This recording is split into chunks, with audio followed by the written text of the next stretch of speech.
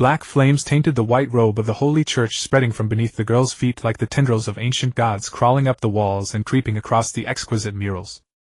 They pooled like a black lake rising past her ankles. The strange power was scorching hot. An ordinary human would have died within it in moments. Tina's eyes widened. The girl before her, her eyes had turned crimson, and within her pupils was a cross. It was both eerie and sacred, a desecration of the church itself. Countless tendrils of black flame coiled around her as if serving and pleasing their master. And yet this girl who could be called a monster was Satya. As Tina had seen, she had become a demon. Boom! A violent shockwave pressed down on Tina, making it hard to breathe. The girl's rage had overwhelmed her reason.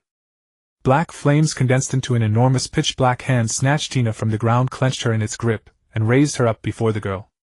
A familiar yet unnatural sound mixed with overlapping tones came from the girl's mouth. Why? She kept repeating why. She even entertained the thought of taking Tina with her to death. A blood-red tear slipped from the girl's eye. Somehow an old memory began to form in her mind. The night pressed down suffocating. You colluded with the demons, betrayed the doctrine, and harmed your companions. Humanity can no longer tolerate your sins. The temple of purification blazed like the sun. The girl held a golden holy sword radiating intense light. Her holy silver hair shone brilliantly even at night. Her fair slender legs looked soft and lovely beneath the robe, yet her eyes were filled with resentment. Today, in the name of the Holy Maiden, I will eliminate you. Goodbye, Tina. The execution square was packed with people. In the center, on the wooden cross above a haystack, the girl was roughly bound with iron chains, her long deep blue hair slightly disheveled. Tina's pretty but pale face squeezed out a mocking smile as she spoke coldly. Never see you again. At that same moment a mechanical voice sounded in Tina's ear. Congratulations, host, mission complete. Protect the Holy Maiden Satya. Your body will soon detach. Please wait patiently. Like every traditional transmigrator, Tina had died from overstudying in a library day and night, and arrived in another world where she was given a mission by a system. At the age of 6 she awakened her past life memories and obtained the system. The system commanded her protect Satya. As a childhood friend she always favored and protected Satya, from the orphanage to the monastery, and then to the battlefield against the demons. She constantly chased after Satya's footsteps, pampered her like a daughter, cared for her in every way, and even developed affection along the way. But everything was misunderstood by Satya. A quarrel became the beginning of the rift, driving her and Satya apart until they regarded each other as enemies. Later the Demon King awakened and the church launched a full-scale war against the Demon King's army. To protect Satya, Tina personally killed the cunning demon beast. Yet after the battle the church suspected her of being the Demon King's spy, branding her a traitor. Satya turned a blind eye to that. But no matter what Tina felt, it didn't matter. Soon the system would send her back to her original world, and she would bid farewell to this one. She didn't care at all about the fate of humanity or Satya. Ugh!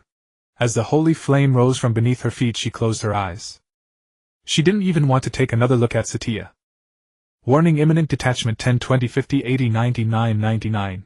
Tina suddenly felt something was wrong because the system kept repeating 99%. She couldn't help wondering if this thing was as prone to bugs as a game. And then the system's next words confirmed her suspicion, followed immediately by the burning pain in her body. Warning: detachment failed. The system made a strange noise, and then fell silent. At first Tina thought it was just a bug, but she immediately realized she was doomed. Not only had this damned system never really helped her, it had now left her exactly where she was, abandoned in this world. She had become a girl and worked diligently for over a decade, hoping to accomplish something and leave this damned world. But what did detachment failed mean? Whether by luck or chance, the pain vanished after a single instant of holy flame. Her consciousness was gradually fading. She knew she was dying, but even then the system remained silent.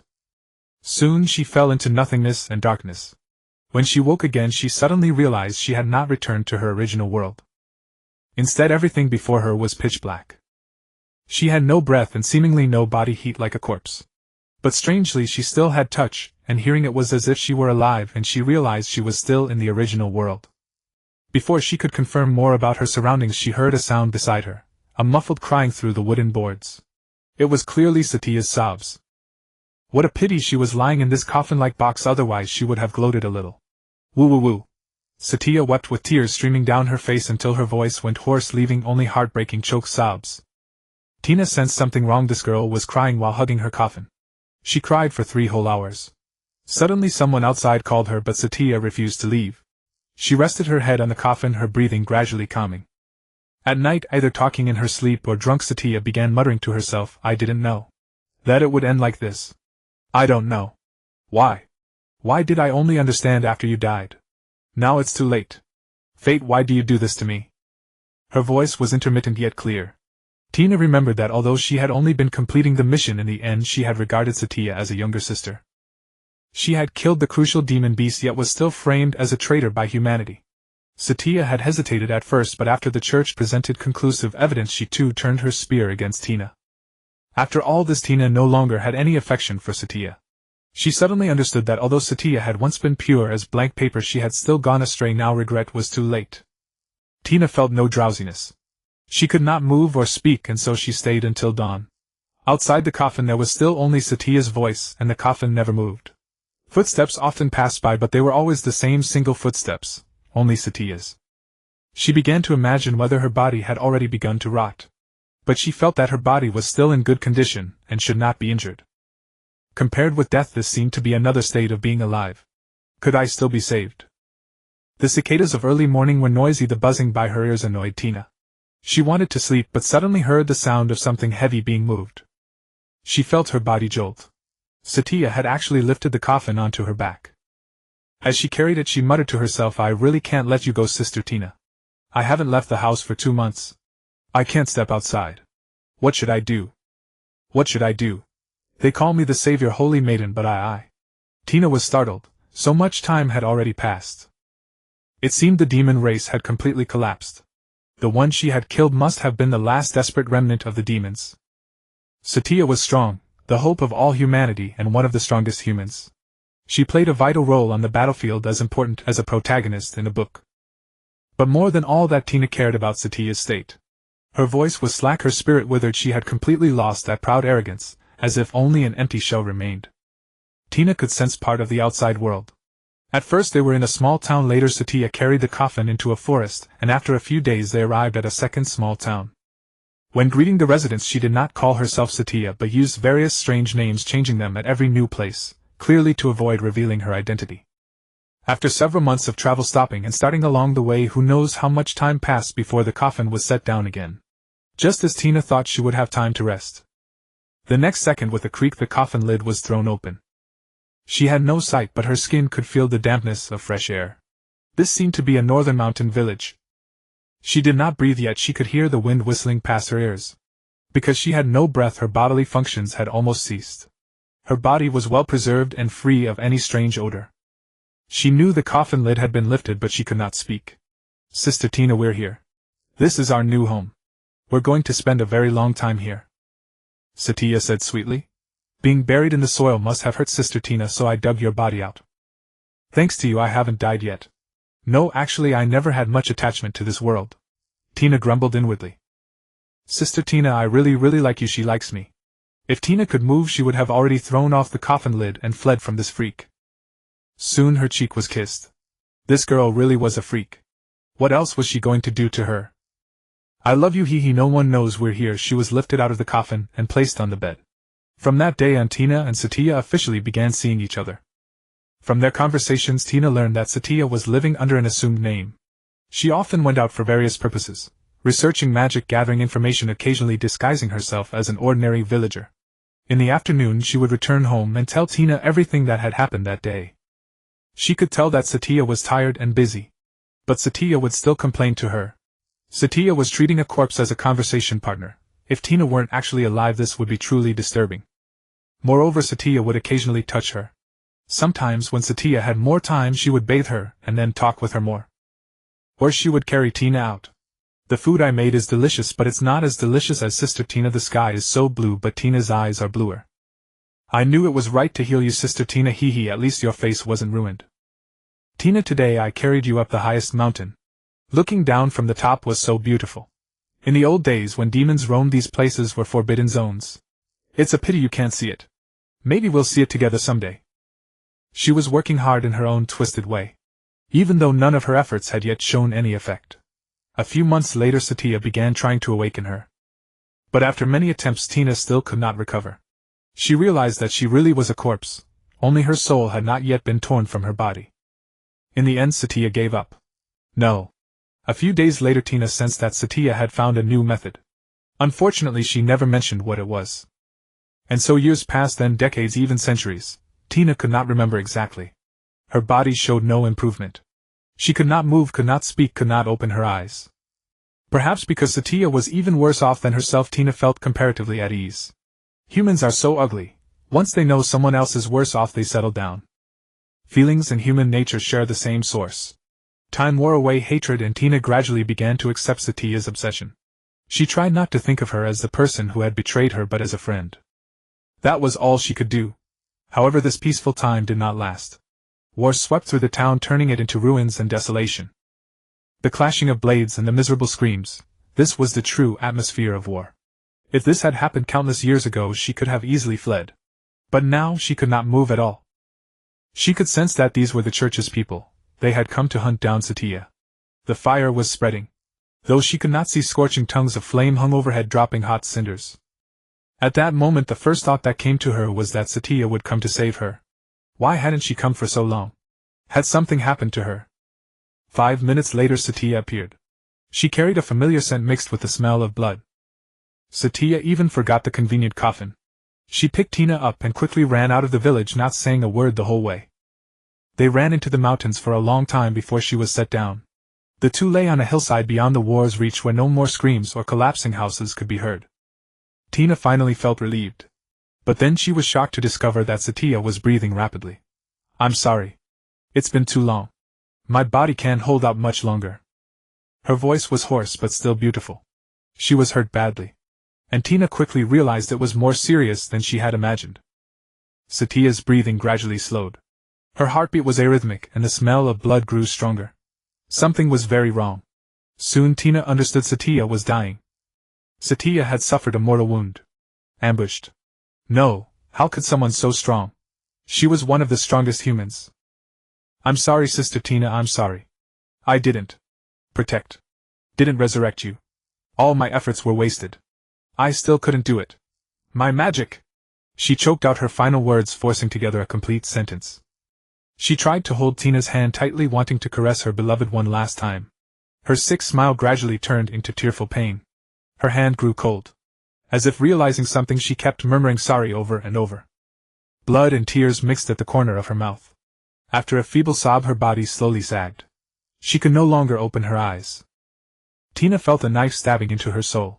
She had never known that time could change one's attitude, mindset, and even feelings. So much so that even the death of an enemy would bring her sharp pain. Impossible. She was going to die. For so many years, decades, she had been fine. Satya propped herself up and lay over Tina's immobile body. Her blood-stained hand covered Tina's pale, clean face. With gradually chilling lips she kissed her. Tina's mind went blank for a moment. But by the time she reacted, it was almost over. Satya's heartbeat had slowed from once every few seconds to once every dozen seconds. Satya held her hand tightly. The warmth slowly faded. She was still forcing herself to stay conscious, her lips moving, but no words came out. She wanted to wake up, but she was still unable to move, as if cursed. "Tina, how long will you lie there?" Focusing with all her might, she finally forced a single syllable from her mouth. "Ah." Then light flooded her vision. She could clearly feel her body again. It was a miracle. But she had no time to savor it. As her sight returned, the scene before her eyes cut her heart like a blade. A girl covered in mud lay beside her, her small body curled up, still seeking the love she had wanted until the very last moment. "I like you. I like you too." Tina forced out her answer dryly. The only response was wind and falling leaves. It was like a dream, dreaming that she had died and come back to life.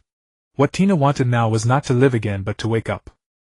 Looking at the lifeless body in her arms, she nearly broke down. It was the first time in her long life she had grieved so deeply that she could not even cry. When she realized the tears were streaming down her face, impossible to wipe away. At that moment the accursed system appeared. Immortality acquired. Satya is dead. Mission failed. Satya's magic has been completed. Activate. Those 3 short sentences overloaded Tina's mind. She had known it all along, she just hadn't dared to imagine it. Satya, who had once stood at the apex, had become so weak that she could be killed by humans, all to prepare her special magic. For Tina to live again, Satya had given everything. She had once been a holy maiden adored by all. Even without the god's radiance she could have stayed young forever, stepped back to watch centuries of human history, and become a legend passed down by word of mouth. Yet in the end she died in an obscure corner of the world. Tina dared not think further. Heroine Satya's magic is complete. Activate. The system urged again. What magic? Time Rewinded answered. Activate. Then Tina felt a churning upheaval and space shattered into a dreamlike vision. Magic activated successfully. Time-space anchor 79 years ago. Time leaps and time travel were not unfamiliar to Tina. Many works of literature used similar premises, and she likewise understood exactly how terrifying crossing time could be. Time had returned to that early year when she and Satya had just come of age, 4 months after the magic examination had placed them in the Dapa's sacred academy. Mortal calendar 1123. The Sanctum Hall. According to the memories she had struggled to recall, their relationship had broken apart in recent years and they had finally gone their separate ways. Only after that had the war come. Of course none of this was what she should be thinking about now. The blood-drenched girl before her was Satya. And the blood was not her own. Big sis Tina.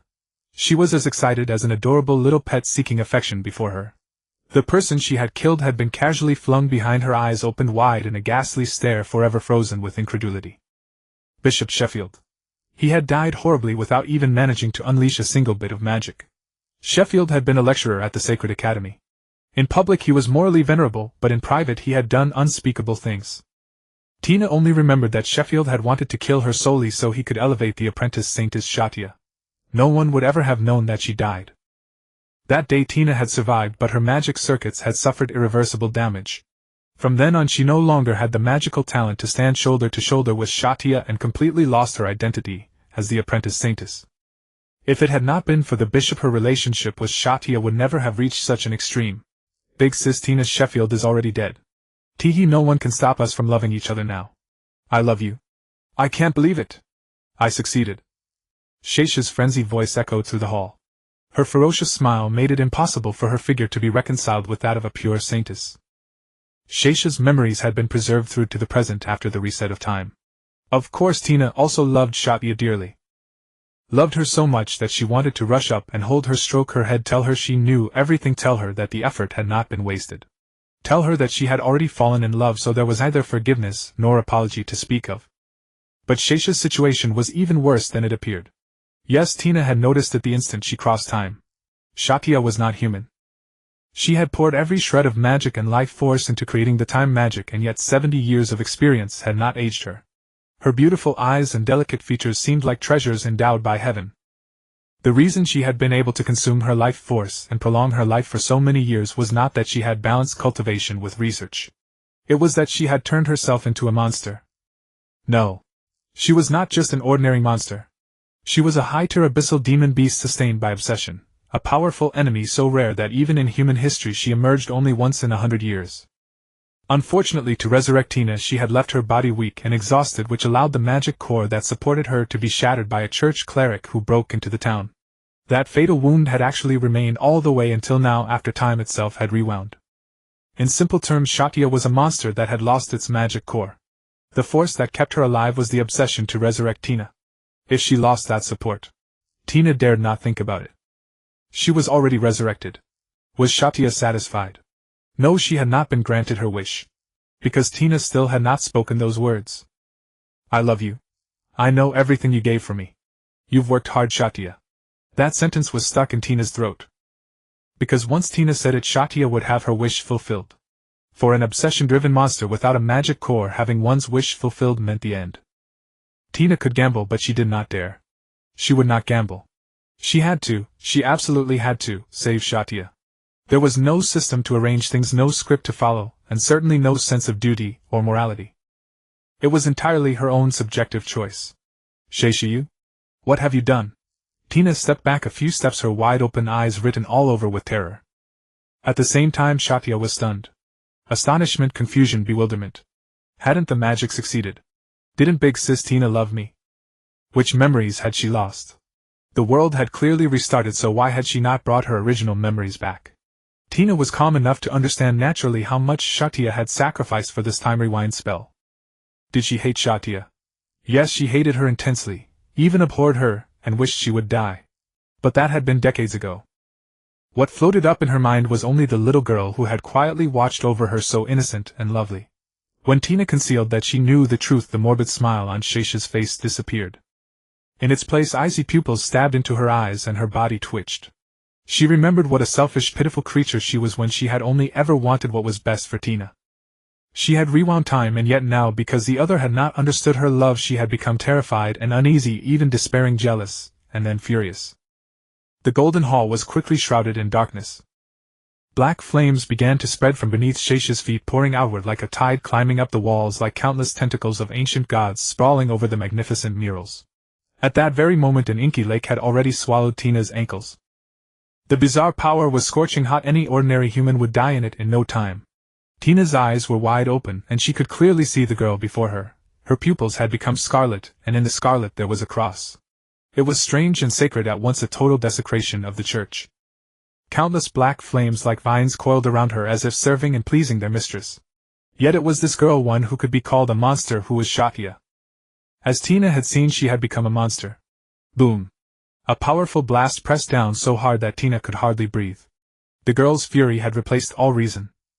The black flames condensed into a huge dark hand that pulled Tina up from the ground, clasped her in its palm, lifted her high, and brought her before the girl. A strange voice, familiar yet carrying manifold overtones, emerged from the girl's mouth. Why? She kept repeating why. She even entertained the idea of letting Tina die together with her. If she allowed Tina to continue living, Tina would make friends with other people. She might even meet many people that Satya herself had never known and become their closest friends. She would find a spouse and completely forget that someone called Satya had ever existed. She will definitely forget me, definitely. Because she does not remember. She knows nothing. The girl before her was clearly a far cry from the saint humanity knew. Yet she was still the same familiar Satya. Cough, cough. The giant hand formed of black flames and miasma clenched tightly. At that very moment a system notification sounded in Dina's mind. Host Satya's magic core integrity is too low. If her resentment scatters, she will vanish body and soul. Satya's obsession 41. Magic core integrity 0. Sure enough, it was exactly as she had imagined. The demon race and demon creatures, both were shorthand for abyssal demon beasts.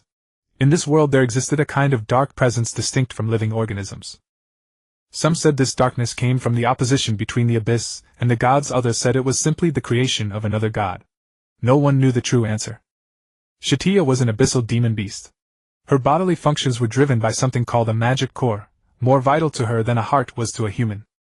In the past, Dina would surely have seen the Satya before her as a terrifying abyssal demon beast that defied reason. But now she felt not the slightest fear, because this abyssal demon beast was Satya herself. Satya recovered a little of her senses and realized that her identity as a demon beast had been exposed before the person she loved most. No matter what, that person could never accept a demon beast. Even less could she fall in love with one. Thus Satya had almost given up on everything, thinking they might as well go to hell together. That way the entanglements of grievance and love between her and Dina would finally end. Dina, die with me. See you in the next life. Cough. Dina's look of suffering was entirely feigned. There was only one goal left in her mind now, to save Satya. Without a magic core, Satya could not survive for long, but Dina had a plan. It's too late, Dina. Satya's voice was cold and sorrowful. Too late. Why? Why can't I be with you? This is all your fault, all your fault. Why must it end this way? I only wanted you to like me. I only wanted you to like. At the same time a system notification rang in Dina's mind. Satya's obsession 61. Magic core integrity 1. The obsession value had actually gone up. Perhaps because her grief was too great, or perhaps because she had begun to regret her violent actions, the giant hand released Dina. She then clutched her head and burst into tears. Dina landed on the ground with a thud, tumbled into the black miasma, and slowly rose. She walked up to Satya. Just as Satya moved to defend herself, Dina embraced her and stroked her head. Satya, it hurts right now, doesn't it? Come drink my blood.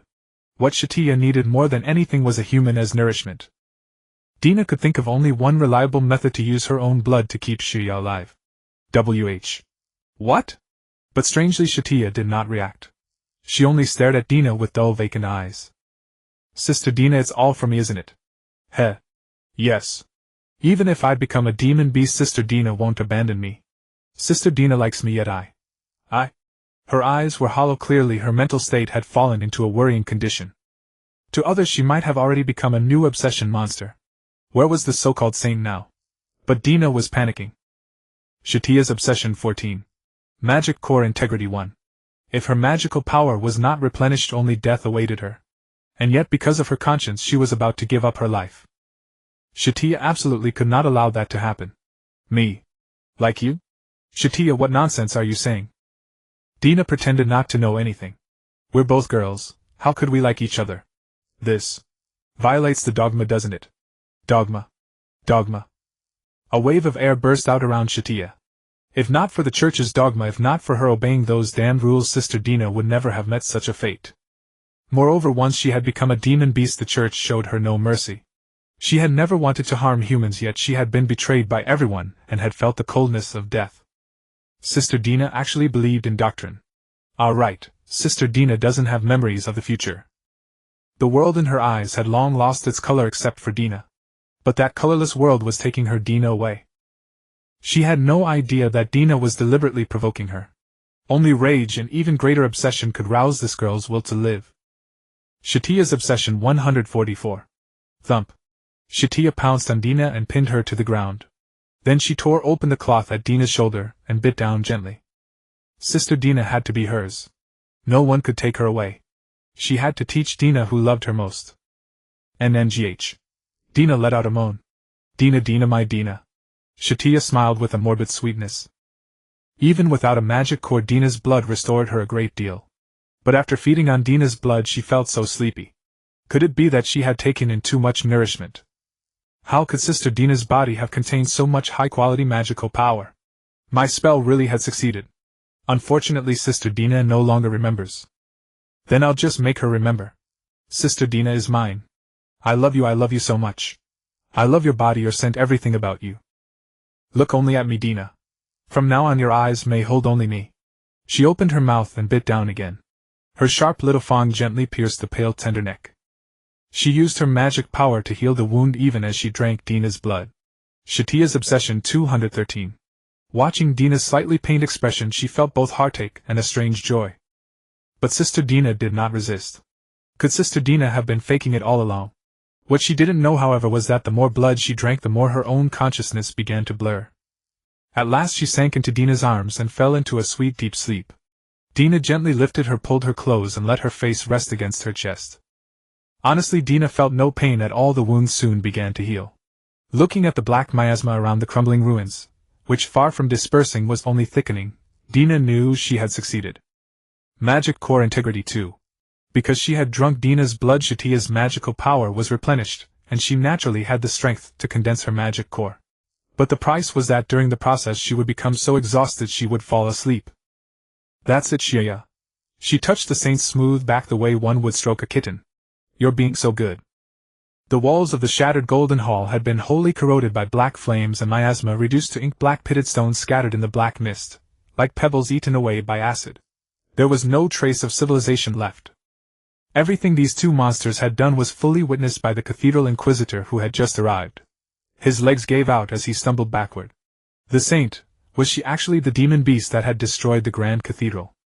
And in the black mist the girl who had been caressing the saint's body pierced him with a strange icy gaze. Had enough of watching. Have you seen enough?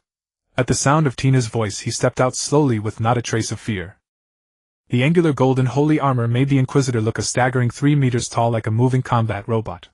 Their formidable physiques allowed them to move freely even in armor weighing hundreds of pounds. The spiked hammer clenched in his hand was as large as the bodies of 2 grown men, its silhouette like a wall of metal.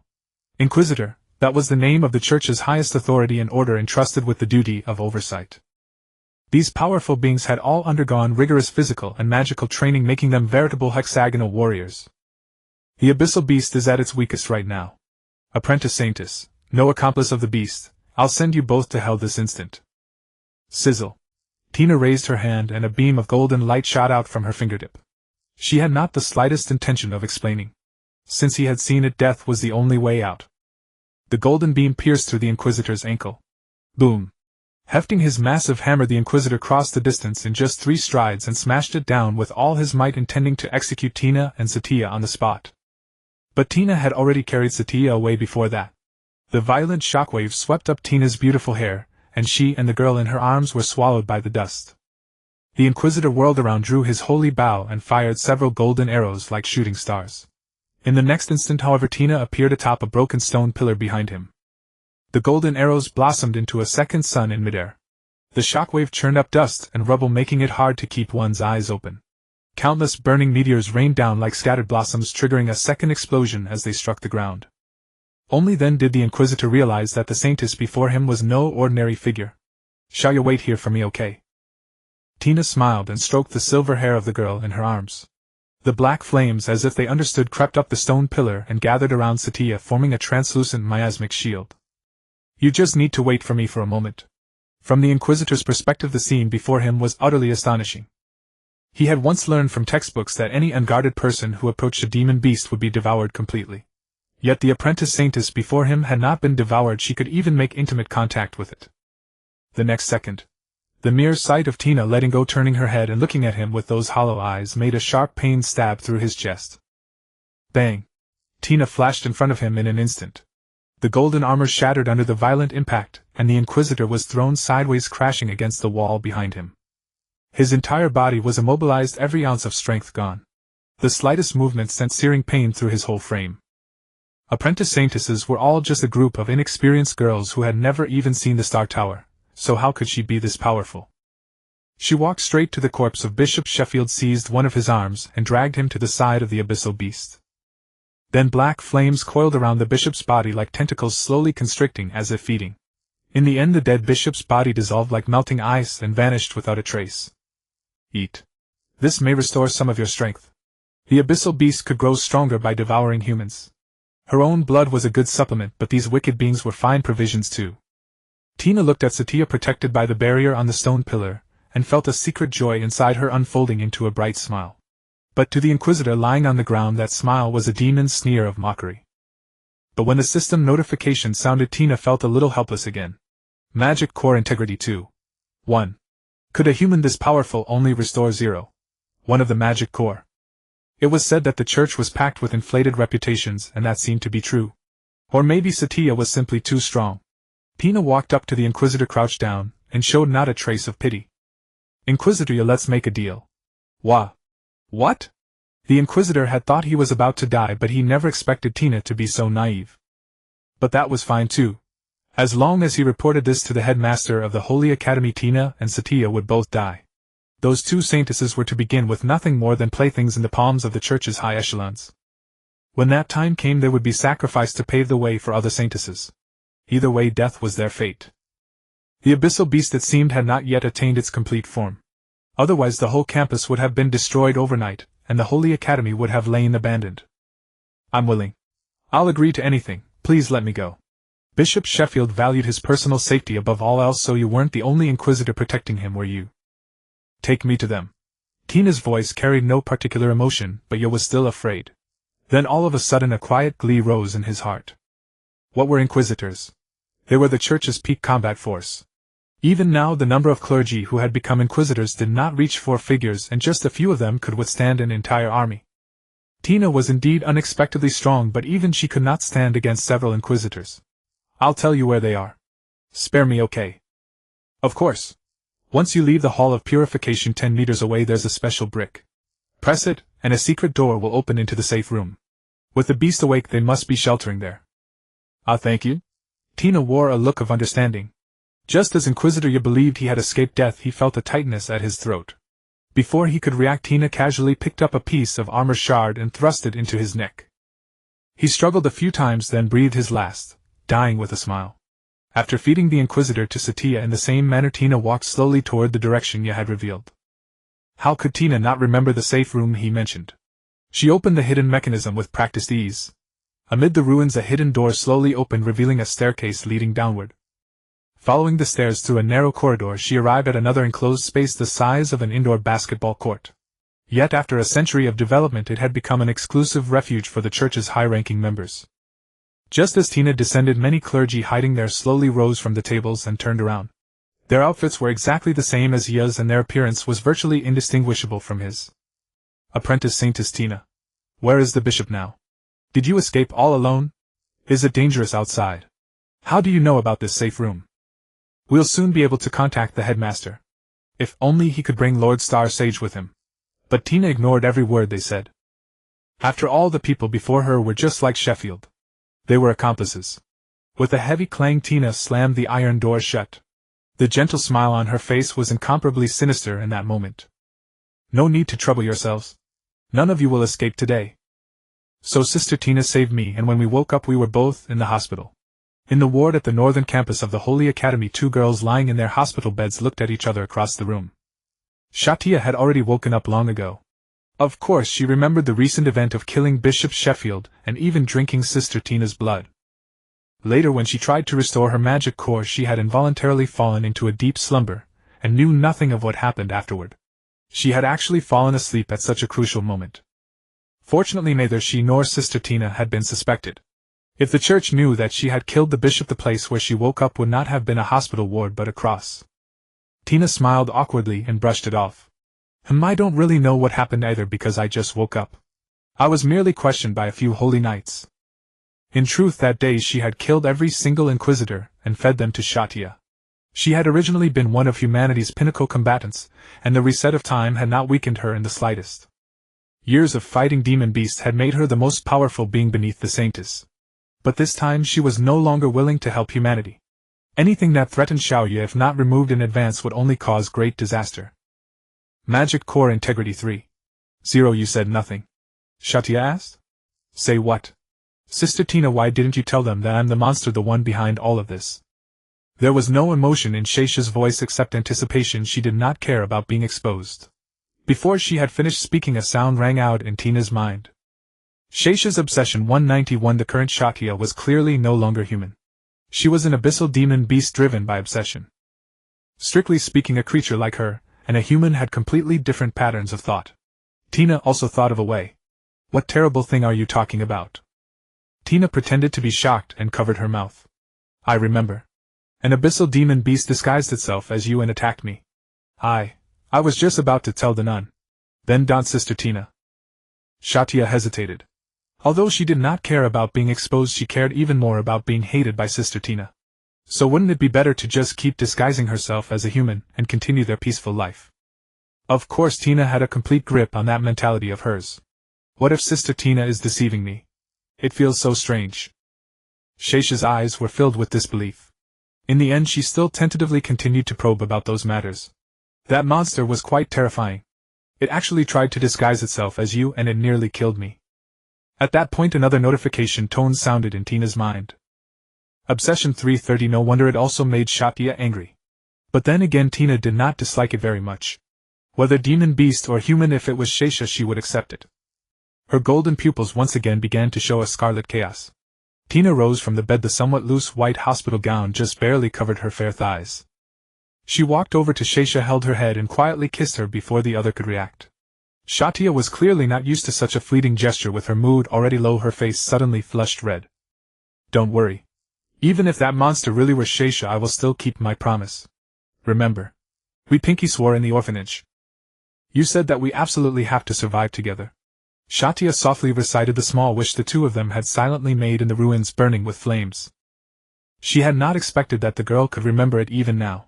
Shesha's obsession 199. Satya fidgeted as if she had something to say. Actually, I want to discuss something with Sister Tina. What? After hesitating repeatedly, Satya finally voiced it. I don't want to be the saintess anymore. Sister Tina, let's leave this place. At first Tina was very surprised, then she smiled gently. Indeed, too much had happened afterward. Although Satya was an abyssal demon beast, she was also just a little girl.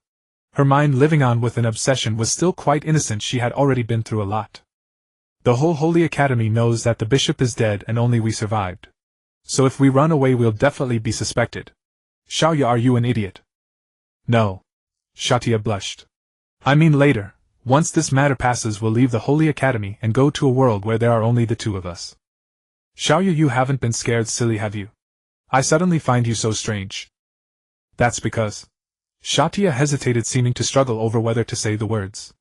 In the end she chose to speak half-jokingly. It must be because I like Sister Tina. Xiaoyu really is an idiot. Tina reached out and stroked her fluffy head. Bishop Sheffield is dead. No matter what suspicion will fall on us, but don't worry, we are both innocent. I'll listen to whatever Sister Tina says. Satya nodded. Then let's stay. Tina stroked the top of Shesha's head again.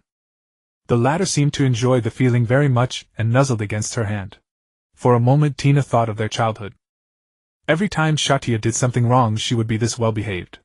Who knew that one day she would be tricked by bad people and come into conflict with her? At this thought Tina immediately thought of the crisis that was to come. Now Tina and Satya had entered the Saintess selection. On the surface the Saintess selection was a sacred choice, but behind the scenes it was a slaughterhouse of bloody wind and rain. For the sake of power and status the factions had become a battlefield of bloody storms. At the final moment before the crisis struck humanity was still slaughtering one another. Shesha's obsession 131. It seemed she had forgiven me a little more.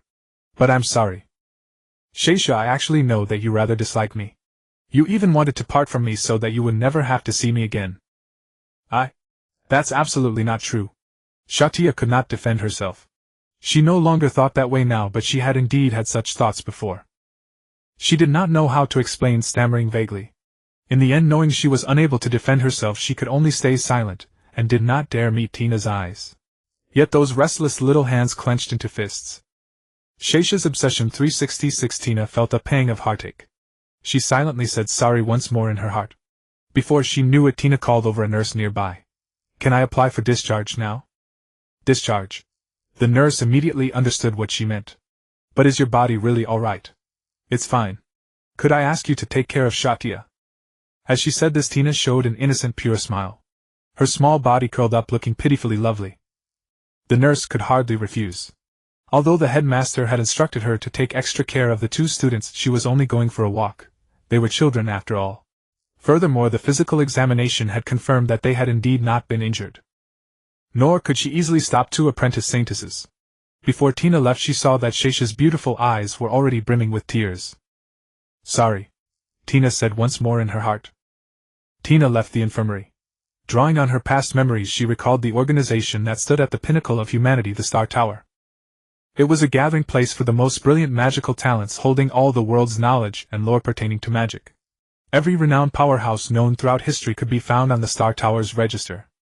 Joining this organization meant privilege and status, and it could ensure Satya's absolute safety. Even now she still believed this.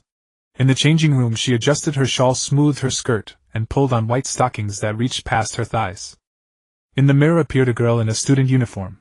Delicate, finely carved features, dark blue hair falling to her waist, and a snow-white hairpin that made her look all the more vivacious. Her flawless snow-white skin was the envy of all, even though she seldom adorned herself. She was indeed one of the Holy Academy's top-ranked beauties, and later she even appeared on the same strange campus spell list as Satya. Yet those deep azure eyes made her look more like a brooding girl. No wonder people said temperament was something that could not be easily changed. As she stepped outside, a familiar figure caught hold of her. She stood before Tina, her impressive figure barely concealed beneath her white robe. The woman pressed her hands together, her pale, gaunt face full of worry, looking like a mother anxious about her daughter, as she came forward in small hurried steps with a basket full of food on her arm. Senior Sister Lapidus. Tina greeted her with a warm smile. Lapidus was Tina's senior, and only students in the same society used such an address. The Holy Academy was as vast as the imperial capital. The northern and southern campuses alone spanned dozens of kilometers, with 100,000 students, and tens of thousands of mages and archmages studying there. At the Holy Academy, most students chose to join societies for better academic resources and privileges. A society was similar to a student club, but far more dependable than an ordinary club. Generally, students within the same sphere of influence shared learning resources within one society. The Leaf Light Society, the one Tina belonged to, deliberately recruited orphans, children from small monasteries, and children of poor families. With no faction to rely on, and no family prestige behind them, they could only huddle together for warmth, and carve out a place for themselves in the academy. Miss Lapidus was the president of the entire society, a holy sister serving in the church, and also the first teacher of both Tina and Satya.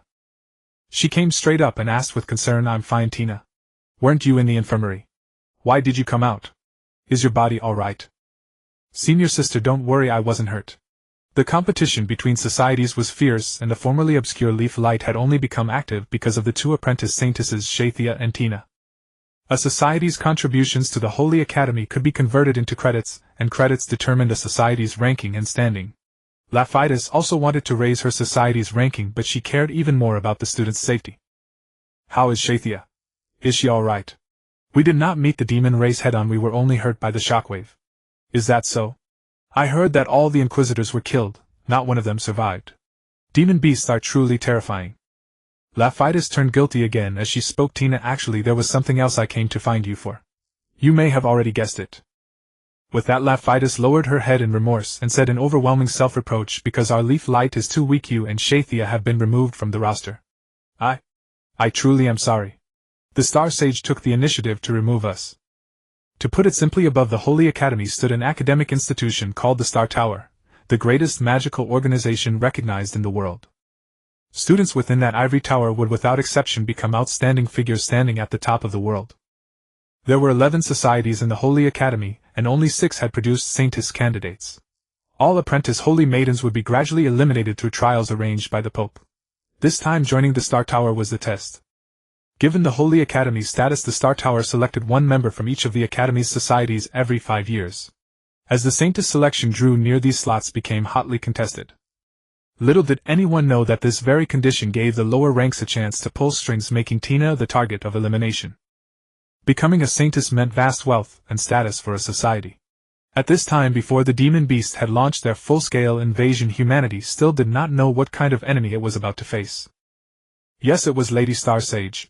More guilt filled Lapidus' face. She looked like a worried, fragile mother confessing her own sins. Actually, leaf light does not matter. Your safety is what matters most. Never get involved in dangerous disputes. If you were hurt, that would be disastrous. But Tina answered confidently, don't worry, senior sister. I'll go see the Star Sage now. But, Lapidus gripped Tina's hand. Even if she truly took pity on us, one of you would still be eliminated. Of course it should be given to Satya. She is more talented than I am and more driven too. But Lapidus had seen Tina's efforts all too well. She had witnessed how hard the children of the society worked. She knew she could not stop Tina, but she still advised her kindly, there has been a rift between you for a long time, hasn't there? I am truly sorry I did not notice it earlier. Besides, Satya is really a good child. She is a blank slate, she knows nothing. The harsh words she said were not her true intention, she was just caught up in anger. At first Tina was still somewhat dazed. Because she possessed memories from before the timeline had been reset, she really could not remember clearly what had happened at this point. It seemed that she and Satya had quarreled. And had even decided to live separately. Don't worry. Tina simply nodded. But Lapidus suddenly seemed to understand everything. Tina, I know you also like Lilia very much, but in some things going too far is as bad as not going far enough. Feelings, after all, are the process of two sincere hearts slowly drawing closer in an equal environment. Lapidus possessed an extremely keen ability to perceive emotions, and she was one of the rare geniuses of the Academy. Even though her brilliance was overshadowed before the apprentice saintesses, she was still the youngest society president. Perhaps she had already seen through all of this. Tina began to grow wary of this kind-hearted woman. Nevertheless, she had no intention of doing away with Lapidus. She was a good person, at least in Tina's eyes. Even in her final moments, she was still protecting her students. Tina took a slice of bread thickly spread with cream from her hand, nodded slightly, and politely took her leave of Lapidus. If the Star Tower was the kingdom of magic, then the Star Sage was its chancellor. As the Star Sage, she also served as an instructor in the church. Her position was equivalent to that of a university professor.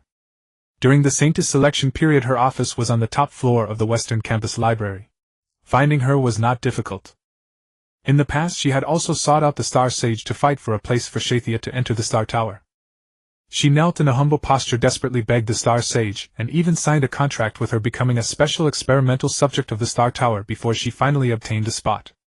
That period kept Tina from holding her head up before the Star Sage for years to come, because in the Star Sage's eyes she had actually set aside every shred of dignity for a woman who had abandoned her. She took a swift carriage within the Academy grounds and arrived at the library. The Holy Academy had libraries across its eastern, southern, western, and northern campuses, and the one on the western campus was the largest. The colossal structure was like an obelisk built of glass. Countless outstanding students, mages of the Star Tower, and even luminaries famous throughout the world came here to study. Tina crossed the crowded first floor, turned into a corridor, and rode a mechanism akin to an elevator to the top floor. The top floor was vastly different from the ones below. Before Tina lay an azure blue woolen carpet and countless magical books arranged in neat order. A hemispherical blue glass dome capped the building, tracing a second glittering starry sky against purple and gold striations. But before she could find Xingxian, she was stopped by the holy knight who guarded this place. He spoke with great self-importance. Miss Tina, you no longer have the right to enter the top floor nor to read the relics kept there. Please go back. Tina looked up, unsure whether she was looking into his eyes or at the bulky bucket helmet. I'm a probationary saint. How is it that I know nothing about this? Lady Xingxian has already decided to revoke your status, and it will be carried out this afternoon. Besides, Lady Xingxian is not here now. Please leave. Then Lady Xingxian must tell me personally. Sir Knight, you say she isn't here. Then I'll wait right here. With that, Tina walked over to the bookshelf, drew out a book, and casually flipped through it with a composed smile, as if she were certain Xingxian would come. Take your hands off that book. That is not something you may touch. Oh. All of a sudden the holy knight shrank back a few timid steps. He did not know why, but he instinctively felt that if he tried to stop this girl he would be killed. After all, Tina was the center of attention, the probationary saint from a small convent. Everyone thought of her as gentle and meek. She had her own opinions, but in a quarrel she would often take a step back for peace. When disputes arose, she was always the first to apologize, never caring about herself. For that reason her soft, malleable temperament and lovely appearance attracted pursuers among both boys and girls. But Tina turned every one of them down. Tina had always been a gentle girl. Yet now her eyes actually radiated killing intent, enough to make even a holy knight like him feel afraid. William, withdraw. A silvery voice came from behind the holy knight. At some unknown moment she had floated into the air, crossed her slender legs, and looked down at Tina with contempt. Her gown, as light as a jellyfish, was as dreamlike as a celestial maiden. Her teal-blue hair emitted an emerald-like luster, as though she were an artwork carved from crystal. Yes, Lady Xingxian? The holy knight retreated decisively and left the scene. Tina lifted her head and said without the slightest hesitation, Lady Xingxian, do you think Satya still isn't good enough?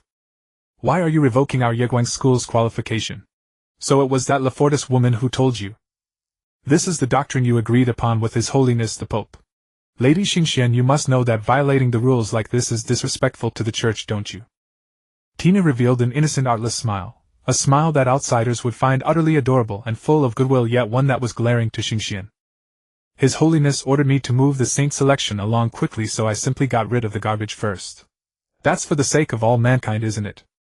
Satya ranked first in the entire school in the entrance examinations, academic astrology and magic sections, and her magical talent is rated S.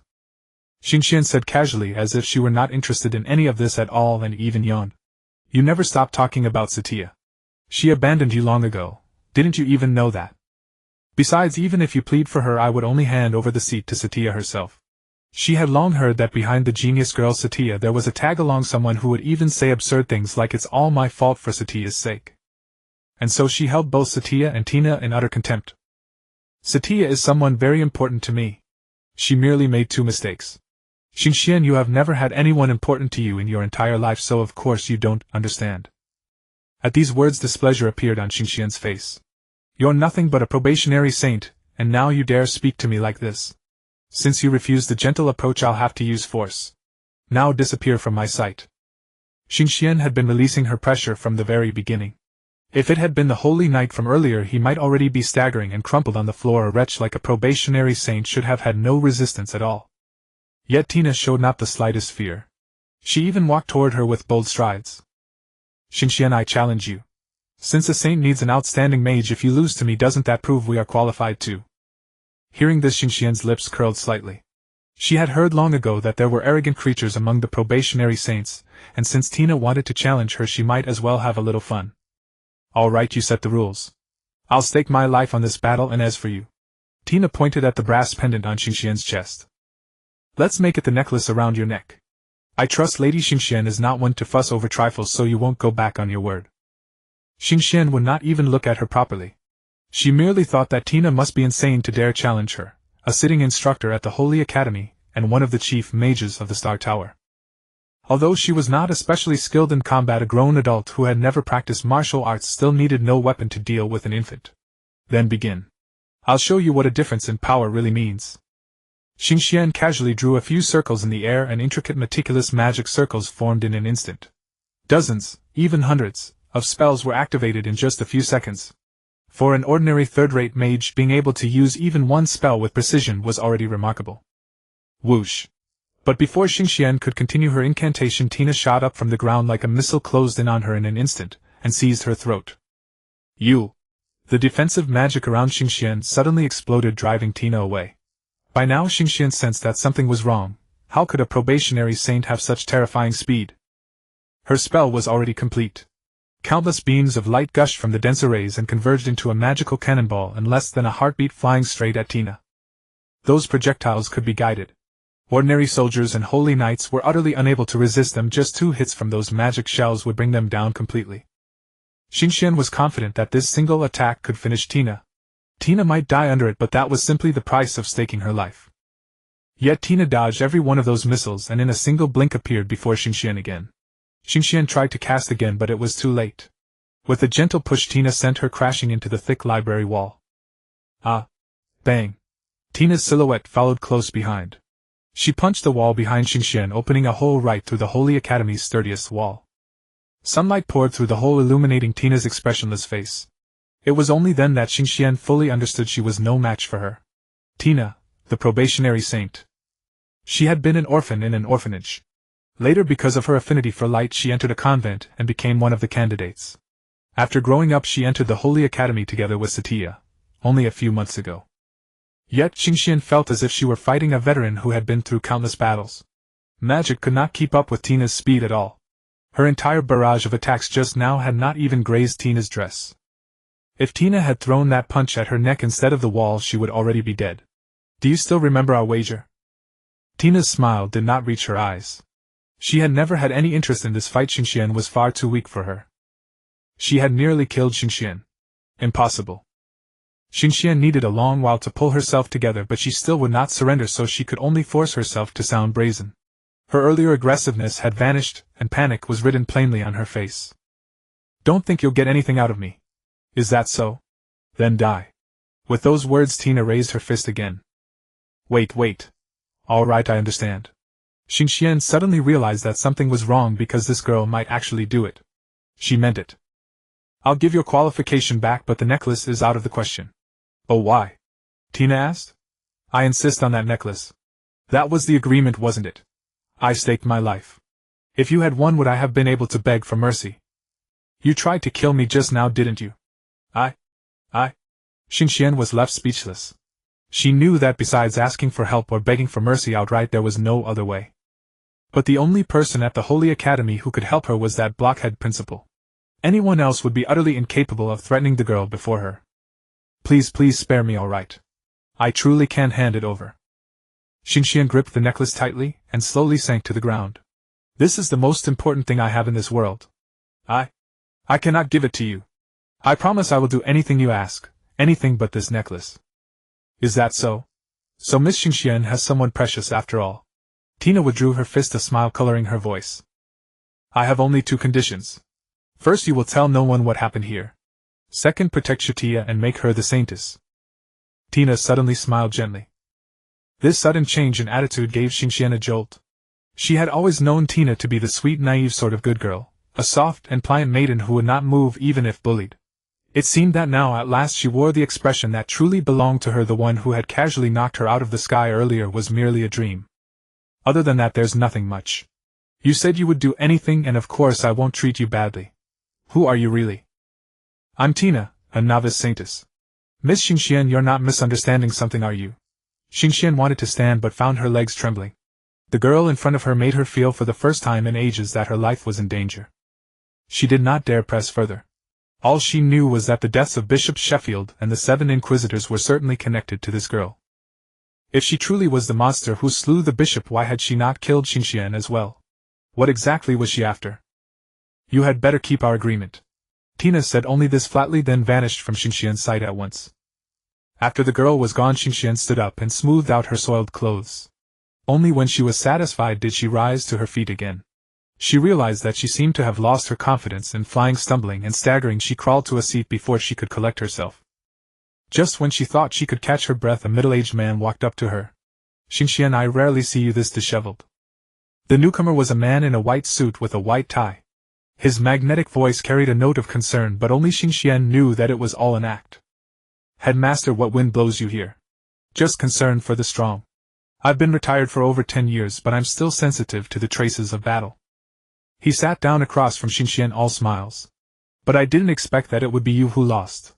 Look at you, you're afraid even now. Ah. Xinxian shook her head. Don't ask anything more. Then may I know her honorable name? No. Xinxian thought it over and decided to keep her promise to Tina. She had a vague feeling that even the man before her was unlikely to defeat that monster. Hearing this, the headmaster stood up. Knowing that Xinxian would not tell him, he turned and strode away.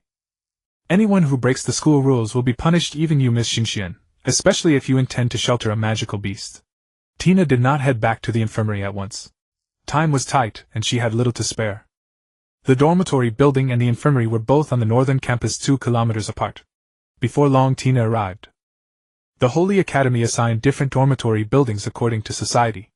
In most cases, a dormitory building housed only students from the same society. The Yeguang Society was no exception. Yet because its student numbers were small, the Yeguang Society's girls' dormitory had been placed in a 3-story mansion in the corner. A spiral staircase in the main hall connected every floor. Corridors led off in all 4 directions, east, south, west, and north, each opening onto different units, while the northeast, southeast, northwest, and southwest areas served respectively as the Society's activity zone, cafeteria, sports ground, and conference hall. It was less a dormitory than the stereotypical 5-star hotel. Naturally, the room near the stairs on the first floor served as the dormitory office. The woman there was a grandmother of nearly 90.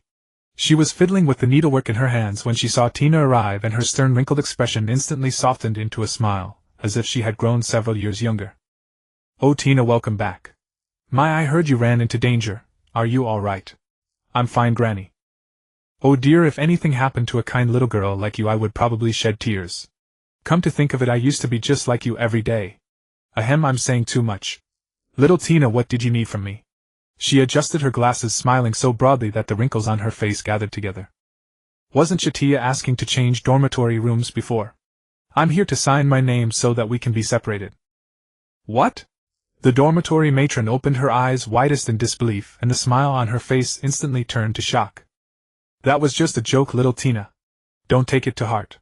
Yes, after all, you're still children. She has decided to break with me, and she has signed for a single room. Now I only need to confirm it." Tina's voice was earnest, nothing like a joke. But all of it was an act.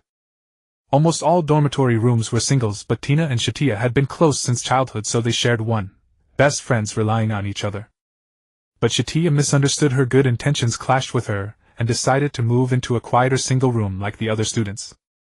Tina loved her so much that she didn't know how to express it. Right now, however, the only thing she could do was keep her distance.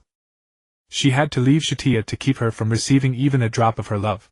Only then could she prevent Satya's soul from scattering to the winds until Satya recovered her magic core, and she could confess everything to her. Satya was now bent solely on death. She had struggled for so long only to hear the words "I love you" from Tina's lips before she died. Tina could not let her have that wish. On the contrary, Satya had to live. She had to become the saintess, the center of the entire world, or even a goddess.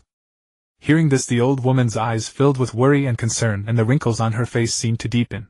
She again tried to reason with, even begged Tina, "Little Tina, you children are only joking with each other. In a few days you'll realize it was just a momentary impulse. Your double room was specially prepared for you by Lafutus. Everyone loved seeing you two so close." "But I hate her." Putting on a very serious expression, Tina said in a cold and merciless tone, "There is no banquet that never ends. Satya and I are finished." "Little Tina."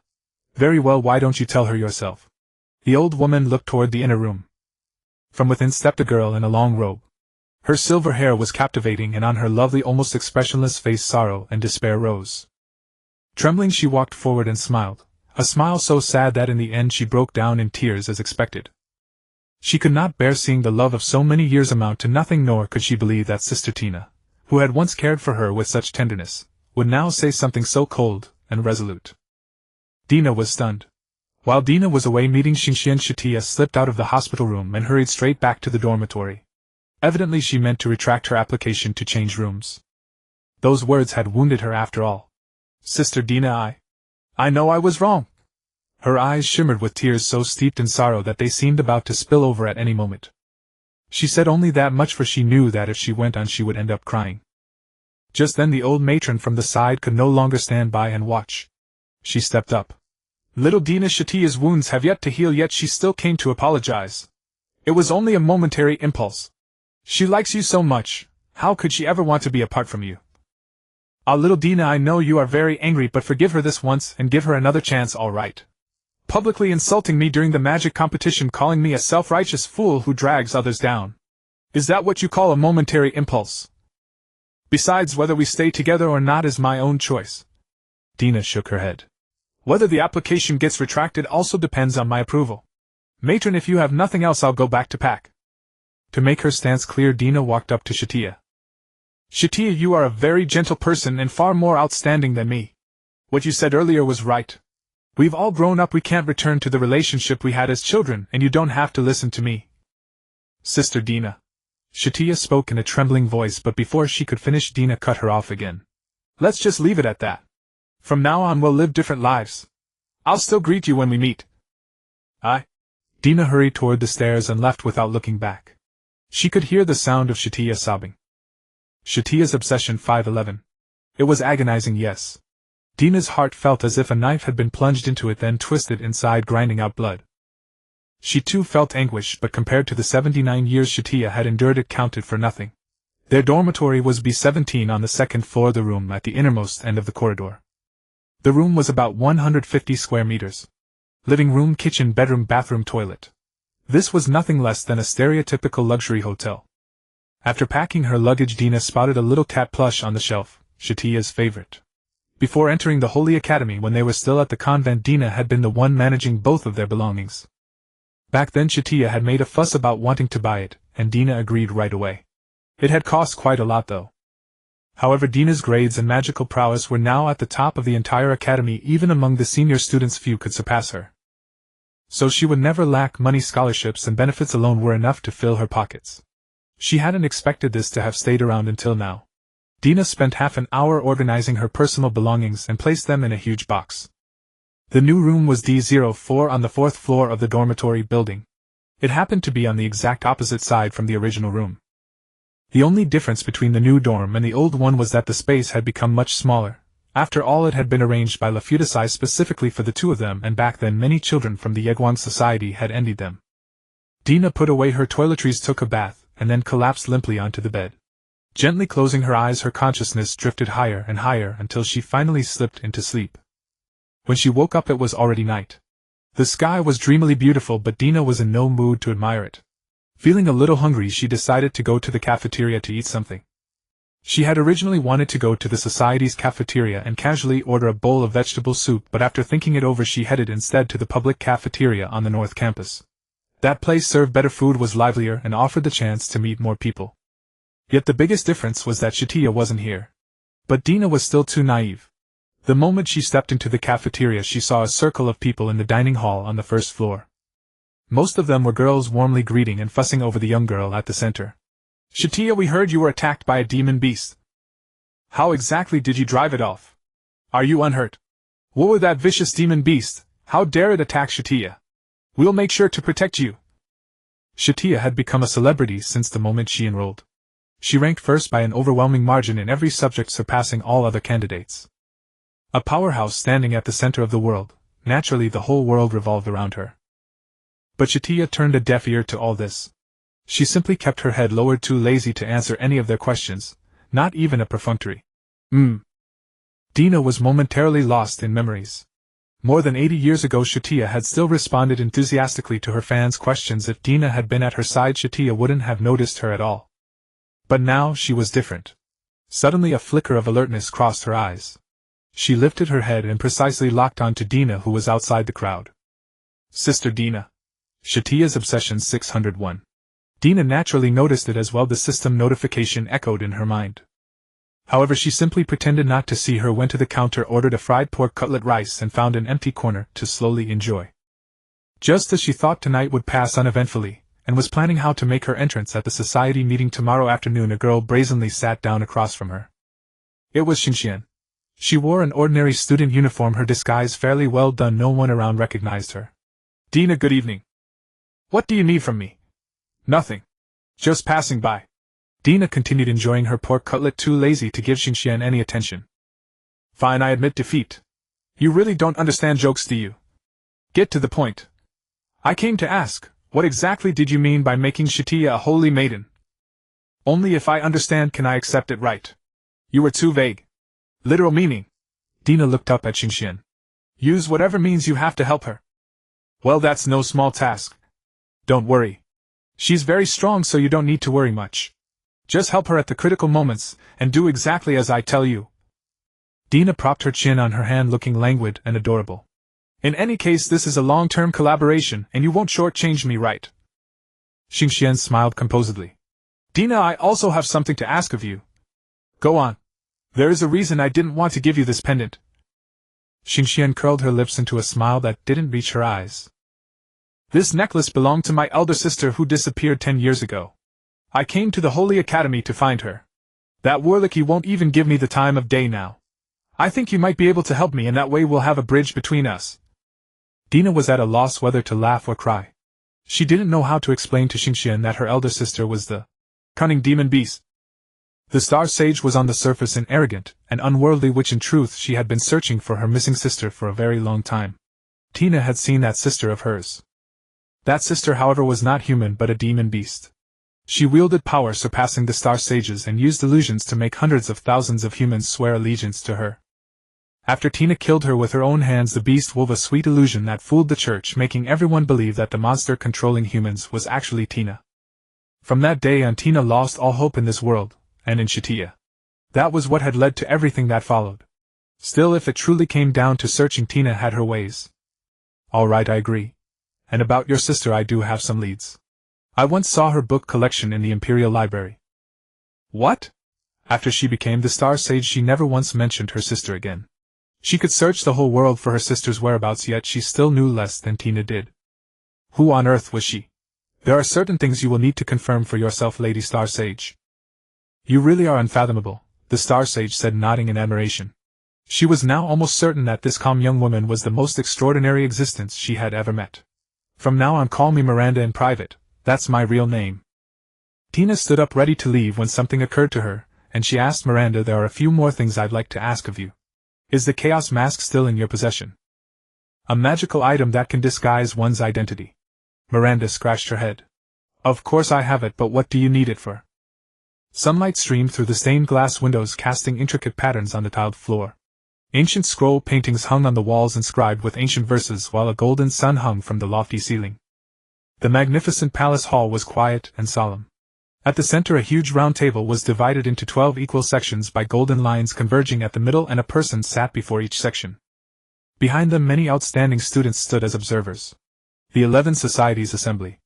Every society president was required to attend the monthly meeting and could bring close aides and society members to observe. Behind Lefudisai, president of the Leaf Light Society, stood Satya and Tina. They attended the assembly as required by the rules, but the relations between the two were extremely awkward. Fortunately, the stern atmosphere of the meeting was a convenient shield for their cold distance. Tina also used this chance to keep observing Satya. Satya's obsession 469, it had dropped. Had she finally let go? No, impossible. Satya's face was expressionless, but whenever Tina came even a little closer, she would clench her fists tightly, and her eyes would tremble. She was enduring it. Perhaps, however, she had started to see things differently. Or else she had found a way to solve the problem. The middle-aged man seated at the head of the conference table was Ulrich Stedt, the headmaster of the Holy Academy. His thick gray-white hair was combed back into a clean sweep, his somewhat gaunt face was etched with lines of age, and a monocle made his tall frame seem that of a learned man. In fact, Tina knew just how terrifying a being this man truly was. He had once been the Empire's second-ranked knight, and had formerly been called the Sword Saint. Not only was his strength overwhelming, but he also harbored a truly dreadful ambition. On the surface he was a magnetic-voiced middle-aged man, but in secret he was extremely opposed to the Pope's holy maiden selection, considering it a waste of resources and time, child's play. As the former Sword Saint, he had taken the position of headmaster of the Holy Academy, posing as a retired knight. In truth, he had long since colluded with forces from many nations and was preparing to start a war. One day in the future he would launch a war known as the Holy Revolution.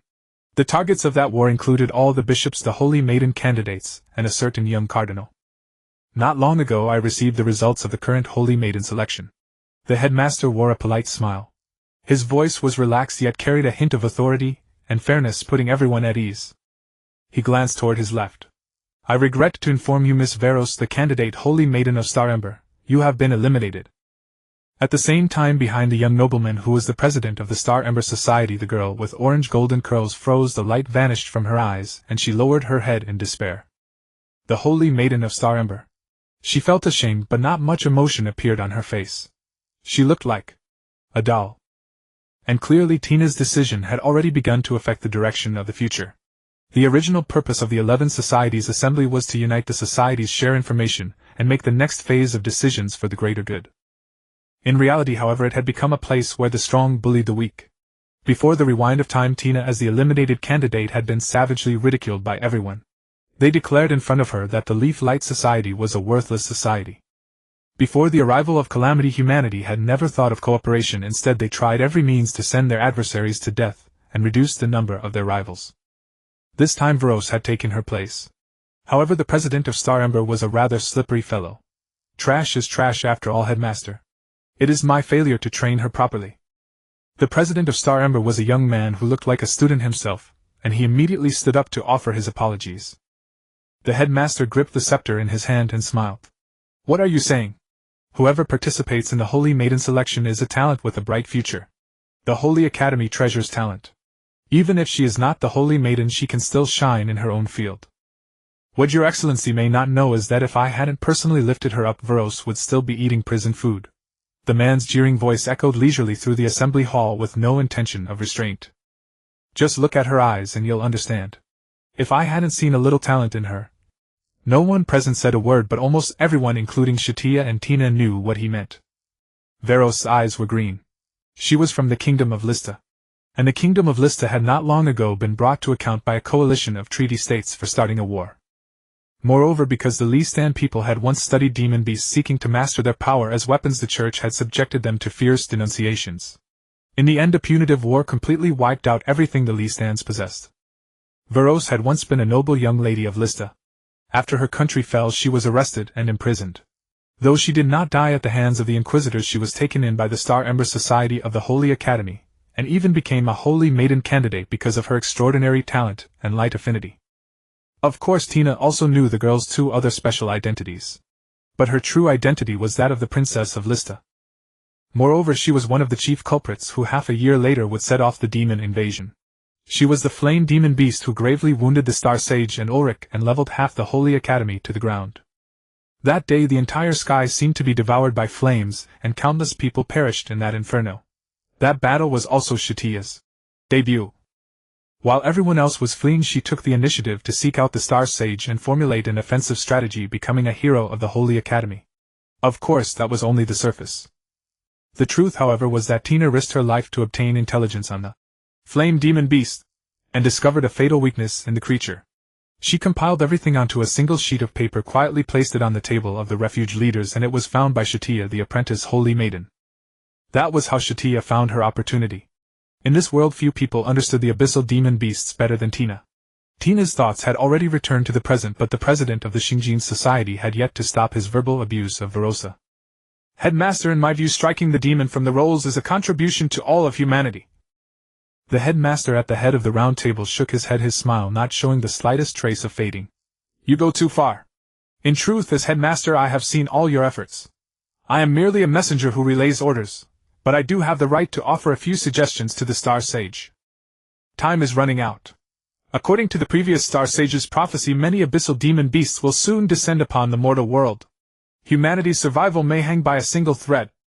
Moreover, the Pope has decreed that at least one apprentice Holy Maiden must be eliminated to expedite the selection process. I hope you can all understand. As he spoke, the headmaster let out an awkward chuckle. If you can persuade the other 6 to withdraw voluntarily, I have no objection. All sharp gazes shifted onto the girl. No one wanted their own society's Holy Maiden to be eliminated. Verosa's lashes and throat trembled slightly, as if she were forcing herself to regain composure. She is a demon, headmaster. What you are saying is useless. The president of the Xinjiang Society continued his taunt. Tina looked toward Verosa. She did not struggle, she looked entirely resigned. She was never as radiant as she appeared on the surface. Having been kicked, beaten, and subjected to ruthless insults and abuse in the Xinjiang Society, she had long lost the will to resist. It was only because someone had told her that Mother is still alive.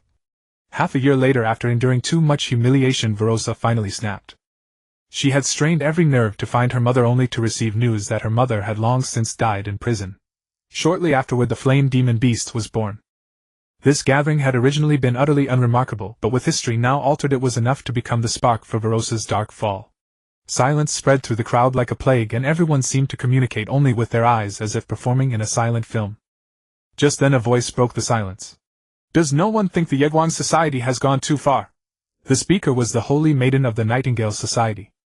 Her short blue hair made her highly conspicuous in the crowd, and Tina immediately noticed the aggressive young woman. Tina remembered her. Though they had rarely met, she knew the title. Winter Goddess. Kururu Sarasa. Her entire family operated the society, entrenching her position deep within the Holy Academy. The talent of the Sarasa bloodline and abundant educational resources had forged her into a perfect existence. After Verosa escaped from the Shinjin faction, it was Kururu who had arranged shelter and aid for her. It was said the two had long shared some friendship, and Tina had expected Kururu to defend her when she was in trouble. She never imagined the girl would step forward so quickly.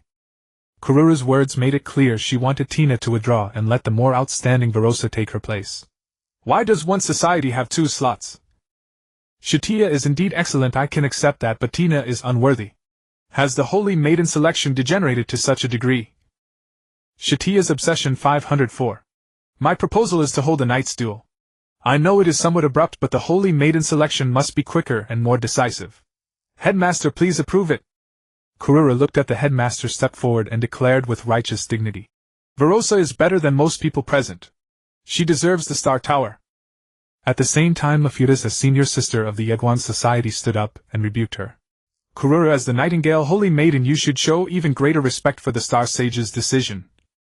Satya is indeed a genius, but Tina is not. The Star Sage must have some personal bias as well." Seeing this, the Shinjin Society's president fanned the flames. After all, he did not truly wish for his own Holy Maiden to be eliminated, and immediately took a jab at Yegwan. "That girl named Tina is completely unqualified to be a Holy Maiden." But his words soon struck a chord with many in the room. "It seems even the Star Sage can be wrong in judgment. Apparently she is a wild child from the orphanage. This concerns the future of all humanity, Headmaster. You must take it seriously." The heads of the societies cast contemptuous glances one after another in their direction. Though they did not openly mention Tina's and Satya's qualifications, the implication was clearly aimed at the two of them. The other Holy Maidens present said nothing, they quietly observed the situation. Suddenly Satya shielded Tina behind her. "Say another word if you dare." Satya swept a disdainful glance across everyone except Tina. The moment she spoke, the entire room fell silent. They all stared at Satya, utterly unable to understand the motive behind her words. "A pack of trash, and you still dare to gossip about Tina? She is far more outstanding than all of you put together. If I were the Holy Maiden, the first thing I would do was execute everyone present." The headmaster's smile vanished. He fixed his eyes on Satya, then summoned his assistant, an elderly steward, and whispered something to him, causing displeasure to appear on his face. "Miss Satya, as headmaster, I cannot ignore your words. Is that so? Then let us follow the Holy Academy's rules. An apprentice Holy Maiden may challenge me at any time, but at the cost of staking her own life." The headmaster was left speechless, and the entire room sank once more into frigid silence. No one dared say another word. It was a universally known fact that Satya was the most outstanding apprentice Holy Maiden. Tina was also at a loss. She prided herself on being a rational person who, since transmigrating into this world, had rarely made mistakes up to now. Though it could not be said that she had always enjoyed smooth sailing, she had always found a way to deal with the crisis at hand. Now, however, she did not know how to respond. All she could do was remain silent. "This is fine just like this." The meeting had already fallen into chaos beyond expectation. Just as everyone expected those present, including Satya, to be reprimanded by the headmaster, what happened next caught everyone completely off guard. Verosa, who had been silent all along, suddenly lifted her head and looked at Satya with tearful eyes. "Apprentice Holy Maiden Satya, are those your true words?" "What? I know you are actually a malicious person. Tina is a kind girl, so please spare her." Vero's words caught everyone off guard. Tina was certainly no exception. Had their relationship really been known to so many people all along? Even childhood friends from the same academy could harbor rifts and conflicts, yet what Satya had just said was a direct rebuttal to all of that. She would even defend Tina. But the moment Vero spoke, she was rendered speechless. Indeed, her words had sounded beautiful, but what she had said to Tina during the magic competition had revealed her true nature to many. That day she had teamed up with Tina in the magic contest, disregarding Tina's directions entirely, and charging off on her own. Because the competition used a team points system, all teams would collect items in the same forest to earn points. Yet Satya's excessive confidence in her own abilities led to a crushing defeat, and she was mocked by many students. In the end, she vented her anger on Tina. At the time, many had witnessed Tina's aggrieved expression as she nodded in apology, as well as the hidden side of Satya, a genius who only revealed that side in front of friends, or even family. Veros was among them. She had thought it a trivial matter, but unexpectedly many people remembered it. Now word that Satya and Tina were on bad terms had reached countless ears. Satya was furious, but even more than that ashamed. For a moment she didn't know how to refute it because she knew it was her own fault. All the pressure she had released earlier dissipated completely. She looked utterly alone. "I think you must have misunderstood something." At the critical moment, Tina stepped forward and calmly met Veros' gaze. "My relationship with Satya doesn't need others to judge. Also, I'll give you my spot at the Star Tower. It doesn't matter to me." Suddenly the entire room was stunned. No one cared about Veros, nor whether she would be selected or not. Moreover, for the other saint candidates, Veros as a competitor was even more dangerous. At this moment Satya, who had already been struck by the blow, lowered her head even further like a repentant puppy awaiting scolding and punishment. Veros had no intention of pestering either. She wiped away her tears and lowered her head again. The meeting ended in an awkward atmosphere, everyone leaving in discord. After the meeting ended, Satya immediately locked on to Tina's position and cautiously followed her. She moved silently, making no sound at all, and gave no indication that she wanted to greet her. It seemed she was following her only for the sake of following. Even after leaving the conference hall and stepping into the plaza outside, she continued to trail behind Tina, maintaining a distance of about 3 meters. Tina felt a surge of awkwardness. Although she had cut off contact with the other girl, it wasn't as though they had truly burned all bridges. She didn't want to turn around and scold Satya. No. She didn't dare. Having spoken so many cold words, Tina seemed to have clearly seen the other girl's shattered heart. Just as Tina was hesitating, a girl stepped forward from the side. It was Laphitis. "Tina. Senior, you haven't left yet. Lord Ulrich just summoned me, and we talked about something concerning you. It's about the Star Tower spot. If you really intend to give it up, you'll need to speak to him in person or to the Star Sage." Everyone got too impulsive at the meeting table. Tina merely smiled and said, "Senior, do you want me to join the Star Tower? Well, the key really lies with you. Even if you get one more spot, the Leaf Light Society's ranking won't rise much anyway." At that moment Laphitis glanced at Satya, who had been following behind all along. Startled, Satya looked up and met Laphitis' gaze.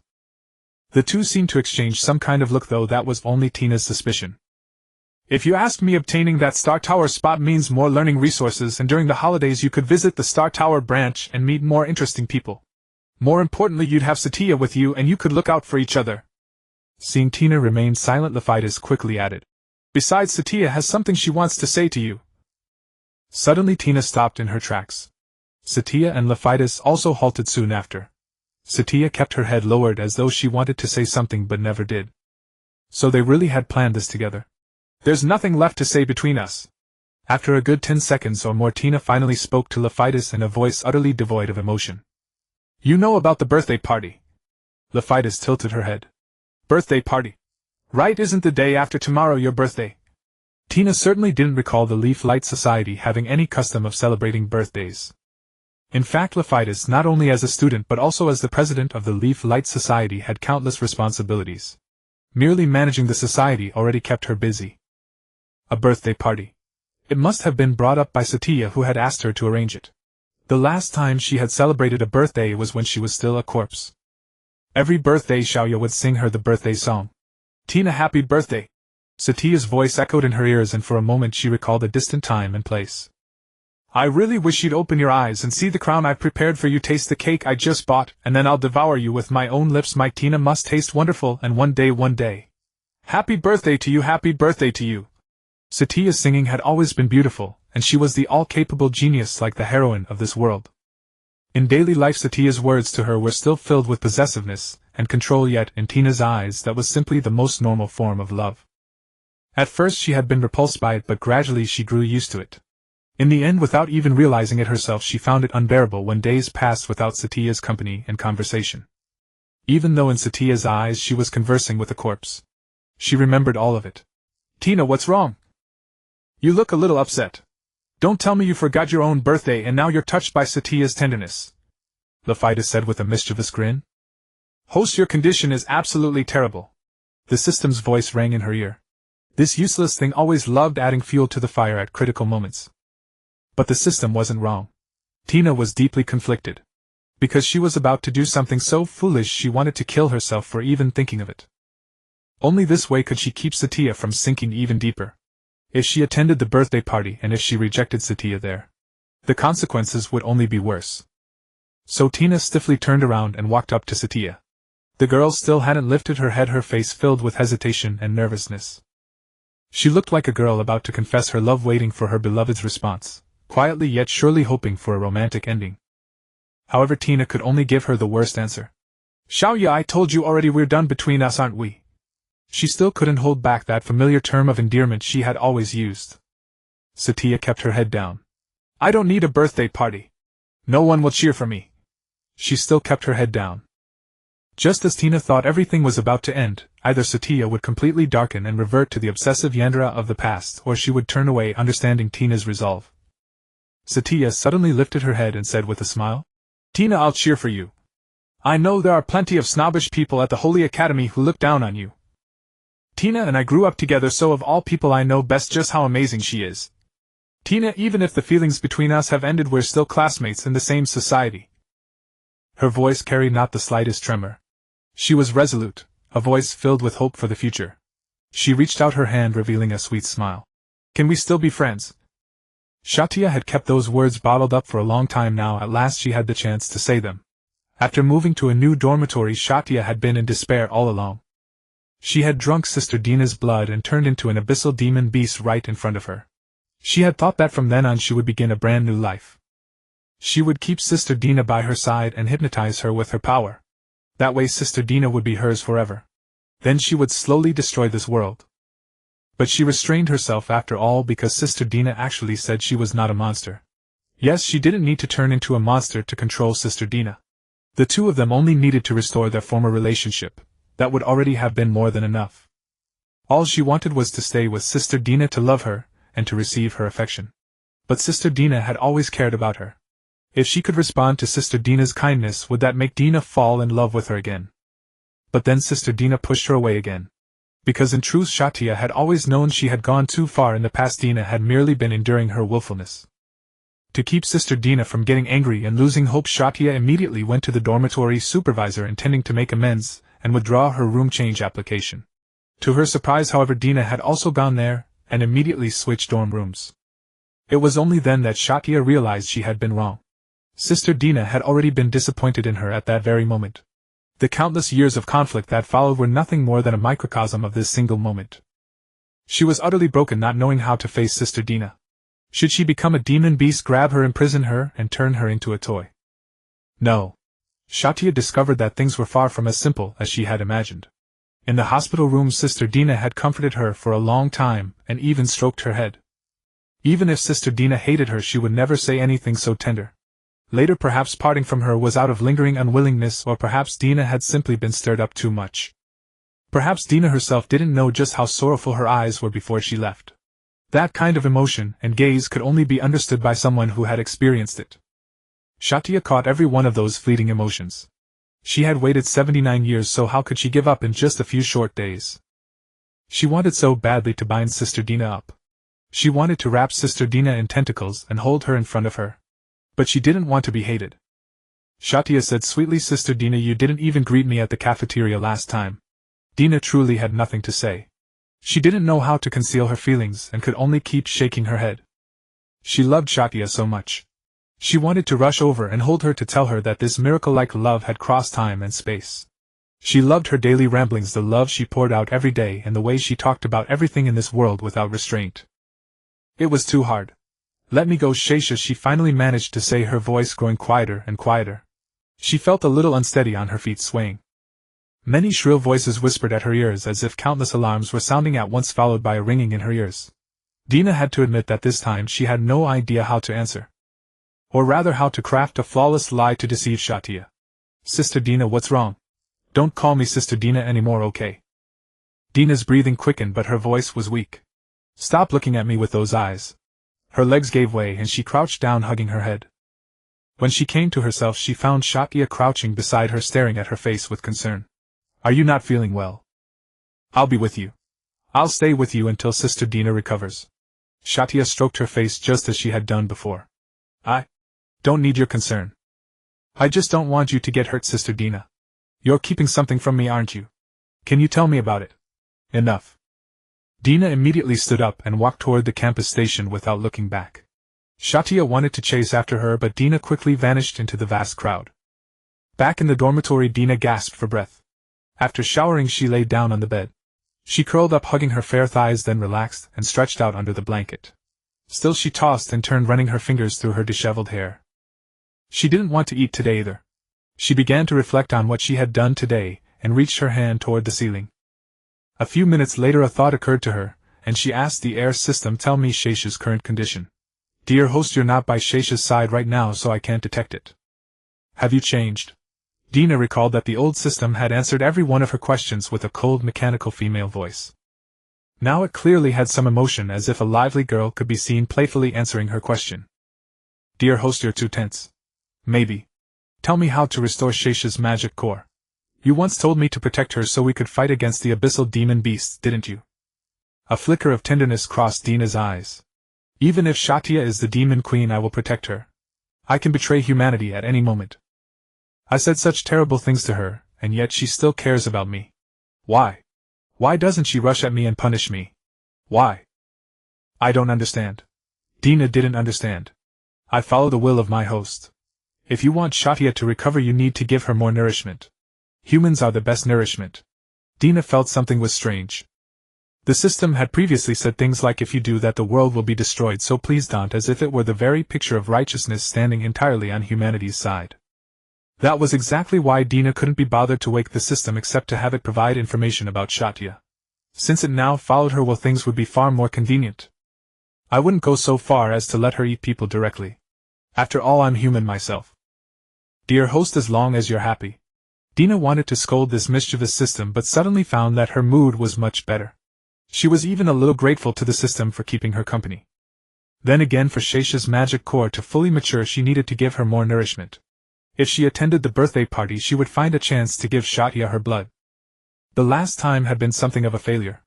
If Shesha in her monstrous form could swallow her whole, then the magic core would definitely recover completely. But Satya couldn't bear to do it. She forcibly suppressed her urge and only drank a little blood.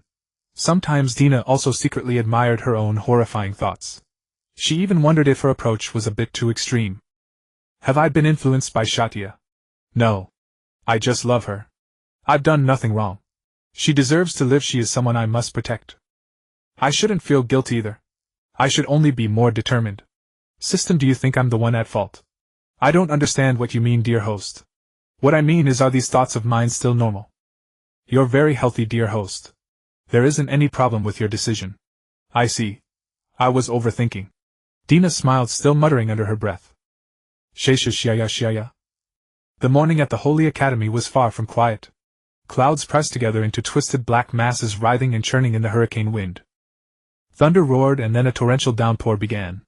Though it was still day, it was as dark as night. Lightning occasionally streaked across the sky, illuminating the gray Holy Academy for a moment before it sank once more into darkness. On the private plaza north of the Starcinder Society dormitory, people crowded around the nearby warehouse. Some stood outside with umbrellas, while most had gathered in a circle inside. In the center, a young girl knelt on the floor. Do you have any idea how humiliated I was by you yesterday? At the front left of the crowd, the president of Starcinder pointed at the girl and cursed at her. Oh my God! Starcinder poured so many resources into you, yet you couldn't even pass the preliminary Holy Maiden trial. You've utterly disgraced me. You damned demon. There's a reason Lista was destroyed. Look at you, what use are you besides being somewhat pretty? If Kroll hadn't spoken up for you, you would have been executed today. Viros nodded but said nothing. She curled in on herself. Suddenly several people rushed forward and dumped a basin of cold water over her head. The cold water ran mercilessly down her delicate body, and her soaked frame soon began to shiver. It was cold today. Yet she remained unmoved and said nothing at all. Pa! Some apprentice holy maiden you are. Stay here today and reflect on your sins. And don't forget Lord Barbaros's orders. If you lose your holy maiden title, you'll never see your mother again. Virose clenched the hem of her clothes but kept silent. Because all she wanted was to see her mother once. As the princess of a defeated nation, she had never known any so-called freedom. As for bullying, the daily insults and beatings had long become routine. So all this suffering meant nothing to her. With a loud crash, the warehouse door slammed shut. Then came the sound of Starcinder students' footsteps growing ever more distant, along with their endless curses and mockery aimed at Virose. She lay on her side on the icy floor, the bitter wind cutting into her bones. She clutched the golden pendant on her chest, the last gift her mother had given her before they parted. She felt warm. Mom, I've been strong, haven't I? I've been waiting for you. She stood up, clutching her arm, and staggered toward the door. She pushed it open and intended to leave, only to find a young woman standing before the warehouse entrance, as if she had been waiting for her for a long time. The girl who had come for her was petite, wearing a maid uniform that was both cute and elegant, with beautiful black hair flowing down to her waist. A clear silhouette surfaced in Virose's mind. But the strange black triangular mask that covered the girl's eyes made Virose uneasy, and she simply could not recall who this girl was. The mask emanated an ominous aura, its surface flowing with runes of chaos, stirring unease in the heart. The raging rain fell on her, yet did not soak her cute maid uniform. It was repelled by an invisible force. Who are you? The visitor did not give her name. She stopped knocking and said calmly, Virose, I know where your mother is. In an instant, doubt and worry intertwined in her heart. She almost immediately rose to her feet, staggered forward, and shattered the door lock with magic. What did you say? Where is she? And who are you? In truth, this girl was Tina. She had once worked at a maid cafe and had been an outstanding employee, so the cute owner had given her this best maid uniform as a gift. Ironically, this was also the only outfit she had that was convenient for concealing her identity. She had previously obtained a mask from Xingxian, a mask that could confuse others' perception. The mask of chaos. As long as she wore it, others would find it hard to believe that she and Tina were the same person, even though she had not hidden the color of her hair, her height, or even her voice. Virose. Tina pressed a finger to her lips. Her voice was like that of a villain in a stage play, soft, sinuous, and full of seduction. Are you willing to do anything for Starcinder, even sell your own goodness just to see your mother once? That has nothing to do with you, does it? If you're here only to joke with me, then please go back. This is a letter your mother wrote for you, the final letter. You've probably never seen it, have you? It was hidden beneath Barbaro's desk. Tina gently handed the letter to the girl, whose hair was disheveled and whose face was twisted. The latter took the letter, and the anger on her face, no, all emotion, vanished. It was a last letter from her mother containing her final words from 6 months earlier. Every word was steeped in this world's bloody survival of the fittest, the darkness of human nature, and the contempt for life. And every detail slowly carved away the last shred of her humanity, making her lose all hope in the people of this world. Whether she read her mother's confessions, consolation, or despair, it no longer mattered to Tina. Because her mother had indeed died several years ago. Your mother died long ago. All the letters after that were written by someone imitating your mother's handwriting. What? 2 trails of tears slid down her cheeks. You're lying. Your words contradict themselves. Then why should I believe this letter is real? Her voice was loud, but it was soon drowned out by the rain. Then in all these years has your mother ever come to see you? Besides, you can go verify the truth yourself. Damn it. Virose was in utter turmoil. She wanted to seize the mysterious woman, but the other vanished into the rain like a phantom. She rushed outside and looked left and right. Only the pouring rain lashed against her, making her delicate body even colder. A violent gust of wind forced her to turn her back. She carefully folded the envelope and hid it in the innermost layer of her clothing before slowly walking toward the Starcinder dormitory. Her mother's voice echoed in her ears, the times when as a little child her mother had made breakfast for her and played with her in the garden. Though those days were distant, they were the last memories worth cherishing. Later both she and her mother were taken in by Barbaro. The man claimed to crave power. With her affinity for light, if she could become an apprentice holy maiden and help him dispose of troublesome enemies, he would release her mother. Virose and her mother had agreed that in 5 years they would settle in a distant, beautiful city. The moment she returned to the dormitory, many students were standing at the stairway entrance, blocking her from going upstairs. You filthy creature. Can you just get the hell out of the dormitory? You're dirty and stinking. When are you going to get out of Starcinder? She's no better than livestock. Meanwhile, the Xingjin entourage, having just returned to the club's dormitory, headed to the exclusive karaoke lounge on the top floor.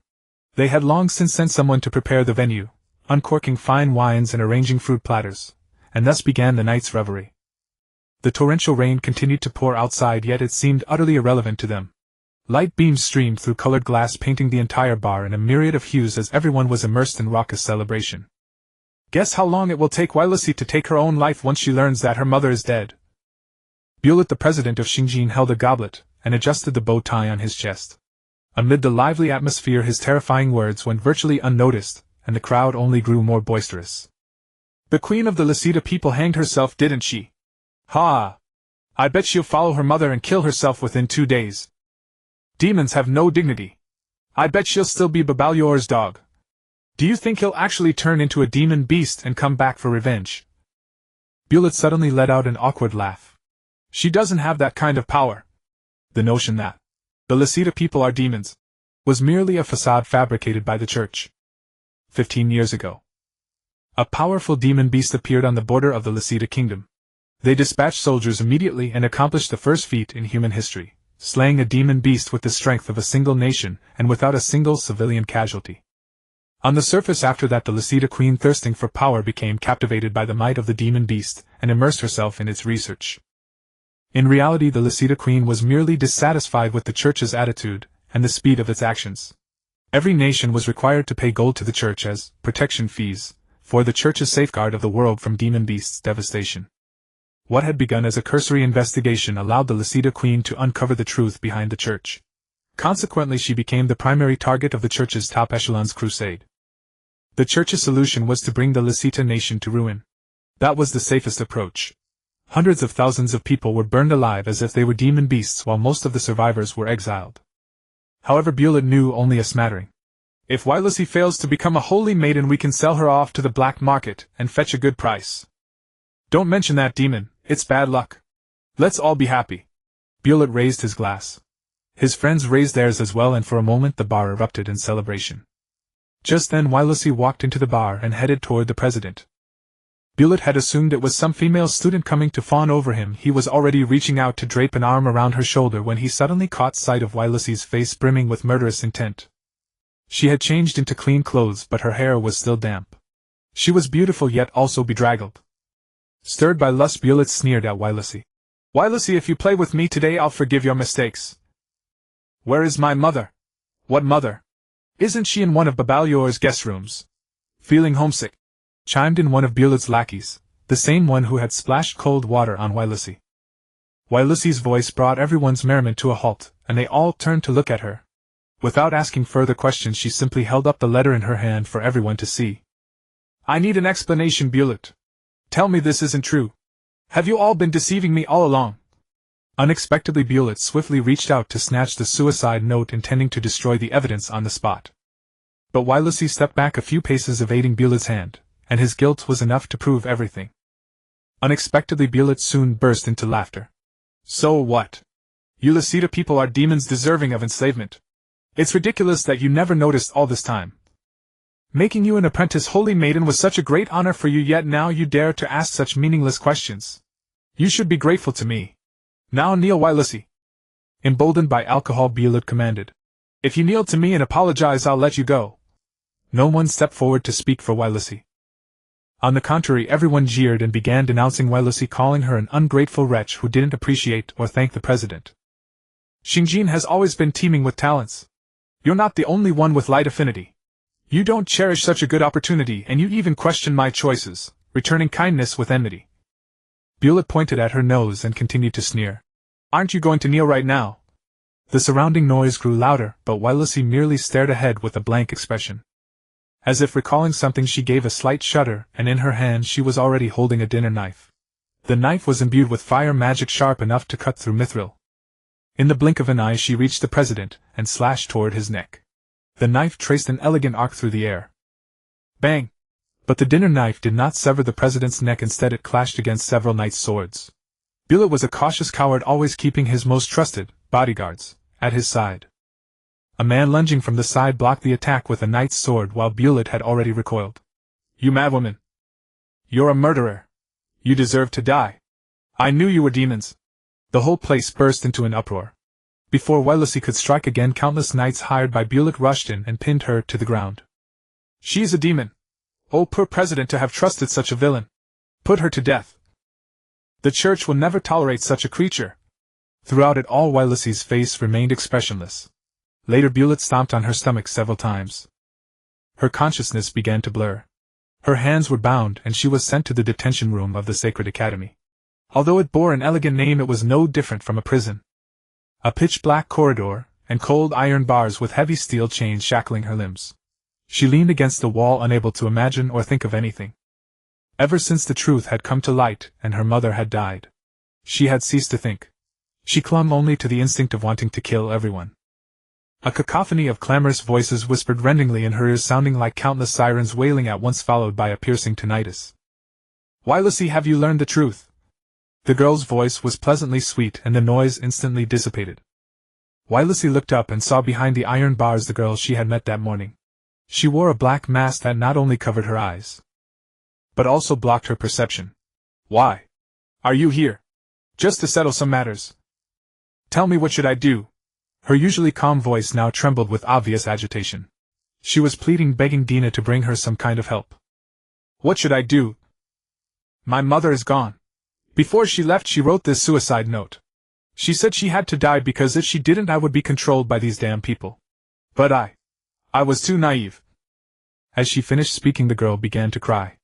It was not a gentle pear-blossom drizzle of tears, but a soul-piercing, heart-wrenching wail. Dina was not unfamiliar with such crying, because she too was the same. Satya. Dina opened her mouth as if to say something, then closed it again. Because what was happening now no longer required her intervention. Wilesley, are you still dreaming? Suddenly Wilesley's eyes snapped open. The cell, the chains, the iron bars, the pitch-black corridor, all of it shattered and dissipated as overlapping afterimages converged once more. Her tear-filled pupils finally saw the real world clearly. The building that could once be called a bar slowly melted like a gummy candy. Charred bricks and wooden planks dropped away, dissolving in green flames that spread across the ground. Everyone here was devoured by the tsunami of green flames, reduced to pools of black sludge. The few survivors in the building screamed and wailed, yearning for someone to redeem them from this green purgatory of crisis. The eerie green flames continued to spread outward, centered on the girl, who remained kneeling on the ground. Wilesley killed everyone in the bar. Before Dina's very eyes, a slight raise of her hand turned the knight and Bullet, who had been beating her, into ashes. Then, with a single glance, eerie cold flames reduced everyone present to ashes. Afterward, the girl knelt down as if in repentance or as if weeping. And this was Dina's ultimate goal. Unable to accept the fact that her mother had died, Wilesley would fall into endless despair. Wilesley would become a demon beast. According to known information, demon beasts would ally with one another unconditionally. They would share intelligence, communicate in peculiar ways, and become, in a sense, family. Even if captured, they would never betray their companions, precisely because they trusted one another unconditionally. Dina, who considered herself the human who understood demon beasts best, still knew very little about such beings. But if just one more demon beast came into being, it could ally with Dina. What was more, Wilesley and Satya were both holy maidens, so they could look after each other and cover for one another. This meant Satya would be even safer. The larger the demon beast camp grew, the stronger she would become. If demon beasts regarded one another as family, they would also come to one another's aid in times of trouble. As a human, Dina could only think of limited measures. But what if a second demon beast existed? With a companion, Satya would have more reasons to live. The host is perfectly healthy. Your decision is completely sound. Dina did not want to draw near such a dangerous existence either. In her eyes, only Satya was special. She could not only communicate with Dina but could even retain human emotions. So, is this what a demon is? Yes, I've become what they wanted me to become. He. Wilesley's voice was laced with a chaotic melody, like a layered dissonance born of fusion, unnerving to the extreme. She rose to her feet and floated into the air. Her school uniform skirt was enveloped by green patterns, then transformed into an evening gown of black interwoven with green. Dina was somewhat shaken. As a rule, humans could not understand the special language of demon beasts, and Wilesley clearly intended to communicate with her. Having a demon beast fix its gaze on you was hardly good news. Their overwhelming power made them extremely dangerous, and there was every chance it would see her as the instigator and annihilate her on the spot. If Satya came as well, the situation would spiral out of control. It feels so good. This is the sensation of killing evildoers. Wilesley placed a hand over her chest, feeling the boundless power surging through her body. But she seemed to be deliberately showing off before me. Was it a warning? Dina stepped forward and picked up the mithril longsword lying in the ashes where the Xinjiang president had once stood. She casually swung it twice. Please calm down, Wylissy. If you continue to slaughter and expose your identity, you will be killed by the humans stationed at the Holy Academy. Dina had made another trip here precisely to stop Wylissy. She wanted Wylissy to become Dina's ally. Deranged as it seemed, Dina currently regarded it as the most rational choice. Moreover, most demon beasts would massacre humans on a large scale upon awakening, which meant they would expose themselves within a short time. Hot on their heels would be the church's battle-ready holy knights and swarms of inquisitors hunting them down. She would be completely wiped out. Afterward, humanity would instantly enter a state of full-scale war readiness, and at that point Satya would also be exposed. The Holy Knight Order at the northern campus would probably arrive within 10 minutes. Less than 4 minutes had passed since the flame demon beast awakened. Dina had considered the possibility that the demon beast would not heed her advice. After all, humans and demon beasts, strictly speaking, could not communicate. Thus she had to beat Wylissy, the flame demon beast, into submission. Dina had only 6 minutes left. Time was a little tight. Is it General Babalior? I can't wait to meet him. Wylissy smiled. Come to think of it, you want me to hide. At that moment Wylissy seemed to have fully understood her own existence. She extended a hand, looked at her pale arm, and then looked at Dina. Flames rose along her arm and hovered in the air. Yes. Dina tightened her grip on the sword. You have to hide as a human. Don't worry, there's another companion to keep you company. Wylissy fell silent for a while. Fine, I'll listen to you. Ha, she agreed just like that. Dina nearly thought she was dreaming, or that the woman was simply lying. But all at once the green flames gradually vanished, which confirmed that Wylissy was not deceiving her. The rain came crashing down once more, except the moment it fell it condensed into frost. A few flecks of frost also inadvertently landed on Dina's maid uniform. The entire Xinjiang dormitory building soon turned into a frozen ruin. What am I supposed to do next? Wylissy changed back into a human. Both her eyes and her clothes had returned to the way they had looked in her human years. Then she walked over. She was serious. Excuse me, are you Dina? Longing appeared in the girl's eyes. I've wanted to talk to you for a long time. As an abyssal demon beast, Wylissy showed no hostility toward Dina whatsoever.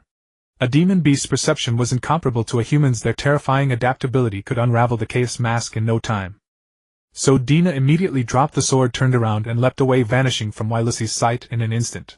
She sped across the rooftops, sprang into the air, landed lightly on the damp ground, and raced off like the wind once more. Dina replayed the exchange with Wylissy in her mind again, and every time she found it deeply unsettling. Just then she saw a golden streak of aurora cut across the sky. She stopped at once and ran in the opposite direction. Xiaoya. Wylissy tilted her head, unable to understand why the young woman had fled. Before she could fully understand, less than a minute later a beam of golden light fell from the sky. When the glow dispersed, a young girl walked out from amid the broken walls. Her silver-white hair gave off a faint luminous glow even in the night. She was Satya. Having sensed the awakening of a demon beast, Satya had rushed straight from the site where she had been preparing a birthday party to the Xinjiang dormitory. By the time she arrived, the flames had completely disappeared, but a trace of its presence still lingered in the air. At last she fixed her gaze on Wylissy. The moment they met each other's eyes, both seemed to understand something. Satya felt a jolt. She had originally meant to personally stop the demon beast from causing any more destruction, and then take her away. Yet the other party was so calm there was no need for Satya to lift a finger. Wylissy, come with me. I am of your kind. Wylissy soon realized that the other was indeed of the same kind. What was more, she was the apprentice holy maiden Satya. She did not like Satya. The relationship between Satya and Dina made her sneer with contempt, while also stirring a pang of empathy. Perhaps it was merely the perception shared by kindred spirits, but she vaguely felt that Dina was someone like herself. Both of them were invalids chasing a single intangible illusion. Still she followed along, slipping into the chaotic crowd with Satya. All of a sudden a host of holy knights swarmed in, and began evacuating the people around them. Satya found it very strange. The demon beast awakened this time was Wylissy, yet the awakening had not done much damage to the campus. Last time the flame demon beast had destroyed half of the northern campus the moment it awakened. Even stranger, Wylissy's emotions were remarkably stable. Could she have regained her sanity during her transformation into a demon beast? No, that was almost impossible. The obsession born by a demon beast at birth stripped away all reason, and she could even disguise herself and become human again. Satya was more inclined to believe that another demon beast was covertly guiding all of this, and that entity was likely the demon king, the true ruler of demon beasts who had not appeared even after the war ended. The two made their way through the chaotic crowd and entered the park now devoid of people. Holding umbrellas, either of them was soaked by the rain. Looking up, one could see the towering buildings and statues around the church, all hazy and gray. Their movements had gone unobserved, they were safe now. In contrast, people were still hurrying toward the Shinjin dormitory. Even from a distance the clamor could be heard. The Holy Academy was lax in its management, and the demon beast detection devices were even harder to trigger. Satya was deeply grateful for the mistakes these pitiable humans had made. "Why, Lissy? Satya, I have something I want to ask you." The two spoke almost simultaneously. "Did you just encounter another of our kind?" Satya asked first. Why, Lissy tilted her head. "Yes. She was somewhat like Dina." Wei Luoxi's voice was submissive. She could tell that Satya was a demon beast stronger than herself, and it was only right to let this stronger senior lead her. Moreover, she knew she had misjudged them both. In the instant she became a demon beast, it was as if the power within her had been completely unshackled, a rebirth through fire. The world took on a brand new face, and she felt she could accomplish anything. That was why she knew 9 times out of 10 that the girl was Dina. Dina. Sister Dina. How could this be? Satya fell into a daze. I can't confirm her identity. It's just that she felt very much like her, and maybe I was wrong. She can't be Sister Dina. A flicker of disbelief appeared in Satya's hollow eyes. Sister Dina is human, and she was a human who was very good to me. I like her. But before Wei Luoxi could argue further, Satya closed herself off. She clutched her head and began talking to herself. If it really is her, what am I supposed to do? Sister Dina became a monster for me. Has she been hiding it from me all along? How could this happen? How much pain has she endured? Wei Luoxi's heart ached at the sight of Satya. She naturally understood such an obsessive, stubborn affection. Moreover, she too was holding back her murderous intent toward humans, the church, and Baba Luo. Senior, we still can't be sure it's her. Don't be so sad. You're right. Satya remembered that tomorrow was the birthday party. Yesterday La Fu Tissy had gone to see Dina before her, and she heard that Sister Dina had agreed to attend the birthday party without hesitation. She was determined to get the whole truth out of Dina tomorrow, no matter what it cost. Sister Dina, have you been lying to me all along? So you took the chaos mask just to go and meet that demon beast? Late at night in the lounge of the Yeguang Society, the Star Sage came in person to discuss their next move with Dina. Dina had finished washing up and came out wearing a cute little pink nightgown, a cup of tea in her hand. Her relaxed, utterly contented bearing made the Star Sage Milanda find her especially bizarre. Dina seemed completely unaware of how dangerous a demon beast could be. That's right. She sat down primly. Even in a not very proper nightgown, she still looked every inch a lady. But by the time I got there, Satya had already taken care of the demon beast. Taken care of it? The demon beast that attacked us is already dead at Satya's hands. Seeing the Star Sage hesitate, Dina smiled. Now I have a task for you. Please tell me. Help me spread the news that Satya killed the demon. The evidence is conclusive, and now the world is at peace. Milanda looked helpless. In a few days everyone will naturally know anyway. But Dina shook her head. No, it needs to spread faster. After all, your mission is to protect Satya and make her the saintess. Your word carries the same weight as the principles. Milanda nodded. Still, she felt that something was off. There was something wrong. Could it be that you killed the demon yourself and want to give the credit to Satya? If that's what you think, there's nothing I can do. Dina shrugged. Then that's the truth. You really do like her. And you can even defeat a demon beast. You're more terrifying than I imagine. Dina shook her head and immediately changed the subject. You've been to the library, haven't you? Did you learn anything about your sister? I did. Milanda nodded. That was her last notebook recording things about Lisita, so she must have gone in search of Lisita's demon experiment. And that so-called experiment never existed at all. Dina took a sip of tea. You really are something. Do you know everything? I only understand a little. Also, I have some bad news for you. I'm afraid the person from Lisita who knew the most, Wei Luoxi's mother, has already died at Baba Luor's hands.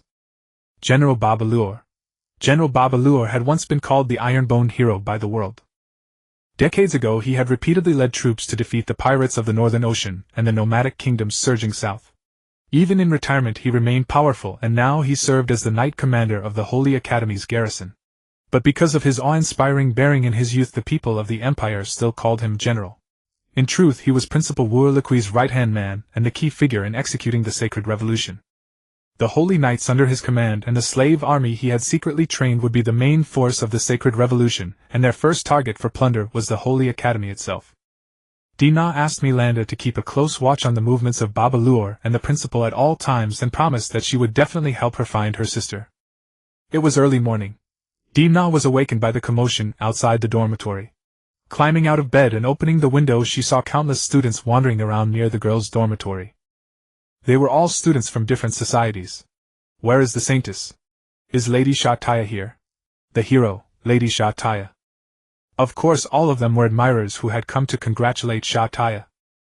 She got up, washed up as usual, went downstairs, pushed through the crowd, and went to the school's first cafeteria for breakfast. She had just ordered bean paste buns, soy milk, and tofu pudding when she met a familiar face. Her orange-gold long hair was dazzling in the sunlight. Wei Luosi. Smiling, she greeted Dina and sat down opposite her, a steaming rice ball in her hand. The Xinjiang Society was attacked by a demon beast, and the brave novice saintess Satya saved the students and annihilated the demon. Have you seen this headline, Dina? Dina raised her head and glanced at her. Then she tilted her head, confusion in her eyes. Who are you again? I'm from the Xinjiang Society. Oh no, now I'm already the novice saintess of the Yeguang Society. Please look after me, senior. Dina was a little speechless, and didn't know what to say, so she could only helplessly voice the confusion any normal student would feel. Does senior not know? The Xinjiang Society has already disbanded. All of its core members died at the hands of the demon beast. So I suggested that Yeguang and Xinjiang simply merge. Dina took a small bite of her breakfast, and waited until she swallowed before speaking. It doesn't seem to have anything to do with me. Anyway, I've already given you my saintess position. Does senior really think it has nothing to do with you? How could it? Dina only wanted to get away from this person as quickly as possible. But the next words left her no chance to keep playing dumb, and she exuded a fierce, murderous intent. Wasn't it you, senior, who told me I had to disguise myself as a human, otherwise I would be caught? Wei Luosi tilted her head and only then explained why she had come. Satya is in danger now. Are you still going to continue, senior? Dina quickly became alert. What happened to her? Realizing that her identity had already been exposed, and there was no longer any need to hide it, she put down the food in her hand and calmly looked at the other woman. But then she reconsidered. By now Wei Luosi was likely already Satya's most loyal ally, so Dina asked, Did Satya send you? Wei Luosi covered her mouth and chuckled. I came to tell senior on my own. Besides, this isn't a bad thing for Satya either. Words are only a means of deception for magical beasts. Magical beasts almost unconditionally ally with other magical beasts. At least all the ones I've met are like that. Right. Magical beasts have plenty in common. We're just trying to huddle together for warmth. Dina shook her head. This one had simply come to chat with her. She bore no ill intent. Besides, although she hadn't told Satya in the end, she was still thinking of the interests of her own kind. Unconditional. Dina picked up her spoon and began taking small sips of soy milk. The soy milk had no sugar. She was not fond of sweet things. Her magic core is in a terrible state. She could die at any moment. That's also why I came here. As expected, magical beasts could sense the strength of one another's magic cores. All of these conjectures matched what the flame magical beast had said. Dina's eyes lit up. Could I ask you to help her? I know it's an unreasonable request, but we can reach a deal. I'll do everything I can. After all, I still owe senior thanks. If not for you, I'd never have felt how satisfying revenge can be. Thank you? Wei Luosi placed a hand on her cheek and smiled sweetly. But is all of this your plot? She glanced at the students outside the cafeteria. All of them were talking about the magical beasts and Satya. Dina nodded gently. Just leave the matter of Babalyor to me. How unexpected. A girl this cute turns out to be the mastermind behind everything. No wonder humans are all wrapped around your finger. Also, I advise you not to keep playing with Satya's feelings. Dina remained silent. You like her, but you're unwilling to admit it, aren't you? It was noisy around Dina. I have to do this. I don't know what you're after, and I have no right to judge your relationship, but if this keeps up, you'll die. Wei Luosi turned serious. If you keep provoking her, she'll definitely erupt. She's far stronger than I am. Thanks for the warning. To be honest, Dina rather wished Satya would erupt once. Like last time, let her drink Dina's blood, the more the better, since that would restore the integrity of her magic core. Of course, that was hardly a long-term solution. Blood was only part of her nutrition, a single bite wouldn't make anyone fat. Oh right. Today is Senior's birthday. Happy birthday, Senior. Thank you. After the meal, Dina went back around the dormitory to have a look. By this hour, Satya should have woken up. There were far fewer onlookers now, but it was still complete chaos. A few people seemed eager to see Satya and were even about to charge straight into the dormitory. Many students opened their windows and hurled curses below, and both sides quarreled furiously. In the midst of the commotion, the dormitory matron rushed out and roared, "All of you, get out now!" Only then did the students draw back a little. About 5 minutes later, Satya appeared. With her beautiful silver hair and the cold, gorgeous look on her face, hesitant yet forcing a smile, she instantly became the center of the whole scene. She seemed to radiate a halo that made everyone unconsciously draw closer to her and envy her. Surrounded by the crowd, she showed no intention of acknowledging them, and her expression did not change, as if the world she saw contained none of these troublesome people at all. Magic core integrity analysis failed. Satya's obsession 350. Analysis failed. System, you haven't malfunctioned, have you? Dina muttered to herself. Host, please don't worry. Satya's condition has basically stabilized, so please don't reveal your love. If she finds out, she will never be able to keep that string taut and hold on anymore. You sound quite proud of yourself. Dina was speechless. She kept watching Satya. This still couldn't rule out some special circumstances. She had imagined Wilusi telling on her, she had imagined Satya already learning the truth. So no matter what, she had to see her at the birthday party. For the rest of the time, Dina began tailing Satya. She left the dormitory and went to the student council president's office. The two of them spoke about who knew what. After coming out, a trace of a smile appeared on her face. Later, she went to a sundry shop to buy some trinkets for the birthday party. Along the way, she ran into several nuns. They exchanged a few words about daily matters and parted. By noon, Satya had lunch with Wilusi. Afterwards, she took Wilusi to the dormitory's activity area to familiarize her with the surroundings. In the afternoon, Satya returned to the dormitory. The room, which had originally been a double, was still there. She went in and changed into a Lolita dress, white fabric with black lace like a cute little cake. Dina stared so intently that she almost gave herself away. Fortunately, the curious female students around her blocked her line of sight, allowing Dina to slip away. She returned to her own dormitory and changed into a fresh white one-piece dress. The overall look was light and airy, like a young girl going out on a summer trip. It was bought in the first half of the year together with Satya's Lolita dress at the market near the convent. Back then they had hardly any money, so buying clothes had to be done cautiously. Thus this outfit was still the only presentable thing they had. Aside from that, there was only the school uniform. She tied a pretty blue-green bow on top of her head. In the mirror, the girl radiated vitality, though her expression still looked a little cold. But it didn't matter. At around 6:30, the door was knocked on. Knock, knock, knock. Dina opened the door, and there before her stood Satya. Happy birthday, Sister Dina, thank you. Dina replied, but it was a hollow reply devoid of any emotion. Yet Satya was the exact opposite. She hurried over and asked, Do you want a birthday present? I've already prepared one right now. Dina felt a little amused and exasperated. Of course. I was afraid you'd hold back at the party, so now is better. As she spoke, Satya pressed the gift into Dina's hand. It was a delicate little box with gold ribbon and wrapping paper, looking quite expensive. Sister Dina always told me to save money. Now I have a lot of scholarship money to buy things for you. Consider it repayment for raising me all these years. Satya seemed to be in a very good mood. Originally Dina's mood had been fine too. Although she acted reluctant, this was the first time Satya had ever given her a present. They had made a childhood pact. Because they were so close, they had agreed not to give each other gifts on birthdays. As long as the other person was safe and sound, that was the best present they could give one another. Dina had been instilling proper values in Satya since she was young. But to her shame, this so-called pact was just another way to save money. The money they saved was almost completely consumed by magic materials, tools, exam registration fees, and the travel expenses to the Holy Academy. Ironic, wasn't it? But Dina's mood quickly turned very sour. Satya's obsession 350. Magic core integrity analysis failed. Warning. Analysis failed. Dina merely nodded, feigning indifference, as she walked out the door, as though deliberately ignoring Satya. She attempted to ask the system what was happening, but it replied that it was just as perplexed. Host, I do have a few speculations. First, her magic core is on the verge of dispersing due to prolonged lack of nourishment. Second, she has concealed her magic core, deliberately preventing my analysis. Third, a magic core undergoing degeneration changes its form, which is why I failed to detect it. Regardless of which possibility was true, Tina found none of them acceptable. Yet a solution had already taken shape in her mind. Blood. Her blood was the answer to everything. The nourishment ordinary humans provided was far from sufficient to restore her magic core, but someone possessing the so-called undying nature, like herself, could accomplish it. Satya followed behind her. The two walked on in silence, neither uttering a word. She didn't seem so fixated anymore.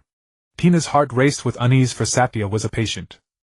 Her obsession no longer manifested outwardly. Could it be that she already knew the truth? Though reason kept denying this notion, Tina couldn't help but dwell on it. Somehow her thoughts drifted back to the childhood days at the convent. On their way home after catching insects in the mountains, their shadows stretched into bizarre shapes beneath the setting sun, sometimes elongating endlessly, sometimes vanishing altogether. Though they stood under the same sunset, far too much had changed between them. Along the way many people stepped forward to greet Satya, yet she chose to ignore them all.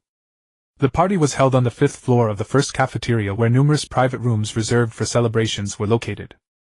As the elevator ascended to the 5th floor, dim lighting and the elegant strains of a violin drifted into their ears. After confirming the room number, and pushing open the door, a cool, refreshing fragrance swept over them. Scattered across the sofas of the roughly 100-square-meter private rooms sat a handful of guests. Veronica, Raphides, Viros. There were fewer than 10 people in the room, not many, but all of them were quite familiar to Tina. In short, they were the classmates, who frequently appeared within her social circle. Tina understood these subtle intentions. Satya had invited only close acquaintances simply to put her at ease. They were all gentle, innocent girls from small convents scattered across the world. Every day, aside from studying and outings, they only occasionally participated in church activities. They were honest and easygoing, the type of people with whom one could get along effortlessly. There were no oppressive toasts or ceremonial formalities binding them. They simply sat down to eat and chat. The president, Raphides, raised her glass and everyone joined in congratulating Tina. Happy birthday, Tina. I wonder if we'll ever see each other again. Will it? Tina didn't respond to each one individually, merely nodding and forcing a smile. Satya did the same. She watched from a distance, neither approaching to speak nor offering any awkward confession. It seemed that everyone genuinely regarded this as nothing more than a simple gathering, a pleasant way to pass the time together. The party lasted from 7 o'clock until 11 at night. At first they merely sipped fruit juice. Then someone, struck by sudden inspiration, slapped their thigh and ordered a case of red wine. Consequently, the remaining hours found everyone thoroughly intoxicated. Raphides was no exception. Her face resembled a ripe peach as she draped her arm over Viros's shoulder, muttering incoherently under her breath. You really can hold your liquor. I never would have guessed. Back in my younger days I was just like you, Senior. You're only a year older than me, though. That's not it at all. My heart is mature. I'm already at the age where I could raise a daughter. At that moment Viros stood up and chuckled. Yes, Senior. Let me take you back to sleep. You look like you can barely walk. At the same time she exchanged a glance with Satya, who gave a slight nod in return. After everyone else had left, the entire private room was left with only Satya and Tina. Tina hadn't planned on leaving anyway, but what she never expected was that Viros, that girl, would actually lock the door from the outside on her way out. Wait, since when could a restaurant door even be locked like that? So this is what you call help? Frankly speaking, Tina had been in low spirits all along. Her words during the toast had also been somewhat inappropriate, making her appear as though she was merely going through the motions. However, since it was her birthday, everyone was quite forgiving. Tina found it difficult to feel any true sense of belonging among these people, for she was not originally from this world. She had always been following the system's directives to return to her own world, until an accident occurred, leaving her stranded here. She asked the system once more and in the end received the exact same answer. Magic core integrity. Unable to analyze it was time. Tina stared into Satya's eyes and the latter instantly became tense. She sat on the sofa fidgeting with the hem of her skirt like a shy, hesitant maiden. On the surface she had completely lost the morbid possessiveness she once displayed. Her next intention perhaps was to confess her feelings to me, or perhaps to make some gentle gesture. That simply would not do. She needed Satya's possessiveness. She needed an excuse to give her blood. Just like a few days ago, when she killed the bishop and Satya pounced upon her to drink her blood. That kind of possessiveness was the true Satya she ought to be. I hate you, Satya. Tina's entire body ran cold. Huh. Satya was somewhat taken aback, not understanding why Tina would say such a thing. The innocent anticipation in those eyes of hers, the look of a naive girl, had already vanished. Satya's obsession 350. It didn't change. Why? I know, Sister Tina. Satya tilted her head with a smile, as if she had long anticipated this very answer. Have you ever noticed that I've been looking after you ever since we were little? Of course. I remember it all. When you first met me, you brought me candy. Later, Sister Tina secretly earned a lot of money behind the orphanage's back and gave it all to me. And also, perhaps I did have some affection for you at first, but later on I grew indifferent. Tina cut her off. Every time you made a mistake, I forgave you. When you were sad, I comforted you while forcing a smile, yet inside I was suffering as well. Satya nodded. Later I came to realize that it wasn't affection, it was pleasing, a feeble form of self-deception. You have always hated me, and you've said many unkind things about me behind my back. I knew all of it, but I never brought it up because I was afraid our relationship would deteriorate. Seeing that Satya continued to remain silent, Tina unleashed her final bombshell, a warning aimed squarely at Satya as well. The words I said to you that day were wrong. Now I regret them. We simply cannot continue being friends, nor can we even greet each other anymore. Ever since you betrayed me, I have felt nothing but revulsion deep in my heart toward that face of yours. Every time your visage comes to mind, I feel nauseous. So no, I cannot do it. Because I have long since hated you to the very bone. Tina let out a bitter laugh. Then the ringing in her ears came again. The system seemed to be prompting her about something, but she couldn't make it out. In any case, she had made herself perfectly clear. Next, Satya would surely be furious. As for me, my ending would probably be to become a demon beast's captive. Locked in a cage, I would become a canary that could never spread its wings again, my only function each day being to supply blood. Of course, she might never wake up either, because an unconscious me was more useful than a conscious one. Or even more miserably, I might be corrupted and controlled by the miasma until I lost consciousness, the kind of thing they call a familiar. I wasn't sure if Satya would go that far, but the ending that followed was certain to be bad. That was only true for her. Come on, I was ready to face it. Sister Dina? Satya's voice was very soft, like a sponge gently pressed against the ear, cool water slowly sliding down and seeping into the heart. She stepped forward, a smile still lingering on her lips. Sister Dina, since you've said so much, let me say something too. I hate you too, Sister Dina. The moment she said those words, Dina nearly thought she had already succeeded. But that was not hate in any real sense. Sister Dina, I don't have that many reasons. I've always been a rather pragmatic person. When I was little, I kept thinking, why can't I do what others can do? Isn't that ridiculous? Hee. So I resolved to surpass everyone. We were all human, so why should I be inferior to others? And so I learned magic, learned swordsmanship, and many other skills. I left every single person far behind. There was still some excitement in Satya's voice as she said these things. She wasn't lying, because this was talent. Everyone has strengths that set them apart from ordinary people to some degree, but none of them could match Satya. Yet the liveliness and excitement in her tone soon took a sharp downward turn. Except for one person. She surpassed me in every way. She plainly cared about nothing, didn't even know what comparison or competition meant, and yet she was a powerhouse I could never surpass. She was as pure as a blank sheet of paper, and she made me hate her to the bone. Sister Dina, that person is you. Satya wiped her eyes. She seemed to be confessing and being coy at the same time. It's ugly, isn't it? Because my strength wasn't enough, I grew jealous and envious. Since I couldn't match you, I would hurt you. Every direction in my life was decided with your help. Maybe you never even realized it, but I hated you, and the one who understood me best was also you. Dina's heart jolted. What churned inside her was no longer a tangle of mixed feelings, but a storm-tossed sea. It wasn't just that Satya's words were unexpected, she realized that Satya was far more complicated than she had imagined. After more than 80 years, do I still not know who Satya is? No, that's impossible. What should I do? What should I do next? Satya's obsession 350. No change. Why? The ringing in her ears came again. But I like you, Sister Dina. Satya smiled like a spring breeze. Is there a reason for it? Don't you hate me? Dina gave a cold smile, but more than that, she was hiding her wavering heart. Liking you needs no reason. Love can't be explained. Sister Dina, you are someone special to me. But I hate you. Dina stood up and walked straight over to Satya. She raised her voice, yet every word was like cursing herself. With each additional sentence, another wound was carved into her heart. Please stop troubling me. Just let me go. I'm exactly the shameless kind of saint as Sister Dina. Even if you hate me, I'll still love you. Satya did not give up. By now Dina understood completely. Satya's feelings for her were not simply affection and love. She had still underestimated the power of obsession. This power surpassed ordinary people's understanding of so-called love. It was a trait of the abyssal demon beasts, a part of them. It was also their instinct. So she had to exploit their instinct. A dagger suddenly appeared from Dina's sleeve, gleaming with a silvery white light. When Satya saw the dagger, her heart was very calm. Even if I hurt her, she truly didn't care at all. But Dina had no intention of hurting her. The dagger traced lightly through the air, leaving a straight line across snow-white skin. She had cut her own arm. Blood ran down her arm and dripped onto the floor with a pitter-patter sound. Like flowing agate, like molten ruby. With her damaged magic core, Satya was like a beast that had starved for a week.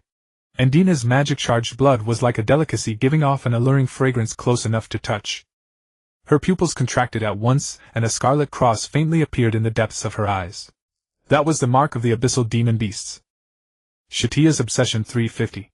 Warning: Satya's obsession 550. This was the last resort. She absolutely could not resist the temptation of blood. Since she could not achieve her goal through persuasion, she would switch to a simpler, more direct method. Yes, just eat me, Satya. Take what is yours. After all, I was always yours. Satya's body began to tremble, and a dangerous miasma radiated from her entire being. But to Dina's surprise, she was still holding back. Sister Dina? She smiled. Even though it was agonizing, she kept smiling. She took out a birthday crown she had hidden for a long time, reached out, and placed it on Dina's head. Happy birthday. I love you. Satya's obsession 750. Satya's obsession 950. Warning: host: Satya's obsession has exceeded the critical threshold. The instant she said those words, Satya lost consciousness. She collapsed onto Dina's chest. Dina dropped the dagger and, following the motion, knelt gently on the floor, supporting Satya's petite body. Suppressing that overpowering desire had left her seriously injured. Although this was nothing to a demon beast, it was enough to plunge her into a coma. And she still had not taken even a single sip of Dina's blood. By now black flames had begun to appear in the room, and the ceiling light dimmed as if its glow had been absorbed. Almost frantic, Dina pressed the wound on her arm to Satya's cherry lips and let the blood flow down her throat. Afraid that it wasn't enough, she bit her own lip and kissed her. With all her strength she gave her blood to Satya. She lifted her head and gasped for breath. Seeing that Satya's condition still had not improved, she kissed her again. Only this way could she force her blood into Satya. Magic Core Completion 7. 5. Magic Core Integrity 8. 5. Magic Core Integrity. Host: you're about to lose too much blood. But Dina acted as if she couldn't hear the system at all and kept repeating what she had just done. After who knows how long, she collapsed limply against the wall, staring at the ceiling with vacant eyes. Her heart could barely beat anymore. On the devastated floor, the blood-soaked birthday crown, like the system's capricious voice, sneered at her and mocked her. Host: it seems you're a good-for-nothing. You can't do anything. Serves you right that you couldn't protect your beloved. How pitiful. Thump, thump, thump. Early morning, Southern Campus. A woman hurried down the office corridor, clutching documents tightly to her chest. She broke into a light jog, muttering under her breath. Almost late, hurry, hurry. The sunlight reflecting off the golden emblem on her faculty uniform flickered across the ceiling. Finally she turned the corner at the end of the corridor to the office door. From behind the walnut door came the magnetic, gentle voice of Principal Wurlicki. Oh no, she was already late. She pushed the door open cautiously, and feeling ashamed walked over to her seat, not daring to make a sound. At that moment the principal was facing away from them. His steady voice calmed everyone as if all matters had already been settled. There are so many commendable students this time. If Her Holiness the Pope could witness such a splendid scene, she would surely be proud of the decision she made back then. When he turned his head toward the woman, he said with a smile, Madam Dean, you must have encountered quite a few promising students as well. Sorry. The dean, who had just hastily taken her seat, smiled awkwardly. She naturally knew Wurlicki was implying that she had been late. Wurlicki, however, seemed to pay it no mind. He simply nodded. Autumn is also the season for admiring flowers. Every year I go for a walk in the Zun garden in Kwanai. It makes me think of the past, and before I know it, time slips away. Principal, I have violated the doctrines to a certain extent. You should at least handle things according to the rules, shouldn't you? As for Wurlicki, he merely smiled. His deep purple eyes seemed full of compassion. Human beings are the creators of rules, and so are doctrines. Gods created humanity, but the world belongs to mankind. When the divinity sees your contributions to humanity, it will surely smile with kindness. At this all the people around laughed in unison. It was as if with Wurlicki present no problem could ever befall the Holy Academy. handsome, gentle, and rational. He was simply a perfect human being. When the meeting was over and everyone had left, he lifted his head to gaze at the sky. A knock sounded at the door. He tapped the floor lightly with his cane and the man entered. A few white clouds veiled the sun. Wurliki. The newcomer was a knight in armor. On his cloak was emblazoned a cobra coiled around a sword. His thick russet beard and sideburns made him seem like a mighty lion. A scar ran from the corner of his mouth all the way to his ear, and his sharp eyes gleamed like an eagle's. Baba Lure, I have always preferred punctual people. This time you were 24 minutes late. We don't even see each other a few times a year, give me a break. The man called Baba Lure casually found a chair and sat down, crossing one leg over his knee. The large conference table appeared diminutive before his imposing frame. To think that from now on I'll have to look at that face of yours, it makes me uneasy, reminding me of the old days. You're still the same, so fond of teasing me. Yeah. Baba Lure bared his teeth in a grin. In all my life I have never seen a man as mad as you. It truly makes one fear. Come on, tell me, did you call me here because it's starting? Wurliki nodded. With his back to Baba Lure, his shadow was cast upon the sacred cross, turning into a ferocious beast with claws outstretched. Let it begin tomorrow. The star ember has already been wiped out, this is our chance. He reached out and took hold of the pendant hanging on his chest, his brows furrowed. I just want to know what the Holy Academy will look like tomorrow. One day is enough for me. Baba Lure chuckled. Just this trash of the Holy Academy. The Saints. Ridiculous. Fledglings that have never tasted war can never appreciate the might of a falcon. No, I still hope you can pay attention to one person. Wurliki said as he walked toward the office exit. I don't know her name, but she killed Zephyr Burlos Akelisi Yomayer and also Bulet. I'm afraid even the legendary general would find her difficult to deal with. Baba Lure's eyes widened. By the time he realized that Wurliki had already vanished from his perception. Naturally, he was curious to know who this person was that Wurliki admired so much. But he knew that most of the people in the Holy Academy would die in tomorrow's war. Including the most radiant saintess, Satya, the one who created the myth of slaying demon beasts single-handedly. Has the holy transformation begun? Baba Lure mused. No, instead of mere musing he felt even more anticipation. The sickroom bed was not warm. The autumn nights had become especially cold. Tina curled up beneath the blanket, hugging her arms tightly. Even in the daytime she felt as if she were trapped in a freezing ice cave.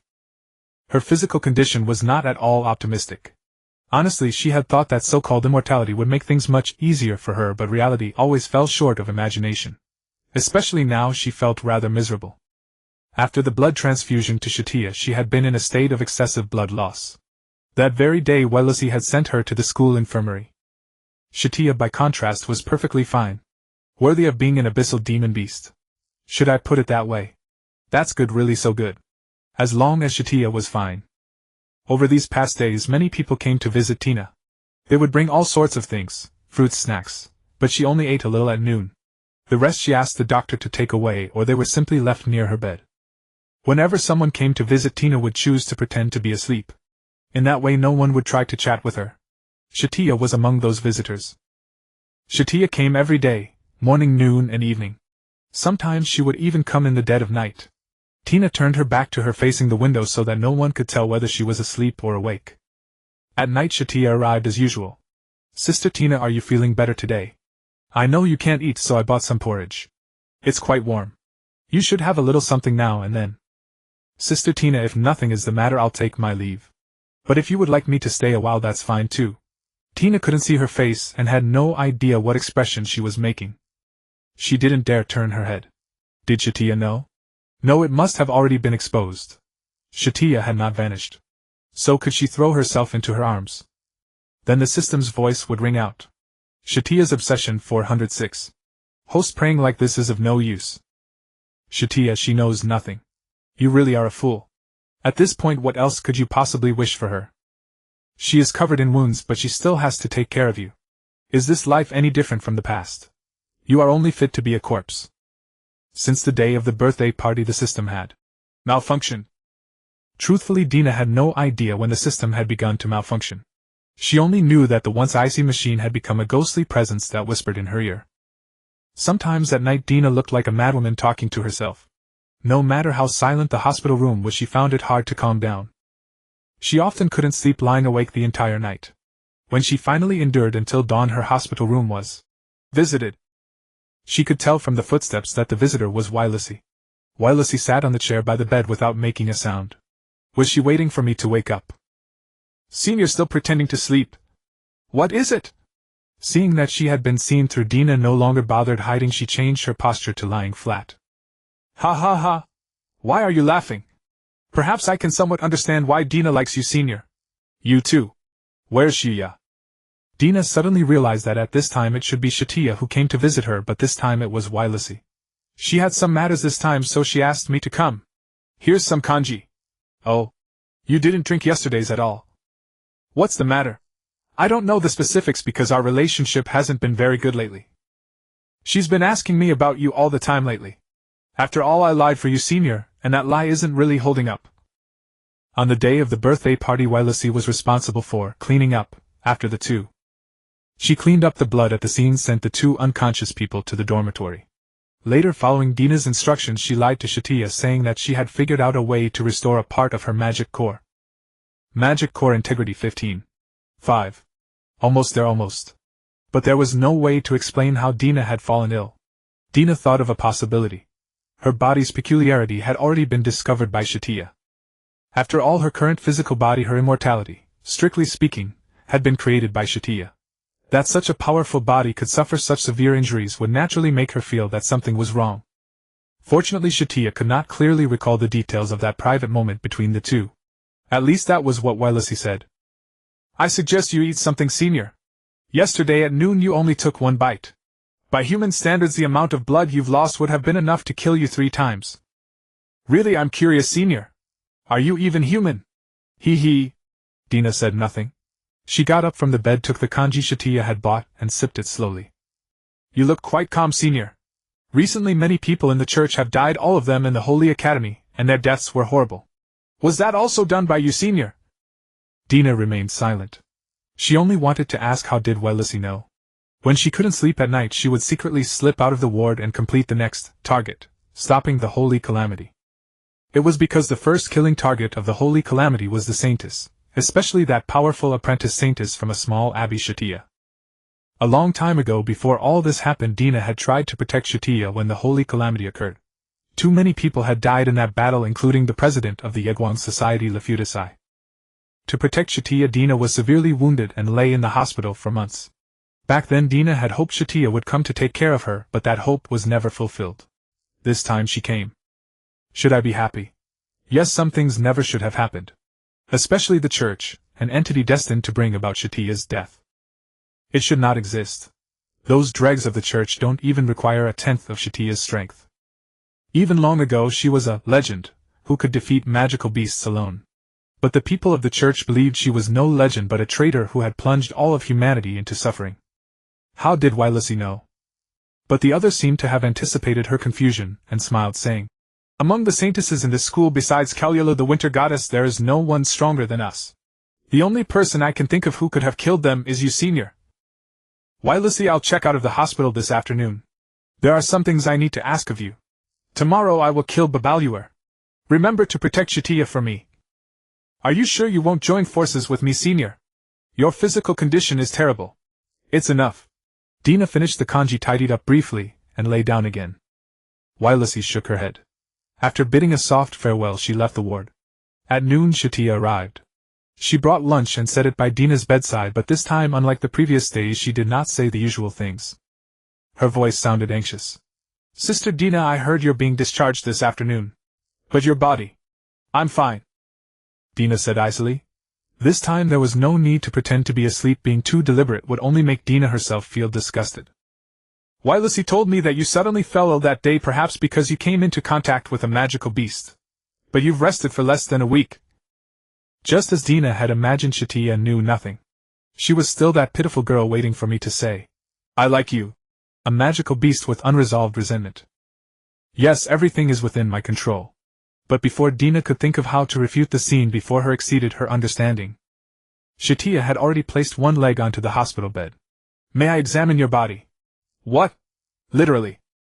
Satya's voice was resolute. Upon hearing those words, Dina sensed trouble. Dina immediately tried to sit up, but the other had already seized her hand. Although the force was gentle, it was just enough to push her back onto the bed. Dina was forced onto her back, locking eyes with Satya. They were beautiful golden eyes, in them there was no longer doubt or disgust, only pure concern and tenderness. She had felt this kind of expression more or less during those 79 years, but this was the first time she had observed it from such close range. Through the blanket she could feel Satya's warmth. This was bad. You let me go. Sister Dina, your body is trembling. Are you afraid? What exactly happened that night? I don't know. Dina tried to struggle, but the next moment Satya's words completely stunned her. Satya did not immediately ask her anything, nor did she actually examine her body in a literal sense. Satya simply grasped her wrist and leaned in slightly. At this distance Dina could smell that comfortable, familiar fragrance, and could clearly see every detail of her cherry lips. Sister Dina, you kissed me that day, didn't you? After coming back through time, Satya learned that Tina had lost her former memories. She no longer wanted to care about anything or understand anything. She was almost in a half-collapsed state, wanting only to make Tina like her. On the surface she kept up appearances, but in truth she had long grown tired of everything. It wasn't until that time in the hospital room, when she discovered that Sister Tina might be hiding something, that she found the motivation to keep going. She wanted to understand Tina, she wanted to know what had happened to Sister Tina that made her say such heartbreaking words in front of her. She didn't really care about the state of her magic core, which was indeed terrible. But that didn't mean she was unaware. After the birthday party ended, she woke up in her own bedroom and found that her body had become much lighter. Her magic core was gradually taking shape, proving that she was approaching the prime of a magical beast. The difference from before was that the power of chaos had not been used to create magic. Because of this, she would become enormously powerful. Yet no matter how hard she tried, she couldn't recall what had happened last night. It seemed she had talked alone with Sister Tina. Everything after that had vanished as if erased. Just as she was about to investigate, filled with excitement and anticipation, Viros poured cold water on her. You and Tina both passed out. Your condition was very bad, so I tried to strengthen your magic core, hoping you would recover. And Sister Tina? She's sick. She's in the hospital room now, in very bad shape. We are magical beasts. The aura we release is poison to humans. That explanation sounded very reasonable, but Satya had latched on to two crucial details. First, Tina's body was something she had personally modified. The time reset had only changed the world. Both her own body and Tina's had been sent almost exactly as they were to the present point in time. Although her constitution and strength had not changed much compared with her human period, her tolerance toward magical beasts had become stronger. She had almost complete resistance to illusion magic and curses, and it was even possible that this had been further enhanced after the time reset spell was completed. But that was not even the most important thing.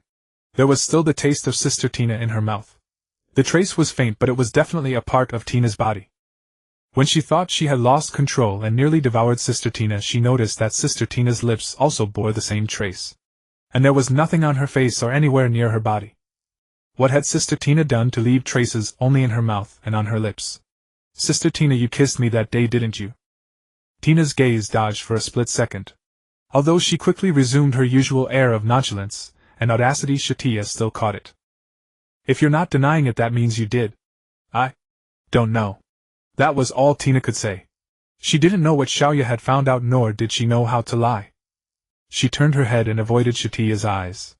Satya lightly ran her fingers over her wrist, a symbolic gesture of taking her pulse, and while examining her said with certainty, I remember Sister Tina's taste. It carries sorrow and bitterness. I also know that someone is hurting you. As she said this, Satya pressed her warm hand against Tina's face. Her expression gradually turned strange. It was still tender, yes, but possessiveness had crept into it.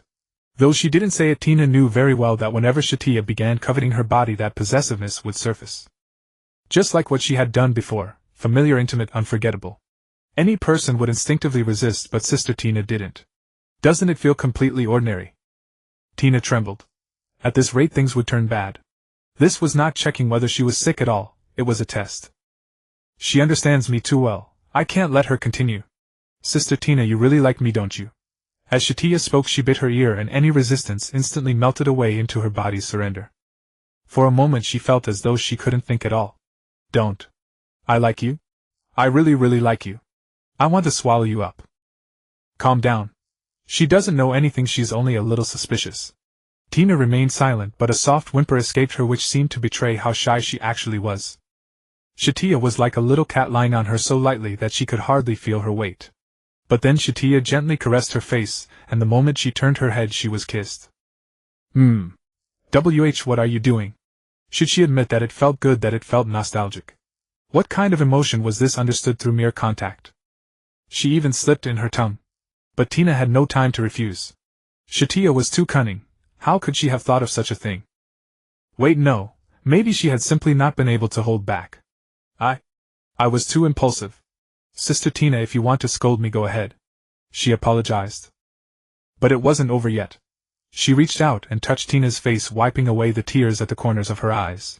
Don't cry. I'm sorry. I won't do it again. I'm sick, I feel terrible, and you're still bullying me. Tina immediately retorted, glaring at her fiercely. I wasn't crying. After she said that, guilt and apology appeared on Satya's face, and she indeed released her. Suddenly Tina felt a surge of energy spread from her throat through her entire body. It was a searing energy, and miraculously it made Tina's whole body sink down. It was like the drowsiness that surfaces in your mind when exhausted you slip into warm bedding after a bath, and pull the covers over yourself. Sure enough, Xiaoyan knew this body belonged to her. That's better. It was as if what had just happened had never occurred, but the heat still lingering on her body told Tina that it was no illusion. Satya sat on the chair beside the head of the bed, lowering her head with great interest to watch her. And Tina was already so sleepy that she couldn't keep her eyes open. What did you do to me? Sleep, Sister Tina? You need rest. Tina also realized this was not mere drowsiness. She could feel the strength returning throughout her body, and her body was entering an accelerated mode of self-repair. The energy inside her body was being rapidly consumed to repair the damage, which was why she felt drowsy. The very thing Satya had done moments ago was to flip that switch inside her body. In this state, Tina was utterly incapable of resisting. The fault lay in Satya knowing her body too well. School tomorrow will be dangerous. This is the safest place. Don't worry, Sister Tina. I'll stay with you the whole time. Tina only felt her body growing heavier and heavier.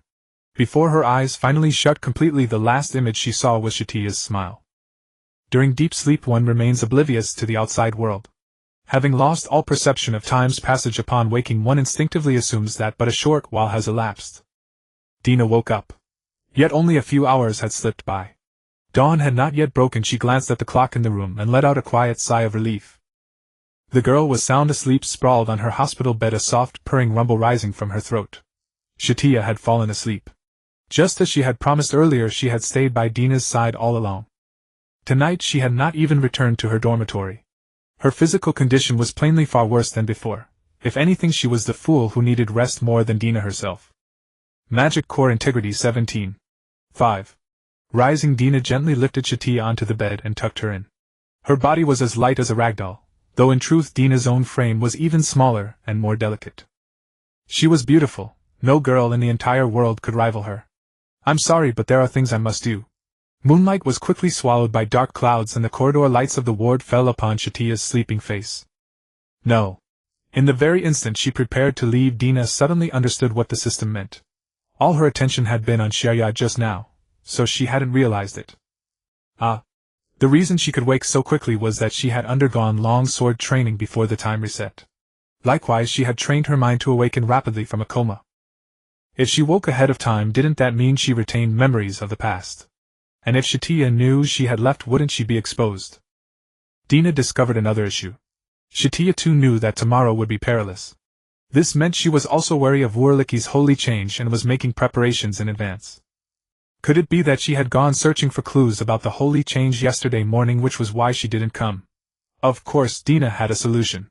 She simply needed to resolve the so-called holy change before Satya awakened. At that point she only needed to pretend as if nothing had happened. Satya would have no reason to suspect her. Fortunately, Dina intended to end all of this before the holy change began. Some things were better nipped in the bud than stopped after they had already come to pass. Dina bit her lip until it broke once again. She gently cupped Satya's head and pressed a kiss to her lips. Her blood flowed down the other girl's throat once more, and Satya would sleep even longer as her magic core mended. For a short while she would be difficult to wake. Dina suddenly felt this wasn't so bad, though kissing every time did feel a little strange. She patted Satya's head, then leaped out of the window. The night breeze lifted her silver-white hair. Moonlight pierced through the gloom, leaving a few drops of sweet-scented dew upon her cherry lips. Suddenly the door opened. The one who walked in was Wylissy. She looked in disbelief at Satya sleeping soundly on the bed. By then Dina had already left the ward. Lady Satya? Why Lucy couldn't quite understand what had happened here. But she had been told in advance by Satya to come to the ward in the early hours, and together they would set out for Babalyor's location to stop a plot to assassinate the Holy Maiden. After a brief moment of consideration she stepped forward and said, Lady Satya, Dina has already left. Time to wake up. Far to the south of the Holy Academy lay a mountain range that divided the southern plains from the northern lands. After the main trade route was opened, the Alai Mountains became a world-famous scenic spot. The snow-capped mountains shifted from hazy pale blue to a dreamlike purple in the drifting mist. The clear melodious calls of birds echoed through the forests, soothing the soul. It was also an excellent vacation destination. Yet on an unknown mountain peak a steel fortress had quietly risen. Built in secret within the encircling mountains, its golden walls of bronze and iron were said to be capable of repelling the attacks of all magical beasts. Guarded by several inquisitors and jointly constructed by the Cardinal and Wurliki, it had become the most heavily fortified stronghold in the world. Yukisi Fortress. Dina remembered the name well, and of course this was not her first visit. The last time she had come here it had already been abandoned. Satya had eliminated Babalyor, and the Holy Change Legions. The tragedy had reduced this place to ruins, and all evidence was buried beneath thick snow. Navigating the labyrinth and intricate passages down to the fortress's lower levels, Dina headed straight for its very center. Her speed was more than enough to slip past the eyes of all the inquisitors even after tearing open the gates. This operation went as smoothly as usual. The fortress's structure was like a maze, yet its central area was as large as a basketball court. Countless pipes rose from the mountain mass beneath the earth, seemingly drawing energy from the earth veins. At the center of that tangled cluster of pipes sat a massive cylindrical glass vessel. Within it a black orb of energy pulsed rhythmically like a heart. Black tendrils connected to it clung tightly to the inner surface of the glass, interlaced with colorful veins, creating a mysterious and uncanny sight. Chaos Core. This core was produced by the upper echelons of the church. According to the records Dina had examined, they had once captured a magical beast for research, drained the inexhaustible energy from its body, and condensed it into a core through a special method. Unlike a magical beast's magic core, this core was mostly composed of chaotic energy. Its greatest distinction was that it could be used directly as energy. Conversely, it could also serve as nourishment for magical beasts to absorb. For Satya, who had lost her magic core, it was the perfect supplement. Dina had long wanted to take this thing away to restore Satya's magic core. Her blood could at best only do part of the job. This pure chaotic energy was also essential nourishment for Satya. To that end she had assassinated several church members, obtained the fortress map that changed at any moment, bypassed layers of obstacles, and reached the fortress's core area at top speed without making a sound. The young girl in a maid outfit lightly hopped over to the container. The chaos core seemed to possess a will of its own. As it pulsed, it drifted slightly toward Dina as she drew near. But just before she could touch the container, something unexpected happened. Swoosh! A sword flew toward her neck. She easily sidestepped it, and the blade pierced straight into the wall, followed by a thunderous roar that filled the air. Dina turned her head slightly, and saw that the wall had been torn open into a huge gap. You truly disappoint me. The voice came from a man standing 50 meters away atop one of the pipes. He was about 230 centimeters tall, like a small mountain. His thick, heavy armor made his frame even more fearsome. Clearly he was the one who had attacked Dina.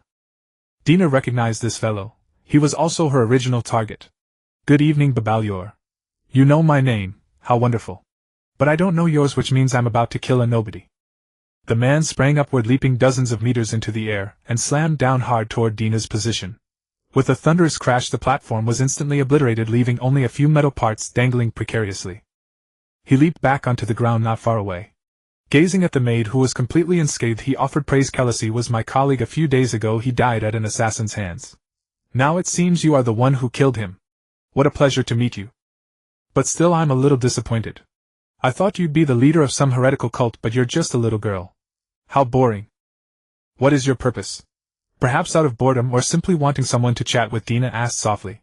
The Chaos Core. This thing is far more formidable than you can imagine. This device can launch the Chaos Core to any location where a teleportation array has been set up, triggering an explosion anytime, anywhere. Babalyor's gaze turned even more brutal and piercing. In a few hours the machine will activate and hurl the core at the Holy Academy. Then the poor fools gathered in the south and the Holy Maiden, everyone will die. Dina of course remembered it. It had been an unprecedented explosion. When the Chaos Core detonated, it destroyed the southern campus even within a barrier erected by countless mages. The vast majority of those who opposed Wurliki would die, and the legions lurking in the shadows waiting for their moment would rush forward to slaughter any who slipped through the net. This operation was called the Holy Change by Wurliki, and the whole process lasted only 24 hours. Babalyor pointed at himself. And I will kill every intruder. But before he could continue his attack, he looked up and realized that the Chaos Core and the glass container had long since vanished. The girl before him was perhaps far more troublesome than he had imagined. Tina still remembered that when she practiced swordsmanship, several of her fellow students used to challenge one another to duels all the time. Those so-called duels, however, required a witness, someone akin to a referee. A witness was responsible for announcing the start and end of a duel. But in real combat there is no witness. Slaughter began at the birth of this world, and it has never ended. Boom! The gates to the central area slammed shut, leaving no one able to interfere with their fight. Barbarol charged forward, then shot up like a cannonball, leaving nothing behind but a web of cracked ground. He condensed mana into his fist, and the moment he closed in on Tina, unleashed a punch that traveled faster than his own flight. Kaboom! His fist smashed into the floor, sending stones and shattered pieces flying as the ground trembled violently. A miss. Barbarol's keen senses told him that Tina was already standing behind him.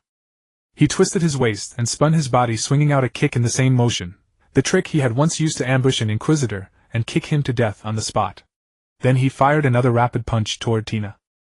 Bang! Bang! Bang! Yet none of the blows could land on Tina. Barbarol felt a creeping unease. Never in his life had he seen such a small, delicate girl move faster than he did, toying with him like a monkey. He drew his gilded longsword and tore off his cloak and armor, revealing the robust muscles beneath his chainmail. I never thought you'd be such an excellent knight. Could you be one of the Pope's personal guards? Come on then. You church lapdog. Dueling is what you people love most, isn't it? His furious voice echoed through the chamber, yet Tina knew he was only trying to boost his own courage. Any normal knight should have realized the vast disparity in their strength. Tina happened to be standing on a huge boulder that had just fallen from above. Her maid uniform was unstained by even a speck of dust, and her deep blue hair was sleek and neat, not the slightest trace of a battle's dishevelment. She produced a dagger. I'd actually love to let you and the church tear each other apart. But no, that won't do. You're far too dangerous to Shaya, so I can't keep any of you alive. Barbarol's sharp instincts told him who she was, and his eyes flew wide in disbelief. In that case, you're a student of the Holy Academy. Yes. But what use is knowing that now? Barbarol raised his sword in a guard, and this time he sensed the immense killing intent emanating from her. How could a battle-hardened veteran not recognize that pressure? Yet Tina's murderous intent was far denser than he had expected, like a dragon that wanted to skin him alive and cook him over fire. A girl with such an innocent, cute appearance, just like those saintesses, could be this terrifying. Cold sweat broke out all over him. But as long as he stayed put, reinforcements from the outside would eventually come. At this rate, Ulrich should be making his move by now. He only needed to survive a few more minutes. Aya! Barbarol suddenly felt a sharp pain in his wrist and let out a howl. When he came to his senses, the hand that had been holding his sword was completely paralyzed. His tendons had been severed. He reacted swiftly, retreating and using the bracer on his left arm to block. Thud. The violent force sent him flying backward, and by then his left hand had lost all sensation. His massive body tumbled across the ground. He quickly shook himself back to reality, got up, and saw that beneath the shattered mithril bracer blood was streaming freely. What terrifying strength! Even the strongest student of the Holy Academy would be crushed before him. At that moment Tina felt a trace of emotion. She twirled the dagger. It was a mithril weapon she had borrowed from Xingxian, small, light, and capable of concealing any number of tricks. So you really are the legendary general. I just used all my strength trying to cripple your hand. Cough. You damn thing. This woman actually thought she could have crippled me for good just now. Was she even planning to torture me? Barbarol could barely make out Tina's figure. He picked up his sword and slashed swiftly toward her, then followed with a beautiful series of continuous thrusts. The maid vanished again, but this time Barbarol's sword shattered with a sharp crack. A few seconds later the maid stepped slowly out of the mist, graceful, beautiful, and without a single needless movement. His right hand, abdomen, and ribs began to throb with intense pain. Tina had severed the tendons in his right hand and struck specific points in his body to prevent him from using mana. Then she cut the tendons in Barbarol's legs, yet she did not finish him off. She left him barely breathing. Damn it, damn it! You vile, despicable bastard! Once Ulrich arrives, you're dead. How do you know what will happen if you kill me? The church will pursue you with everything it has and the whole world will despise you. But they won't kill you, they'll hang you on a cross and parade you around. They'll lock you up like that woman's mother and feed you pig swill. Ha! If I live to see it, I can already imagine you begging for mercy. But Tina was not angry in the slightest. Instead, she tilted her head and smiled. Her eyes were hidden, but the curve of her raised lips made Barbarol think of the word demon. The sound she made as she sneered was as pleasant as a nightingale's song, yet it made Barbarol's blood run cold. To be honest, the people I hate most are you so-called heroes. What? Do you really think you can do all the things you just said? What meaning does a vision that exists only in your ideals have? Ha! You can't do any of it, yet you insist on pretending, wearing that sanctimonious and revolting look. Damnable creature. Wait, what are you going to do? As she said this, Tina's dagger stabbed toward Barbarol's eye. Save me. Someone. Save me. There's a demon here, there's a demon. Half an hour later, Barbarol's cries for help reached the gate of the fortress's central area. His limbs were a bloody, mangled mess, and could not move. He squirmed and crawled along the ground like a worm. Desperate rasping sounds came from his throat as he dragged himself with all his might toward safety. Finally someone spoke. What's the matter, Lord Barbarol? The girl who spoke sounded familiar to Barbarol, but in this life-or-death moment, he could not afford to think about it. Save me, please save me. There's a demon inside. Save me. Please. You're saintesses, aren't you? Yet the woman known as the saintess did not extend a hand. Instead, she turned to the person behind her and said, Lady Satya, what should we do with this one? As you wish. She's your enemy, isn't she? Just don't leave her alive. At the same time, Satya looked through the central gate into the ruins within, where countless pipes were connected. She wondered who this demon truly was. Satya wanted to know just who this demon really was. She had begun her investigation several days ago. Unlike before, the time reset, the inquisitors who should have been responsible for killing her had all died, and now the high-ranking members of the Church Academy were also perishing one after another. The demon beast that was supposed to destroy half the Holy Academy had appeared ahead of time, regained its sanity, and forged an alliance with her. During this period, Wei Luosi had helped her a great deal. Afterward, using her authority as an apprentice saintess, she investigated these murders, and the clues gradually pointed toward Wuerlicke's holy transformation. She also realized that the holy transformation would begin within the next few days. Perhaps all of this was being secretly orchestrated by the Demon King. No one had ever seen the Demon King, but everyone knew that such a being existed. The Demon King was an extremely dangerous being. Within a short span of time, she had killed half of the church's high-ranking officials and gathered the scattered demon beasts together. Perhaps for some reason the Demon King was unwilling to reveal herself and make contact with them. Satya wanted to meet the Demon King. There were things she wished to ask. A demon beast that had lost its demonic core was like a human who had lost their heart, clinging to existence through sheer instinct. But the Demon King's existence gave her a faint glimmer of hope. The Demon King surely knew how to restore a demon beast's demonic core, and also knew what had truly happened to Sister Dina's body. That way she could stay with Sister Dina forever.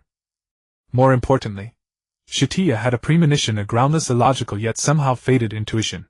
What if the so-called Demon King was actually Sister Dina? Sister Dina had been hiding something from her all along. To protect Dina and to pick up the Demon King's trail, she had contacted Wei Luosi in advance, asking her to come to Dina's ward at the appointed time to meet her. They were to set out for the fortress under the cover of night. When she woke, however, she found that Sister Dina was gone. She had originally intended to have Wei Luosi look after Dina for the time being. But Wei Luosi said that when she arrived, she had accidentally awakened Dina and had already helped her check out of the hospital. Introverted as she was, she herself had not managed to follow Dina. And so the two of them went to the fortress together, which led to the scene that had just occurred. You too are the saintesses, right? Baba Luo extended his hand, but Wei Luosi ruthlessly stepped on it, making him cry out in pain once more. Yes, I am the saintess Wei Luosi. Pleased to make your acquaintance, Lord Baba Luo. Wait, you? It's me. Long time no see, Baba Luo. Wei Luosi's unhinged laughter was like a specter's. Satya, however, left Wei Luosi behind. She wanted to see with her own eyes where that demon was. She walked into the central area, but unexpectedly the great door slammed shut with a bang. Clearly that could not stop her and Wei Luosi. The space here was utterly unfamiliar to her. Although she had endured the holy transformation and ultimately killed Baba Luo, she had never set foot inside this fortress back then. She had never imagined it could be so vast. Satya lifted her head and saw a figure standing at the center of the enormous space before the glass vessel that should have held an unknown existence. A maid's uniform. It seemed familiar, but she couldn't remember why. Strange. Little did she know the mysterious maid was Dina herself. Dina had assumed the newcomer was an outside helper or perhaps some fellow like Wurliki, and was preparing to slip through the ceiling ducts to leave the fortress and return to Satya. But the moment she turned around she found Satya standing right at the entrance. Wait, why is she here? No. Shouldn't my blood have taken effect already? Could it be that someone else had woken her? Dina pushed her perception to its absolute limit, and suddenly detected Wei Luosi right beside Baba Luor, who had been on the verge of death. She suddenly understood everything. Shortly after she left, Wei Luosi had entered the ward, woken Satya, and the two of them had come to the fortress together. This was trouble. Have I been exposed? Dina remained composed, merely observing Satya from behind her mask. Before coming here she had commissioned Xing Xian to modify the chaos mask so Satya would likely not recognize her now. Excuse me, are you the Demon King? Satya asked. Dina breathed a sigh of relief. So it was a false alarm after all. But Xiaoya actually suspected that I was the Demon King. It seemed many misunderstandings were buried in all of this. That was fine too. She would make good use of this identity. Dina nodded, then with a light leap she landed right before Satya. The awkward part was that she had forgotten to control her strength and ended up far too close to Satya. Only half a meter separated them, and Dina could once again catch the scent of her body. Her own aura, however, had been concealed long ago. Even Satya could never detect it. I am the Demon King Satya, this is your reward. She reached out and opened her hand, revealing the eerie chaos core before Satya. Satya knew it was meant for her, yet she did not reach out to take it. Demon King, what is your purpose? Her face was etched with gravity. Is your aim to destroy humanity, or is it merely an obsession? What kind of being are you exactly? What is your goal? Dina tilted her head in thought. She reached out and gently patted Satya's head. She intended to answer with an air of mystery. After all, how could she know what the Demon King truly thought? Let such matters remain only in our hearts. Dina's hand did not stop. This feeling was truly addictive. She loved Satya so much. So much. She loved her enough to want to possess her completely, yet she had never once been given such a chance. Can have her. Wait a little longer. My dear host, you are utterly worthless. Damn it. Suddenly Satya pushed her hand away. It did not hurt, but Satya had pushed hard. Dina's feelings were complicated. She did not know whether to be happy or sad. Great Demon King, I have a request. I can decline this chaos core, but I want to know whose face truly lies beneath your mask. Your core is already damaged. At this rate you will die. This is my responsibility, not your willfulness. Before Satya could say anything more, the chaos core was already pressed into her hands. The maid had already turned and left. In an instant she was more than 10 meters away. Satya gritted her teeth. She did not feel there was anything wrong with it, yet she had a feeling that if she let the Demon King go she would surely regret it. She would surely lose something. She always felt as if she were chasing something, yet no matter how hard she tried she could never catch up. That night she knew full well that Sister Dina had kissed her, but she still could not find any other trace or evidence. She had accomplished nothing. Demon King, who exactly are you? And what if I refuse? Before Dina could leave, a beam of golden light descended from the sky, blocking her path. In Satya's eyes a scarlet cross surfaced. Rivers of miasma materialized around her, and several tentacles sprang up from the ground. Forgive my impertinence, great Demon King. Demonic Core Integrity 22. 5. Demonic Core Integrity 27. 5. Demonic Core Integrity 32. 5. Look, my dear host, you are about to fail again. Clearly Satya had already devoured the Chaos Core, and her power had grown even greater. But the situation was turning dire. Tina could not fathom why this was happening, and Satya's assault was already upon her. Her tentacles rose from every direction like black vines surging from the earth, launching an inescapable, all-encompassing attack against Tina. One tentacle struck the ground where Tina had stood, yet it did not cause any damage to the surrounding buildings. Satya intended to capture her alive. Dodging these tentacles was child's play for Tina. But before she could find a second foothold, a torrent of intertwined golden and black light closed in on her in an instant. Satya, gripping a long sword wrapped in miasma, struck Tina's mask with pinpoint precision. Huff! Tina managed to deflect the force just in time and evade. Her feet adhered to the ceiling like suction cups, saving her from the second wave of tentacle strikes. Crack! The mask began to fracture from its very center. If Satya landed another blow, her true face would be revealed. Indeed, Satya was an immensely formidable opponent. Tina had no intention of harming her, nor did she possess any will to fight.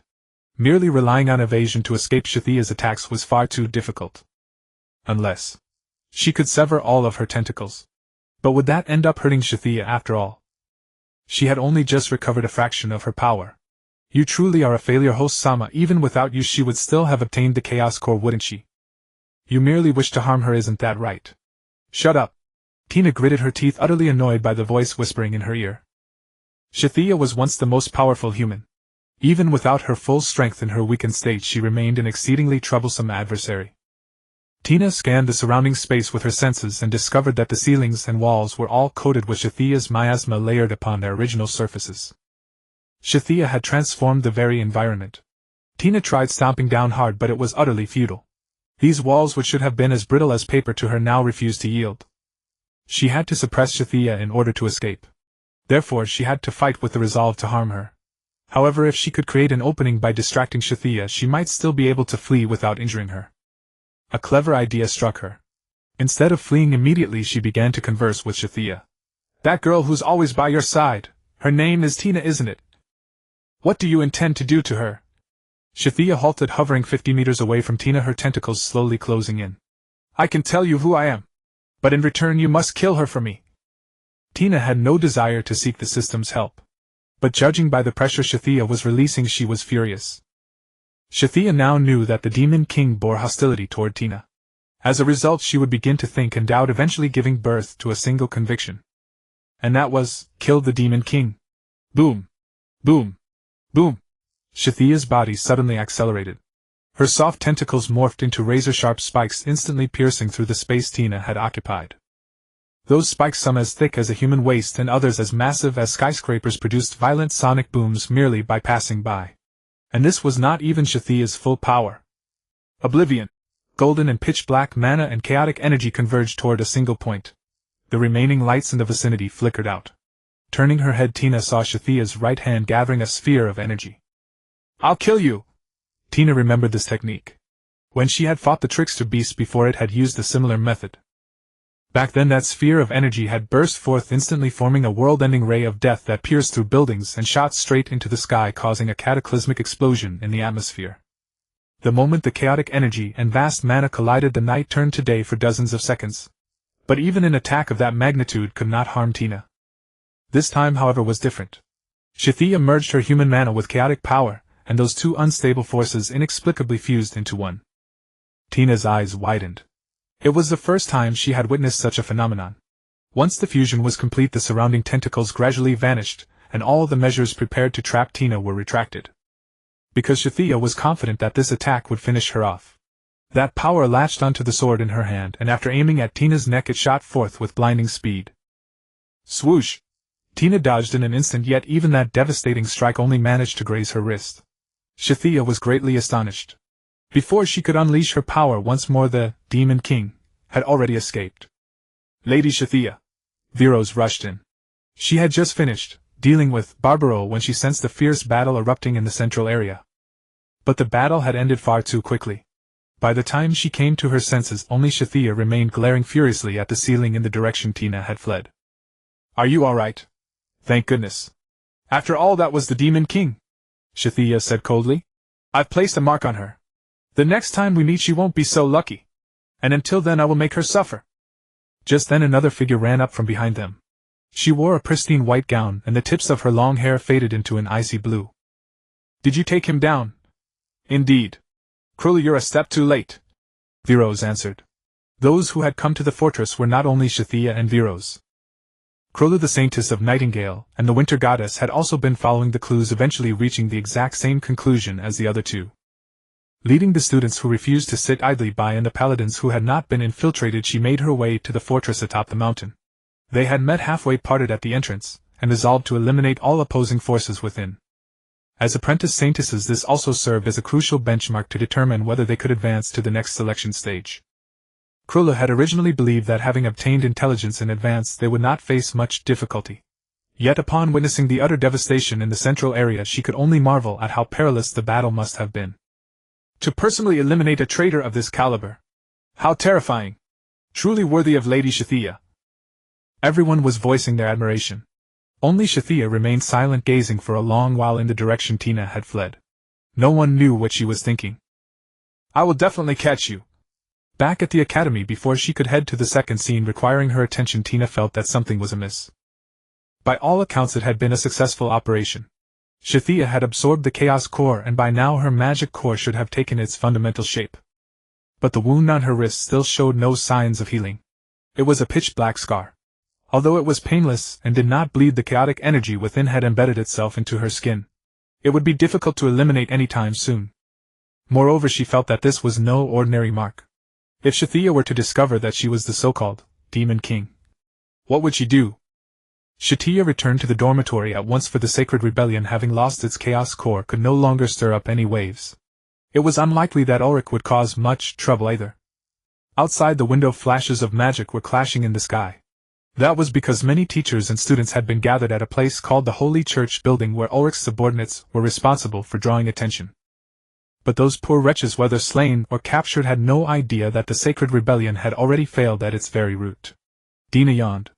At that moment a few strands of magic tangled in the eastern sky, causing explosions in the air. Then a golden hemisphere barrier instantly sealed off the entire eastern campus. It seemed the academy had acted with remarkable speed this time. Probably someone had sensed it in advance. Could it be Satya?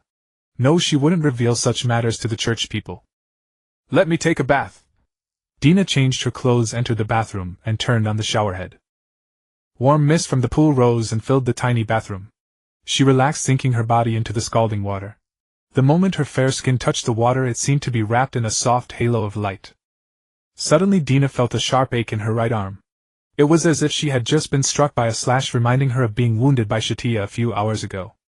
She raised her hand and examined it closely. The wound on her skin was emitting miasma, as if countless invisible threads were stretching it open, making the deep, dreadful darkness even larger. In truth, wounds contaminated by the power of chaos were not uncommon. However, Dina realized this might be a special mark. In the instant she left the central area, she felt Satya's killing intent vanish for a moment. Otherwise she would have chosen to keep finding ways to pursue her rather than simply wait. In other words, did Xiaoya have confidence that this method could achieve the result she wanted? She was about to say the word system, when she suddenly remembered that the system couldn't inspect her own body's information at all. At best it could report Satya's status or mutter to itself. Dina had grown resistant to the system. I'll ask Miranda about it later. With that she submerged her entire body in the water. She rarely had the chance to take a bath. But as she lay on the bed she sensed something was wrong. At first the wound itched unbearably, then the pain returned. It was not intermittent pain but a continuously intensifying, scorching, tearing agony. She immediately used magic to block the sensation in her arm, but it had no effect whatsoever. "See, curse!" Dina broke out in a cold sweat. She clutched her arm, curled up, and took deep breaths to calm herself. The moment she closed her eyes she had a hallucination of her arm being torn apart. "Xiaoyu, you idiot, how cruel!" Dina muttered softly.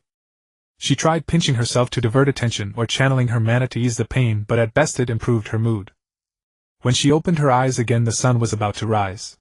At the Saint Academy, in marked contrast to the cold sweat she had broken into earlier, Dina now only felt cold. She endured it like that until dawn. In fact, not much time had passed. When she was about to go out she discovered that the wound on her arm had grown to a terrifying degree. What was originally a neat scar now bore crack-like patterns extending across her entire forearm. Huff huff. Scarlet energy surged within the wound as if absorbing the power of her body. Clearly waiting had done nothing to improve the wound. But what made Dina even more desperate was yet to come. Knock, knock, knock. The door was knocked. The visitor was none other than Satya. "Last night Wellesley said you went home? You should be fine, right? Sister Dina." Dina had initially wanted to stay silent and pretend she wasn't there. But perhaps her groans caught Satya's attention, prompting the latter to ask anxiously, "Sister Dina, what's wrong? Are you feeling unwell?" "Sorry." With a crisp sound Satya's magic shattered the door lock. She ran into the room, immediately found Dina's bedroom, and set the congee and soy milk she was holding on the table near the bed. The girl before her eyes was curled up in the blanket, pale-faced, heaving heavy breaths. Her condition was terrible. "Sister Dina." Satya immediately rushed to her side, knelt on the floor, reached into the blanket, and tightly grasped her left hand. Fortunately it wasn't the cursed left hand. Fortunately she didn't notice the wound on my left hand. A curse and the curses, master, resonate with each other, allowing the demon beast to know the whereabouts of the one cursed. But Dina had already blocked the mana circuit in her left hand so Satya wouldn't be able to detect it. I'm fine. But you're in so much pain. I just didn't expect there would be after effects. Even after Dina said that, she insisted on not leaving. Her expression was complicated, but more than anything she gently stroked her hand. Just that. Thinking back, Satya used to be a frail, sickly girl. Whenever she was bedridden, Dina would hold her hand and comfort her. These curses were nothing much, but she absolutely couldn't tell her. Dina choked for a long time, then managed to spit out only 2 words. Idiot. But why did Satya look even happier instead? Did she think I was praising her? Sister Dina, did someone come looking for you yesterday? Who? She wore a maid outfit and had blue hair. As for the rest, I can't quite remember. If you find her, be sure to contact me. Dina was speechless for a moment. Wasn't that herself disguised as the Demon King? She didn't respond, simply continued to burrow herself under the blanket. Since there was a chance of being exposed, staying put was the best option. Satya was convinced that all of this was the Demon King's doing. Is the Demon King warning me? Did she cast a curse on Sister Dina as well? Damn it! Satya kept Dina company like that until the sky was completely bright. Only then did she rummage through the cabinet for medicine and various magical tools and contact the dormitory manager to ask her to find some medicine from the medical scholars at the Star Tower. Dina stared blankly at her busy figure, one hand hidden under the pillow beside her, the other pressed over her heart. Why is it that the one who saved me is you and the one who hurt me is also you? So loved, so loved, so loved. At that moment the buzzing in her ears began again. An urge stirred within Tina's heart, one that grew especially pronounced whenever Satya was by her side. The more she tried to suppress it, the more intense it became. Tina even began to suspect that she truly had been affected. No, Satya, you fool. Why would you go to such lengths for me? Do you really owe me anything? It hurt so much. Several hours later, Satya had found her various pain-relieving medicines and magical supplements, spending the entire morning by her side. She suggested that Tina be admitted to the hospital, but Tina refused. Perhaps it was only temporary relief, but the agony brought by the curse had eased considerably. She went straight to the top floor of the library and found Miranda. I'm very sorry, but I cannot help you with this wound. Miranda shook her head. As she spoke, she took out a special magical bandage and wrapped it around the wound. Tina nodded. This curse is likely controlled by the will of the magical beast. It seems it intends to torment you, which is why you suffer so terribly. If you truly wish to rid yourself of this wound, I imagine you would have to destroy the beast that harmed you. But it appears you failed. Yes. Tina pretended to look embarrassed but said nothing more. Miranda's conjecture aligned perfectly with her own theory. What if I cut it off? I never imagined you could say something so terrifying. Still, that method probably wouldn't work either. Miranda lightly pressed the area around the wound. It did not hurt much now, only felt slightly warm. It harms not your flesh, but something akin to your soul. The wound is merely a manifestation. You have most likely been marked. This thing is probably a curse. Then I suppose I'm quite lucky. Tina gave a bitter smile. An ordinary person would begin to feel unwell within days, then be utterly consumed by agony. Fortunately, she had immortality. Even if all the blood drained from her body, nothing would go wrong. Tina also remembered this bandage. It had no healing effect, but it could greatly suppress the spread of the curse. That's all the help I can offer. Have you made any progress regarding your sister? Miranda nodded, but the shadows in her eyes deepened. I did as you said and obtained more documents. Your class is not the first Sacred Maiden selection. In fact, a very long time ago there was another selection. It took place more than 10 years ago. 4 apprentice Sacred Maidens competed against one another to choose the one most suited for the position. Miranda's brows were tightly knit. As she spoke, she was clearly recalling some unpleasant memories. Unlike this time, that selection was not public. Including my sister, fewer than 20 people knew of it. My sister was chosen as the Star Sage to oversee the selection. In the end, none of those Sacred Maidens survived. Not long after came the Lista incident, and a while after that Lista vanished from this world. Perhaps from the very beginning the Sacred Maiden selection was a doomed plan. In the afternoon, Satya walked straight toward the teaching building of the Eastern Campus. The Eastern Campus was originally a place Tina rarely set foot in. Because of the Sacred Maiden selection, the holy change, and the awakening of the flame beast. The students had never attended a single class. Now that both incidents had been resolved, the students had officially begun their studies. Of course, the most important reason was that the sacred maiden selection had come to an end. Have you heard? Satya actually killed the traitor. That general was one of the strongest warriors. Is Satya really already that powerful? The entire Holy Academy owes so much to Lady Satya. I'm a fan of the sacred maiden. As she walked along the street, similar voices appeared around her from time to time. Tina once again credited Satya with all the achievements. Now, if one were to measure the sacred maiden's achievements by contributions, Satya had completely surpassed everyone else. And even by combat prowess or leadership, Satya was unrivaled among all the apprentice sacred maidens. In short, nearly the entire church had already acknowledged that Satya would become the final sacred maiden. With the sacred maiden selection no longer interfering, the Holy Academy naturally resumed classes. Thinking of this, Tina picked up the letter in her hand. The letter paper was made of the Holy Academy's golden-laid material with a large A printed on the front. In simple terms, she had been placed in Class A. That was the class containing the strongest students in the entire Holy Academy. At the Holy Academy, only the most excellent students could enjoy the finest courses, and Class A students were granted access to the Academy's most elite lessons. They would rarely meet students from other levels. This had originally been one of the privileges of being an apprentice sacred maiden. But Tina remembered that she was no longer the so-called sacred maiden. She had already given her Star Tower seat to Verosa. Ironically, all the compulsory courses except for elective ones were held in the same building. This was Tina's first time attending classes there. Even in the past few months, she had only sat in on a few lessons in an ordinary classroom on the eastern campus. Looking up, all she could see were the blue flags fluttering atop the towering structure and the golden cross. The pristine white bricks radiated an air of solemnity, while a giant ruby clock floated in the gap at the top of the building, driven by mysterious magic. The Holy Church Tower. After the crisis was resolved, it was once again in use. Look, that's Tina. Isn't that building restricted to Class A students? She doesn't seem to be a sacred maiden anymore. From behind came the voices of students discussing in hushed tones. They huddled together, seemingly looking forward to the entrance of their goddess or idol. The girl walking past them was clearly not the figure they had hoped to see. Tina, of course, was equally puzzled. She entered the building and presented the golden student ID she had taken from the envelope. The guards on both sides nodded and slightly bowed, signaling that she could enter. The first thing Tina did after stepping inside was to go to the nearest office. She pushed open the door and said to the female teacher at the desk, "Hello, I would like to request withdrawal from Class A." "Huh? What do you mean, student?" The teacher had been about to greet the cute and outstanding student with a smile. "Wait, what is this student trying to say? Are you Tina? Don't be so rash. Let's talk this through first." But Tina tilted her head and said, "Headmistress, only those with all their astronomy, history, and mathematics grades above 97 with a comprehensive magic score above 95 or apprentice sacred maidens can join Class A. Do I look like an apprentice sacred maiden to you?" To be honest, this had truly disrupted her plans. Attending such classes would not only teach her nothing but also waste 2 hours of every afternoon.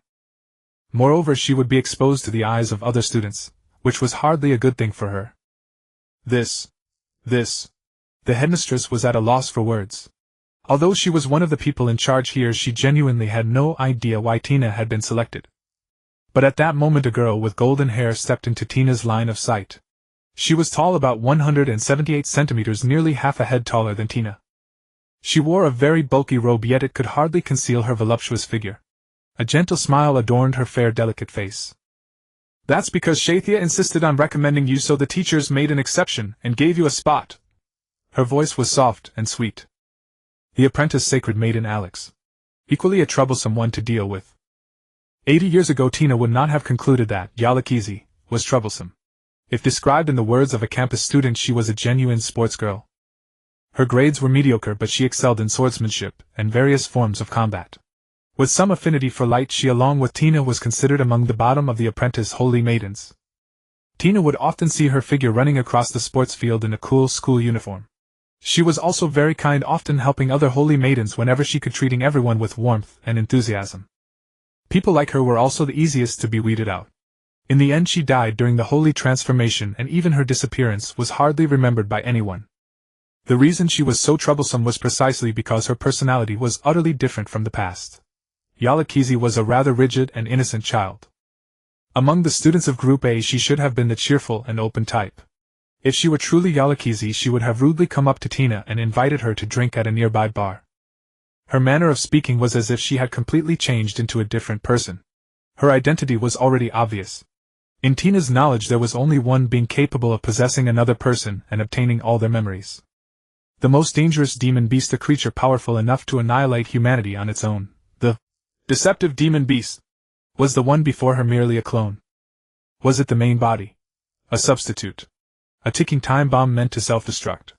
No one knew, or rather no one would know until Tina personally killed this creature.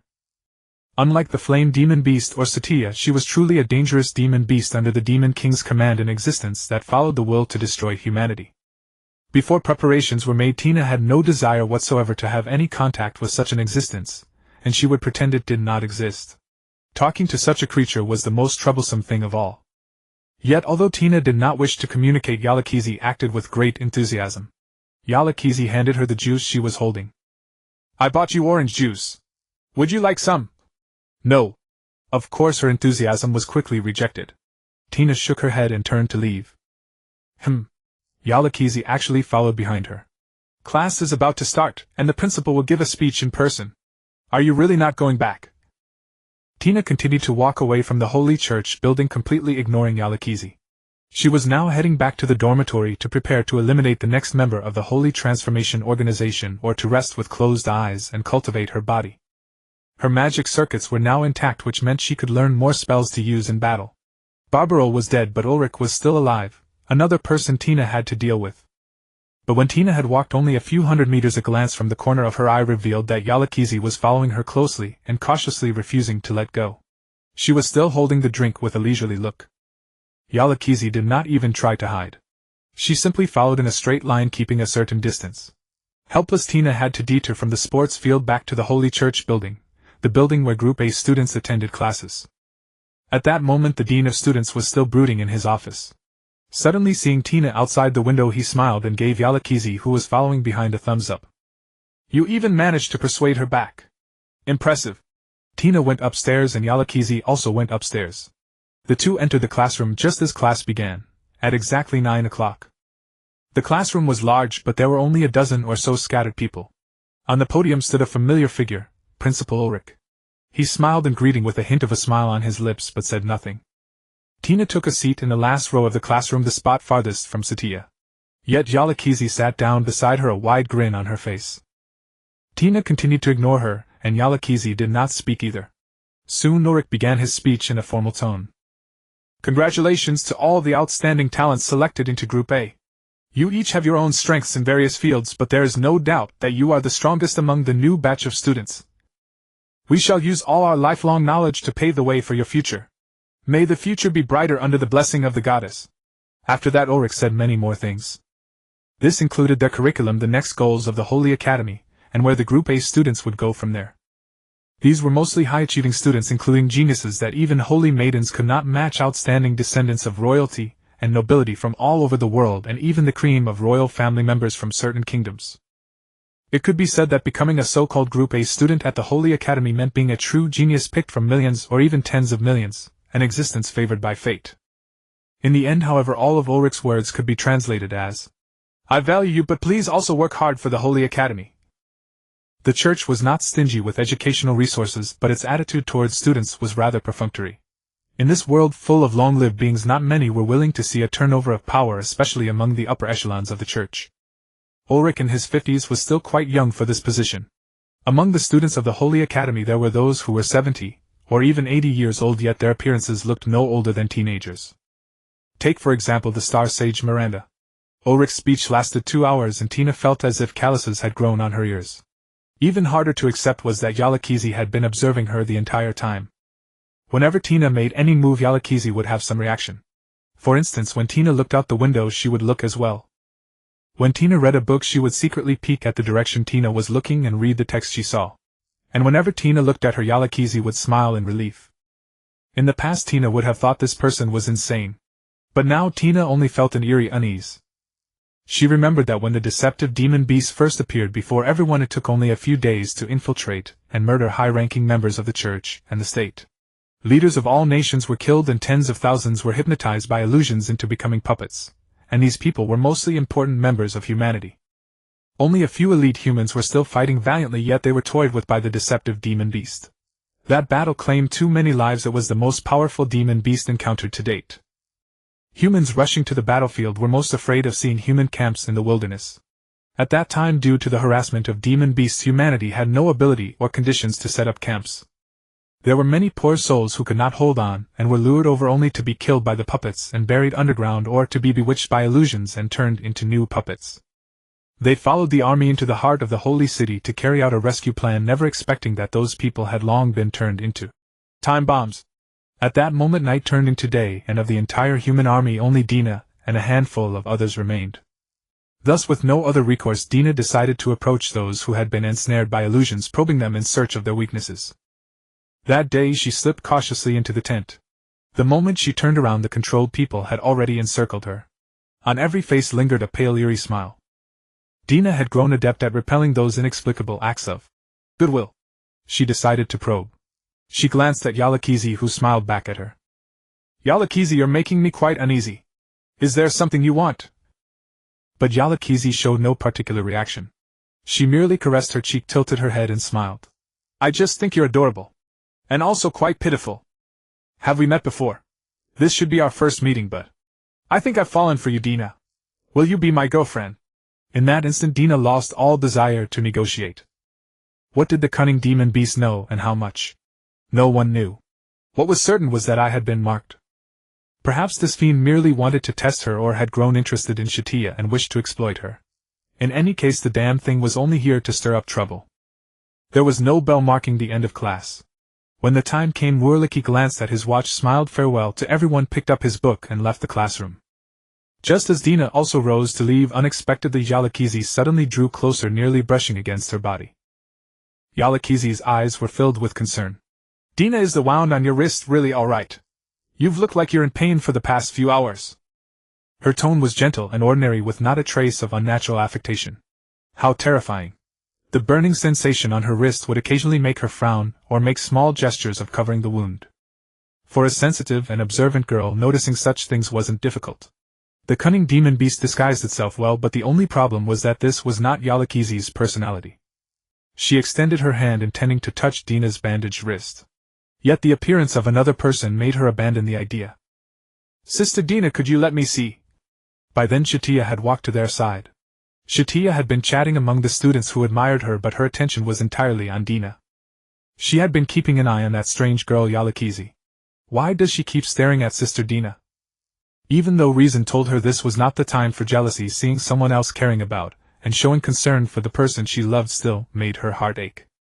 She had originally planned not to interfere, intending to slowly find a time and opportunity to approach Sister Dina and ask exactly what she had done that day.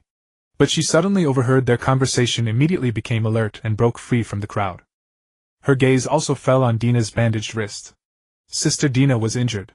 What damn thing could have hurt her? Satya still remembered that although she had not killed the Demon King, the strike she had unleashed with all her power had hit the Demon King's body. Sister Dina was wounded, a wound wrapped in bandages that required high-grade healing magic to treat. She had tried to activate the curse to make the Demon King suffer, and at the same time sense its location. Sister Dina had happened to suffer from the ailment at that very moment. But then how could she explain the matter of the birthday party? Could this really be a coincidence? Satya felt she was very close to the truth. In response to her question, Dina remained silent. To lift the curse, the only options were to have Satya lift it for her or to kill her. Dina could not do either. Satya had just reached out, intending to touch the bandage on Dina's hand, but at that moment Yalakizi shot her a cold glare and said, "Dina is in great pain right now. Don't touch her casually. Miss Yalakizi." Only then did Satya begin to size up the girl before her. This woman had been sitting beside Sister Dina since the beginning, constantly showing concern for her. Satya naturally remembered Yalakizi. She was the saintess of the Snow Plum Society who had died on the battlefield of the Holy Change. She shouldn't have been such an annoying person before. "Satya, although you are the most popular saintess, you shouldn't treat Dina like this. She's already in so much pain. Leave her alone." Satya was never a person of eloquence. At a loss for a rebuttal, a murderous intent surfaced on her face. The other students immediately crowded around, yet no one was willing to stop this invisible war. The atmosphere grew tense and confrontational. "You've heard Dina yet pretend to care about her. What exactly are you after?" "I have never thought that." Satya's expression was complicated. "Since you don't understand anything, would you stop judging me and Sister Dina?" "Am I wrong? You wrote a letter of recommendation for Dina to join us, but do you know that Dina actually resists joining us? You only ever care about yourself." "I did it because I also," Satya had meant to say.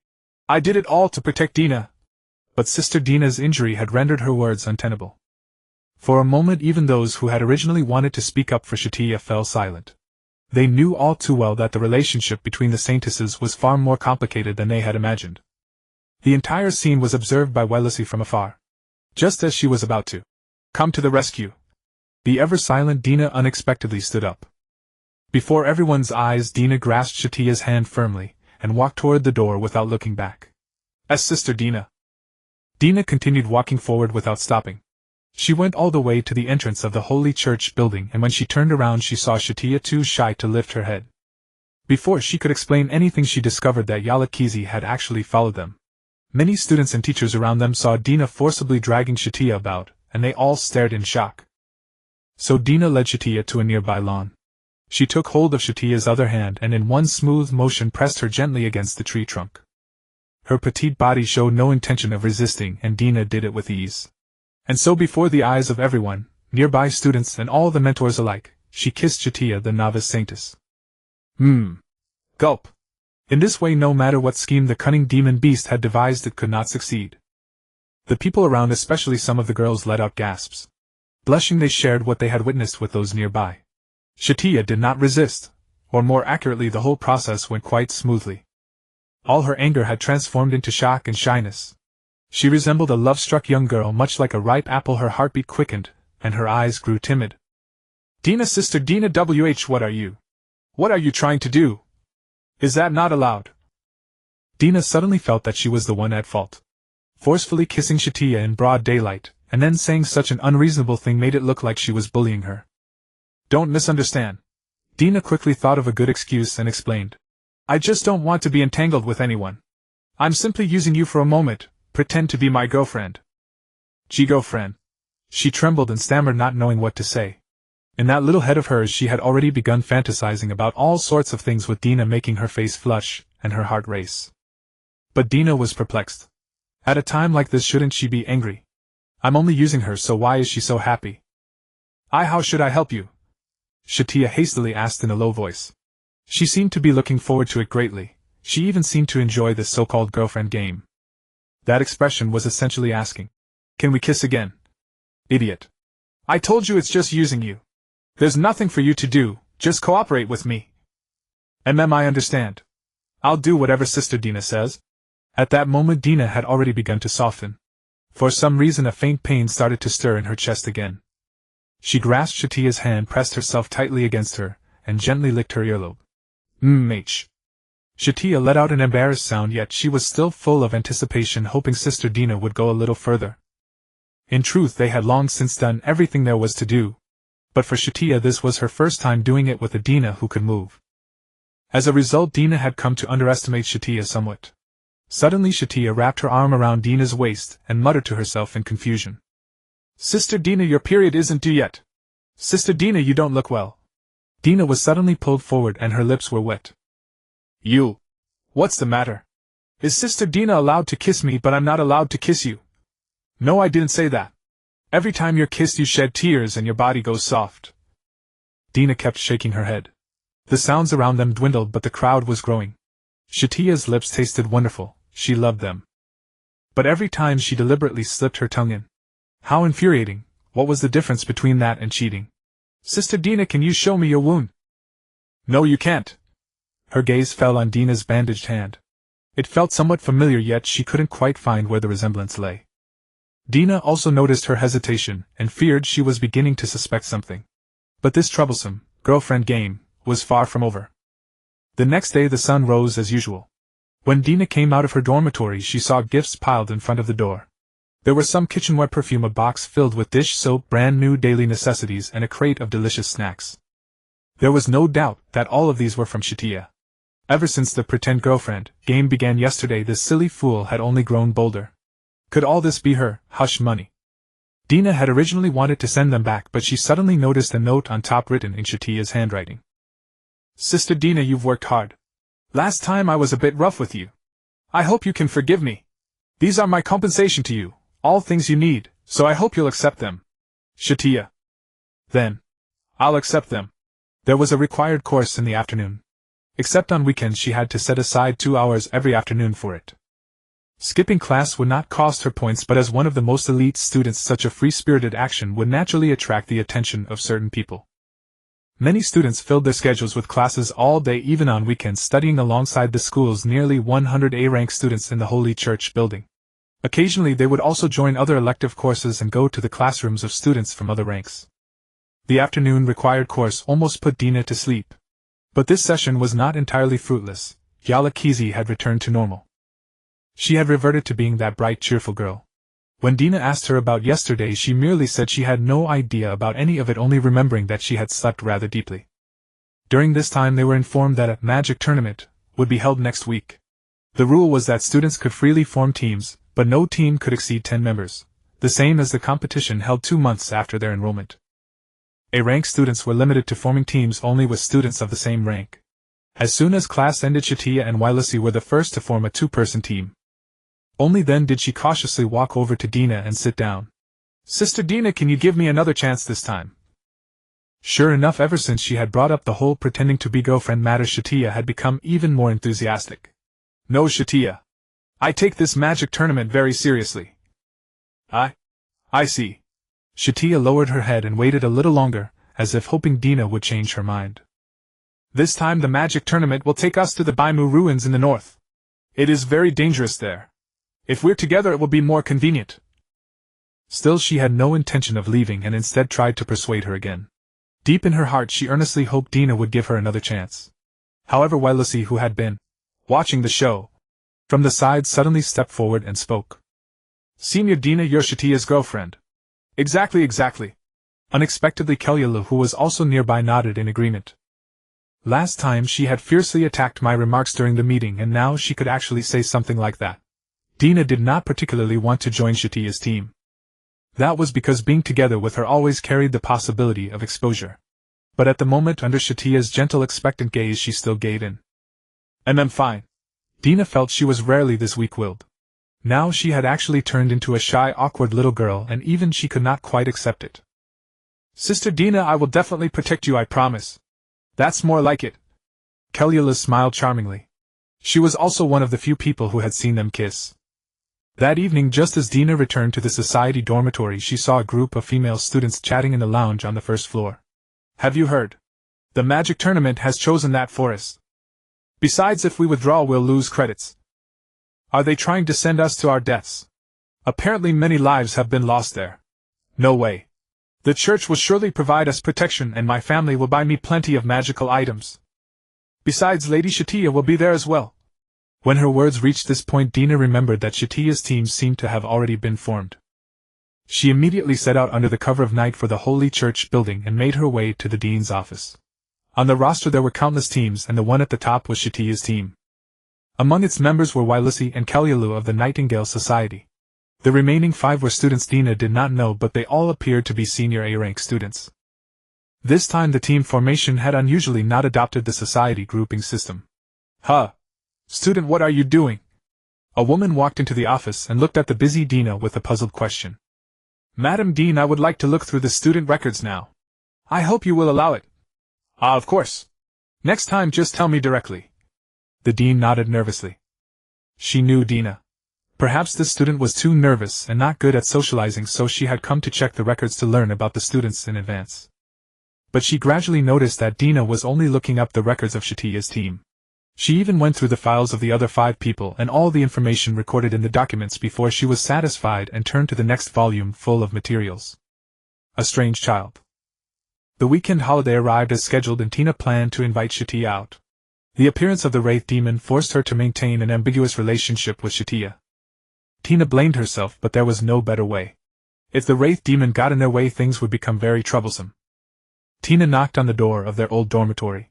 Looking at Satya, who wasn't ready yet, and whose hair was still slightly disheveled, she said, "Shall we go on a date?" D-date. In the literal sense. To prevent Satya from misunderstanding anything, Tina added, "We'll play the part to the fullest. This is also to avoid suspicion." "I'll be ready right away." With that, Satya ran back into her room. She said, "Right away." But in fact she spent nearly an hour preparing. Tina went to the drink shop downstairs and bought 2 cups of lemon tea. When Satya rushed out of the room in a hurry, she handed her one. She had no habit of wearing makeup. As a demon, or rather as a former holy maiden, she was far too pure to be tainted by any rouge or powder. This time she wore a little black and white dress, immaculate white stockings, and cute delicate leather shoes. The blue bow on her head made Tina feel somewhat dazed, as if she had returned to the days 80 or 90 years ago before she entered the Holy Academy. Back then, how could she have imagined that their relationship would become what it is today? At times Tina even had the illusion that those 80 years had been nothing but a dream, yet the wounds on her body reminded her at every moment. "Sorry to keep you waiting." I'm sorry. It's okay." This time Tina also wore the birthday gift that Satya had given her. It was a gold ring. Indeed, that silly girl had never been good at giving gifts. Every time she simply picked the most expensive thing. So Tina wore it on her ring finger. When Satya saw it, she was so excited that she couldn't speak. After walking for a while, she asked in embarrassment, "Tina, what? What do you mean?" "To ward off wolves."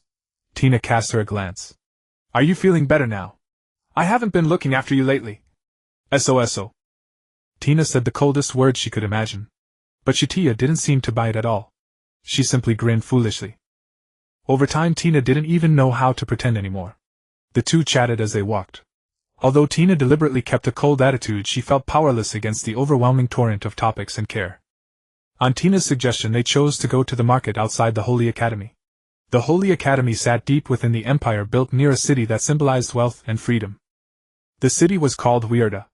Colossal statues towered into the clouds, and the magnificent metropolis felt particularly approachable amid its bustling street atmosphere. It was also to buy more travel necessities for the long journey of the magic competition.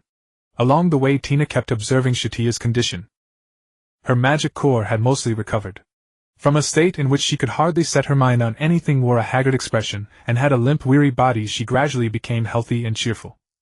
Although describing a demon as healthy was somewhat strange to Tina, it didn't matter what Satya was, even if that was a demon. In any case, Satya had finally found the will to move forward and keep living. Once her magic core recovered, everything would get better. As long as they obtained the treasure in the White Dusk ruins, soon it should not be long. At that time, if Satya's magic core had fully recovered, she would tell her everything. "I've got the sturdiest armor and swords in the holy city, mithril craftsmanship guaranteed reliable. If it's not sweet, it's free. Free samples. Pay after trying. Full after-sales support." The lively bustle on the streets immersed Tina in that pleasant moment. Satya was very skilled at shopping, or one might say she was the exact opposite of a clueless dolt.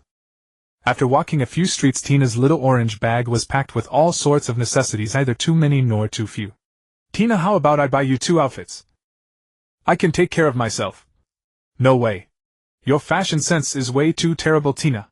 Come with me." So Tina was dragged by her into the clothing store. The clothing store was not very large, and the fitting room was all the way in the back. Satya picked up a few garments, exchanged a meaningful glance with the bespectacled female owner, and then pulled Tina toward the fitting room. That's right, the two of them entered the fitting room together. In the not-too-cramped space there was a small bed, and all around were racks for hanging clothes. Tina didn't mind much, really. She was just afraid of becoming too close to Satya. Especially now, they had even begun dating. But Satya had been sweet and clingy all day, so it was too late to talk about any discord now. Satya was silly, yet she was no fool. She could always detect the subtlest emotional changes, especially Tina's. Soon it would be soon. And she could not see the wounds beneath the bandages. The air smelled wonderful, all of it Satya's scent. "Satya, is this really appropriate? I can change by myself. It feels improper for you to help me. Trust me, Tina. I know exactly what suits you." As she said this, Tina's outer dress was skillfully unfastened and replaced with a new outfit. She always felt that this relationship had long surpassed ordinary friendship. "Let's pretend to be girlfriends, Satya." "Of course."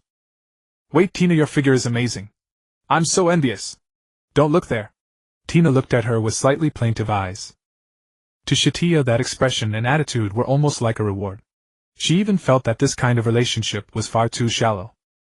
Tina dared not imagine how she would be treated if she truly became her girlfriend, or even her wife. Those nearly 80 years of life might not compare with her current passion. She had thought Satya would make her try on several more outfits, and waste a lot of time.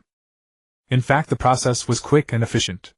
Satya bought one outfit after another as she changed. If Tina hadn't called for a stop, she might have kept buying until she emptied the entire store. It was a sky blue dress with white lace trailing from the hem to the chest. Although it accentuated the curves of her waist, it was unusually loose when worn, especially around the chest, far looser than both the maid outfit and the school uniform. Satya truly loved white lace, and the clothes she chose for Tina were all very cute. Then Tina was dragged to a tailor. Satya spent over 30 gold coins in the small shop on several kinds of fabric, and asked the owner to custom-make a dress for Tina. She always felt she had become a rag doll, and Satya was using this chance to turn all her hopes into reality. At that moment they saw some students from the Holy Academy who had also come out for a stroll. Meanwhile, as if seizing an opportunity, Satya took Tina's hand. "We have to keep up the act until the very end. Don't be like this. Sister Dina is so easy to make blush. Honestly, holding hands between girls isn't a big deal, but Sister Dina rarely takes the initiative to make friends." Dina nodded. From that perspective there really was nothing to it. Afterward they crossed 3 streets, and reached an upscale drink shop. Ornate lettering was casually carved into a huge signboard, as if the owner thought it made the place look characterful. Although this was called an upscale drink shop, it still fell short when compared with the fine dining halls of the Holy Academy. They took seats near the edge of the room where it was quieter. Satya, for her part, quite liked this kind of eatery. She ordered several cartons of milk tea, yes, several cartons, not just 2. Inside the paper carton was a curious pouch perfectly suited as a milk tea container. The straw pierced right through the pouch, simple and convenient. The milk tea was a deep brown with a few ice cubes floating on top. Its cloying sweetness seemed to come from yellow rock sugar and osmanthus honey. "Sister Dina, I've never tried this flavor of yours. These flavors are all different." "Yes. I've been here before too, but there weren't this many people back then." Dina had assumed this was merely the most ordinary small talk, but to her surprise Satya snatched her milk tea away and swapped their drinks. By itself it was nothing. But Dina could sense the flavor Satya had left on the straw. She had undergone similar training, leaving her senses of smell and taste unusually acute. And so when she put her lips to the straw she tasted something akin to a kiss. Could this idiot have done it deliberately? No, no, no. Suddenly a woman stepped forward. "Isn't this Lady Satya, the apprentice saintess?" The owner suddenly caught sight of silver hair and a face exactly like the one in the newspaper, and recognized her at once. "Lady Satya, whatever you order today is on me. Thank you for protecting humanity and slaying the demon beasts. MMO. We're truly grateful to you." Around them others added their voices of gratitude. But at moments like this Satya always wore an expression of barely concealed irritation. She no longer seemed to enjoy being praised and surrounded by people. She was utterly unlike the person she had once been. The milk tea shop owner brought over pizza fries and their signature tomato soup. After a few quick bites Satya rose and left with Dina. Her mood was poor. Only then did Dina remember that demon beasts feel an innate instinctive revulsion toward humans. "But she does not despise me." "Yes. Satya's obsession 750 host, how many times must I tell you? All of this is false. You are unworthy of standing by her side. Have you truly immersed yourself in this hollow illusion? How laughable. Why would this world ever grant you a moment to breathe? Sister Dina, would you like anything else to eat?" "What?" Dina had just managed to pull herself back from the system's whispers and had not really heard her. "Are you still hungry?" "No, I'm full." "That's good." Satya once again showed her gentle smile, as if merely following me and being my girlfriend was already enough to make her happy. Even so, all of this was false. Satya did not loosen her grip on Dina's hand. After 2 streets a familiar girl walked up and greeted them. Dina, Satya. The newcomer was indeed Kelyulu, the apprentice saintess of the Nightingale Society. Salas Kelyulu. The eldest young lady of the Salas family. She was known as the Winter Goddess, and in truth was also Dina's rival. She wore a top hat and a tailcoat. Her androgynous attire could not conceal her feminine charm. A few guards had been following her, but she had left all of them behind. She had come out for a stroll as well, and upon spotting familiar figures she hurried over in excitement, and greeted them. "Miss Kelyulu. I just feel that Dina looks so beautiful today. I used to think she was merely cute, but today it's as if her whole aura has changed. Satya had originally not been interested in talking with this person, but upon hearing those words she smiled knowingly. Kalula seemed to have already apologized to Satya. Could the rudeness at the conference already be behind them? How about we try truth lot? In simple terms, it was truth or dare. Whatever lot you drew, you had to answer accordingly. The truth lot booth was set up in an alley branching off from a luxurious street, and the people running it appeared to be students as well. A group of female students gathered around. Everyone could draw a lot for free. The lucky ones got a reward while the unlucky ones drew a truth lot. Satya drew a prize. Kalula, however, was not so fortunate. She drew a truth lot. Yet the question on it was simple enough, with no real difficulty in answering. What kind of person do you want to become in the future? Kalula rubbed her head. I want to become someone better than my father. At that, some who knew Kalula teased her while others just laughed and cheered her on. That apparently was the fun of it. Unfortunately, Dina also drew a truth lot. Who is your favorite person? She read the words on the slip. In an instant everyone stared intently at her while Satya grew so nervous her face turned into a peach. Satya. Wonderful. The people around them all cheered before some began to wonder, wasn't that a girl's name? Then they realized the one she meant was none other than that legendary apprentice saintess. But since some had never seen Satya, they did not know that the real person herself was right there in the crowd. Kalula pressed her palms together. I can't bless you with much else, so I only wish you a lifetime of bliss together. Sister Dina. Satya was so moved that she began wiping her tears. She did not even care that this relationship was false. Just as I have never cared about the mistakes Satya once made. Sometimes I truly forget that she is a demon beast. Or perhaps, demon beasts are actually pretty good too. No, I shouldn't have such dangerous thoughts. Satya is special, only she is special. Later Satya took her to a delicious noodle restaurant. Lobster and cheese were among her favorite foods. A somewhat upscale place like this was well within their current financial means. Especially for a saintess like Satya, her scholarship alone was a fortune that some wealthy magnates could never hope to match, and it even included considerable investments from the royal family. If she had not been invited out, she would probably have felt constrained by all the meetings with influential figures. For that very reason Dina felt somewhat sorry for her. In the evening Satya took Dina to the theater for several performances, and Dina bought every little trinket there. Though it was supposed to be a date, in the end she was dragged this way and that by Satya for the whole day. It was nearly 8 in the evening when they finally returned to the Holy Academy. After reaching the dormitory, Satya, before they parted, proposed going to Dina's room to take care of her. The reason was that she had bought some medicine for healing wounds and wanted to try easing Dina's pain and symptoms. She still did not know what strange illness Dina was suffering from. However, Dina seemed locked in a habitual way of thinking. She had originally used the girlfriend identity to ward off the cunning demon beast's pursuit and interference, but Satya had come dangerously close to turning that identity completely real. Be a little gentler. Dina lowered her head. Don't worry, Sister Dina, I would never hurt you. You rarely come to me on your own, senior. Above the dim night sky the huge full moon was like a slowly opening eye. Moonlight shone upon Tina's slender fair thighs. Wrapped in a bathrobe, she sat upright on the sofa. The girl sitting across from her was Verosa. You summoned me here. Did you wish to say something? I want to know about Satya. Satya is very happy. She said she had a wonderful time that day and she kept murmuring your name over and over. Verosa wore a mischievous grin as though she had already guessed some secret. But the wound on your hand is in a very bad state. You saw through it all. A few days earlier Satya had once again given her some simple treatment, though it was naturally useless against the curse. Thus Tina was deeply troubled and had been racking her brain for a solution. Yes. After all, apart from you, no one could ever escape from Lady Satya's full-power assault. Verosa smiled sweetly. And she will definitely hunt you down. She is certain you harmed Tina, yet she has no idea that you yourself are Tina. Then stop using that respectful title. I am not used to it. As a magical beast you had best keep your distance from me, a human. Whenever the conversation drifted toward such topics Verosa would respond with her signature smile, but Tina could not discern any hidden intention behind it. Senior, magical beasts are all ailing creatures. They are filled with hatred toward humans and their obsessions burn even more fiercely. I do not understand what you are talking about.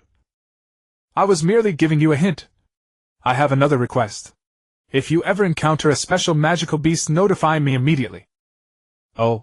Has Senior found a new magical beast? Tina knitted her delicate brows. Whenever she recalled the devastation that creature had wrought upon the world, lingering dread welled up in her heart. Let us cooperate. Could it be about the magic competition? Tina nodded. The ruins in the White Dusk Forest, that place is extremely dangerous. After the magical beast crisis erupted, the church dispatched a cardinal. He led an army of 300,000 and marched toward the White Dusk ruins known as the birthplace of the beast outbreak. At the time, the Star Tower also sent its scholars, and some students from the Holy Academy joined the punitive expedition. In the end, that cardinal fell in battle, and the paladins fled in panic halfway through conquering the ruins. Relying on her overwhelming strength, Satya led all the students to carve out a bloody path and escape from the encirclement of the beasts. And now, that very fearsome place had become the competition ground of the Holy Academy. Not only was that region devoid of civilization, but even ordinary creatures could hardly set foot within the forest. Most people would probably die halfway through. Tina recounted in full detail exactly how perilous that place was. Verosa stroked her chin, then quickly grew excited. There! New companions await! I cannot wait to have them join us. Let me warn you first, many high-ranking church officials and the core of the army will be there. Do not die in that place. Senior, I would much prefer that all humans die there and atone for their sins. As Verosa spoke, a ball of green flame flickered at her fingertip, and black shadows surfaced across her skin, ready to withdraw at any moment, making her look eerily alluring. Her outward appearance was human, but that was all. I do not quite understand. Conversing with an abyssal beast was always this difficult. Their logic was fundamentally different from that of humans, so Tina simply stopped bringing up such topics. She felt that if she continued, even she herself would be affected. At the center of the ruins stands a door. No one knows where it leads, but I am certain that inside lies something Satya needs. Could you elaborate? Long ago I set foot upon that land. I was the only human ever to stand before that door. I tried to touch it, but the evil spirits within refused to let me open it. So that is why you found a magical beast to help you? Yes. Tina rested her hands upon her knees and gazed up at the faintly visible silver moon. With a crack, the intricate gear structure inside the library's lift was completely destroyed. The gears split apart, and shattered parts plunged down the towering rails in free fall. A man stepped out from the slowly opening metal doors. He strode straight toward the grand hall at the top of the library. His cane swept through the air, and the door before him was severed on the spot, shattering into fragments scattered across the floor. Ulrich, I do not recall inviting you. Star Sage Miranda was floating in midair, reclining as though upon an invisible bed. She turned her head and looked down at the uninvited guest. What a beautiful night. You are as beautiful as the starry sky, Miss Miranda. I do not recall granting you permission to address me by name. For an old friend of 5 or 6 years, I thought it would hardly matter. What exactly do you want from me? The Star Sage grew impatient. But Ulrich's silence told her that something was terribly wrong. He had always been a rational man, never wasting even a single minute. Suddenly she seemed to grasp what was happening. Just as she was about to pass through the library's glass wall and flee, a layer of golden barrier had already covered the ceiling. There were 8 faces of the barrier, forming a regular octahedron. Golden patterns flowed across its surface like living streams. It looked like a bubble, yet in truth it possessed hardness surpassing ordinary armor and an extremely powerful magic sealing capability. But such magic was nothing before a Star Sage. She snapped her fingers and the barrier shattered with a resounding crack. At that very moment, spatial magic was successfully activated. Countless golden pillars of light rose from all around, and over a dozen inquisitors surrounded her. Ulrich, speak plainly. There is no need for this show, you know it is useless against me. Ulrich, however, strolled leisurely up to the Star Sage. His calm tone was chilling to the bone. Precisely because there is nothing left to discuss. Ulrich gripped one end of his cane and drew it out gently. The outer shell fell away like a scabbard, revealing a blade engraved with a cross. In this world, killing someone requires no reason, does it not? You suspect that I am the traitor who killed Chris. Killing requires no logic, right? The battle between the two was on the verge of erupting. But it was not a knightly duel between Ulrich and herself. It was a one-sided siege by dozens of powerful inquisitors and a man hailed as the Sword Saint.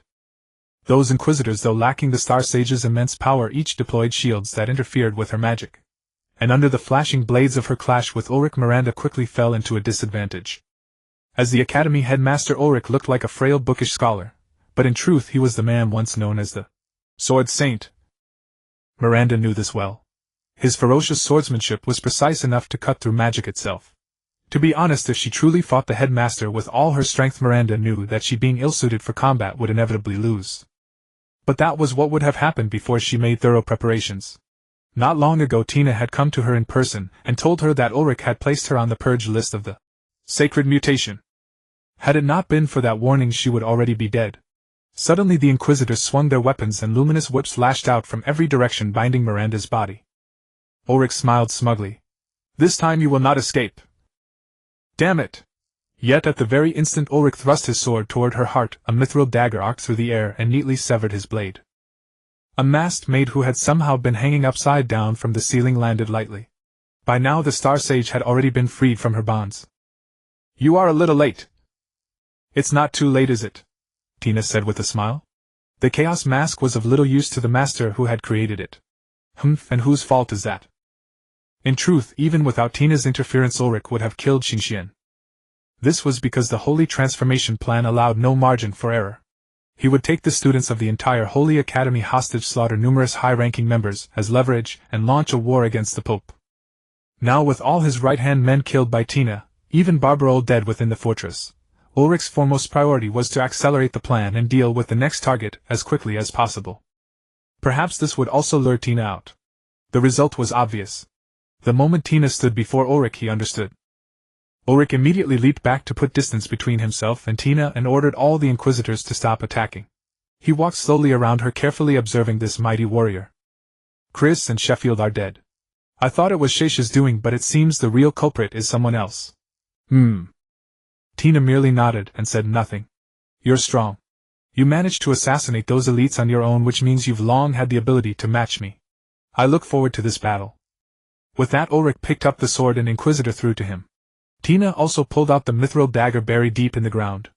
The next instant Ulrich vanished. By the time she reacted the sword was already falling toward the top of her head. In that fleeting instant though Tina regained her senses and gripped the dagger with both hands to parry. Screech! The grinding clash of metal against metal sent a chilling sound through the air. Every second seemed to bring the sword to the very limit of what it could endure. In everyone's eyes this was unexpectedly a perfectly matched duel. But Ulrich opened his eyes wide for a split second, and immediately sprang away. You are one of the Pope's personal guards. Tina still said nothing. In the instant Ulrich let his guard down, his wrist was slashed open and blood began to flow. Your fighting style, all of it came from her. I never imagined I would encounter it again. How nostalgic. The Pope actually planted a spy beside me to watch me. No, that's not it. You're not her guard. Otherwise she would never have sent just you alone to deal with me. As he spoke Ulrich made a gesture that seemed to signal a retreat. The Inquisitors all nodded in acknowledgement, and vanished together with Ulrich amid several flashes of golden light, leaving behind only the ravaged library. Only then did Miranda heave a sigh of relief. She was already exhausted, so she descended and landed on a bookshelf. I thought you really intended to abandon me. I was terrified that I was going to die here today. Thank goodness, thank goodness. You're my companion. Tina shook her head. Did you record it? Of course. A black crystal appeared in Miranda's hand. An image crystal could record the path of light to a certain extent, allowing a fixed scene to be captured like a camera. By now the evidence of Ulrich's crimes had been completely gathered. Next, according to Tina's plan, all she had to do was give this crystal to Satya and let her become the heroine who exposed Ulrich's holy transformation plan. Not only would she become the holy maiden under everyone's spotlight, but she would also become a key figure revered throughout the entire church. Once a person's status reached a certain level, there was nothing left in this world that could threaten her. In the past, as the being with the highest authority among humanity, even when traitors attempted to assassinate her, there were always people who voluntarily stood in front of her and bore everything for her. Tina set about tidying up the scene, arranging the books scattered across the floor in order. Of course, this was simply a sign of respect for Xingxian. She was not skilled in magic, so she could hardly make the books float back to their original places as Miranda did. Magic really was convenient. Tina had once lost her chance to pursue further magic, but that did not mean she was weak. Through a stroke of fortune she met her teacher and learned swordsmanship and body cultivation methods, allowing her to hold her own against countless mages.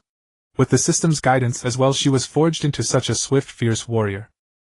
In the subjugation campaigns against magical beasts, Tina was one of the few who had killed a beast alone, yet she had never been written into the legends. Neither had Satya. She too had been betrayed by the church and ultimately died beneath that holy light magic. And I will strangle every seed of ruin that once destroyed Satya. Suddenly she sensed a surge of killing intent from behind. It came so swiftly that Tina nearly failed to react. Demon King, I have finally found you. The one who came was Satya. She was floating in midair, as though an invisible force was supporting her body and wings, and she stared furiously at Tina, the girl wearing the chaos mask. It turned out that Satya had also deduced Ulrich's assassination plot. She had once searched for clues about those involved in the holy transformation, which was how she found Barbaro. She likewise knew Ulrich would come to assassinate Xingxian, so she had rushed over. The fury she radiated made it seem as if the gentle and considerate Satya had never existed at all. The reason she could be so composed was precisely that the curse on Tina was the trump card guaranteeing her victory. Ugh! All of a sudden Tina's legs gave way and she collapsed uncontrollably to the floor. The wound began to throb with excruciating pain, even making it impossible for her to breathe. She pressed her hand over her chest trying to ease the pain.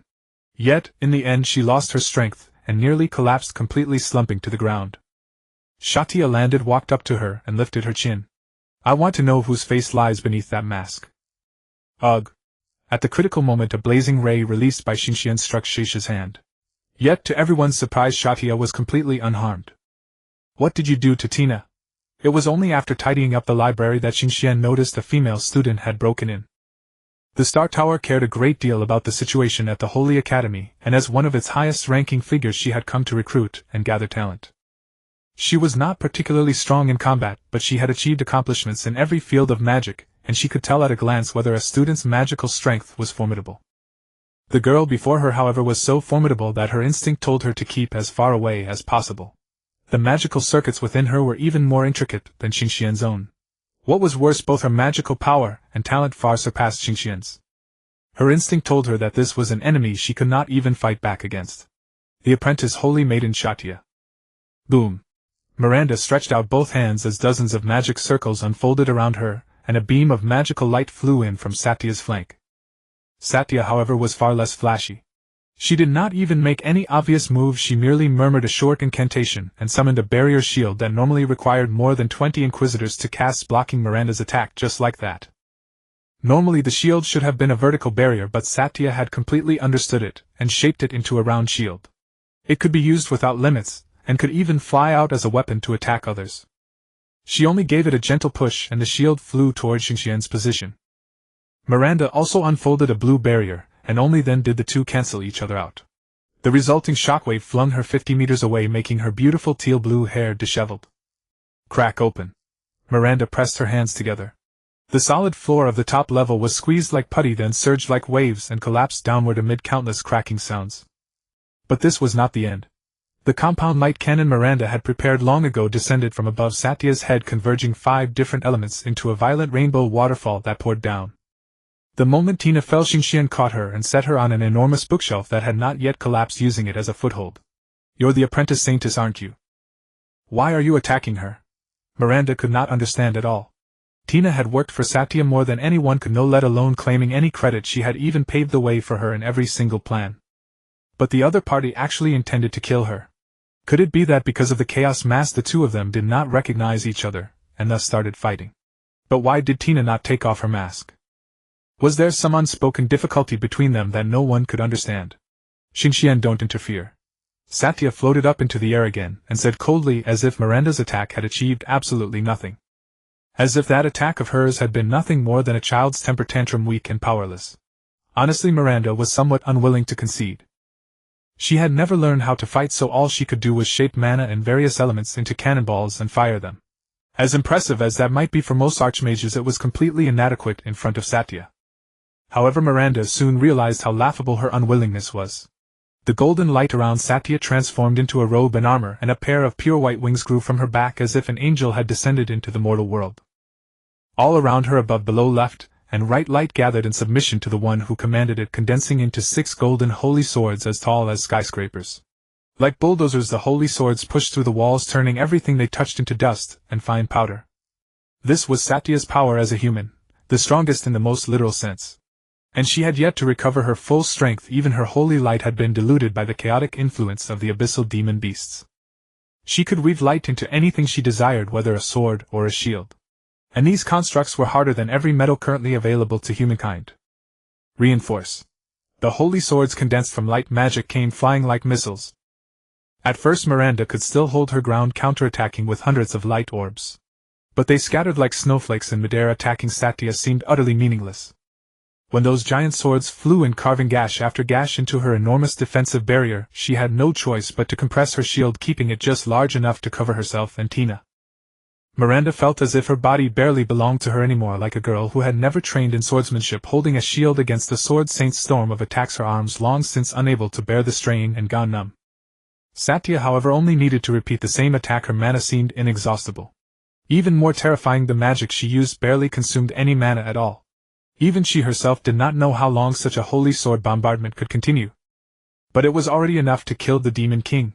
With her wounds, Tina's body was almost unable to move. It was as if a paralyzing toxin was invading every corner of her body through the injuries, and even the slightest movement brought pain. Yet she found herself staring in fascination at Satya, almost forgetting the pain. She felt drawn to that golden light. So brilliant, so enchanting, so warm. All of a sudden Tina seemed to recall the past, the first time Satya learned magic and showed off in front of her. It was amazing. She was the first person in the convent to learn magic, and everyone had looked at her in a new light. Then a few months later, even the nuns began to feel ashamed of their own inadequacy. She also loved teaching her magic to the other children. She was naturally kind, a born saintess, a born protagonist. She loved her magic, but in those 79 years she never used it once. Her mana had faded so much that she herself could no longer use it. That perfect figure had ultimately fallen before love. If she were to be pierced by Satya's holy sword like this, perhaps that would not be so bad. Tina murmured her name, and at the same time began toying with the ring on her finger. Hurry up and die. If I were Satya, I would kill you right now, you cursed wretch. Dying by her hand is your honor. Accept reality, sin-laden host, close your eyes and await the verdict. It's all your fault. Tina closed her eyes, and the urge inside her spurred her to lower every defense. She said softly, Shaya, kill me? She placed her hand on the ring Shaya had given her, gently tracing its clear, fine lines. It seemed this was her true wish. Wake up. You must not die here. Xingxian's words pulled her thoughts back to reality, and the violent pain made her tense up all over again. Strangely, Satya's attacks came to a halt. Seizing the opening while Satya was off guard, Tina grabbed the hood of Miranda's coat and leaped together with her. Using the rubble as a foothold, she leaped again, then disappeared like lightning, swiftly vanishing from Satya's sight. Just at that moment, Miranda's second spell was already prepared. Spatial transfer. With a whoosh, the instant the teal-blue magic enveloped the entire space, the two felt the world spin around them as if they had been pulled into the vortex of a vast ocean. The sensation came to an abrupt halt, and they landed in a pitch-black space, both covered in mud and dust. But there was no trace of magical bombardment here. They were safe. Miranda stood up and staggered to cast a new spell. Only after sensing no danger nearby did she breathe a sigh of relief and sink into a nearby dusty chair. What were you thinking, Tina? We almost died back there. What were you thinking, Tina? We nearly died back there. Miranda snapped. Yet the moment she saw Tina curled up on the ground, she was overcome with shame and apologized. Sorry. What's wrong with you? Let me see your hand. Xingxian sat down on the ground, gently took Tina's arm and tore open the specially made bandage. Only then did she realize the problem. The black scar that had been there moments ago had vanished. But Tina was still in agony. Something must have happened. Looking closer, she spotted a scarlet cross on Tina's neck, still emitting a faint, eerie light. Had the wound shifted? No, could it be that the curse had already seeped into her body, leaving only a mark-like pattern visible on the surface? If the person before her had not been Tina, who had once defeated her, Xingxian would have thought she was as good as dead. At that moment, however, Tina no longer looked to be in such pain. She propped herself up against the wall. I'm fine. I feel much better now. Were you just waiting for death back there? Do you have any idea how dangerous that was? Tina's white tights were covered in dust, and her maid outfit was torn and tattered. She looked rather bedraggled. You idiot, Xiaya. This really hurts. Idiot. It seemed that something had made her stop pressing down on the curse, and only then did the pain stop. It was I who misjudged Satya's movements, I who failed to think things through. This also counts as my own punishment. Tina thought to herself. Where are we now? The library's underground storeroom. I'm not sure if it's safe. If you're well enough, we should leave here immediately. Tina nodded. From earlier on she had known this was even harder to deal with than she had imagined. Because she had heard it. Before the spatial transfer magic could send them to a safe place. If Satya had not shown mercy, they might very well have died in that place. Tina knew why Satya had stopped attacking.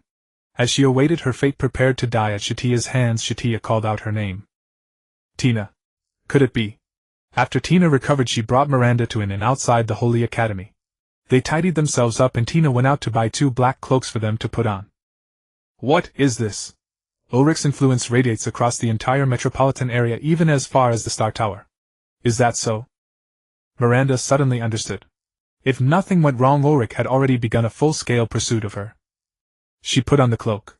The hood could cover her entire face, and even dragged against the floor. Tina's by contrast fit quite well. Seeing this, Xingxian had no choice but to trim it a little with magic. What about that chaos mask? Are you still going to use it? I'll return it to you once I'm done with it. All right. That material was left to me by my sister, and there isn't much of it. Don't you dare ruin it. Tina had meant to say don't worry, but when she thought about the enemies she would soon face, she fell silent. In ordinary circumstances, Miranda only needed to fly out of the city. But all the teleportation magic scrolls had failed, and she could easily be spotted by the other holy knights. But Ulrich controlled the defenses of all of Welda. His authority covered the entire city, and Miranda was nothing more than a flea under his nose. But Tina knew someone who could get Xingxian out of this alive. At least until Ulrich was brought before the church for trial, she would be safe. They did not leave the city by the main route. Instead, they took a sightseeing boat along the man-made canal and traveled all the way to the southwestern corner of the city. The Holy Academy was in the east, more than 30 kilometers away. By then the sun had already risen. After getting off the boat, they climbed the mountain and reached a temple on the mountainside about 3 kilometers up. Morning mist wrapped around the mountain, casting a hazy glow inside the temple. On a stone bench, a man holding a tachi sat humming an off-key tune while fiddling with the beads in his hand. When he saw Tina and her companion, he raised his bamboo hat slightly. His smooth chin still carried a trace of alcohol. Magna, I want you to send her out. You know me. What payment do you offer? The man put a cigar between his lips, seeming stunned that the girl in front of him knew who he was. Has Rosarosa's illness been cured? Hearing that name, Magna rose abruptly, drew his blade in one fluid motion, and with a metallic ring laid it against Tina's neck. Who are you? This woman actually knew the boss's name. Was she an informer? Or an enemy? What shocked him even more was that Tina did not flinch at all. She even stepped forward, tossed an image crystal into his free hand, and then took out a letter. This is the payment. Take this girl out of the city without the church finding out. I can help cure Rosarosa's illness, but the condition is that I need a helper in the Baimu forest. Give the letter to her, and she will naturally send someone to help me. Hearing this, Magna immediately withdrew his blade, narrowed his eyes, and carefully inspected the letter. Once a faction within the church had been personally punished by the Pope for a wrongful judgment. Their leader, however, left the church because of it, and even spread word of the church's misdeeds through every street and alley, which made them the target of the church's crusade. They hated the church, and their organization had now spread to every corner of the world, known as the Resistance Army. Magna was a general of the Resistance Army in the imperial capital. Here he was almost the highest-ranking person there was. And Rosarosa, the supreme leader of the Resistance Army, had been struck down by a severe illness years ago, and had never been able to rise from her bed since. All the medicinal ingredients recorded by Tina were in the letter, and the image crystal, because in a distant world Rosarosa's illness was nothing much, let alone the existence of magic that could accelerate wound healing. In the past this had earned Rosarosa's trust, and she had received considerable kindness there. Now she no longer had time to go see that woman alone. You're something else. Magna carefully studied the cloaked girl. Where should I take her? The Star Tower. You should know it well. Understood, young lady. At that moment Xingxian, standing to the side, was completely dumbfounded. The man before her looked extremely dangerous. The speed and ferocity of his draw were no less impressive than a holy knight instructor's. Was this what a carriage driver was supposed to be like? Rosarosa, who was she? But if they were all people Tina knew, then it was only natural. All in all, Tina was simply someone beyond her imagination, strength equal to Ulrich's, an inconceivable reach of influence, unshaken judgment in moments of crisis, and the power to slay magical beasts single-handedly. In her heart she grew more and more curious as to what kind of mysterious figure the young woman before her really was. In any case, without Tina's help she would certainly have died in the Holy Academy. I'm sorry. You're the one who was injured, and now I still have to trouble you. It's all right. Tina simply shook her head and turned away. Miranda watched her receding figure from afar and called out once more. Miss Tina, consider today's favor mine to owe. The gates of the Star Tower will always remain open to you. Tina glanced back with a radiant smile and waved her hand. The issue with Xingxian was resolved for the time being. Now she faced a far more difficult matter. Her identity had very likely been discovered by Satya. Perhaps it was merely a single moment during the collision of magic when her mental defenses had slackened. Whatever the cause, this was hardly good news. Tina examined her injuries. There had been no improvement whatsoever. The wound had vanished without a trace, which meant the curse had already sunk deep into her very bones. However, for a curse that was incurable to begin with, this truly changed nothing. Tina considered herself an optimist, so she tied a silk ribbon around her neck to subtly conceal the ominous curse mark. As long as Satya never untied that ribbon, and as long as she herself never slipped up, discovery was absolutely impossible. Strangely enough, the curse only made her neck feel scorching hot, utterly incomparable to the usual agony she endured. Whether the curse consumed her body was entirely at Satya's whim. Yet now it was as if the curse had long since lost its purpose. At most it would occasionally leave her gasping from the oppressive heat. But in any case, this was far from good news. If she had already been discovered, then that woman would naturally not be so reckless as to make a move against her. Now Tina almost wished the curse would continue tormenting her. That would mean her identity had not yet been exposed. Next, she had an extraordinarily difficult task ahead. Deliver Ulrich's bundled evidence to the high-ranking officials of the church while crediting Satya for the achievement. Among the evidence were 2 memory crystals, 3 documents seized from beneath Barbarol's desk, and the past criminal records of their accomplices. Everything needed to convict Ulrich of treason against the church. None of this evidence could be allowed to fall into the hands of any paladin, or even any teacher at the Holy Academy. To ensure her plan proceeded smoothly, the vast majority of the faculty and mentoring instructors were under his surveillance. In the eyes of many, he was still an exemplary man. This was also why he had been so quick to detect the existence of a person named Tina. Killing him would pose virtually no difficulty for Tina. But what Tina wanted was not mere death. She needed the world's respect and protection for Satya. To that end, she had already found the right person. Tina set out alone for the territory of the Nightingale Society before the matter could escalate further. The Nightingale Society had no dormitory. The Saras family had purchased a prime piece of land halfway up the mountain north of the academy, and after years of tireless work by engineers, they had built a magnificent estate. Since most of its area lay open to the sky with a rushing river more than 100 meters below, it was renowned as the Hanging Garden. The estate housed 3 luxurious mansions, while the remaining grounds were divided into a man-made garden and a lake. Clear streams gushed over the protruding terraces, plunging down as waterfalls to merge into the moat. This was Krulel's residence. The entire Nightingale Society was part of the Saras family. Moreover, the Saras family controlled 3 gold mines of the empire and held them as private property. For Krulel's family, having a holy maiden was simply a part of doing business. Apart from the holy maiden herself, all the members were servants and soldiers of the Nightingale Academy. They had joined the Nightingale solely to ensure that Lady Krulel could graduate smoothly and inherit the family estate. The Saras family, which governed the Nightingale Society, also legally held military authority. Furthermore, their lips were harder to pry open than mithril. The Saras family was extremely exclusive, and even marriage had to be through a patrilocal arrangement. It was precisely for this reason that Krulel, the eldest daughter of the Saras family, was deeply dissatisfied with her own clan. The mountain path was vastly different from the temple they had visited earlier. Here it was flat and immaculate, occasionally giving the illusion that there was no uphill route at all and completely devoid of anything steep. "Miss, I'm afraid this area is closed to visitors ahead." A soldier of the Saras family blocked Tina's way.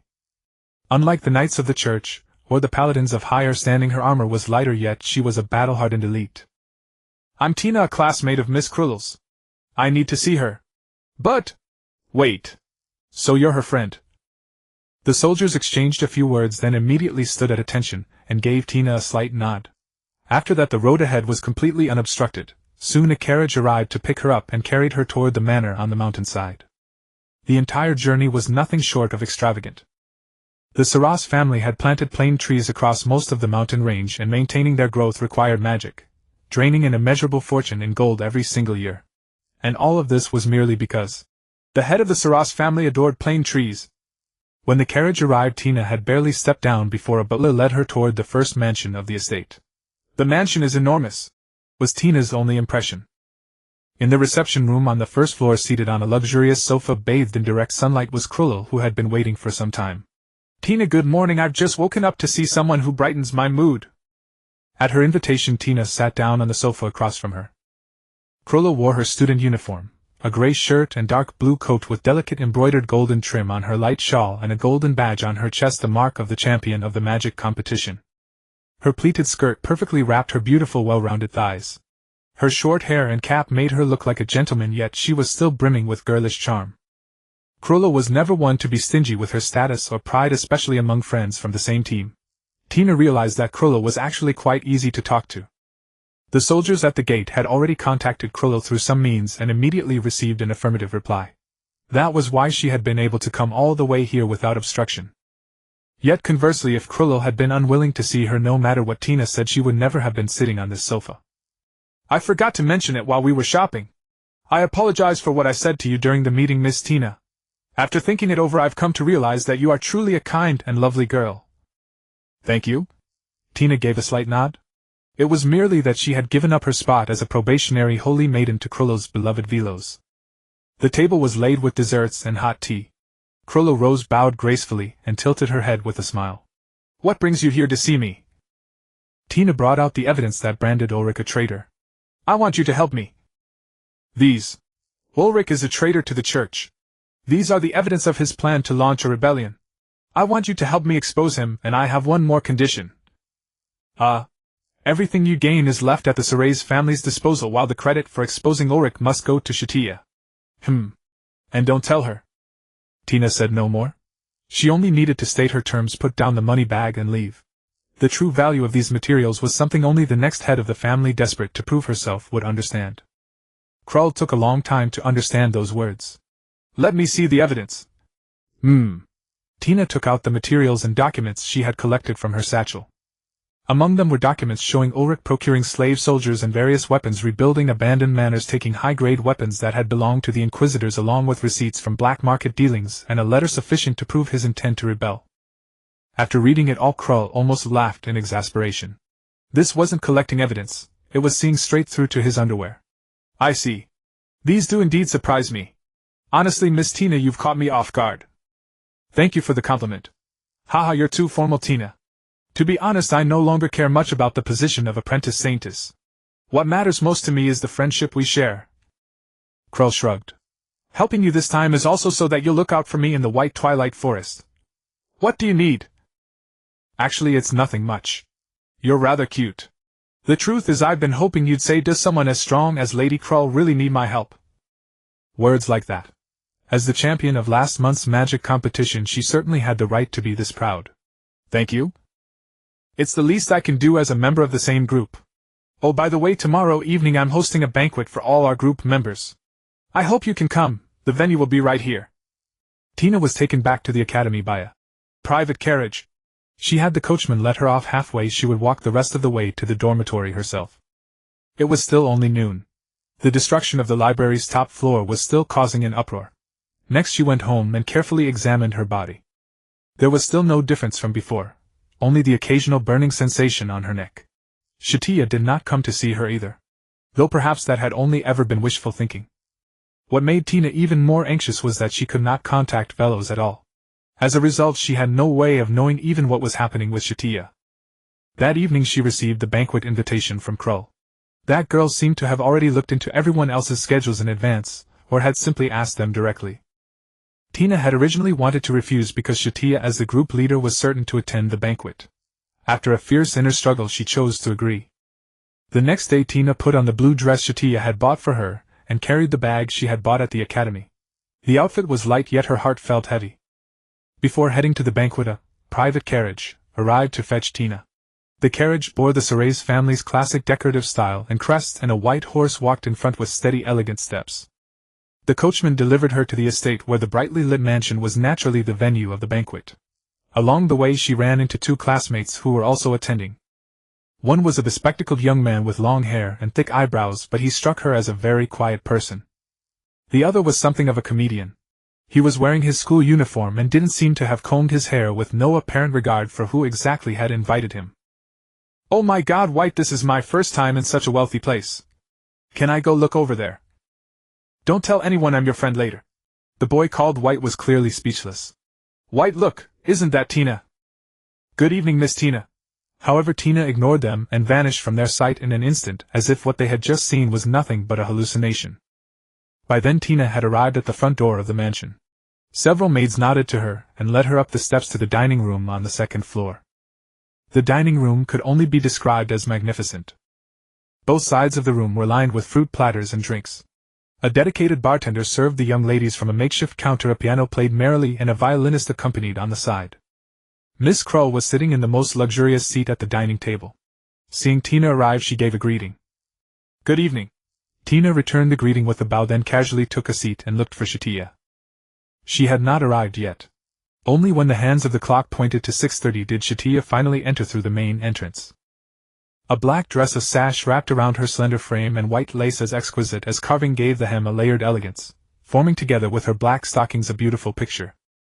Her deep eyes locked onto Tina in an instant, ignoring all the congratulations and greetings directed at her. For a brief moment it was as if she and Tina were the only two people left in the world.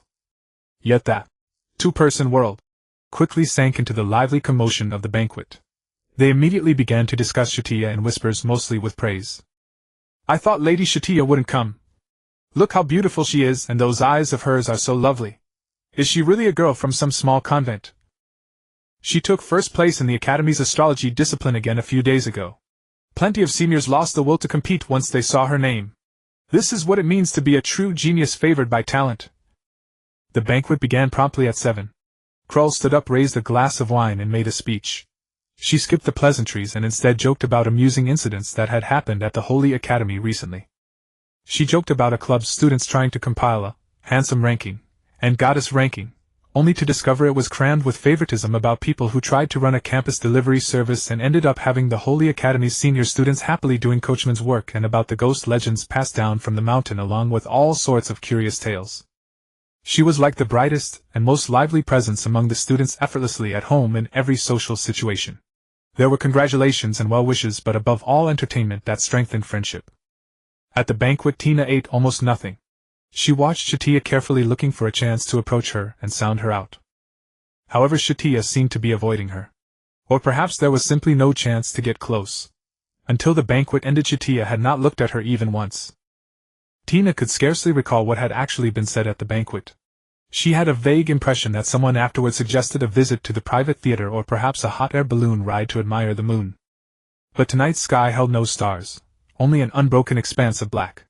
It should have been the crisp end of autumn, yet the air felt colder than winter, as if snow were about to fall. Without the lanterns to light the way, venturing deeper into the mountain forest was like wading into a black ocean. The brightly illuminated Holy Academy became a lone islet in that dark abyss, gradually vanishing behind branches and tree trunks. As darkness flooded her entire vision, the only thing left in Tina's eyes was Satya walking not far ahead of her. After the banquet came to an end, Satya did not linger in the courtyard, nor did she exchange a single word with any student. She walked toward the depths of the forest, walking on and on and on. She said goodbye to no one, simply walking in solitude with no one beside her, and no one asking her why. Tina followed behind her, setting her feet into Satya's footprints. She wondered if she had been found out. It had not yet begun to rain. At last Satya came to a stop at the edge of a cliff.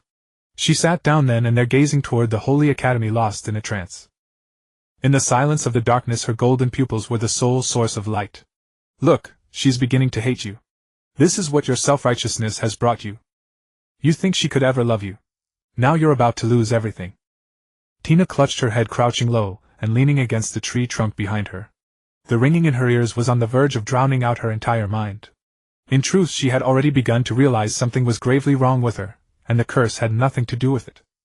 But she dared not imagine. She had given no reason to be exposed. She had perfected every act of concealment. So why would Satya suspect her? Impossible. How could it be without any reason? There was simply no basis for it. No, absolutely not. Why would she react so strongly? She must have discovered it. Even if she had, she must already be doubting. Whether she had evidence or not, perhaps she needed none. The fact remained, she seemed already to suspect. Or perhaps she was starting to consider, what if that so-called demon king really was me? What would she do then? In any case, Satya's heart was surely in a tangled mess right now. Stop deceiving yourself over what is plain to see. Shut up. I don't want Satya to hate me. I'm not someone who lies carelessly. But I couldn't tell her. I dared not gamble. I just couldn't. What if her demon core was fragile? What if her obsession was fading away? Even against infinitesimal odds Tina dared not wager. She knew that if she lost Satya because of precisely this she would suffer unimaginable agony before she ever had the chance to take her own life. Why? Yes. There was a way. Tina stopped hiding. She stepped out from the forest behind utterly unconcealed and walked to stand behind Satya. It would be fine even if everything was laid bare, she only needed to tell her I hate you. Tina had already brought her hand to the ribbon at her neck that hid the curse. The instant she untied it, and ceased restraining her mana and aura the truth would come to light. Then she would simply say I hate you. When that time came Satya could drink all the blood she wished, it would be all right. Xiaoya. Tina sis. The moment Satya heard that familiar voice she looked as though she had seen a ghost, shocked to the core that Tina was standing there. But Tina simply sat down directly beside her. The cliff was treacherous and high, but Tina had no fear of heights. Even if she jumped off this precipice she would land without a scratch. She knew what she ought to say, yet when she opened her mouth not a word came out. So she waited and waited until a few leaves drifted onto the back of her hand. As time stretched on, everything seemed to lose all meaning. They only gazed ahead together, at the moonless sky, at the Holy Academy sinking deeper into darkness, at the radiant moon that would never appear in the heavens. When a gust of wind came bearing the rustle of fallen leaves, Tina finally broke the deadlock. She did not look at Satya, but her voice was timid. Is there something you want to say to me? Huh. Something to say. I don't have anything to say, Tina sis. Then why did you come to a place like this, Xiaoya? Haha. Satya's voice quivered. She squinted and curled up the corners of her mouth, but the expression did not look like a smile. I just came out to clear my head. That's all. Isn't it perfectly normal? Tina sis, is something the matter? Once more Tina failed to say anything at all. Satya spoke as though everything were commonplace, her facade showing barely a ripple. Satya rarely lied. She had no idea how to conceal her emotions. She was smiling, yet she looked like she was weeping, anguish seeping into every syllable. Something shattered. Look, she's still covering for you, only trying to spare you. You're a useless creature, dear host. Go die, host. You should die before Satya's eyes. You cannot change a thing, all your efforts only add to her trouble. Satya's obsession sigma phi psi omega. Demon core integrity gamma delta. Impossible, impossible. She could not possibly have found out. Her head throbbed as if a buzzing, chattering worm had burrowed into her skull, gnawing at her mind while spouting cruel mockery. Tina clutched her head in misery and let out a ghastly moan. When she began to realize her condition was turning bad, she found that her voice sounded like sobbing. Ugh. Woo-woo. But she could barely control it. Just as it's hard to suppress one's sobs during a wailing cry, it was now almost impossible to quell those accursed voices, and that searing pain in her skull. The tragic part was that her first instinct was still to find an explanation for her abnormal behavior, to conjure more excuses to fool Satya. She knew nothing. It was all because of that strange illness, and following her was merely to continue that peculiar girlfriend game. I'm not wrong, it's not my fault. Such was the system's reply. So cold. It's all right, Tina sis. Everything is all right. Satya wrapped an arm around her shoulder and drew her into her embrace. One hand gently patted her back as she let Tina's head rest against her bosom, while the other hand held Tina's tightly. Then she placed her hand on top of Tina's head and stroked her softly as if she were a little kitten, until the trembling gradually came to a stop. I'm by your side. I'll always be by your side, don't be scared. I will stay with you forever. When you're better, let's go on a date again. I'll take care of Tina sis then. Tina was sure she had not been discovered. Yet from that day onward the curse on her body never again tormented her with the same excruciating, heartrending pain as it had in those first few days. The debris of ancient wars had leveled mountain peaks and filled the seas, turning them into a frigid wasteland. Dense, unyielding black trunks sealed off the white sand and sank into the earth like parasites. The sky was an unbroken black, while the ground was a pristine white. The black trees were the only link between black and white. This place was called Baimu Forest. Here there was no distinction between day and night, nor any change of seasons. The cold could make one lose consciousness in an instant, yet there was no trace of frost. There was no life here, no mosquitoes, no birds, no mountain apes, and not even a single drop of water. Few knew the story of this place. They only knew that it had buried too many people, and that no living person had ever successfully set foot here. In the deepest part of the Blackwood Forest, a house stood abruptly on the white wasteland. The surrounding black trunks made the crooked fence seem less lonely. The house was pure white, even its shadows were white. It was like a color that belonged to a fairy tale, and also like a color that had lost the one it was originally meant to have. Inside the room upon the pure white wooden boards grayish-white cracks barely revealed the material. Four young girls sat curled on the ground clinging to one another like small beasts sharing warmth in the depths of winter. Their bodies were simply wrapped in clothes made from a few black leaves. Their long legs were struck by the cold, yet they did not tremble in the slightest. Eerily, the girls' skin was also unnaturally pale. Their uniform gray-white hair made them look like sisters. They stared at each other expressionlessly, as if long accustomed to this life. The girl with long waterfall-like hair sat in the middle of the three, stroking the face of another girl who wore twin ponytails. "Little sister Shiwei, have you heard? Someone is coming to our place." Their tone was equally devoid of emotion, and the cadence of their speech was as terrifying as if they had only just learned human language. Apart from the whites of their eyes were flawless black like black pearls soaked in clear water. Yet their appearance was still that of beautiful young girls. "Sister, I know who they are." She placed a hand to her lips. "It's the church. Sister Zydia, what shall we do with them?" The short-haired girl tilted her head as she asked. She reached out, laced her fingers with Zydia's, who sat at the center, leaned forward and pressed her forehead against the other's nose. "Don't worry, little sister Nayuan. Like everyone else, they will all become nutrients." The girl behind Zydia spoke.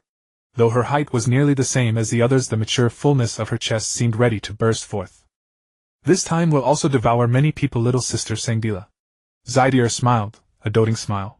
She gently kissed each of her little sisters on the forehead, then rose to her feet. Her frail body looked as if a single breath could blow it over. "This time there are some special presences as well." "What are they, Sister Zydia?" "It's the Holy Maiden." Zydia tilted her head and looked out the window toward the distance beyond the forest, as if she had already foreseen what was about to happen. The corner of her mouth curled upward slightly. "Just like us. Tell them, sister. Bring them all here." The girl called Zydia walked out of the little house and reached out her hand. From the white sandy soil a jet-black tree root extended just like her eyes. As the branch rose it twisted, contracted, and even changed color, finally becoming a white dove. The dove's tiny claws gripped her fingers tightly, and it tilted its head as if a wax statue had come to life. "Go." The white dove quivered. Then, as if it had received an order, it spread its wings and vanished from Zydia's sight in an instant. "I've found some interesting people." Wurliki was captured in the lecture hall. The weather was still fairly pleasant, with the sun shining brightly, and the entire Holy Academy seemed to radiate a golden glow. Wurliki was lecturing to a total of 76 attendees, nearly all of the Holy Academy's A-rank students. Today's lesson was precisely about the matters to be observed in the Baimu Forest competition. Like an elementary school teacher reminding children what to bring for a picnic, he stressed that they should bring hot water bottles and cups, that they had better take notes on everything they saw, and that there would be coursework to complete after the competition. Most of the audience listened intently. But at that moment a sudden change occurred. Heavy footsteps made the floor tremble, and then the door was thrown open. Wurliki's body was actually wrapped in crimson whips. Those whips made of magic bound tightly around his honed muscular frame, forcing him to his knees and rendering him unable to move. He calmly looked toward the entrance of the room. Several inquisitors stepped forward. They were the ones who had come to arrest Wurliki. They were unlike what one might have imagined. They wore blood-red armor and carried enormous steel forks, their tips like branding irons enchanted with crimson magic, resembling giant energy swords. They were fully armed. Their angular armor was carved with countless patterns that made it look even sturdier. On their helmets with cross-shaped openings, two gem-red metal wings symbolized their status. With 3-meter-tall frames clad in heavy armor, they were like humanoid titans, yet incredibly nimble. Wurliki's neck was pinned between two enormous steel forks, their ends thrust into the ground, completely stripping him of any chance to resist. For a moment the lecture hall became an execution ground. "What right do you have to arrest me?" Wurliki asked calmly. Yet the way he was sprawled on the ground was rather comical. The students began to whisper. But at that moment one of the inquisitors tossed his verdict document forward. The papers scattered across the floor. Some sheets fluttered through the air and landed right in front of Wurliki. His eyes darted rapidly, and when he saw one of the pages he clenched his fist. His clean, neatly kept brows seemed about to burst into blazing flames. His voice, originally magnetic and rational, turned irascible. It was as if he had instantly transformed from a calm teacher into a furious man, and his disheveled hair made him look especially bedraggled. But he offered no excuses, he merely swept his gaze over everyone present. The verdict document bore the name Satya, leading him to mistakenly believe that Satya and the group behind her were responsible. But how could a mere novice holy maiden with slightly better grades possess such formidable ability to act? Who was she really? Yiguang society, I will eventually expose your hideous faces. The students began to talk among themselves. Headmaster Wurlicky arrested. What kind of obscure phrase was that? Had this upright headmaster done something shameful? Soon a voice made everyone turn toward him. Yiguang society, what have you done to the headmaster? A male student shouted. He was a student from the Xueme society. He had once received Wurlicky's care, and that was how he had achieved his present standing. If not for the headmaster, he would never have been able to emerge from the shadows of his past. How could the headmaster have become a criminal of the church? He must have been framed, and even if not, he must have had some hidden difficulty. Because of his voice, many others began to discuss as well. Many were even convinced that Dina was the root cause behind all of this. Why does it feel like whenever something happens it lands on them? Is it because Dina is that jinx? But Satya is also in Yiguang society, so surely she wouldn't. In these students' eyes, Wurlicky was an upright and incorruptible teacher, yet as loving as a father. Now they all believed that Yiguang society was the villain who had framed their benefactor. Even if his faults existed, perhaps they were only for the sake of the students. The church was darkness, and Wurlicky was the dawn of the Holy Academy. Dina felt nothing about the abuse. Beside her, though, a certain someone's eyes were bulging like copper bells, as if he was about to give her a beating, or even kill her. I was the one who found the evidence of Wurlicky's crimes. Do you have any complaints? At that moment, the probationary saintess Satya, standing beside Dina, amplified her voice with magic. Her words echoed through the great hall, instantly silencing everyone. Even the inquisitors were shaken. Wurlicky is now preparing to launch a rebellion, raise an army against the church, and kill most of the people in the Holy Academy. If you want to join him, I won't stop you. As soon as she said this, the students began whispering again. They obviously knew nothing about it, and were all taken aback. Still no one opposed Satya's statement. Rebels, stand up now, and I'll be the first to send you to meet the gods. Where are you? At these words, everyone fell silent once more. Satya was a hero of the school, and her authority was no less than Wurlicky's. Recently it had been she who resolved the crises of the Holy Academy. Suddenly a man entered through the door. He was 190 centimeters tall, wearing a magnificent red cardinal's robe and a round crimson hat. His red robe bore a cross emblem entwined with roses and vines. His face was gaunt, his heavy brows slanted inward, and a wisp of beard adorned his otherwise smooth chin. His hair, dyed red, was like flames of blood. He stepped up to the platform and proclaimed in a pompous, arrogant voice, "Probationary Saintess Satya, you are right. This is how it should be. Those who defy the church shall be executed without mercy. I am the Crimson Cardinal Mogan Ali Man Masajila. It is a pleasure to meet you all." Everyone was staring at this seemingly unbalanced Cardinal Mogan. "We set out tomorrow. I am the person in charge of this operation and its supreme commander, as well as your teacher. In the days ahead, I hope we can cooperate well." At that moment, a bespectacled male student raised his hand. "Lord Mogan, isn't this a competition?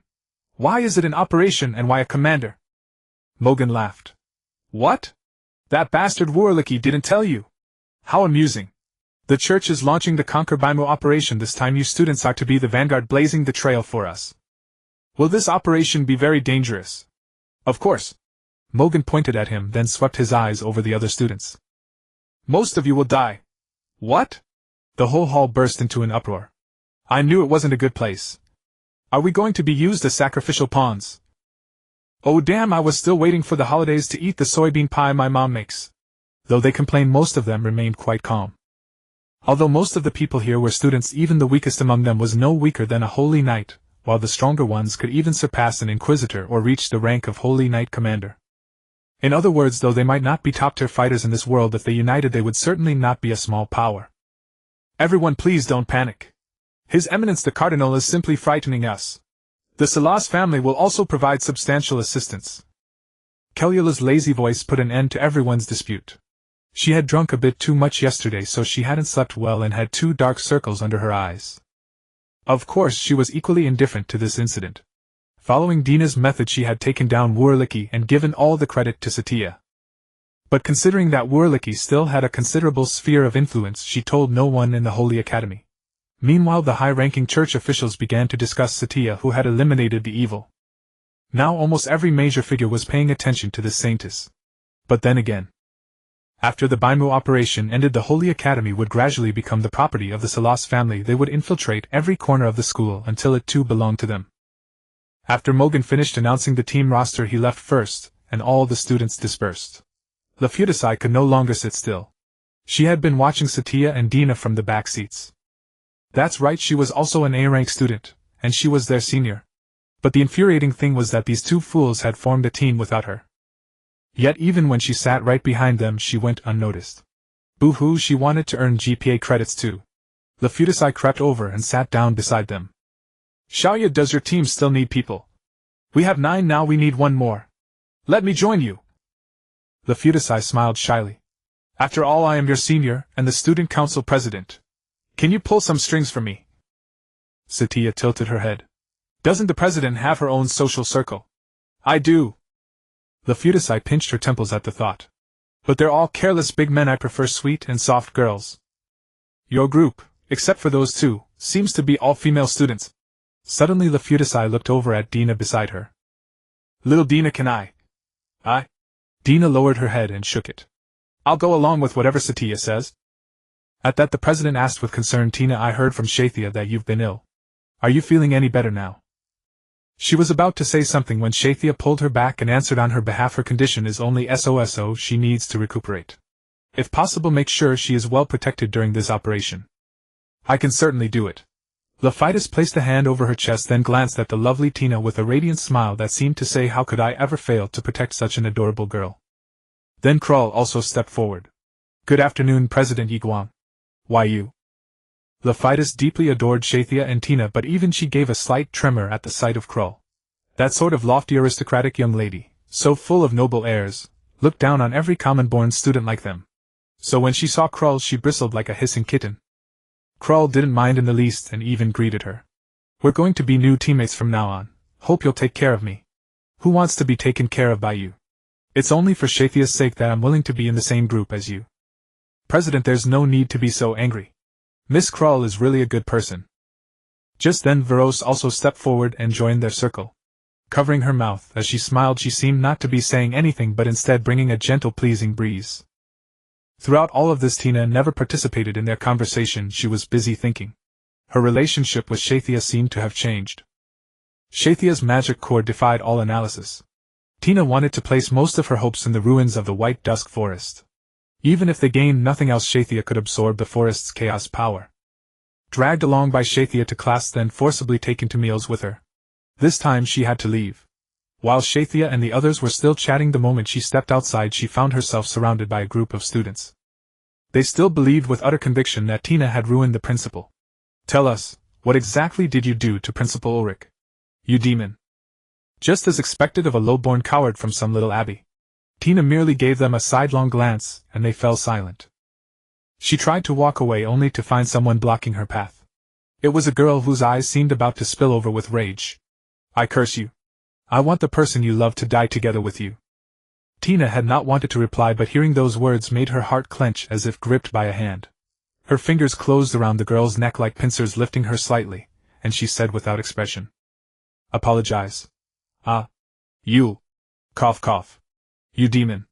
Apologize. Tina merely repeated the word, but it soon became clear that the girl had no intention of apologizing. She too was an A-rank student, her pride was not so easily trampled by Tina. And what Tina could do was simply be a little stronger. Cough cough cough. The lack of oxygen immediately changed the color of her face, and her struggling slowed. My dear host, kill her. She's just a brainwashed fool. A faint smile curled at the corner of Tina's mouth. She simply thought the system was annoying. Did it really need to teach her something so simple? Those who had gathered around had expected her to deal with Tina and show her what real cruelty among students looked like. But their big sister was caught by the neck and couldn't break free. Seeing this, several male students rushed forward and pulled her away at once. An apology, just apologize, all right. Sorry. Only then did the students blocking Tina slink away, but even as they left they muttered, what a weirdo. A real demon? How can something like this exist in a school? Tina didn't chase after them. She leaned against the wall, murmuring to herself, Littleya, I won't let anything happen to you. Once she restored Satya's magic core, once she succeeded, she would tell Satya everything, her love, her entire self. She would clasp Satya's hand, kiss her forehead, and speak with her about the feelings and reflections she had carried for more than 70 years. She would recount all she had seen and thought back then, telling her that the so-called hatred had long since disappeared from her heart. All she wanted was to be with Satya forever. Then they would find a quiet place far from the mortal world or the highest reach of the church, the pinnacle of humanity, or even a realm of magical beasts, no matter what, and talk about love and the future. All of it would be hers. Yet Satya had seen it all. Watching Tina smile coldly to herself, concern rose on Satya's face. Sister Tina, where are you going? Just as Tina was about to leave, Satya caught her hand. Though she held it gently, Tina couldn't free herself. She turned around and played dumb.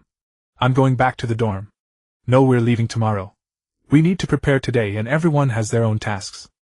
Why? Let's pretend we're girlfriends. It seems those people have no idea about our relationship, which is why they want to bully you. We'll talk about that later. I don't need that kind of relationship. But Satya simply would not let go of her hand, as if no matter where Tina went it wouldn't satisfy her, and she had to stay by her side no matter what. Thinking of it ever since the two of them had come down from the mountain yesterday, Satya had been keeping her close under the excuse that she was ill. Except for when they slept, they had spent the whole time together. Even that morning it was Satya who woke her up. The dormitory door was going to need fixing. Sister Tina, I told you right. Right now something called the Demon King has its eye on you. It's extremely dangerous, possibly a demonic beast. You know I've already defeated one demonic beast, that was how I rescued Veros.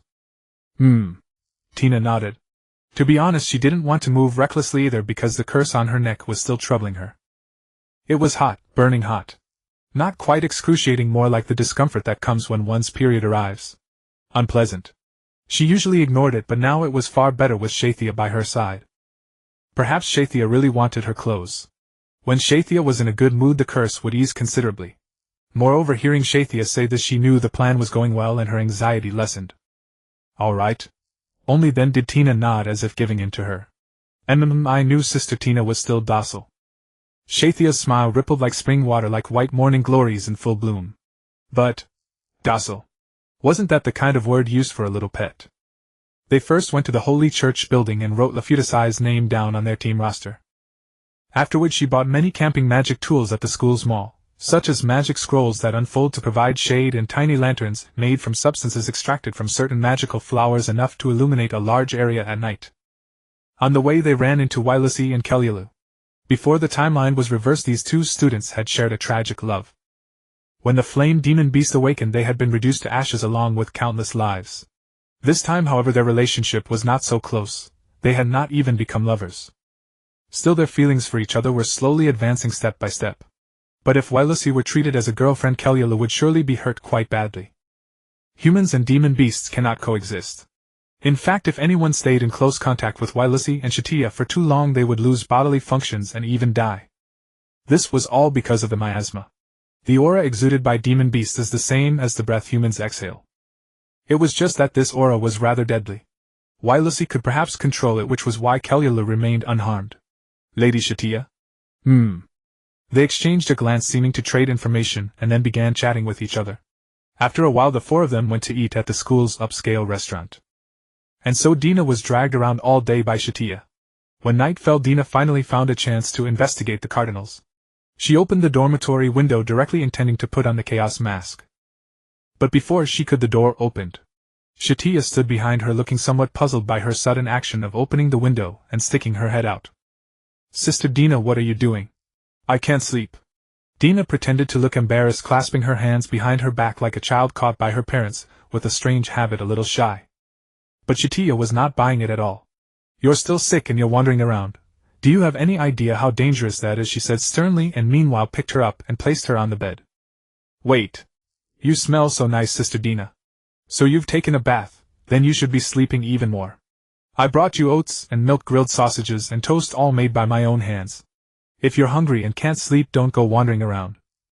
Only then did Dina notice that she had brought a small basket. When she lifted the white cloth, inside was a fragrant midnight snack. Satya, why are you so good to me? Do you owe me something? Dina's eyes dimmed.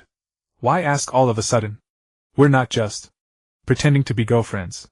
Help someone to the end. I don't need to be taken care of. Dina said with a hint of displeasure. Don't you get tired? Taking care of someone who is worthless to you and who won't thank you or love you back. As long as it's Sister Dina, that's enough. I hate you. I hate you.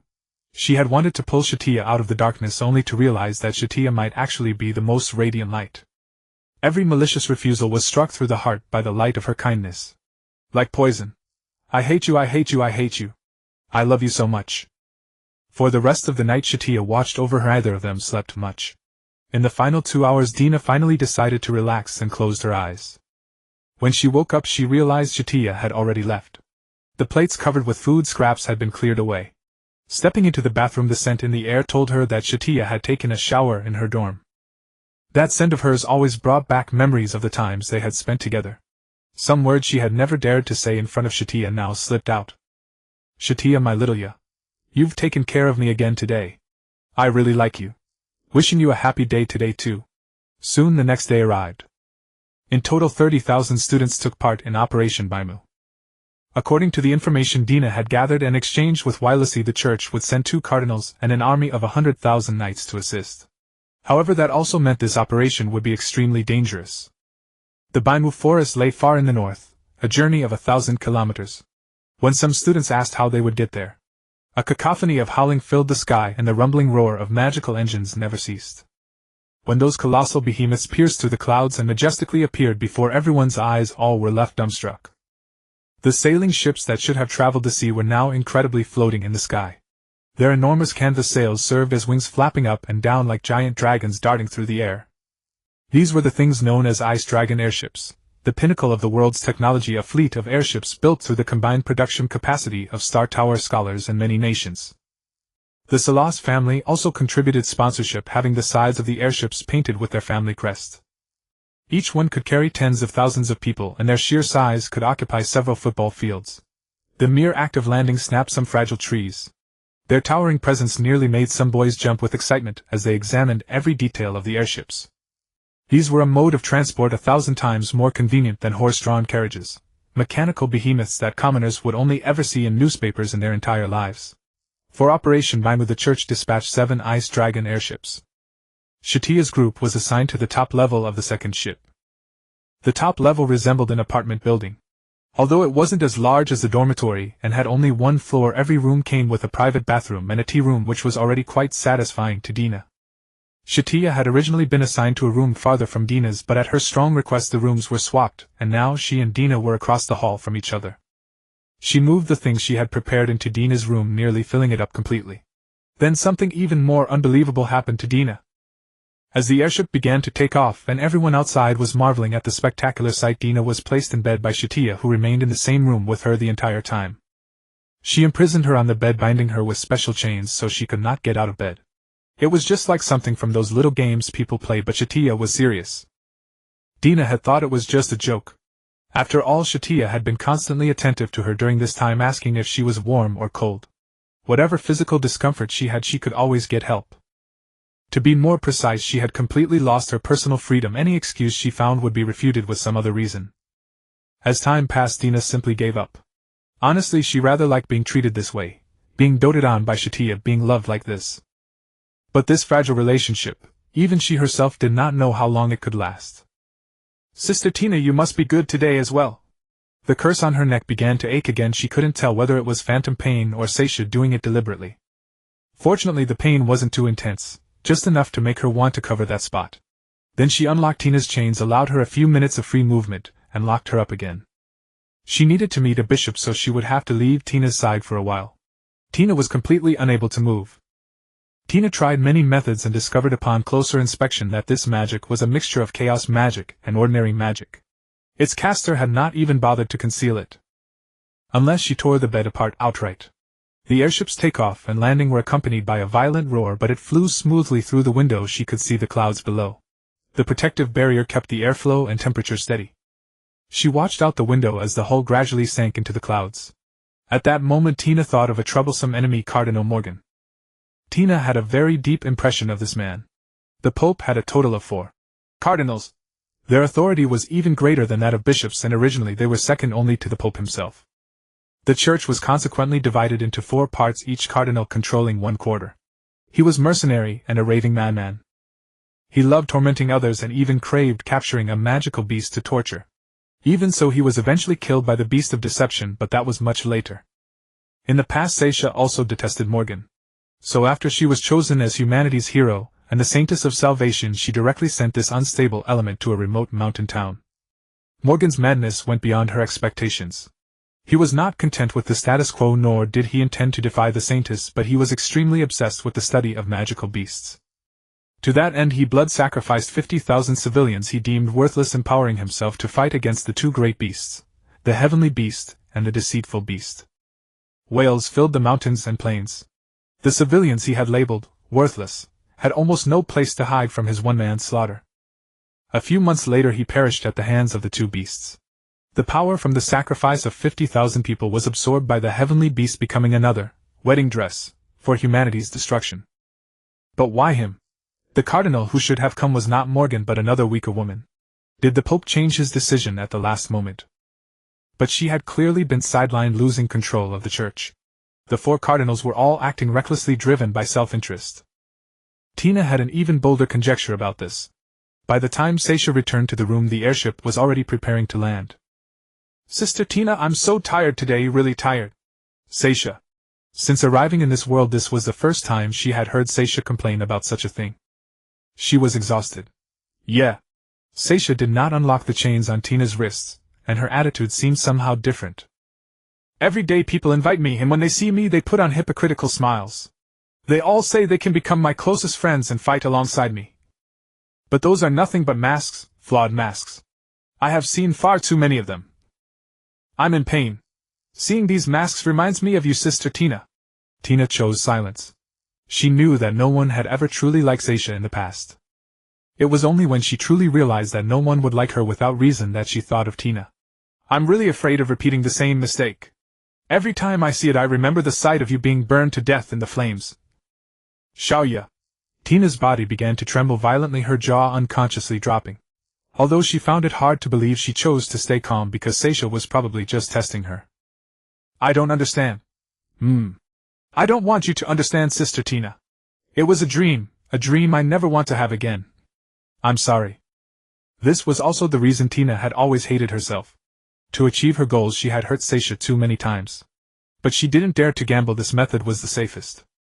Every hurt she inflicted on Satya made her feel utterly ashamed. Yet she didn't dare say it. Tina turned around and tugged at the chains. "Is this the reason you tied me up?" "Not at all." Satya smiled. "That's because I never intended to let you enter the Baimu forest from the very beginning." "What?" "Don't worry, I'll settle everything here soon. Then we'll go out on a date." Before she could say anything, Satya closed the door and left first. The airship had landed and people poured out down dozens of ladders heading toward the forest. But Tina could only lean against the window watching the white mist above the forest. Could she succeed? What was Satya's purpose? Was she trying to absorb that chaotic power just like last time to nurture her own magic core? That door at the heart of the forest, only Tina herself had reached it. She had never opened it, yet she could sense a powerful chaotic force inside.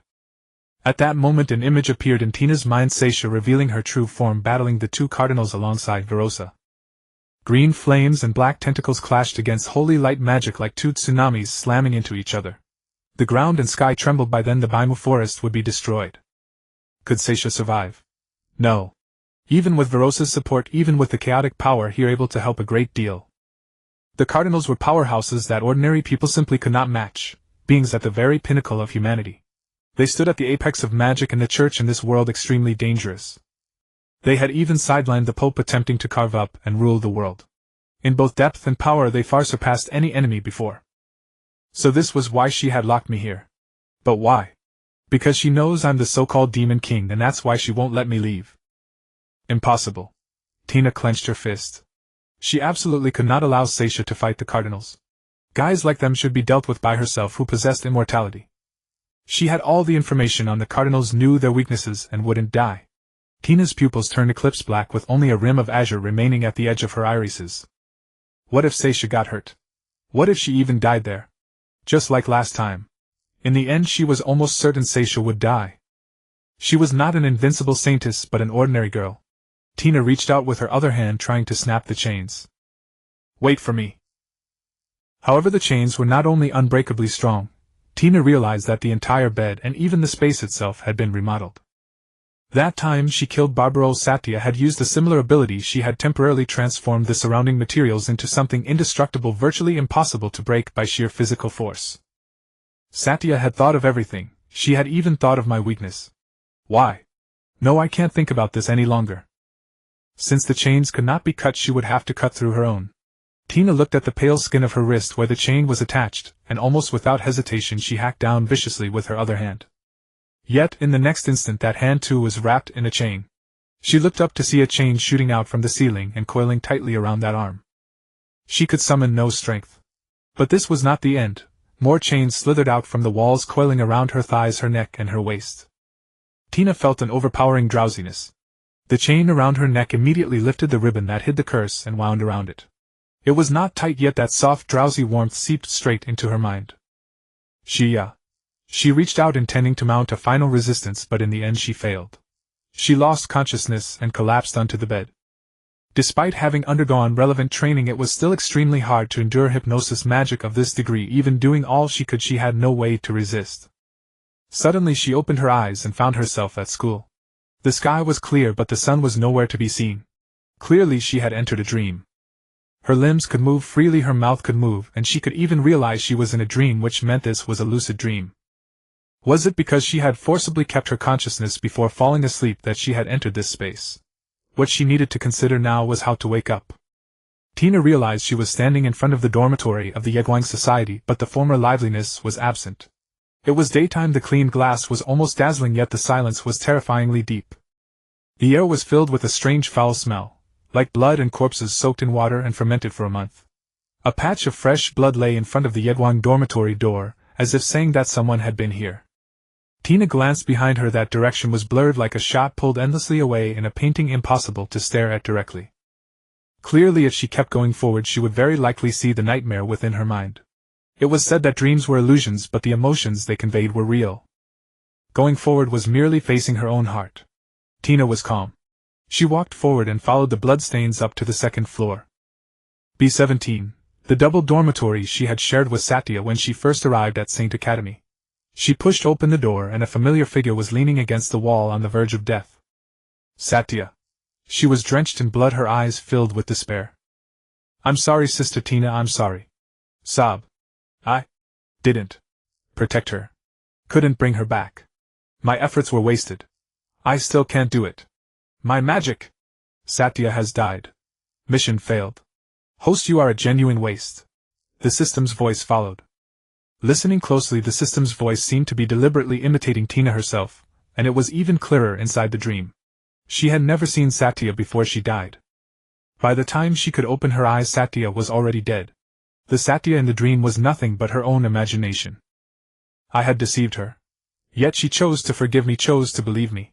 This will never happen a second time. The first problem that the vast paladin army encountered was the absence of light. Even with two mighty cardinals commanding them from the front, the forces called the Crusader legions were still obstructed by charred vines and branches. The pale ground was barren and lifeless, but annoying black twigs were everywhere. Everything seemed to testify that deep within the dense forest lay an unknown secret, a dangerous existence, an eerie thing that could not be looked at directly. No one spoke along the way, for they were all too exhausted to speak. Strangely, some of those paladins could march from the southern edge of the continent to the northern edge without food or water, yet after just a few hours of marching through the forest they could barely move. And at this moment they did not even know what enemy they would soon face, nor why tens of thousands of paladins had been sent to conquer such a desolate place. Some of them were so exhausted that they could no longer walk, so they removed their armor, and were carried by their companions. But a second problem soon emerged. The gaps between the trees were growing smaller, and smaller. Their enormous armor could barely pass through, let alone while they dragged people along. They tried to cut down the trees and flatten the land as they had done before. But the severed branches not only immediately grew back, they even sprayed out black liquid.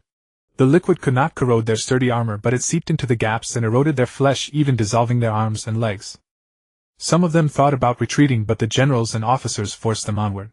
The reason they kept advancing came down to a single cause. Cardinal Morgan orders us to advance. The cardinal's authority was supreme, and now 2 cardinals were present. Many believed they would come to no harm, for this was the most grand and powerful march in recent decades, comparable even to the campaigns to exterminate magical beasts. Soon they reached a wall. A bizarre wall made of white trees, dense and airtight, stretching up into the pitch-black sky as if it had no end. Even the cardinals were stopped. The trees twisted and squirmed, and finally a vortex appeared. Like the sky at that moment, the vortex had no visible bottom, as if it led down to the abyss. It was as if some evil god or demonic beast dwelt inside, extending an olive branch and inviting them in, but everyone halted. Everyone remained silent. They were all seeing such an abnormality for the first time, but with the cardinals ahead they would surely find a way. Then from inside the vortex came a voice that sounded soft yet sent chills down the spine, a silvery voice like a bell. Do you want to enter the wall? Then offer up 30,000 lives. You will get everything you desire. The voice was utterly tempting. No one would believe it was made by a human. How could the cardinals do something so foolish? All the paladins thought this. They raised their weapons, waiting for the horn of battle to fight an epic battle. Sleep and waking seemed no more than a single instant as Tina came to. She clasped the ring on her ring finger and carefully traced the patterns engraved upon it. Good, it seemed she was truly awake after all. But outside night had already fallen. The clear sky had suddenly turned pitch black, a moonless complete darkness, as if the heavens had become the mouth of an abyss. The chains on her body were gone. Why? This was not good news. What had disappeared along with the chains was Satya's magic, and that was what worried Tina the most. She immediately stepped out of her room, only to find that aside from this floor of the residence it was quite noisy outside. The deck lights of the airships blazed on as 7 airships hovered in midair like a brilliant city of the night. Several sky ladders reached down to the ground dozens of meters below, with people steadily climbing up. Was Operation Bimo over? Tina hurried downstairs and rushed onto the deck. She was about to leap away when a voice stopped her. Miss, where are you going? It was a knight waving at her. The airship is about to take off. What about Satya and the others? Tina tried asking. Satya? I don't know your classmate, haha. She's probably down there. The knight pointed at the sky ladder. She's an apprentice saint, right? She's always in the papers. Apprentice saint? The knight grew even more puzzled and gave a helpless laugh. Anyway, they'll all definitely come back. Don't go down again. This isn't the city. If you drop off, you'll never be able to walk back. So none of them knew the saint existed. So there could be a fool like this among the knights. Tina had never even entertained such a thought. What Satya was, every knight probably knew perfectly well, and the Saint Project was an even more widely known large-scale operation of the Church. At that time, people all over the world were searching for candidates fit to become saints. A thought suddenly struck her, and she leapt up, plummeting through the vast sky as if lying in a cradle rocked by the wind. Tina looked at the 4 airships at the rear. Although they were all lit up as well, almost no one had returned. Where had the holy knights gone? And these people, had they noticed nothing at all? As the airship engines roared to life, Tina was certain these people truly had no idea. Or rather, they had forgotten. Tina put on the chaos mask. A magic circle suddenly appeared beneath her feet, condensing into a solid platform, and she used it to head off into the distance. In the knight's eyes, Tina vanished like an illusion. Tina flew through the air. She remembered that on her first visit to Baimu, she too had encountered many people whose memories had been altered and even whose common sense had been rewritten, but the effect had never been as great as this. Never enough to make everyone forget the existence of the saints and the holy knights. A terrifying thought took shape in Tina's heart. What if behind that door there was a demonic beast? And that beast had been in a state of malnutrition, which was why it had not appeared. And now there was Satya, who had lost her magic core. Among demonic beast alliances were nearly unconditional. But it was not unheard of for a demonic beast to willingly devour a companion who had lost her magic core in order to gain greater power. Damn it. Tina's eyes grew vacant. When she landed, her feet shattered the ground, sending out a powerful shockwave that snapped trees and even tore them up by the roots. She hurried into the depths of the forest, dodging left and right by instinct through the increasingly dense trees.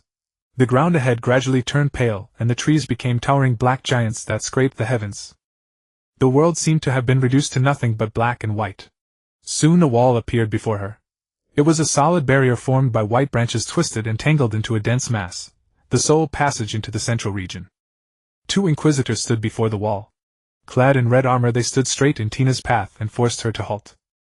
One raised a steel trident, the other swung a massive steel axe. This passage ahead is forbidden. Those who go further will die. A mithril dagger appeared in Tina's hand. She accelerated instantly, becoming nothing but an afterimage in the Inquisitor's eyes. The breastplate of the guard on the left was pierced in an instant, but the Inquisitor managed to react and dodged to the side. Then Tina flicked her dagger upward, and amid the flashing blades she sliced one of his arms clean off. His heavy armor seemed utterly meaningless before her. Seeing this, the other Inquisitor immediately grabbed the shield from his back and raised it in front of Tina. With his other hand he discarded the great axe, switched to a long whip, and instantly put distance between them. They were Morgan's personal guards. The 10 strongest Inquisitors were elevated to this position, and every one of them was a warrior seasoned in life-and-death combat and duels. But suddenly he felt a chill at his back and then at his neck. Tina had already reached him before he could retreat, severing the back of his neck. Then, as he collapsed, she drove another strike into his chest. Blood sprayed in a wet gush, but the girl's face showed no emotion at all. Her movements were clean and decisive, utterly without hesitation. Her adorable school uniform and cold, killing intent seemed as though they should never have belonged to the same person. She slowly turned to the other guard, the one whose arm she had severed now kneeling on the ground, and walked over to him. "Where are the saints? It is the Cardinal's secret. Kill me, but I will say nothing. And the Holy Knights." Tina drew the dagger, the very blade that had cut off his arm. Yet not a single drop of blood had stained the girl nor her school uniform. "Kill me." Tina knew that continuing to talk would only waste time. She casually picked up the great axe lying abandoned on the ground and hurled it at the man. Now it was time to pass through this wall. This tree wall had not originally been so vast and dense, perhaps it had become over 1,000 meters thick. Clearly anyone who had dealt with demonic beasts would know that what was happening now was bound up with them. But something unexpected happened. As Tina approached the tree wall, the branches began to tremble, as if sensing something. They seemed to come alive, or rather they were all under the control of a demonic beast, and that beast had already sensed Tina's presence. Then amazingly the branches began to draw back and curl inward as though touched by fire. The tree wall was forcibly split open into a path. No, it was not fear, it was submission. It was as if they were making way for their sovereign, and Tina was their sovereign. Tina looked back and saw only the 2 Inquisitors lying dead in pools of blood. There was no one else either. This had never happened before. After passing through the white wall of trees, the surroundings changed dramatically. The black trees that should have been laden with branches had transformed into straight monolithic stone pillars rising into the sky, their tops so far above that craning one's neck could not reveal them. The ground crumbled into loose pale sand, while the black mist limited visibility to a mere 3 meters, rendering this mysterious forest utterly devoid of any hope of passage. Before time rewound, this was also the place where the Paladin Legion had been wiped out to the last soul. In the end, only Dina alone had walked out of the mist and arrived before that door. At this moment Dina sensed a person nearby trailing behind her. She paid it no mind and began running into the depths of the mist. Even as the trees grew thicker, they could not slow her down in the slightest. A few minutes later she heard human voices ahead. Then the scent of burning firewood drifted through the air. Dina kept running forward and stepped straight into a camp. 5 or 6 tents and a blazing campfire partially dispelled the mist. Around the fire sat several paladins who had shed their armor. Their faces were ashen, and every one of them lay sprawled on the ground as if utterly drained. One paladin, catching sight of Dina, instantly sprang to his feet and shouted, "Hey!" Dina had no intention of stopping, but the men were blocking her path. If she did not halt, she would run them down and kill them. She stopped, and the men looked at her with pleading eyes. "Miss, who are you? Give me your name." "Never mind. Ahead, is that the way out?" "Back. Is that so? Thank you, brave lady. What happened?" At that question the men's expressions twisted in agony, then their eyes flew wide open as though they had awakened from an eerie nightmare. "It was the Cardinals, it was them. They sacrificed nearly everyone. We are the survivors. They made the students clear the path, then sent us to our deaths. We were no match for these trees." The man at the forefront stepped forward to explain. He seemed to be their leader, yet his face was equally deathly pale. "I am Gun Castellanti, Vice Commander of the Paladin Order. Whatever you intend to do, brave lady, I advise you not to go any further. The trees over there are alive, they can easily pierce through our bodies." Dina nodded and continued on toward her destination. She of course remembered the way. Strangely, the trees that attacked humans indiscriminately posed no threat to her. It was as though the forest was inviting her of its own accord. Dina accepted its invitation. Her swift silhouette darted through the black mist unimpeded. After another 5 minutes the surrounding trees began to thin. Almost there, this was the place. When the trees were nearly out of sight, the world seemed to be nothing but an endless stretch of pale sand. Dina's heart thumped violently. She had been here before, and she remembered clearly. A castle. A white castle, like a sandcastle built from the simplest of toys, frail and fragile. Though the outside was still as death, Dina sensed the presence of several people within. She walked straight in. The pale sand was replaced by a translucent white membrane beneath which countless black veins and roots sprawled. The surroundings and the sky all bore the same sight. The entire space was a spherical hollow like the inside of a tree. At the very center of this space a wooden door hung suspended in midair, eerie and enigmatic. Green flames clung to the surroundings. The reek of charring left by miasma and magical bombardment mingled with the scent of boiled tree sap made one frown involuntarily. And the three figures floating in the air were the true instigators of this tragic scene. One of them was a girl Dina knew fairly well. Green flames coiled around her body, dancing around her as if alive. Defying common sense, those flames required no fuel. Behind the girl's petite frame they gathered into a halo and wings. She wore a magnificent black gown condensed from miasma and held a massive scythe of fire. Yet the entire space was as cold as an ice age. The flame demon, Yandere. Before her stood two enemies from the human side. Red-robed Cardinal Mogan Gilidi. Silver-robed Cardinal Fitanisi Aowoliangdo. Who could have imagined a demon beast so powerful? Had it not been for you, Mogan, I might have lost. This is an unexpected windfall. If we can take this demon beast and forge it into a weapon, Mogan replied while stroking his head. It seems fortune smiles on us today. Yandere was at a disadvantage. This form of hers was called the Seraph, the final form of the flame demon. Yet the two cardinals still appeared completely at ease. Ha ha! Humans! She burst into maniacal laughter, ready to attack the two cardinals. Her voice was not human, it resembled a composite sound of mechanical fusion. Under the pressure of the two, especially Fitanisi's lightning-fast movements, her attacks found almost no opening. With a wave of her hand, flames blanketed the entire sky like clouds, but the two cardinals dodged by shifting aside. At that moment a sphere of energy gathered before Fitanisi, a golden sphere blazing like the sun. The sphere was compressed at terrifying speed. Though it was an immense unstable power in her hands, it condensed into a compact conical projectile. This single projectile was enough to destroy a building and shatter Babalior's reputed copper-skin super defense. This should at least gravely wound the demon beast. But as the magic gathered, Cardinal Fitanisi sensed a trace of killing intent. Her body turned into a beam of light and flashed 50 meters into the sky. Sure enough, Dina's dagger was already chasing after her. Fitanisi studied this uninvited guest carefully. She wore a student uniform with her cape apparently removed for ease of movement. Her black stockings seemed meant to conceal her real skin tone. She shielded Yandere the Seraph behind her, hovering in midair on a magical platform beneath her feet. Mogan was so astonished that his eyes bulged. Because this maiden was not attacked by the demon beast at all, nor was she harmed by its frigid flames. It was as if the two had been allies from the very beginning. Even stranger, though the girl wore a mask to conceal her identity, she was unmistakably human. Cardinal Fitanisi, could this girl's speed rival that of her? Fitanisi nodded. Originally I was certain it was her. Now it seems there is someone else. That person has taken an apprentice. Can you handle it? Even if the sword god himself came, I wouldn't fear her. Fitanisi's clothes began to flutter in the violent wind. Her eyes turned gold and a crescent moon appeared on her forehead, emitting blinding light. Cardinal Mogan gathered magic, manifesting several blood-red hands around him. Raising an eyebrow, he laughed as if watching a stage play with light-hearted amusement. No matter who you are, since you now stand with the demon beast, you shall be executed by the holy fire. Whenever Tina thought of her teacher, the sword god Alcalan's pure, innocent, silly grin surfaced in her mind. She had once been acquainted with the resistance, and for that the Empire exiled her for a time. In the village she had met a woman by the name of Alcalan, a lover of wine. Alcalan was called the sword god and was also her teacher, but in truth they had spent only about half a year together. During those 6 months she had treated Tina fairly well.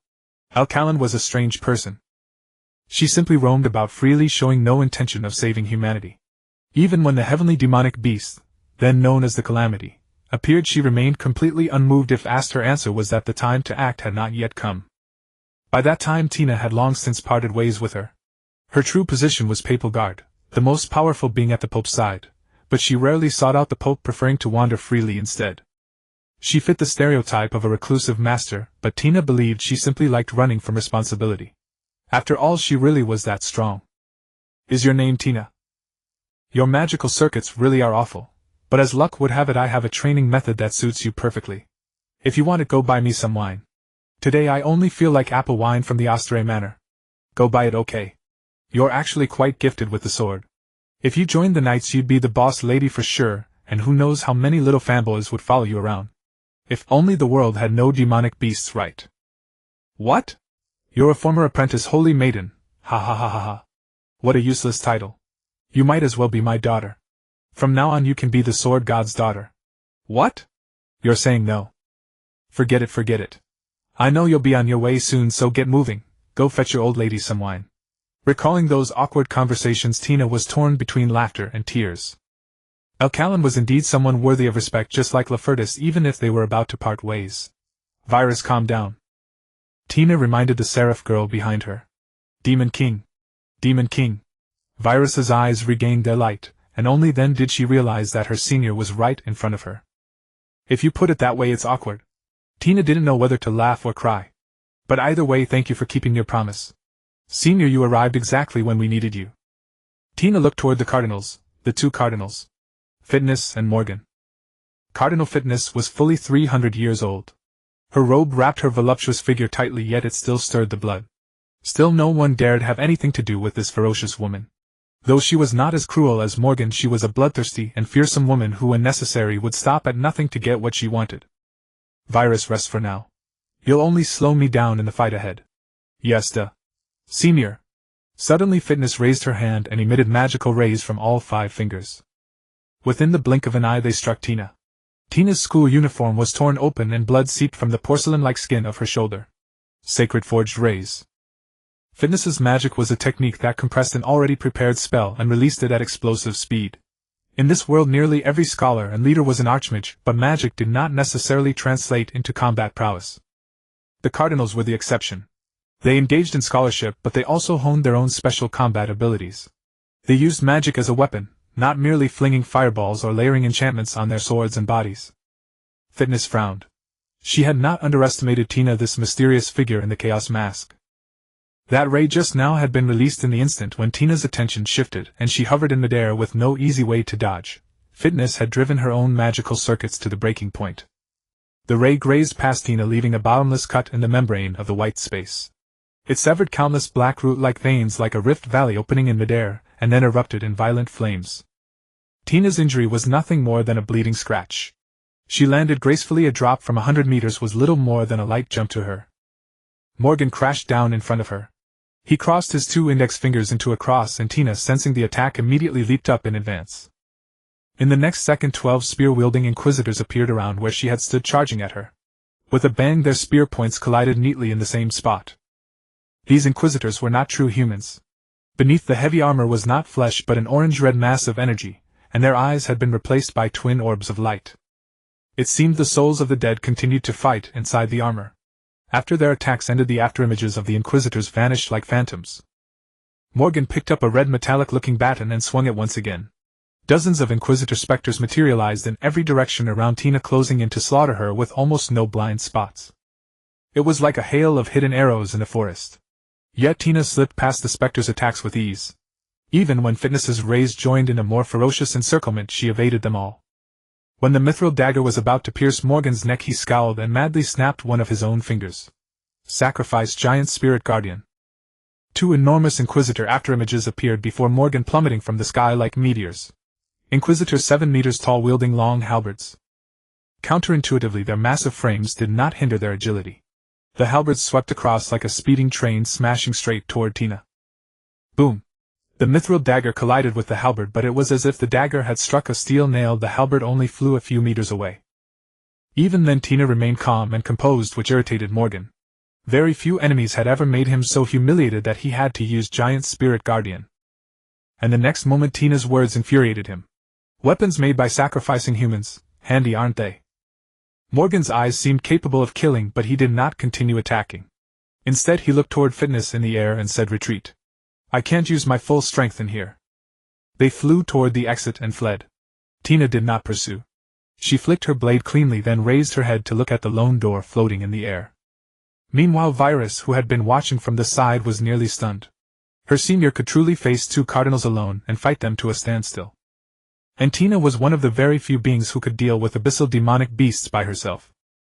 Elkalan's instruction had led her to carve out another way of fighting, the silent flow. It did not use magic, nor did it use magical circuits to conjure spells. Instead, mana was allowed to circulate within the body, acclimating the flesh to mana. By repeating this process again and again, the body was tempered to its limits. until their bodies and combat skills reached heights ordinary people could never hope to attain.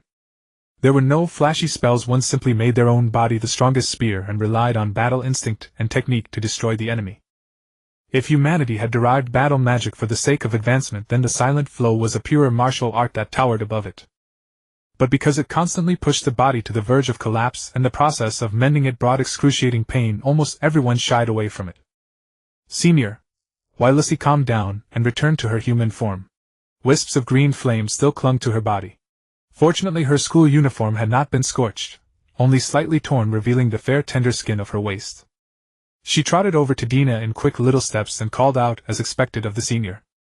Senior, we encountered so many things.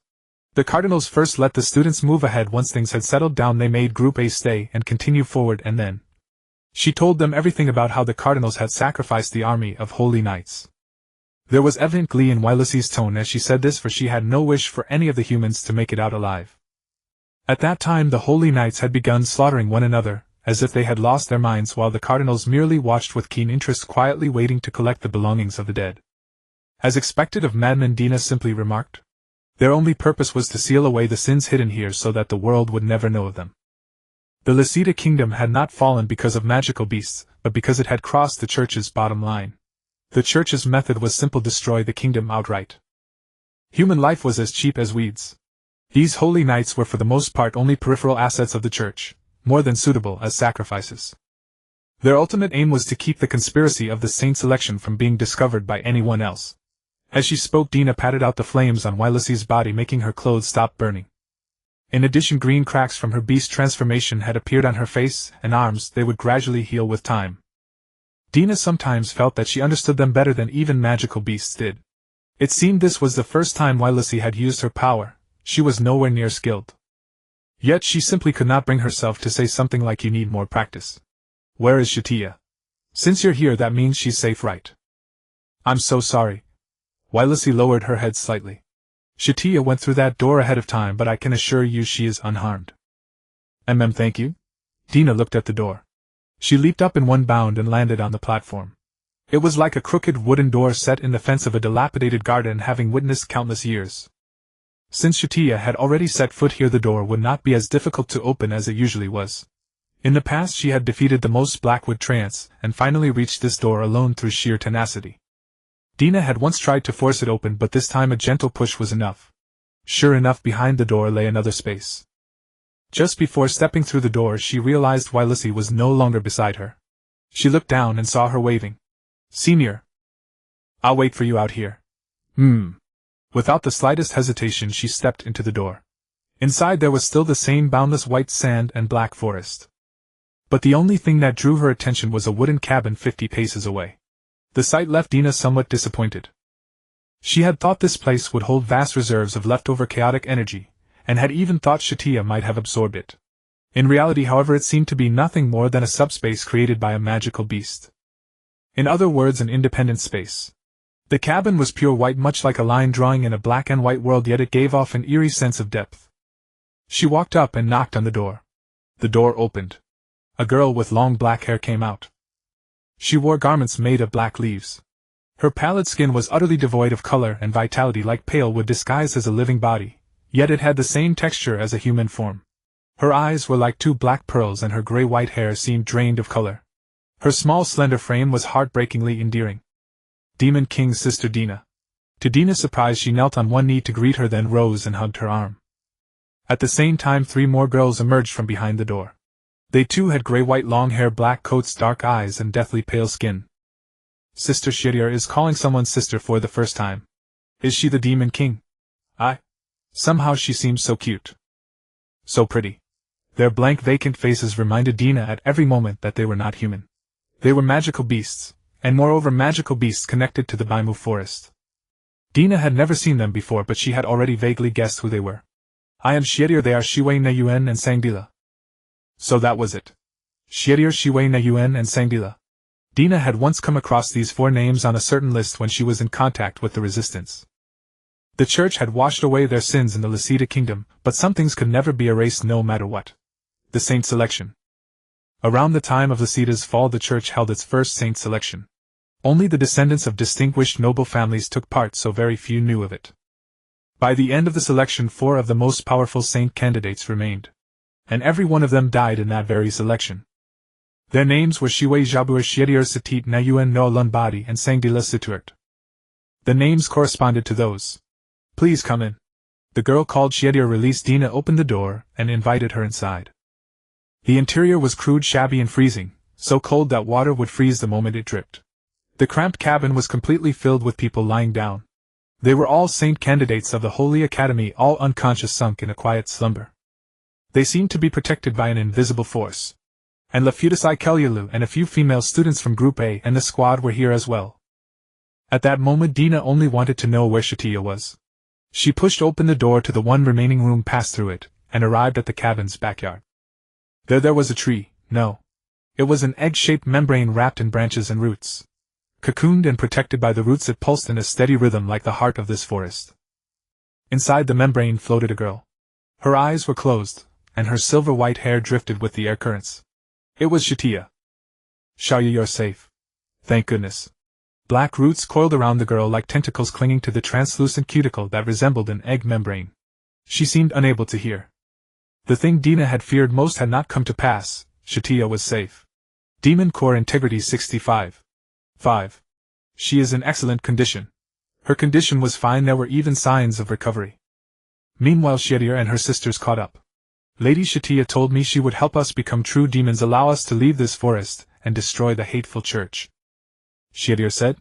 One of the girls named Shiwei chimed in that case we can establish a nation of our own for the demon race. Sister Demon King, isn't that wonderful? Being called the Demon King by magical beasts was rather strange. She had no desire to answer a magical beast, but that phrase truly caught her attention. What was more, she was deeply intrigued. A nation of abyssal magical beasts. She grew excited. The corners of her mouth rose and she even smiled with genuine happiness. Because if a nation of magical beasts truly succeeded, it would mean she could be surrounded and even protected by even more magical beasts. Then no one would ever be able to hurt her again. She would not be betrayed by the church, nor would she be wounded or killed because of it. Now she merely needed to kill those 2 cardinals. Make Satya the rightful saint. Build a nation that belongs to magical beasts. She had once thought this a vain hope, but now with the 2 cardinals isolated and helpless, these magical beasts, who had once been saint candidates, would become her companions. Creating a world where Xiaoyu would never be hurt was not beyond reach. Or rather, this was simply wonderful. As the sun set, the bone-chilling wind grew even more bitter. Beneath the white wall of trees the woman stumbled along, her hand trailing against the surface. The remnants of her golden armor clattered noisily with every step like an old worn-out machine, as if she herself were nothing but scrap metal. She wandered aimlessly, muttering under her breath. The exit. Where? Knight, the exit. SSSS. Suddenly a pitch-black creature shaped like a mantis charged toward her, its crimson eyes like 2 leaping lanterns in the mist. Its frame was as massive as a war elephant, yet nimbler than a horse. With sickle-sharp claws it advanced like a meat grinder, closing in step by step. The woman laboriously raised the golden longsword in her hand, and with a single swing she cut the monster down. As the monster fell, it melted into a pool of liquid. Several drops splashed onto her arm, corroding her black clothes and exposing the skin beneath. But that strike had completely drained her strength. She sank to her knees, gripping the sword planted in the ground, gasping for air. The badge of honor on her chest, eroded by the acidic liquid, fell to the ground, but she did not pick it up. Everything was over. This should have been a successful march, an operation to win great glory. She had gladly accepted Fidenesi's proposal only to meet this end. There was no escape. No escape at all. Ever since being sucked into that accursed vortex, no one had ever gotten away. They were going to die here. Let it end. Rather than face humiliation and endless regret, she might as well die right here. That was what the woman thought. Her delicate body leaned against the white wall. Even if another dark treant appeared, she would offer no resistance. She would let them kill her and become nourishment for countless lost souls. But at that moment a faint voice sounded from far away. Nigh. GHT. Knight. Cap. Tane. She lifted her head slightly and turned her dull eyes away from the wall in the opposite direction. Knight Commander. The voice grew clearer. She, known as the Knight Commander, leaned back against the wall as if merely to make herself look less pitiful. By the time the sound grew so close that she could hear it even with her ears covered, a man was panting as he sat on the ground with 4 or 5 others following behind him. "It's me, Gun in the flesh. Commander, I never thought I'd run into you here." The man removed the helmet from his head. The sword at his waist was worn to a miserable state. Clearly the journey had been no easier for him. She had no choice but to break it to these knights. "Vice Commander, we are done for." Those words made the already breathless group hold their breath once more. "This wall is 2,000 meters long, even air on the other side can't get through. There's no exit and it can't be cut down. The mist drains our strength. We'll die here, though if we're lucky we might find scattered supplies nearby." She herself didn't know how the words had come out of her, exhausted as she was, having already given up. Perhaps it was only to convey the despair in her heart.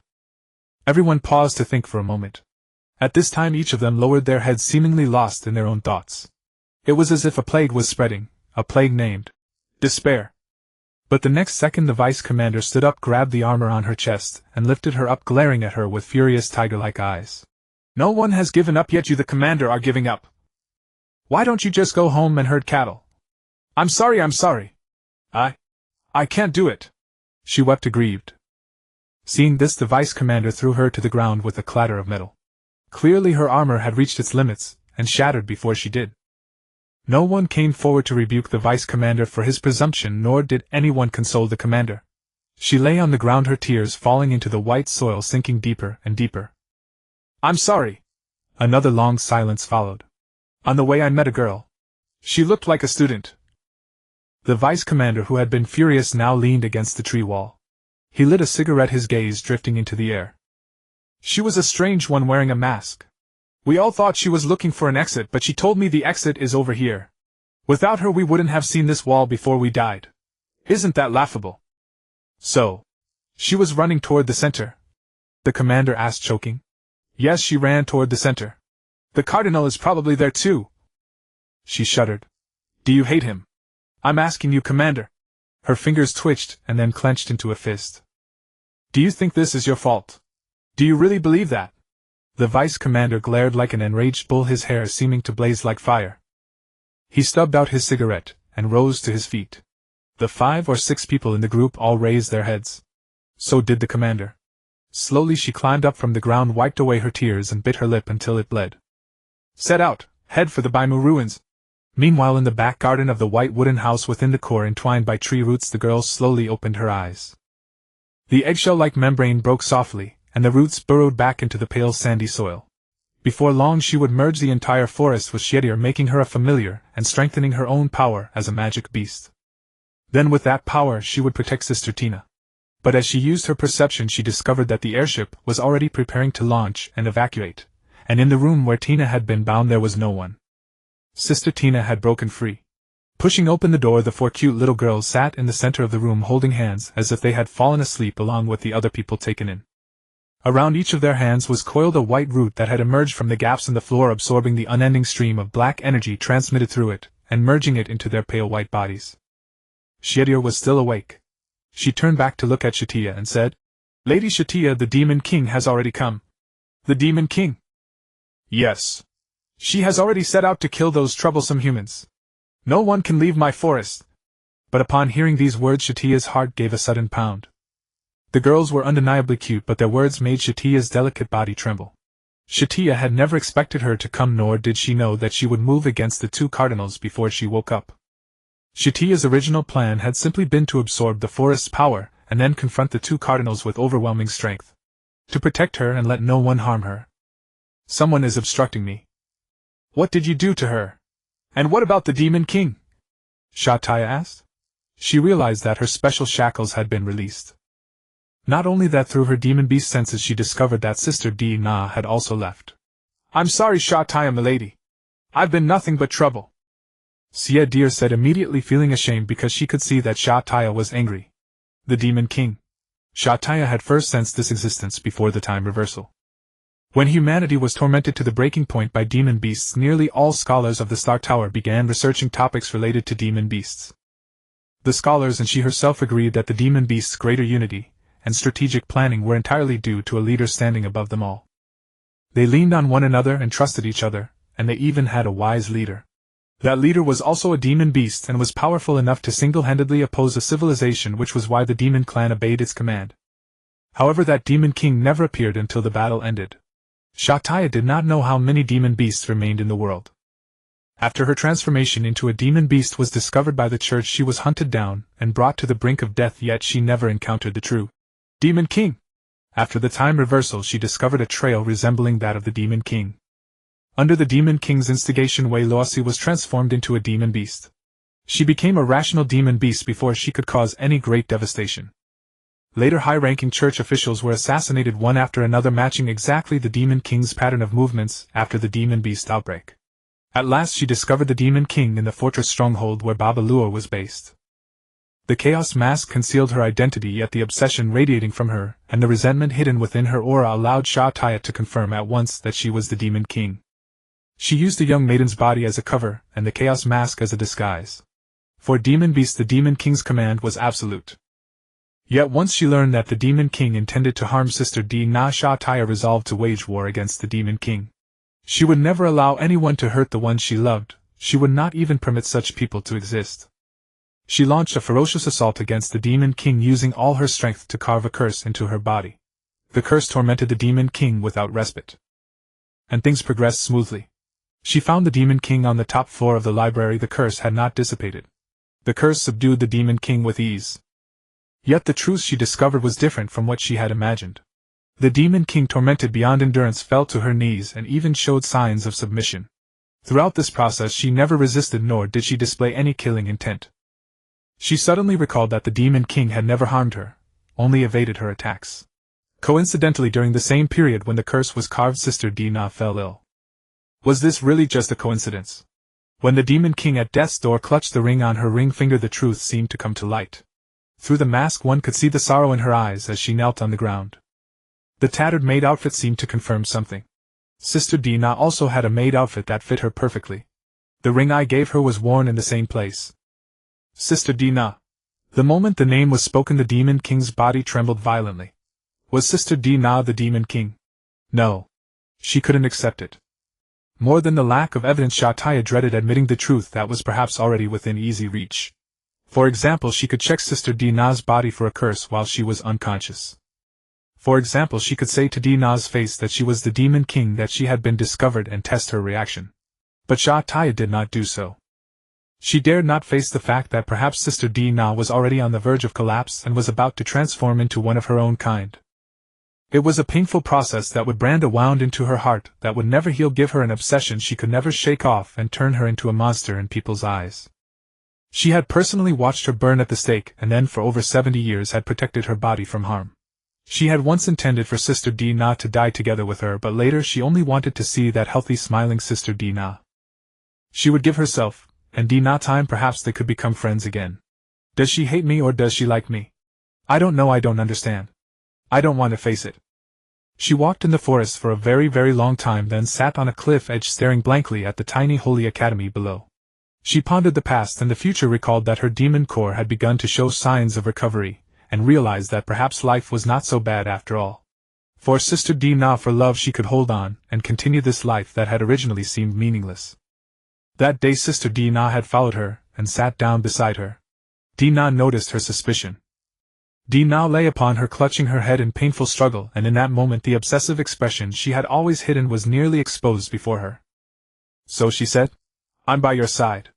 I will always be by your side. Don't be afraid. I'll always be with you. Once your body has healed, let's go on a date again. I'll take care of you, Sister Di-na." Di-na was in so much pain she could no longer be hurt by anyone, even if that person was me.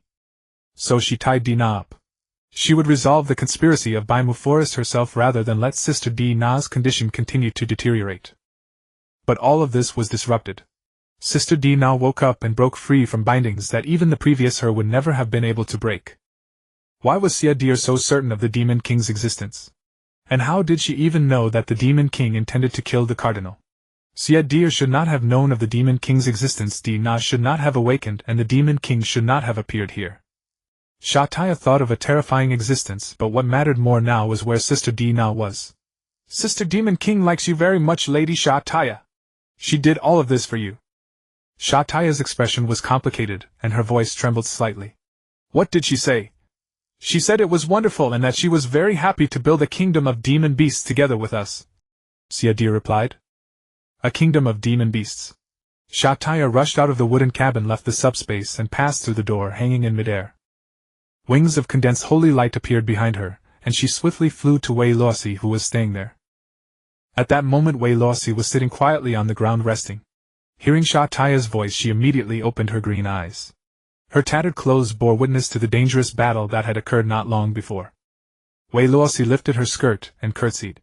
Lady Satya, where is the Demon King? She's already gone. She didn't want me to follow. Rumble.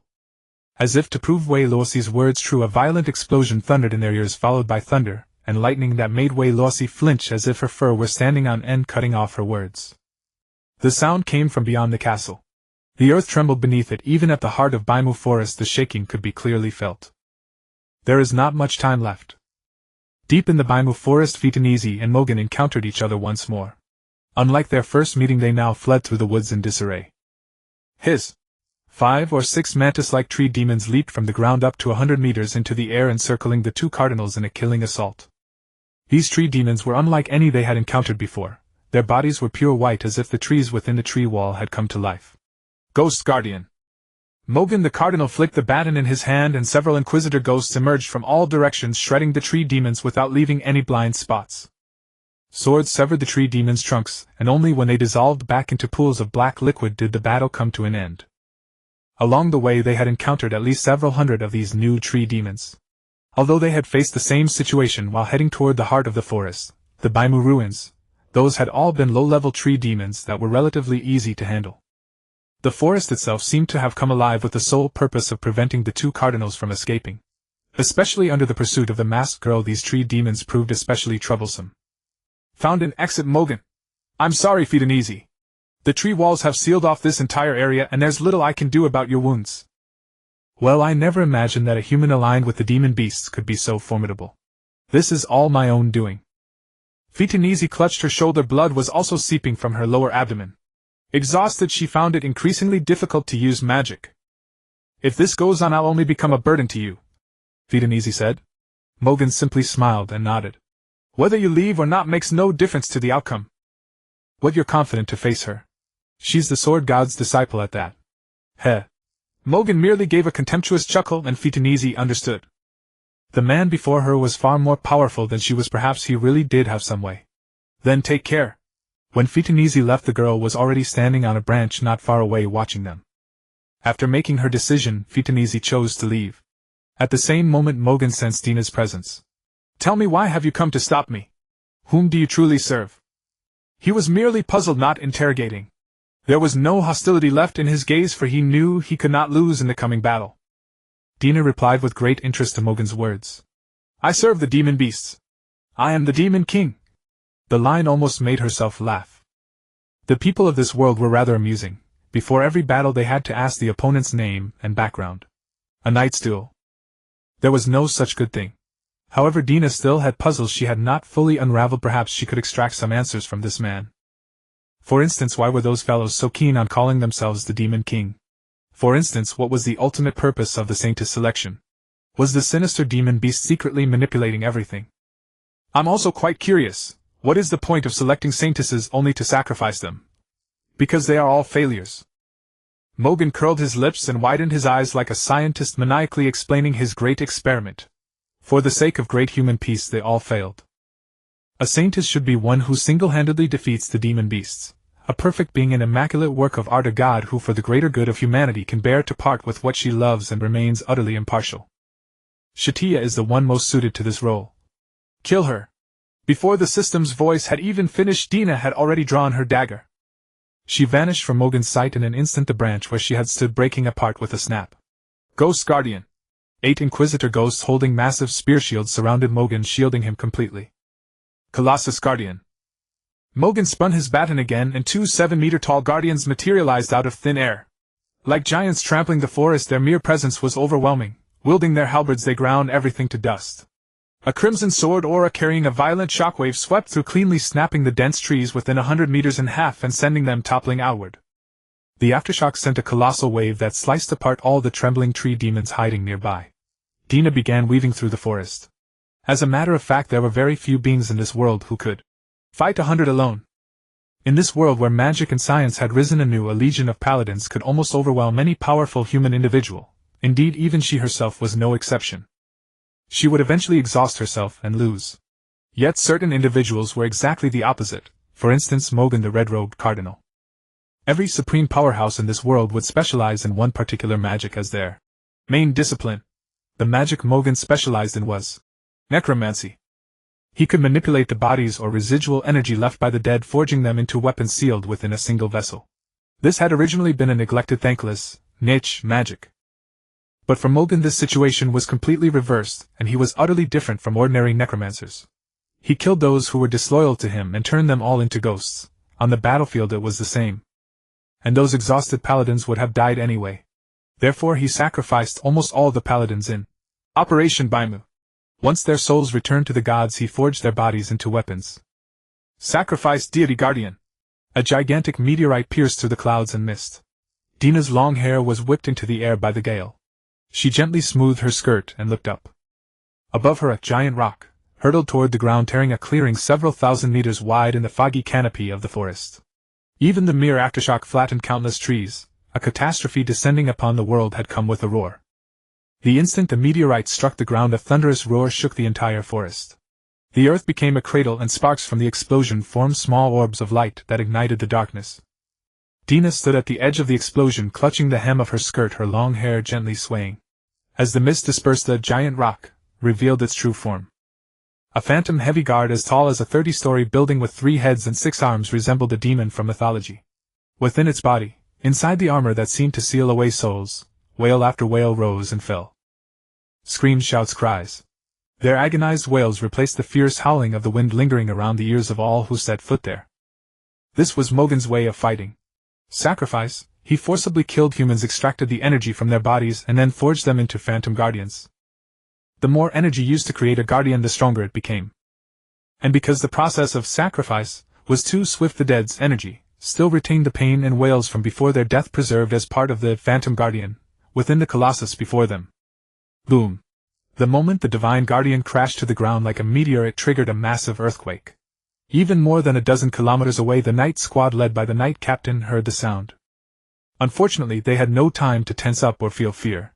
All around them were new white tree demons. These white tree demons were harder than the black ones. Even ordinary swords could not cut them, and they could repair themselves.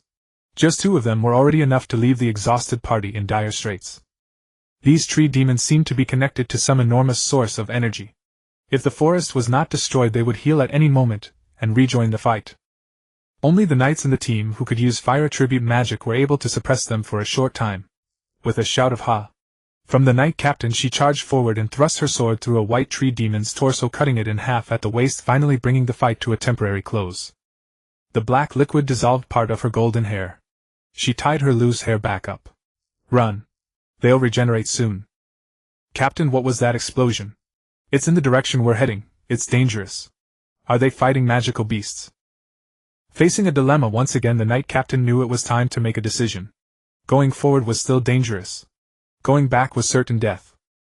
Just then a magnetic male voice sounded beside them. A man in a black cloak had appeared before them from nowhere. The hood completely concealed his face. He was tall and slender. From his silhouette one could tell his lean body was strong and powerful, yet retained an air of gentlemanly grace. But for some reason he hid his appearance. "Keep moving forward and I can help you." "And who might you be, sir?" "I am someone from the Holy Academy traveling with you. I apologize, but I cannot reveal any more information in order to ensure maximum safety. The black mist is thick here and dangers lurk everywhere. Staying together is probably the best course. Let's go, do not linger too long." With that he walked forward and disappeared into the black mist. Seeing this, the knight captain immediately made her decision. "Follow him." They jogged after the cloaked man. "Just what kind of person are you, sir?" Gun, still uneasy, moved closer and asked. "Let us stay at peace with each other, and keep a little mystery between us. I am a teacher, or rather a formerly esteemed teacher of the Holy Academy." "Vice Captain Gun, have you seen a girl wearing a mask?" "She's a student, right? I saw her. She left in this direction." "Very well." The cloaked man chuckled.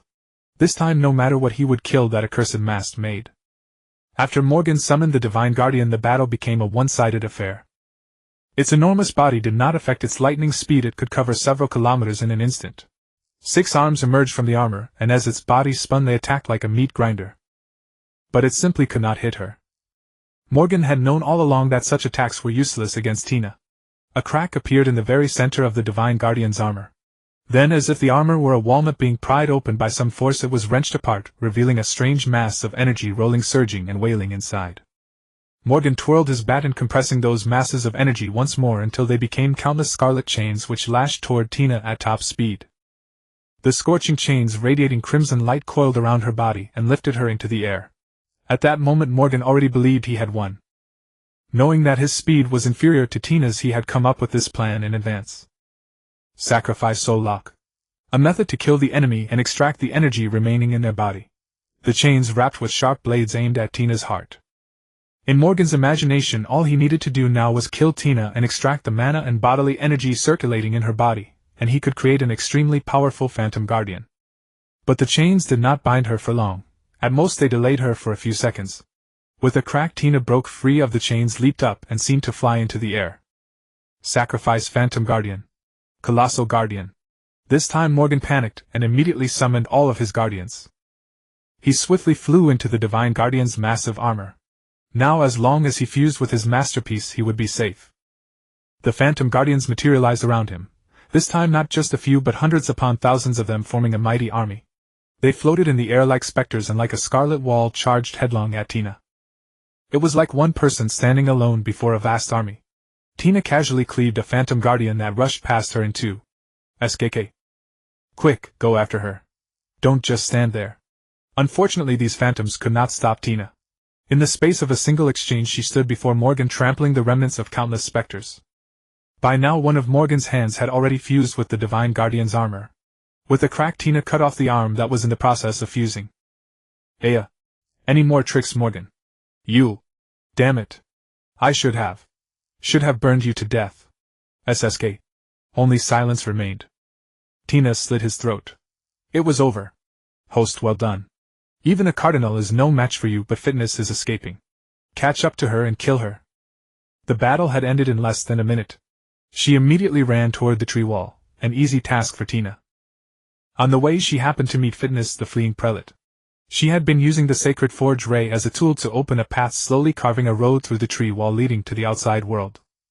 But she had not gotten far before Tina caught up. Fitness turned around. When she saw the masked girl walking slowly toward her, an emotion she had not felt in decades surfaced on her face. Fear. The masked girl knew everything about her while she herself knew nothing about this person. Then, without warning, something changed. A golden pillar of light scattered the black mist and shot into the sky. The pillar of light was very, very far away, even beyond the tree wall. Only Tina and Fitness could sense that presence. The golden pillar took the form of a sword several hundred meters tall, radiating terrifying waves of energy as it slashed down toward the tree wall. The tree wall was almost instantly melted away, opening a path beyond it. In just a few seconds a woman stood blocking Tina's way. She wore a plain gray dress and a white shirt, her golden hair slightly disheveled, her striking figure was healthy and beautiful. A wine gourd hung at her waist, and her fair thighs were faintly visible beneath the gray skirt. Her arched brows and delicate features combined into a beautiful face. Cardinal Fitness, you retreat first. Leave this one to me. Her voice carried a hint of laziness. After another look, Tina recognized this woman's true identity. Sword God Elkalin, founder of the Silent Stream. The strongest person in the world. And Tina's former teacher. Elkalin, the Sword God. Acknowledged by the whole world as the strongest swordswoman, she was a master who nominally served the church but actually roamed free, unable to muster the slightest interest in anything under heaven, much like the rather formulaic reclusive master from a novel. Elkalin possessed overwhelming strength. During those days of exile, Tina had truly believed she was going to die. No one reached out to help her. She had only a sword she had brought with her and a token from the remnants of the resistance army. She wandered without aim until in a mountain village she met Elkalin. Those were not easy times. Every painful detail of her training remained vivid in Tina's mind. Little Tina, go fetch me some water. Are you that lazy? You've taken me as your mother, so you're my daughter now. Hurry up. Nonsense. I've never seen such a fussy mother. Why don't you give me any New Year's money? New Year's money? What's that? I've taught you so many things and now you want money from me. Not a chance. Elkelin was lazy with not a shred of responsibility. She was very fond of children. She often used her salary to support orphanages and small monasteries. She detested the church's ways and would likely have come to blows with those people. Still, with the title of the Pope's personal guard, things went fairly smoothly wherever she went. Those memories, though they occupied only a small fraction of her life, had still left an indelible imprint on Tina's heart. Without Elkelin, Tina would have given up much sooner. Perhaps before she ever needed to be consumed by the holy flames, she would already have died before some demonic beast. Why did she stand against me? She knew about the Saintess selection, and she knew exactly what scum those two cardinals were. But why should I be her enemy? Elkelin, Tina said cautiously, still clinging to a faint hope. Good evening, demon. Her tone was easy, but the killing intent on her face was real. She raised her sword and pointed it at Tina. It was the first time Tina had ever heard Elkelin call someone a demon. She hated the church, and she knew its secrets. Even the treacherous demonic beast had never moved her to protect humanity.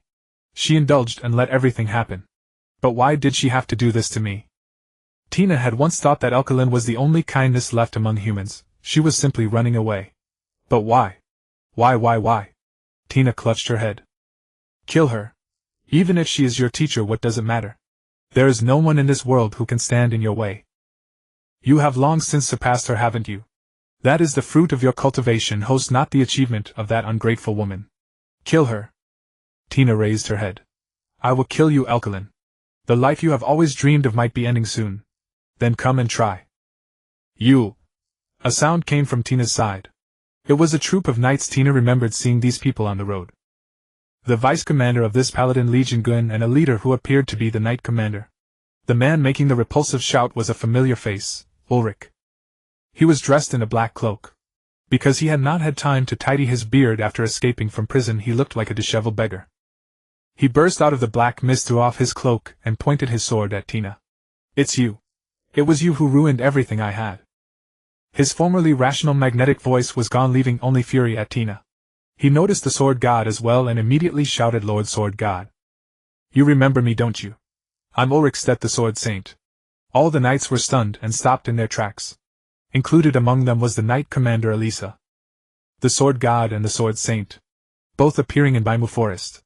She had seen the Sword God's majestic face in the newspapers before, and she had heard the story of a frail girl who grew into the Sword God.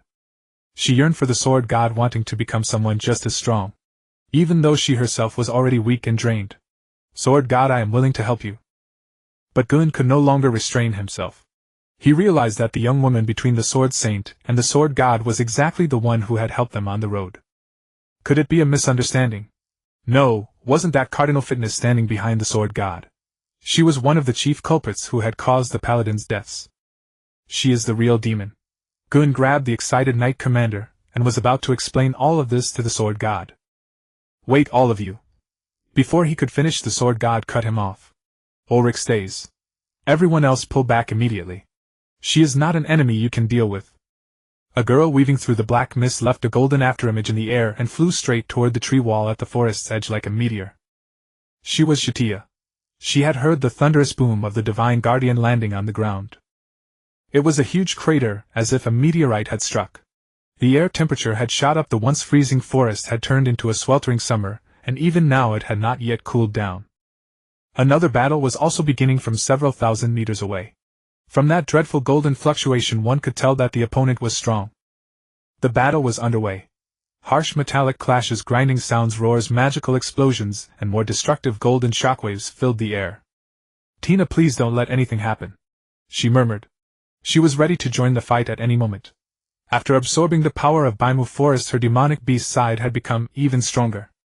The black mist was gradually fading because the source of its power had shifted from Baimu Forest into her own body. Recovering her magic core was just around the corner. When that time came, Satya would exist as a being that possessed both demonic beast and saintess power, and she would use that power to protect Tina. But she had never once mentioned building a kingdom for demonic beasts. She only wanted to protect Tina. She had locked Tina in the airship cabin beforehand, a safe zone she had personally modified, one from which even Tina herself could not possibly escape. It should have been impossible for Tina to be in danger. Hurry. I have to make it this time. I have to protect her.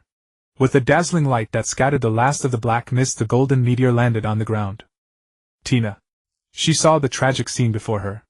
The once flat and pale sand was now chaos, broken into dunes large and small by the battle. A girl in a student uniform knelt on the ground, propping herself up with one hand. Blood stained her shoulder, waist, and thigh. Satya's heart jolted violently. Blood ran from the corner of Tina's mouth, and her body quivered slightly as if she had reached her limit. Her enemy Alkaline had suffered even worse injuries and had already fallen unconscious. It looked as though the battle had ended quickly. Tina had won. Perhaps due to the danger of the fight, and the wounds she had taken, she hadn't noticed Satya's arrival at all. The ribbon around her neck was long gone. In the distance a chaos mask had been split in two by some sharp weapon, its purpose gone forever. The ring. My. Tina searched the white sand in a daze for the ring. It was the ring Satya had given her, but she had lost it during the battle with the sword god just now. That could not be lost. Absolutely it could not be lost. My Satya. At last she touched the ring. But she had felt a warm, familiar hand even before that. That pleasant scent was familiar as well. She was pulled into that person's arms and held tightly. Shao. Yeah. She was pulled into that person's embrace, held tightly. Shao. Yeah. As she uttered that name, tears spilled from Satya's golden pupils and fell upon her. Her hair cascaded over Dina's delicate shoulders. They were so close that they could feel each other's body. It was soft and warm. She longed to fall asleep and forget everything that had just happened. The pleasant scent left Dina dazed for a moment. These intoxicating breaths reminded her of the moment they kissed. She tightened her grip on the ring that had been pressed into her palm. This was the one Xiaoya had picked up for her. But Dina suddenly widened her eyes as cruel reality slashed across her heart like a sharp blade. The mask. Then my identity has already been exposed. Dina's eyes grew vacant, and the cold drained the warmth from her body as if she were trapped in a freezing cavern. The ringing in her ears was deafening, accompanied by a sharp pain from her brain. Then that light-headed sensation returned. The world before her eyes gradually blurred. Although she could see everything, she felt like a blind person again, unable to process the information before her. Her heart seemed to sink endlessly until it tore free from her flesh and plunged into an endless abyss. Don't let Satya know that I am the Demon King. She repeated those words in her heart, her mind racing as she instantly fabricated countless pieces of information. After a few seconds of hesitation, she smiled. Just fool her way through it. As long as Dina believes the Demon King is someone else, and that I just happened to pass by, it will be fine. How simple, just like before. Where did you find my ring? Her voice was broken as if she were choking back sobs carrying accusation. I found it nearby. Hearing this, Dina's voice rose as if she had been provoked. Masked woman, it was a masked woman who killed the cardinal. Not me. I was injured by her. Everyone was hurt. Isn't that right? Yet Satya remained unmoved. As if she had known all along, she held her tighter, comforted her, gently stroking her head and limbs. No, this can't be. Satya shouldn't know anything. I should never have revealed myself. Why have I failed? Seeing Satya still silent, Dina laughed, a hoarse laugh. Tears burst forth like a dam breaking, and her expression twisted. I hate you. You really think I treated you as my girlfriend? This ring, I threw it away casually, yet you still picked it back up for me. Cough. Cough. And you want to lock me in a room. At the same time, the pale sandy soil centered around Dina turned into a pitch-black mire. Miasma began to surge around them as if the black mist had come alive, endowed with life. They were like a dark throne from the abyss, crossing the planar barrier and emerging into the mortal world, so powerful that it was suffocating. If an ordinary human were contaminated by this miasma, even if they survived by sheer luck, they would spend the rest of their lives in endless agony. But the source of this chaotic energy was not Satya, it was Dina. Her body was emanating an aura identical to that of a demonic beast. Or rather, she was no longer fundamentally different from a demonic beast. Sister Dina, I know everything. Satya nodded. Unexpectedly, this only fueled Dina's madness further. I've hated you for a long time. What? A hypocrite. I'm sorry. Satya began stroking her back. The wounds on her body were disappearing, and her body, which had been cut by the sword, was healing. Her tattered school uniform exposed her back. On her fair skin, black carapace grew, hard and resilient. There surprisingly was a silver scale. The edge of the silver scale gradually shifted to blue-green like a beautiful jade. It was deeper, thicker, harder, and seemingly more dangerous than snake scales. But this was not good news, for it was proof that she was transforming into something inhuman. You must be thinking of burning me to death, putting me, this demon, on a stake, and setting me aflame. Ha, humans are awful. I will always protect you, Sister Dina. I will always be by your side. Liar. You surely don't think that. I haven't lied to you, Sister Dina. You liar. You said we'd live together. You lied to me. Dina's tears grew more abundant, and the sounds she made could no longer form complete sentences. Her struggle became more violent. Her heart simply could not accept this reality. She even tried to break free from the embrace. With her mouth, which was growing sharp fangs, she bit Satya. As if her last shred of reason wavered, she bit through the clothes, but only left some nectar on Satya's shoulder. Satya would not release her. After refusing to answer the question, she seemed to have accepted something. Ha! Ha, you must have misunderstood something. Of course I remember you. Burning me to death. That's all. I died. You left me. I hate you, I hate you. A dangerous aura radiated from her body. The temperature around them rose rapidly, and more scales grew on her body. The pressure she unconsciously released sent chills down everyone within dozens of kilometers. It was as if a pair of terrifying eyes were staring straight at them, ready to tear them to shreds at any moment. MMPH. She finally could not hold back and suddenly pounced on Satya with force. An irrepressible impulse surged within her, to knock the girl in front of her down. Make Satya mine. Then Satya would never fall before her, die in despair, and never understand the love between them until her final moment. Satya would not have to protect a corpse, bearing 80 years of pain alone. I will never again deal with those damned humans, those fools who prattle about justice and love yet are full of lies. I will never again have to face that arrogant Ayar Kalan. The Sword God and the Cardinal are after all the same kind of people. They all deserve to die. It's time to end this. Her azure eyes had already become blue-green vertical pupils like a beast's. Her fingernails turned into sharp claws, and 2 spiral horns grew from her head. The black mist had long since dispersed, replaced by black miasma that appeared out of thin air, seemingly congratulating in advance the birth of a new demonic beast. Only you, Satya, must never betray me. You can't. Mustn't. Absolutely not. My Satya. Satya. Satya. Suddenly, as if by the last remnant of reason, the hatred in her eyes vanished in an instant. Her whole body went limp and she began to wail. She kept wiping away her tears, but the rain-like tears still fell onto Satya's clothes. You hurt her. The system whispered in her ear. Like the agitation of a twisted, indescribable monstrosity, it churned in her mind. She curled up, struggling with all her might. I'm sorry, woo-woo. I didn't want to hurt you, I don't want to hurt you, I didn't mean it, I really didn't. Please. It's okay. Kill me. I don't care. Please kill me, Satya. Please kill me. Dina let out a painful wail, clutching her head and forcing herself not to hurt Satya. Seeing Dina so broken, Satya felt as if her heart had been pierced by knives. If things continued like this, Dina would completely turn into a demonic beast. Worst of all, the beast transformation would tear her mind apart and enslave her to obsession. If things went on like this, no one could stop her emotions from spiraling out of control. Satya was one of the few demonic beasts who could retain their reason, and precisely because of that she understood the resentment of demonic beasts better than anyone. She did not want Sister Dina to suffer such pain. Something had to be done now. She had to protect Sister Dina. Dina had already lost too much in this battle. She had lost the person she had once trusted without reservation, lost the teacher she had believed represented so-called justice. Was I her last pillar of support now? Why was I making her suffer even more? She thought of the lies Dina had told, or rather the lies that should have been kind. She said I had deceived her because I hadn't kept our promise. I hadn't survived. Survive. That was a vow they had made to each other when they were very young. Back then they had hooked pinkies and made many more wishes like little children looking forward to a beautiful future. They had imagined growing up together, leaning on and relying upon each other, and perhaps a sprout of love had already been quietly growing. These memories had faded away as the two gradually drifted apart, but now they broke through the soil and were reborn. Countless pieces of evidence proved that Sister Dina kept memories of the past. She had been enduring all of this, perhaps for my sake, or perhaps only because she didn't want to affect me in my weakened state. After the rewind magic was cast, had Sister Dina really still been conscious at that time?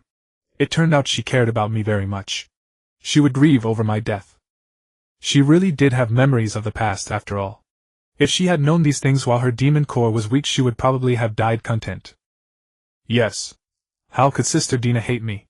She has always liked me. Otherwise she wouldn't have accepted that first kiss. Her tender affection couldn't be fake. The gentle look in her eyes that slipped out when she calmed down couldn't be fake either. Nor was the expectation in her eyes when she received new clothes and care fake. The words she spoke were the exact opposite of her kind actions. And had I chosen to look away because I was afraid to face it. The scarlet cross on her neck seemed to have explained everything a long time ago. So this was a feeling I dared not face. Sister Dina was simply even more afraid to accept herself than I was. I must confess it all. You have memories of everything, don't you? Satya said calmly. Dina suddenly stopped her restless movements. She was stunned, as if unable to accept this fact. She no longer dared to look at Satya. Flustered, she tried to explain something, but not a single word came out. And at that moment, to her utter astonishment, Satya held her head, pulled it down, and kissed her forcibly. MMPH. Dina struggled at first, but then she realized she no longer had the strength to push away that soft, pliant body.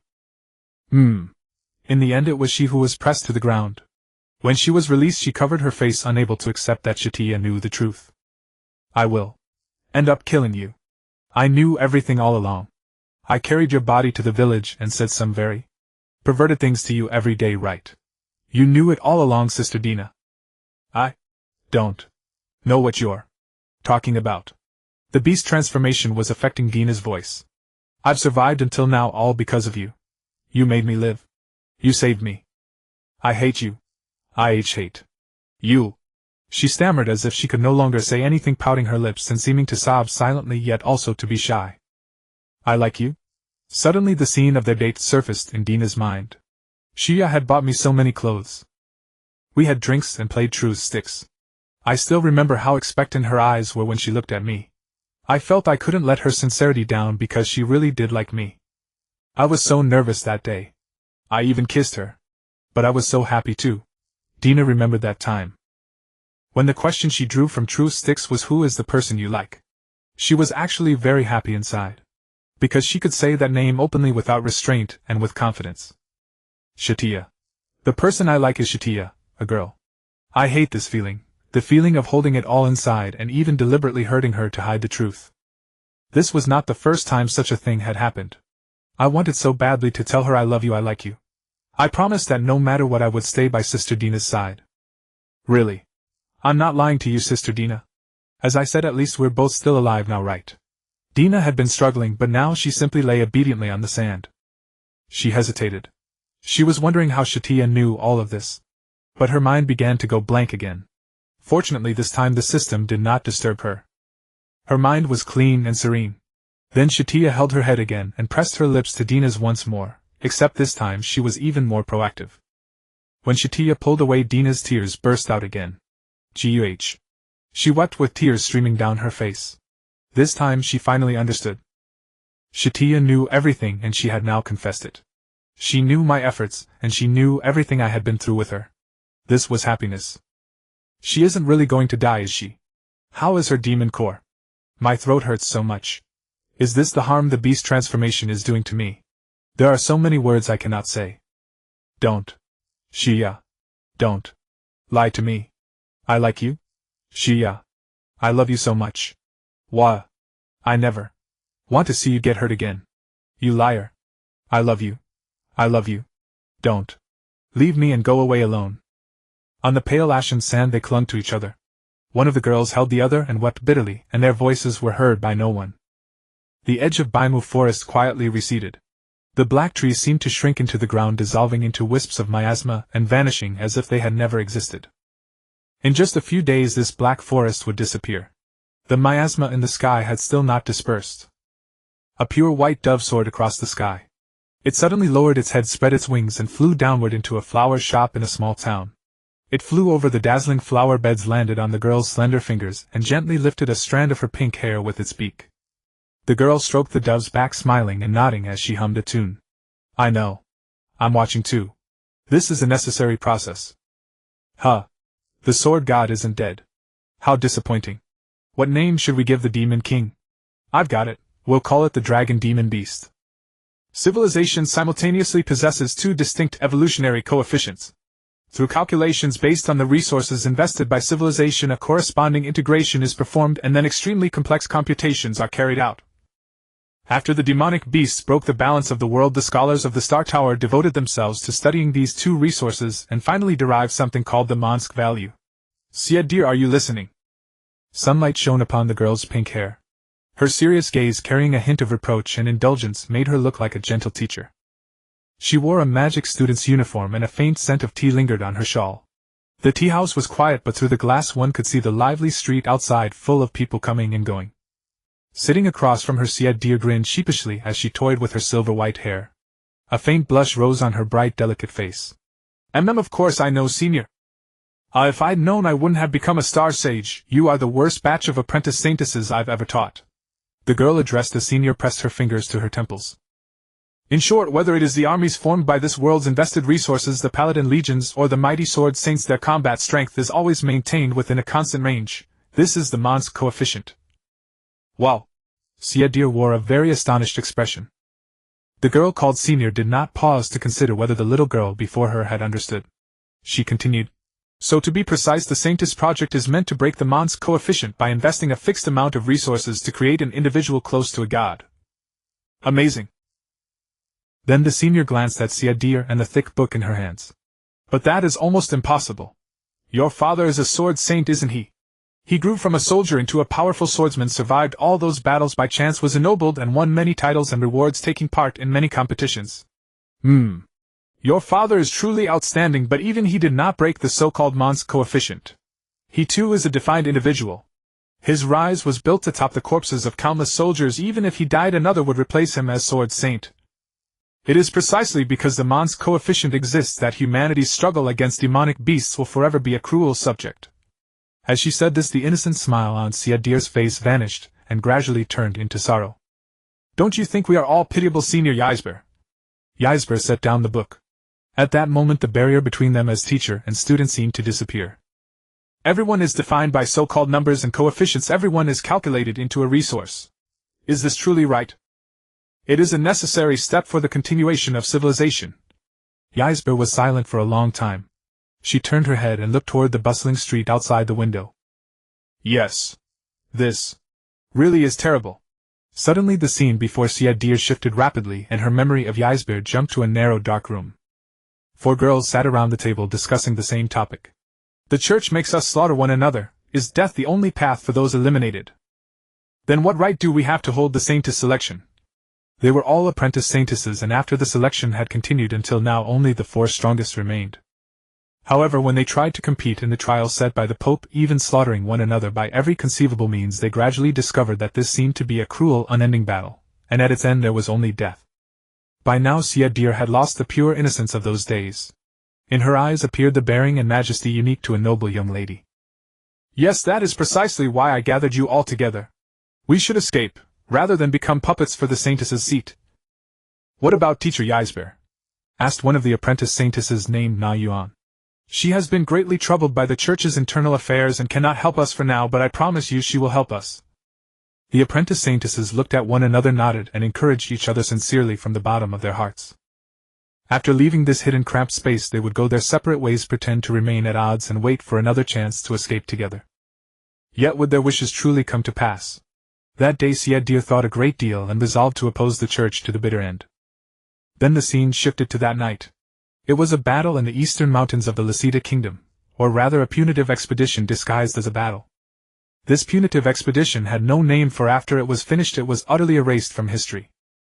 That day all the saintesses were buried in the earth. They had been watched at every moment, and an accidental exposure let the church's inner circle discover them. The cardinals immediately abolished the saintess selection, and launched an inhumane punitive expedition against them. Sia dear still remembered dying beneath a tree. She had lost too much blood and could no longer hold on. She vaguely remembered the Monsk coefficient. In the church's eyes she and the dead saintesses were all failed products. But the saintesses were innocent. They were all lovely girls. Why? Why did the church insist on raising its hand against them? The church and humanity are both wrong. After an unknown stretch of time, the dead cannot perceive the flow of time, she woke. Upon waking she found that this world had changed. A flawless world, perfect black and white. Yes, this world was always meant to be this pure, without the slightest flaw, without excessive adornment, only the purest black and white. And what were those small red flowers suddenly growing from the white ground? They were thriving, attempting to erode this world. Satya stepped forward and pulled them out by the roots. Only when the red flowers were crushed in her hands did she nod with satisfaction.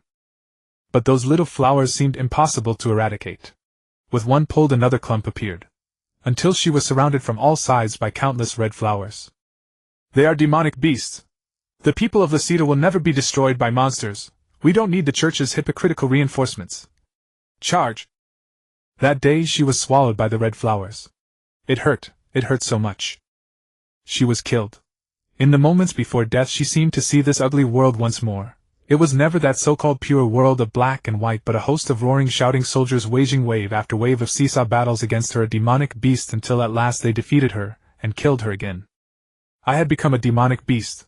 Satya, wake up. When she opened her eyes again she was pulled up by a warm hand. She wasn't dead. How strange. As a demonic beast, being killed by humans was only natural, wasn't it? To humans she was an existence that had to be killed. Yet that voice roused her curiosity. She opened her eyes. In the black forest a girl with pink hair was caressing her cheek, giving her the feeling of being doted on by an older sister. Senior Yandere. Senior Yandere woke her. Where is this? This is a very hidden place, Satya. We haven't seen each other in a long time. Satya trembled and nodded. In truth, when she realized that she had not died, she felt somewhat disappointed. She loathed humans, yet humans simply refused to die. I am a demon beast. Sister Yandere, please stay away from me, all right? Do you hate me? How could I ever hate Senior Yandere? Wait, I don't hate her. Satya finally saw her clearly. She still looked exactly as she had years ago, but the aura radiating from her was vastly different from before. She had been through so much, perhaps shocked by some things, and unforgettable events had turned her into who she was now. Satya could clearly sense Senior Yandere's resentment. This seemed to be a gift unique to her, one that set her apart from humans and her companions alike. Yes, Yandere was also a demon beast. Satya tried to stand, but her body would not move. Satya, your power is not complete. You need to slumber here for a while. This is your forest, and for you it is the safest place. Did Senior save me? A reassuring gentle smile spread across Yandere's face. Stay hidden in this forest until a being called the Demon King comes to take you away. The Demon King. She is the sovereign of all demon beasts, and the elder sister we all share. You will recognize her the moment you see her. Demon beasts will attend her. The resentment within her body surpasses that of any of us. Yandere paused, as if thinking or perhaps hesitating. Being tormented by humans must have hurt, didn't it? Don't worry. The Demon King and her retinue will lead us in building a kingdom of demon beasts. I will do whatever Senior says. It was only later that Satya learned she was not the only one. Senior Yandere had concealed all 4 saintesses in the forest. They had died just as Satya herself had. But something still remained inside their bodies, a presence akin to a soul. This too was Senior Yandere's doing. Satya tried to communicate with them, and tried to wake them. She placed the bodies of all the girls in the very center of the forest, and every day she knelt on the ground praying for them. Who knew how long had passed, months or years? One by one the girls opened their eyes. Where is this? Sangdila, thank goodness. I am an apprentice saintess. You remember now. Are you my master? Satya smiled and took Sangdila's pale little hand. From today on, call me Big Sister. From now on, aside from the Demon King, I am the only sister you have. Only later did Satya learn that they had already become her kin. Her kin. In truth, the saintesses had not come back to life, they had merely awakened by borrowing her power. Without her power, her younger sisters would all disappear, dying just as they had before. So just as Senior Yandere had said, she would never take a single step out of the forest until the Demon King appeared. And now at last she had met the Demon King. The resentment inside her body, the 2 sane kind companions beside her, everything fits Senior Yandere's description. She was the Demon King, no mistake. Humans who offended her would all die. And now the miasma filling the sky was proclaiming that very fact. A demon beast had been born. Her power made one yield involuntarily. Even the pressure she radiated at the moment of her birth made Satya understand that this was the elder sister she was meant to follow.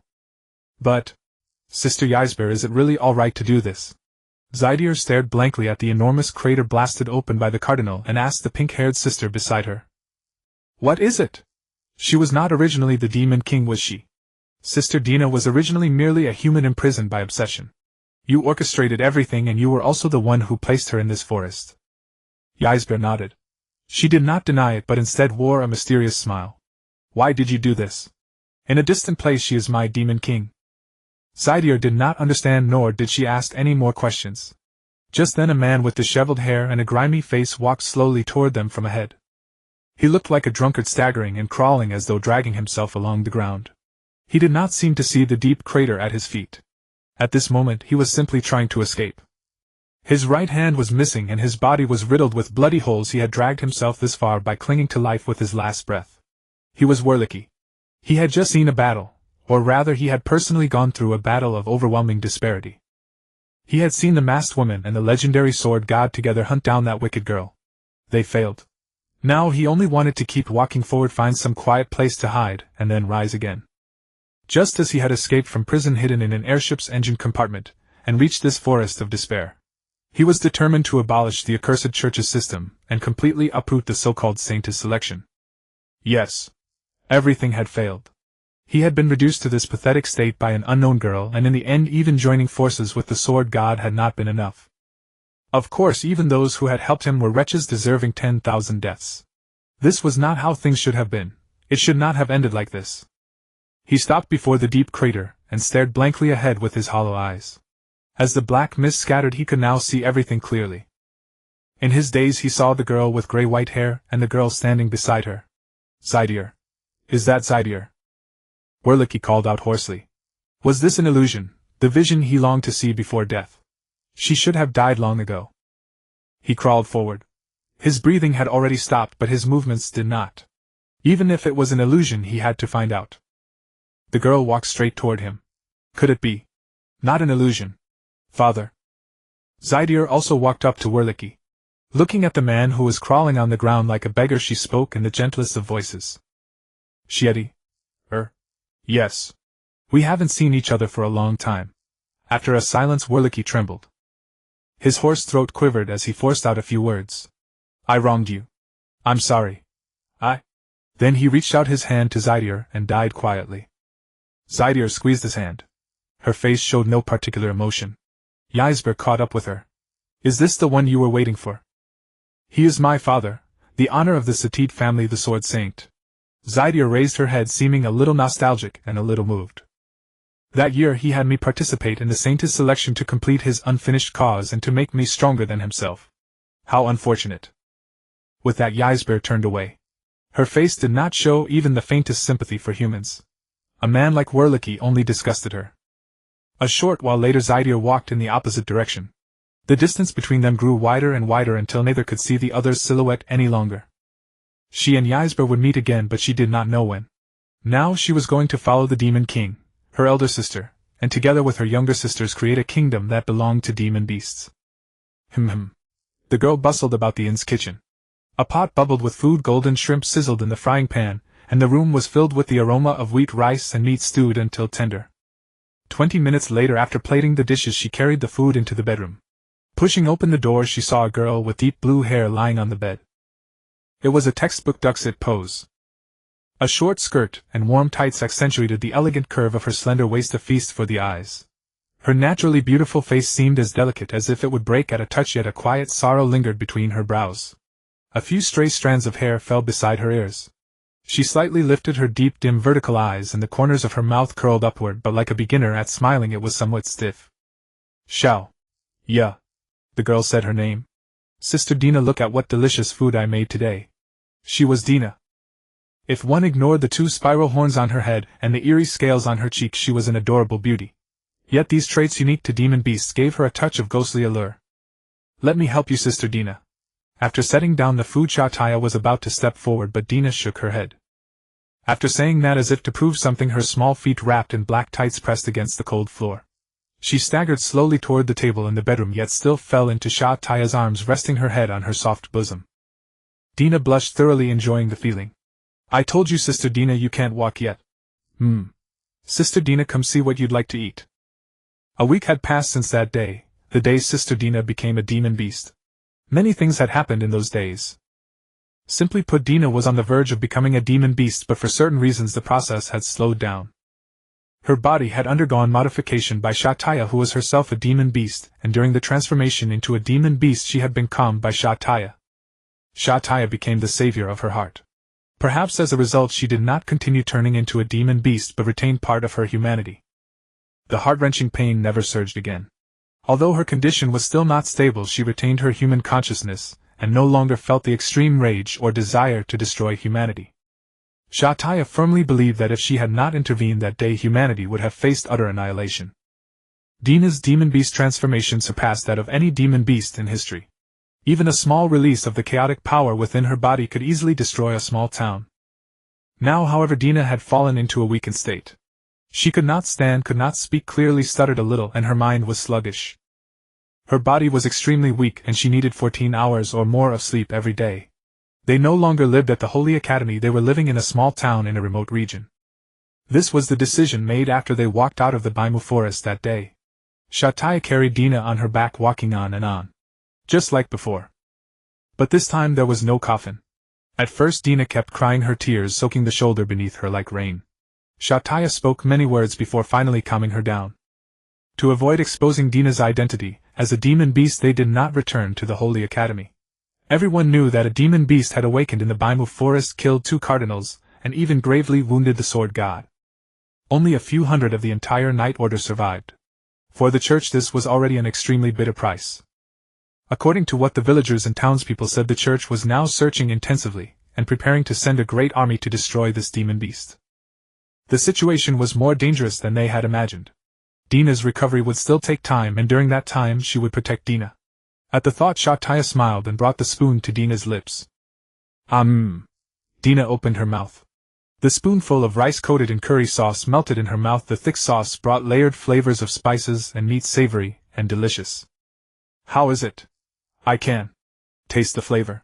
Dina tried to make a smile. She managed, though it was stiff, which made Satya giggle. Great, so you've finally regained your sense of taste. It's just Sister Dina, you seem a bit dazed. Dina puffed up her little face. Of course she understood what Satya was saying. But Satya unexpectedly leaned close and sniffed her. Though a look of rapture appeared on her face, she asked seriously, did you really recover this time? Sister Dina, you didn't lie, did you? No. As if remembering something, Dina opened her mouth, revealing a set of sharp but adorable teeth. She eagerly tried to force out something from her throat and finally said, I really didn't. But it was already too late. Satya had already moved close and wrapped one arm around her waist. Let me confirm it myself. You won't refuse, will you, Sister Dina? When I examined your body yesterday you agreed, didn't you? Dina's lips were bitten. The process lasted a very long time, suffocating. All she could feel was that Satya was delighted. Satya explored every remaining corner of her mouth, as if trying to suck out her entire soul. Then, feeling pleased, Satya had 2 black tentacles replace that hand around her waist, while her remaining 2 hands both cupped Dina's face, savoring her carefully. A warm current flowed down Dina's throat and into her body, and she began to feel warm inside. This time was slightly different. Satya had eaten some candies and her mouth was sweet too. So comfortable. I love Satya so much. How wonderful, my Satya. After the kiss, Satya still seemed unsatisfied. Holding Dina, she collapsed onto the bed. Her lower belly was warm. Don't like this. A blush crept over Dina's face, but her hands simply could not push Satya away. This was hardly the first time. Satya had never been able to hold back her love for Dina, but back then Sister Dina had no reaction. Now Sister Dina could laugh and cry, and she could also be shy and resist, though of course that was just coy refusal meant to invite. I am a demon beast. A gleam of awareness returned to Dina's eyes. Her body grew restless and hot, and she immediately began to warn Satya that she was a dangerous monster, a monster that might hurt her at any moment. Satya's response was equally simple. She released miasma and a scarlet cross appeared in her pupils. I am a demon beast too. Don't be afraid. Only at moments like this would Dina, as if remembering something, happily accept it all. She reached out and hugged Satya, pulling her into her arms. Her sluggish little mind could not process much information, but her lips kept repeating one name. Or rather one person. Satya. Taya, my Satya. One night the only taste left in their mouths was each other. Dina had remembered that sensation. Every time those slender fingers traced across her thigh it grew hot. Her face burned beyond measure, and she did not dare look into Satya's eyes, did not dare meet her gaze. When it was time to get up, Satya rose from the bed and touched the horns of Sister Dina, who was still fast asleep under the covers. After changing clothes she glanced at the time. It happened to be early morning. Sister Dina, time to get up, guh. Only then did Dina open her eyes. Those vertical slit pupils always reminded her that Sister Dina had become an abyssal demon beast. This was perhaps an utterly irreversible process. Going out. This time I'll push you. Dina didn't think. She simply stared at her in a daze. Shao. Yeah. Speaking like that generally meant agreement. The way she looked now was like she was transforming into a mighty being called a dragon. Was it a little like keeping a small pet? No, Sister Dina belonged to her. How could she be a pet? After changing her clothes and lifting her into the wheelchair, Satya suddenly remembered something and took a black wristband from the drawer. During this period Satya had completely deciphered the working principles of the Chaos Mask, which allowed her to create more things similar to the Chaos Mask. Because she lacked enough material, she temporarily split the Chaos Mask into two parts and turned them into wristbands that were more convenient to wear. There was no need to make it into a mask at all to alter human perception, but this kind of item had no effect on demon beasts. Thus when she and Dina looked at each other, what they saw in each other's eyes was each other's true appearance. Satya settled her into the wheelchair, pushed her out the door, and walked onto the lively streets of the town. This town was built on a highland plateau. Winding paths looped around the buildings, forming intricate crowded streets. A stream rushed down through a gorge, separating the town into east and west. The local people were still simple and honest. There were few traces of magic here, but organizations like the Adventurers Guild, which could be found all over the world, did exist. They were not particularly large in scale, yet their influence was broad and their reach complicated. One could often see parties of adventurers strolling around the streets. But no so-called beasts or monsters awaited their extermination. Most of them were treasure hunters who went into the ruins in search of treasures. In simple terms, many nations in this world had been destroyed by demon beasts, and countless cities had been buried forever in the depths, becoming ruins. Most adventurers were the ones who carried out such tasks. To put it in another less tactful way, the so-called adventurers were simply a group of scavengers. The autumn wind was strong and Dina's teal-blue hair drifted with it like beautiful silk. She looked at the white clouds and the sun in the sky, widened her eyes, reached out her hand and muttered something. Shaoya, highest mountain peak. What is it, Sister Dina?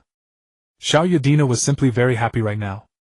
When she saw Satya's face, her dearest person, the girl she most wanted to see, the girl she did not want to leave. She wanted to say something to prove her affection for Satya, but she had no idea what to say, so she simply became silly. Soon the two reached a small alley not far from the Adventurers Guild, and two young women walked toward them from the opposite direction. One of the young women was wrapped in a black cloak and wore gloves, but the only part of her neck exposed was as pale as a vampire's. The other wore the same kind of field travel gear as adventurers, though her cape and equipment were brand new. She had on a skirt, a leg garter gently pressed against her fair skin, and her long orange-yellow hair shimmered with golden light under the sun. Wei Losi, Sia dear. You came earlier than I expected. Did everything go smoothly? Satya asked. Of course. The girl called Sia dear tilted her head. These humans really are easy to fool, aren't they, Demon King? She walked over to the wheelchair, and showed a human smile she had just learned. Seeing that Sia dear was still immersed in the joy of meeting the Demon King, Wei Losi had no choice but to explain for her. We succeeded, but the situation is not optimistic. Oh. We signed the traveling merchant code and rented a carriage, but there are many holy knights on the road ahead. What are they here for? Wei Losi didn't know whether to laugh or cry. They say they're searching for the Holy Maiden. Besides, news of your misfortune is now being spread all over the streets and alleys. Didn't the church help me suppress the news? Satya was puzzled. The church had long treated her as the true Holy Maiden. Even if she really died, they would lie to the outside world and claim the Holy Maiden still existed. The church needed a spiritual leader, an existence similar to a god. Satya thought for a moment, then said, no problem. They can't recognize us anyway. And who do you think could stop us? Makes sense. Wei Losi also nodded, acknowledging this fact. Humans who were not yet prepared simply could not contend with them. You too are. Dina was somewhat bewildered. She felt that the two before her looked familiar, but she simply couldn't remember their names. She would simply wait for Shaoya to explain it to her. Shaoya would surely tell her. With that she reached out, tugged at Satya's clothes and pressed her head against her. Those sharp horns almost tore Satya's clothes. Seeing that, Sia dear and Wei Losi could only smile helplessly. They knew that the Demon King's condition was far from good. Once the formation of the merchant caravan was confirmed, they would be able to maneuver in obscure corners of this world. Of course, more importantly, they needed their own sphere of influence instead of waiting idly for their doom. The church would catch up to them sooner or later. Satya knew who there was to ally with. For now, the most important thing was to protect Sister Dina. Her hand instinctively rested on Dina's shoulder. Next, Losi and Satya would go to the Adventurers Guild to sign a transportation contract. Their objective was to carry the relic items handed over by adventurers to the next station, which would bring generous rewards. In the afternoon, keeping the appointment, she found a bar in an inconspicuous alley. She walked into a private room where a man in a conical straw hat was sitting cross-legged on the sofa. Seeing Satya and the seemingly disabled girl in the wheelchair, he immediately stood up. Ma Gina. He was a member of the resistance whom Dina had entrusted when she saw off the Star Sage. Originally meant to serve as support and protect Dina's movements, he had been secretly following her all along. However, in the subsequent battle with the Cardinal and the Sword God, he had been utterly unable to intervene. In the end, he fled several kilometers away just to stay alive. When he returned to the battlefield, only the Holy Maiden and Dina remained. Satya, of course, recognized this man. Long ago, the resistance had been suppressed by the army she led. Ma Gina had originally intended to charge into their midst and strike at the Holy Maiden, but he died after failing to withstand even a few moves. Afterward, the resistance utterly collapsed, and evidence of Dina's connection to them was uncovered, resulting in her exile to a faraway mountain village. This time she met Ma Gina and asked him everything about the mission Dina had entrusted to him. In short, the reason Sister Dina had asked Ma Gina to follow her was not to take part in battle but to record the matters of the Holy Maiden. That was all. I am sorry about what happened to her. Ma Gina stood up and nodded slightly. Lady Lulsha ordered me to protect her. I failed. As compensation, the Resistance will provide you with aid. The Resistance was an organization opposing the Church, existing in every corner of the world. Its members kept in contact through a complex web of relationships and obstructed the Church's unbridled evil deeds. Unlike Ulrich, they did not want the Church to complete its reforms, they simply did not want the Church to exist anymore. Magna told her everything that had happened over the past few days. First, apart from Virosa and Satya, all the remaining saints had been rescued by the Sword God. Second, the Church was extremely tense inside and they were sparing no effort to search for Satya. Furthermore, they had begun concentrating their military forces ready at any moment to respond to demon beast attacks. Lastly, and most worth warning you about, the Church has confirmed a new cardinal, and her name is Alcalin. Satya recalled the one who had been knocked down by Sister Tina. She had fallen into a coma at first, but later she was sent away by teleportation magic. Satya still remembered that spell. It was the Pope's magic. Had she actually joined forces with the Sword God? Or perhaps they were always meant to be the same kind of beings, except that the current Pope was nothing more than a pitiable figure whose authority had been hollowed out. The Sword God becoming a cardinal then was merely to help the Pope consolidate her position. It seemed the road ahead would not be easy. Before setting out, Satya still had an entire afternoon to prepare. She took Tina for a stroll through the town market, and bought some ingredients for the evening meal. Then she suddenly remembered that the Holy Academy still had clothes made of custom fabric for Tina waiting to be picked up, and she felt a pang of regret, because now they would most likely be unable to return to the Holy Academy for a very long time. After returning home, Satya began giving Tina a physical examination. In the true sense of the term. She settled Tina on the bed so that Tina would be less resistant. Sister Tina, come open your mouth a little. Tina complied. In her eyes, Satya was her very own. Naturally, whatever Xiaoya wanted to do now, she should agree to it. She opened her mouth, revealing teeth that had grown into sharp forms just like a true dragon's. She could bite through any metal with ease. This conclusion had been reached while Tina was drinking soup. Because at that time Tina had only exerted the slightest pressure with her teeth, or rather she had simply rested the metal bowl against her teeth, and bit off a piece of it like bread. But when it came to biting Satya, she was always very, very gentle. Xiaoya, I will not hurt you. Seeing Satya examining her teeth, Tina seemed to realize something. Because if those sharp things bit into flesh, it would hurt terribly. Xiaoya was soft and tender, she would feel pain too. She must have learned how sharp my teeth were only after I accidentally hurt her. I will never be so reckless again. With this thought, a look of apology appeared on Tina's face. I sorry. But Sister Tina didn't bite me last time, you didn't use any strength either. Satya felt this topic could not continue, so she could only laugh it off.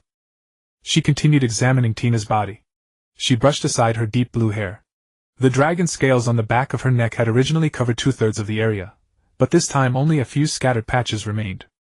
Very strange. Sister Tina's degree of demon beast transformation had increased, but not all of her demon beast traits were increasing. She suddenly noticed that the contours around Tina's eyes also bore faint elusive scale patterns, yet they seemed to have merged with her skin. On closer observation, Satya suddenly realized that Sister Tina's body was actually covered everywhere with translucent dragon scales. These dragon scales were far more pliable, soft to the touch like skin, and they too had been transformed from the hard dragon scales. Was this to be expected of the Demon King? Satya lifted the hem of her clothes. The original Sister Tina would have strongly resisted being treated like this. Yet now she merely blushed and willingly revealed her belly. The dragon scales on the fair skin of her waist showed the same situation, indicating that Sister Tina was transforming into a true demon beast. To be honest, Satya was deeply gratified. As a result, she was very glad to see Sister Tina become one of her kind. Demon beast transformation was a process that went from heart-wrenching agony to confusion and despair. But if Sister Tina could preserve her human consciousness, and continue advancing step by step in this way, could she obtain a different result? Satya did not know. She could only protect her with all her might. Xiaoya, this time too be gentle. At some point Tina had begun covering her face and opening her mouth just like the night before. It seemed that after a long time without an answer, Tina quietly opened one eye, only to realize that Satya had no such intention at all. It must be that I was not good enough. Or has Xiaoya come to hate me? As she kept thinking these things, a single tear slipped from Tina's eye. Seeing Tina like this, Satya smiled with relief. She stroked Tina's head and said softly, "It's only been such a short while, you know." So that's how it is. The next morning, the four girls sat together using magic to light the entire carriage. Verosa stared at the map, her green eyes shimmering like fireflies in the darkness. Our road ahead will pass through two small towns, then reach the ruins at the edge of Old Lista and deliver the designated cargo to the Empire's border. Along the way we'll pass through several Night Order garrisons. By the way, is anyone listening? Verosa looked up. Shatir lay sprawled across her lap while Satya was stroking Tina's head as if petting a kitten in her arms, murmuring, "Sister Tina, good girl." Satya was the easiest of her kind to talk to. However, while comforting Tina, Satya would always get distracted. As for Tina, she was the Demon King, acknowledged in the hearts of all demon beasts. "Xiaoya, you are a saint," Tina mumbled while her head was rubbed and rubbed, but she kept insisting. Satya smiled. "I'm not a saint. I am your Satya. No, Xiaoya is saint, as everyone's god must become." Tina recalled some images. She remembered that the girl before her was supposed to be in existence, shining like a god above 10,000 others. Yet now she wore drab gray clothes, rode in a low-grade carriage traveling over muddy roads, and was even hiding from something. This was clearly not how a saint should look. It must be that some damned wretch had hurt Xiaoya. And Satya simply continued to comfort her, like coaxing a child or soothing a wounded lover. She too seemed to have grown used to it. Verosa watched all of this and decided to wait before bringing up the route again. The coachman was Magna of the Resistance. As long as he knew the way, there would hardly be any trouble. However, she felt there was one thing she needed to clarify. Looking down at the girl lying on her lap, she said, "Should I call you the White Beast or Shatir?" "Call me Shatir. Shatir. In the Baimu forest, have you seen any suspicious demon beasts?" Earlier she and Satya had noticed a peculiar presence, one that might be manipulating every scheme from behind the scenes, so she casually asked while she had a free moment. But Shatir's answer startled her. "I know. It is Lady Icebell." Deer saw no reason for deception. Although she fully understood that Lady Icebell was to some extent the mastermind behind all this, magical beasts were after all of the same kind. Deceiving one another was meaningless and a waste of time, so she simply said it out loud. "Icebell." Satya also noticed the topic of their conversation. She suddenly felt she had heard that name somewhere before. In a flash, past memories reminded her of that formidable enemy. The cunning beast. The cunning beast. She told me that Sister Dina was the one she sent to Baimu Forest. Satya was quite shocked because last time she had also sensed the cunning beast's aura. She should have realized in advance that a creature like that would awaken early. What is her purpose? She wants to establish a kingdom that belongs to magical beasts. I think that's not bad. Is that so? Satya glanced at Dina in her arms holding her soft body, while this little beast also looked at her with confused eyes. "Lady Satya, when did you start using the term Demon King?" Wei Luosi suddenly recalled and asked. "The Demon King has always existed. She will be our leader and the sovereign of magical beasts." "Is that a definition created by the magical beasts?" Satya found that she couldn't explain it clearly either. The fundamental reason was that the Demon King had never actually appeared, and now Sister Dina perfectly fit the definition of a Demon King. But only she knew that Dina had experienced the future, and had thus by a twist of fate done something similar to the Demon King.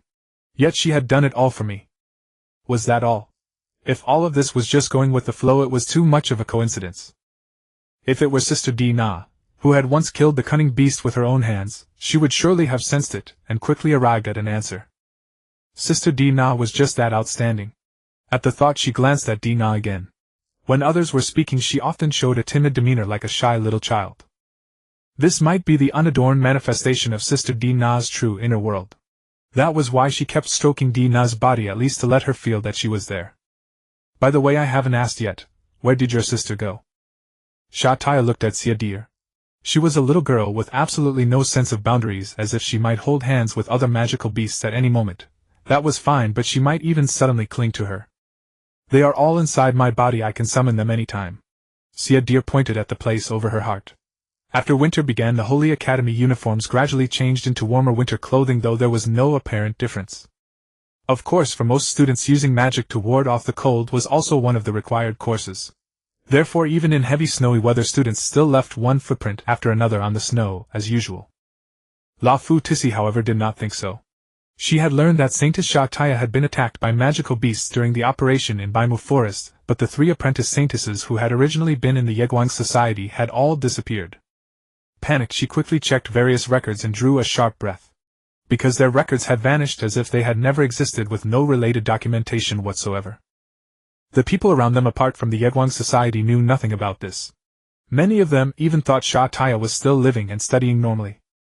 It snowed today. The weather was very cold. To be honest, seeing the Yegwang Society rank at the bottom all year round, she didn't care.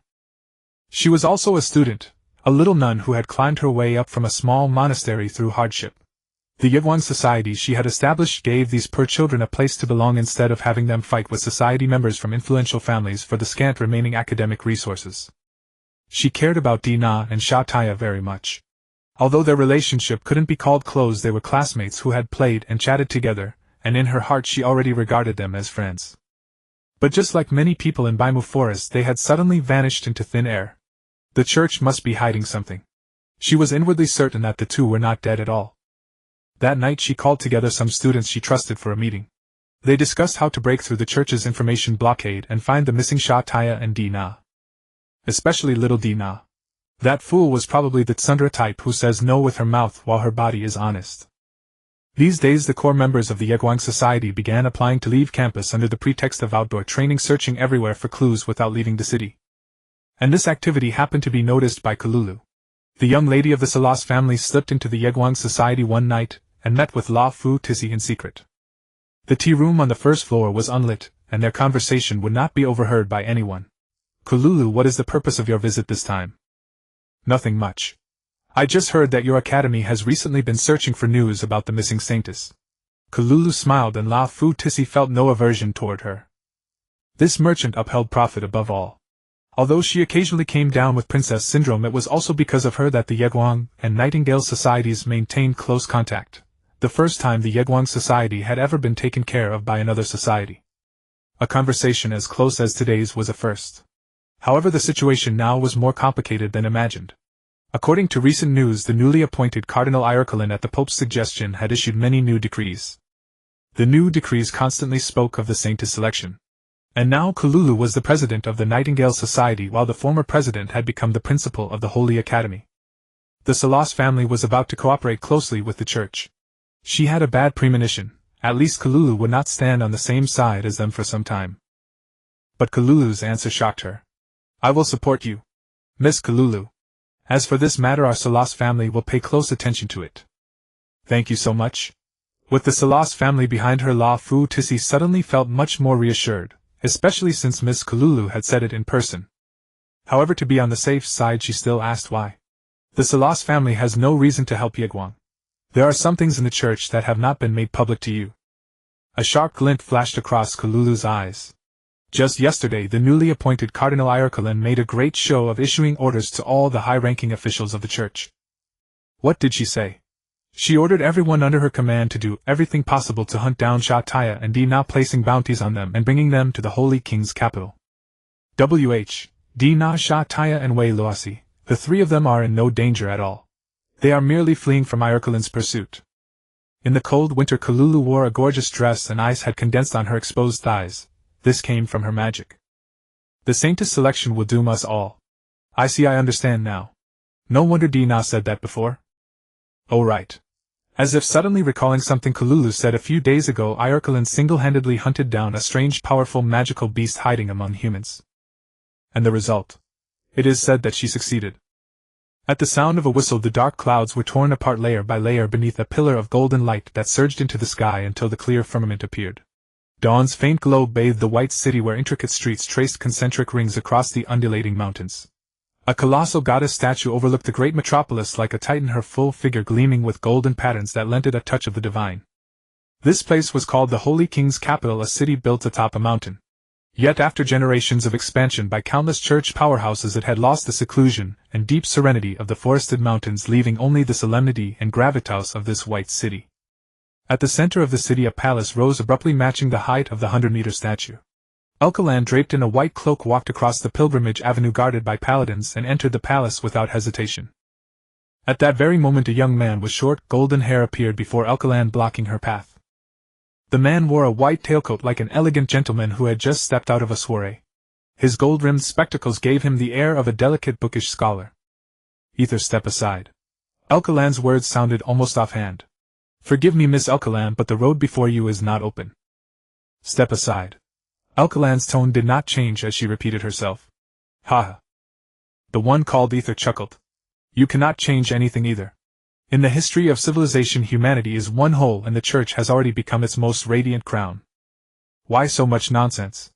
The instant Elkalan finished speaking, the paladins turned into countless streams of golden light, and almost teleporting converged beside her. Dozens of paladin swords were already pointed at her neck. "You have killed too many people of the Church. 3 bishops have fallen by your hand. The renowned sword god now a cardinal, and yet you have become a child again." Ether said as much. Elkalan merely smiled with contempt. "Fine. Since you know I am a cardinal, then get out of my way. Only the Pope can command us." Ether sighed and shook his head. At that moment the paladins withdrew their swords. "Do not stay too long. The Pope's health is frail. If she dies an early death because of you, you will become a sinner that history itself cannot cleanse." Elkalan walked onward without looking at anyone. The silver gates slowly opened. Once inside the palace, golden walls segmented the vast space. The gates were sealed tight by complex metal mechanisms, making it more like a vault than a palace. Or rather a prison. Opening the gates had taken a long time, yet behind each wall lay another identical gate. After entering the palace, one had to pass through 5 such gates in total. Each gate could be passed only according to a strict hierarchy of authority. The penultimate one was reserved solely for cardinals, and even they were permitted no more than a few words with the Pope. Only Elkalan, the sword god, had the right to unlock the cross-shaped lock on the final gate. She opened the door and stepped into a space the size of a basketball court. A woman sat upright upon the white throne. Her deep crimson hair trailed all the way to the floor like cascading silk. She wore a simple white gown, her bare feet against the golden ground. Her closed eyes stirred faintly behind their lids as if she were asleep yet also awake. Beautiful as an immortal, she was nevertheless bound firmly to the throne. Her limbs and even her neck were locked to the backrest, leaving her unable to move. At the sight of this woman, Elkalan furrowed her brows and clenched her fists. Her ordinarily detached gaze seemed sharp enough to kill. Her cherry lips parted slightly as if sensing a human presence. Elkalan. She did not open her eyes, as though she had never been asleep at all. "Are you here to kill me?" Elkalan did not answer. The woman before her was the ruler of the entire Church, the one called the Pope. Elkalan had shared more than a century of friendship with her. Seeing her now, Elkalan was suddenly transported back over 100 years to the radiant joy of the present Pope, when she, once a so-called prodigy girl, had been elevated to bishop. She had once been a brilliant leader, commanding great armies in numerous campaigns against demon beasts, waging holy wars to root out heretics, and elevating the Church's influence to a height unequaled in history. Now, however, she had become a prisoner within the palace, stripped of everything. The dogmas she had created were rewritten by the cardinals, and over the decades the Church had grown ever more hidebound. She had once been humanity's savior at the pinnacle of the world. Now, with the Church's fall, she had plunged into the abyss alongside it. The demon king has awakened. Elkalan's voice remained as nonchalant as ever, as light as if she were chatting with a friend. I suppose you already knew. Welcome back. It's been so long. Is it winter now? Kill me now before I join her and become one of them. Her voice held not the slightest trace of fear, as if she were certain that the young woman before her would soon make a move against her. The Pope curved her lips upward and opened her eyes. The light in the entire space dimmed as if it had been devoured. Upon her golden pupils appeared a blood-red emblem of wings. She was not human, she was a demon beast. The Pope had become a demon beast. Elkalan was one of the few who knew of this. It was for this very reason that the Pope had locked herself away in the palace. Are you greeting me? Elkalan smiled. I command you to kill me. Can't do it. Since I was the one who took everything from you, your kin and your friends, you must be burning to kill me. Only you would dwell on such things. Elkalan cut her off at once. Though she spoke like that, her feet were trembling. I came here to tell you that your holy maiden plan has failed. Now I'm here to clean up your mess. Don't you hate me anymore? I told you I'm only interested in your holy maiden plan. That's all we have left now, isn't it? If there's nothing else, I'll be going. Elkalan turned and left, pressing a button by the door as she walked out. Snow had turned the entire wilderness white. A merchant's carriage rolled slowly along the level road. It gradually slowed, and before reaching the gates of the Empire came to a stop at the edge of a small town. The girls, wrapped in cloaks and padded coats, descended from the carriage. They would linger in this town for a few days. What? We're stopping. One of the girls bore sharp horns growing from her head. Still holding the other girl's hand, she asked with wide-eyed confusion. Sister Tina, let's stay here for a while before we go. Satya smiled in reply. In truth, they had not planned to waste time in this place. A few days earlier they had received a distress signal. It was a distress call from Icebell, the cunning demon beast. It was in this very town. After several weeks, Dina's body had recovered somewhat. She could now walk on her own and could even wield a measure of chaotic power. Yet she still wanted Satya to lead her by the hand. She knew Satya was protecting her, but she still longed to be touched by her. Snuggled close to her in winter always made both body and soul feel warm, or perhaps would naturally lead to doing some of the things lovers do. It was the things beyond Satya that she found a little hard to understand. For instance, where had the people of this town gone? And why could she hear the voices of her own kind? Satya, there are. Our kind. Here. Walking along, Dina blinked her dragon eyes and spoke. Sure enough, Satya and Wei Luosi wore very astonished expressions. They looked at Dina, thinking it remarkable that she could sense all this. For even Satya herself had only learned of it through the most tenacious chaotic waves emitted by the sinister demon beast. Demonic beasts possess a powerful mutual perception, each aware of the other's existence. Yet for a weakened individual, unless the other sends out chaotic power as a cry for aid, they cannot be found. A trap, Satya murmured to herself. She did not think the one who set the trap was the sinister demon beast. After all, demonic beasts could hardly bring themselves to oppose one another or harbor malice toward their own kind. She was the same. Ultimately, she loathed humans for the sake of demonic beasts. No matter what, she would meet her first and ask what had happened. The humans in this city are almost entirely gone. Sister Isibe. She couldn't have actually run into trouble, could she? Siadir said. Perhaps it's a trap set by the church, Wei Luosi said with a smile. As they continued, they realized there was no staying in this town, for it was almost completely deserted, as if everyone had vanished into thin air. Snow before the houses remained unswept, as if about to bury the city alive in white. Even during the day it was an eerie sight, but for demonic beasts they themselves were the eeriest thing of all. Soon a squad of holy knights standing at the street corner appeared in their sight. At their head was a young man whose auburn hair parted in the middle blazed like burning flame.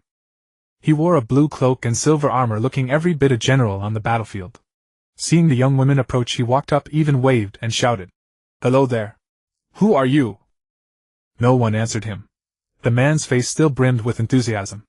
"I am the commander of the Second Holy Knight Order. Giada, pleased to meet you. Lord Ai Erkelan told me that anyone who could come to this town must be demonic beasts." As he spoke, holy knights emerged from hidden corners along the streets and alleys. Unlike the Inquisitors, these knights did not wear heavy, sturdy armor. Wearing light armor, they excelled in swift raids and positional warfare. This time they had come fully prepared. First, the commander of the Second Holy Knights had once been the disciple of Cardinal Fei Tenasai. Both were renowned for speed, and the battle-tested commander could now fight Fei Tenasai to a 3-7 split.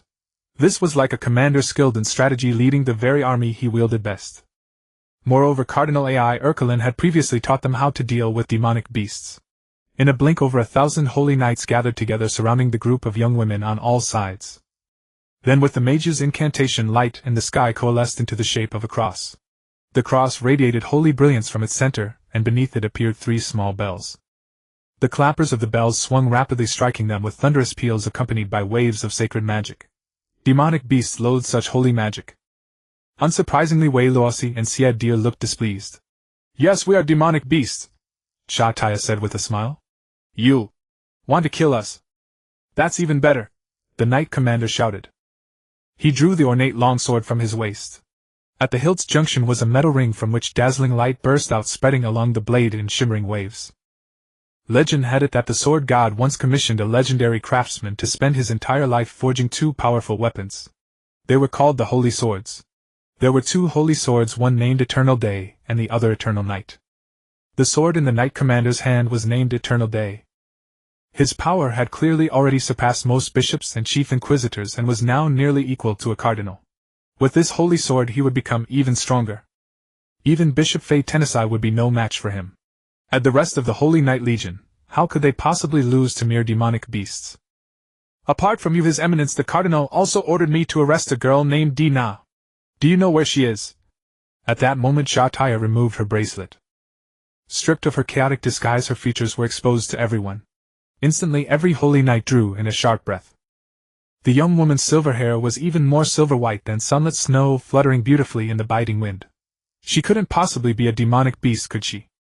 She was supposed to be the world's uncrowned holy maiden, a super genius of the Holy Academy who on her own handled demonic beasts and rebellions, a prodigy capable even of vanishing into the Baimu forest, a person destined to lead humanity. How could she be here? Yet when everyone saw the miasma seeping from her body, and the dangerous tentacles writhing out of the snow-white ground, they realized. She was a genuine abyssal demonic beast. Scarlet crosses appeared in Satya's eyes. Rumble! At that same moment a firework of interwoven black and azure flames bloomed in the sky. The golden cross in the sky was obliterated in that explosion. The magic originally created by over 1,000 mages was shattered in a single blow. And the one responsible for it all was the girl beside Satya. With deep blue hair, a petite figure, and a dazed, simple-minded look, she was hardly like a demonic beast at all.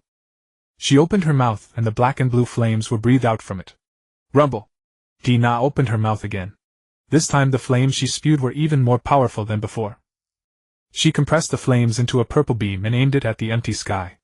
Instantly the entire town was bathed in purple light, as if the very sun had been pierced through. The holy knights had seen all manner of things, but this was truly something they had never seen. They had once imagined how powerful demonic beasts could be and had witnessed beasts capable of destroying a city. But now the beast in the form of a girl beside Satya was even more terrifying than any disaster they had ever conceived. And Di Na's next target was the Night Order. Hurt. Xiaoya. All. Die. Tina only felt a burning heat in her chest because she sensed that someone bore malice toward her. Satya. Were these holy knights standing in front of her the ones who had harmed Xiaoya? The moment she saw the church's garb on them, Tina grew angry, and her chest burned hot. Moreover, her heart ached as if something might happen to Xiaoya at any moment. Satya was the saintest, the strongest human being. Why did these people still treat her this way? Then a surge of impulse and instinct welled up in her heart. Kill them. Tina indeed did it. Instinctively she breathed out dragon breath and set the sky ablaze. The shockwave instantly melted the surrounding snow into a small river, revealing the original look of the street. Then she aimed a second blast at the Night Order, but it went wide. Finally she got ready to breathe out another blast of dragon breath, this time aimed at the man who called himself the Knight Commander. Sister Tina, be good. At that moment her head was gently stroked, and her dragon breath also withdrew. It was Satya speaking. She didn't want me to keep killing humans. She blinked. The dazed innocence in her eyes made Satya want to laugh but also feel helpless. Sister Tina, your body is still in bad shape. Leave the rest to me. Okay, Xiaoya. After stroking her head again, Satya finally looked at the Knight Commander. The smile on the latter's face was almost gone. Yet his righteous and stern expression remained. Because he had discovered that the 2 young women before him were actually both magical beasts. Satya and Tina.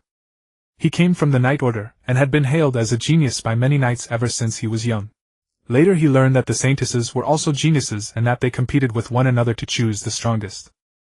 The Night Order was no different. And now he wanted to prove that as a genius he was absolutely not inferior to Satya.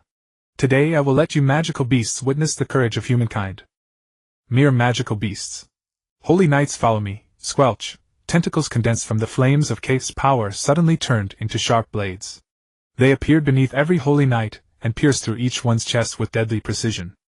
It was like a bloody slaughterhouse. The men who only a second before had been preparing to charge alongside the knight commander were killed in an instant. Only a few elites managed to dodge by pure instinct, but even they had their bodies pierced through and almost entirely lost their will to fight. The knight commander blocked the blow with his holy sword, but the next thing he heard was dead silence. Nearly all the knights in the order had fallen, and soon those who were still alive were killed one after another in the second piercing. This time truly nothing was left. Before he could even react, several black vines grew out from behind him, and then a towering tree shot up from the ground. It did not grow upward like an ordinary tree. Instead it became a wooden cage that sealed off his escape. Then he saw a green afterimage, the girl with angelic wings spreading behind her, flying toward him. Pwah! When his chest was pierced through he spat out blood. How pathetic. People of the church, the power you pride yourselves on is nothing before magical beasts. Vilrose said coldly. She had been furious after being shaken by the residual shockwave of that cross just now. Now she could finally kill the Holy Knight Commander with her own hands. But the commander was astonished to discover that there was not just one or two magical beasts. All 4 young women in front of him were magical beasts. Never in history had 4 magical beasts appeared at once, and 2 of them were powerful in an unprecedented and unrivaled way. Heh! You will be killed by Elkalon. Vilrose pulled her hand out of his chest. The bloodstains were burned and vaporized by green flames, leaving no trace on her body. His whole body was pinned to the tree, but for the moment, he did not die. He saw it. With his own eyes he watched the dead members of the Holy Knight Order slowly sink into black flames as if being devoured by an abyssal ocean of chaos. Then they completely vanished into the black ocean. In their original places only small red orbs remained, one after another. Those orbs were smooth and radiant, just like polished rubies.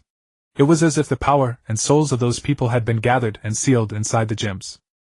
Then the 1,000-odd gems flew towards Satya and circled around her. 1132.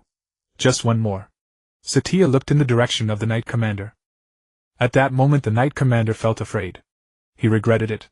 He should not have said those arrogant words. He should have contacted Cardinal Elkalon in that instant. But it was all too late. With a scream the man vanished into the black miasma and turned into a red gem as well.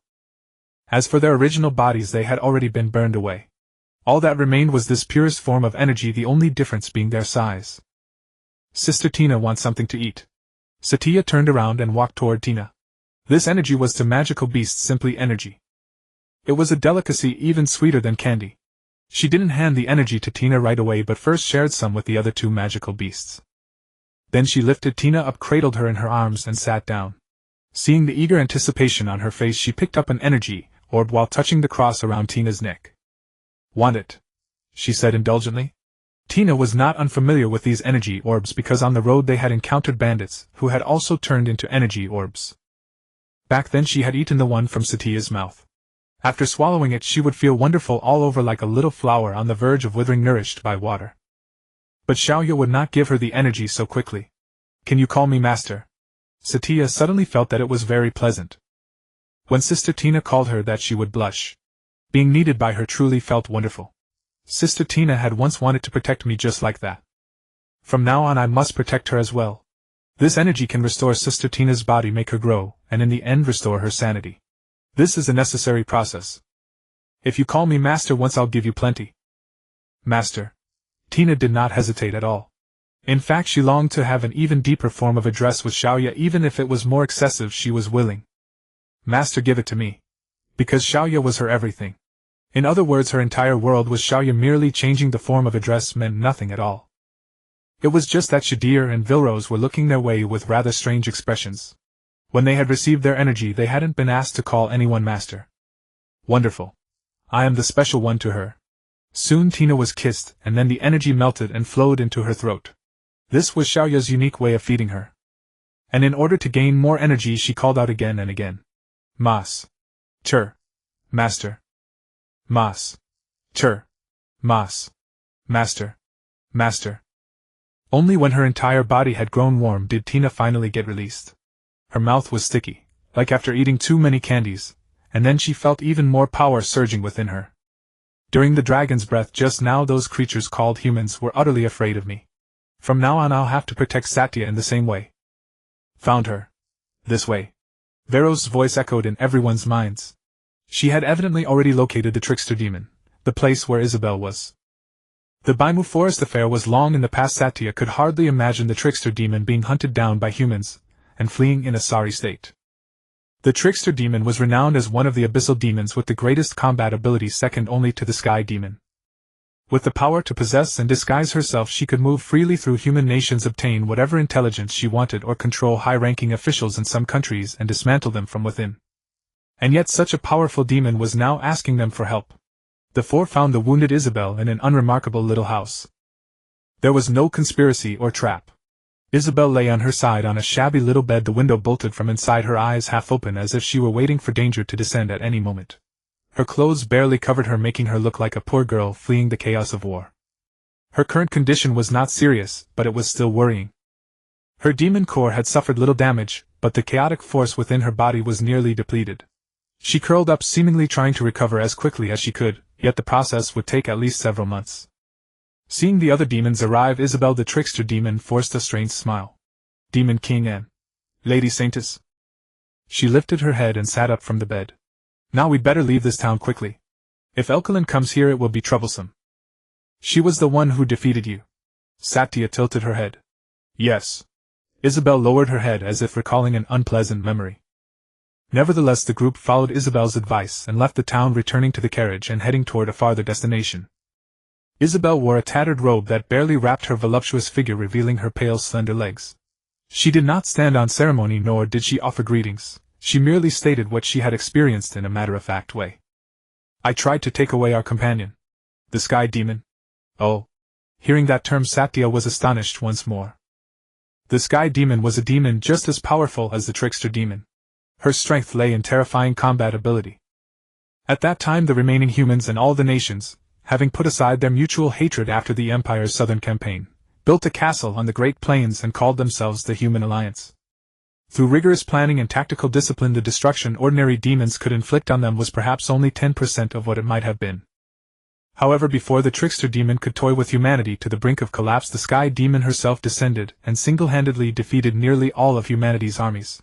Although she was ultimately killed by Satya, who rushed back, those weeks also marked the turning point after which humanity could no longer stand against the numerous powerful demons. As I thought you know, I named most of the demons myself. Isabel smiled. What is it you know?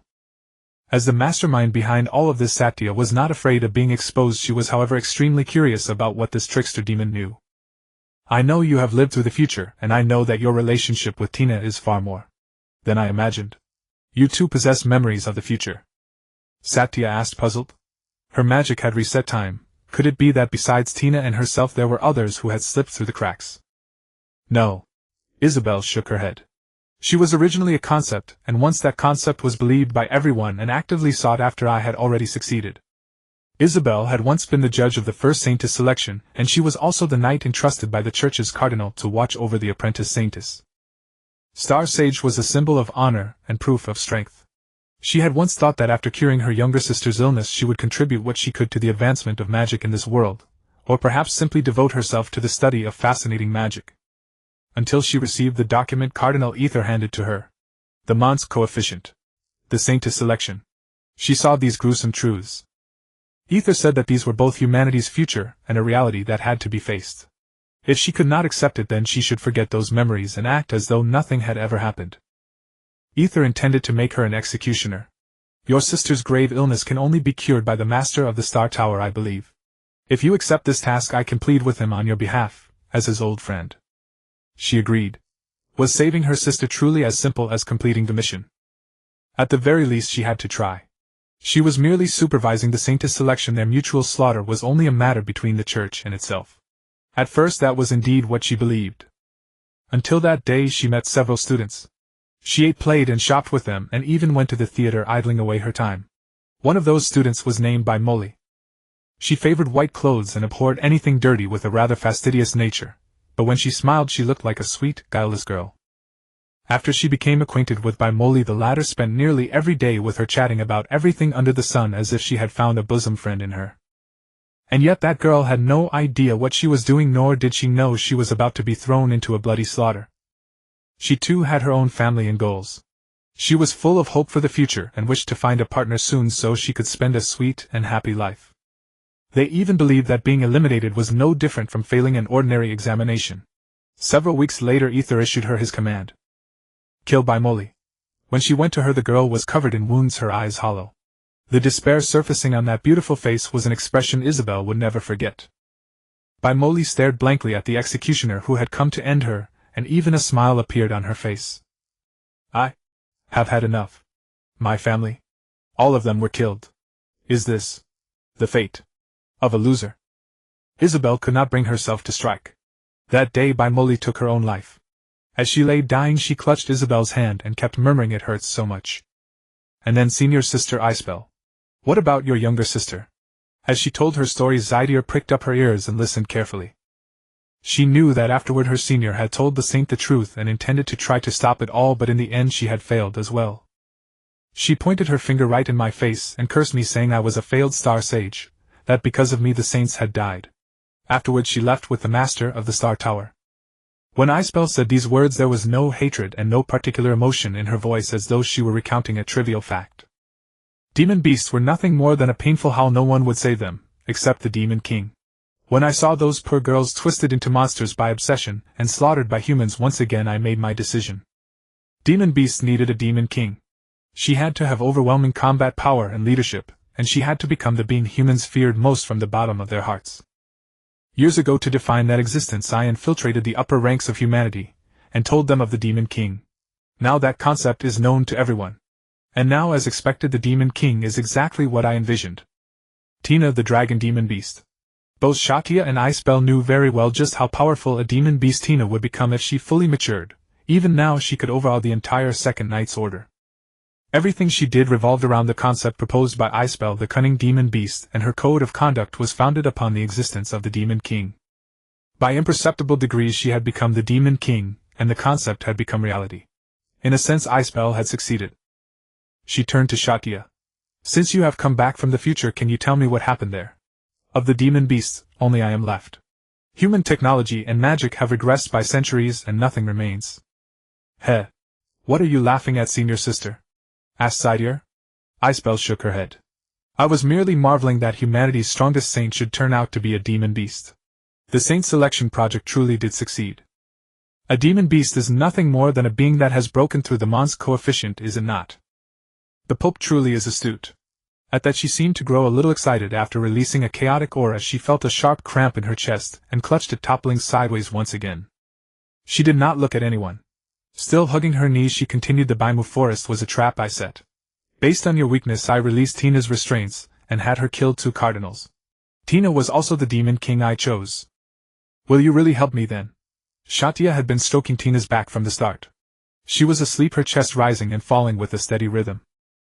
As a demon beast, after consuming too much energy, she needed a period of rest and deep slumber. After every time a demon beast devoured a human, it would, like an animal, find some hidden place to hibernate. That process would last only a few days. Tina slept soundly, nuzzling Satya's thigh, one hand resting on her knee, and the other arm wrapped around her waist. They had never been as close as they were now. Satya was satisfied. She even rather liked having Sister Tina depend on her this way. When she regained her sanity, would she still like me this much? "I do not hate you," Satya said. "I have no interest in the kingdom of demon beasts you speak of either, but I very much recognize the Demon King you speak of." With that she looked at Tina, and tenderness blossomed once again in those golden pupils. "Sister Tina? Before she became like this, she had always wanted me to become a saint. She wanted to protect me. She did everything she could to lift me up. There must have been a reason." She released her pressure. Miasma coalesced into tentacles that slithered over Tina's body. But the Demon King, fast asleep, could not see Satya in such a state. "So I have made my decision, Ms. Isabel, cunning demon beast. I do not intend to help you, but I can invite you to join me. Assist me in becoming a saint and fulfill the Demon King's wish." In the spring of the year 1124 of the common calendar, the Saint Academy encountered a sudden upheaval. The newly installed Cardinal Alcalin issued numerous edicts postponing the saint selection indefinitely. All the rights of the novice saints were temporarily revoked, and the students returned to their ordinary studies as though the saint's election half a year ago had merely been a brief bloom written into the pages of history. Yet there were always those who would still remember them. All of Shesha's supporters spontaneously formed the saint faction. They launched protests over the disappearance of Shesha, and Varosa, and they scoured everywhere for information about the church leaders' corruption and incompetence. The church publicly claimed that these three excellent saints were away on a mission, believing this would quell the unrest at the Saint Academy. Among them, however, was an extremely tenacious leader who refused to back down, Kururu Therese, known as the Goddess of Winter. Her family stretched across this world, wielding all manner of power with a web of connections too intricate to shake. Because of her, as long as Satya could not be found, the saint faction would never stop threatening the church. As more and more evidence was unearthed, the conspiracy behind the saint's election would soon be brought to light. The power of the saint faction kept growing. Gradually, even the Academy's societies, guided by the new principle, began to join the saint faction. Alcalin did not care about the church's honor. Nor did she care whether the church still held a place in people's hearts. Or rather, she would also have liked to see the church fall to pieces, no matter how insignificant these forces of resistance might be. Lately she had been designing a perfect weapon. That weapon fused her understanding of abyssal demon beasts. It was a fatal existence to any abyssal demon beast. Ether wrote to her every day. In her letters she said she had allocated a vast amount of resources and urged her to stop Kururu at once. This saint faction must not be allowed to continue. Alcalin had originally intended not to pay attention. But then one day she suddenly received a letter from Kururu. The letter said that Kururu would use every means to uncover her purpose and discover what she had been doing with the resources she had recently mobilized. It was a provocation, a threat demanding that she hand over the saints. That was a plan of the highest secrecy, one that no one could know of. And precisely because of this, Kururu's family did have that kind of power. They could buy off the church's upper echelons and collude from within and without to see through her plan. The early spring storm welcomed a late cold snap, freezing once more into ice that reflected the gray-white sky. The woman walked along a narrow path followed by several bishops and inquisitors. The neatly trimmed path was bordered by locust trees, poplars, and the wutung trees most beloved by the head of the Kururu family. She drew another holy sword named Pola Knight, and walked slowly toward the Kururu family estate. She would make Kururu understand the price of opposing them. After the rain, the sky had yet to clear.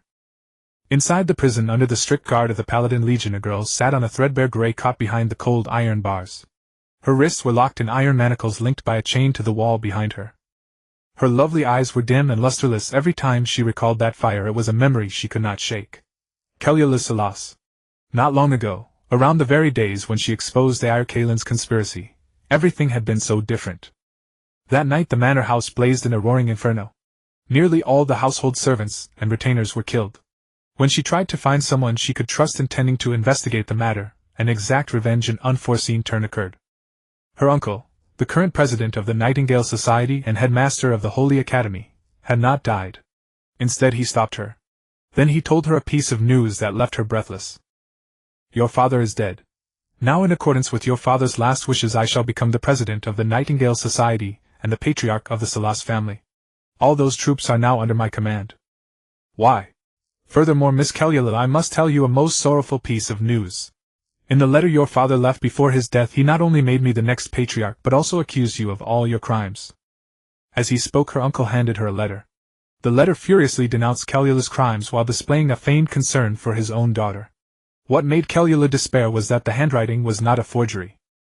Soon she was convicted and thrown into a cell. A week later she was to be executed. Kelula's foremost thought now was simply how to survive. She had a few friends and trusted confidants, servants she relied upon within the society and the family. Perhaps they would come to her aid. Before being locked in the cell, she had used a magical communications slate to contact her brother far away in a foreign land, hoping to gain his help. After all, she had truly been wrong. She could tell without a shadow of a doubt how Kalin had schemed to throw her into prison and then brainwashed the Saintis faction. The most urgent task was to escape from the cell at once and continue leading the Saintis faction. She stared at the wall, and sometimes her gaze drifted toward the iron bars. If the timing was right, someone would soon come to fetch her.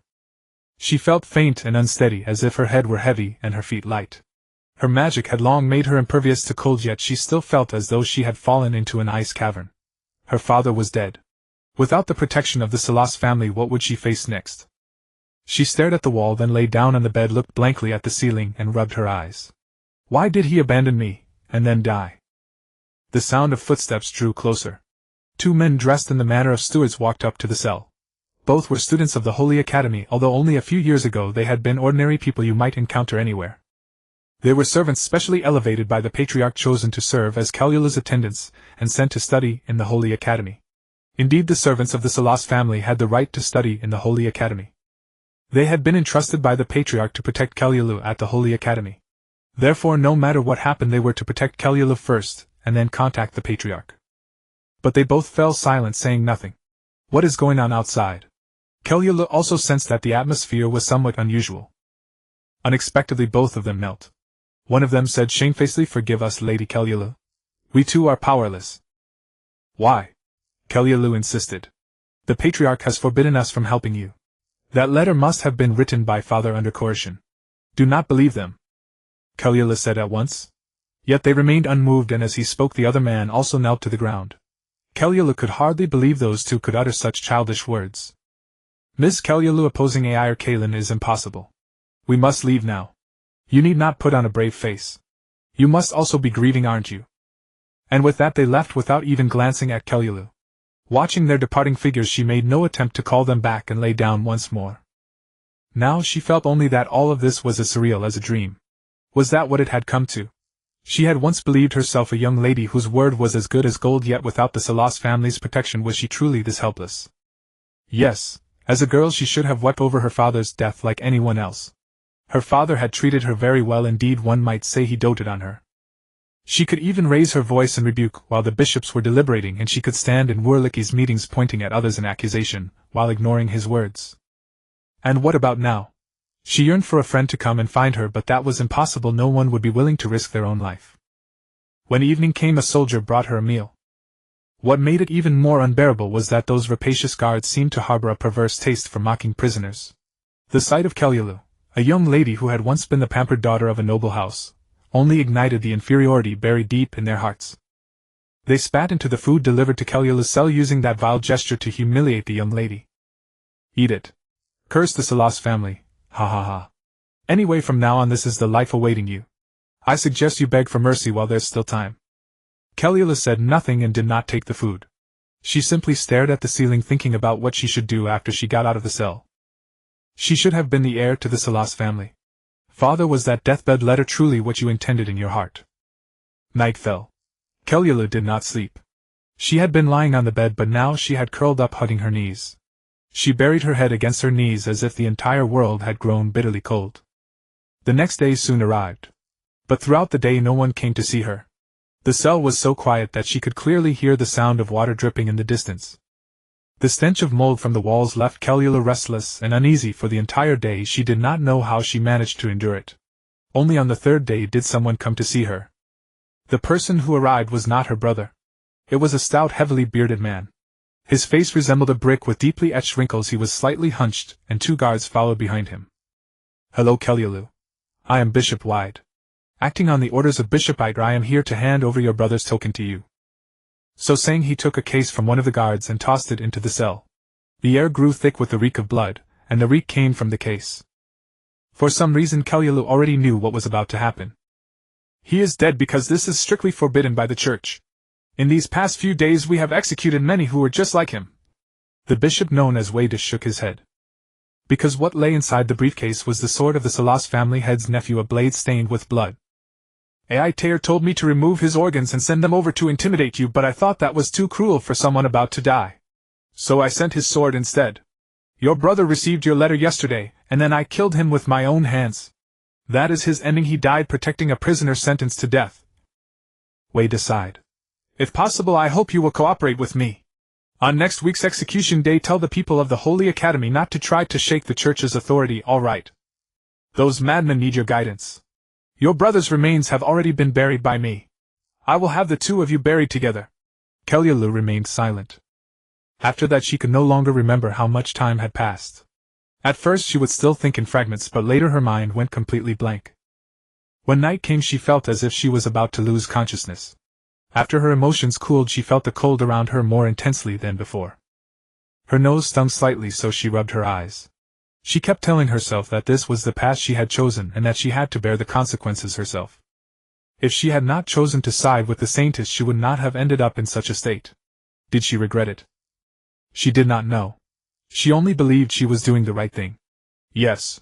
The church was wrong, but was it really my place to correct it?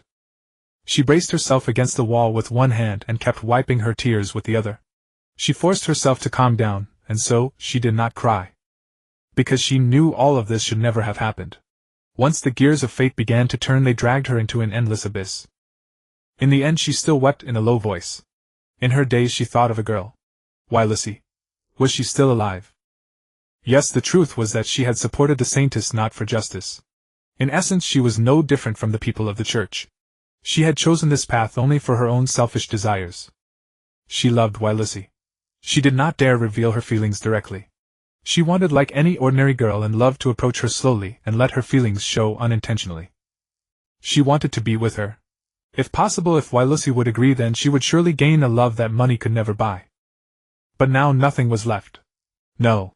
I rebelled for her sake, so I must not give up. Kellyula clenched her fist, gritted her teeth, and forced the tears back.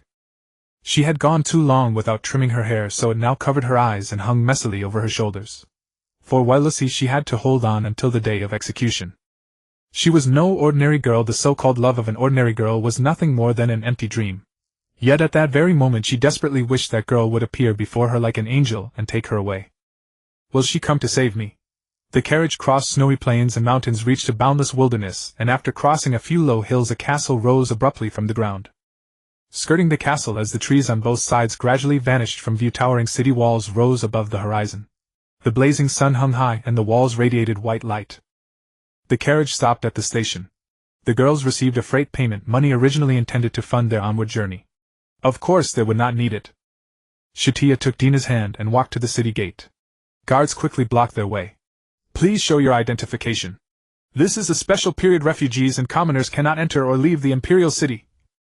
However, Satya simply pulled back her hood, revealing her long silver-white hair, and removed her bracelet. She smiled lightly. I am the Saintess Satya. Apprentice Saintess, one of the guards exclaimed, then immediately looked at the captain behind them. The captain stepped forward, took off his helmet, narrowed his eyes, and studied Satya. Then he bowed deeply. You are indeed the apprentice Saintess, miss. But please allow us to continue verifying. As he spoke, he gave a look to a soldier behind him, who immediately ran toward the rear.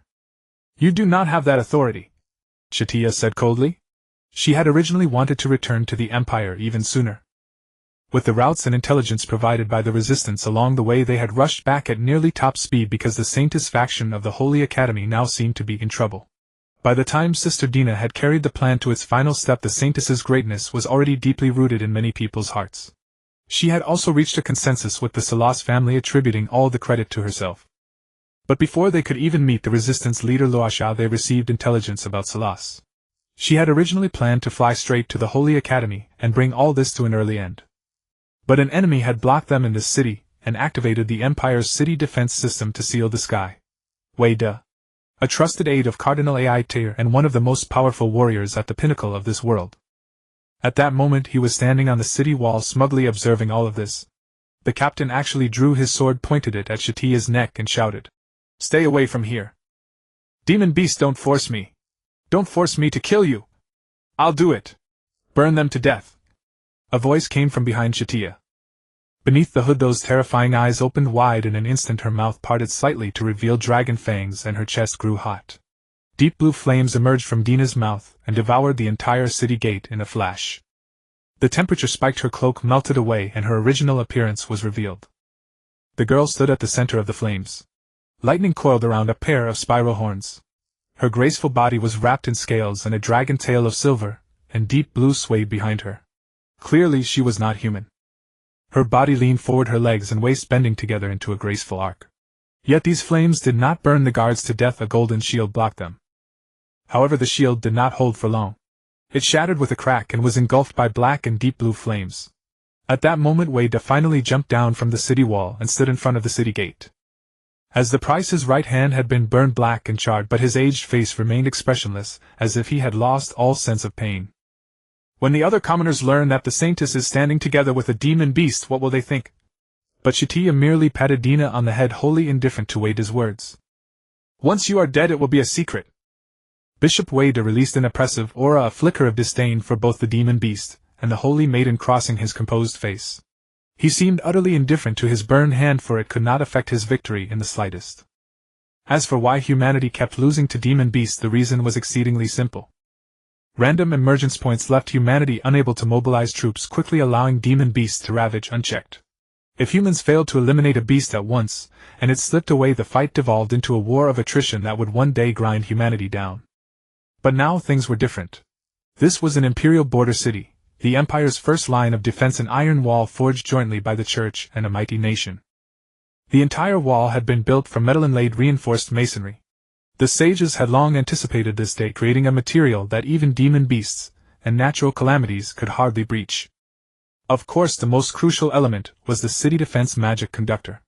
Long ago, a group of distinguished architects and imperial artisans under the leadership of His Holiness the Pope had built the city defense system. Ballistae 3 meters wide lined the walls, their power capable of piercing even an inquisitor's armor. Mounted on wheeled chassis, they could be shifted and fixed at any point along the wall, and over 100 were already standing by nearby. More importantly, sheltered by dozens of layered magical barrier shields, every city had at its center a tower rising more than 100 meters. Atop the tower sat a mana diffuser that supplied power to the entire city. Its role was much like the electricity hub of a certain world. The tower housing the diffuser also held a magical attack array, and it could connect with neighboring cities to weave an even sturdier defense network. As long as the diffuser was not extinguished, the annihilation of the city was out of the question. Even more importantly, this location was naturally linked with two nearby cities. Not only were two bishop-tier powerhouses hurrying over, but they would also surrender control of their diffusers, allowing all three cities to launch a combined strike. Demon beasts. They were challenging humanity's strongest city defenses.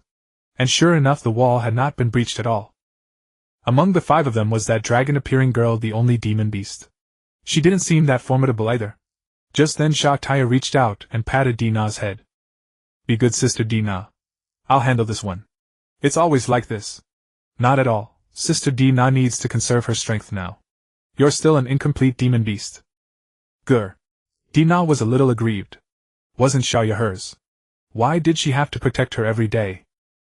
But Dina could only swallow her frustration, because if she did not follow Xiaoya's wishes, she would be punished when night came, and then it would no longer be up to Dina to decide.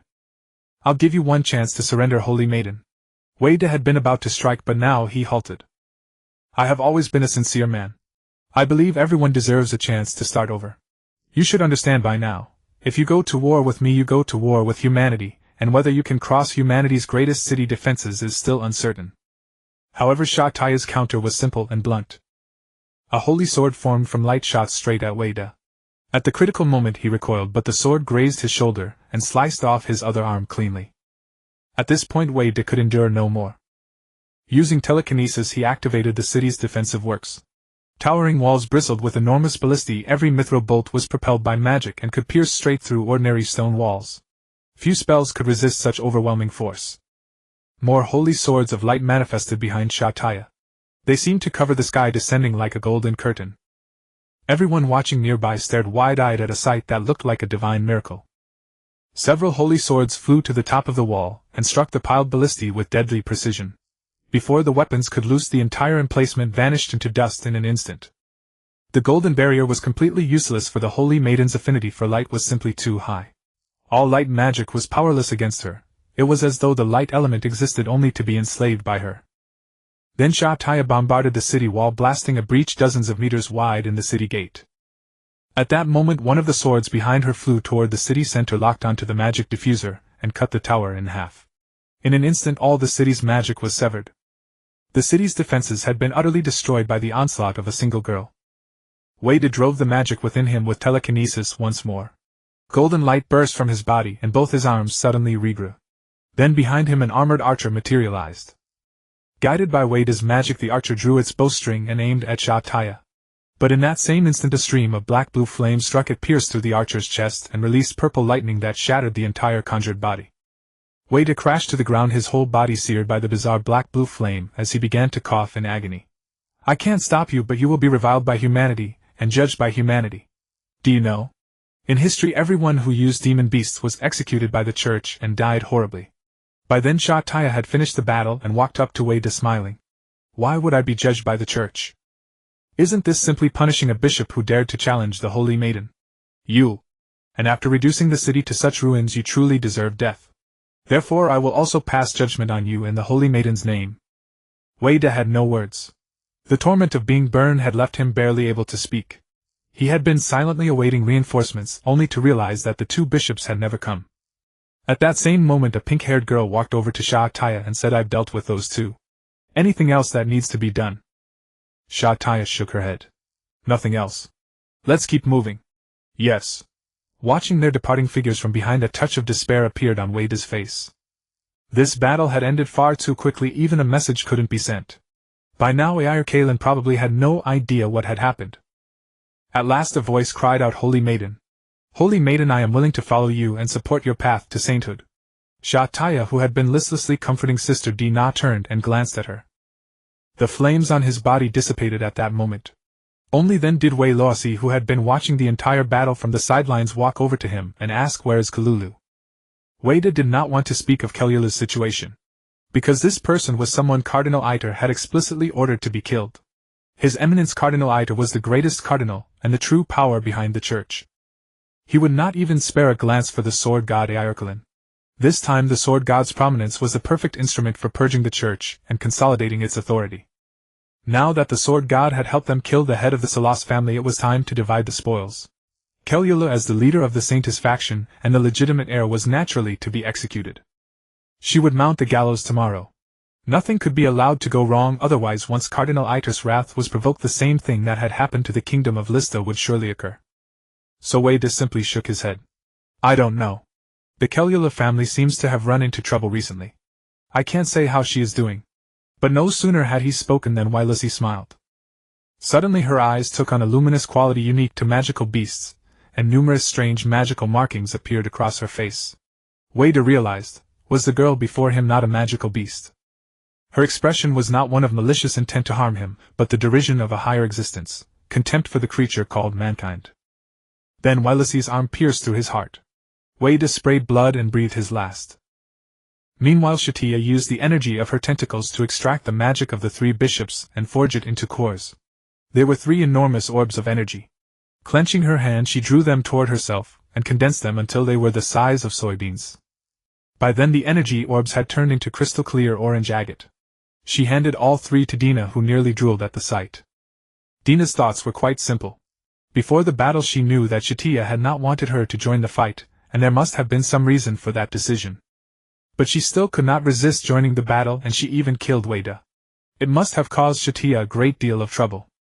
So after receiving the energy orbs she hung her head and walked cautiously up to Satya, then placed the orbs back into her hands. "I won't eat them, Satya. I'll give them to you." "Sister Dina, what do you mean by this?" "I don't want to eat them." Dina pushed them back to her again, urging her to eat them herself, and not give them to anyone else. "No. I have a promise to keep. I won't eat," she continued, stammering. "Besides, the magic core isn't complete. I need to help you." Satya thought it over. That made sense. Her magic core was still not complete. Perhaps killing these humans would make it somewhat better. But compared to that method, she would still rather eat Sister Dina directly. Strange as it sounded, Sister Dina was the best source of energy. It was only that she herself was not yet complete enough to provide her with nourishment. She took the energy orbs and slipped them into her mouth. Seeing the orbs swallowed, Dina felt both envy and joy, a complicated mixture of emotions. Deep down she wanted that energy too. Eating it would make her body feel wonderful, help her grow into a stronger being, and restore much of her reason. It felt as though something like this had happened before. Many things had happened in the past, but they were all blurred. Rather than blurred, it was more that she could not grasp the logic, so she simply treated them as if they had never happened. But now, she realized that whenever Satya felt good, she herself felt happy. Whenever Satya could grow, she was overjoyed. Nothing else mattered. But then Satya suddenly pulled her into an embrace, one hand on the back of her head, the other around her waist, and bit down on her cherry lips. The sweet nectar melted from the three energy orbs, surged into her throat without pause, stirred by the kiss. Satya stroked her hair, deepening the blush on her face. "I don't want Satya to feed me." Mouth to mouth. Her pupils became tiny whirlpools, and she wobbled her head, forgetting the glistening bead at the corner of her mouth. "Remember, I am your master. My orders are absolute. You belong to me, now and forever. Do you understand?" Gulp. You understood. And what am I to you? Satya asked again. Master. The cross on Dina's neck began to grow warm. It seemed to be a curse inscribed on her body long ago, but for her it was merely a tool for sensing Satya's mood. It often grew hot while they were playing, yet it never caused her any real pain. Yandere could only let out a sigh at the sight. She had originally thought that the Demon King would gradually become bloodthirsty and savage as it grew, but because of Satya it looked like a well-behaved little pet. Deep in the old forest of the high mountains a barren wasteland opened up. No human footprints could be seen, and only a golden magic circle 100 meters long was silently operating. The magic circle was an intricate structure of countless phantom gears reaching from the ground 100 meters into the sky. Energy and mana shot back and forth within the colossal array, producing a low hum that left the surrounding birds and beasts with no desire to approach. All of them kept their distance from the towering marvel, observing from afar this magnificent sight so far removed from the human world. All at once the magic circle went mad, spinning violently. Like a gigantic blender it churned across the wasteland, drilling a bottomless pit into the earth. Even the clouds were stirred by that colossal force. Rumble. In that same moment the energy of the golden magic circle swelled even further, blazing so brilliantly that it was impossible to keep one's eyes open. Any gravel and rubble carelessly drawn in were crushed to powder, as if fed into a pulverizer. Only after several hours did the magic circle gradually calm down. It then began to shrink, from the size of a skyscraper to a mansion several stories tall. Before long, amid the clattering of gears, it shrank again as countless miniature magic arrays and runes compressed together until it became a cylinder the size of a basketball. The woman stepped forward and shook her head, still dissatisfied with what lay before her. She stretched out her hand and clenched it into a tight fist. A vast mighty force abruptly crushed down upon the magic circle. Then with brute force she squeezed it down to the size of an eraser. She laid it in her palm, a magic circle no larger than a screw. It still gathered immense power, yet the energy circulated within it with perfect stability. God's nail. The woman, Cardinal Ayurkalin, murmured to herself. After escaping from the Baimu forest she had begun constructing this magic. Just as it was nearing completion in these past few days, she ordered nearly all the holy knights to guard the area and had countless scholars from the Star Tower help calculate the magical conduction and various parameters. At last today she obtained such a tiny weapon. Dina was in great distress. After devouring the 3 energy spheres she had largely recovered her sanity, and the jumbled memories in her mind began to grow clear, especially certain life-altering events or deeply engraved experiences. Those stood out with remarkable clarity. What if after recovering her sanity she discovered that Satya did not occupy a truly important part of her memories? Only then did she realize that even her memories and experiences were almost entirely about Satya. The source of her distress, however, was precisely that she had recalled so many things about Satya, including the matter of time turning back. Before this Satya had always been so sad. Why was she sad? Merely because I could not move. Back then wasn't the me of now equally incomplete? She could not understand it. So she asked Satya, "Were we always this close before?" This time she had expected Satya to answer with a smile, but instead Satya's expression became painful, as if recalling many terrible things. "I shouldn't have turned you into a demonic beast, or made you bear all of this. The process of becoming a monster must have been awful, wasn't it?" "No. Sister Dina, have you remembered anything else now?" As they walked she could clearly feel the breath of the other person being exhaled beside her. "I know everything, but I can't understand. For example, me burning on a cross. Something like that." As she spoke Satya's face suddenly turned pale. This seemed to have struck a nerve. Dina rarely saw her look so grieved, and she quickly lowered her head in apology. "I'm sorry." Satya merely shook her head at the topic, unwilling to continue discussing it. Dina knew she could not go on with this topic any longer. She was already too dependent on the other woman, and now she had also reopened her scars. Satya would often be unhappy, yet she said nothing. Why wouldn't she tell me? Could it be that she still didn't trust me? To keep Satya from sinking deeper into sorrow she thought about it, and then said tentatively, "I really want to be killed by Satya." It was as if an old thought had resurfaced in her mind. When she said it she did not think, nor did she feel she was lying. It seemed only natural. "Say something like that again, and you won't get out of bed tomorrow." Gulp. They continued forward and rejoined Yandere and the others. Before them stood a colossal castle. It was heavily guarded, and the clatter of iron hooves and footsteps could be heard at every moment. The grey plaster eroded by rain was peeling away to reveal the brick walls underneath. This was a prison, to be precise the Empire's largest prison, where its most serious felons were held. Kelyulu was in this very place, and with Ysber's help gathering information had become extremely simple. Look, this is the fortress that humanity boasts as its most solid. The people inside are all serious felons. Ysber crossed her arms and unleashed a torrent of sarcasm at the prison. Soon 2 soldiers came out from inside and blocked their path. But these soldiers suddenly bowed their heads with fawning deference, as if welcoming their master. Their eyes were wide open as if they had seen something horrifying, and their movements were eerie and stiff as though marionette strings were attached to their bodies. It took a long while before they gradually began to adjust, yet the rigid expressions on their faces remained chilling. "Welcome, holy maiden. There is still one person here I haven't controlled," Ysber said. Satya remembered that even a bishop-level being could be brought under Ysber's sway. In other words, they were about to face an enemy above bishop level. Clearly, even with her formidable strength, she was no match for the demonic beasts. With a light wave of Ysber's hand, all the holy knights and inquisitors drew themselves up, took up their weapons, and advanced toward the sole outsider inside the castle. Golden armor encased her slender, long-limbed figure, and a white robe fluttered in the wind. She drew the long sword at her waist, and stared at the humans who had already betrayed them, her body trembling slightly. She was terrified. When she saw the backs of Dina and the others, she finally realized her fate. Alicia, the Knight Commander. Satya remembered her. She had been the chief commander of the Knight forces in the Baimu Forest operation and the leader of the 6th Knight Order. Nearly all of her subordinates had died in that battle. Later she had even conspired with the Sword God to kill Sister Dina. But now, she was completely surrounded by holy knights, and all her will to fight was gone.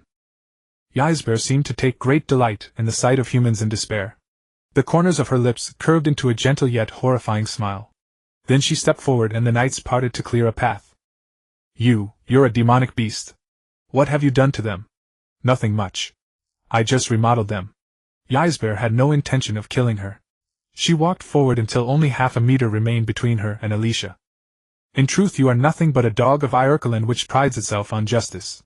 You don't have a shred of pity for these knights. Because Iarkelen wants her dead, you would follow along, wouldn't you? Ysber's rebuke was venomous. This girl had nearly derailed her plan. The Sword God should never have reached Baimu Forest so smoothly, and Wurliki should not have been here either. This was supposed to be a carefully orchestrated ending, but because of this girl, Dina's situation had become extremely dangerous. Had the Demon King's power not exceeded her imagination, Dina might have died.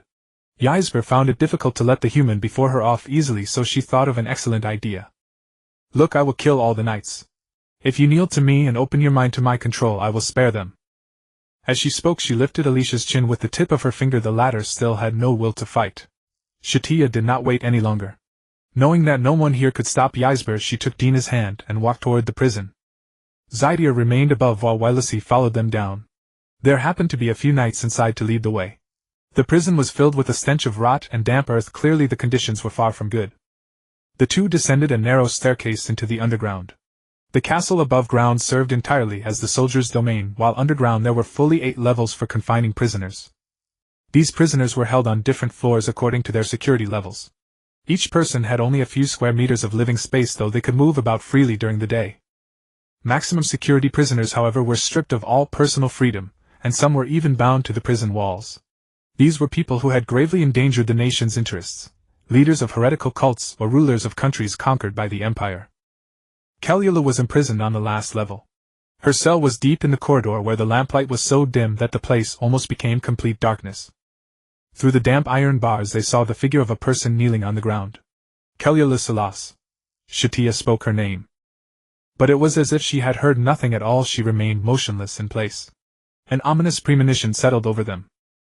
Satya summoned light magic, illuminating the place. It was only then that the girl's face was revealed to everyone. She wore a tattered dress long stained with blood and mud like a roadside beggar. Her short hair, which ought to have been neatly combed, was now so tangled that it covered half her head. Her fair skin had lost all its color, and blood-stained wounds all over her body told of the abuse she had suffered in recent days. Her eyes were wrapped in blood-stained white cloth, as if she had long since lost the right to see anything. She was like a living corpse. Wei Luosi's body visibly trembled at that moment. Satya looked at the nearby guards and asked, "What have you done to her?" The guards, controlled by the power of the sinister demon beast, naturally could not refuse the demon beast's questions. Lord Wide ordered us to persuade her, but she refused. We had no choice but to blind her eyes, burst her eardrums, and damage her brain. Enough. Obvious displeasure appeared on Satya's face. With a wave of her hand the knights were crushed by tentacles swallowed by the miasma and transformed into energy spheres. Wei Luosi burned through the iron bars, stepped through the door, and held Kalulu tightly. Cough. At that moment Kalulu finally showed a slight reaction. She had instinctively intended to resist but suddenly felt that this embrace seemed to come from a girl who cared about her, warm beyond words, yet she did not know who it was. That scent. It smelled so familiar. But she could not remember it. Wei Luosi gently touched her back, but because she did not want to hurt Kalulu by being a demon beast she could only let go and allow Satya to treat the dying novice saintess. At that moment however Kalulu burst into tears. Her tears seeped through the white gauze and at this point she no longer cared who the other person was. Is it Wei Luosi? It's me. I'm here. Wei Luosi clutched at her heart, but she knew that Kalulu could not hear her voice at all now. She had now lost both hearing and sight, all because she refused to compromise with the church. She had endured the cruelest abuse and now only a single conviction remained. She firmly believed that Wei Luosi had come for her. But she could not confirm that information. Not even a scent, not even an embrace had ever told her so. She loved Wei Luosi but had never shown it.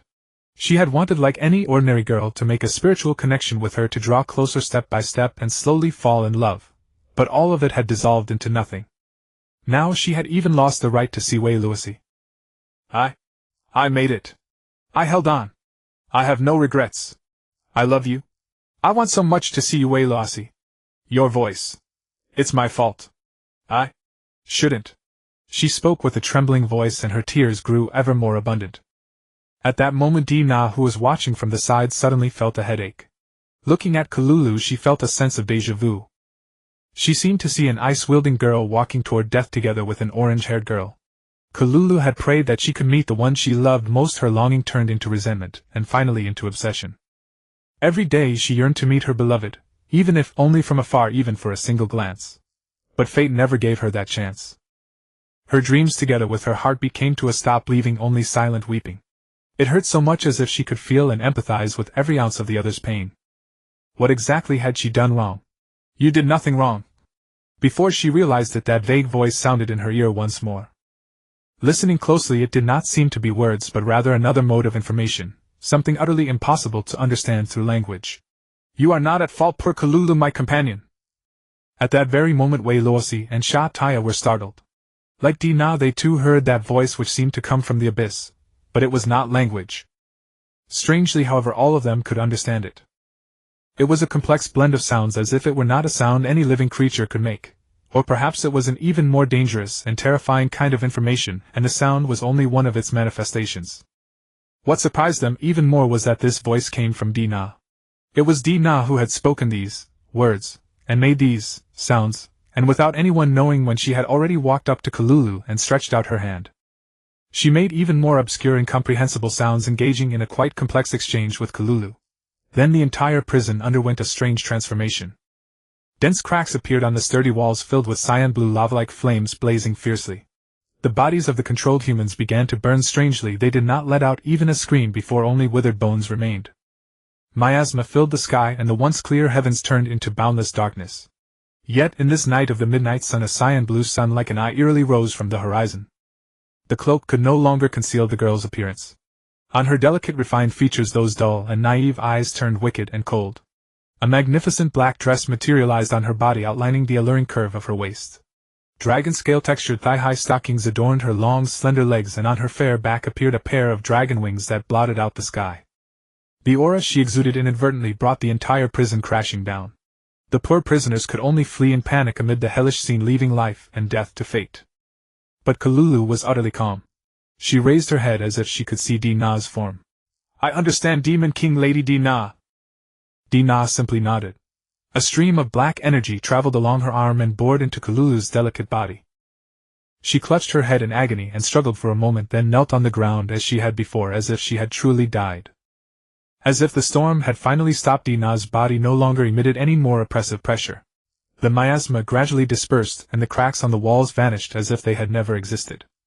What replaced it was a cold like winter. Kalulu at death's door now seemed possessed by some force and revived. At her feet glittering crystals appeared. They were strangely shaped snowflakes, exquisitely carved like works of art. The snowflakes grew more numerous. A few seconds later they formed an ice lotus that covered Kululu's fair calves and climbed up to her knees. The ice lotus then grew larger and larger, its petals slowly closing, wrapping Kululu entirely inside, a cocoon-like flower bud. The girl curled up inside the ice cocoon, hugging her legs. In a single fleeting instant a burst of frigid breath erupted from the ice cocoon. The cold sealed the entire dungeon in ice. Then the ice rampaged even more ferociously, spreading throughout the whole prison and continuing to grow. Kururu Therese was born on a bitterly cold winter night. Her father said that under a bandit attack her mother had carried her all the way to the foot of the mountain, taken shelter in a snow cave, and frozen to death. Several hours later Kururu was saved by Therese soldiers who arrived in haste, and even then she remained utterly unharmed. Some said it was because of the protection of her mother's soul that she had survived that deadly cold. In any case, Kururu later became a wielder of ice magic, perhaps the greatest prodigy of ice magic the entire world had ever seen, said to be a match even for Satya. The wealth of the Therese family was almost a mountain heavy enough to crush a person. As her power grew stronger she became like a new sun lighting up the great mountain of Therese. Her father began to educate her personally, even nurturing her interpersonal skills and political acumen. As the next heir, Kururu just happened to have inherited the finest magical talent. Her father loved her deeply. At home he would cook for her every day, buy her clothes and gifts, and even select many handsome suitors for her. If she was not satisfied with any of them, he would simply throw those men out of the house. Later her father took her on journeys across other continents. In countries without the church she met many friends and learned about many cultures, which gave her an entirely new understanding of the world's structure. However, she inadvertently learned that as a newborn she had been deemed to carry certain flaws that tainted the fine bloodline of the Therese family's first daughter, and was to be secretly put to death. To keep Kururu from being hunted down, her mother fled by carriage on the very night Kururu was about to be killed, arriving at a secluded town where she hoped Kururu could live as an ordinary girl. But this incurred a manhunt by the family head. In other words, it was Kururu's father who personally sent men to kill her mother. Later, because Kururu endured for a long time in the heavy snow, she was judged to have enough talent, and was allowed to live. All of it was a lie. The family looked down on the Holy Academy's education and did not consider the church qualified in teaching standards. But Kururu said, there are many people there in the Holy Academy, I can win the respect of others. It seemed too difficult to cross that mountain. At the very least, once she left that mountain behind, she could still find a path of her own. And now, cold. She felt only a piercing cold like the winter of that year, that night in 1106. Her mother fled from the town, holding her, crossing the mountain range under countless pursuers. The warmth of her embrace was gradually invaded by the cold, and in the end only she was left alone. As if recalling that very night, Kururu gently moved her mother's fingers and softly called out, "Mother." No one answered. So cold. Is Mother protecting me this time too? Kururu opened her eyes. The ice cocoon began to show cracks. A few seconds later the upper half shattered, revealing Kururu's upper body. Then the entire cocoon burst with a bang and the girl's whole body was exposed before everyone. Her long cyan blue hair faded at the ends into ice crystals shimmering with cyan light. The blue dress formed from miasma made her look like a goddess of winter. In her ice blue pupils appeared diamond-shaped patterns that symbolized cold, sending a shiver through anyone who met her gaze. On her flawless white body black crack-like markings ran rampant, climbing over her neck and cheeks and finally gathering on her forehead as the shape of an eye. A deep blue halo appeared above the girl's head. A new demonic beast. With her birth the entire edifice could no longer hold. The foundations and pillars built for the prison could not withstand the energy released by the demonic beast's awakening and began to collapse as if hit by an earthquake, though this level of force was still far from enough to harm the other demonic creatures. After opening her eyes as if to unleash the fury long hidden in her heart, she rushed out of the prison. 2 shackles made of ice appeared on her wrists, linked by chains that ended in razor-sharp blades. Ah! She lifted her head and let out a cry. Whether it was a grief-stricken wail or a sigh of rebirth, no one could tell. It also resembled Wanner's beautiful singing. The cold continued to spread outward until the entire ruined castle was completely frozen. The controlled humans also turned into ice statues, entirely losing their ability to move. But even so, this could not satisfy Kururu. She looked toward the northwest, and those sharp hawk-like eyes had already locked onto the Therese family estate and the Holy Academy. Then more ice crystals appeared on her arms. Suddenly, within the sky corrupted by the Demon King, a colossal meteor broke through the miasma. The meteor was ice blue, endlessly melting and condensing. Water vapor and melted ice formed snow-white currents like a freezing fire blazing. The ice meteor swelled ever larger, from the size of a building to the size of an entire district. A few minutes later it could encompass a whole town. Occasional adventurers passing through this forest looked up at the immense globe of ice that covered half the sky and knelt down in despair. No one knew how much destruction would be wrought if that thing came crashing down. Yet all of it came from the fury of a newborn demonic beast. Humans. Humans. Kurura murmured. All she wanted at that moment was to release her anger. It was the fault of humans that she could not see Veros. It was the fault of the church. It was all Soray's fault. But suddenly a tingling numbness ran through her head as if an electric current had shot through her brain. The deep blue halo above her head suddenly flashed, conveying a message and implication that only she could understand. It was originally coded information, yet it was incomparably clear in her eyes. She could even perceive its intent. That power felt extremely familiar to her. In the cold, someone had bestowed upon her a new chaotic energy, granting her this lively light body and enough power to kill humans. Yet that person seemed unwilling to let her indulge herself so freely. Kurura's power then began to fade. The ice sphere stopped growing and slowly descended. She immediately flew to the dragon girl. That girl who emanated a gentle aura, that girl who looked at her with appreciative eyes. Yes, look at me. My rebirth, and all of this came from you. It is you who have always protected me. O Demon King, the one who granted me new life. Mother. Kurura knelt on one knee and cheerfully called out that word. Mom. Seeing that Dina gave no reaction, Kelula asked again. The dangerous aura radiating from Dina vanished abruptly. She could not understand it at all. Just now she had saved this poor girl purely by instinct. Why was the girl calling her mom now? She took a few steps back. At that moment Satya was still beside her, standing on the stone pillar that the demon beast had not destroyed. So she retreated to Satya's side. Sister Dina, did you create a demon beast? No, she was originally one, right? But... Satya was equally astonished. She had never seen such a sight before. This is the power of the Demon King. I think I experienced something similar before, Wylesi said excitedly. She spread her green wings and rose into the air. Just when the Demon King had manifested her power, she too had begun to feel excited. She still remembered that it was Dina who had led her into becoming a demon beast, though she had not received that deep blue power. At this moment Kelulu, or rather this newborn demon beast, still seemed unwilling to let the matter drop. She walked up to Dina with a blissful smile on her face, completely ignoring Satya. Mother, thank you for granting me life. Right now you look. Suddenly Kelula noticed Wylesi as well. It was the Wylesi she adored. Then at a speed Wylesi could not react as she closed in and wrapped her arms around Wylesi's waist from behind.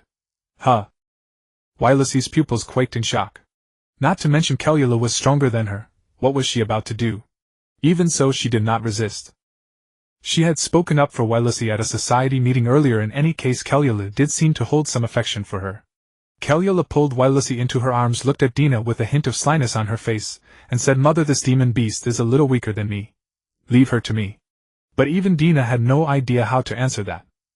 The person who had just woken up was calling her mom. But she and Xiaoya had not had a child. And she was not pregnant. She cast a helpless look at Satya, begging her to help resolve this. Satya stepped forward, shielded Dina behind her, and offered an arm for Dina to hold. Still not satisfied, Dina extended her tail and hooked it around Satya's waist.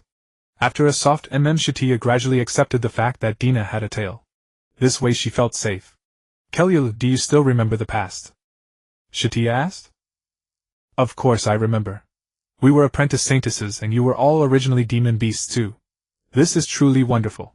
Lucky. So lucky. Just like a dream, we are all the same kind.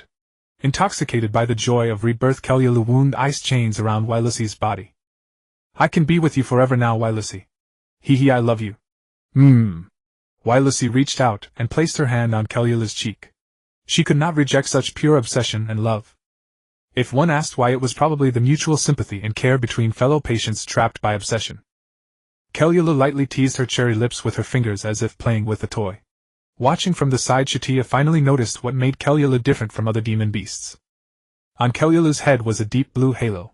It was like an angel's halo, but upon it were sharp, intricate ornaments clinging to it like blades.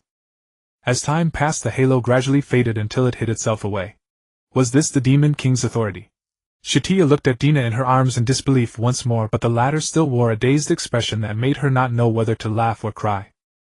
Just then Ysber also jumped onto the stone pillar. Looking at the ice-sealed castle, she too was thrilled. However, this was also the first time Ysbear had seen such a situation, because just a moment ago, when she was about to hypnotize Alicia who was beyond her control, she saw this frozen scene and the red moon in the sky. She even felt the urge to kneel before the Demon King and beg for mercy. Having witnessed the Demon King's growth and recruited more companions with her own eyes, she was also extremely excited. Winter Demon Beast, that was the name she would give Kelulu. She pressed her palms together, curled up the corners of her mouth, and closed her eyes as if in prayer. Demon King, your power is exactly what I dreamed of. This way more innocent souls can be saved. Let us continue saving those poor girls' souls and build a kingdom that belongs only to demon beasts. However, Satya responded coldly. Dina herself will decide all of this. Lady Satya? I understand. They still had other matters to settle. At this moment, Zydir, who had followed them and jumped onto another of the adjacent pillars, had initially wanted to say something to celebrate. But when she raised her head, she could only stare blankly at the breathtaking sight in the sky. The sky, which had been eroded by the Demon King, had now returned to normal, but the ice orb showed no sign of stopping. The ice orb's path would likely crush the Holy Academy, directly roll across the grasslands, and finally reach the Salas family's estates and ore veins. Kelulu had calculated all of this. Meanwhile, at the Holy Academy, talk about the Saintess faction was growing ever more heated. The headmaster had originally been a supporter too. But one day, out of nowhere, he announced that all supporters of the Saintess faction would be expelled from the academy, or even face church-sanctioned serious offenders would be thrown into prison. Yet many students still stood up insistently, and they were not afraid. So the Inquisitor locked many students, including Lafutasai of the Yegwang Society, into the unused classroom building near the Holy Church building, gathering them together in the hope of suppressing them this way. Especially the headmaster. He had originally planned to hold a meeting for these students, summoning the members of the Saintess faction and having their families and close associates threaten them. Suddenly, the entire city was plunged into darkness. When the sky cleared again, an ice-blue sun appeared in the miasma-shrouded south. That sun was enveloped in white mist. At first they thought it was some powerful mage's joke, a masterpiece at the pinnacle of the magical arts. But that sun was growing larger and larger. Wait, didn't that mean it was flying straight toward us? In an instant the Holy Academy was thrown into chaos. Or rather, the entire city and the surrounding cities and regions were all thrown into chaos. At this rate, unless the Lord Cardinal personally intervened, they would probably not survive. Preliminary estimates suggested that the meteorite was actually half the size of the Holy Academy. If it came crashing down like this, all the surrounding cities would likely be reduced to desolation. Do not panic, do not wander off. The Church shall resolve this crisis. Teachers and inquisitors responsible for order levitated through the air, using the magic of wind elemental archmages, patrolling every street and alley of the academy in an effort to steady the students. The headmistress herself was equally bewildered. After helping several female students who had been knocked to the ground back to their dormitories, she looked up at the swiftly moving sphere of ice. The ice sphere moved slowly, yet the white mist radiating from it had already veiled the entire sun. The whole Holy Academy dimmed as if shrouded by dark clouds, or as though the blue ice sphere had usurped the very sky. Rain began to fall. It was as if the prophesied apocalypse had descended upon the mortal world ahead of time. Having once followed Lord Auric, she knew well the Church's shameful deeds. Those figures spoke with grand and noble rhetoric, but if the losses caused by a disaster were not severe enough, they would not even lift a finger. Those who had attained longevity through mighty magic likely cared nothing for how many times the Holy Academy might replace its students, arrogant to the extreme. Whether they would come to protect the students of the Holy Academy depended on how difficult it was to destroy this ice sphere, the magical damage it would cause, and the identity and standing of the students about to die in this catastrophe. Furthermore, the ideology of the Saintess faction had severely undermined the Church's sacred image in people's hearts. Today a city, tomorrow a nation. Many armies of holy knights were stationed within the city, perhaps already prepared with spells to counter a meteor impact, yet unwilling to act early for the sake of frail students.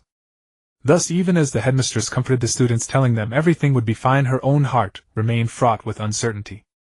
Will the Church come to save us? She raised her head, watching the ever-growing peril in the sky. Within a few hours it would reach the Holy Academy and raze it to the ground. Unbeknownst to her, the so-called high-ranking clergy of the Church were already standing atop the school's rooftop. Magnificent, is it not? As expected of a magical beast, could it be the same awakened beast from the Baimu forest? At the forefront stood a young man with short tawny hair. His piercing eyes sharp as an eagle's fixed upon the ice sphere, or rather the ice meteor, in the sky. Clad in a blue cape and silver light armor, his handsome face bore a confident smile, as though he eagerly awaited the coming battle. I told you, Caesar, do not presume the enemy is weak. That is a magical beast. You are being rather clumsy. If the enemy is a magical beast, dealing with it won't be so simple. The ones who spoke were two petite young girls. They stood barely over 140 centimeters tall, their faces 90% alike, as if they were but two avatars of a single person. They wore adorable white and gold Lolita dresses with white thigh-high socks wrapping their dainty legs. The elder sister wore a sun-patterned leg ring on her left thigh while the younger sister wore one on her right. Golden light danced within their pupils. They held hands, the elder wielding a massive hammer, the younger a great axe. The ends of these 3-meter-long weapons were linked by a sturdy chain. Their most notable difference lay in their hair. The elder's was black, the younger's a dark crimson. And their identity was none other than the church's fourth cardinal bishop. The elder was named Black Lotus, and the younger Crimson Lotus. They were inseparable even in battle. Together they formed a single cardinal, one of the most powerful authorities within the church. Cardinals Black Lotus and Crimson Lotus, what an honor to receive your aid. Ether straightened his suit and adjusted his sunglasses. The wind whipped his tie, and he casually tore it off, letting it drift away into the wind and rain. Who knows, perhaps today the Holy Academy will cease to exist. The young man Caesar drew the long sword from his waist and rested it upon his shoulder, declaring in a booming voice, "The Holy Academy. Are the students unable to handle even a crisis of this magnitude? Then preserving the spark of their lives would be utterly meaningless." Who? The howling wind tossed Black Lotus's long hair. Everyone turned around at once. There in the central plaza of the Holy Academy 10,000 rays of golden light suddenly burst forth. Pure light attribute magic surged like a fountain, appearing before the eyes of all who had fallen into despair. The light converged upon the open ground like countless fireflies answering a fairy's call, drifting slowly upward, then gathering and dispersing in perfect rhythm. At last it solidified into a resplendent golden palace. Such a miracle stunned them all. A light attribute affinity of this level had never been recorded in history, and a powerhouse who could manifest a divine temple from light was utterly unheard of. Black Lotus narrowed her eyes. It is said the Holy Academy has 2 students with light affinity. Could it be? Her younger sister Crimson Lotus sighed in amazement. She may even be as powerful as Alkaline. And perhaps today she might lose. The Golden Palace seized the gaze of nearly every student. They watched as a 10-meter-wide platform materialized in the air above the palace, upon which stood 4 indistinct figures. At that moment several students who had enhanced their eyesight with magic gasped aloud. They were the silhouettes of 4 young maidens, Reviros and Satya. The one concealed beneath a white church cloak was somewhat unfamiliar. However, the other 3 were all former apprentice saintesses. According to rumor, they had all perished in the Baimu forest, or as the church claimed, they had been sent on secret missions to undergo further trials. They were also the 4 students at the center of intense discussion within the saintess faction. Their sudden appearance at this critical juncture, could it signify something? Then Satya, standing at the forefront, lifted her chin slightly and cast a brief glance at the ice meteor drawing ever nearer. She raised her hand, and firefly-like light particles began to gather upon her palm. Those lights bowed before the majesty of the goddess of light as though they were her loyal subjects. A blazing beam of light accompanied by the gentle oscillations of light attribute magic shot toward the approaching ice meteor. The instant it struck, it severed the meteor cleanly in 2. Then the beam suddenly erupted with even more violent fluctuations, detonating outright. The fierce shockwave shattered the entire ice meteor. The blast parted the clouds, revealing a vast expanse of sky, and sunlight sparkled brilliantly against the drifting light particles and crystalline ice fragments. The image of Satya severing the meteor beneath that golden radiance was forever etched into the minds of the Holy Academy's students. It was the first time any of them had witnessed such an awe-inspiring scene. So this is the strongest apprentice saintess. Are you kidding? That is the future Lady Saintess. She actually appeared. Will she help us? Long live Lady Satya. The Holy Academy erupted in fervor. The holy knights stationed in the city under Kaiser's command also removed their armor one by one, saluting Satya in reverence. Satya shattered the meteor, even though the 2 apprentice saintesses around her knew this was all part of their scheme. Dina of course understood it as well. Before being sent to the Holy Academy, Satya had embraced her and stroked her head, saying, "Don't act this time, Sister Dina. You want me to become a saintess, right? If we show such chaotic power, that won't do at all." She thought of how she had awakened the winter demonic beast.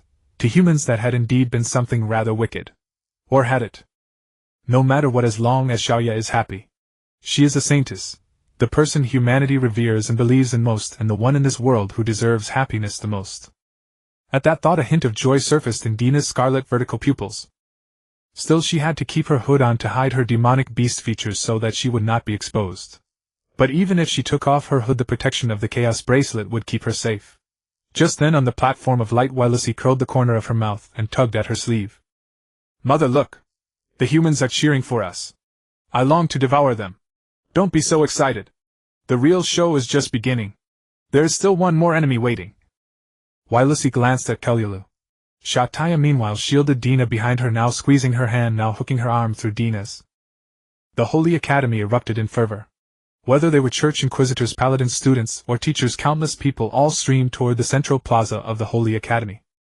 Many stone sculptures stood in the plaza gardens, masterpieces from the hands of great sculptors, yet beneath Satya's radiance, they were reduced to dim, lifeless things.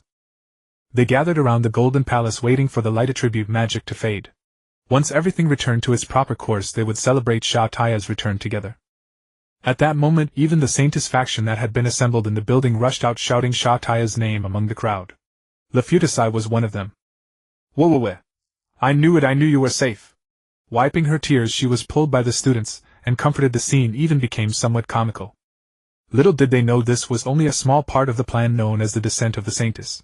Then abruptly in the sky due north of the Palace of Light, another sacred radiance appeared from the scattering clouds. The light coalesced into a sacred bridge that led into the sky as if it were a road ascending to heaven. The crowd quieted and watched in silence as the woman walked across the bridge. Her slender figure was wrapped in a white robe, sacred and beautiful beneath the adornment of finely carved golden trinkets and delicate lace. A white veil lightly brushed her hair, which was like golden wheat. Her porcelain-like skin was heaven's most beautiful masterpiece, and above her small delicate nose were a pair of eyes filled with tenderness. When she parted her lips, her voice was sweet and lovely, yet carried an overwhelming majesty. She looked at the sacred Saintess. Where the bridge connected stood the golden platform. At the same time the other three young women knelt down on one knee. "Apprentice Saintess Satya." The voice was very soft, yet its penetrating power was immense, gently caressing every ear. But many followed the young women, kneeling on one knee as well. "I am here," Satya answered. It was then that someone in the crowd uttered, "Her Holiness the Pope," and everyone finally understood. Wasn't this goddess-like sacred figure none other than Her Holiness the Pope, who had not shown herself for decades? She barely ever appeared on any occasion that was not essential, yet now here she was at the Holy Academy. In many hearts the same thought arose. Today might be the Saintess's coronation. In only half a year she had resolved one disastrous crisis after another. She was kind and exceptionally gifted, like a goddess from a fairy tale. Some even spread the word that had it not been for Satya, the demonic beast crisis would have erupted years earlier. She was clearly the Saintess of prophecy. And the moment the Pope appeared and spoke her name, Satya as the Saintess became almost a certainty in their hearts. "Long live Her Holiness the Pope! Long live Her Holiness the Pope!" they chanted in unison. At the same time Dina, kneeling on the ground, lifted her head slightly and glanced out of the corner of her eye at Satya, the Saintess awaiting her coronation. Under the holy radiance she briefly felt as if an emptiness inside her had been filled. But then, this Pope was merely one of Yandere tricks. The so-called Pope had been absent for far too long, and all news concerning her had been sealed off by the entire Holy Academy. Yandere, having once met the Pope, used her power to imitate not only the Pope's appearance, but even part of her power descending upon the Holy Academy. She then forcibly carried out the Saintess' coronation. As for the real Pope, the Church did not care, and naturally they did not care either. That woman locked in a palace where she never saw the sun had ultimately become a pawn of the demonic beasts. The only thing needed was for the coronation to be branded deeply into everyone's hearts. At the same time, resistance fighters disguised as students would use image crystals to record the coronation and spread it far and wide. Such was the full picture of the plan. Dina curled the corner of her mouth. The more she thought about it, the more obvious the excitement in her eyes became. At that very moment, though, she felt as if something were missing. Before parting from the other demonic beasts, Yandere had managed to find an opportunity to speak with her. Dina still remembered the expectation and anxiety in Yandere's eyes. "Demon King, your mighty power may save us at the crucial moment. Perhaps. I am merely being obsessive with you. I am sorry, please forgive my arrogance. But I believe that in the coming battles you can no longer afford to hold back your strength." She should have been even more slow-witted, yet this time, for reasons unknown, she recalled that infuriating figure. A streak of sword light fell instantly, severing the bridge of light that the Pope had constructed. With a sound like shattering glass, a familiar figure leaped onto the severed end of the bridge. She now wore a knight's uniform, but her formidable physical body required no armor. Thus the fabric which only symbolized her station simply clung to her full voluptuous form. "I am Cardinal Iarcolin." Her voice was thunderously loud, as sweet as a nightingale's, yet as unpleasant as if it had disrupted a sacred prayer, stirring annoyance and disgust. Iarcolin glanced down at Satya, then turned hate-filled eyes toward the Pope. She of course knew that this Pope was false. But she had no room for refutation. In this moment she was like a sinner who had disturbed a holy ritual. If she wanted to stop this coronation, only one final resort remained. "Your Holiness, why would you crown a demonic beast as a saintess? That saintess is in truth a demonic beast that has destroyed the order of the Church. She has deceived all of you, disguised herself as a saintess, and if you allow her to become saintess, humanity will be doomed," she said calmly. "Alkalan, think about it. My holy maiden plan is quite fitting, isn't it?" The wind lifted the girl's crimson hair, and her ponytail swayed to and fro by the carriage window. With the jolting of the carriage, her voice began to be swallowed by the clamor of the market. But to Alkalan's ears it was perfectly clear. "How can you think it's fitting? It demands so many resources. How could such an idealistic plan ever occur to an action-oriented person like you?" "I've thought it over. Perhaps this is our only option," the girl said, not knowing whether to laugh or cry. "Even though the extraordinary magical weapons are still under construction, well, that sort of thing can be destroyed by new demonic beasts at any moment." "Are there any other options?" "Of course. Actually, I drew the inspiration from you." Alkalan looked out the window at the bustling crowds and the veil of mist. The sun revealed an orange-red rim over the edge of the cliff. "If there could be more people, even those who surpass you, one or even many, then dealing with demonic beasts would be nothing more than pre-battle preparation. No longer would armies have to march forward to die." There seemed to be a star in her eyes. "The Lady Holy Maiden can freely command any resource in this world and wield every authority the Church can exercise, a god created by humanity and by her very self. Have you never wondered why your predecessors didn't adopt this method? Then I'll be the first to blaze that trail. Christina, you really are." Alkalan did not finish. Suddenly her lips felt cold. The fool had actually touched her lips. "Can't you at least act a little more like the Pope? Then can't you play my beloved consort?" "Your Holiness." Alkalan sighed silently. They used to have these seemingly tedious exchanges often. When had they ceased to be so close? The cult. A cult that worshipped demonic beasts had run rampant 40 years ago. Brainwashing, control, and rewriting of thought. A legion of deviants who worshipped demonic beasts and human evolution had formed an enormously vast army. Christina personally led the army out to suppress those humans who fawned upon demonic beasts. In those days, any scavenger hoping to earn money had seen mountains and fields covered with corpses. It was a contest against demons. And the countries that had once been cult organizations were now little more than wasteland. Among them were the cities and villages that had raised Alkalan. Her friends and family had all died in that battle, all because of the cult. Alkalan never mentioned it. That battle had been exhausting. The cult leader's power was a match for hers. When it was all over, she sailed from another continent and drifted across the vast ocean for half a year before returning to see the present Pope Christina. But when they met again, she had already imprisoned herself inside the palace. "I have no interest in a demonic beast. But as for your past life, you're right, Lady Pope. The Holy Maiden plan is a topic worth pondering." "Is that so? Well, thank you, my Alkalan." Pope Christina smiled. But in Alkalan's eyes, the demonic beast that had bound her was not Christina at all. She should have been happier, not so sorrowful. Perhaps it was because she was not human. Later she met a young student. Ether. He too had lived through the cult war on another continent, and had now crossed the ocean to study at the Holy Academy. Ether was an extremely cunning man of action. Alkalan knew that nurturing such a person was no easy task, but to the remnants of the demonic beasts and the cult it would likely be a disaster. "Christina, you're right. I will fulfill the goal in your heart, and then I will go and die with you. I already have a candidate in mind.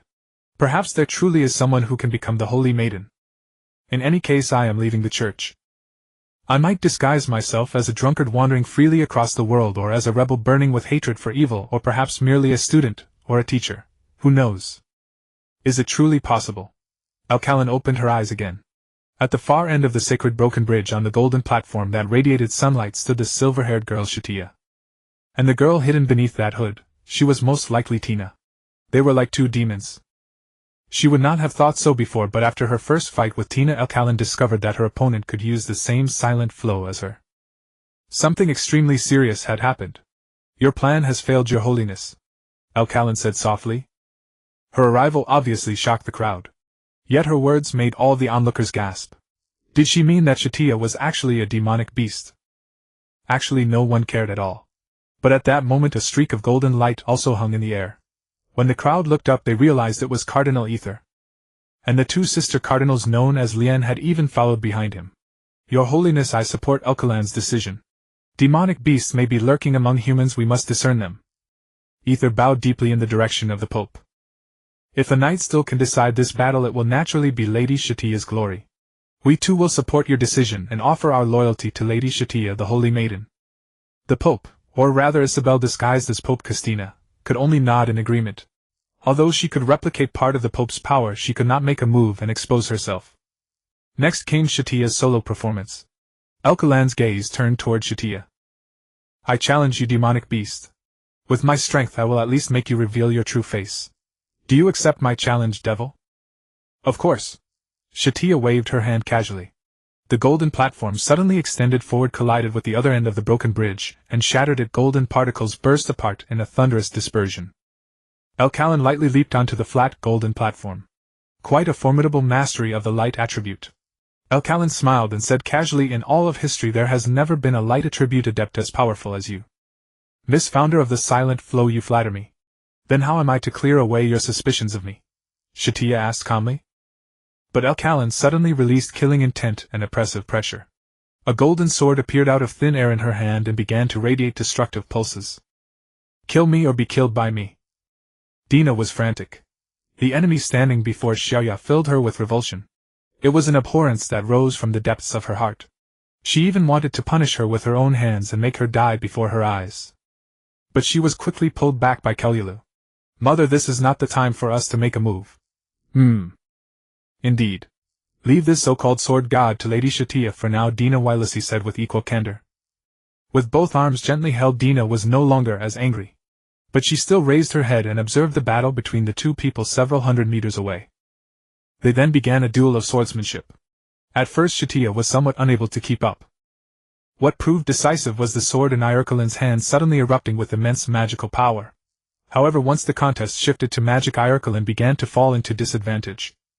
Satya only needed to give a gentle push to extinguish all those dazzling attacks completely. The light magic Irkalin used was meaningless. For light was like a slave, wholly submissive to Satya, serving no purpose other than adding bricks to her palace of light.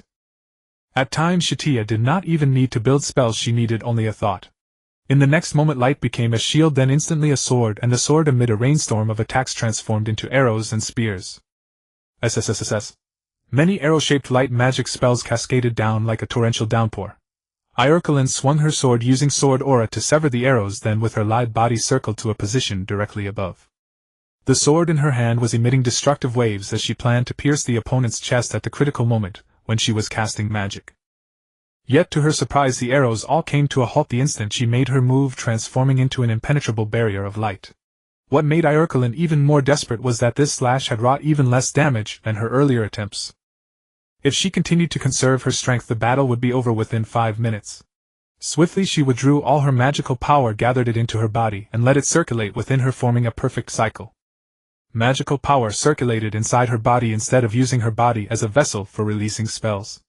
Irkalin's figure darted back and forth through the light attribute attacks. A short blade gathered in her hand, sharp enough to slit a throat. In almost the blink of an eye she crossed 1,000 meters and appeared before Satya like a specter. But Satya had likewise withdrawn her magical power and formed a translucent shield around herself. Bang! The dagger combined with the inertia of her lightning-fast movement became a full-force strike. It slashed against the shield with a deafening sonic boom. Yet the shield did not budge in the slightest. Instead, Irkalin was pierced through the lower abdomen by a sudden holy sword of light. Though she shattered the holy sword with all her might as it pierced her, the wound it left was extremely difficult to heal. She staggered back a few steps, blood seeping from her body and dripping onto the ground. Then she dropped to one knee, gasping heavily. In truth, she had been fighting one battle after another, and the wounds from her previous fight with Dina had still not fully healed. And Satya was an opponent she simply could not defeat. Satya walked toward her. Won't you admit defeat? That day you must have still been awake over there in Baimu Forest. Damn it. You heard everything, so that's why you're this angry, aren't you? Stop talking. Iorkelin's eyes widened and the expression on her face suddenly broke apart. In that battle with Dina she had indeed not fainted. It was just that her body could not move. She had heard it, the conversation between the girl who was about to become a demon beast and Satya. This was already a sorrowful thing for her. Iorkelin had supported the Saint project. She knew that even though it was only a distant dream she still tried to carry it out. Back then she had believed that the mighty Satya would become the true saint. Like everyone else she thought so. It was not until she followed the clues, followed the trail of cases that Satya had been solving, that she uncovered the true demon hidden among them all. Dina. If anyone asked who could use everything, secretly kill everyone who stood in Satya's way and even get rid of Wurliki, in the end there was only her. She had foreseen even the battle at Baimu Forest, that not even the two cardinals could resolve that mighty being. For that demon was a true magical beast. A demon beast hiding among humans. Thus she tried to fight. She had to interfere with this saint's election or an unstoppable tragedy would occur. On that day at Baimu Forest she had already prepared herself to face this demon. Yet to her astonishment she discovered that the demon was also a practitioner of the silent flow. She could even make out traces of the other's previous battles with her, and from those traces glimpse part of the demon's history. Was she truly a demon beast? Yes, she was. But on that day something even more unacceptable happened. Dina revealed her true form. The sky was swallowed by darkness and Satya appeared. She did not stop Dina. Instead she protected her and comforted her. They were lovers, each other's dearest, and they would help each other unconditionally. Why? Could such pure feelings exist between a human and a demon beast? Yes, it must be so. The so-called Satya was nothing more than a demon beast kind. Since humans and demon beasts could never love each other, there could be only one answer. The so-called Saint Project was nothing but a failed plan to cultivate and breed demon beasts. Now she would bring this farce to an end. In a daze she thought of a woman she had once adored. Kasitina. She murmured that name. Can humans fall in love with demon beasts? As she knelt to the ground, Satya walked up to her. This scene was witnessed by all the onlookers. Iorkelin had lost. Yet the corners of her mouth curled upward as she stared at Satya with a gaze of utter fury, even murderous intent. Demon beast, how much longer will you keep pretending? Ita now. The ultimate weapon hidden in her right hand, the one called God's nail, abruptly vanished. Magic circles appeared around Satya. Rather countless magic circles, a magic array constructed like intricate gears, swirled around her, chaotic and dazzling to the point that the outside world could no longer be seen. At that exact moment Ida's veins bulged on his face. He raised both hands, then swiftly brought them together only for them to be sent flying apart, as if blocked by some resistance. It really is no simple matter to trap this one. After seeing Satya trapped by the magic she herself had prepared, Iorkelin felt no joy. In that moment she even hesitated and even felt a fleeting urge to end her own life. Because she did not know whether Satya was truly a demonic beast. Kill me, Iorkelin! Kill me before I join her and become one of them! The words echoed in Iorkelin's mind in a daze. Yes, she loved Kristina. Loved her deeply, perhaps no less than the bond between Tina and Satya, as she thought. Yet she had become the very thing they once despised most. Regardless of the reason, Kristina had transformed into a powerful demonic beast. Her power as a demonic beast was several times greater than her human self. If Pope Kristina had not sealed herself away before her transformation, humanity in this world would have faced the danger of extinction. At the thought, Iorkelin felt a sharp pain in her heart. She could not tell whether it was the wounds from battle or the guilt toward Kristina that tormented her. The cult worshipped demonic beasts as gods. Countless humans had perished at the hands of those fanatics. Unlike the resistance, or even the demonic beasts themselves, they were an organization born from the darkest recesses of the human heart. After the demonic beast invasion, they had sprung up like mushrooms after rain. Those wretches even harbored the mad ambition to sacrifice an entire village, or even a whole town, in order to create demonic beasts, though they had never succeeded. She and Kristina had campaigned for years precisely to wipe out those wretches along with the demonic beasts. As for the so-called support for the Saintess plan, that was nothing more than a pretext she had used to deceive herself. She simply wanted to run away. In a lifetime everyone has moments when they refuse to acknowledge or face the truth before their eyes. And in truth her beloved had become the very evil they had once fought against. Thus she was lost. She refused to take part in any campaign against the demonic beasts, and even turned a blind eye to the corruption and incompetence of both the cult and the church. She even wanted to hide herself away to completely forget everything that had once happened between her and Kristina, that demonic beast. She even ignored Aether's sins, the crime of slaughtering the list of people, an atrocity comparable to the cultists' most heinous acts. By chance she came to understand just how dangerous a being was that demon, the one who had killed Barbarol at the Holy Academy, slain many clergy and inquisitors, and shaken the Church's high echelons. She attempted to approach that powerful one, that demon, and engage her in direct conflict. Even then her heart was still lost and hesitant. She casually used the word, demon, to refer to Tina. Tina too began to gradually reveal her true form. She was indeed the legendary Demon King. That day heaven and earth shifted violently under the force of her obsession. Within a radius of several li the ground was destroyed catastrophically in a short span of time. Had the teleportation scroll she had left behind not activated by chance, she too would have perished in the Baimu forest. But what happened next would be etched in her memory for the rest of her life. Satya, the strongest of the apprentice saintesses, arrived. However, what Alkaline never expected was that Satya did not kill Tina but instead saved her. And so for the first time her heart, which had remained silent and lost for so long, finally stirred. You don't lie to me. I like you? Shia. I love you so much. Whoa. I never want to see you hurt again. You liar. She clearly heard every word of their conversation. Impossible. Unacceptable. Why? Why could they manage it? How absurd. Unless Satya is one of the demon race. It must be so. How could a human possibly have a romance with a demonic beast? Sometimes she also wanted to verify whether Christina was still her former self. But she knew it would lead nowhere. Just like Satya and Tina, how could it ever work out? Buzz.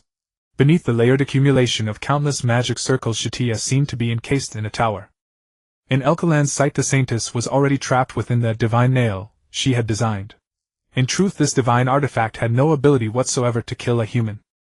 Centuries ago, sages had left behind much wisdom for combating demonic beasts. Alkaline modified and upgraded certain weapons according to specific functions, forging them into the present divine nail. Its function had always been singular: to torment and kill demonic beasts. If an ordinary demonic beast, regardless of its form, were placed within the divine nail, it would be tormented, or even slain. No matter how powerful she was, at the very least her demonic nature would be revealed. She intended to expose Satya's true face. With Aether's cooperation, she would lay bare Satya's demonic essence before everyone's eyes. She had already devised this strategy with Aether in advance, and was waiting for this day to come. Death. It was a voice that seemed to come from the abyss. Alkaline suddenly sensed an enormous surge of chaotic energy. Relying on instinct, she retreated a few steps, then leaped down from the platform of light. Boom! The next second her original foothold, the platform of light, and even the bridge all vanished. In their place, scorching azure flames swept across the entire field of vision in an instant, blotting out the sky. Then the oppressive pressure of a wild beast came with a thunderous roar that seemed capable of shattering one's soul. Roar! When the flames dispersed, the divine nail was no more. In the direction where Viros and Krula had stood, the girl hidden beneath the cloak had vanished. Replacing her was a black silhouette floating in the air. It was a young woman. Her slender waist and legs were a feast for the eyes. Her fair, delicate skin was touched by scales that lent her a bewitching demonic charm. Half of her body flickered in and out of sight within a tornado-like miasma. Flanking her deep blue hair were a pair of massive spiraling horns. Behind her stretched silver and cyan dragon wings wreathed in black flames, like a goddess descending with calamity. Her cold face mirrored pity for all things, yet she extended a hand, and with a snap of her fingers shattered the pride that humanity held so dear. At this moment Tina felt a flame in her chest blazing ever since Alkaline had appeared. Her entire body began to burn with searing heat. Tremendous power surged out from within her, and she even felt she could crush everything in existence. The moment the god's nail enveloped Satya, Dina was already moving. This step had always been part of their plan. Only because of Dina's intervention this time things were slightly different. If the church truly made a move against Satya, the demon beasts would use this opportunity to confront the church face to face. They now had many companions, and the current army of cardinals and inquisitors was no longer a match for them. If the saintess were exposed, they would kill every witness at this coronation ceremony. After all, in the eyes of Ysbir, and the vast majority of demon beasts, for a demon beast to become the saintess had always been an impossible plan. But Dina did not think this was a difficult matter at all. The moment she revealed her true power, the surrounding onlookers did not even turn to run away. This demon beast born, no one knew when, this dragon maiden, released power that was already the sum total of the chaotic power of the previous demon beasts that had been born. This oppressive pressure robbed them of their instinct to flee. They collapsed onto the ground, praying that they would not be the first to die. Even Iter and the Cardinals Helian and Shuelian could not help breaking out in cold sweat. Especially Iter. To be honest, before the Saintess's coronation he had even discussed with Air Kalin how to respond to the enemy. Based on the readings from the Baimu forest, they had estimated the demon beast's power in advance. Therefore the god's nail and the spatial imprisonment he used were both executed according to that standard. That was a standard 15 times greater than the chaotic energy of the demon beast Lasita. Iter had even wondered whether it was all a bit excessive. But the god's nail had been destroyed so easily. Was this the enemy that Saintess Satya had been fighting all along? Kaisa, commander of the First Knight's Order, still had a smile on his face, but his hands had begun to tremble. This is the first time I've met an opponent so worthy of a challenge. He suddenly thought of something and laughed toward the center of the flame storm. Isn't this good news? Satya isn't the demon beast, it's this one. Aren't you being a bit too optimistic? Do you really think we can fight this thing as we are now? Helian said helplessly. We might very well die here. With that, Helian and Shuelian jumped into the air. The chain-linked great axe and great hammer were lifted with ease by their slender arms. The two of them leapt toward Dina across platforms formed by magic, conjuring a new small foothold before every downward step. It looked as if they were running across the sky. Golden light burst from Iter's whole body. The space around him seemed to be squeezed, pushing him upward. In an instant the pair of cardinals crossed the miasma and arrived before Dina. At that exact moment the first Holy Paladin Order stationed outside the academy rushed through the academy gates. From their ranks stepped many white-robed figures who formed a circle in the open ground and stretched out their hands to begin constructing a spell that required dozens of people working together to cast. They constructed a magic circle 10 meters in diameter. From it emerged an enormous golden chain that danced in the air like a cobra poised to strike. Cardinal Helian also arrived before Dina at this time with her younger sister Shuelian beside her. They felt there was nothing particularly impressive about the demon beast before them. They had the commander of the First Knight's Order, Bishop Iter, and the support of the divine lock that could seal the energy of all things. Although this demon beast was unprecedentedly powerful, the church had long since been prepared. With the two cardinals fighting side by side and with an endless stream of knight reinforcements, no matter how great a disturbance she caused, in the end they would still be able to subdue this demon beast. Kaisa, keep up with me. And at that very moment the ones who had been meant to assist Dina, Kelialu and Wylisi, wore confused looks on their faces. They had planned to use all their strength to break through its outer surface, then let Lady Satya break out from within. But the Demon King herself had unexpectedly struck and destroyed it. What startled them even more was, my body cannot move. Wylisi's face was pale even as she said these words. Her voice was trembling and hoarse. It is Mother who is stopping us. Kelialu looked up at the sky. She had meant to make a move to help Dina, but her body was locked firmly in its disguised human form. The power within their bodies was held tightly by something like invisible hands, impossible to use. In their minds, moreover, there was a command-like message forbidding them from acting. Suddenly, from the corner of her eye, Wylisi saw a deep blue halo above her head. That halo was the emblem of the Demon King's authority. Satya was in exactly the same state. She floated in place, eyes wide, and the halo above her head flashed with a blinding blue glow. Satya tried to break free, but the most she could do was twitch a finger. Of course, she understood that Dina had invoked the Demon King's authority, and unlike the other demon beasts, she knew exactly what Dina intended to do. Sister Dina? Don't do this. Let me go. She struggled desperately, but all she managed were a few tremors. Sister Dina had almost absolute control over demon beasts. The moment Dina displayed her authority, Satya should have realized that this was not merely the demon beast Ysber had prophesied, it was the true Demon King. From the corner of her eye she could see the cardinals fighting Dina. The dragon girl darted across the sky. Spatial anchor. Iter pressed his hands together once more and summoned a spike of compressed space. The spike absorbed the light, taking on the appearance of a tiny vortex that could draw in anything. With a soft whoosh, the spatial anchor shot toward Dina. The spatial anchor was not extremely powerful, but its penetrating force and speed were formidable. Iter understood the horror of demon beasts, so he had no intention of giving this dragon demon beast the slightest chance. But Dina caught the spatial anchor nonchalantly. Her scale-covered claws clenched Iter's anchor. She even studied it for a moment, then crushed it with ease. Her scales. Iter furrowed his brows. Her scales seemed to be immune to magic. As for ordinary melee attacks, apart from the sword god, there were only Shuelian, Helian, and Kaisa. Shuelian, we should be able to manage it. As long as we hold out until the First Knight's Order completes the divine lock, no matter how strong she is, it will be over. The two sisters shot into the air like catapulted cannonballs. The elder sister cast her chain, hurling the great hammer toward Dina, and with it came her younger sister Xiolian's great axe. The enormous chain-linked weapon traced a bizarre route through the air. With a bang, the dragon demon beast saw an opening and lashed a claw at the great axe. But Xiolian used the momentum to fling her elder sister Helian's great hammer outward. The dragon demon beast Dina twisted aside to dodge. However, Helian and Xiolian's purpose had never been to wound her. The chain between the great hammer and the great axe coiled around Dina's arm and waist, binding her firmly.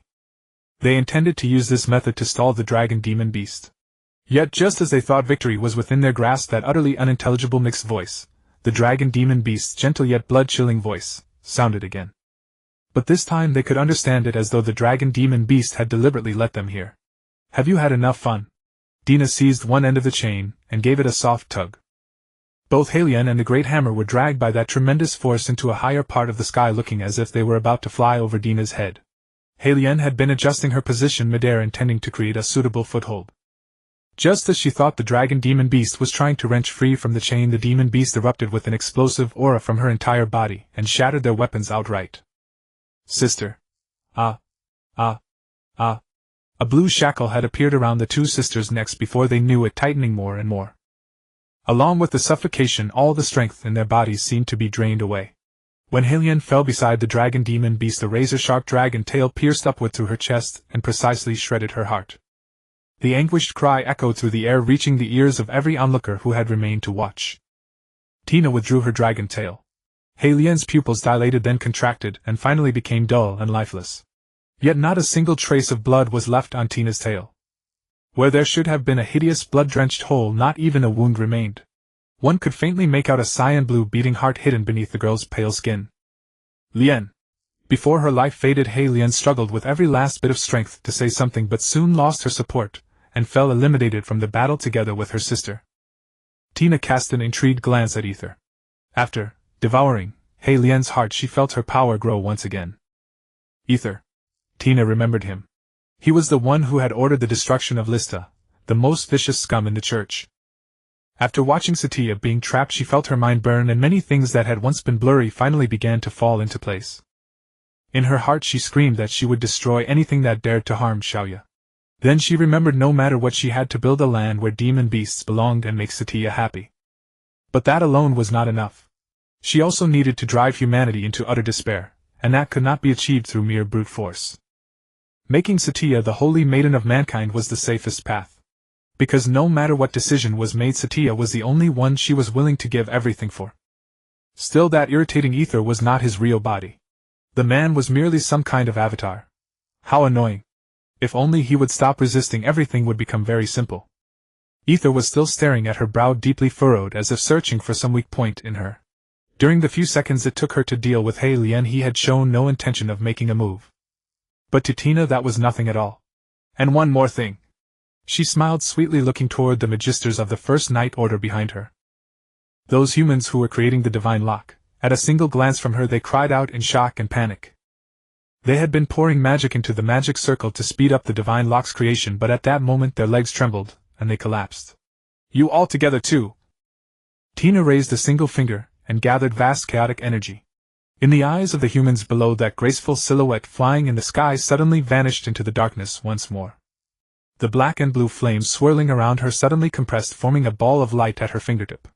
Then with a gentle flick of her finger the ball blossomed like a flower, and became a beam of death. Creating flames of such extreme heat was the simplest way to unleash the power within one's body. Honestly, she hadn't expected her first use of such a powerful spell to be at a moment like this. This technique was not flashy, but Tina adored it. When the death ray was fired, it made no sound at all, as though it could devour light, and even sound itself.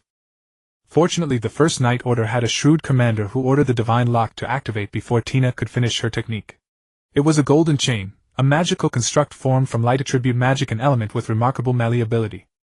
Because it suppressed chaos and magic, it had become one of the church's most effective means of dealing with demon beasts. But its drawback was that it required too many people to cast at once. During that time those people were lambs awaiting slaughter. That shrewd commander was none other than Caesar, who served beside He Lian and Shui Lian. He was a young man blocking the path in front of the unfinished divine lock like an ant. What was most amusing was that he actually blocked it. He gripped the sword in his hand with all his might. When the death ray hit him, it split into countless smaller death rays and rebounded, devastating the vast stretch of ground where they stood. The Holy Academy's magnificent towering buildings collapsed as easily as seawater washing away a sandcastle. Caesar's sword, already strained beyond its limits, was now riddled with scars. Hot steam billowed from his arm, the fingers clenching the sword were mangled, and bloody blood streaked his ashen face. Had he not used every bit of magic and strength in his body to block this strike, he would have been swallowed by the death ray. Yet a faint smile still lingered on his face. "The divine lock is nearly complete. It seems you're nothing special, demon beast." However, hearing that, Tina for the first time cursed her own hearing for being too sharp. She flicked her finger again, another death ray. Boom! This time luck was not on his side. He had never expected the second attack to come so swiftly, and the instant the searing heat touched him, he passed out. Yet just as the attack was about to land, a power that warped space swallowed most of the death ray, allowing Caesar to survive. He lay on the ground, the right hand that had held his sword now gone, collapsed in a pool of blood. By now Tina had completely lost interest. She turned toward that meddlesome Cardinal Ether. It was this man who had saved Caesar. His ability was spatial distortion. He could use the power of distorted space to fly or to create a prison of warped space. Tina spread her sky-covering dragon wings. These organs, which had once not belonged to a human, could now be clearly felt, more powerful even than her arms. Flapping them once was even easier than swinging an arm. Propelled by her dragon wings, Tina arrived before Ether in an instant. "This isn't your real body, is it, Ether? Seems you're a coward after all." Without giving Ether any time to prepare, she reached out and easily pierced his chest.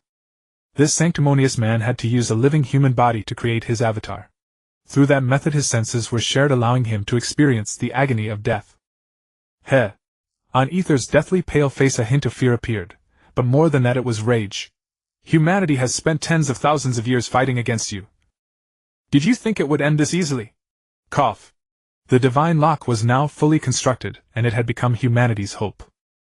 They knew that many demon beasts could only have their tenacious vitality, stronger than any creatures, extinguished after being bound by the divine lock and burned by holy fire.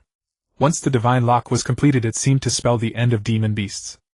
The divine lock bound the dragon demon beast's arm, then clung fast like a leech. Soon more chains coiled around her neck and wings, forcing her to let go of Ether. The moment she was bound by those unyielding chains, she felt most of her chaotic energy suppressed. Yet the power inside her did not weaken at all. She could still feel the strength surging endlessly from within her as a dragon demon beast. "I'm very sorry, humans, but a demon king won't be bound by something like this so easily." She merely turned her wrist, and her sharp dragon claws tore through the chains as if they were soft silk ribbons draped over her body. "How? Even the divine lock can't do it. This is the demon king," Ether said in despair. Meanwhile, several kilometers away, Elkarin, hiding beneath the ruined walls, witnessed it all. She clutched her head, trembled, and knelt to the ground, questioning her own guilt. Why? Why has it come to this? Now those who had not yet fainted from the demon beast's oppressive aura, including the members of the First Night Order, had lost hope as well and even wanted to lay down their weapons. But at that very moment they watched the dragon demon beast fly to the side of a maiden. The holy maiden Satya. The holy maiden Satya had somehow already recovered her power.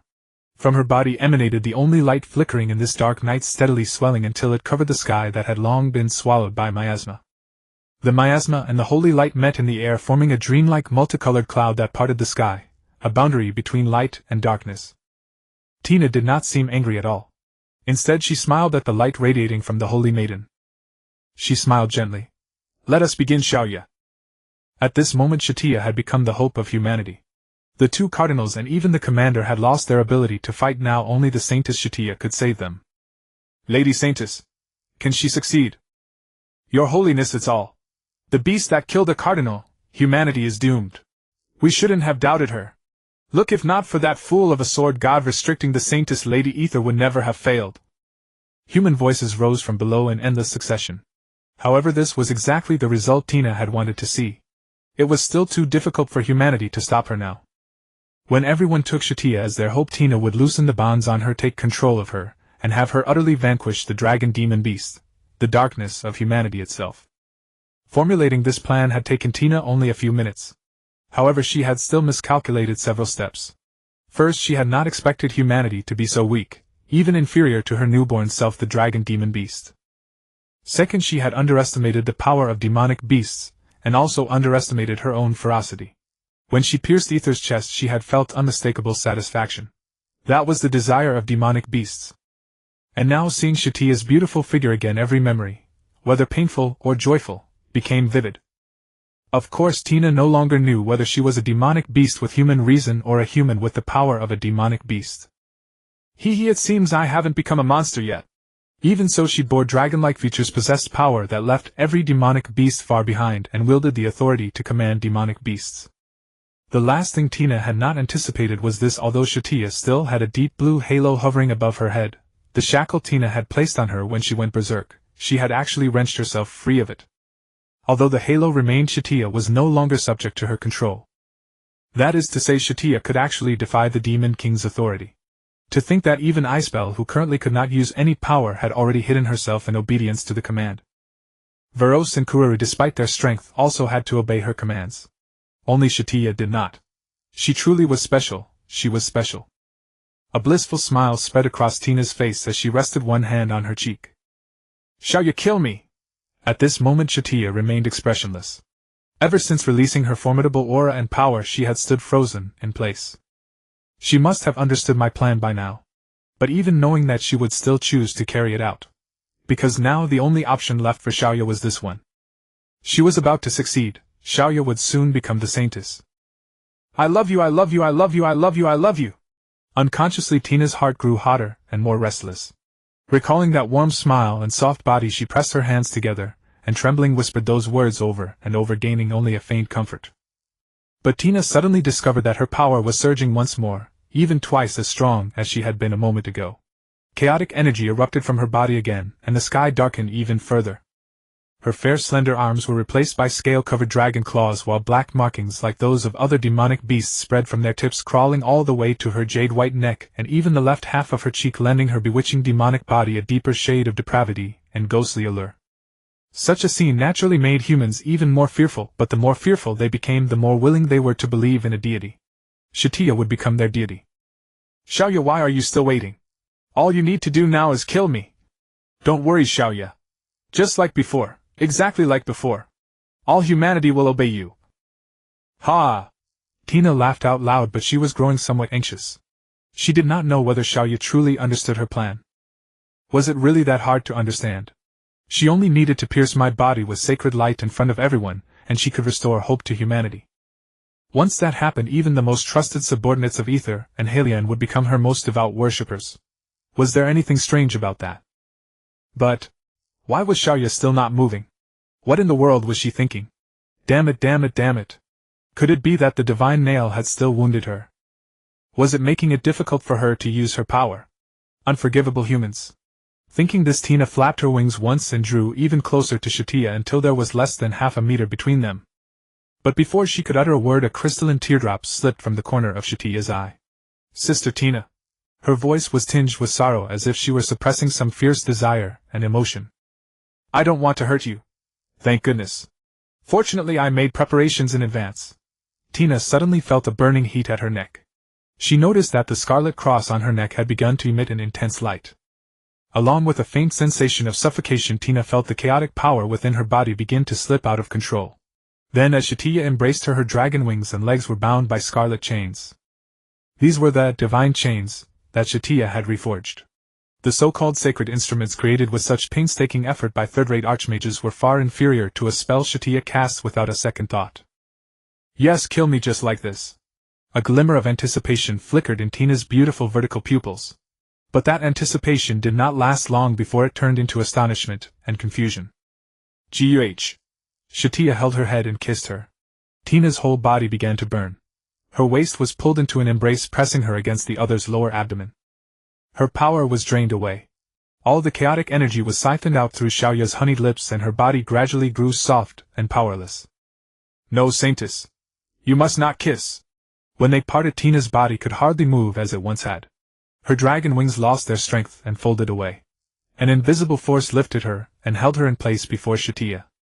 In her blind spot, the cross-shaped pattern on her neck extended outward on both sides and closed at the nape, forming a collar that glowed with red light.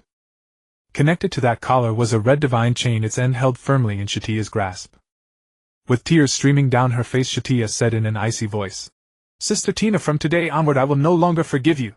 I want you to become mine. Ah. An electric current ran along the chain into Tina's delicate body, drawing a frail moan from her lips. It was not painful, but it seemed to urge her towards something, bringing back some particular memory. Now, Sister Tina, what should you call me?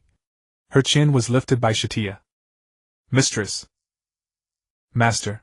When she uttered these words, Tina's head was still in a daze. She somehow felt her body obey in an instant. She ought to have resisted, yet what Satya had done was perfectly timed. But if a human saw this, wouldn't it expose them? Who on earth would ever want to kiss a demon beast? If anyone else saw this, it would all be over. The original plan was to have Satya kill her, but Satya not only failed to understand, she seemed to want to kiss her even more. Tina was suddenly pulled into another embrace and kissed on the lips. This time it was even more fervent than before. Satya clung to her fiercely, refusing to let go. Don't kiss me, Master. Whether I kiss you or not is up to me, Sister Tina. But the more she did that, the more anxious Tina became. Satya was clearly still rational. She knew what she should do next. But if she kept kissing her and people around them saw, wouldn't they fall under suspicion? By now Tina's chaos energy had been drained down to only 1/10, yet the unnatural darkness in the sky still showed no sign of dispersing. All that remained was a figure known as the Demon King, with a collar around her neck, begging for mercy before the Holy Maiden. Her heart began to soften. The divine lock sent chain after chain of stimulation through her body, as if punishing her for her sins. Master, please forgive me. She didn't know how many humans had heard that plea, but at least all the demon beasts were watching her, and because Tina's power had diminished, they were suddenly released from her control. But they made no move to help either. They merely watched the two demon beasts' performance in the sky, occasionally killing a few humans who tried to cause trouble. Then all at once another surge of crimson chaos energy appeared, as if foreshadowing something. They looked toward the sky, and in Satya's pupils appeared the cross-shaped mark that only a demon beast possessed. She had absorbed too much of the Demon King's power. The magic core that had still been solidifying had now completely returned to its original state. Magic core integrity 100. After receiving this information, Tina curled the corner of her mouth, and was about to congratulate her master. Yet she soon realized, didn't the recondensation of the magic core mean Satya's second rebirth? This also meant she might be discovered by the church. They might have a detection device for chaos energy that could scan her out. What if Master Satya had never planned to hide her identity at all? Tina felt a surge of despair, because Satya might very well do exactly that. You fool. Fool, all you needed to do was kill me. As she spoke, Tina began circulating the paltry power left in her body, making the halo reappear above Satya's head. This time she exerted even more force than before. Satya did indeed stir. If controlling an ordinary demon beast with the halo was like pulling a fine silk thread, then controlling Satya was like lifting a huge boulder. But by now much of the power in her body had been drained away, leaving little behind. Even her authority was beginning to weaken. Even more sorrow spread across Satya's face. At first she didn't try to break free, instead she yielded to Tina. That gave Tina an opening. Tina condensed the holy sword. It materialized from behind her and shot straight toward her heart. In the next breath it would have pierced her body. But under Satya's precise control, the holy sword vanished once more. Satya pulled her even higher into the sky. The miasma here had not thinned, instead it had become denser, so thick that even the light Satya herself summoned could not penetrate it. They flew higher and higher until the traces of humans below could no longer be seen at all. The air became bracing, for the miasma was exceedingly dense. This was naturally the kind of environment demon beasts loved, though to humans it was a deadly poison. Why do you always have to achieve your goals by hurting yourself? Satya demanded. Tina tilted her head. Just a moment ago she had still been drowning in the agony of her failed plan. At that question she thought for a moment, and arrived at a very reasonable answer. It was not only an answer, it was also an opportunity. I like you? Tina placed her hand, which had already transformed into a dragon claw, onto the chain. A smile bloomed on her face as she said excitedly, I love you. I know you've done so much for me, taking me to that little village, bathing me every day, talking with me. I remember it all. I have always stayed by your side. I have never once hated you, Master, not once. All these years I have always liked you. I like you so much. So please kill me. When she finished, Satya's expression turned complicated. She had waited for those words for so long, but she had never imagined Sister Tina would say them at a moment like this. She even felt like crying now, yet she no longer knew how to face Sister Tina. Just how much pain had Sister Tina endured underneath those words? She didn't dare imagine it. But right now she didn't dare let Sister Tina do anything more reckless. Just now she had absorbed nearly all of Tina's power, leaving only the barest minimum. But this still couldn't stop the Demon King's authority.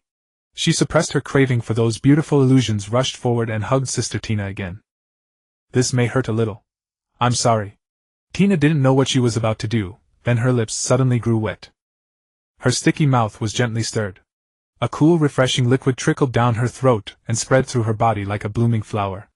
At the same time, the collar around her neck blazed with light, and the red cross, as if empowered anew, stretched more patterns across Tina's arm and chest. This time the chains reached all the way to her chest, then disappeared. A beautiful four-pointed star formed there, as if the power had burrowed into her body. Suddenly Tina's heart stopped for an instant, then resumed beating the next. It was as if her heartbeat was no longer under her own command but under the woman before her. But Satya had no intention of killing her. She simply kept caressing her body like this, a sensation that filled Tina with anticipation only to shatter it. Then a current of torment racked her body, leaving her completely limp in an instant. Her numb, tingling mind could no longer think rationally. Her expression went blank like a puppet at someone's mercy. Ah! A pitiful sound escaped her throat. All of her chaos ability had been drained away, leaving behind only the husk of the dragon demon beast and her blazing soul. Her body, which longed to recover its power, began to enter a dormant state. Over the next few days she could only let Satya do with her as she pleased. Sister Tina, this time I will never let you go again. After Tina fainted, Satya held her in her arms and gently descended from the miasma-filled sky. With a wave of her hand the poisonous haze and the light began to disperse with time. Several shafts of sunlight pierced the darkness, casting slanting pillars of light across the shattered ruins. Dust and broken stones floated and fell with eerie energy, turning into black tornadoes within the whirlwinds, giving the impression that this was not land but the bottom of a deep sea entombing a dead civilization. Yet the students of the Saint Academy and the paladins had suffered almost no casualties. It was only after the battle ended that they rose one after another, gazing up at the Saintess Satya as she slowly descended within the pillar of light in the sky, shouting her name at the top of their voices. Satya! Saintess Satya! O long live Lady Satya! The world has won! Humanity has won! Humanity has triumphed over the demon beasts once again. What a nightmare! Even the knights who had followed Ether, and the two cardinals He Lian and Shui Lian, set aside all their misgivings about the Saintess and merged with the students of the Saintess faction into a massive host. By now more and more light pierced the darkness, and the sun appeared. It was the hour of sunset, and the horizon glowed orange. Golden wings spread behind Satya, making her look like a deity who had put an end to all the sins of this world. Yet she did not look with pity upon the cheering humans, she only gazed tenderly at the dragon girl in her arms. The dragon girl's tail curled up in Satya's embrace, her horns touching Satya's soft belly. With her body cradled in a princess carry, she did not seem like a vanquished demon beast, but rather the Saintess's inseparable friend, or perhaps her beloved. By now some people had noticed that something was amiss. After all, was the dragon girl in Satya's arms not the dragon demon beast that had just brought down calamity upon them? But Satya could hardly be in league with demon beasts. Her radiant holy bearing made her seem like a goddess out of legend. And so the cheering did not stop. When Satya landed, she noticed a faint breathing not far away. Stepping closer, she found two young women lying among the ruins. Their tattered church robes left their petite doll-like bodies exposed to the air. Only a few scraps of cloth covered their vital parts, making them look utterly wretched and pitiable. Yet both sisters were cardinals who had lived for over a century, and one was named He Lian, the other Shui Lian. Even though the two had lost consciousness, they were still holding hands as if sharing the same dream. But Satya remembered that He Lian's heart had been shattered by Sister Tina. Yet the place on her chest bore no wound whatsoever. But she could sense that where the heart should have been was a demon core. A demon core had been stuffed into a human body. What was even harder to believe was that He Lian was in better condition than Shui Lian. As a cardinal who had been personally slain by the dragon demon beast, she now moved her fingers as if she might wake at any moment. On closer inspection she noticed a pale blue mark on their necks as well, the Demon King's authority. This seemed to signify something. Could the Demon King control more than just demon beasts? At that moment Ether, the bishop who had been hiding outside the city, also stepped forward. He walked up to Satya, but the hatred in his eyes was gone. This cardinal who had once conspired with the sword god Alkalan to murder Satya, the leader who had fled in disgrace, now suddenly knelt on one knee and said, "Lady Saintess Satya, on behalf of the church forces of the southern and western continents, I pledge you our loyalty. You are indeed our savior." Yet Satya did not even glance at him. This sanctimonious man was still alive only because Sister Tina had been in a good mood. His Holiness the Pope has explained the situation to me. From now on I will serve you just like the rest of the clergy. And, Ether continued, I feel deep remorse for my presumption. I beg you to forgive us, great Saintess. As he spoke, several high-ranking inquisitors and a few bishops came forward and knelt before Satya. But please hand over the thing in your arms to us to deal with. This demon beast is already the most powerful being in history. If it should harm you, do you have any objection? Satya suddenly shot back. None of the bishops dared to say a word. Only Ether stepped forward and continued. This demon beast is probably the root cause of everything. I understand your compassion, and I also understand that you do not know demon beasts well. These monsters only know how to destroy the world. They are no longer humans who can truly empathize with you. But Satya remained utterly unmoved and kept walking forward. Get lost. At this, several bishops rose as if to step forward and continue persuading her, but Ether, as if he had sensed something, stopped them with a look.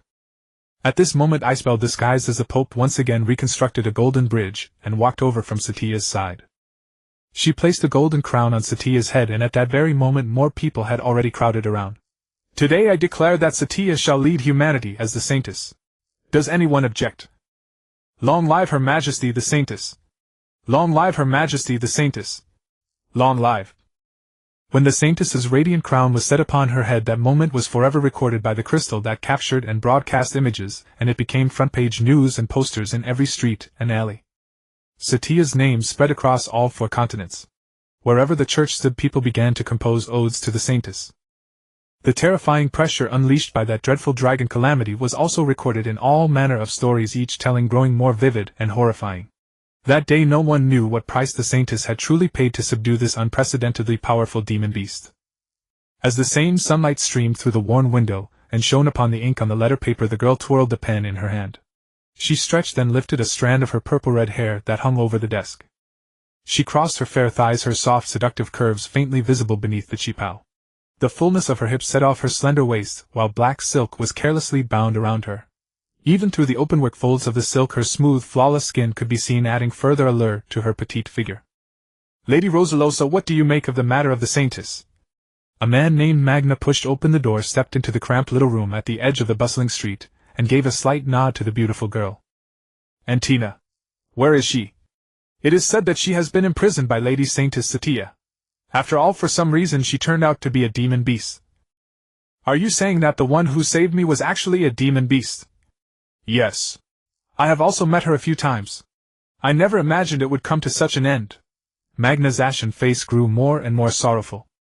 But Rosallosa's lips curled upward, and she even let out a little giggle. Then perfect. Chief, what do you mean? Rosallosa did not explain her delight. After Magna left, her hand, which had been twirling the fountain pen, stopped. She pressed her hands together, pleasure and madness surfacing in her purple-red eyes. She muttered strange incantation-like words. May God bless the pure sky, raise the cauldron, fetter the wine. When the abyss returns once more on the day of revelation. That is also when the demon king walks the world. Foolish Alkaland, don't you think so? A magnificent palace stood at the center of the imperial capital. At the far end of the snow-white stone colonnade, supported by 12 pillars embellished with pure gold relief carvings, stood a statue of a sword-bearing holy knight hewn from a single unbroken slab of priceless white jade. Above the steps lay the palace's resplendent entrance. Curiously, this resplendent palace actually permitted no guards to enter. Though it served as the Saintess's dwelling and the sanctuary where that deity class being recuperated, no one possessed the right to step inside and gain an audience with her. Perhaps only those of cardinal rank could behold her and carry out the commands she issued. Yet even without ever appearing in person, her name resounded throughout the world. Had the long-vanished heretical cult caught wind of her title, they would have willingly knelt in submission, no longer daring to touch the uncanny things born of the abyss. She was the Saintess Satya. But no one knew that the reason the Saintess Satya never left her chambers was so remarkably simple. Within that palace, it turned out, was merely a repurposed private residence, a warm and cozy abode like a private manor expanded dozens of times over. With the crucifixes and sundry sacred ornaments removed, it had also lost every trace of the church's influence. What was more, Satya disliked turning on the lights. Any church dignitary pacing before her door would notice that no light shone inside the palace whatsoever. In truth, what Satya busied herself with was the pinnacle of simplicity. In one pitch-dark room, its floor strewn with bedding and chains, the girl she cherished knelt upon the bed, her limbs bound by chains, her eyes blindfolded, trembling from time to time in response to the fetters around her limbs. Her arms raised upward and bound behind her back resembled jade branches wrapped in gossamer silk.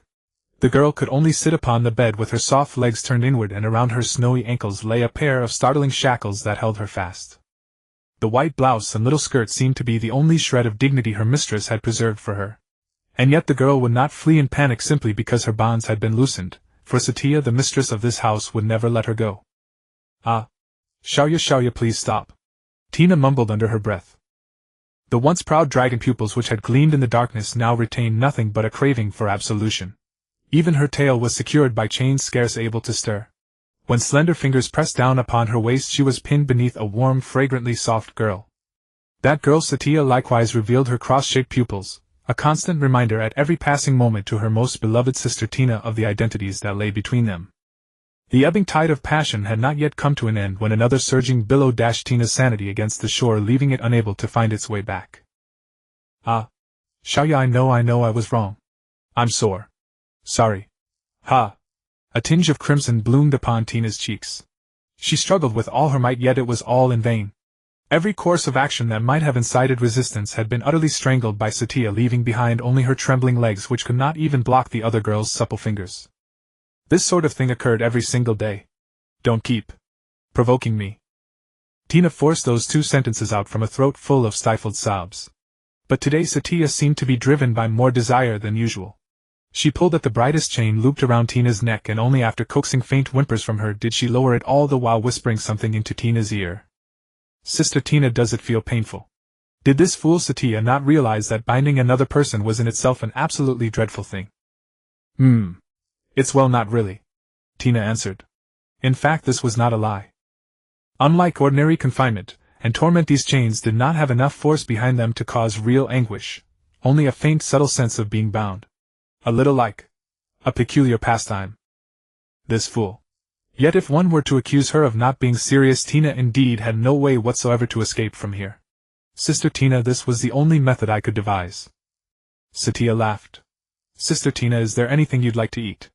At noon, did I put too much salt in?" "No, I thought it tasted rather good." "Is that so?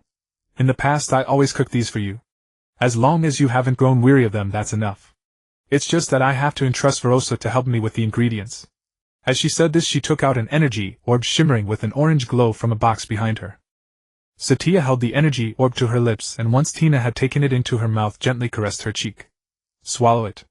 Gulp. "Yes, mistress." Though she was entirely in the dark about what was happening beyond these walls, and no one was ever permitted to visit her, the decline of the church was plain to see. With a crisp click all of the chains on Tina's body were released, except for the collar around her neck. The sensation of having her body set free was actually rather pleasant. Both her tail and her wings could stretch out to their fullest. It seemed that owing to an incomplete evolution these parts simply could not be drawn back into her body to let her masquerade as a human. This in turn meant that her scales, tail, and a host of other features could still be clearly felt. It made her body feel somewhat odd, or perhaps counterintuitive. But with the passage of time both her tail and her wings had become things she grew used to. By now Tina regarded them the way she might another arm, or possibly a leg. Tina could no longer tell very well. At present only her hands could barely transform from dragon claws back into human hands, which made things somewhat more convenient. Yet before that day could arrive she had already been imprisoned by Satya, ending up as she was now. 2 weeks of such days had already gone by. The moment she sat up Satya began to use her hand to gently wipe away the tiny droplets and wet marks from her legs and lower abdomen. Speaking of which, Tina also felt that it was rather odd.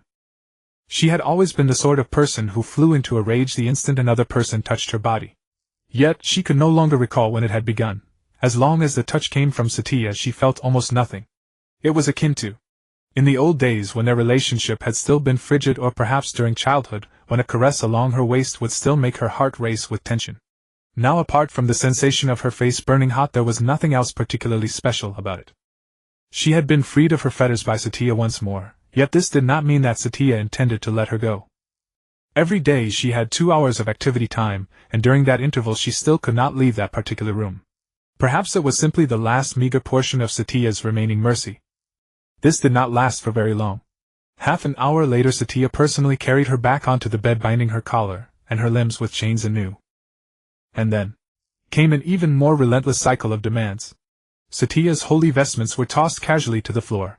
a habit that formed a stark obvious contrast with the otherwise spotless room. Her slender fingers began to wander along Tina's back, gripping her scales and stroking them smooth as if petting a kitten. Her waist was being caressed again. Her hand was warm, and in no time it glided downward along the skin that was not yet fully dry. Then a supple moist sensation reached her from the ear, so sudden that Tina had no time to react at all. Ah! But these meant nothing to Dina.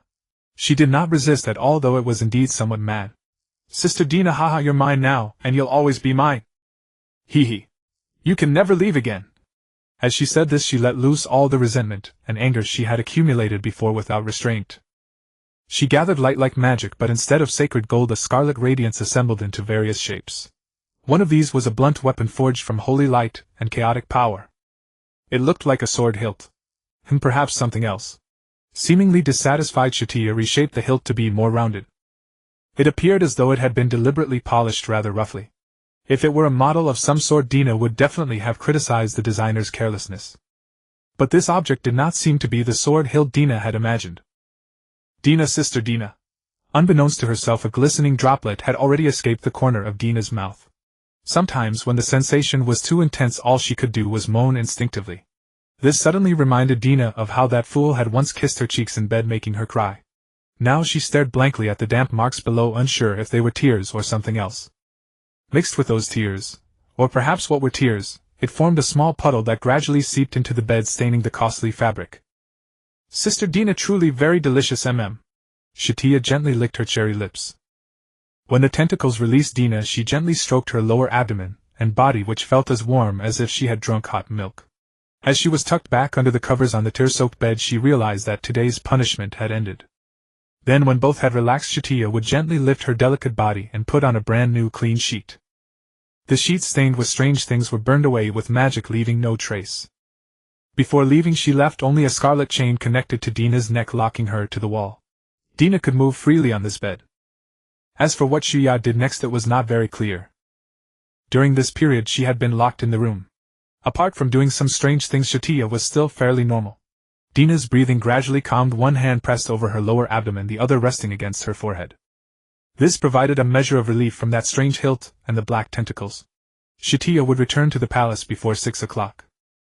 Though called a palace, it was actually a luxurious mansion. Come nightfall, Satya would completely release her seals, allowing her to move freely within the residence. Satya wore an opulent church robe, and her long white-stockinged legs were faintly visible. Several golden ribbons outlined her perfect curves, her youthful figure tinged with a certain allure, mesmerizing and intoxicating. As soon as she pushed open the door and saw Dina lying amid the blankets, a smile bloomed on her slightly pale face. Sister Dina, you didn't even try to run away. Where could I run to, Satya? You've locked me up like this, who knows how many seals are on my body. That can't be helped, you know. She didn't mind the hint of blame in Dina's joke at all. After pressing the cross on Dina's jade-like neck, the chain vanished like ice melting away. But in its place a brand new chain appeared in Satya's hand. Yet no matter what, it was far better than staying in bed all alone. She was led by Satya's hand to the palace's dining hall, and the two sat down on the sofa. What do those church people say about you? Sister Dina, you still care about me even now? I'm just asking. If Satya doesn't want to say, then forget it. Dina tilted her head with a smile, appearing somewhat casual. They all call me the Holy Maiden, just like before the transmigration. Sister Dina, do you remember those times? Almost all humans in desperation will obey my commands unconditionally, but among them there's one rather difficult existence. Satya spoke truthfully without meaning to hide anything from Dina.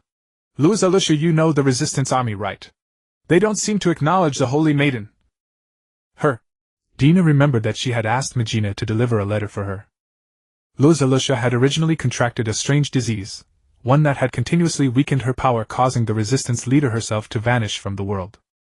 That letter had been precisely the remedy for Alusha's strange illness. However, Dina could never understand why Alusha would oppose Satya. Why? Because they want to save you. I'll just write her another letter. She must have misunderstood something. In that battle I was already regarded as a demon beast. At this point Dina recalled what she had seen and heard on the very first day. Before Satya had locked her in the palace, she had already seen this horrifying news, that she had become a demon beast. Those human friends should now also understand that she was merely a dead demon beast. Did Alusha not believe this fact? Satya sighed. She worships demon beasts, so if you are a demon beast she would be even more excited. Worships demon beasts. Dina had never heard such an obscure phrase before. Yet she suddenly remembered that before her transmigration a crusade had once erupted in this world. These cultists held unique views on world peace. They believed that humanity should be destroyed by demon beasts, and thus be reborn. The church launched a resistance. If not for the Pope who had once led the church to exterminate them, this world might have faced calamity before demon beasts appeared on a large scale. So in the end they couldn't be coming to save me, right? Sister Dina, I won't let you go, so I'll take care of this myself and make them stop. A trace of apology appeared on Satya's face, but she still said firmly, Sister Dina, I truly hope you can understand me, but your mental state will keep plunging you into danger. I promise that once humans and demon beasts are completely under my control I will let you out, okay? Dina simply nodded. Shia was such an idiot. Perhaps it was because she had not retained human instincts that she could think this way. Being called a patient by the patient herself was still a bit too strange, wasn't it? However, I'll soon bring you to meet a new companion, whom a familiar chosen by Sister Dina, right? Huh. As she spoke, Satya looked up at the time-hung the chain on the wall for the moment, and left the dining hall. 5 minutes later she returned to the dining hall with a familiar-looking girl. Her petite figure was under 150 centimeters with beautiful black hair, and white knee-high socks beneath a black Lolita long dress. Wavy white patterns like small jellyfish adorned her dress and socks, adding a lovely touch to the spirited girl. Strangely, her pupils were the same blue as Dina's own. When she saw Dina, a blush suddenly rose on her cheeks. Lifting her skirt, she gave a slight bow and said, Demon King, pleased to meet you, or rather for the first time I am He Lian. She was He Lian, one of the cardinals, but she was known as Lian, together with her younger sister. However, Dina still remembered that she had an inseparable younger sister named Shui Lian. The two sisters did almost everything together. They even slept in each other's arms. On the day they fought against demon beasts they went to the battlefield together, and after being taken away by the heavenly demon beast they disappeared. It was said that after being modified by heretics their bodies contained some chaotic energy, causing the heavenly demon beast at that time to mistake them for companions. And the heavenly demon beast actually succeeded. The sisters both became puppets of the demon beasts. Those cruel experiments ultimately bolstered the demon beast forces, plunging the remaining humans into dire straits once more. It was after Dina had pierced He Lian's heart that she suddenly sensed a roar within her akin to Kalulu's. She was like a poor girl who could be manipulated by obsession at any moment, so Dina instinctively gave her a chance to be reborn. Pumping a vast amount of chaotic magic power into her chest, her heart recovered as if nourished. Unfortunately, amid the situation at the time, Dina had no chance to continue observing He Lian's condition. She only knew that the girl had survived. She works with me in the church, and both she and Shui Lian are cardinals under my command. As she said this, Satya suddenly seemed to think of something. Sister Dina, if you want anything, just tell me. I just don't want you to leave here. As for everything else, I'll do my best to satisfy you. The other demon beast companions are all with me now. The situation outside must be more stable than you imagine, Sister Dina. Yes, thank you, Master. Dina let out a sigh of relief, then suddenly felt that what she had said sounded a little odd. She glanced at the smiling little girl He Lian, and honestly she did not really want to deal with demon beasts. For these demon beasts were all strange beings devoured by obsession, though she herself hardly had the right to judge others in such a way. Where is Shui Lian now? Dina tried to ask. I remember that you and Shui Lian should often be together. She will come, but not now. Dina found it even stranger. What did that sentence mean exactly? Could it be that Satya was going to bring Shui Lian as well? Meanwhile, Satya, seeing the two chatting, went to start preparing the meal. Taking this opportunity, Dina had He Lian sit beside her, intending to ask about the outside world. Demon Lord. He Lian, are you a human or a demon beast now? I'm a demon beast, and moreover I'm the demon lord's familiar. I can fully obey your every command. Is that so? Dina looked at He Lian's eyes, which had already turned blue, and indeed they resembled her own eyes. That, however, was solely due to the erosion of chaos. Though called a demon beast, she was more like a pitiful human whose life force was connected to her own. Her physical body merely appeared human on the outside, but in reality she was also a creation of chaos, exuding the miasma of a demon beast. Their relationship with Dina was the same as that between Wei Luosi and the holy maidens who had died in the holy maidens' election. Even stranger, she could sense the other's emotions. Not current emotions, but those from decades ago. Those emotional shifts and fluctuations could even allow Dina to see, or rather to perceive clearly, the person's past, to understand exactly what had happened to bring about such emotional turbulence. This was an ability akin to empathy. For Dina, empathizing with friends was already troublesome enough. She had never imagined she would one day empathize with a demon beast. Her tail gave a flick, then suddenly straightened. Dina's pupils shrank, and a few seconds later she suddenly returned to her usual appearance. For just a moment ago she had used the demon beast's emotions, or rather her obsession, to recreate a realistic scene that floated before her eyes. It was something like a glass culture vessel with a body floating in water. The suffocating sensation was very strange, but it did not hurt, and strictly speaking a demon beast did not need to breathe at all. Vaguely she could see some people standing outside the culture vessel wearing black overcoats, their faces completely indiscernible. Their words were also difficult to make out. After a discussion, the black-clad figures opened the glass vessel and hauled her up with chains and ropes. She wore only a symbolic white cloth reaching from her chest to her thighs, tied around her waist and legs. Then the black-clad figures led her into a room that was even darker, so dark that almost nothing could be seen, and filled with the stench of corruption and blood. There were many corpses. Boys and girls, men and women, corpses of every kind. Dina knew that smell. She had experienced something similar, but it had been on a battlefield, not in a laboratory-like dungeon like this. Afterwards she was locked in a cell. It was not cold here, rather something seemed to be heating the floor, causing both the air and the ground to grow warm. She sat in the corner. Suddenly a pair of hands reached out to her. She raised her head, and saw a poor little girl wearing the same clothes as her except with dark red hair. "Sis." The girl stammered something, pulling her up. Just as Dina thought a warm and harmonious scene was about to unfold between them, the other girl actually produced a blood-stained axe, something that seemed to have been retrieved from the pile of corpses. The scene came to an abrupt end, like the lights suddenly switching on in the lobby after a movie. Dina opened her eyes. "Demon Lord, are you reading my memories?" Heilian asked with delight and excitement, while maintaining a ladylike smile. "Yes." Dina's face was somewhat pale. In those scenes and fragments Heilian's emotions had been utterly despairing. Even though she could not make out what the black-clad men were saying, it was clear that those heretics had never regarded Heilian as a human being. But what happened next was not something Dina was unwilling to see. She simply could not. To continue viewing she would need greater authority. Above Heilian's head a deep blue halo had appeared, indicating that this demon beast had been brought under her control. Heilian reached out and touched it, but when her fingers passed through the halo without feeling anything, she gave up with a smile. "What is your relationship with Shui Lian? I can sense that you truly need her in your heart, yet you did not bring her here." "It's not that I don't want to see her. Actually, it is Shui Lian who has been deliberately avoiding me." Dina was momentarily at a loss whether to laugh or cry. The relationship between these two sisters was indeed more complicated than she had imagined. "As for the story that follows, let me tell you, Demon Lord. You can simply call me Dina. I don't like that title. Lady Dina. And don't add lady either, alright?" "Alright." Heilian briefly recounted the experiences of the two sisters. They had once lived in the cultists' ritual hall, a place dedicated to magical beast experiments, and they were all failed products of the cultists. However, they were among the relatively successful ones. The cultists conducted cruel human experiments, fusing the chaotic energy of humans and magical beasts together.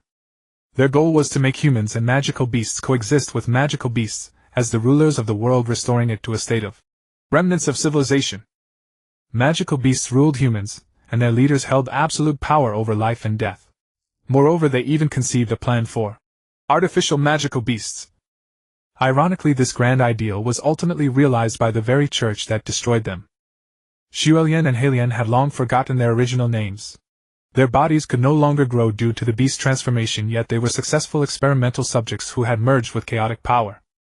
However, that was merely fusion. Not only was the chaotic energy unusable, but it also prevented their bodies from ever growing again. The reason they had become so powerful was entirely due to their own talent. Through years of persistent magic cultivation, they had grown so strong. What astonished Tina most was that Shui Lian and Heilian had often fought each other at the ritual hall. They might break each other's limbs or even imagine themselves as beasts tearing at each other's bodies, all in obedience to the manager's orders to test their physical limits. The corpses Tina had just seen in the memories were also fellow adapters like them, but they had died early in those mutual battles, leaving only Shui Lian and Heilian. While the two were still chatting, Satya had already prepared dinner. At that moment, having finished cooking, Satya placed the last dish on the table. "Sister Tina, just leave their matters to me. I only wanted to let you meet our new companion. Otherwise keeping you locked up here without doing anything would be a bit improper." Tina tugged at the chains on her body. She wanted to call Satya's name, but her body began to move instinctively. Her bodily instincts told her that she must not call Satya's name. It should be Master. Somehow her body began to grow hot at the thought. Master, I won't leave you. Is it truly so unacceptable for me to go out? No. Satya leaned close to Tina, gently lifting her chin. At some point she had changed into a chef's apron, instantly switching from a dignified saintess to a virtuous wife. But this wife seemed a bit too controlling. Tina blushed, gently pushing against her arm, yet she couldn't manage it, and was finally pushed down onto the soft sofa behind her. Helene is still right here. Master. You liar. We could have solved all our difficulties together. Then why, Sister Tina, did you want me to kill you? For a moment Tina was at a loss for words and didn't know how to answer. But since her goal had already been achieved, she couldn't force an excuse, so she simply became the loser and sighed. Suddenly thinking of a phrase, she immediately added, Because, Master, you will resurrect me. Sister Tina, you always think you're the normal one, but actually you're the strangest. A blush appeared on Satya's cheeks. It was as if over those 79 years they had grown accustomed to this way of communicating. Tina wrapped her arm around Satya's waist, drew her into her embrace, and kissed her on the lips. She could sense the emotions of magical beasts, and clearly Satya was also a magical beast. Thus Tina could to a degree see Satya's experiences. But this was far harder than sensing Helene's emotions, because Satya was merely a magical beast, not a familiar. Still she could see a little. During the day as the saintess she had teleported to the distant southern continent. Then she had returned to the imperial church and said something to Iter. Although Tina couldn't hear clearly, she could tell that Iter now completely obeyed the saintess's orders. Moreover, she had given Satya a large portion of her authority. Throughout this, Satya's emotions were monotonous. She was very afraid. It was like walking through a haunted house where an unexpected ghastly face might appear at any moment and startle her. She maintained this emotion even when facing the church and her companions, never changing it. This made it even harder for Tina to sense her emotions, because almost nothing external could stir her emotional fluctuations. Even those fragments were mostly akin to seeing the candy I once shared with Sister Tina, feeling happy. Sister Tina. The scenes before Tina's eyes suddenly stopped, and Satya, who was pressing her down, suddenly sensed something. Are you reading my heart, Master? Tina tilted her head with a smile, trying to play it off. Satya sat up. Tina thought she was about to leave, but unexpectedly her waist tightened. It turned out Shirya had clamped her legs around Tina's waist. She placed her hand on the hem of her skirt as if hinting at something. This reminded Tina of the fear of being dominated yesterday. She had originally thought that between girls things would be much gentler than imagined. But Satya was not just an ordinary girl. Her movements were indeed gentle, yet because of the magical beast's authority the whole process became complicated and blurred. Someone is here beside us, Master. Tina could only beg for mercy. Sister Tina. As if suddenly remembering something, Satya gave Helene a glance, and the latter understood and left the dining room. Seeing that no one was in the room, she gently lifted Tina's right leg. Tina suddenly remembered what happened last night. Her movements were very gentle. If it were only once or twice, one might enjoy it. But this process could continue tirelessly for 7 or 8 hours, even over 10 hours. I'm sorry, Master, I'm sorry. Sob. I was wrong. But Satya had no intention of stopping, wrapping her arms around Tina's shoulders. Sob, sob, Master, Master. Tina began to confess her mistake, inwardly, instinctively covering her face, which unconsciously grew scorching hot. It was as if her body had already begun to prepare to accept Satya. But at that very moment Satya released her, got up from the sofa, and continued arranging dishes on the dining table, leaving only a baffled Tina on the sofa at a loss.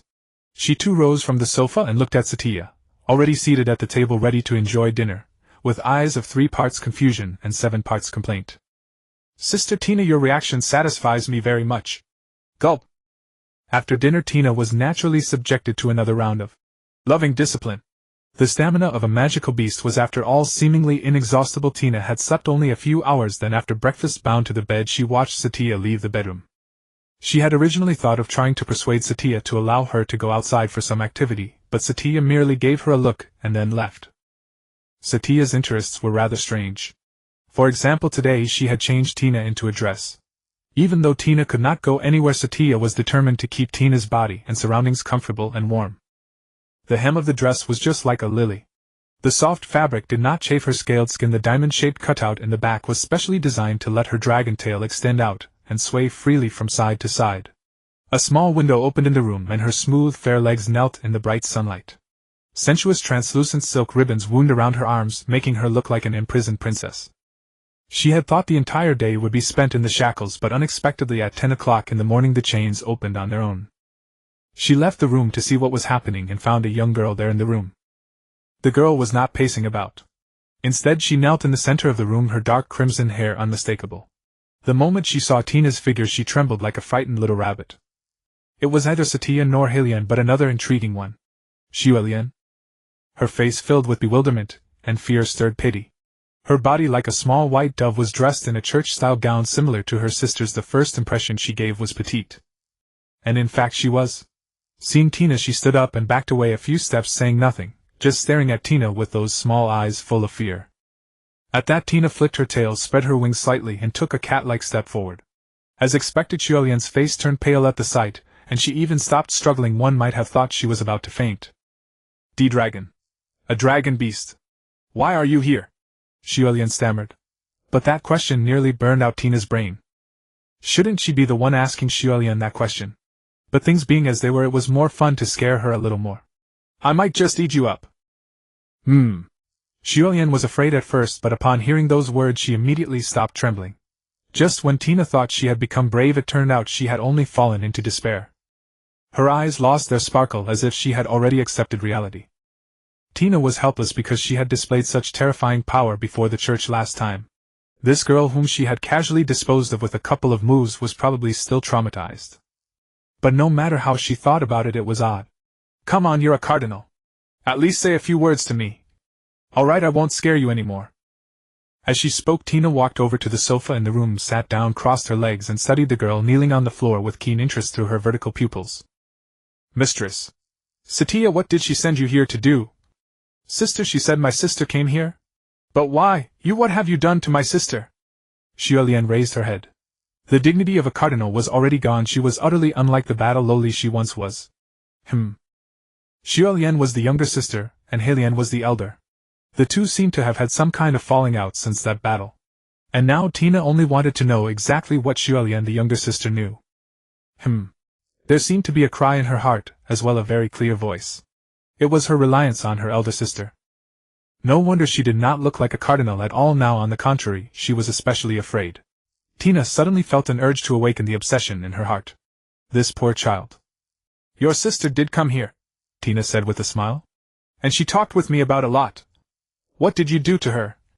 "It really was just a normal chat." Tina was telling the truth. Lately Helian had been deliberately distancing herself from her sister Helian, but it did not seem to be out of hatred. Rather, she was afraid because she had sensed a change in her sister.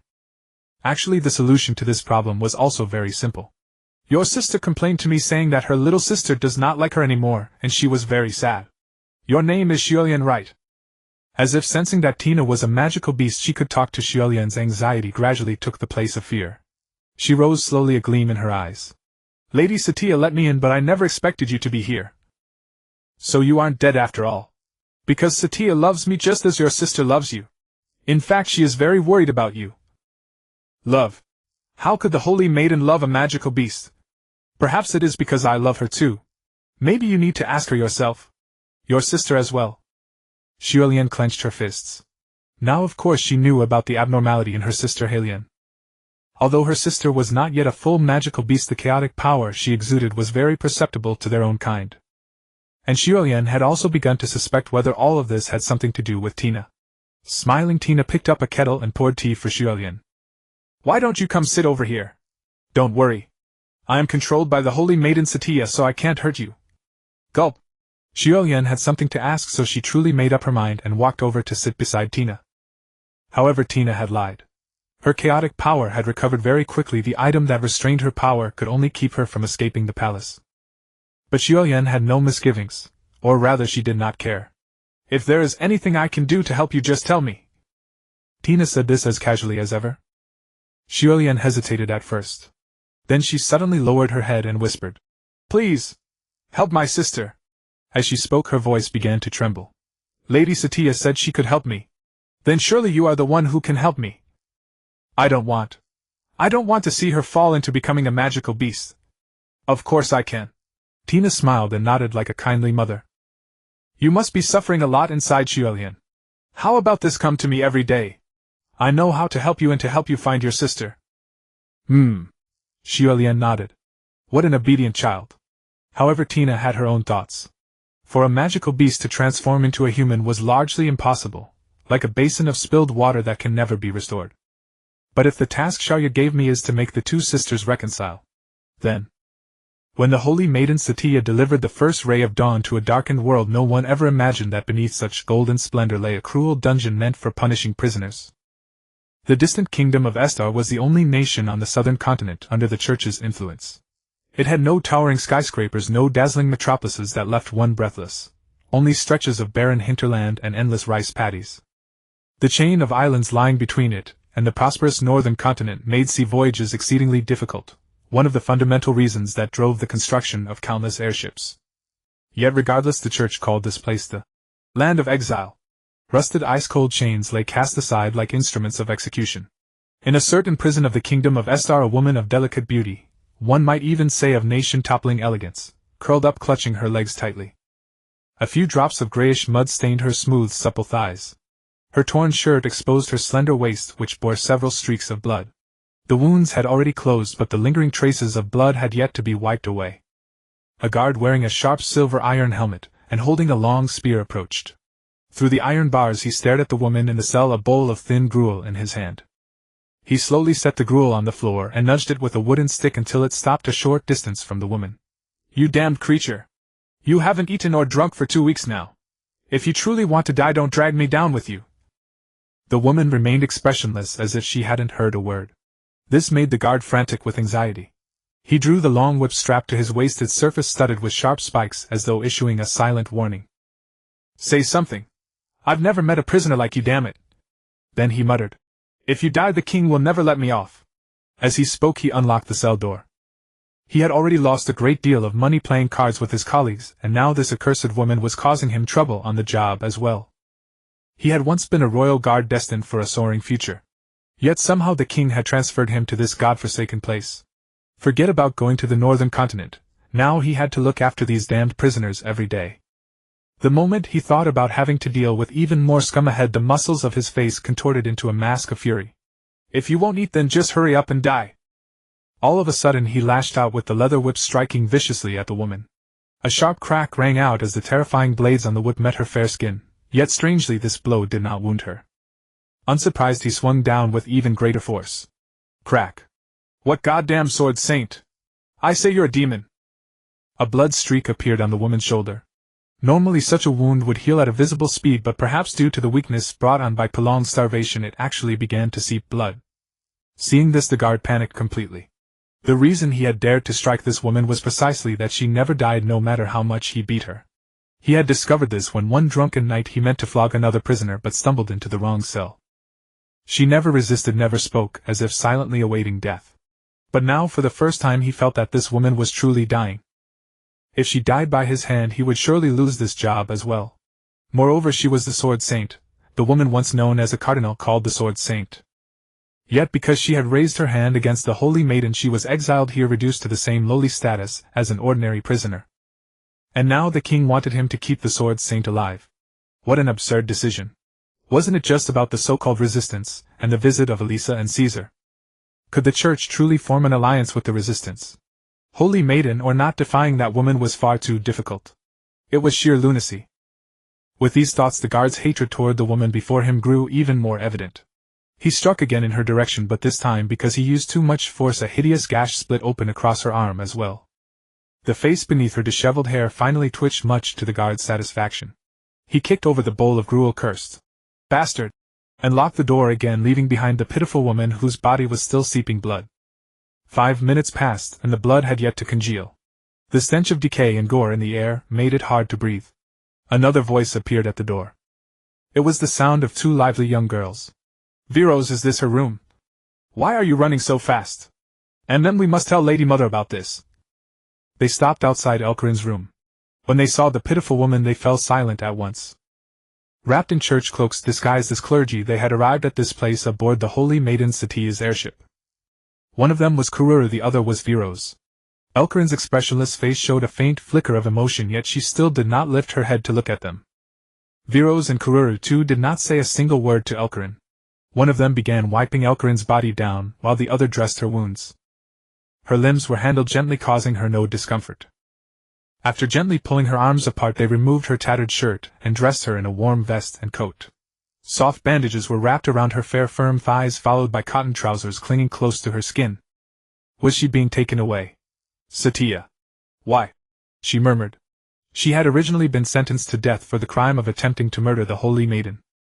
Yet by the orders of certain people she had instead been shuffled from one prison to another, and thus survived by pure chance. Now she had been sent to a prison in the land of exile. Perhaps she would spend the rest of her long life here. During this time someone had tried to invite her to join a new organization called the Resistance. But she had not answered. And now was she about to be taken away by the Holy Maiden Satya's people again? If she remembered correctly, they should still be students of the Holy Academy. Elkarin, we have not received any orders from Satya. We have come to bring you to see the Pope. The Pope? Upon hearing that word, Elkarin suddenly clutched her head and curled up. It was as if she saw something that was not there. From her throat came a wild struggling sound, a miserable wail, as if her soul were being wrenched from her body piece by piece. Christina, no. It's not like this, Christina. Not like this, not like this. No.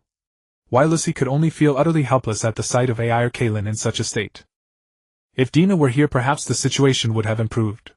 But for reasons unknown, something had gone wrong between her and Satya, or rather it was not a rift but a mutual obsession.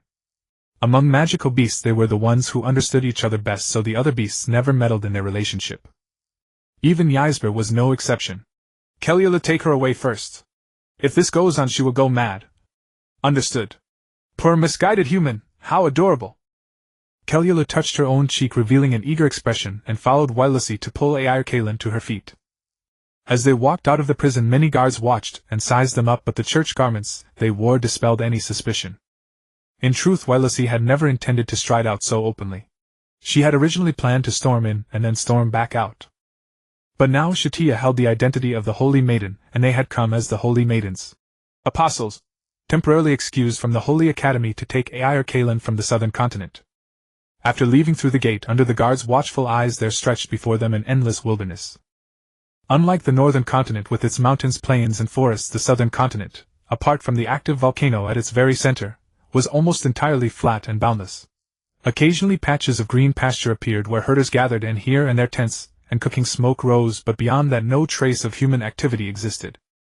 Once aboard the carriage, they supported Kaelin and set off for the northern continent.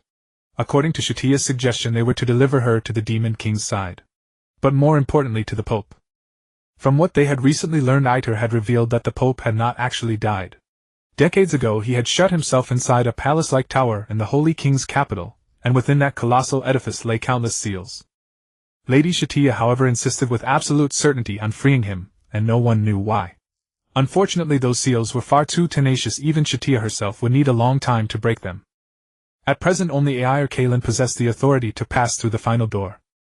Yet it was but the words, "See the Pope," that had left Kaelin trembling even now. She seemed to have glimpsed some horrifying vision. In short, something had gone wrong with her, or rather she had broken. Of course, Wylesi had no idea what this woman had actually done. The carriage crossed the wilderness, still more wilderness, and they settled Kaelin in a corner of the spacious compartment, wrapping her in a blanket. What followed was a journey of several hours. Kaelin lay in the corner of the carriage, occasionally lifting her head to glance at the two of them, as if regaining a sliver of her sanity. "I want to leave this place. I don't want to see her. Lady Holy Maiden ordered us to protect you. If you don't wish to see her, I can take you somewhere else. What do you think, Kaelin?" Wylesi tried to communicate with her. As the magical beast most skilled in interacting with humans, she felt it was her duty to do so. Kaelin raised her head slightly, a hint of light appearing in the eyes hidden beneath her hood. "Where are you taking me?" "Back to the northern continent. We'll board an airship soon." "Do I still have any value now?" There was no emotion in Kaelin's voice.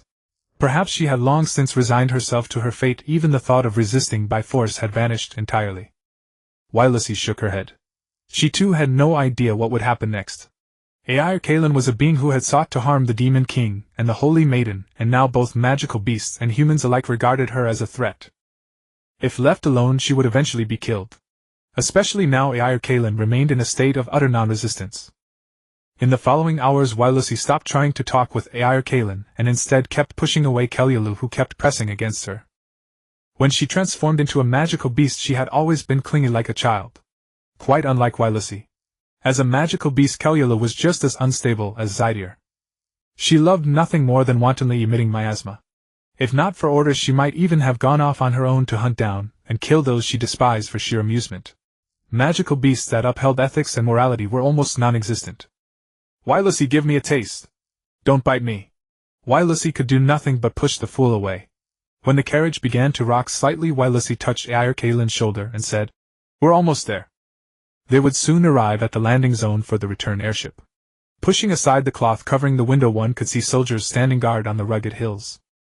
Within a few minutes the carriage came to a halt before a massive airship. That colossal beast like a dragon made the carriage and even the entire wilderness seem insignificant. The long ladder descended slowly from the sky to greet them. Wylesi and Kelialu led Ayar Kalin forward, but at that moment the sword god suddenly trembled and a sharp gleam flashed from the corner of her eye. "Did you feel it?" A delighted smile suddenly bloomed on Kelialu's face as she lifted her head and looked at the sky. Wylesi nodded. A translucent blue ice barrier firmly enveloped all three of them, and in the next second the sky suddenly darkened. Ayar Kalin looked up and saw a shining star through the barrier. As time passed, the star grew larger and larger, then ignited the dim sky once more. Then the star suddenly transformed into a pillar of energy cascading down upon the airship like a waterfall. Boom! The light cannon unleashed enormous light and heat, engulfing the airship and everything in its path. The devastating shockwaves swept outward, instantly raising the small hills and leaving behind a charred, desolate plain of scorched gray soil. After the light faded, energy magic particles from the cannon glittered in midair, marking the path it had traveled. The airship that had been there moments ago was now utterly gone, as if it had never existed. The guards, having taken cover in time, survived the disaster, but the soldiers on the airship where the cannon had struck were reduced to ashes in an instant without even a cry of agony. And right on the trajectory of the cannon beam, an old man with white hair descended from the sky. He wore a robe adorned with stars, and his deeply wrinkled face bore a pair of resolute, spirited eyes. He resembled a profoundly learned scholar, and also a judge from the underworld.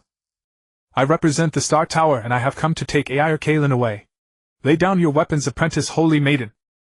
Verosa knew who the man before her was. He was Edward Fenry, the current master of the Star Tower. Rumor had it that he was not only the tower's founder, but also the world's most accomplished magical scholar. Over centuries or even millennia he had devoted himself so deeply to his magic that he often severed all contact with the outside world. It was said that he could create a separate space, hide himself within it, and continue his magical research there. "That was only a warning." Edward spoke, his voice low, yet every person present could hear it clearly. "Hand over Elkalan's sword god." By now ice was beginning to condense on Kurura's body, but Verosa quickly pulled her back. "Be careful. This human is strong. Fighting him may cause more loss than gain." Verosa had once learned of this dangerous man from Tina's intelligence. Though he never showed his face publicly, he stood firmly on humanity's side. In other words, he would become one of the most powerful enemies of the demonic beasts. And yet, he had not used a single spell until now. The extremely lethal weapon moments ago had not come from this old man, but from a new kind of weapon. If I am not mistaken, it is the Star Tower's most recently developed weapon. Lord Demon King once told Verosa that if a weapon beyond their understanding appeared, it meant they had created it. But the Star Tower would not create a lethal weapon without cause, and the Church would certainly have learned of it, unless certain members of the Star Tower had started preparing months ago. "Let's leave." Verosa finally made her decision. Kurura let out a disappointed sigh. She had wanted to try the so-called master of the Star Tower, and see just how formidable he was. She embraced the two of them, unfolded a pair of wings made of ice behind her back, and ice pillars rose beneath their feet to lift them into the air. Then she spread her wings, held their waists tightly, and flew away into the distance. Edward noticed the departing silhouettes, and immediately locked onto them. "Lord of the Stars, answer your most faithful servant." He muttered an incantation under his breath. And in the endless blue sky above, stars that only appeared at night suddenly revealed themselves. Those stars were originally scattered and chaotic, but as Edward chanted, a shining straight line began to connect them. In a few short seconds they took the shape of a magic circle.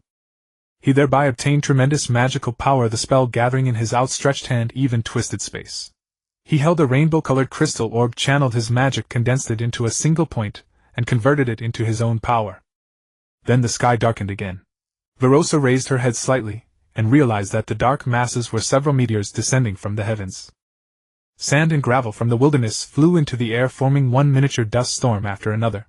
Even the dead trees in the distant forest could not withstand the shockwave. They tilted, toppled, and some were uprooted entirely, as if the end of the world had come. Every meteor, it was said, had once been a star in the sky, and the Star Tower Master who stood at the pinnacle of astromancy could even summon them down from the heavens. As the meteors were about to strike the ground, Edward was already preparing his next attack. Yet within his sight the two girls carrying alkalins suddenly vanished. It was as if the meteors had only struck their phantoms. They had never been there from the beginning. Ice magic and light magic pushed to its absolute limit. The flames of the meteors cast light across his face. Edward touched the crystal orb with his other hand, and beneath the meteors a magic circle identical to the one in the sky appeared. Then the meteors disappeared as well. In truth, Edward's attack just now had only borrowed the power of the stars for a moment. Those meteors could never have landed on the ground in the first place. He had already borrowed too much of the stars' power. He had only wanted the two girls to surrender, but they had simply ignored him. Only now did he understand that the meteors had struck nothing more than their afterimages. But Edward felt that something was off.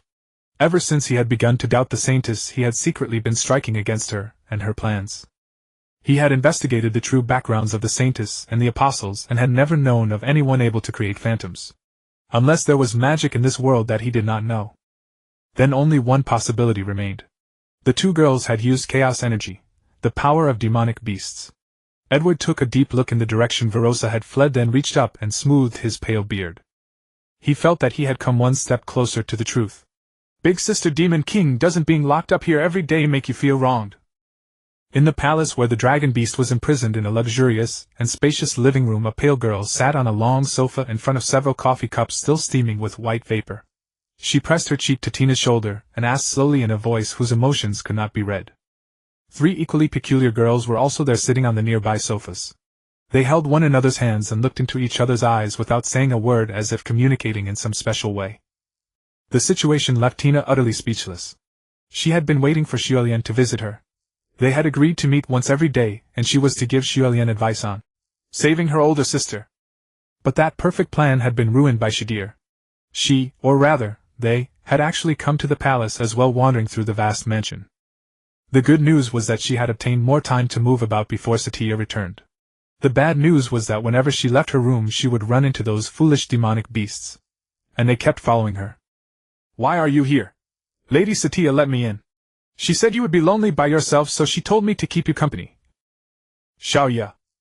Did she send you here because it was too much trouble?" Shadir actually looked rather proud.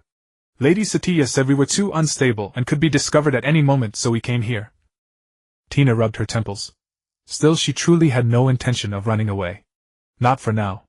"Xuelian will be here soon. Can you all go hide?" "Xuelian." Shadir suddenly remembered something. Wasn't that the poor little girl who had been knocked to the ground with a single hand by the Demon King? At the same time, the girls around her who had once been saintesses all laughed, and said, "Lord Demon King, it looks like we're going to have another companion." "I never said that, did I?" "Lord Demon King can see the obsession of every demonic beast. What a remarkable ability.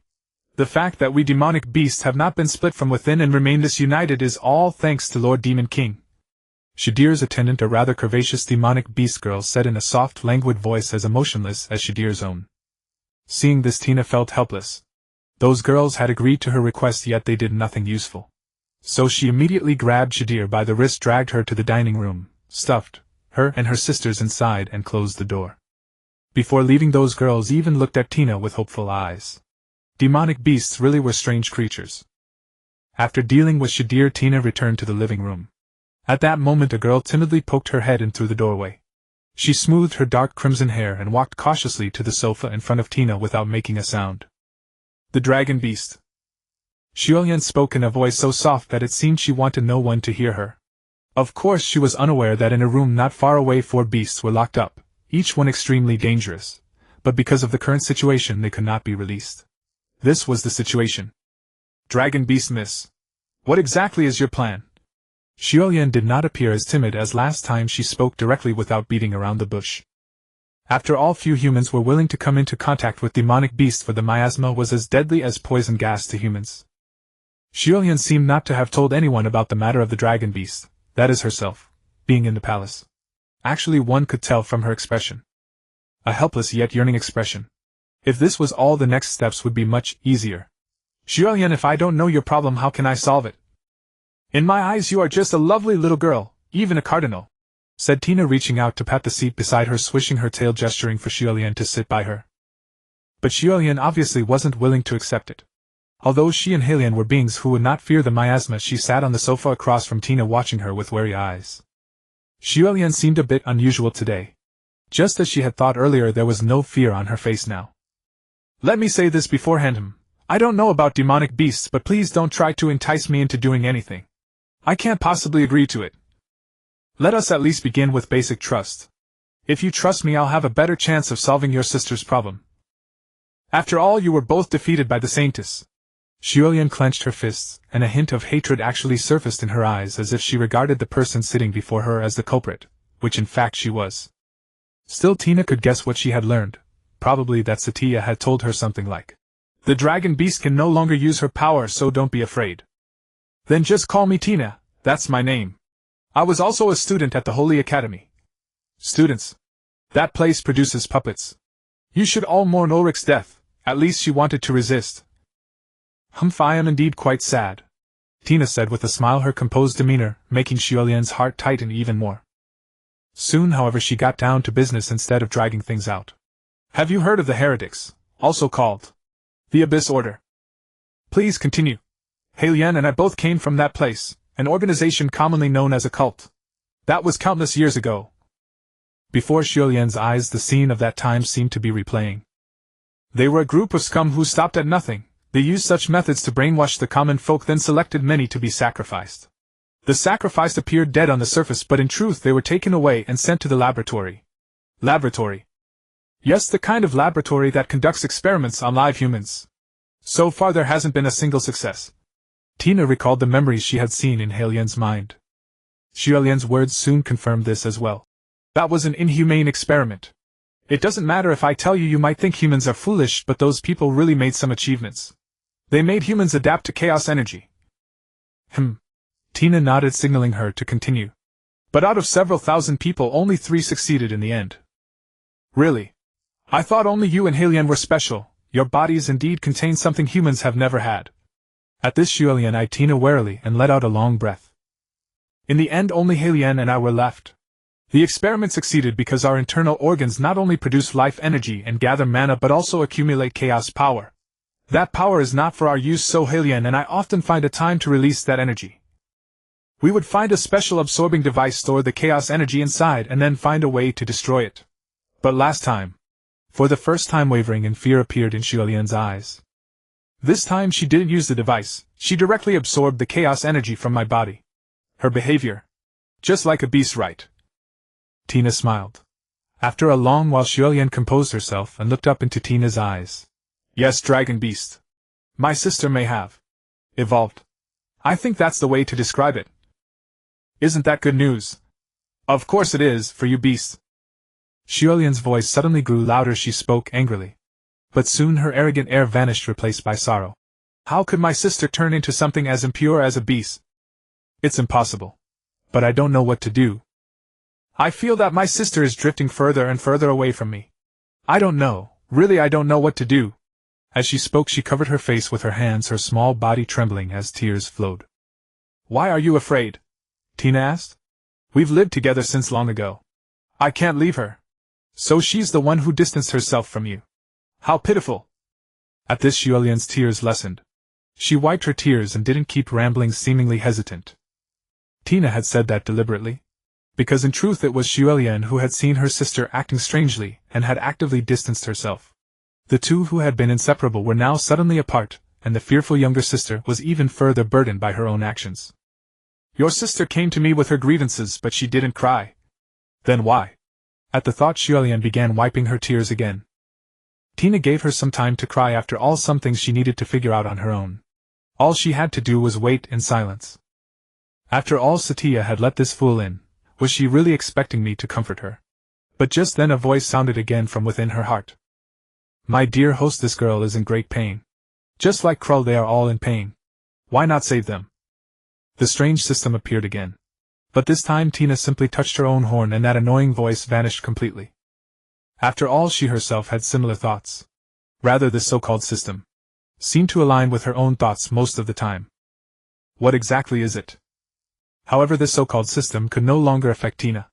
It seemed to have shifted from an unstable state to one she could control at any moment, from an enemy into an ally. It would even speak up for her at times.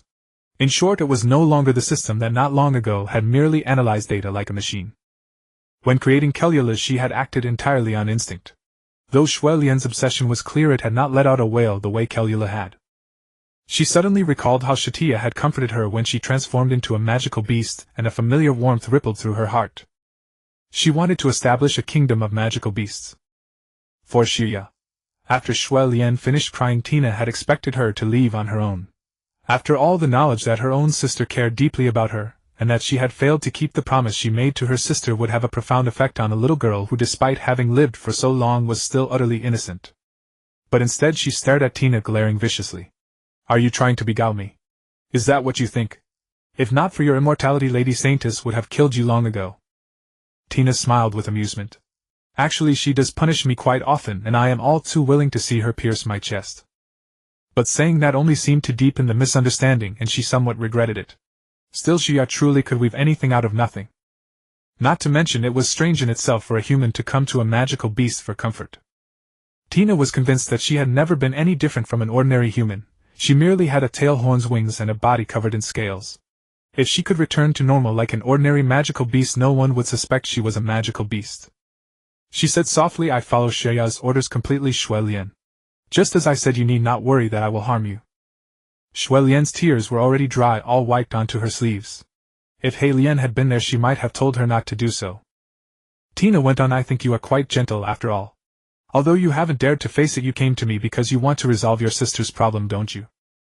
Shui Lian nodded. Though her eyes were still wary, she was clearly beginning to take in some of the words and no longer looked as if she might explode at any moment like she had when she first arrived. This was a perfect omen for Tina's next plan. Tina crossed her legs, placed her hands flat on her knees, and swayed her tail. Magical beasts are embodiments of obsession. Actually, I don't obey Satya out of duty. I simply like her too much, so I listen to everything she says. At these words, disbelief flickered across Shui Lian's face. The reason you didn't attack me, wasn't it because your power was taken away? Actually, I can use my power freely here. Look! As she spoke, Tina channeled the power within her. Black and deep blue flames erupted from her body, then converged in her palm into a huge fireball. The fireball gradually compressed to the size of a basketball, then shrank into an apple, then to a soybean, and finally vanished without a trace. But after such a display, crimson chains appeared on the surrounding walls, twitching restlessly toward Tina's position as if they would bind her tightly the moment she continued. Fortunately, Shui Lian did not see the chains. The air temperature had risen sharply, and she was already pale with fright from Tina's actions, recalling how she had been instantly killed that day. What? I won't attack humans because Satya ordered me not to harm you all. Is that explanation enough for you? Shui Lian nodded. This time she seemed to truly understand. Why? Can a magical beast have such tremendous power? Shui Lian murmured to herself. A moment ago her eyes had held clear hostility, but now she no longer had any intention of striking. Actually, your sister is the same. If she becomes tainted by obsession, she will really turn into a magical beast like me. But no matter what happens, she will never hurt you because you are her little sister. Understand? You're deceiving me again. Shui Lian's delicate brows furrowed. An awakened magical beast will destroy everything. Yes, indeed, which is why He Lian can still be saved now. But if you keep avoiding her, that may not hold true forever. Do you know what you should do now? Hearing this, Shui Lian stood up. Though still skeptical, she seemed to have understood something in her heart. She left the room quickly, saying nothing before she went. The palace gate was protected by a special lock set by Satya, and only those she was willing to let pass could cross through. She opened it as if it were an unobstructed gate carved with beautiful patterns. After watching her leave, Tina stood up and was about to return to her bedroom when Yandere suddenly appeared before her. Sister Tina? Tina merely sighed and walked straight past Yandere, completely ignoring her. But she seemed not to understand and caught up speaking while walking beside her. Sister Tina, are we going to have a new member? Why do you look so happy about it? Because you're going to establish a kingdom of magical beasts. Isn't it going splendidly now? As she spoke, she tugged at Tina's sleeve. These magical beasts all seemed to see Tina as a dearly familiar presence even though Tina had no real desire to interact with them. Sister Tina Heilian said she would come to see you this afternoon. Huh. Heilian has something to discuss with you. Next time have her send word to you then tell me directly. Alright. In short, it's a plan. Tina once again felt rather helpless. Was she a prisoner locked up by Shaya, a demon king, or an older sister here to look after children? In the afternoon Heilian indeed arrived. Tina had thought she would spend months or even years alone in this palace. She did not mind even if she said something about it, it was only in jest. Unexpectedly now both Zydir and Heilian had begun visiting in succession, and even a human had been allowed inside. When Heilian came her attitude was completely different from her younger sisters. She wore an identical white church-style dress to her sisters. Thank you, Lord Demon King. Today Shui Lian went back and apologized to me, but I do not think she was wrong. She spoke respectfully after giving a slight bow. Did she say anything else to you? No. She simply did as before. After a hug and a pat on the head she pressed close to me, docile and obedient. In fact she was even clingier than before. Tina suddenly felt that the Shui Lian she described and the Shui Lian she had met were two completely different people. But Heilian had indeed not lied. Tina tried to focus her attention on Heilian's emotions and memories and saw that Shui Lian and Heilian really had been holding each other. She did not look at anything else. I thought the Demon King would use a more violent means, for instance directly replacing her heart or something like that. Do you want me to do that? Tina asked in return. Of course I do, because I want Shui Lian to become a demon beast too. Tina was left speechless, unsure what to say, though what she was doing now was pretty much the same thing. The Demon King is truly too kind, always treating her companions in the gentlest way. I think you've misunderstood. Meanwhile Zydir, who had been sitting on the floor without the slightest care for the soot falling from the fireplace onto her little skirt, suddenly raised her head to look at the two, listening earnestly like a little rabbit with its ears pricked up. Anyway, I will bring my younger sister along. Zydir. At that moment Tina glanced at the demon beast young lady who had been sitting on the floor like a child and pulled her straight up from the ground. Satya will be back in 2 hours. I hope she really did give you permission to wander around the house. Of course she did. Don't worry, Sister Tina.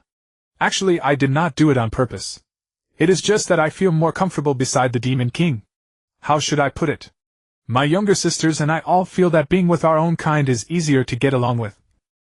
As she said this, Zydir looked at her younger sisters around the room and they all nodded in agreement. Tina could only nod helplessly as well. After seeing Heilian off, the palace welcomed its third guest. Or rather old friends. They were Wei Luosi and Kululu. When the two walked in through the main entrance, Tina thought she must have been seeing things, but to her surprise it really was them. They wore bishop robes. Yes, their appearance was similar in style to Air Kalin and to Heilian and Homelian, white tights and golden ribbons with beautiful patterns traced in gold on the fabric clinging to their slender waists like the exquisite reliefs on the murals of myth. The robes spread like sun-blazing skirts, like stage costumes worn by actors in full regalia, but in fact these garments symbolized holiness and possessed extraordinary durability and magical defense. Tina had tried wearing them as well, but things like her tail and horns made it far too inconvenient. She could only wear looser dresses, and even then a gap had to be cut in the back for her tail to stretch out comfortably. Wei Luosi's orange hair held several diamond-shaped hanging ornaments. Meanwhile Kululu's ice blue short hair after her demon beast transformation had grown long enough to reach her waist. With the bishop's garments she seemed to have transformed from a female knight into a holy sorceress. After the two entered the room, Wei Luosi in particular kept staring at Tina's tail. Tina initially thought she had imagined it. When she flicked her tail to the left she saw Wei Luosi's eyes follow it to the left, so she hid her tail behind her back. Only then did Wei Luosi raise her gaze to meet Tina's eyes. Come on, isn't that rather rude? The two sat down on the long sofa prepared for Shui Lian. You too. What business do you have with me? Watching Zydir pounce over Tina had assumed these two were also here to join in the fun. Unexpectedly their expressions were utterly serious. She immediately began to grasp the emotions of the two, trying to read their memories. It did not take long. It was like watching a short story in the span of an instant. Fragments of what had happened would swiftly surface before her eyes, and afterward Tina needed to contemplate the meaning of these scenes. Before Tina could begin to ponder what that earth-shattering falling from the sky weapon was, Wei Luosi spoke. Damn. Tina. Although Lady Satya told us it would be best not to come here and disturb you, I still think it is necessary to tell you what we encountered. Edward. Before Wei Luosi could continue, Tina mentioned the name of the Star Tower Master. But what shocked Wei Luosi was that they had only just found information about Edward. How could the Demon King already know? Kululu and Wei Luosi exchanged a glance, neither understanding what was happening because Tina had been shut inside the palace playing some strange game with Satya. Since that is settled, I'll speak plainly. We brought Kaelin to the northern continent, but on the way we encountered a formidable enemy of the Star Tower, Edward. Yes. Tina began to process the images surfacing in her mind. She closed her eyes and leaned back against the sofa as if in meditation. The weapon that had fallen from the sky did not seem to be the Star Tower Master's method of attack nor one of Edward's usual techniques. The magic that later summoned meteors and meteorites, however, had been seen on the Demon Beast's battlefield in a head-on confrontation with the Sky Beast. That battle directly transformed a quarter of the northern continent's land, splitting the entire continent in two. Certain corners were reduced to a sunless darkness that no human could approach for countless years thereafter. Edward was an important figure who shone brightly in that period. He was a tenacious human. Compared with Kaelin, he was the complete opposite, two extremes. His combat ability was not especially strong. If one were fully prepared, even a human at the cardinal level could easily kill him. However, to humanity he was the most influential figure below the Saintess. That man had once vanished like vapor after the Demon Beast War began. After Cardinal Morgan was exiled by the Saintess, he sacrificed tens of thousands of commoners as weapons and was then defeated jointly by the Sky Beast and the Cunning Beast. At that time the northern continent had been split in two by the Sky Beast. Much of the sea surface was occupied by demon beasts, while schools of fish and giant whales had been turned into fierce servants of the demon beasts and ran rampant. Edward suddenly appeared and successfully covered the Saintess as she led humanity in their retreat to the barren southern continent, becoming the dawn of hope for mankind. Thus to humans he was a resolute conservative. But where demon beasts were concerned, the verdict was not necessarily the same. What was even more alarming was the new weapon designed by the Star Tower. To be honest, this weapon was not all that powerful. It probably could not even harm a single scale on Tina's body. Yet the Star Tower was already designing weapons of city-destroying caliber before the Demon Beast War had even broken out. This meant that the Star Tower had already sensed the latent crisis facing humanity, and Edward's appearance indicated that he was already prepared. Perhaps his existence would threaten the Saintess and also the realm of demon beasts. When Tina opened her eyes again, her originally flippant air had transformed into killing intent. "Take me to Kaelin." Tina's impression of Edward went far beyond that of a military strategist and a supreme archmage. Tina had also once shared a certain connection with Edward. During that time she had become the Grand Master of a new Knight Order secretly formed by Edward named the Star Radiance Knights. It was precisely for this reason that Tina began to make her mark on the battlefield against demon beasts. Later, with the entire Knight Order having fallen in battle, only Tina remained. She alone seized upon the fatal weakness of the Gao Beast and eliminated the last demon beast that threatened humanity. This perhaps was also the beginning of everything. Edward died at the hands of the Sky Beast during the war, and at that time the mournful elegy of humanity resounded through every city of the Federation. "Elkalin will come to see you this afternoon." "This actually wasn't our decision, it was Satya's," said Wilrose. "Shia. Lady Satya has taken notice of Edward as well, and also Rosarosa. This matter is probably more complicated than you imagine."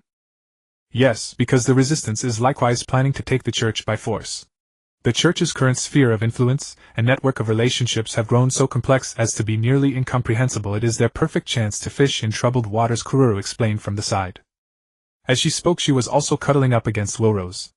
But she was quickly pushed away by Wilrose, whose expression seemed to say, "Do demon beasts have no sense of boundaries?" Tina asked nothing further. She bade the two farewell, and in passing had them take Shediel along, treating the girl to lunch. This also afforded her an opportunity to be alone with Satya. Once those girls had left, the whole palace seemed to fall silent. Half an hour later Satya returned. Her snow-white shoulders and neck were slender and graceful. Golden ribbons wound around her waist, converging before the cross ornament upon her full bosom, and her wholly white gown made her long legs faintly visible beneath the sheer fabric. A small crown-like headdress paired with a golden veil clung to her flowing silver-white hair. On her tender youthful maiden face affection gradually melted into obsession, and with eyes that seemed to see through everything she fixed her gaze upon Tina. Satya sat down beside her, and seemingly instinctively took her hand, interlacing their fingers and holding it tightly as if feeling the warmth of each other's bodies. Meanwhile Satya's other hand held her tail, massaging it carefully, savoring the ridges between every scale with her fingers. It is said that when the dragons of myth meet someone they like their tails soften. "Sister Tina, your tail is just like a sponge." "NGH. Tina felt something amiss, as if someone were massaging her arm with occasional ticklish sensations. But that pleasant sensation came from behind, as if linked to the root of her thigh. It was somewhat sensitive. Satya let go, but her body shifted closer. Satya took her arm and lay against her shoulder, then appearing dissatisfied with that she went on to lie upon her lap. Sister Tina, you're still so fragrant, and soft, so warm inside and out.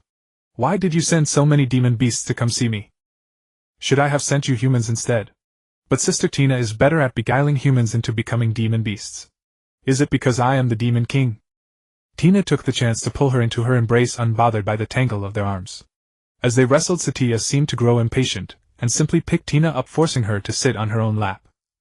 Then Satya leaned forward, wrapped her arms around her neck, and kissed her on the cheek.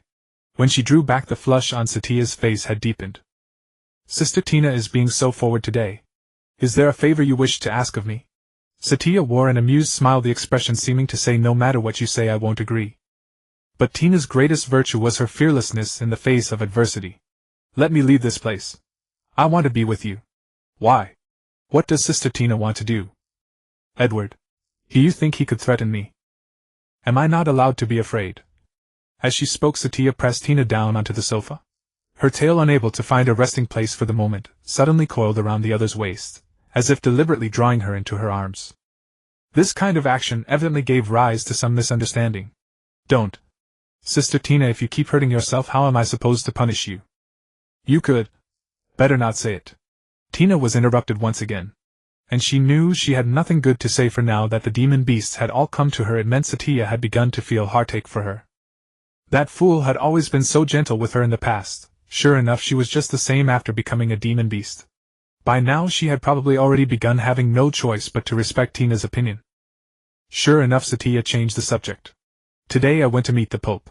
Sister Tina, do you know about the Sky Beast? Of course. Ispel had previously tried to search for the Sky Beast, but Elkalin had detected her intention in advance and wounded her.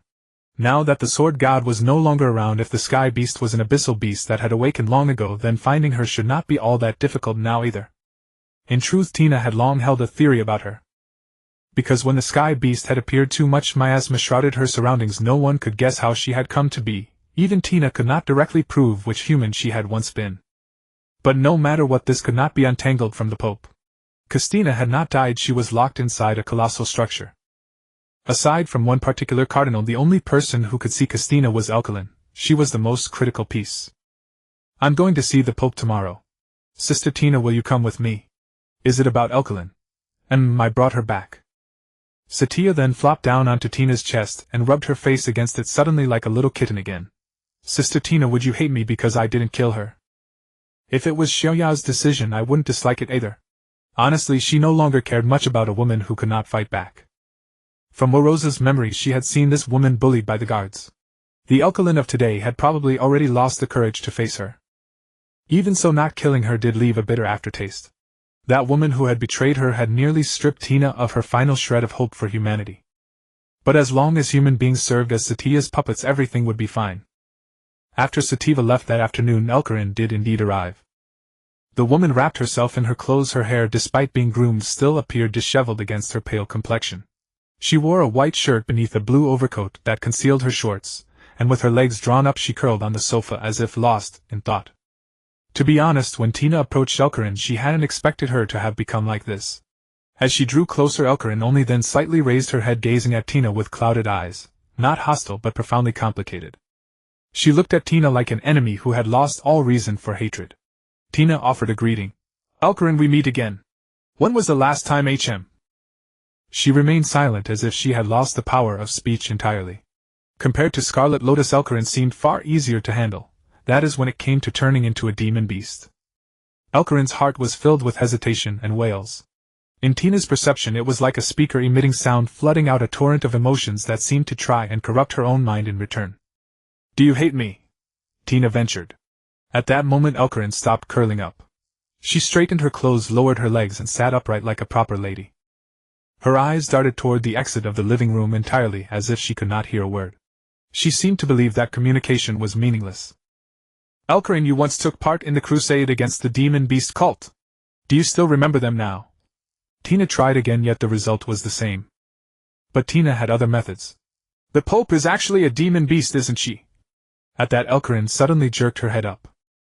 Her eyes were written with confusion and fury as if she was certain that Tina was mocking her. Indeed, just the mention of that name struck a deep chord in her. Tina now had a fair idea of what the relationship between those two really was. Should she lament that she had recently run into quite a few lesbians? I know you. User of the silent stream. Elkarin's voice was very soft, as if forcibly squeezed out of a tender throat, carrying a hint of hoarseness, a stark contrast to how she had been before. Christina. How is she? Oh, so you do care about her. Then. Tina stopped herself. Because before Tina could even get a few words out, Elkarin clutched her head, eyes wide open, weeping like a beaten child, yet no tears fell from her eyes. It was a long wait before Tina finally had the chance to communicate with her. She pushed the teacup over to Elkarin's side. Elkarin, there are some things I think there's no need to beat around the bush about. Join me. Become a demon beast, become my familiar. WH. I have the power and I guarantee I can do it. But I don't want to hide it from you. You. Dream on. Elkarin watched her with wary eyes, instantly tensing up again upon hearing she would become a demon beast. Tina now fully understood Elkarin's feelings. She despised demon beasts, regarding them completely as enemies, not as mysterious beings to be revered or feared. In her heart, demon beasts were evil. That was why she had abandoned Christina, letting her lock herself away unmoved all the while. A person's existence is nothing more than the sum of their past experiences. Elkarin's experiences represented an absolute loathing for demon beasts. And the reason she had given up fighting them was also simple. Christina, a figure whose glory could only be witnessed in history books and textbooks, was herself a demon beast. To be honest, Tina still didn't much care for taking advantage of someone in a weakened state. Elkarin had lost her instinct for battle now. The warrior who could once match her evenly was long gone. But for Satya's sake. Elkarin, I never realized that what you called unrestrained freedom was nothing but cowardice. You deny demon beasts, yet deep down you wish Christina could recover. But you hardly ever dared to try. Stop. Elkarin clutched her head again. That person is dead. That person cannot be saved. It would only bring more pain. We all are. In her imagination, the Elkarin who would fiercely refute her never appeared. Instead, she was like a startled sparrow, not even daring to look at Tina. Her heart was frantically emitting a sound, or rather an emotion. Guilt. The more Tina behaved like a human being, the more pronounced this emotion became, until it seemed ready to tear Elkarin apart entirely. She is in pain. This was the shared judgment of both Tina and the voice within Elkarin's heart. Tina walked over to stand before Elkarin. At that moment, Elkarin never noticed the girl closing in. She clutched her head and let out a low whimpering sound. Tina reached out her hand and gently touched the top of Elkarin's head. She closed her eyes, sensing the emotions flowing through Elkarin's body. Then, like notes slowly piecing together into a complete melody, the ripples of emotion coalesced into fragments and images. She had felt something similar when turning Varath into a demon beast. It was like acquiring the power of mind reading, yet simpler and more direct. Because Tina could even see what Elkarin had experienced, living through each memory scene her mind had constructed one after another. Like donning a virtual reality headset. Tina thought it was something like that. Though her eyes were closed, she quickly slipped into a state resembling a dream. When she opened her eyes again, she found herself standing among the rice stalks of a paddy field. A damp, cool summer breeze swept the golden waves at sunset, one after another in endless succession. Tina looked around. Oddly enough, she realized she could wag her tail. Did that mean this wasn't Elkarin's perspective this time? Of course, Tina soon spotted the protagonist of this memory. A girl crouched among the rice stalks, her appearance exactly identical to the Elkarin of now, except she wore a white military dress uniform. White boots and black thigh-high socks were swallowed by the field. She stared expressionlessly at a girl crouching among the wheat. That girl had crimson-red hair like blazing fire burning within the rice field under the setting sun. And when she rose to her feet, Tina recognized her face. It was indeed Pope Christina. Elkarin, we made a promise, didn't we? Christina grinned foolishly. I buried a treasure here. When we've achieved fame and glory, we'll come back and dig it up. We're never coming back, Elkarin said flatly. Isn't this your hometown? You'll come back sooner or later. The moment the girl spoke, Tina confirmed that Christina was the demon beast. Moreover, she was not an ordinary demon beast. She was the heavenly demon beast that had once nearly destroyed the world. From her voice to her intonation, it was unmistakably her. Then the scene shifted rapidly. The surrounding rice paddies disappeared, or rather transformed into another landscape. The stench of blood stung the nose. On the soil trodden by horse hooves lay countless bodies that had long lost their warmth. The town's buildings looked as if some monster had gnawed on them. The march was deathly silent. Tina rose from the ground and saw in the distance Alkaline dismounting from her horse and walking toward Christina, who was crouching on the ground. Her face contorted into a mask of fury. Damn it! Damn the demon beast cult! These people, all of them, were sacrificed. How despicable! Damn it! These people truly are worse than beasts, yet they still claim righteousness and deny order. What right do they have? Christina shouted, but her voice was no louder than the rain. Soon a torrential downpour fell with thunder, as if trying to wash away every trace of the catastrophe. Alkaline nodded gently. Her voice was soft yet clearly audible. We will destroy the demon beast cult. Tina had wanted to step forward and say something, but she found that she might as well not exist in this illusory world. Even when she began using her power, no one noticed that the miasma she released could make the already gloomy sky even darker. The memory ended there. In the next segment, Tina arrived at a laboratory. The laboratory of the Church of the Demon Beast. To be honest, Tina had thought the memory would stop here, but something she had never anticipated was still to unfold. Christina and Alkaline threw open every passage in the breached laboratory, illuminating the entire place with holy light magic. If one ignored the piles of reeking, unidentifiable flesh stacked in the corners and the many giant glass vessels, the place was relatively clean. Alkaline seized the cultists and threw them all into a single room. Then, leading her paladins to clear every room and eliminate enemies lurking in the corners, she opened the final door, only to see in that dark space 3 little girls poking their heads out cautiously at the outside world blanketed in holy flames. Tina followed after them. 2 of the 3 girls were familiar. Dark crimson hair and black hair, petite doll-like figures, white socks and long trousers. They were He Lian and Shui Lian, apparently already rescued by Christina's paladins. But behind them was another girl who had fainted. She had purplish red hair and a petite body, yet she carried the full curves of a seductive adult woman, a fact easily visible through her slightly too small clothing. Who is she? I am Christina. You must be the last survivors, yes. Come with us.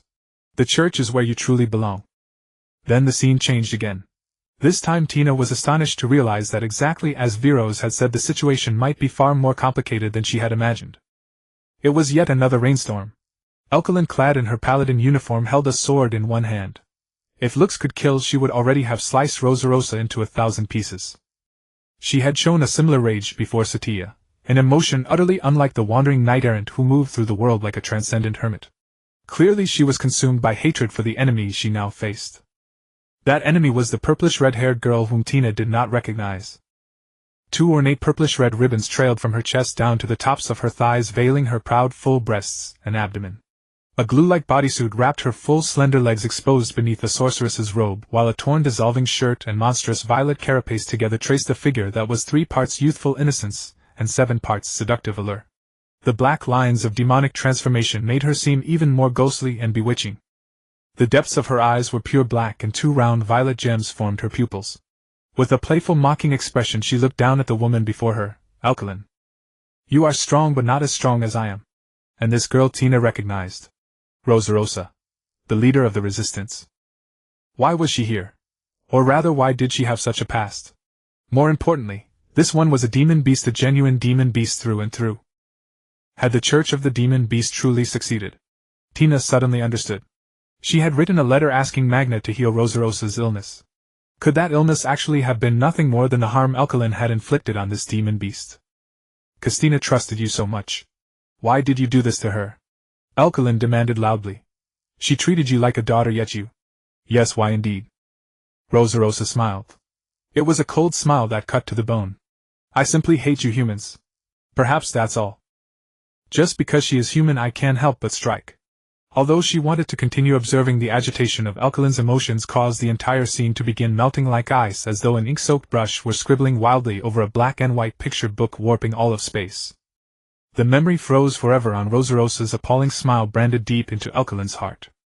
Within the melting scene she seemed to be speeding through a tunnel filled with fragments of memories, like being at the bottom of a colorful ocean. No ground, no sky, boundless and still. Tina tried to reach out and open a passage, but she felt that if she forcibly broke apart this chaotic scene, she would be cast out of this dream. Fortunately, a few seconds later, those shattered, melting fragments seemed to come alive. With rhythmic gathering and dispersal, they gradually pieced themselves into another complete scene. Before her, the crimson-haired woman sat alone upon an ornate throne. Her jade-like neck and limbs were firmly shackled to it, and her eyes were bound with silk, yet she seemed able to see the paladin Alkaline standing before her. She parted her cherry lips slightly as if she wanted to speak. But before she could, Alkaline spoke first in an icy voice. Demon beast Castina, I will kill you with my own hands. She turned and left, leaving behind only cold air. The memory ended completely there. When Tina opened her eyes, she gently touched the deep blue halo that had somehow appeared above Alkaline's head. Join me, Tina said softly, placing her hand on the unguarded Alkaline. Dark chaotic power flowed into her body like black mist, gradually calming her trembling frame. Beast transformation is not actually a very difficult process.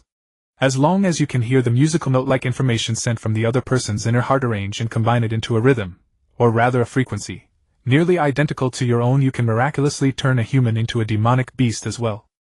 The halo above Alkaline's head was also a signal of the Demon King's domination. Ah! Another hoarse cry came from Alkaline's throat, but this time it was even more heartbreaking.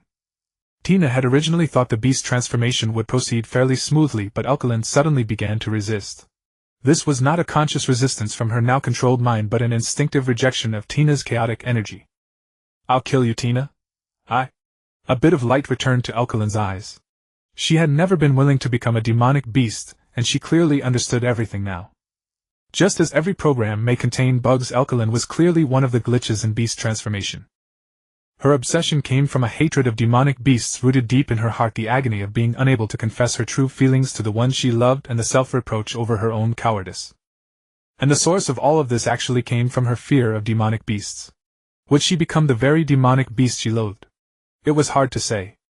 Tina suddenly felt as if the beast transformation had lodged at a certain stage and stopped. Several black lines appeared on Alkaline's face, but that was all. She did not become a demonic beast. While coordinating the notes, a small problem had occurred. She was now in a dangerous state. If a mistake were made, she might die on the spot. No, it was Alkaline who refused to become a demonic beast, so she chose death for herself. Let go, Tina. Let. Alkaline, using hands that had already lost their strength, tried to push Tina's shoulder away, though it was futile. Tears flowed from her hollow eyes. Let go of me. Tina's slender brows drew together slightly. She had never imagined this kind of situation. It was as if one could attack an enemy while still in a dream. Alkaline was doing something similar. In the end, she didn't know demonic beasts well enough, nor did she know herself. Alkaline, Tina said suddenly. At the same time, she tried to piece together a new segment from the emotions Alkaline was radiating and forcibly injected it into Alkaline's mind through the halo. It was like pulling her into an illusion space, letting her see a completely different scene. Then Tina also intruded, entering the illusion space along with Alkaline's consciousness. It was the same as when she had read Alkaline's memories, except this time Alkaline could see Tina in the illusion. Nor was this place inside Alkaline's own memory. It was not set in the past or the future, it might never have existed at all. The place where they stood was a silent mountain village. Earth-gray brick walls, rugged mountain paths, and shabby houses under the shadows of rampant trees, quiet and secluded. Occasionally the sound of villagers chatting could be heard. As the sun rose, wisps of cooking smoke curled up from chimneys. It was like a paradise beyond the world, a place far from conflict, eerily quiet. Where is this? Alkaline, pulled into the illusion, recovered her wits. She looked at the village, then at the dragon girl Tina following behind her. She flicked her tail, brushing off the leaf stuck to her scales. Alkaline, aren't you curious why I learned the silent flow? I have no curiosity about demonic beasts at all. Perhaps you're just a demonic beast that is good at learning. Alkaline seemed to have forgotten what was happening in reality. She rubbed her head, trying to restore her rationality, but failed. Because this was a place like a dream, except more stable than a dream, and every scene here was controlled by Tina. Before Alkaline could say anything more, she suddenly sensed a familiar presence coming from afar. She looked into the distance of the mountain village and saw a girl slowly walking along a winding hilly road. The girl had long, deep blue hair and wore a gray-brown cloak. With her head slightly lowered, she walked with quickening steps. If not for her familiar features, Alkaline would only have thought she was an ordinary merchant, or a traveling girl who happened to pass through the mountain village. Yet she had exactly the same face as the demonic beast before her. She was Tina. If there was a difference, it was that this girl seemed fragile beyond measure. There was barely any trace of magic about her. She was like a genuine ordinary person, or perhaps a noble young lady who had stormed out of her home in a tantrum. But strangely, she walked straight ahead like a pilgrim with an unyielding will. Demonic beasts really were all humans once, just as the teachings of demonic beasts say. Elkalin's voice had recovered a great deal, but it still carried obvious fragility, and fear completely lacking her previous confidence. And this time don't you think it's an illusion I created? Tina asked with a smile. Elkalin did not answer. As Tina, the Tina in the illusion, drew closer, Elkalin could clearly see the Holy Academy cloak she wore underneath. Suddenly a familiar voice appeared, a voice that made Elkalin's eyes widen. Hello there, beautiful girl. Where are you off to? The one who spoke was clearly not Elkalin, but she had the same voice as Elkalin. It was a woman sitting on the wall. A bamboo had shaded her eyes. She wore shorts and a loose gray jacket revealing her long fair legs, like a roguish swordswoman. Tina raised her head slightly. Estelle, 10 kilometers away. Why go to a place like that? Haha, it's even poorer than this, the middle of nowhere. You'd have to walk several kilometers just to find a market if you wanted to buy candy. The Tina in the illusion gave a wry smile and raised her head, yet she had the same optimistic and broad-minded attitude. The scenery is lovely, better than the royal capital. What are you going there for? Lord Bishop Sheffield has asked me to go there and tend sheep. Do you want to come? That remark made the woman laugh. She covered her mouth and chuckled for a long time before jumping down from the wall, walking up to the girl and happily patting her head. Fine, I'll go with you. There aren't many idle posts there, and even fewer if you arrive late, the girl continued teasingly. You're the only one I've ever seen who could make exile sound so refreshingly elegant. You're a Holy Academy student, aren't you? 10 years east of the river, 10 years west of the river. Never bully a girl for being poor. Haha, I'm Elkalin. What about you? Tina. Branded a threat by the bishop and exiled, Tina spent her days either trudging endlessly along the road or barely surviving in conditions of misery and pain. At the time, all she carried with her was a single horse. To keep from starving on the long journey to the distant border, Tina sold that horse to the black market bandits for money. Afterwards, she found a way to thrash the bandits, reclaim her horse, and slaughter it for food. She had considered taking a carriage, but once beyond the city gates, carriage travel was a high-risk affair, extortionate in cost and prone to robbery. No order of knights would ever appear in such a place to preserve order. So she put the notion aside. That's quite a feat. You knew nothing at all, and yet you wiped out a band of outlaws. Elkalin, hands clasped behind her back, paced along the desolate wilderness road in long strides beside Tina with not the slightest hint of weariness. She had listened to Tina's story with laughter all the way, utterly devoid of tender-hearted pity. Well, that's because I used to be an apprentice saintess. If I was Sheffield, I'd have crippled you too. Weren't you threatening our very saintess selection? Elkalin's voice gradually turned cold as she spoke. Tell me, do you want revenge? Huh. Revenge against the church, you know. Sort of like, what goes around comes around. If you grew stronger and fought back, wouldn't that feel amazing? How am I supposed to slap their faces? Why don't you go be the saintess and avenge me? Then I'll just teach you swordsmanship. At those words, Tina's pupils suddenly shrank and then dilated. But she quickly regained her composure and walked on, moving even further ahead of Elkalin. Tuition's not too expensive, is it? Not at all, room and board included. I genuinely want you as my disciple. I think I'll pass. Tina lay on her back in the endless dry grassland, sighing as she gazed at the boundless sky. She drove the sharp wooden training sword into the earth and wiped the sweat from her forehead. It was all thanks to Elkalin's devilish training, which had turned her already frail body even more fragile and broken. She went on, complaining in a listless, feeble voice. I say, Elkalin, isn't that silent flow of yours a little too bizarre? What do you mean? Elkalin walked over to her, crouched down, and looked down at her face, pale from the rigorous training. It seems like lately all I do is sleep more, and eat more too. Could you at least give me some rest? Don't worry, your figure will improve too. Does pushing your body to its limits really make it better? Just as Tina thought her teasing was working like a charm, she suddenly noticed Elkalin give a sly laugh. So you've finally figured it out, have you? What do you mean? I was only joking. The silent flow is exactly about ceaselessly pushing the body to its limits. That's a rather clever summary. You truly deserve to be my disciple. Please. Tina rubbed her temples, but before long even her fingers began to feel weak. Still, she was quickly yanked back up to continue the training. That was a harrowing memory. She recalled the military training she had endured at school, but compared to this, that had been nothing short of a vacation. The sword god's one-on-one instruction demanded no tuition. The price perhaps was her own youth.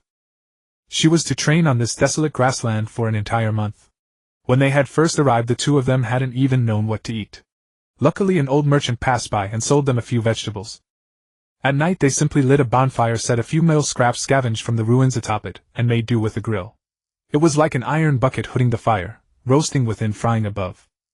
The clear, boundless night sky seemed to hang down a stellar waterfall, plunging straight as though one could raise a hand and pluck a few of the stars. "So you've been heartbroken." Alcalin sat by the campfire roasting potatoes as she spoke. The firelight gleamed against her smooth chin, startlingly bright in the pitch-black night. Tina, slouched in her chair, nodded. "If that's how you want to take it, I don't mind. Then what were you crying about? I'll just assume you're pining over a broken heart. Her name is Satya, right?" As she spoke, Alcalin opened a precious bottle of wine, decanted it into a carefully prepared goblet, and handed it to Tina. The aroma of scorched potatoes wafted through the air. "It's all right, sooner or later you'll win her back." She pointed to herself. "I, the mighty sword god, support you in pursuing the girl of your heart." "I told you you've got it wrong. Actually, your teacher has been in love too. I once liked a girl, that was decades ago." Alcalin took the potatoes off the grill but did not extinguish the flame of the small stove. Lifting her head, she looked up at the sky. And then, "Do you still love her?" Tina deliberately turned a blind eye to the fact that the woman was a lesbian. "I do." Alcalin took a sip of wine. "I'd never have guessed. I thought you had none of those worldly desires." Tina laughed. Alcalin laughed too and took another big gulp. "Who doesn't have a few cravings? I say, my good disciple, your heart's been broken, and as your master I've dispelled your grief. Shouldn't you repay me a little?" Alcalin might be one of the most powerful humans, but she was all too prone to getting drunk. Her cheeks flushed crimson, and she nearly toppled over head first. "I'll buy you some good wine in 10 years. Tina casually brushed it off. Saying this, she helped Alcalin to her feet and dragged her toward the tent a few hundred meters away. The thought of having to run dozens of kilometers back to the village tomorrow made her head throb. Her master was still mumbling something under her breath, like talking in her sleep. With drool at the corner of her mouth, Alcalin squinted and gave the back of Tina's head a light slap. Gazing at her, she said in a drunken slur, "If I ever lose my heart, you'd better help me too." The girl changed into a dark yellow dress, fastened a belt, and put on a lovely pale yellow outer robe. She examined herself in the mirror, adjusted the sword at her waist, and set the bamboo hat on her head, the very image of a knight-errant and a transcendent master. She looked exactly like the sword god's disciple. "You're leaving now?" Alcalin weighed the letter in her hand, then raised her head. Squinting at the girl radiating razor-sharp spirit, she asked, "It's only been half a year. Have you really mastered it?" "I've mastered it." "Oh." Alcalin flipped the envelope over, and only after seeing the church's seal did she finally believe that this was no joke from her disciple. "Why aren't you like the cute disciple in the storybooks, crying pear blossom tears and begging your master to see you off? Get lost. I'd be too embarrassed." As if struck by a sudden thought, she turned back anyway and smiled gently. "It's fine. We're sure to meet again someday, Master Sword God." "Ha ha." Alcalin laughed because this was the first time she had ever heard Tina call her master. Tina opened the door. Outside stretched a vast open plain, a desolate, sparsely inhabited scene befitting the land of Estel. Walking along that flat, straight road, Tina gazed into the distance, drifting forward in a daze. The wind swept up dust and scrub, blocking her view, and made her murmur instinctively, "This really is a god-forsaken place." The girl within the illusion pressed onward. The road stretched endlessly before her, the sky swelled into boundlessness, and a white mist descended, thickening, deepening, until the entire world dissolved into an unbroken sea of white. Within that white world, Tina and Alcalin watched the full course of the journey unfold. Gazing blankly at the girl receding ever farther into the distance, Alcalin found the memories instilled by Tina resurfacing with the vividness of lived experience, yet Tina could not call Alcalin's emotions to the fore. After all, these things, strictly speaking, had never happened and never would happen again. Like memories enshrined deep within the heart, they were scattered to the winds with the reset of the world. Alcalin thought at length clearly. Within the space of the illusion, she still retained the faculty of reason. She recalled what had truly transpired in the real world. As the illusion stood on the verge of dissolution, she regarded Tina with a heavy and complicated heart. "You intend to make me into one of your kind? I believe that we should understand one another before we join forces." Tina harbored not the slightest intention of concealment or deception, nor was there any need. "I did originally wish to try hypnotizing you, but I have since abandoned that idea." Tina gave her no opening to rebut, and in a tone utterly unlike the one she had used within the illusion, she mocked, "Besides, for someone like you who has forsaken her own self-worth, what difference is there between dying and becoming a demonic beast?" Alcalin shook her head, still unwilling to utter a single word, yet this time her silence carried a flicker of hesitation. You didn't even try. As the white mist swelled ever denser, the world of the illusion began to splinter and fray. They returned to the world as it truly was. Tina traced her fingers along the halo hovering above Alcarlin's head, a corporeal manifestation of chaotic energy, emblem of control and dominion. Yet her hand soon withdrew, coming to rest upon the unconscious Alcarlin's head. In truth, at the very moment Alcarlin's subconscious chose to annihilate itself, it had seemed that everything was already over. Yet after what they had endured within the illusion, the situation was rather different. She had not chosen to bow her head as Karura had, but neither had she continued to resist the corrosion of chaotic energy. Join me, Alcarlin. It was intelligence that no system of language could parse, a specific mental signal transmitted as it were through brainwaves and seemingly not born from Tina's throat. It was a voice like a mechanical blend of sounds. In truth, Tina had no idea what language it was. She had merely attempted to communicate with Alcarlin when the words instinctively spilled forth on their own. Demon! The word crawled out from Alcarlin's throat. Her eyes half open, she seemed to be gazing upon a Tina of another world. Her hand lifted slightly. I'm sorry. Then become a demonic beast and make it up to me, Alcarlin. The exchange ceased there. Alcarlin closed her eyes as though all things had drawn to a close. Yet Tina retreated several steps. For this was but a lull upon the surface. Suddenly the black patterns upon Alcarlin's form multiplied, swelling wider and thicker until like ink brimming over they devoured her entire frame, swathing her in that baleful blackness and sealing her within a black cocoon. Beneath the cocoon countless roots and tendrils erupted, boring into the immaculate floor and creeping toward every corner of the chamber. With Alcarlin at its heart, a dense miasma began to pour forth, yet to Tina this aura served only to rejuvenate her.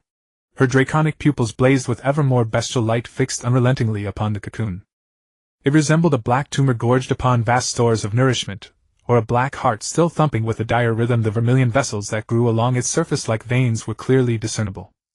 Then the cocoon began to split, disgorging great billows of miasma rather than any liquid.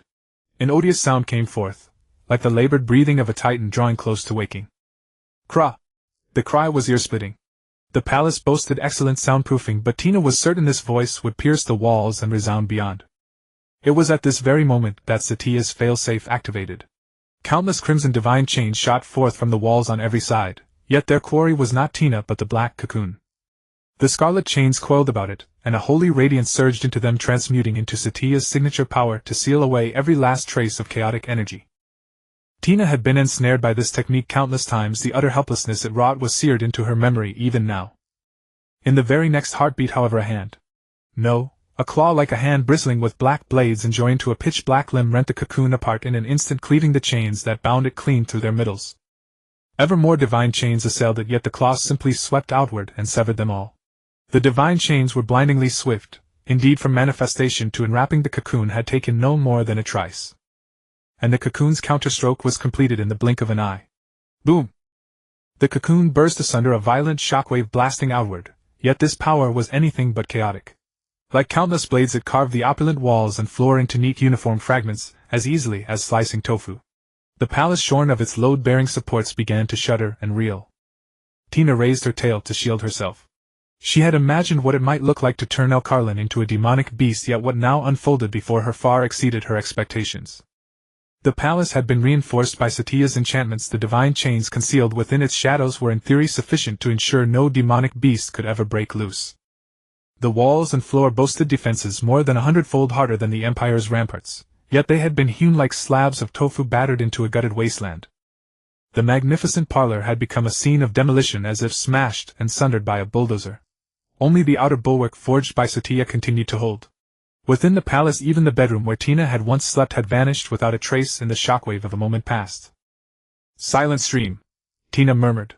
For what had shattered Satya's domain was neither the might of a demonic beast nor mere human strength, but pure collision and laceration amplified beyond all measure.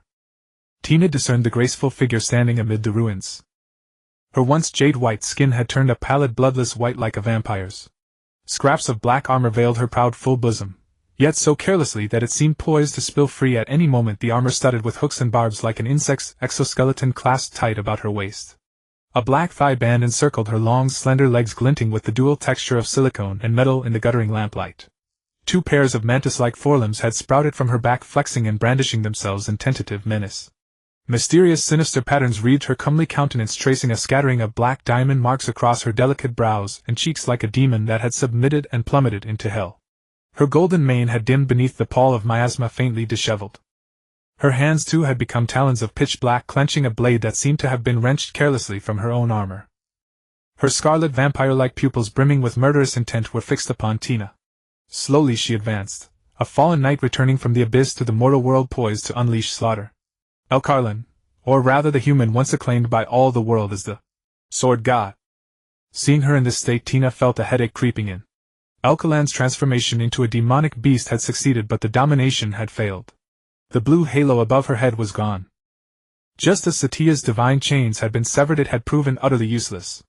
Besides, this creature seemed to want to kill me. Elcarlan? Tina asked tentatively, as a way of confirming whether the other still retained any reason. Honestly, that was not a particularly rational move. Because if Elcarlan, this demonic beast, had awakened anywhere outside the palace, the shockwave could have obliterated half the city, turning countless towers to ashes in an instant, as easily as a wave smashes a sandcastle. Ha ha ha ha ha. Elcarlan burst into wild laughter, a stark contrast to her usual flippant demeanor, as if she had become a berserker teetering on the edge of sanity. She crossed the space between them in a flash, and the two stared straight at one another. So you're the Demon King? Tina could not help but feel a little hurt at being regarded with such contempt. If she really were the Demon King, Shirya would not have been able to dominate her so easily. She possessed authority no other demonic beast had, yet it was galling to think that Elcarlan could wrench herself free just as Satya had. So weak. As she spoke, Elcarlan, or rather the mad beast, slowly rotated the four claws behind her. The ruined walls around her groaned once more with fractures and collapses, as if the whole palace could be reduced to rubble at any moment. This creature was a demonic beast in its complete form, and, like the beasts from before the time reset, she had no reason. If anything, this was what a normal demonic beast was like, attacking everything around it, driven solely by obsession. And yet ordinary demonic beasts would usually choose to cooperate when they met one of their own. Not Elcarlan, though. If you want to fight, just fight. Why make up so many excuses? Tina released a powerful aura of her own. Apparently Elcarlan had recovered her memories. Her killing intent surged with nowhere to go, and so all that obsessive hatred poured onto Tina, who had called herself the Demon King. But Elcarlan showed no sign of preparing. The blade in her hand had already transformed into a jet-black edge shaped like a holy sword, grown as if from an insect's body, bearing the texture of chitin and carapace. Boom! She swung her sword toward Tina. Tina raised her hand, was thrown backward by the shockwave, and skidded across the rubble for 10 meters before stopping. Elcarlan's pursuit followed in an instant. Her four claws lashed out wildly, battering Tina like a raging storm. Tina was forced to leap backward once again. Ha ha ha ha ha. A grin spread across Elcarlan's lips, just like the smile of every demon and specter of legend. She was simply savoring the pleasure of battle. Tina glanced at the spot on her body that had been struck. That slender arm had actually blocked Elcarlan's berserk attack. It was because her skin was covered in translucent scales. She had only wanted to test her physical defenses just now. Tina was astounded, for that slash had felt no stronger than a baby patting her arm. Is it my turn now? Tina looked at Elcarlan, who stood in the distance. The lights had all gone out by now, and in the darkness only Tina's eyes and the azure flames burning around her were clearly visible. Her hands turned into dragon claws, and her powerful dragon wings spread wide as if in warning. She crouched low, right leg bent back, arms hanging down. Then she vanished in an explosive burst of force, leaving only a fractured crater in the ground. Bang! Tina shot out like a cannonball, and the dragon claw she swung struck Elcarlan dead center in the abdomen. Elcarlan had no time to react. With a small cry of pain, she crashed into the wall Satya had reinforced, fell to the ground, and dropped to her knees. Still want to fight? Tina appeared before her. A demonic beast whose swordsmanship had reached the pinnacle was certainly a formidable opponent. But close combat was also Tina's forte. After becoming a dragon-type demonic beast, Tina found her power to be refreshingly simple and direct. Physical strength and breath. In a word, it was hand-to-hand combat and spitting fire. The use of chaos energy was certainly worth further research, but none of it was as convenient as those two. She had no desire to fight to the death, so she did not continue the assault. But the blow just now had shredded the armor over Elcarlan's abdomen, exposing a waist with not a trace of extra flesh. Elcarlan had clearly calmed down considerably, at least enough to submit before greater power. Still, Tina stayed ready for a prolonged battle. Demon King! Demon King! Elcarlan raised her head, still laughing wildly. Tina clenched her dragon claws ready to crack Alkalan across the skull once more. But she had not expected Alkalan's next move. She lunged over, reached out, and hugged Tina's tail as it swished back and forth. Tina immediately snatched her tail away and stepped back. You, Master. Alkalan lay on the floor, head raised. She was the one who looked confused. Now Tina was sure of it. This was why one should never argue with demonic beasts. Their way of thinking was utterly unlike anything she had imagined. Seriously, we were fighting just a second ago, weren't we? Still, Tina had no intention of giving this terrifying creature another chance. She promptly summoned a deep blue halo and placed it on Alkalan's head, ensuring that she could control her every action. Ah, my Demon King Master. Alkalan's voice was filled with delight. She was not only celebrating her own awakening but also taking pleasure in the Demon King's very existence. If anything, she seemed even happier for having been beaten.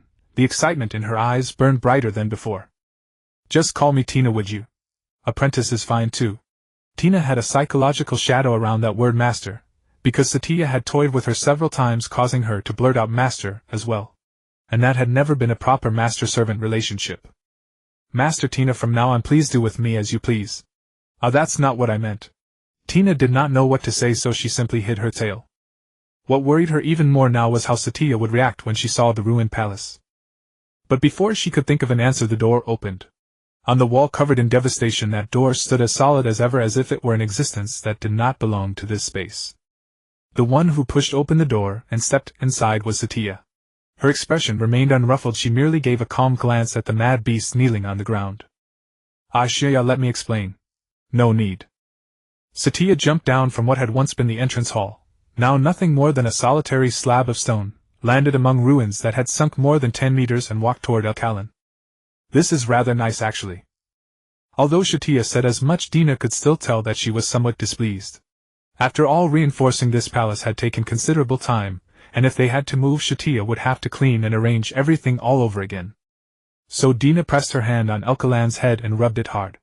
Only after Satya came close did she manage a smile that barely kept the awkwardness at bay. Shauya, I've come to apologize to you. Satya glanced at the raging demon beast, who stared back at her with wide eyes. Satya. Alkalan glared savagely at Satya, as furious as if she were facing her father's killer, as if she wanted to devour her. To Tina she looked like an irritated bristling kitten, both exasperating and amusing. Fortunately, Tina used her halo at the crucial moment to restrain Alkalan, making her sit down on the ground with a thud. Alkalan looked at Tina with a dazed expression, as if asking why. Unlike other demon beasts, this one had no rationality whatsoever. She was utterly incapable of hiding her obsessions and emotions the way Kelialu and Wailusi did. However, Satya did not move at all, as if certain that Alkalan would never hurt her. To make excuses for this creature, Tina could only smile and explain. Alkalan doesn't know any better, she was just playing around. After that, Tina spent a long time telling Shauya what had happened. Satya sat on a block of broken masonry amid the ruins, listening attentively. I never expected Sister Dina could really turn the sword god into a demon beast. It's my innate talent. Shauya, now you have to let me out, right? There's no place that can hold me anymore. It's all right. Whatever Sister Dina does, I can forgive it. Satya simply smiled, but for some reason Dina felt that something was not quite right. Because Alkalan had destroyed their sleeping quarters, the group had no choice but to relocate. It was the first time in a month that Dina had breathed fresh air. To be honest, she still felt more comfortable in a miasmic environment. That kind of place was like a greenhouse, whereas the outside world was like the dead of winter. Still, it did make Dina more spirited. To hide her tail, Satya thoughtfully prepared a thick, loose cloak for her. Honestly, even though the cloak was large enough to conceal a second person, it was still difficult to tuck the tail away. The odd limb growing from her back would inevitably make her silhouette bulge from behind, making onlookers think she was a terrorist carrying a satchel of explosives. Dina began to imagine that if no one in this world knew of dragons, showing her tail might only make passers-by marvel. But when she saw a poster on a street wall with the image of the Holy Maiden battling the evil dragon, she fell speechless, and did not know what to say. She and Satya had indeed fought several great battles, though those were in bed. Alkalan, on the other hand, was far more composed than Dina. Because Alkalan had now concealed her demon beast appearance. That was right. This Alkalan, who could not hide her emotions and was even silently mocked by Dina, had actually returned to human form. When they reached the church's dining hall, they had entered the palace of the Empire, which was in truth a state thoroughly controlled by the church. The guards even bowed their heads in greeting to Satya, and the Lord Sword God. Dina rather admired Satya's methods. The Sword God had actually been an exiled and despised man, even sentenced to death for attacking the Holy Maiden at her coronation, yet he had managed to maintain a relatively good reputation. She had no idea what marvelous trick had accomplished that. In any case, Satya was comparatively experienced in governance, and if possible Dina also looked forward to the scenes that would unfold in the future. Today, for example, they were going to meet the Empress of the Empire. The Empress might be called the sovereign of the entire nation, but like many of the conquered petty states around her, everything was under the control of Cardinal Iter, with the Pope serving only in name. Iter was the cardinal bishop with the greatest combined influence across the 3 continents. After one cardinal after another had disappeared or died, he had even moved to annex the entire church, but that plan had been interrupted midway by the Holy Maiden's coronation. Iter's current behavior was all the more strange. After all, he was someone who knew half the truth, yet now he had firmly become the Holy Maiden's supporter. The reason he had not been eliminated by Satya was precisely that he was fighting the resistance army. Simply put, he was useful. For reasons unknown, Dina felt somewhat eager to see what Iter's expression would be like when he discovered that the upper echelons of the church had now been almost completely infiltrated by demon beasts. But he couldn't be completely ignorant, could he? "Lord Sword God, Lady Holy Maiden, it is my honor to meet you." When the Empress of the Empire heard that the Holy Maiden Satya wished to visit her, she came personally to the palace gate to welcome her. She was a tall and imposing empress with ink-black hair symbolizing her rightful bloodline. Her noble robe gave off a faint glow even at night, as if blessed by divine protection. Satya returned the greeting with a polite nod, while Dina stayed behind holding Alkalan, also covering the large tail that Alkalan hugged in front of herself. The Empress personally brought the group to the banquet. Dina and Alkalan waited quietly at the edge of the banquet hall, never making a sound. 2 hours later the Empress arranged lodgings for them, a manor near the imperial capital surrounded by the residences of imperial nobles. It was a spacious villa. When the moon rose, silver light streamed through the floor-to-ceiling windows and scattered beautiful glimmers through the tall goblets in the living room. Although they had left the palace, Xiaoya was even clingier than before. Ever since bidding farewell to the Empress, Satya had been holding Dina's arm. The 2 sat on the sofa in the living room as usual, able to feel the warmth of each other's bodies. "Sister Dina, I've decided not to imprison you anymore. I want you to remember that hurting yourself is hurting me, understand?" Dina nodded to show she understood. But Satya did not feel that she had truly taken it to heart, and stressed again. "You're not allowed to sneak out at night this time, understand? And you can't secretly feed me your blood, and you can't lie. I wouldn't do that, Xiaoya. Also, Sister Dina, although you are the demon lord, you are not as powerful as I am right now. You are not yet a complete demon beast. I really know now, Master. I truly won't run around. If I lie to you, I'll let you eat my heart." Satya wore a helpless expression. Dina was truly serious, though. First, the demon beast heart really didn't matter. What mattered was the demon core. As long as the demon core remained, the body would recover no matter what it was or what it turned into, because their bodies were no longer human flesh and blood but another kind of chaotic creation. As for what exactly made up this creation, even the demon beast cult had never managed to figure it out. Dina could feel her demon core right at the very center beneath her chest. It was in a sense the intricate core of a demon beast. If a human were to reach out and touch any demon core, they would be instantly torn to pieces by miasma. There was another important reason. That was because the physique of a dragon demon beast was extremely powerful. When the demon core created her body, it built a mighty heart that contained a vast amount of chaos energy, and Dina could even perceive its flow. Especially when she fought the mad demon beast Alkalan, before her heartbeat had even accelerated to any exaggerated extent, she could sense chaos energy surging through every part of her body, sending those dangerous black markings crawling across her skin and making her wild with excitement. Therefore, if I can let Master Satya eat my heart, it will be even more nourishing than that so-called chaos core. If Xiaoya doesn't understand, fine, I'll let her taste it later. Sister Dina, do you want to know why you didn't become a demon beast? Aren't I already one? I told you your demon beast transformation was incomplete, and you weren't completely dominated by your obsession. At that, Satya changed the subject. But I think Sister Dina is beyond cure as well. Then how did you become a demon beast? Xiaoya has never told me this. You're just like a human, more special than any demon beast. As Dina spoke, she felt her cheeks grow hot. Sharing secrets with each other at night felt pretty good, didn't it? Satya held her hand a little tighter. This is a little strange. When I tried to wake you that day, I failed once again. Then I thought of a solution. What if I turned Sister Dina into a demon beast? But at that time demon beasts had almost ceased to exist, so I made a bold decision. I obtained the surviving records of the demon beast cult, and planned to modify Sister Tina so that she would become a demon beast, and then wake up. But before that could happen I became a demon beast myself. Strange, isn't it? Did you use the demon beast cult's methods? By the time I realized what an awful thing I was doing, I had already discovered that I was a demon beast. You can't feel the transformation happening to yourself, Sister Tina. Satya's voice grew quieter and quieter, as if she were confessing a secret she had buried in her heart for a long time. And throughout it all, the more normal Tina's reaction was, the guiltier she felt. You were the only one I modified, Sister Tina, though in the end that failed too. It's fine. I think Master Satya did the right thing. Anyway, I didn't really like you all that much before, so actually I'm glad you confessed your feelings during that time. Thank you, and I'm sorry. As she spoke, Tina felt a bit embarrassed as well. Because before being burned to death by the holy fire, she truly had not particularly liked Satya. It had been the system's mission, she had only had a faint fondness for Satya. Most importantly, she had never expressed her true feelings to her. Perhaps this was their destined love. Neither of them knew what was in the other's heart. Two naive and ignorant hearts slowly drew closer, yet they hurt each other without realizing it, until in the end, regardless of right or wrong, they would still choose to be together. Tina instinctively put her arm around Satya's shoulder, her tail curving around Satya's back and settling at her waist. Satya has nothing to apologize to me for. There was just a voice. I don't know how to explain it. Anyway, that thing kept urging me to do something, and in the end I never voiced what I felt. Tina was a little confused. Satya actually hadn't asked where the system's voice came from. Wasn't she curious?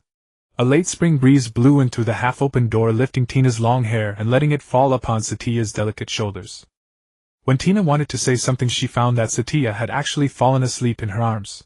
Her eyes were tightly shut, the corners of her lips curved upward slightly, and her body curled up from the warmth. Just like a little rabbit. So adorable. If only she could eat me. Feeling the warmth of the other's body, Tina kept thinking this to herself.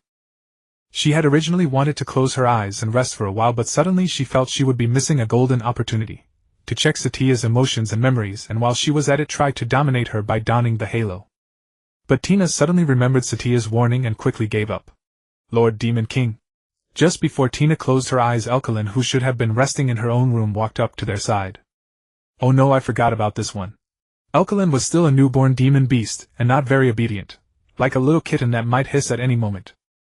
If she grew emotionally unstable, she might slice the house to pieces, or even blow up the royal palace along with it.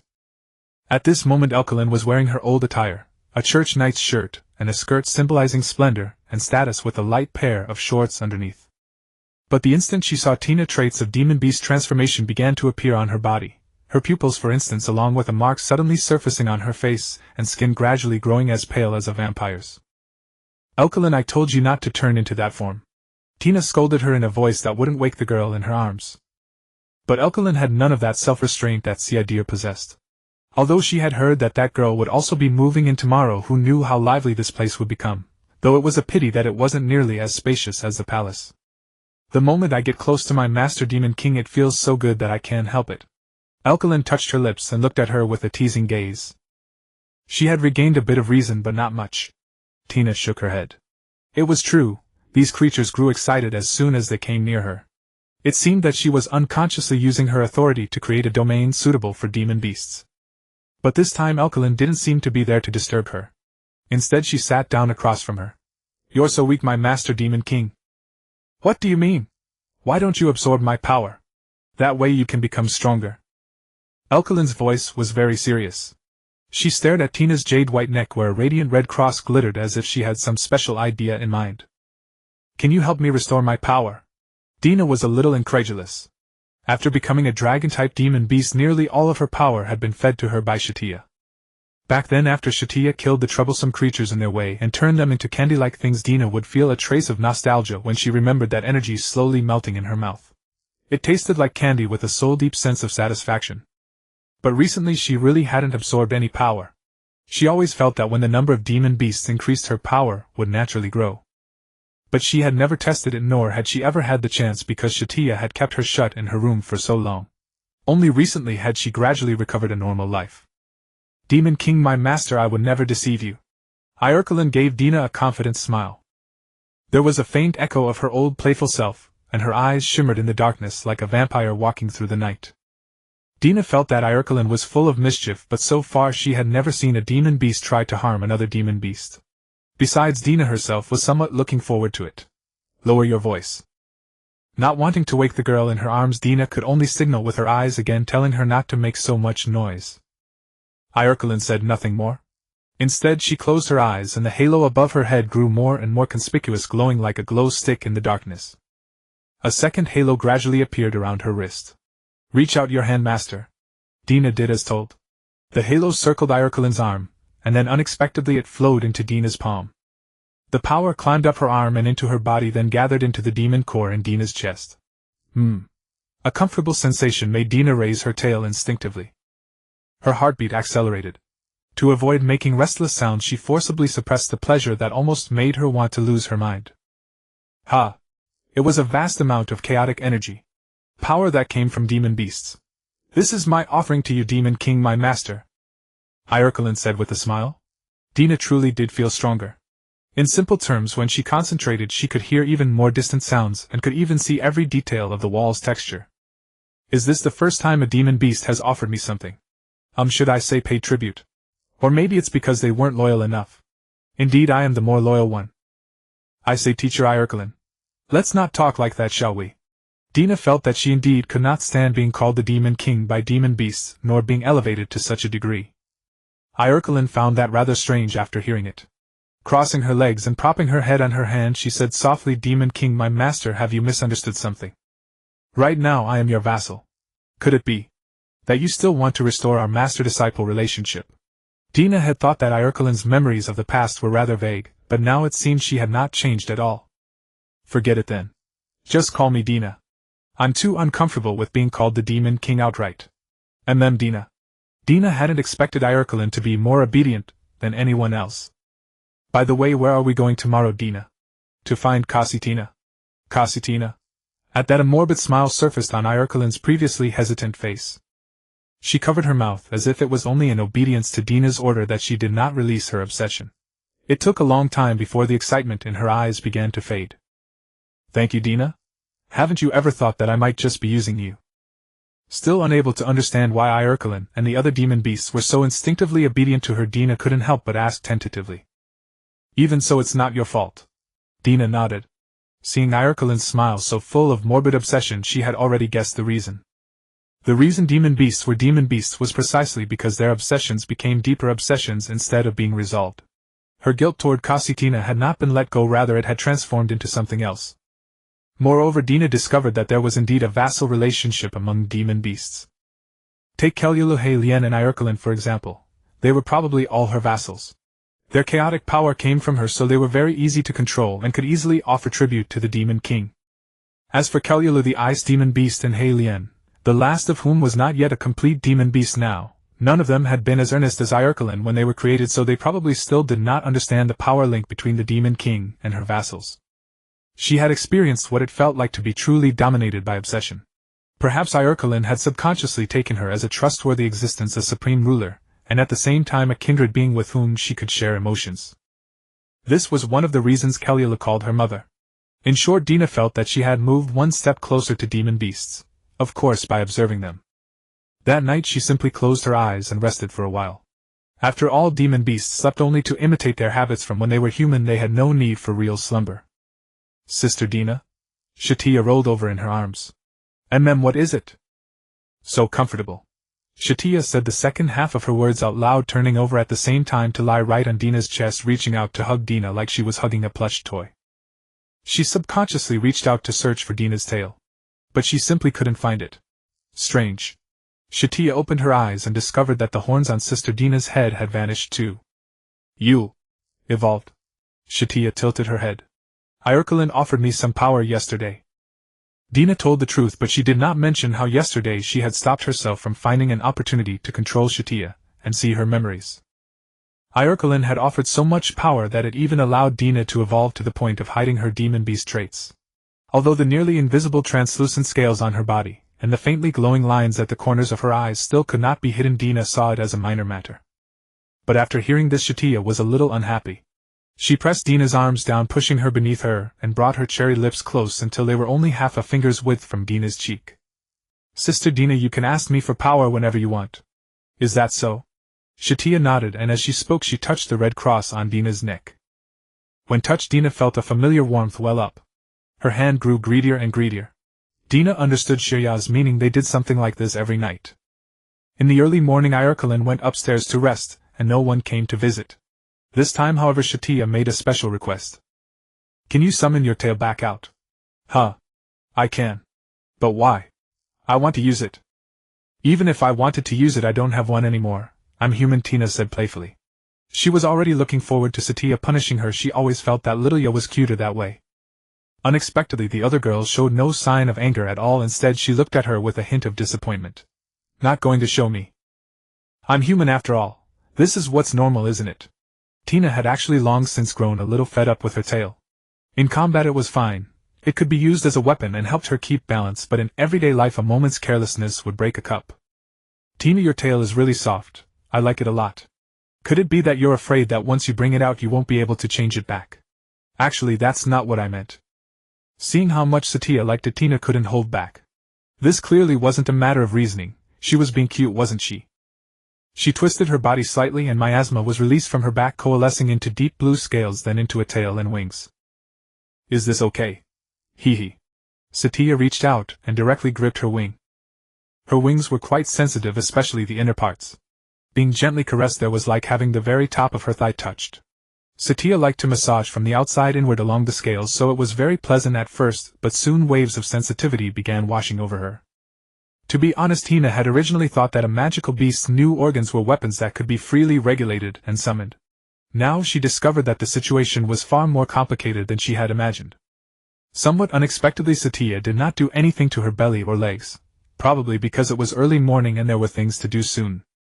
The hand Satya had placed on Tina's wing suddenly moved downward and found Tina's tail. At that moment her arms circled around Tina's waist, her body leaned closer, and she gently lifted Tina up. At the same time Tina's tail was stroked over and over as though being petted, and the sensation made Tina involuntarily press her legs together. When it was finally over, Satya licked the tears from the corners of Tina's eyes and straightened her clothes. Only then did it truly come to an end. I can't help feeling that you're afraid, Tina. Tina said nothing. She merely lay on the sofa steadying her breathing and cast a plaintive little glance at Satya. Soon afterward Alkalan also got up and came into the living room, where she giggled at the sight of the dragon girls sprawled on the sofa. Tina, you really are. A flock of crows flew through Tina's heart. Why of all times was Alkalan not being as well behaved as a kitten like she had been yesterday? Then the three of them changed into the church's episcopal robes. It was Tina's first time wearing such fine church vestments.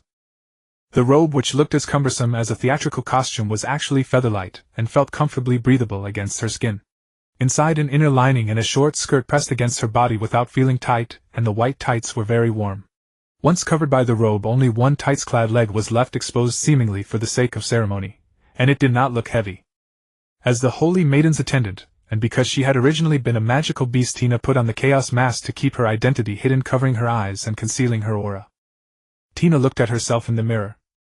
How should she put it? It was like a version of herself from a parallel world. She had never imagined she would join the church, and as a magical beast at that. The Tina of half a year ago would not even have considered such a possibility. The three of them rode in the Empire's most magnificent carriage to the high tower where Christina was imprisoned. It looked like a colossal palace more than 40 meters high. It spanned an artificial waterway and stood in solemn grandeur alongside several statues a few hundred meters away from the surrounding blocks. Inside a large plaza, paladins were stationed. When they saw the Holy Maiden, they knelt on one knee one after another, offering their most sincere greetings. The huge wide golden door beyond the steps was the entrance to the Pope's residence. The reason Alkalan had been brought along was that she alone had the right to open the final door. The locks on the first several doors were embedded in the center like a vault door. Alkalan reached out, and the lock began to turn as if it had received an order, then it split open, opening the way to the next space. Next came several completely identical doors, but the patterns traced on each of them were different. They were like doors and switches waiting to be deciphered. The last door was rather special. Unlike the earlier doors, its images were entirely upside down, lions, human figures, and divine images, as if a construction error had deliberately flipped them. Even the sun motif was at the very bottom of the door.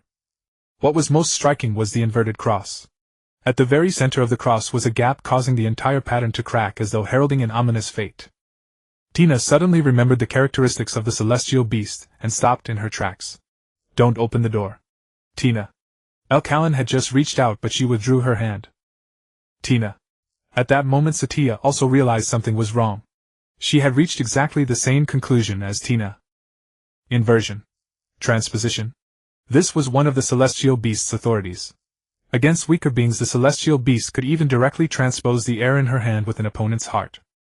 The scene before them meant that she had once used this power. Tina, could the Pope be the celestial beast?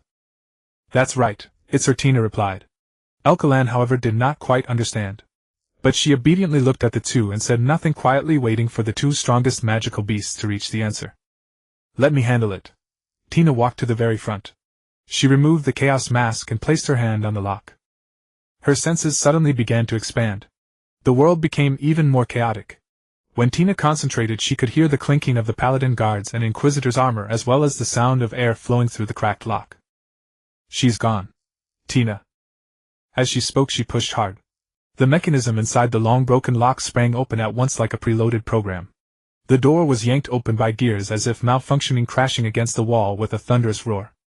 Inside was a devastated ruin and a throne that had long been empty, as though marking an eruption of power. The magical beast had wrenched herself free from the cold shackles and escaped her restraints, but no one knew where she had gone. Tina closed her eyes and thought for a few seconds. Where is Ispell? The cunning beast hasn't contacted us recently. Sister Tina, do you think she's the one? Yes. She certainly knows something. Tina shook her head. The cunning beast had indeed once attempted to rescue the sky beast, but at the time no one knew that the one she spoke of was the Pope. Even so, not even she could possibly open that final door. When the sky beast appeared, this palace had already been buried beneath the rubble together with the annihilating shockwave. Later everyone came to believe that the Pope had died. In Tina's understanding, even Isabel could not open that door. At the very least they needed to find her. Still, Tina was more concerned about Alkaline's state. She stared blankly at the empty palace, her face betraying no obvious emotion. The hysterics of a woman she had imagined never materialized. When Tina looked into her eyes, the other woman met her gaze, appearing rather perplexed. Lord Demon King. You care so much, don't you? I do care. Alkaline placed a hand over her chest. I love Christina. Seeing no particular reaction from Alkaline, they left the palace. Isabel, however, was no longer in her usual state of having no fixed abode. Barring any surprises, she was still at the Holy Academy. It was a place that drew little attention from the upper echelons of the church, and since its students came from all over the world, it served as a convenient cover for the presence of demon beasts. They would have taken a carriage, but to save time, Satya casually used light magic to conjure an airship. It was not one of those whale-like vessels, but a small airship only the size of a carriage with a golden horse at its front, as if the horse itself were pulling it alone. When the airship descended onto the plaza, Tina felt a sense of coming home. Nearly a month had passed since she had wrecked this place beyond recognition, leaving it a wasteland of broken walls.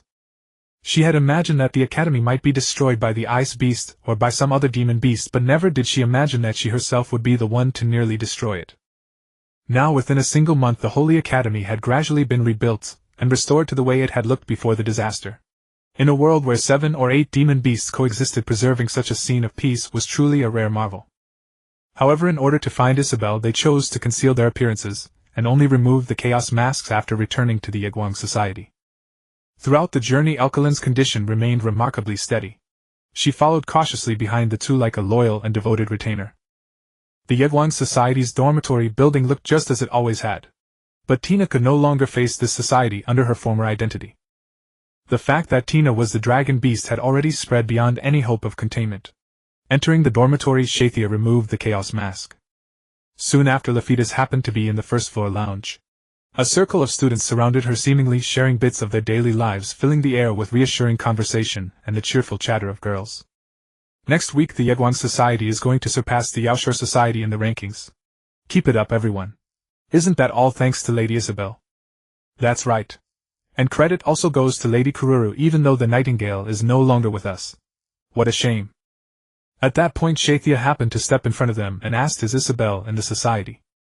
Indeed, Isabel had infiltrated the school and taken on the guise of a student, having already become a member of the Yegwang Society. Officially, she was something like a transfer student. In truth, she had only done so to quickly establish contact with Vilros and Kururu, which was hardly difficult for her. Though several of them were apostles of the saintess, their identities as students remained unchanged. Saintess Lady Satya? Lapidus was pleasantly surprised, and the surrounding students immediately rose from their seats to bow and greet Satya. Yet Satya could not feel happy. No need to be so formal. I'm only here to find someone. As she spoke, she glanced at Tina behind her. Lapidus's eyes likewise fixed themselves on Tina, but only for a single instant before shifting back to Satya. Isabel is in the dormitory. The president tilted her head with a gentle smile, but the warmth in it soon faded into sorrow. Thanks to Lady Satya, the Yegwang Society is now the third-ranked society. Soon 3 dormitory buildings are going up on the eastern side. As for Tina, I'm truly sorry. I so wish I could tell her what the Yegwang Society has become now. I'm sorry. If I had noticed something was wrong with her sooner, and brought her back, things might not have turned out this way. Satya was momentarily speechless. She nodded and could only leave behind a cryptic remark Tina will surely come to know. Without saying anything further, she turned and walked away. A few steps later she reached out and took Tina's hand. She softly breathed against Tina's ear, not saying a word but humming a few playful notes. If Tina were to reveal her identity, Lapidus might faint on the spot. Isabel's dormitory was on the 2nd floor, where she shared a room with Shadir. That had been the arrangement, but Shadir was often off running around. Students would draw a sharp breath whenever they saw her pale skin, and eventually ghost stories akin to an urban legend spread. In the end, she was sent to the palace to keep Tina company. Now that the palace was gone, Shadir had moved back into the dormitory. Mom. Before they arrived at Isabel's dormitory, Karura pounced at Tina from behind. The crisp cry of Mom immediately drew the attention of many girls nearby, who looked over with curious eyes, wondering what kind of strange little game they were playing. Tina pushed that silly demon beast away in time, thereby preventing any accident. Vilros walked behind her. On paper, all of them were now members of the Yegwang Society as well. On the way, they had sensed the Demon King's presence, and followed, returning together to the Yegwang Society dormitory. Lord Demon King Vilros also greeted her with a quiet nod, giving Tina and Vilros a gentle smile. Before they could even reach Isabel's dormitory, Shadir suddenly appeared. Sister Tina? She was barefoot, and her uniform, tainted by chaotic energy, had become pale as if it had been bleached. Are you looking for Sister Isabel? Yes. But please don't let you or Karura say my name, all right? I understand. Shadir gave an of acknowledgement, and along with Karura followed behind the group. Looking at the young women around her, Tina did not know what kind of sound she should make.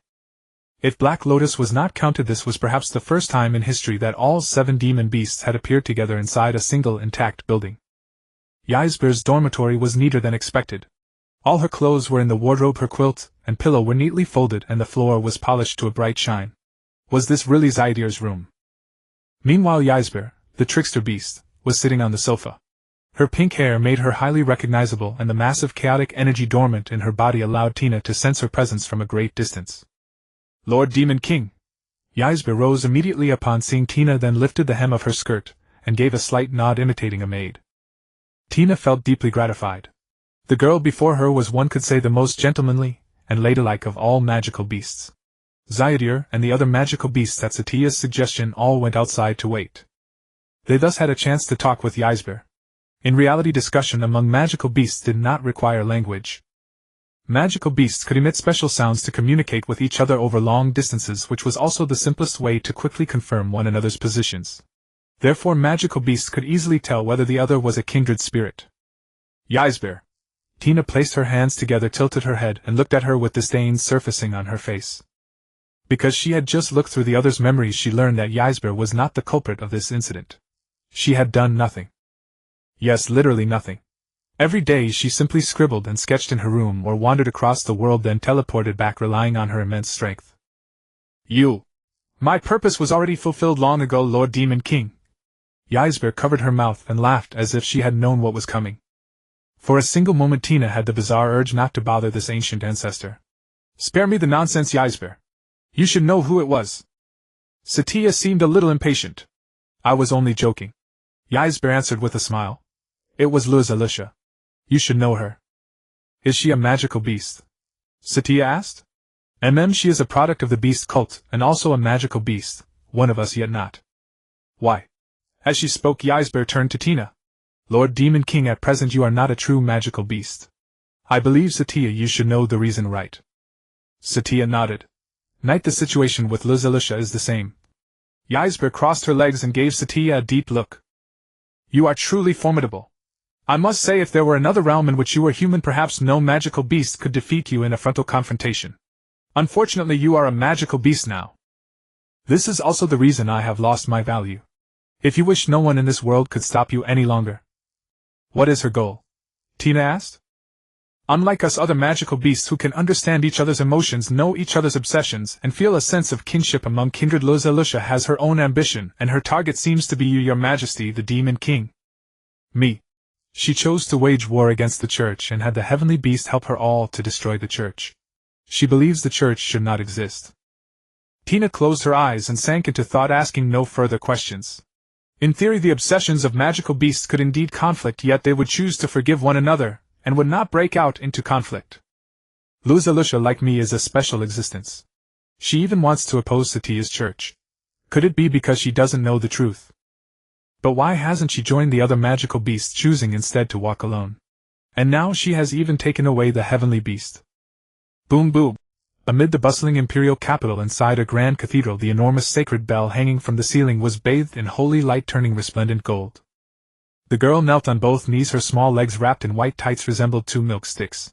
She stretched out her arms in a gesture ready for an embrace.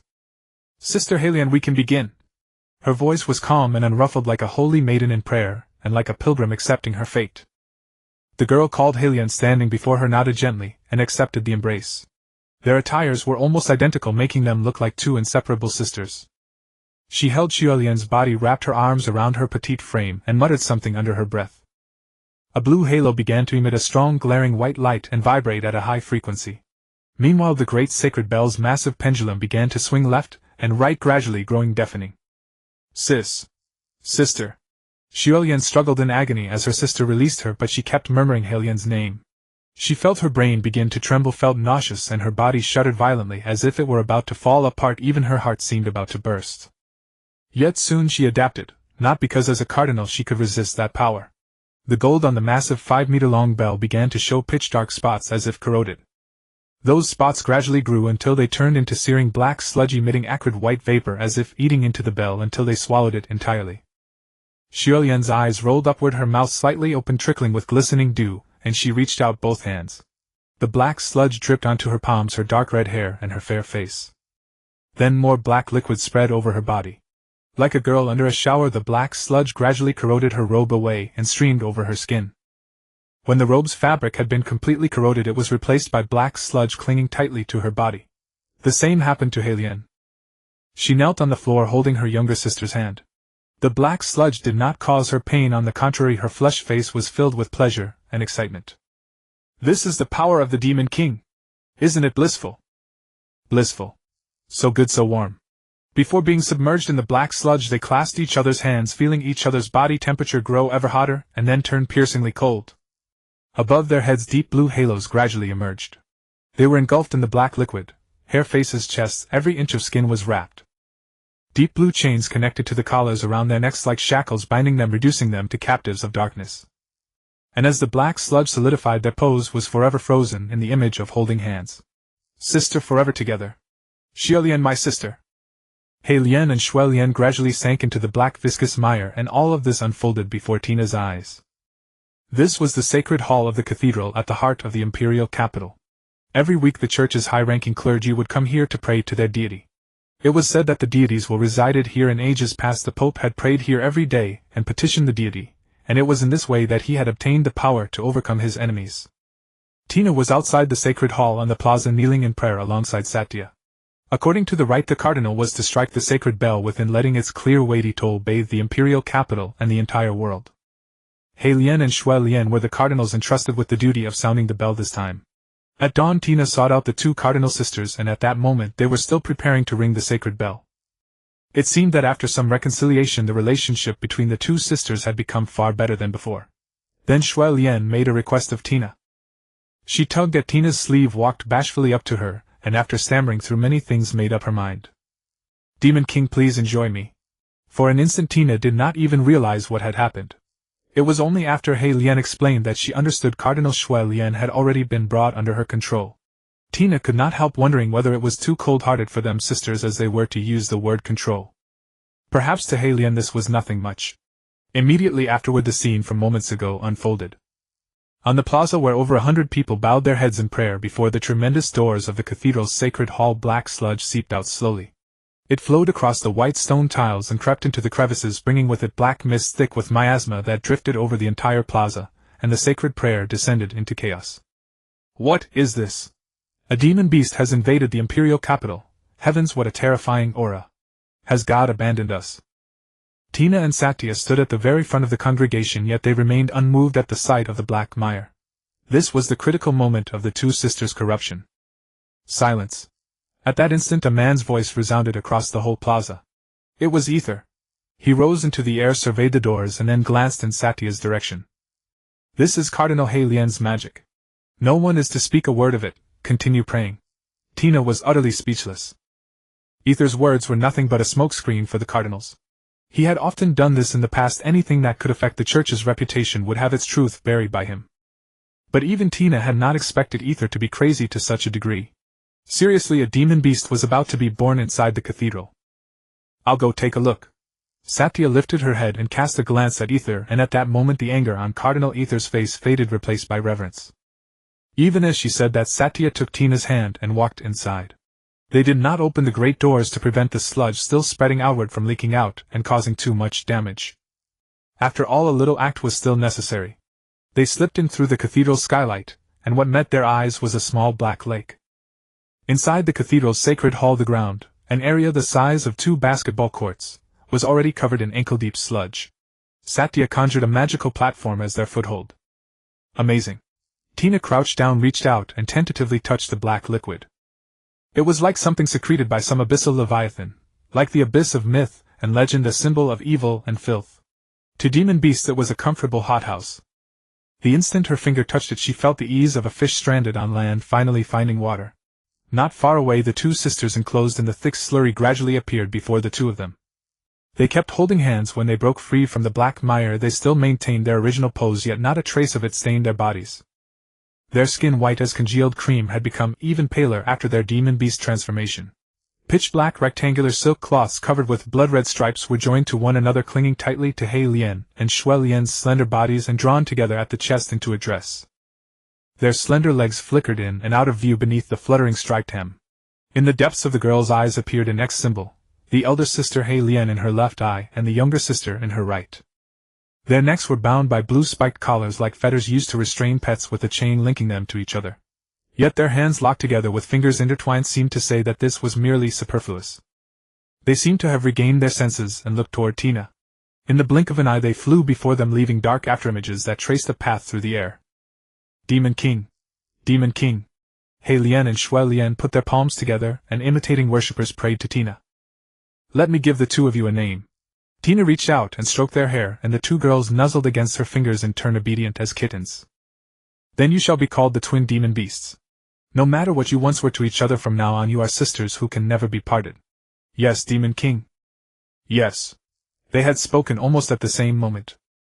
Only after several dozen minutes did the Lien sisters, the two cardinals, withdraw their power. The black mire burrowed into their petite bodies and vanished as if the scene from moments ago had been nothing but an illusion. Watching Heilian and Shuelian emerge from the doors together with the holy maiden, the worshippers who had been silently praying broke out in a cold sweat. Some of them had already guessed that Cardinal Ether might be conducting some bizarre experiment. And the fact that Cardinals Heilian and Shuelian were completely unharmed made the incident even more bizarre. Yet all of them chose to ignore it and continued to pray. All of this was witnessed in full by Knight Commander Elisa. Her beautiful face had turned deathly pale. She had once witnessed with her own eyes in the prison where Kurulu was confined prisoners and knights being seized by uncanny demon beasts one after another, and ultimately slaughtered. She was the only human who had never been manipulated, and the only one who had escaped from the clutches of the uncanny demon beast. As she fled, she witnessed with her own eyes the birth of a demon beast, the ice demon beast. A colossal orb of ice turned the sky to night in an instant, and its miasma was even more fearsome than the black clouds that blotted out the heavens. At this moment, having experienced several demon beast incidents, she knew very well what was happening. It's a demon beast. A demon beast, Elisa said, trying to keep her voice very low. But soon her voice grew louder and louder. Can no one see it? That is the signal of a demon beast. A new demon beast has been born. No one answered her. Alicia was on the brink of losing her mind. She was certain that her soul had not been eroded by a demon beast's miasma, nor was she bewitched or suffering from any illusion. From the battle in Baimu Forest to the prison she had witnessed the birth of demon beasts twice, a sight impossible to behold even in nightmares. Just a month ago, when the saintess was crowned, she had already felt that something was amiss. Why had the saintess been crowned precisely on the day a demon beast was born? And why had there been no battle with the demon beast at all? The saintess surely knew what was happening, so why had she not stopped it? She was on the verge of madness, and so she spoke out. She knew full well that many of the faithful were aware of it too, and she made it known only to stir the conscience in their hearts. The church that had once brought the gospel to the world was now collapsing. Yet no one answered Alicia. Instead, Ethel and Hélène Chiolien noticed her and slowly walked over. You! Alicia thought she was about to die. In that instant she understood what Cardinal Ethel was truly doing. A truly horrifying feeling surged into her heart. Could it be that the upper echelons of the church had already been taken over by that pink-haired demon beast? Alicia was in despair. She closed her eyes, fell to her knees, and silently awaited death. Alicia. At that moment Ethel was about to berate the unreasonable woman, but Satya held the cardinal back. Satya merely shook her head while Tina gave Alicia a deep searching look. She was the only human in the Night Order who had ever won a sword duel against Caesar, the Order's former prodigy at Baimu Forest. To watch her comrades die one after another, and still be able to keep her sanity, and remain at her post was already remarkable. Because Tina instinctively turned to the other paladin beside Alicia, a red-haired man. He was on his knees, his bloodshot eyes wide open, and until just now he had been knocking his head against the ground without pause, drools spilling across the floor, while he babbled incoherently like a crazed beggar. Lord God, Lord God. Ha, Lord God. He was Caesar, captain of the First Knights. Ever since the saintess was crowned and he was affected by my miasma, his mind and spirit had been damaged, and from then on he became a man. Alicia had thought she was already dead. Many thoughts crossed her mind and countless fragments of the past flashed before her eyes. Her own subordinates had died one after another in the cardinal's sacrificial rites. In her dreams they turned into ghosts crouching at her feet, their bloody, twisted faces begging her to pull them out of hell. She felt as though she were trapped in mud and vines, unable to move forward. When she opened her eyes she found herself still kneeling before the church, and the people around her had long since left. She smoothed her disheveled golden hair. Just as she was about to stand, her legs gave way. Alicia collapsed to the ground. As a knight commander she had never imagined she would spend such a humiliating day. Dusk was already falling and she had not expected that the sheer emotional shock would make her faint. She removed her greaves and massaged her calves and knees. Only then did she gradually recover. Phew. But she still did not rise from the ground. Because she once again thought of what she had encountered today. That sense of powerlessness, protecting humanity, and holding back demon beasts, had in the end been nothing but her fantasy. Damn it. Alicia knew she could not lie here forever. Eventually she stood up, walked out of the church, left the area under the church's control, and stepped onto the bustling streets of the imperial capital. Crowds bustled and colorful lights gleamed through the thin mist, a scene of peace so complete that it seemed no such thing as demon beasts existed at all. Every time she saw the city so peaceful and serene it seemed as though the demon beasts of this world were nothing but illusions, hallucinations that did not exist at all. She found a tavern, broke her own rule, and had a drink. She flung a gold coin onto the wooden table, sat down on a stool, and then let her whole body collapse onto the table. Beneath the loose vest she wore her full bosom seemed ready to spill out, though it was not intentional. Besides, the bartender did not look like a bad man. The tavern was simply located in a rather secluded spot. Perhaps something unexpected might happen. Sir, I'll have your strongest liquor. She was not afraid of bandits or ruffians, for those men could not even withstand a single finger of hers. You don't look like much of a drinker, miss, the bartender said with a smile. Then I'd recommend a cider from the distant east. Whatever then. Alicia was rarely impatient. If anyone else had been in her seat, the meddlesome bartender would probably have been rebuked already. Still, a bartender who suddenly struck up a conversation was rather strange. Alicia looked up and saw the scar on the man's face and his powerful weathered hands, the hands of a swordsman. Who are you? Alicia sensed that something was off. Everyone has a past, don't they? The man chuckled, handing Alicia a glass of cider and a glass of spirits at the same time. Alicia gave the man a long, deep look and accepted the spirits. Under the dim, drowsy lamplight, the gold coin on the table glinted once and slipped into the man's pocket. The world has been unsettled lately. What do you know? Alicia downed the cider in one gulp. Though she had rarely drunk before, her body's tolerance for curses and poisons made liquor almost completely ineffective on her. It has been a month since the head of the Sarath family died. Now those people have vanished from every corner, as if they had evaporated from the face of the earth. Ah, I used to be their coachman. That is all because of the demon beasts.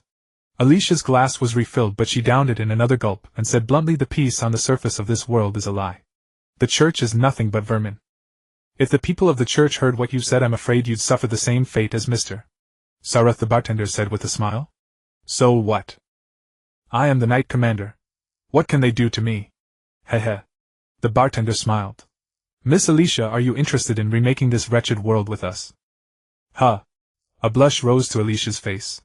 Mixing strong liquor with cider did seem to be intoxicating, but his words sobered her in an instant. Only then did she realize that this man was far more complex than she had imagined. The walls have ears here. Let's find a quieter place. By the way, I'm Magna. Pleased to meet you. Alicia grew alert at once, for the man before her was exactly as she had guessed, no ordinary civilian.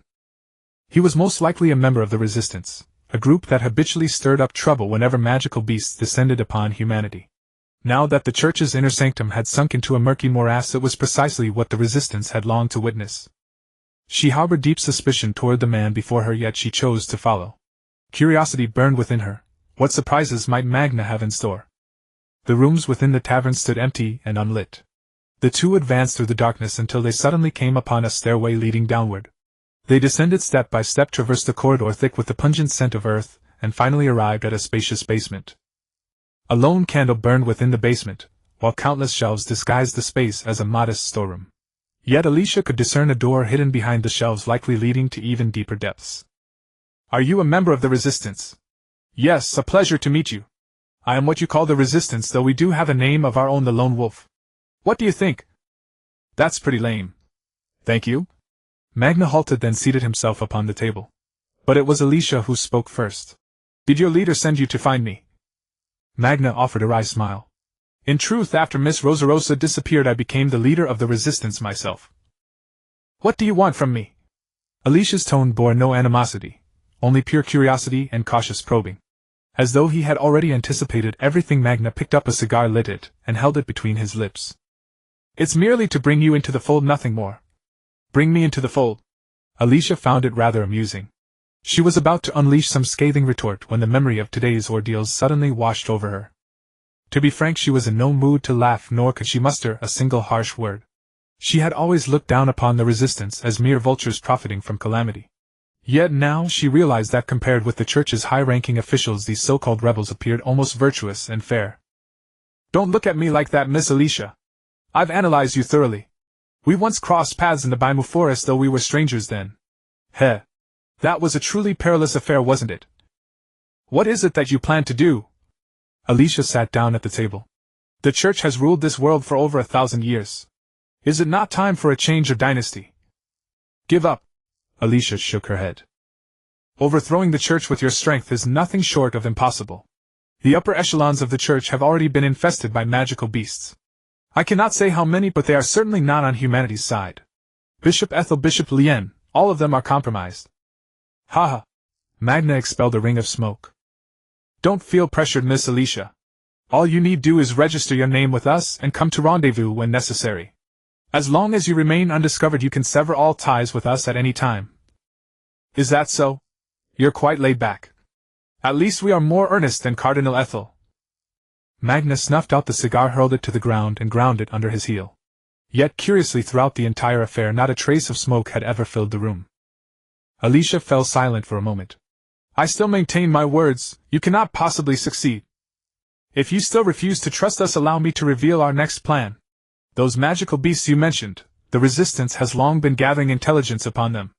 As a fellow human, I believe that if you are truly a member of the church, you should be supporting us. Oh. So saying, Magna produced a map, unfurled it, and laid it flat upon the wooden table. By the flickering candlelight, Alicia perceived that it was a map of the northern continent.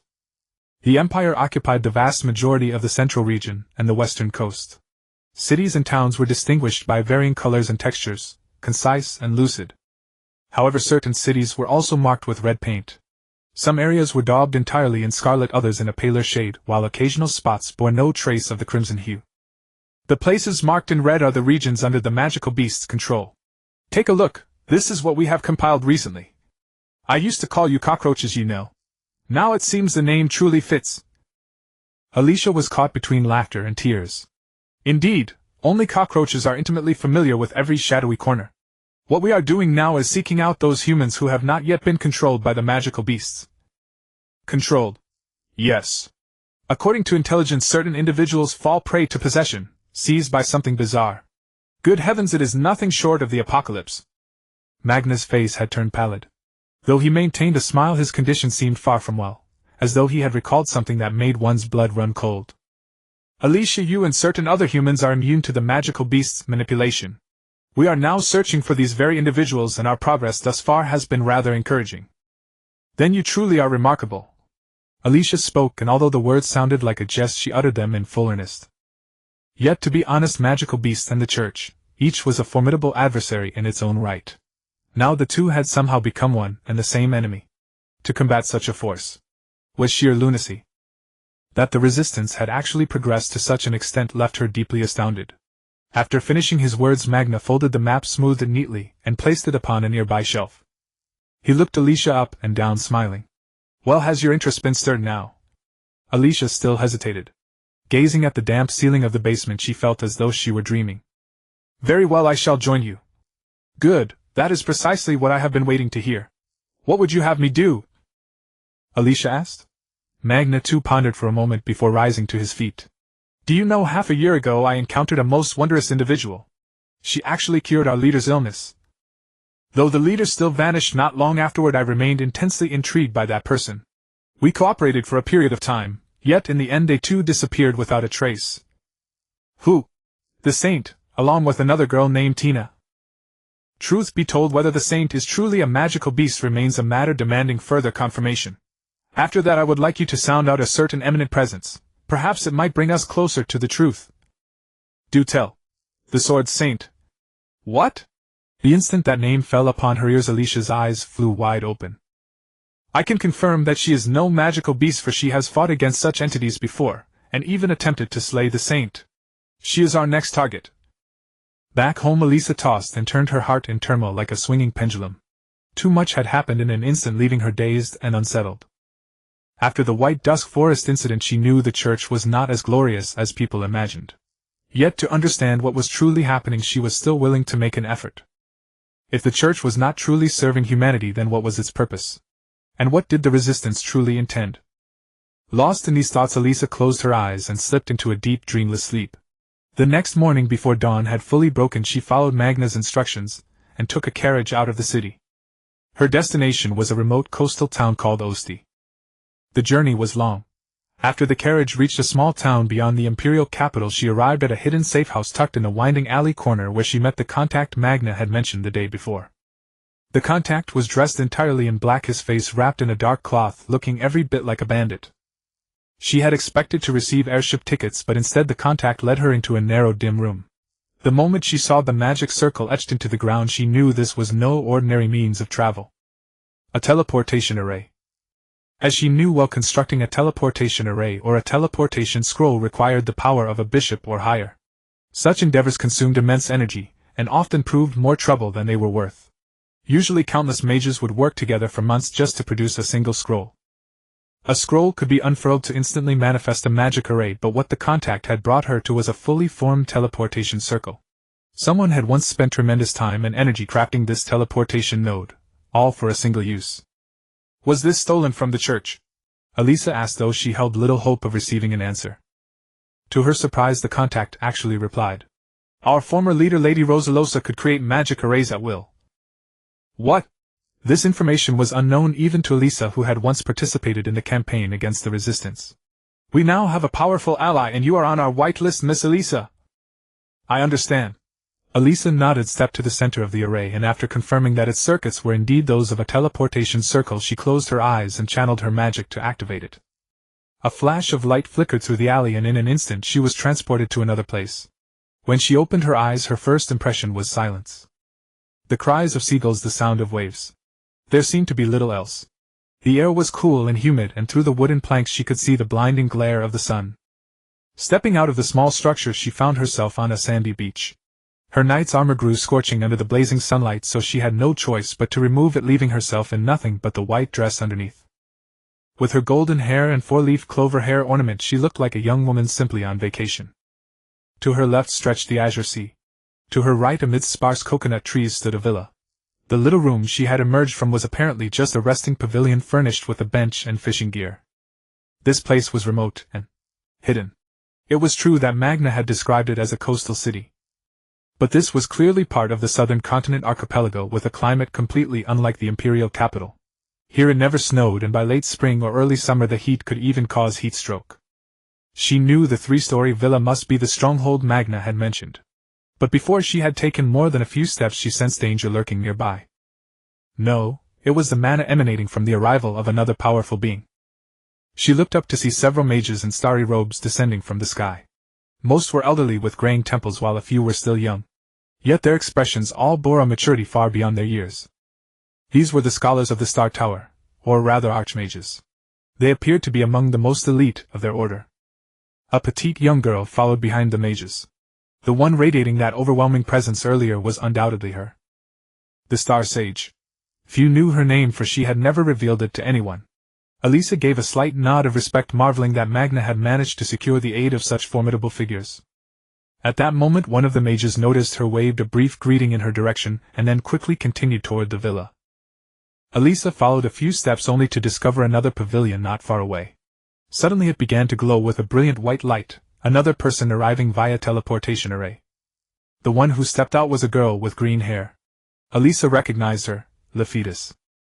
A member of the Holy Maiden faction of the Divine Academy, and president of the Leaf Light Society. She was renowned for taking in poor children from across the world, sharing the Academy's educational resources with them, and in doing so forging the widest circle of kindred spirits. Because of this, Lephitis possessed a remarkably vast and complex network of connections. Yet she herself was not particularly powerful. It seemed Magna had extended his olive branch to her as well. Elisa was taken aback. Then two men emerged from the villa. One of them was Magna, wearing a bamboo hat, a blade of grass between his teeth, and the weathered attire of a ranger. But the man beside him was Jean. He was the vice-captain of her own Holy Knight Order and a survivor of White Dusk Forest. After that incident, however, Jean had vanished without a trace, and even she had been unable to uncover his whereabouts. So he had joined the resistance. Jean had not yet recognized her, but Magna seemed to have noticed her arrival and nodded toward her with a smile. A few minutes later a small airship descended from the sky. It was not as grand as the one used in the White Dusk Forest operation, but it was more compact, roughly the size of a naval warship. And upon the airship's side a family crest gleamed with striking prominence. It was the House of Salada. They had vanished completely after the Holy Maiden's coronation, reportedly erased by ether. Could it be that they had also joined the resistance? No. Elisa shook her head, finding the idea impossible. For so many factions to unite in just a few short months was utterly beyond belief. Perhaps they had simply come to negotiate or conduct business. Yet Elisa could not suppress the exhilaration rising within her, for she saw him, the elderly man, standing behind Jean and Magna, deep in conversation with the Star Sage. His aged face was marked by profound eyes, his beard and wrinkles, those signs of old age, only made him appear more spirited and vigorous. He was Mr. Edward, the current head of the Star Tower. Perhaps this would be a war to save the world. The hallowed church had been fouled with blood, the gore congealing into crimson patterns and marks. Human corpses lay sprawled across the crooked, toppled pews. The entire sanctuary was steeped in oppressive darkness, and the air was thick with the stench of blood. Tina wagged her tail as she paced through the church. Gazing at the corpses lying wide-eyed upon the floor, she sank into deep thought. Lady Tina! Lady Tina! Two young girls approached from behind, He Lian and Shui Lian. Ever since their corruption into the twin demon beasts, these two girls had become even clingier than Xiedir. The two girls held each other's hands, and a faint, shimmering pale blue chain hung around their necks. It seems a rebellion broke out here. Shui Lian tilted her head and observed. All the clergy have been killed. Judging by the bloodstains, it was the work of the rebels. He Lian continued where her sister had left off. Tina sank into deep thought. This had all begun of late. It seemed that the church's internal affairs had been leaked through some means or other, emboldening the rebels to grow ever more active. What was even stranger was that Luo Sha had vanished without a trace. She and the celestial demon beast alike had seemingly evaporated into thin air, rendering them impossible to track down. Lord Demon King! Ysber approached from behind her, yet it was not Ysber herself but a nun she was puppeteering with her will. They are indeed from the rebel army, but there are truly no rebels in the vicinity.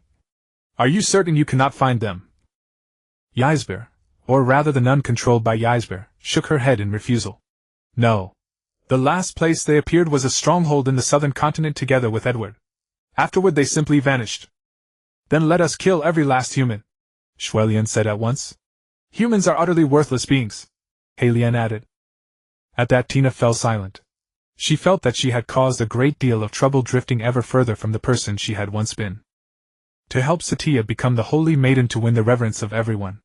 In the beginning it had been merely for Xiaoya's safety, to make her the sovereign who commanded all. But now Satya was exhausted, every day forced to meet people she disliked.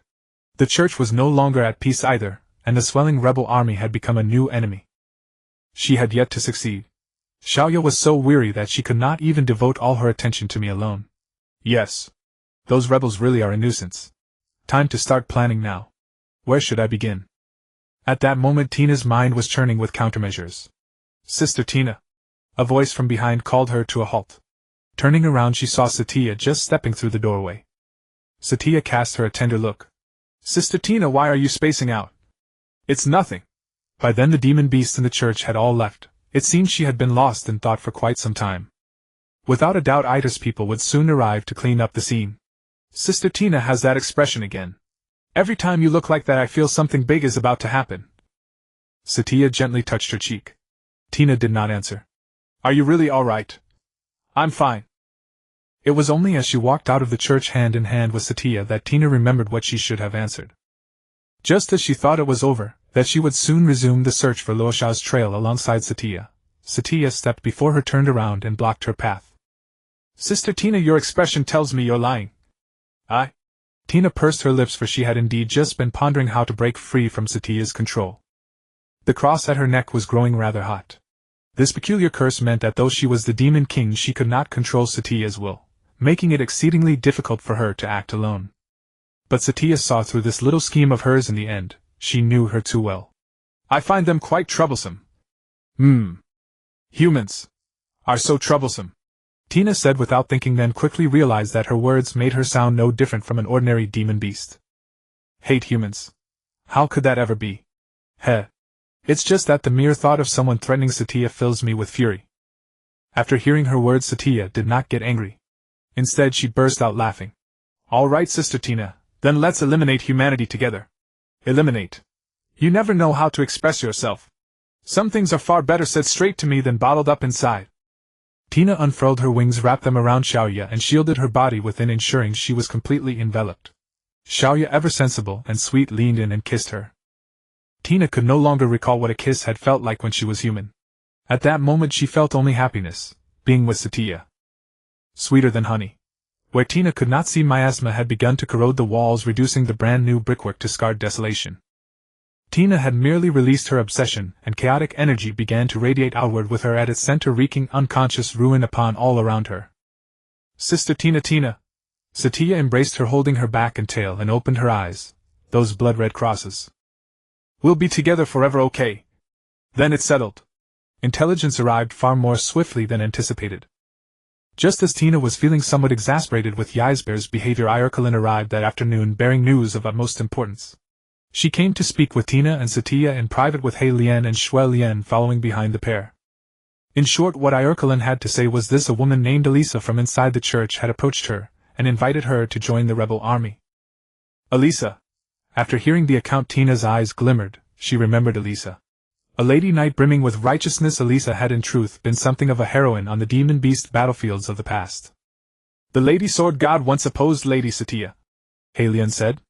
Of course they know nothing of the Lord Demon King's magnificent power. Indeed. Irkelin glanced at Tina. Ignorant, weak and arrogant, like little birds in a cage. Sister Tina, what do you think? At that very moment Satya looked toward Tina, and a playful title came to mind. She said with a smile, Lord Demon King. Tina was slightly taken aback. Xiaoya was cracking strange jokes again. After all, at night it was she who had to call Xiaoya master. Yet deep down she still eagerly looked forward to fighting shoulder to shoulder with Satya. Perhaps this was the first time. Instinctively she took Satya's hand and smiled.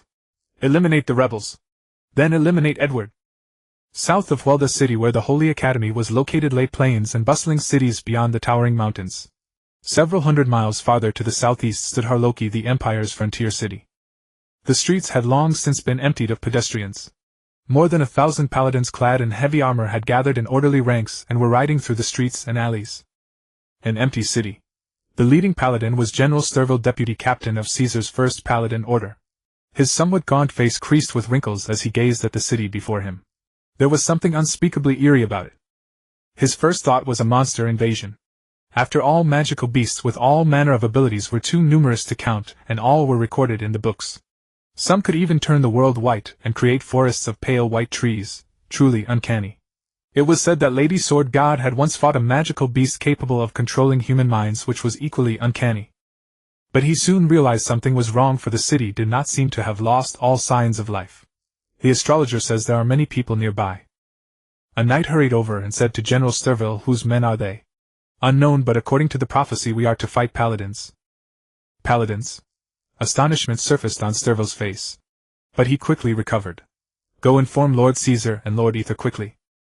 With that he wheeled his horse through the paladin ranks, drew the sword from his waist, and galloped on as dust rose from the paving stones. Paladins prepared to meet the enemy.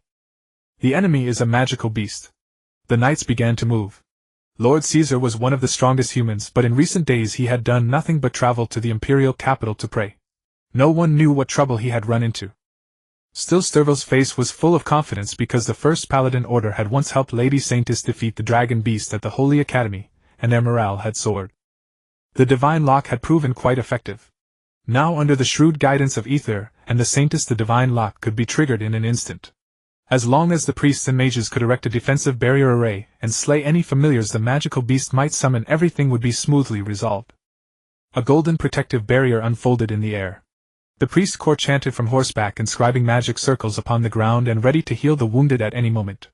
The remaining knights quickly fanned out, nearby bows drawn and arrows nocked, prepared for whatever might come. The astrologer rode up alongside General Sturville, began mapping the entire city, and directed the troops on the move. But the envisioned monster invasion never came. Ha! With a battle cry, a cavalry unit charged out from some unseen place, and shattered the Paladin Order's flank with lightning speed. Sturville's heart sank, for there had been no enemies in sight at all. Where had they come from? Could they have been hiding inside the buildings? No, even so there should have been time to react. Kill. Without a second thought, Sturville raised his sword and charged. With a light leap from his horse he soared into the sky, and when he landed, golden lightning struck the earth with him. He wanted to know which human had dared to empty this weakly defended town, made its people vanish, and now disguised the attack as a monster raid. He casually cut down several cloaked assassins. And on those cloaks was unmistakably a wolf's head emblem. Only then did the general realize that the enemy was in fact the resistance. Lord Sturville, our men have suffered heavy casualties. The astrologer in charge of analyzing the battlefield rushed up from behind Sturville, holding a map whose patterns kept shifting. How could those resistance mongrels? We are the First Paladin Order. Just as he was considering his next move, an arrow fell from the sky, trailing blue flames, and pierced his shoulder. Before General Sturville could even react, a streak of blue light shot toward him from the front. He raised his sword to block, but to his surprise, with a deafening sound of tearing metal, he felt a chill at his neck, and the world spun around him. Then he saw his own body. At that moment the blue figure slew the astrologer beside him with the same technique. He lowered his hood, revealing white and gold armor. The cross emblem combined with the cloak of the lone wolf resistance looked somewhat incongruous. The man's bald head gleamed in the sunlight. That damned Sturville. The First Paladin Order. Nothing but a laughingstock, ha ha ha. His name was Sharif, captain of the Second Knight Order. Weeks earlier, amid the church's chaos, he had seized the chance to join the resistance, thinking he could grab some profit there. But he had never imagined he would stumble into such a windfall. Mr. Edward's blessing allowed him and several hundred of his subordinates to run at 4 times their normal speed. One had to admit, it was truly worthy of the Star Tower Master's magic. He had originally been no match for Sturville, but with this blessing he could take them by surprise and wipe them out to the last man. Magna had originally told him to act later, but he was not about to miss such a perfect chance to destroy the First Paladin Order. So he used the empty city stratagem to lure every last one of them out, wanting to sweep them all up in a single dragnet. Unfortunately, Caesar was not there, and neither were their main forces. He looked down at Sterville, whom he had killed and left lying in a pool of blood, planted his foot on the man's face, and taunted, "Who told you to look down on me? If you hadn't thrown me out back then, I would have been captain of the First Paladin Order long ago. You old fossil, ha ha ha." But the man had not been gloating for long before a chill ran down his spine. How was that possible? How could the First Paladin Order possibly match men blessed by Mr. Edward?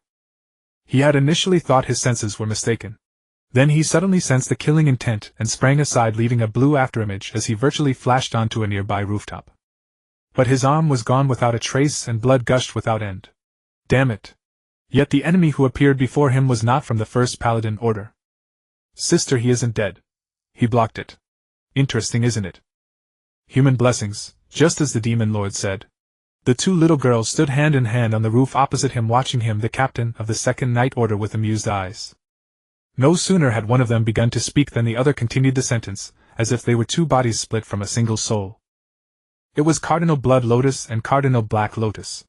Why would cardinals appear here? And what was all this about the demon lord? The terrifying aura they exuded chilled one to the bone. Blood Lotus touched her lips. "May I take this to mean that you intend to make war on the church, sir?" Black Lotus finished her sentence. "Are you going to wage war against the church, sir?" Of course, the two sisters did not give the man a chance to answer. They seemed to need only a reason. The man remembered that the two sisters once wielded a hammer and an axe. Yet now their hands held no weapons at all, as if the arm that had just been severed had been cut by nothing more than a wisp of inconspicuous magic. It was an inexplicable eeriness. Yet at that moment he recalled the countermeasure he had discussed with others on the islands of the southern continent. He suddenly remembered a black list of names on which several names were inscribed in red letters, a clear prohibition against engaging them in direct combat. The people in the resistance had not told him the exact reason, but these individuals were extremely dangerous. Among them the name Cardinal Lien occupied a spot near the top. Just before his death the man suddenly sensed something, yet he could only feel his consciousness fading. When he realized that a wolf head forged from dark chaotic power, and covered in fur, had clamped onto his right arm. His body immediately began to melt and shrivel as if every trace of life force was being sucked away. "It's a demonic beast." The man uttered those words before he was completely devoured. Dozens of seconds later only scraps and fragments remained on the ground where he had stood. When the wolf head that had devoured the man vanished, satisfied smiles surfaced on the faces of Shui Lien and He Lien. Delicious. Tasty human. As two of the most loyal subordinates of the Demon King, they naturally accepted every human who resisted the church. "Sister, have a bite." Shui Lien held her sister's hands, a streak of pitch black flashing in her deep eyes. A flush rose on their faces, and the blue chains around their jade-white necks grew ever more pronounced. "Better leave it for little sister." Hee. After the meal was over, Shui Lien and He Lien both looked toward the direction from which the resistance was approaching, yet showed no intention of slaying them. The exposure of these humans meant they would be seen by Ysber. Yet they were still full of vigor, merely looking at the two sisters in astonishment, as if they had seen a frightful monster. The fear radiating from those eyes made them feel especially annoyed. "Sister, the humans. Are they looking at us?" However, He Lien did not appear the least bit angry. She closed her eyes and emitted a high-frequency sound from her mouth, a mixed tone so alien that not even a single syllable could be comprehended by any human. "Lady Ysber, please act now." As she spoke these words, the resistance fighters surrounding them clutched their heads, and some even burst out screaming in anguish. But what followed was not pain. Instead, they stared blankly ahead as if their souls had been drained away. Over 100 resistance fighters thus halted their actions. They had all been manipulated by the uncanny demonic beast and turned into puppets. As expected of Lady Ysber, He Lien gave a mischievous smile. "Little sister, it's time to begin the meal now. These humans are all so unappetizing." "How can that be? Your palate is getting picky. Hasn't the Demon King taught you, Shui Lien?"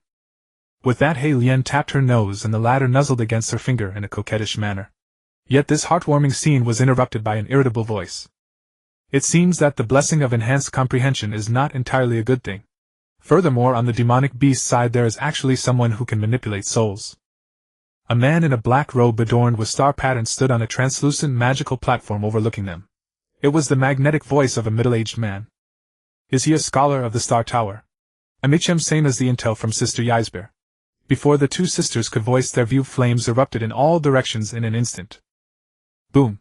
The resistance members controlled by the uncanny demonic beast blasted apart like bombs. The shockwave flattened half the city and the ruins were hurled by the gale to the edge of a colossal pit. The blinding light and flying gravel did not make Cardinal Lien blink, nor did she show the slightest reaction, as if this was hardly a surprising scene. Humans are intriguing creatures. He Lien looked at the man above and let out a mocking voice. He had actually detonated the magic that had long been placed on his companions, as if they had been doomed sacrifices from the start. Before the uncanny demonic beast could analyze the intelligence in their minds, these people had already become bombs. Unfortunately, such an attack could not pose a substantial threat to the demonic beast. Yet the Star Tower man appeared extremely confident. He removed his hood, revealing long gray hair underneath, and a cold smirk twisted his arrogant face. These are but necessary sacrifices. His features seemed faintly familiar to Shui Lien and He Lien, yet they could not put a name to him. I remember you too, He Lien, Shui Lien. I took part in that battle too. Do you remember? I am Xingho, the one who once tried to kill you. Oh. Shui Lien tilted her head. You know the demonic beast cult. After that creature called Lulsha lost control, you too should have died long ago. His words came from decades in the distant past. At that time He Lien and Shui Lien had only just been taken in by Kasikina. They were sent to a convent of the church for their studies. If they performed well, they might be admitted to a school, and later they could even find work. As ordinary people, at worst they could become nuns. However, the church soon cast them out. Originally the ones who depended on one another were more than just He Lien and Shui Lien. Actually, after being taken away from the laboratory, having forgotten their real names and unwilling to use their experiment designations, they had chosen 3 different names. He Lien, Shui Lien, and Fin Lien. Yet Fin Lien vanished before long. When she appeared again, she had once more become a demonic beast. That battle ended in mutual devastation between Miss Irkelin, the sword goddess, and the demonic beast. She never reappeared, and everyone believed the demonic beast had perished. But because of Fin Lien, He Lien and Shui Lien were regarded by everyone as the same kind of monsters. The scholars of the Star Tower believed that Shui Lien and He Lien were monsters who would bring catastrophe to humanity, and simply had to be eradicated. The man before them, who called himself Xingho, was precisely the one who had once strongly advocated against them. If not for Lady Casatina's unwavering protection, they would have long since died at the blades of the church. However, thanks to their talents, Shui Lien and He Lien became the most outstanding warriors of their time, were promoted to bishops by the Lady Pope, and ultimately rose to cardinals. The brilliant achievements they had wrought, and the radiance they cast, had long obscured their dark past. I never thought you would still become demonic beasts. The Star Tower's prophecies have never been wrong, Xingho said disdainfully. At the same time, several archmages of the Star Tower appeared one after another behind him. The magisters of Xingji Tower are, one might say, spellcasters formed from the strongest echelon of scholars. Most of them lack the combat strength of knights, inquisitors, or even elite regular soldiers, yet they command magic that is uncanny and unpredictable. These newly appeared Xingji Tower magisters all bear a special blessing. The blessing comes from Edward and the Star Sage. The two of them are astrologers, both at the very pinnacle of prophecy, benediction, and protection. Edward is capable of bestowing blessings on a vast army. Yet these battle-specific blessings are utterly unheard of. Sister, is the reason the same as what the Demon King said? Yes, Shui Lien. He Lien and Shui Lien looked at each other, exchanging information. Before the operation began, the Demon King had instructed them on certain matters. Having come from the past, she had once seen similar blessings. Like machines and magic circles, blessings also need to be designed in advance, and require even more energy. They were researched by the scholars of Xingji Tower and personally bestowed by Edward and Star Sage Miranda. Theoretically, before humanity ever witnessed a large-scale invasion of demon beasts, there would be no resources or time to design so many blessings specifically tailored to fight demon beasts. Speed, spirit, endurance, magic, power. Although that man who was just devoured used them against humans, they were clearly designed to oppose demon beasts. Even the 5 Xingji Tower magisters who suddenly appeared all bore complex blessings upon their bodies. Clearly someone within the Xingji Tower had foreseen the demon beast's attack and made preparations in advance. Not immune to mental corruption, are they? Shui Lien suddenly remarked. Even with these blessings, they could not resist the control of the insidious demon beasts. The 5 magisters had their minds seized by Icebell the moment they appeared. Yet this did not seem to affect Xingho. They really were controlled at once, Mr. Edward's judgment was right. Xingho muttered to himself. Evidently he had not been controlled at all and still retained his human consciousness. The other 5 magisters, although affected, remained motionless like mannequins on display. Xingho in fact flew leisurely before them, landed on another platform, and murmured, "Mr. Edward divided the demon beasts into 3 ranks. Hazard class, king class, annihilation class. So you are king class. Originally cardinals, but now you've become demon beasts." Xingho grew more and more excited as he spoke, his expression twisting into madness. "Come show me your power." With just a gentle reach of his hand, the burning ruins gathered again beneath a stormy tornado, and rose into a tower blazing with fierce flames. Manipulated by magic, the tower suddenly opened like a coffin, revealing scorching steel-like spikes within, like a colossal red iron maiden. At that very moment, one of the magisters, or rather the one who should have been controlled by the demon beast, suddenly melted and vanished as if evaporating from the world. "If we were still the ones we used to be, we would have lost." He Lian and Shui Lian spoke together as seamlessly as if the words came from one mouth. In the past they were warriors, and their magic was mostly used to strengthen themselves. A magical attack on such a scale was clearly no longer something a human could do. The Iron Maiden, several hundred meters tall, advanced toward He Lian and Shui Lian, leaving a river of scorching magma in its wake. The temperature of the entire abandoned city rose by dozens of degrees, and the water on the ground and every living creature were vaporized directly into gas.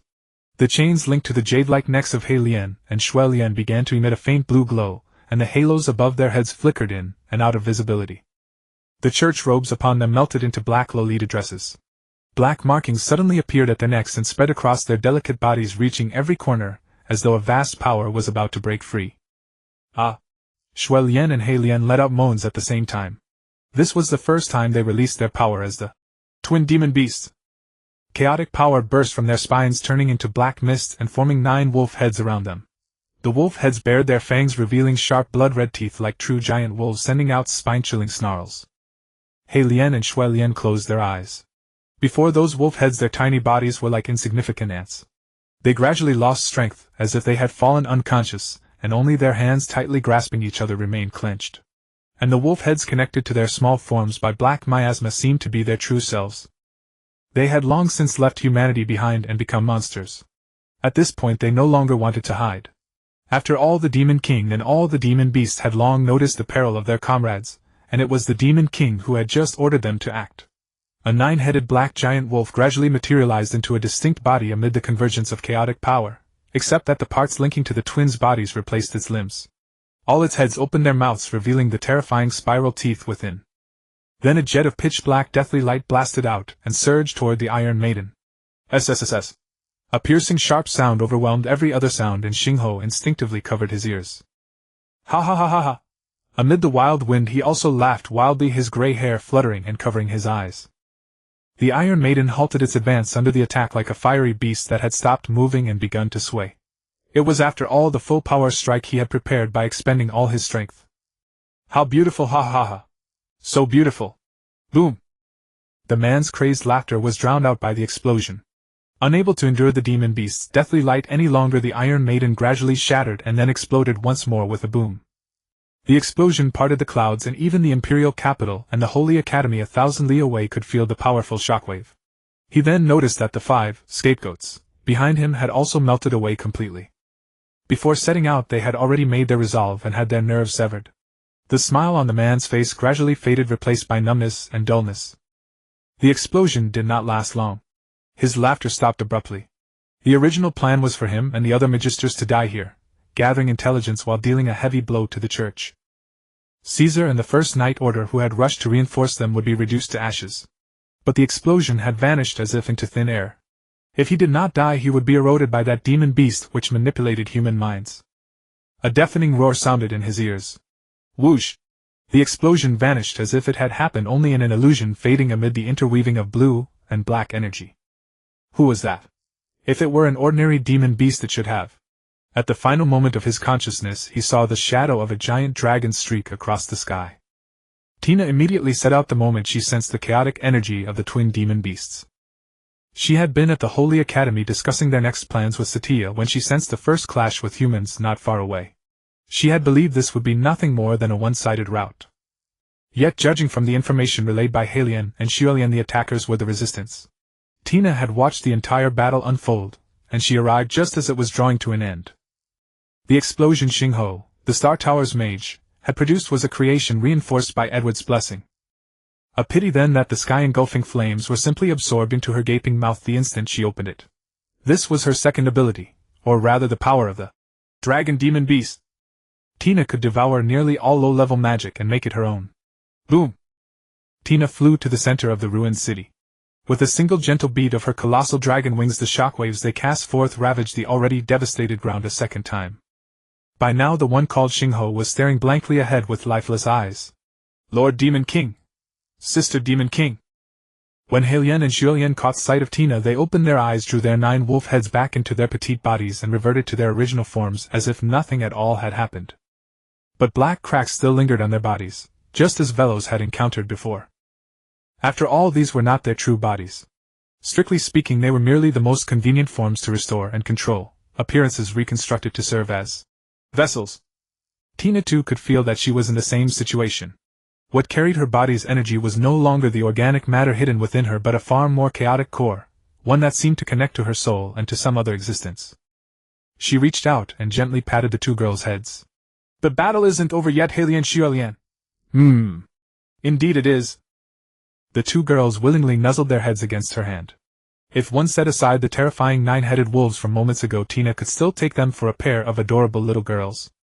There was no time to dwell on such things now. Tina sensed a colossal surge of magical power gathering in the sky, one that rivaled even a cardinal's. Her wings trembled slightly as she soared up to an equal altitude. Before her appeared an elderly man clad in a magnificent enchanted robe. He had come to the sky through teleportation magic, even concealing his aura and using light magic to veil his body from the eye until he was rendered transparent. Unfortunately, this was in truth his first battle against the demon beast. Tina recognized him. Edward, it's been quite a while, hasn't it? Tina did not bother to conceal her power. Her wings, horned scales, and even that devilish vertical eye exuded a pressure capable of shattering an ordinary person's mind in an instant. The dragon demon beast. Edward too was startled, confirming her identity. So the Saintess never did kill you after all, did she? Still, I know who you are. Tina. You know me. Of course I do. Alkalan, Miranda, and Laftus all know you. Edward stroked his beard. It had been a long while since Tina had met a human who showed not the slightest fear of her. He was the very first. But considering what Edward had done in the world where time never reset, Tina found it hardly surprising. He was the sort of stalwart who could step forward in humanity's darkest hour and sacrifice himself to pave the way for the Saintess. Yet, Tina felt not the slightest fondness for such a person. Was it Miranda who told you? Tina voiced the question on her mind, for she had always wondered who it was that had made Edward aware of the demon beast's existence in advance. Velos and Kurura had encountered the very same situation. Edward summoned something like a space-based weapon and carried out a long-range bombardment. This time too he had used a blessing that could only have been researched years later, or it should be said years after the outbreak of the demon beast war. All these blessings had been designed specifically against demon beasts. I had thought demon beasts were incapable of communication. It seems you still retain a measure of human reason, don't you? So Edward was not someone she could negotiate with, though that was only to be expected. During her days as a human, she too had once tried to communicate with demon beasts, but they had never been creatures she could reason with. Now the tables had turned, yet Tina found she still could not understand. Perhaps when 2 people stand on different sides, even a common tongue is not enough for them to understand each other. Every last one in her way deserved to die. Star chart. Edward made the first move. Typically mages needed casting procedures, so the more complex the magic, the more difficult it was to complete and release with precision. Magic was akin to feeding mana through the operations of a formula to arrive at an answer. The more complex the calculation, the more elusive the answer became. The Divine Lock, for instance, was more than 1,000 times more complex than a common fireball spell. It could only be completed by a team of top-ranking archmages jointly constructing a magic array. Not everyone was like Xiaya, able to use and modify such magic at will. Behind Edward a pale blue mist drifted out, and grew ever denser, its silver specks glowing within like stars shimmering in the night sky. The stars connected in orderly arrays, then abruptly retracted into Edward's body. He blinked, and his pupils had been replaced by the charts of several constellations. Why hasn't any demon beast been controlling my mind? Heh. Could it be that it wasn't you? Tina extended a single finger. The sky darkened further and further as if night had arrived. Edward raised his head and found that the sun at some unknown point had seemingly been extinguished. Though it still hung in the sky, it seemed utterly unable to give off light. Countless trails of pale blue chaotic energy appeared to be drawn together by an unseen gravity, condensing at the tip of Tina's finger, and compressing even further. Seconds later they took shape as a blazing azure orb. Tina then pushed a modicum of power into it, compressing the orb once more until it became a tiny pitch-black sphere. Shriek! In a single instant the terrifying power within the tiny sphere burst forth with a spine-chilling sound, like two razor-sharp blades grating heavily together, yet thousands upon thousands of times more piercing. White light engulfed Edward, tore through his body, and detonated the instant it touched the ground. Boom! On the plains dozens of kilometers away a colossal pillar of light rose as though it had rent the sky in two. Pale blue and black chaotic energies spiraled around it, and its shockwaves flattened trees and mountains alike, like the searing breath of a world-ending dragon. Edward reached for his vanished left arm. His left eye and left foot had already lost all sensation, he had only grazed that power. Blood streamed from his ears, and in his head it felt as though an iron ball hurtling at breakneck speed had slammed into his skull. Only now did he gain a clear understanding of the enemy before him.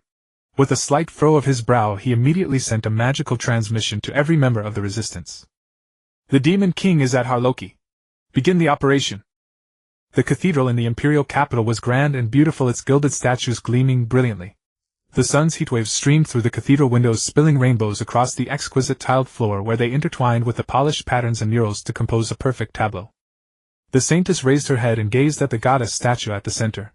With her hands clasped together she looked upward, and the golden cross hanging on the wall reflected in her pupils as a scarlet inverted cross. Tap tap tap! The sound of high heels striking the floor echoed through the vast space.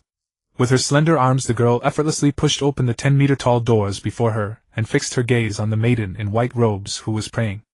She twirled a strand of purple hair hanging beside her ear, around one finger a wicked smile curling at the corner of her lips. Lady Saintess, when praying to the gods one must kneel on both knees, you know.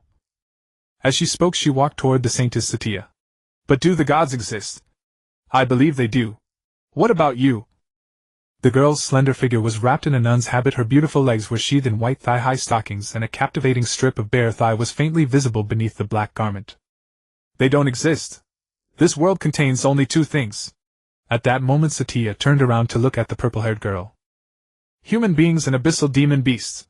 Then it seems we have no common language after all. The girl tilted her head with a smile, clasped her hands together, and closed her eyes, yet she knelt on both knees.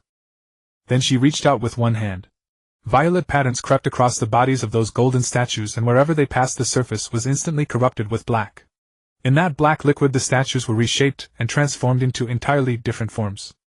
Even their originally sacred postures were altered into something seductive and sinister, as though goddesses of light had fallen into darkness and become fiendish women. Rose Rosa, is this your perverse taste? Perverse taste. The girl called Rose Rosa had already stepped before Satya, her eyes carrying a hint of mockery. She pointed to the statue at the very center, motioning for Satya to look as well. It was a statue of a dragon maiden. Blue, black, and white made up her entire color scheme.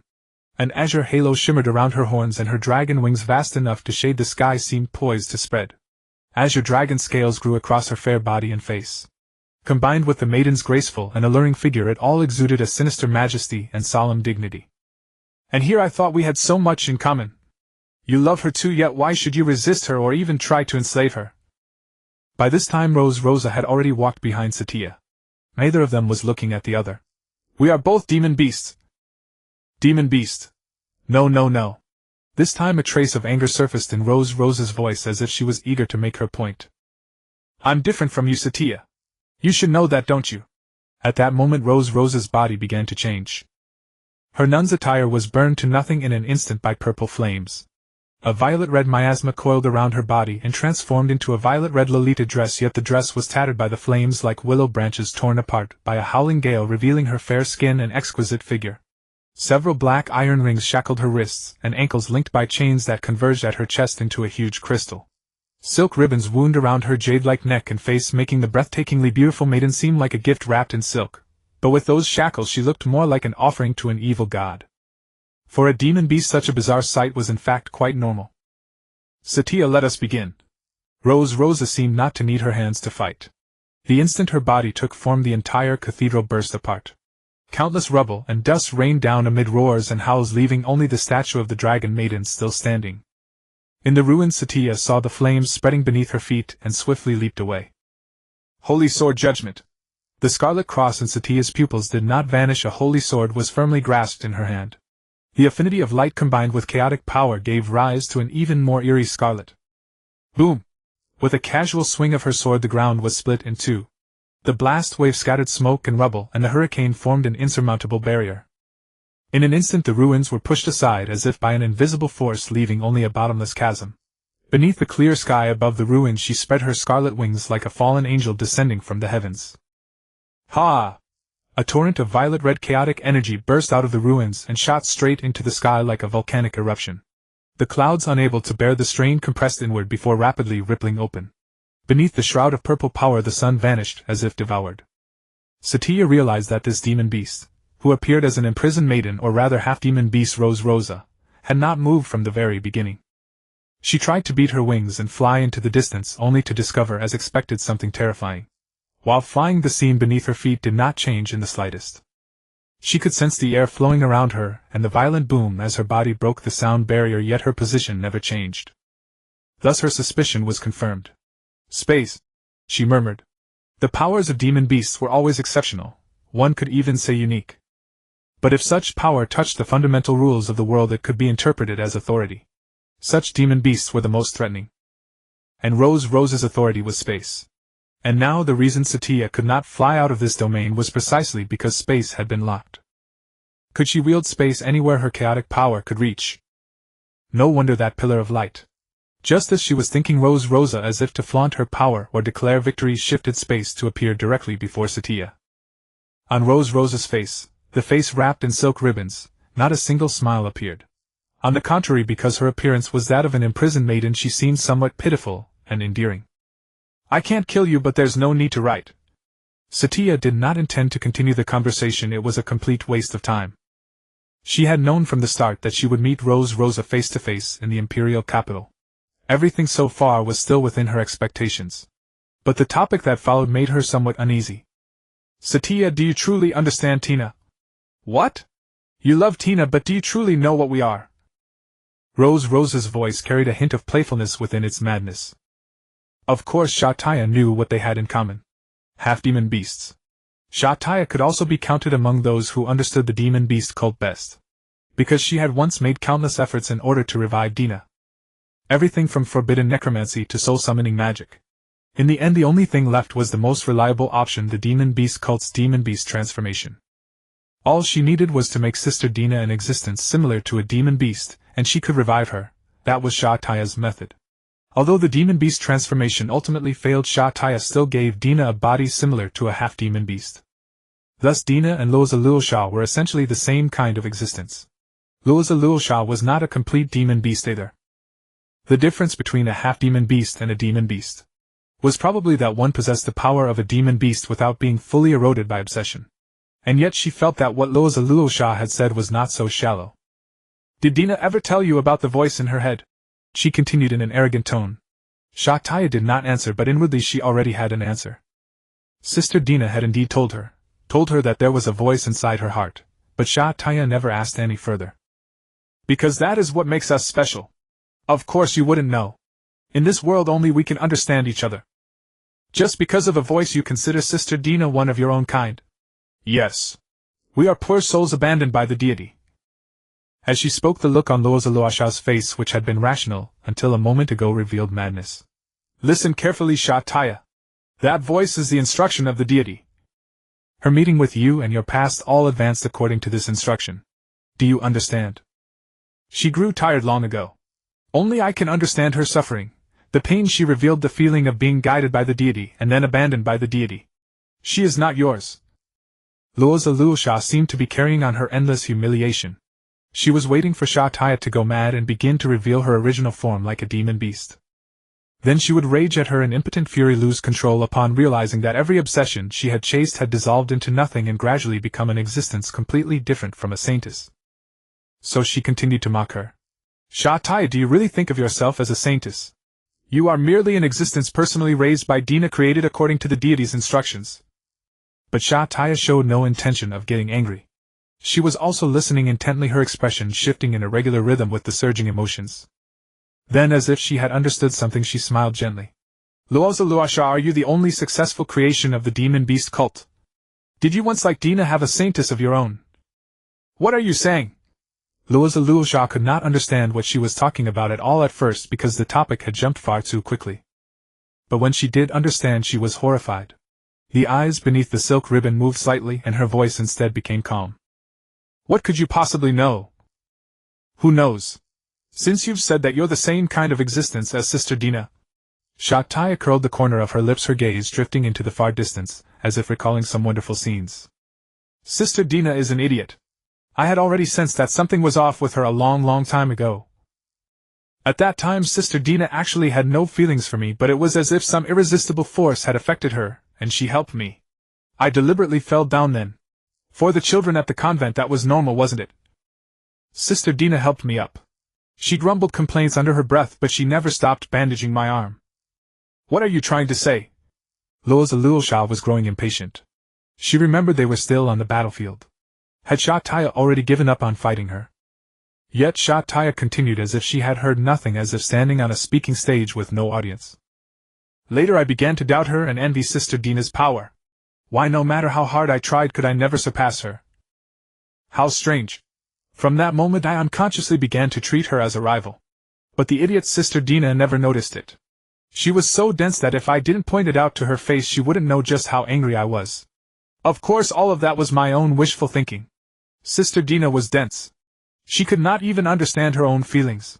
During that period she never once dared to express her love for me. She was a dense, lovely child.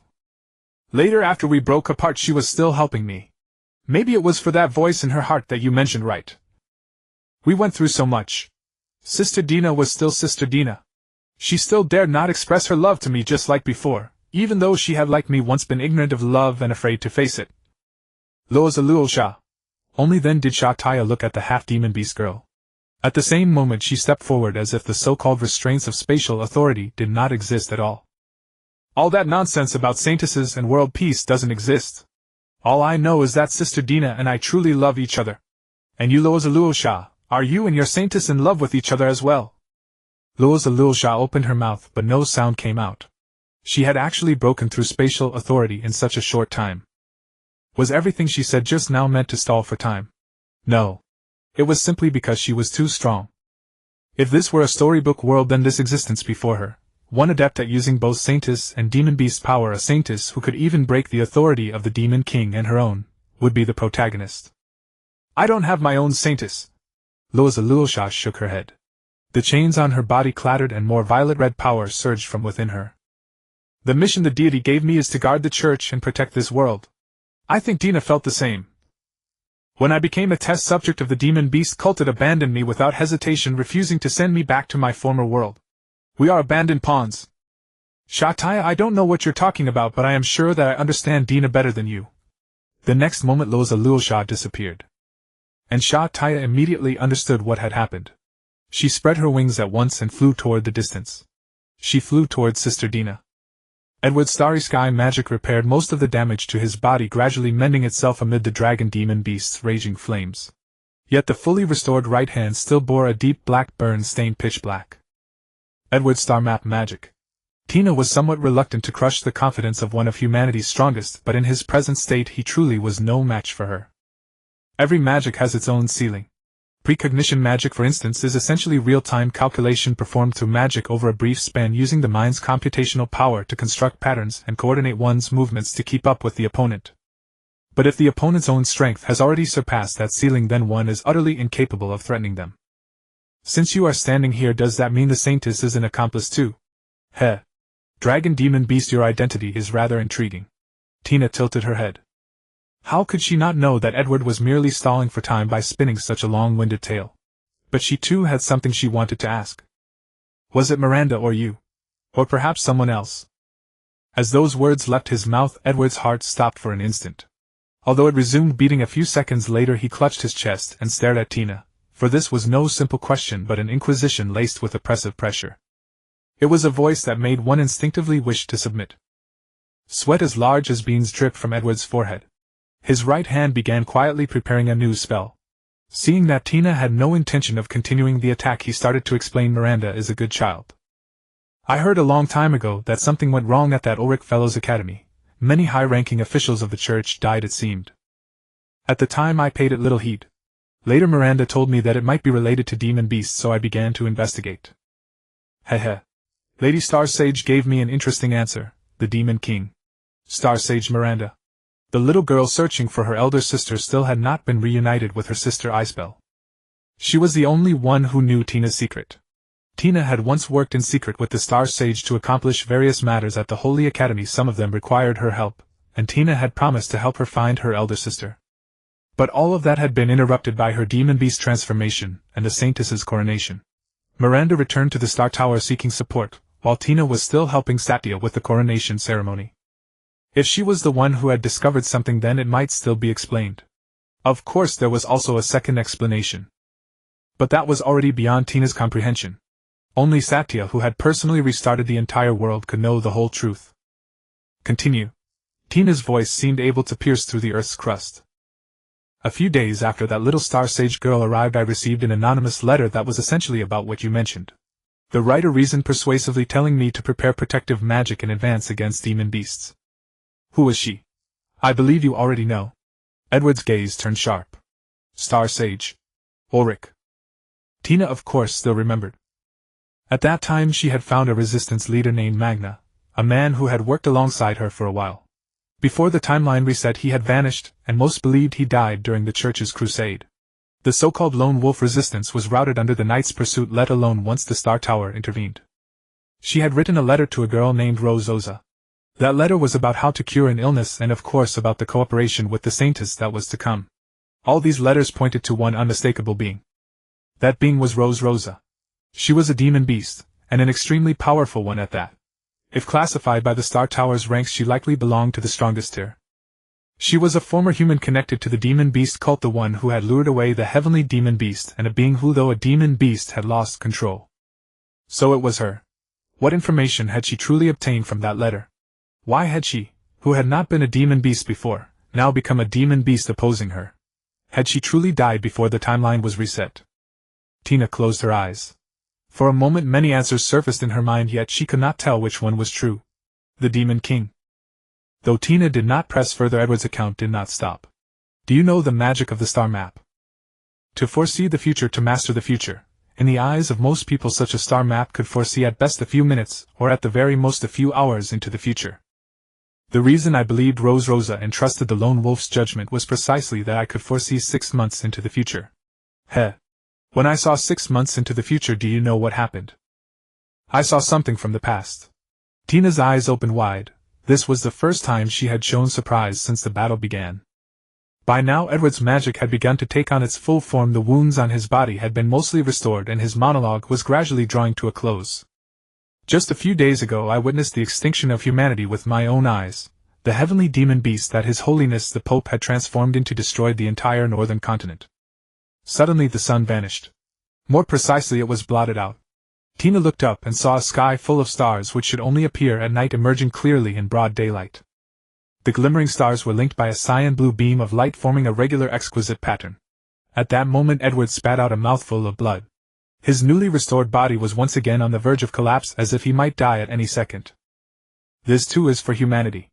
The shape traced by the light among the stars took the form of a dreamlike castle, appearing in the sky like a mirage, and blotting out the entire sky.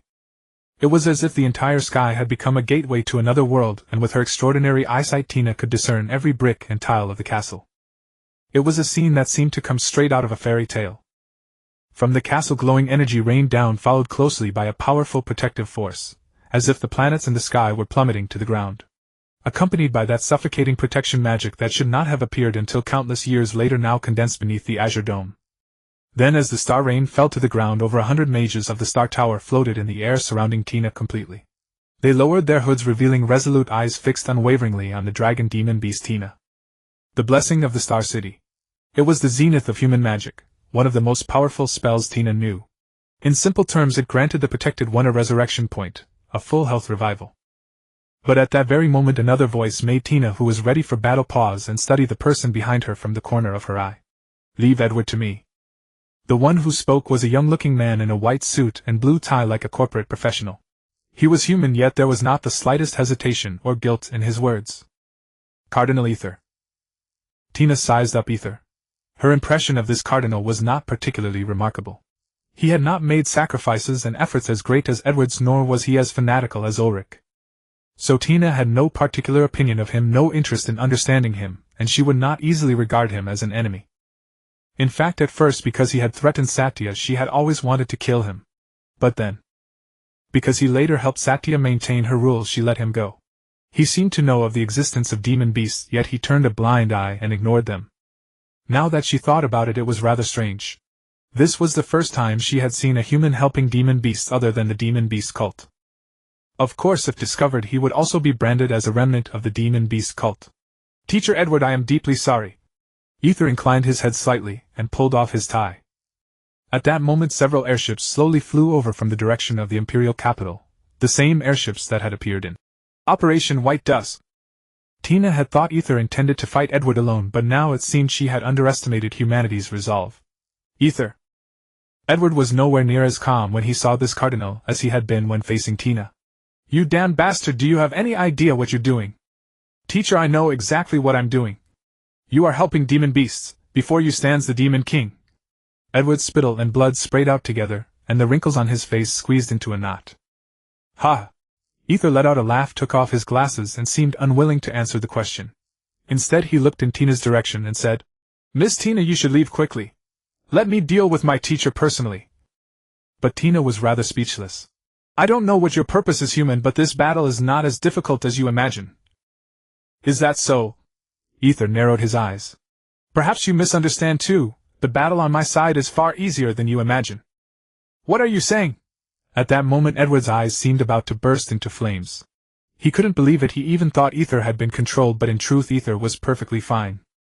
It was by his own reason that he intended to oppose humanity. And Tina no longer wished to be involved in this battle. After all, she really did have things to do now.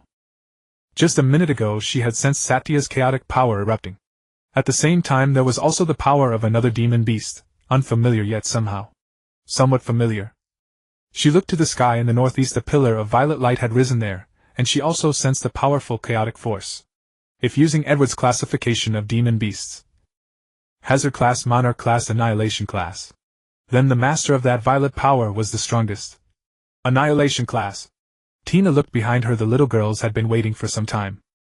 "Black Lotus, Blood Lotus, go support Elkarin. I will find Satya. Proceed as planned." "Yes, Demon King. We will see it done."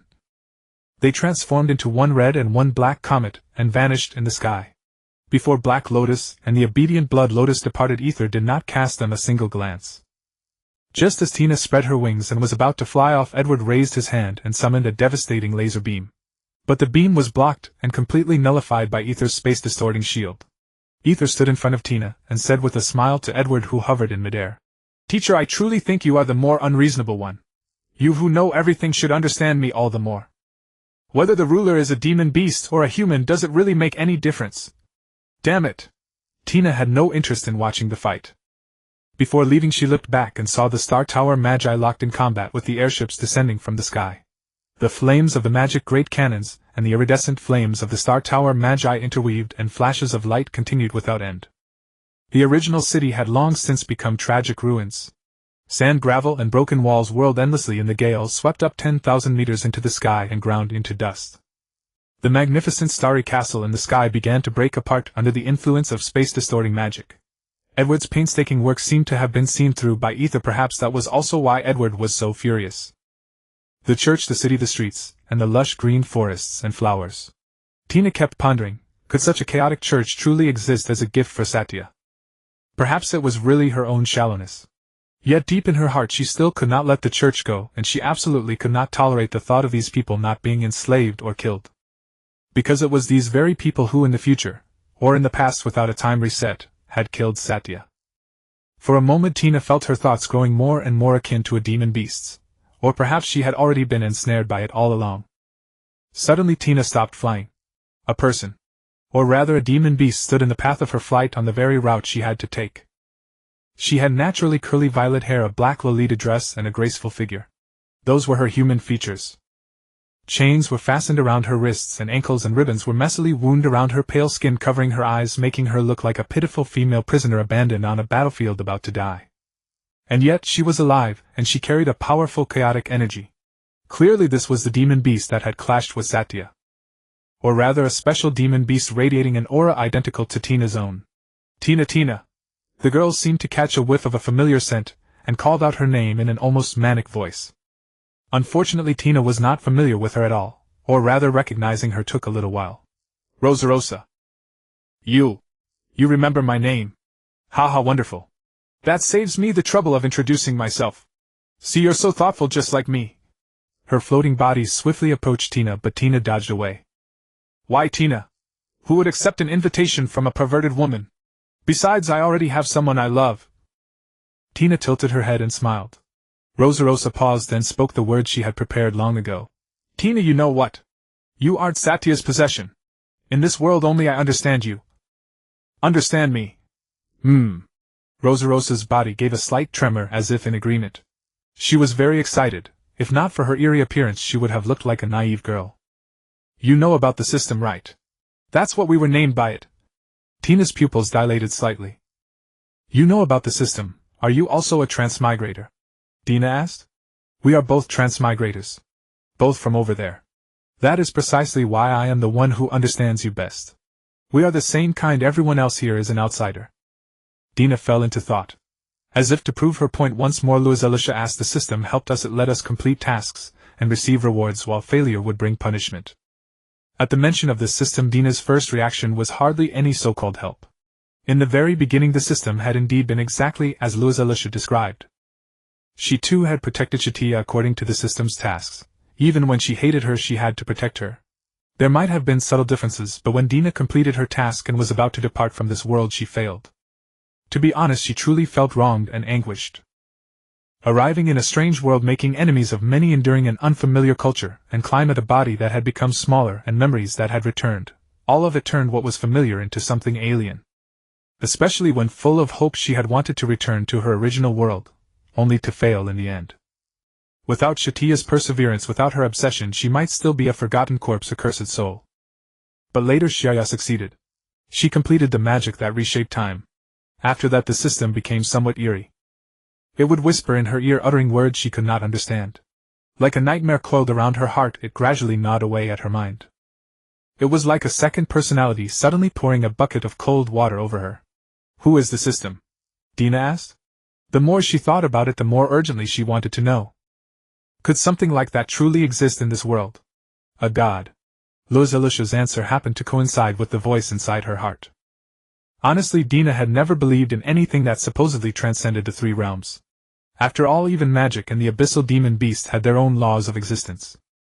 An intangible existence like gods should simply be left to circulate in books and myths. But if it really is a god, then why did it make me save the world only to make me destroy it? Dina asked, for she did not believe in so-called gods. Yes, I also want to know why the god abandoned me. I did everything, and yet it let me and all my friends die in that. So then you came running to me. Dina finally understood why Lucia had suddenly known she was a transmigrator.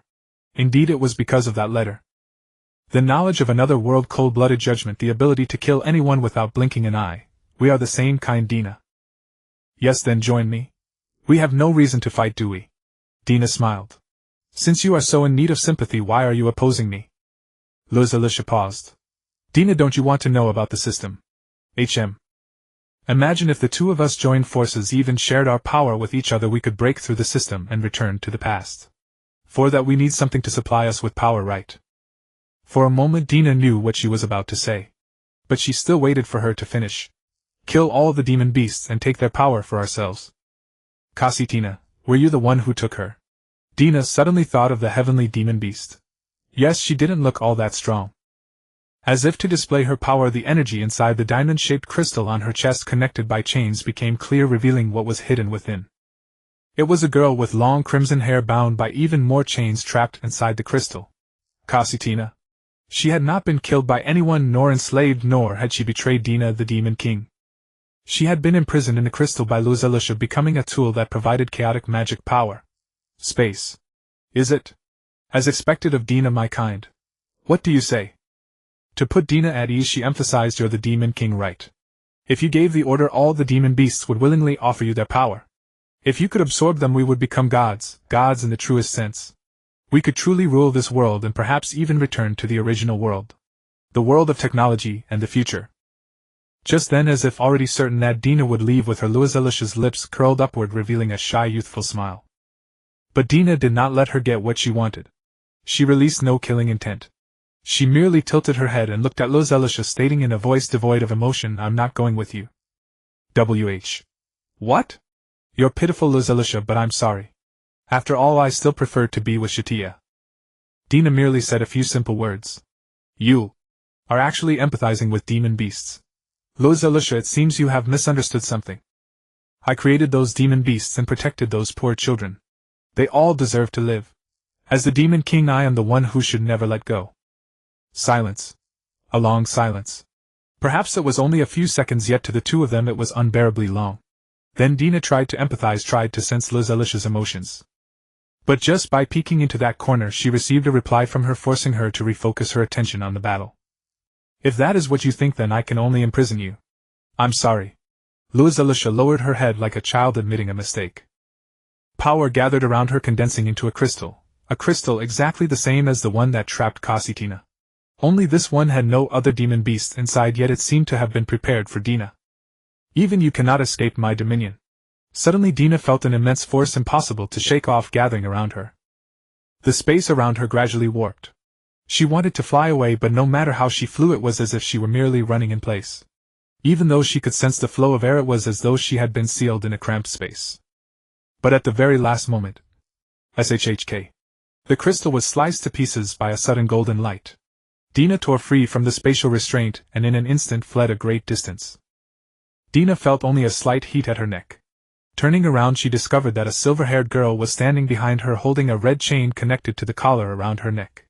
A red cross glimmered faintly.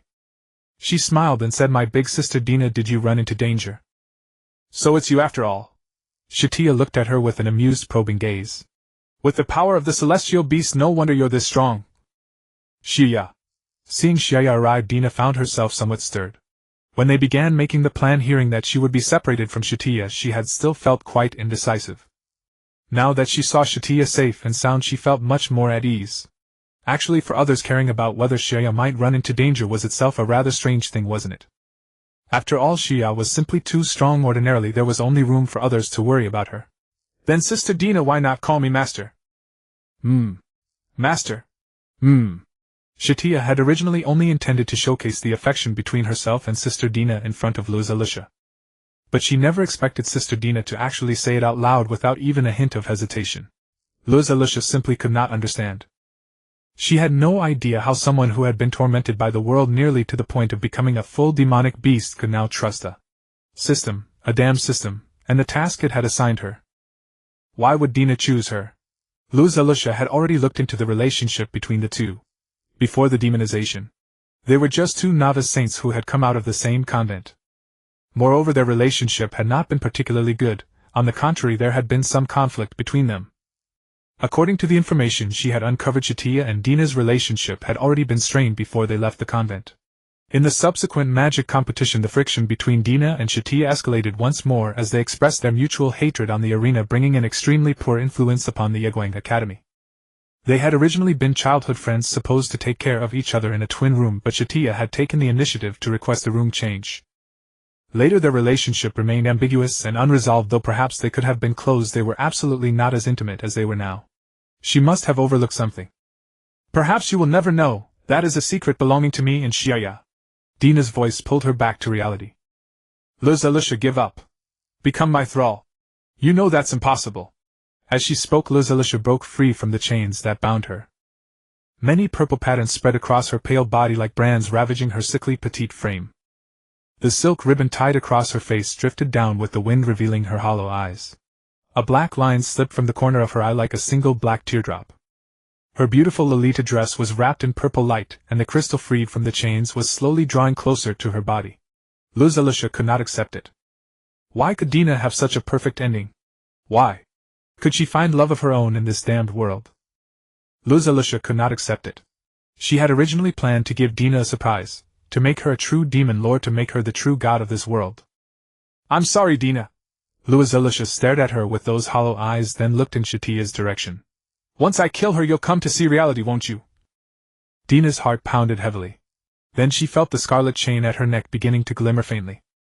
For some reason, upon hearing those words, power all over her body began to surge and erupt uncontrollably. Kill her, Satya. Dina had been firmly insisting that she would no longer be disturbed by the beast's obsession. Yet when she realized that Luzalusha, a half-demonic beast herself, could actually harbor genuine killing intent toward Satya, she could not help but let that immense obsession in her heart burst forth. Damn it, damn. Kill her. That's right, host. She is a failure. Kill her, this foolish wretch. Huff. Sister Dina. Shriya's voice sounded in her ear. But Dina could barely restrain the killing intent inside her anymore. Sister Dina. Satya gazed up at the sky. The clear heavens were dyed pitch black by the power of chaos, leaving only a scarlet sun hanging in the void.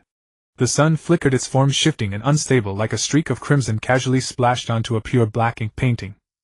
Purple and blue clashed and tangled with each other. After Dina vanished in an instant, only a few shattered chains remained. She swiftly followed after. Dina's battle lust blazed fiercely. Most of her body had already begun to undergo beast transformation.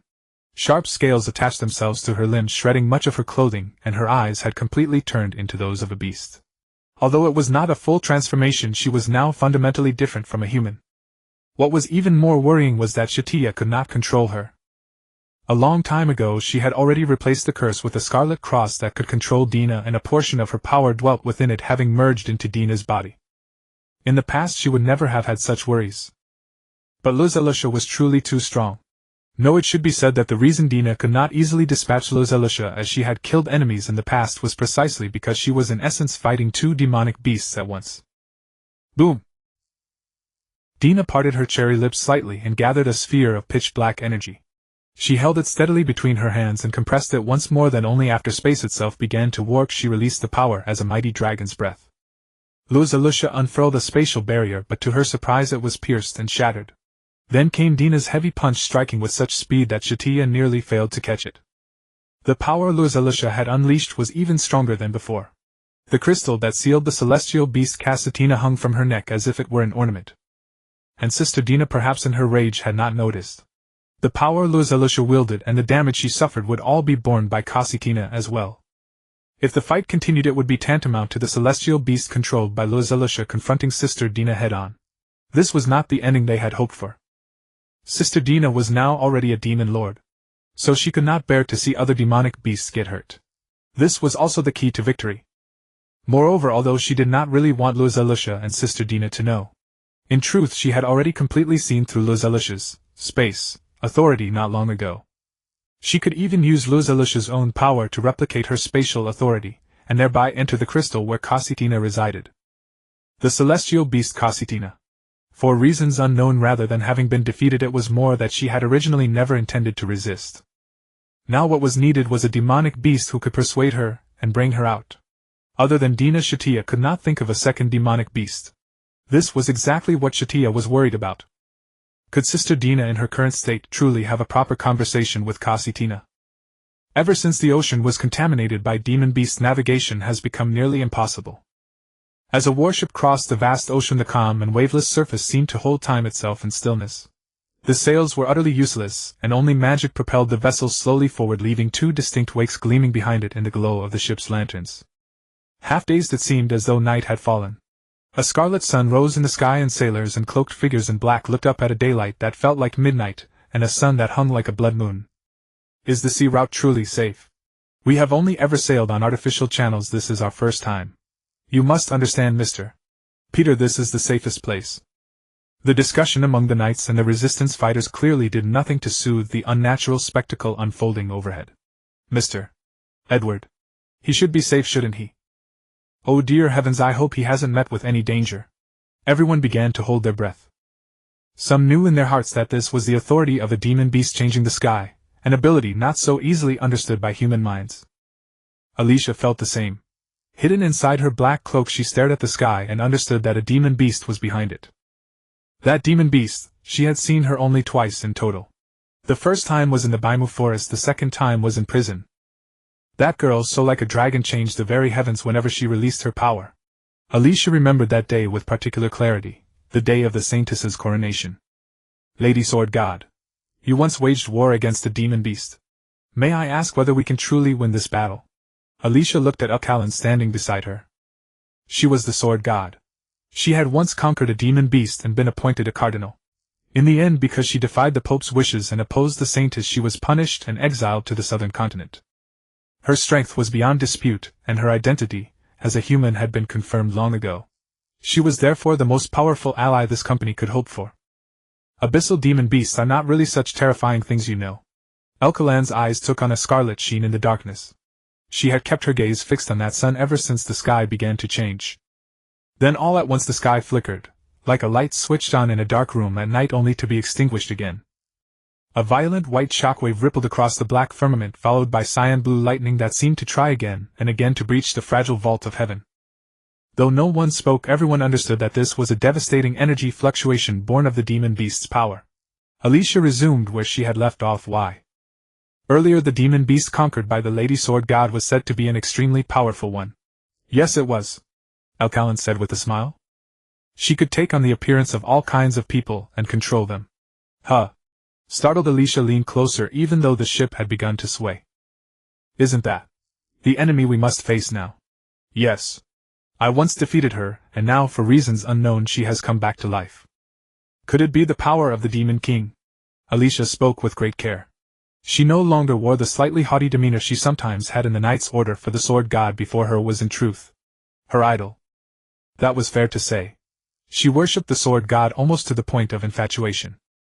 A beautiful knight who had become the Sword God, she refused to be complicit with sanctimonious churchmen.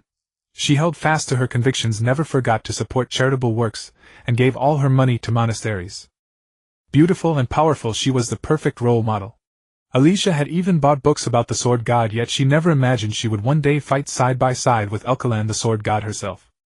Steady, Alkalan said suddenly. At that same moment the entire warship began to rock violently with the harsh impact of water crashing against the hull.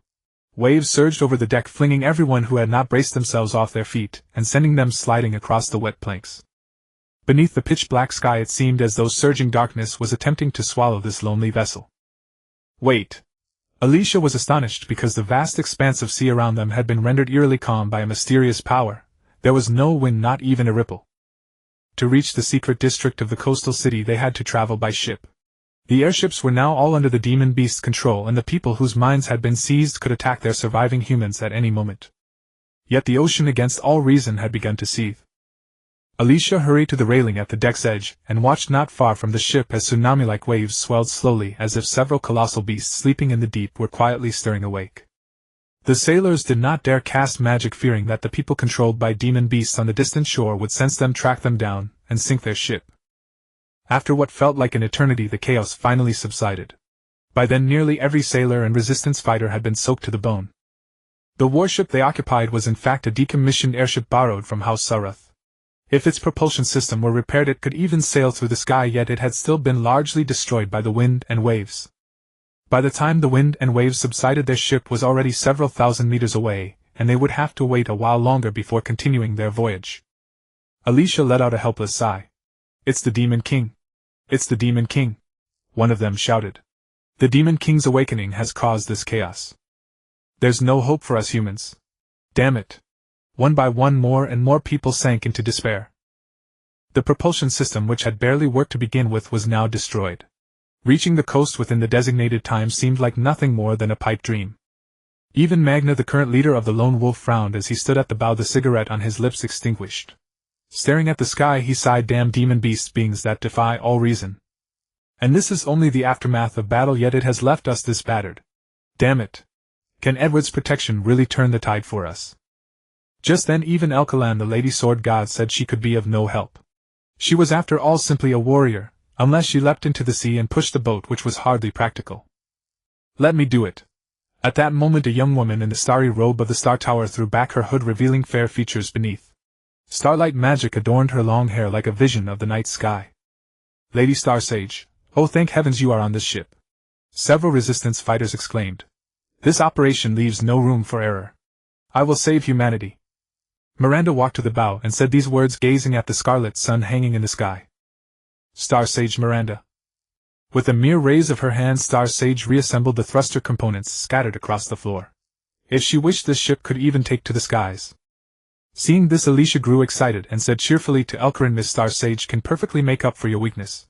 Having you two around is truly reassuring. Elkarin merely smiled. After all, Lady Tina's mission was to lie low here as a stabilizing presence. For some reason she trusted the Demon Lord completely. Every time she saw Tina she felt at ease, believing that Tina could take care of everything for her. The Demon Lord's power is truly miraculous. Elkarin finally understood why she supported Tina. As her disciple and friend. They had truly achieved mutual understanding. She had accepted Tina and she had accepted the power. She was no longer human. Christina, is that what you think too? We must join up with the people of House Sarath now. At that moment Star Sage began to direct everyone aboard the warship. Now that our identities are exposed, there is nothing left for me to hide. Time is extremely tight, and there is no need to waste it. Full speed ahead. But if the controlled ones find out, wouldn't we? The dissenting voice was quickly cut off by a silvery one. We're out of time. That must have been the Demon Lord's power. We cannot delay any longer. No one raised further objections. Even Elkarin said nothing more. In fact, very few people on this ship knew she even existed. She and Alicia went to a corner of the cabin. She leaned against the wall. Since becoming a demon beast she no longer felt drowsy, only a hibernation born of exhaustion. Fortunately she was now full of energy, having conserved her strength since her battle with Lady Tina. She even wanted to fight Tina again, this time using all her strength and the silent flows she wielded as the sword god. Just then Star Sage walked up to her. Are you Elkarin? Lady Sword God.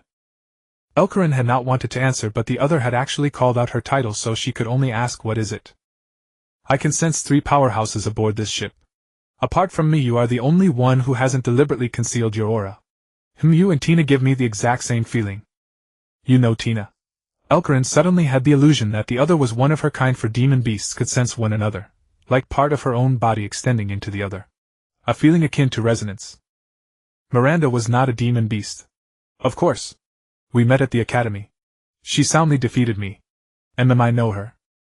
Knowing she couldn't reveal herself, Elkarin added, in the past. Just as I thought. Star Sage walked over to Alicia, who politely made room for her. Elkarin felt that pure humans like Alicia were easier to get along with. Star Sage was clearly the calculating sort. Miss Miranda, why did you suddenly ask me that? She asked, her eyes glinting faintly beneath her hood.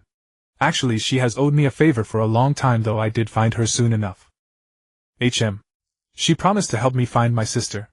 I've been searching for her for decades. Only Tina ever gave me any clues. After she disappeared, my trail went cold again at Ether. Ether is a very dull cardinal. Star Sage's eyes dimmed. Her small frame made her look like a little girl, yet she carried a melancholy that belonged to someone much older. Everyone who joined the Lone Wolves was well aware of Lista's fate. Ether destroyed Lista and eradicated the demon beasts. The previous Star Sage was martyred at that very time. Star Sage said firmly, yes, but I know she is not dead. Tina didn't lie to me. She must know more. I heard Tina has become a demon beast. Elkarin looked at Miranda's eyes from the corner of her eye, but the other instantly asserted that is a lie the church made up. Why do you think that? The church often looks for scapegoats for its sins. The true sin tends to be higher and deeper. Perhaps the long-missing pope is the chief culprit. Elkarin smiled. I support Miss Star Sage. Actually, I'm also here to find someone. You also have someone you care about. Of course. Elkarin laughed. Actually, I'm also looking for the pope you mentioned.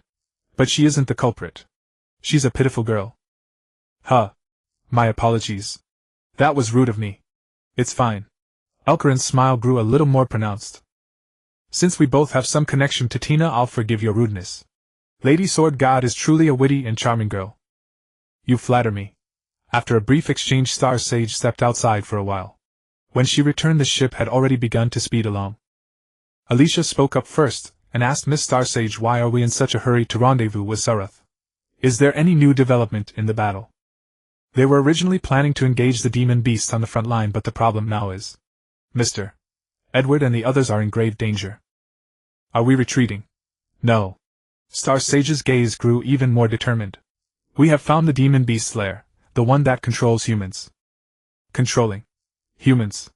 Alicia naturally remembered her. As an immune, she had seen firsthand how terrifying it was when those humans were brainwashed. Star Sage Miranda let out a long sigh. Teleportation magic has completely fallen under their control. We are practically humanity's last hope. How can this be? Alicia clenched her fists. She had thought their chances of victory were still fairly high, but she never imagined that before her own battle even began, humanity would already need to gamble everything. Star Sage understood as well. She cast a gentle glance at Commander Alicia, walked over to Elkarin, and said firmly, Lady Sword God, let's join forces. Oh. The two of us will move together. You haven't told me where the demon beast's lair is yet. Elkarin was actually a little eager, but she didn't show it, and feigned surprise. Star Sage leaned close to her ear and said in a voice only she could hear, the Holy Academy. The warship sped swiftly toward the coastal region. Upon arrival under the control of the Star Sage Miranda, the vessel did not dock at the harbor but came to rest at a desolate rocky shore. The peculiar sea was so calm that what should have been a cool ocean with churning waves turned into scorching heat. As everyone disembarked from the warship, a hooded figure casually blasted the vessel apart with a backhanded gesture, then used an extraordinary power to compress the ship's fragments into the shape of a bowling ball, and hid them beneath the rocks to avoid discovery. Afterward, everyone followed the coastal forests, crossed the hills, and arrived before the teleportation array. Stone pillars encircled the wide open ground, and the teleportation array emitted an eerie purplish-red glow beneath the scarlet sun. It was the largest teleportation array capable of sending dozens of people at once. Then the man who had destroyed the vessel revealed his face in front of everyone. A prominent scar ran across his face, and his sideburns were so thick they could almost be braided. The stubble on his face made him look somewhat unkempt, yet his casual expression and voice could calm everyone present. The final battle is imminent, he. Are you all ready? Mr. Magna is joking. How are we supposed to fight? Several teasing, half-joking voices rang out. Seeing that the rebel leader had voluntarily revealed his identity, they too threw back their hoods. Elkalan frowned slightly. They had indeed kept their greatest strength here. Although Edward, that most troublesome one, was absent, this was unquestionably the most elite force of the Tower of Stars and the Lone Wolf. If the mages sent to support Edward were not the main force, then this place could truly be considered the primary battlefield. When Magna had finished speaking, he scanned the crowd with a smile. By the way, this teleportation array is one-way and single-use. By all rights we should all enter, but this time I plan to take only 100 people. Isn't that a bit too few? Alyssa, standing nearby, suddenly asked. There are more than 200 people here, the elites of the Knights and the Lone Wolf, as well as mages from the Tower of Stars. Magna smiled and said, Haha, this is to ensure our vital strength survives. It also makes things easier for movement. But of course the most important reason is... His voice paused abruptly and his eyes turned cold. Before he left, Mr. Edward told me that a Calamity-class demon beast has infiltrated our ranks. The entire assembly erupted in uproar. What? A Calamity-class demon beast? Damn it, did he predict even this? Lord Edward's prophecies have never been wrong. Everyone instantly tensed. Then instinctively they exchanged glances, and in the next moment realized that it was not a so-called controlled person, but a genuine Calamity-class demon beast. The Calamity class? It was the highest tier of demon beasts. Mr. Edward had established the classification system for demon beasts among the ranks of the Resistance. There were Hazard class, King class, and Calamity class. A Hazard class entity would threaten the safety of an entire city, requiring the army and bishop-level figures to personally lead the campaign against it. A King class demon beast required a cardinal to direct the overall situation, otherwise it would cause severe casualties and endanger an entire nation. As for Calamity class, it was an existence that demanded nearly all of humanity's resources to be mobilized against. If humanity was unprepared, it would be driven to the brink of extinction under the pressure of a Calamity-class beast. Edward had prepared many protective blessings to counter demon beasts, and this elite squad was arguably the most powerful anti-demon force in the entire world. But if they were to face a Calamity class, then did this war really need to be fought? At that moment Elkalan simply smiled. She had of course known this information. When Black Lotus and the others were fighting, the intelligence had already been shared among all demon beasts. And naturally that included herself. She had not expected to be placed in the same tier as the Demon King. Just then Magna leaped onto a stone pillar, and said with a smile, Actually, I lied to you all. The good news is that Mr. Edward said she is not Calamity class. The bad news is that she is probably the strongest King class demon beast. Damn it, isn't that about the same? One voice shouted. Magna put a cigarette to his lips, snapped his fingers to light it idly, and took a drag. A trace of melancholy flashed across his face, an emotion that had been plainly discernible ever since Elkalan had accepted her inner obsession. Now will that demon beast step forward and confess? Haha, it seems the beast is no fool. Curse that damn Demon King for managing to keep demon beasts rational. A deathly silence still fell over the entire assembly. Those willing to come with me, state your numbers. Me. Alyssa was the first to step forward. She threw back her hood, revealing her beautiful long golden hair. You said you would bring peace to humanity, right? Haha, of course. Alyssa Yggdrasil is willing to join your ranks. Mr. Magna, you may judge for yourself whether I am a demon beast. At this, Magna smiled. I believe you. Then more and more people followed Alyssa's lead. They called out their names one after another. I am Jonah Clinston. Count me in. Bob Steele is willing to join. Moristan von Romlins. Listen, while Magna, you cannot doubt a brother. Marlena. All who had spoken their names walked into the teleportation array. The Star Sage also stepped forward, saying, Miranda Stas. Callan looked at the Star Sage and suddenly thought that she exuded a familiar aura much like Isabel. It had felt familiar all along, and now she was certain of the blood relation between them. Callan also noticed that a girl hidden beneath a black mask had not spoken her name, but merely walked slowly into the teleportation array. Magna and many others turned a blind eye to her. Some cast strange looks at her, but quiet signals from certain Tower of Stars members calmed them down. Miss Sword God, would you not come with us? Magna looked down at the unmoving Callan and teased. At that moment Callan also removed her hood and smiled faintly at Magna. Very well. She was equally unsuspected and gave no name. Callan suddenly recalled the three powerhouses Miranda had mentioned. Obviously here there was only herself as a demon beast. Since everyone had been open with one another, why would that girl conceal her appearance?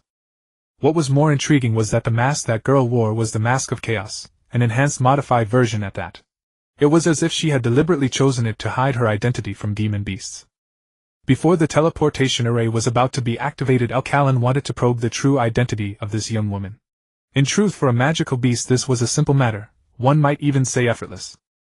When she was still human, Callan had trained her senses. That was one of the foundations of the silent flow. After becoming a magical beast, her perception of her surroundings, or rather her insight, had surpassed even her former self. At least for now. No human could threaten them while they were at the academy. Humans did have some knowledge of magical beasts, but it was still too shallow, too foolish.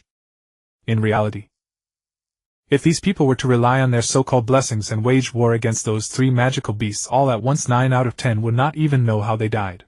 The rest would witness with their own eyes the beast's strength and cruelty, and by then they would regret not being among the 90% who perished without knowing. Magna Elsa Xingxian. It made no difference. They were helpless. Even on an open battlefield, Edward had already been pushed into a disadvantage. Humans would even deal with their own traitors. Callan. She had intended to approach the girl wearing the Mask of Chaos, but Alicia stopped her. All Alicia glimpsed was the green fur hidden beneath the black cloak. Alicia. Be careful, Lady Sword God. There may be enemies outside the teleportation array. Very well. Callan gave Alicia a long searching look. Then the magic array activated.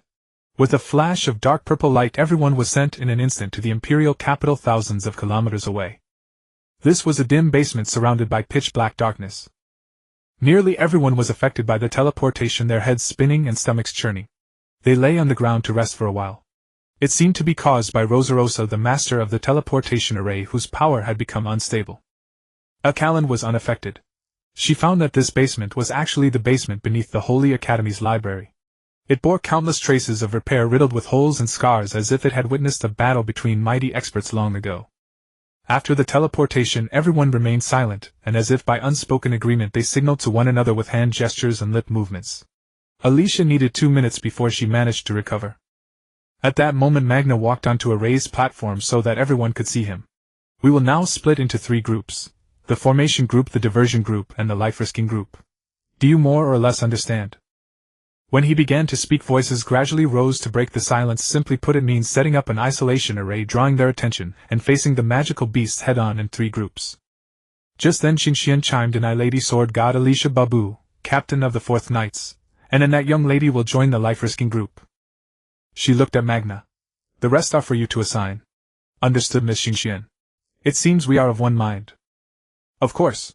The life-risking group, led by Xingxian, the 5 people she had just named, formed a small team. Every one of them was someone Callan had encountered just moments ago.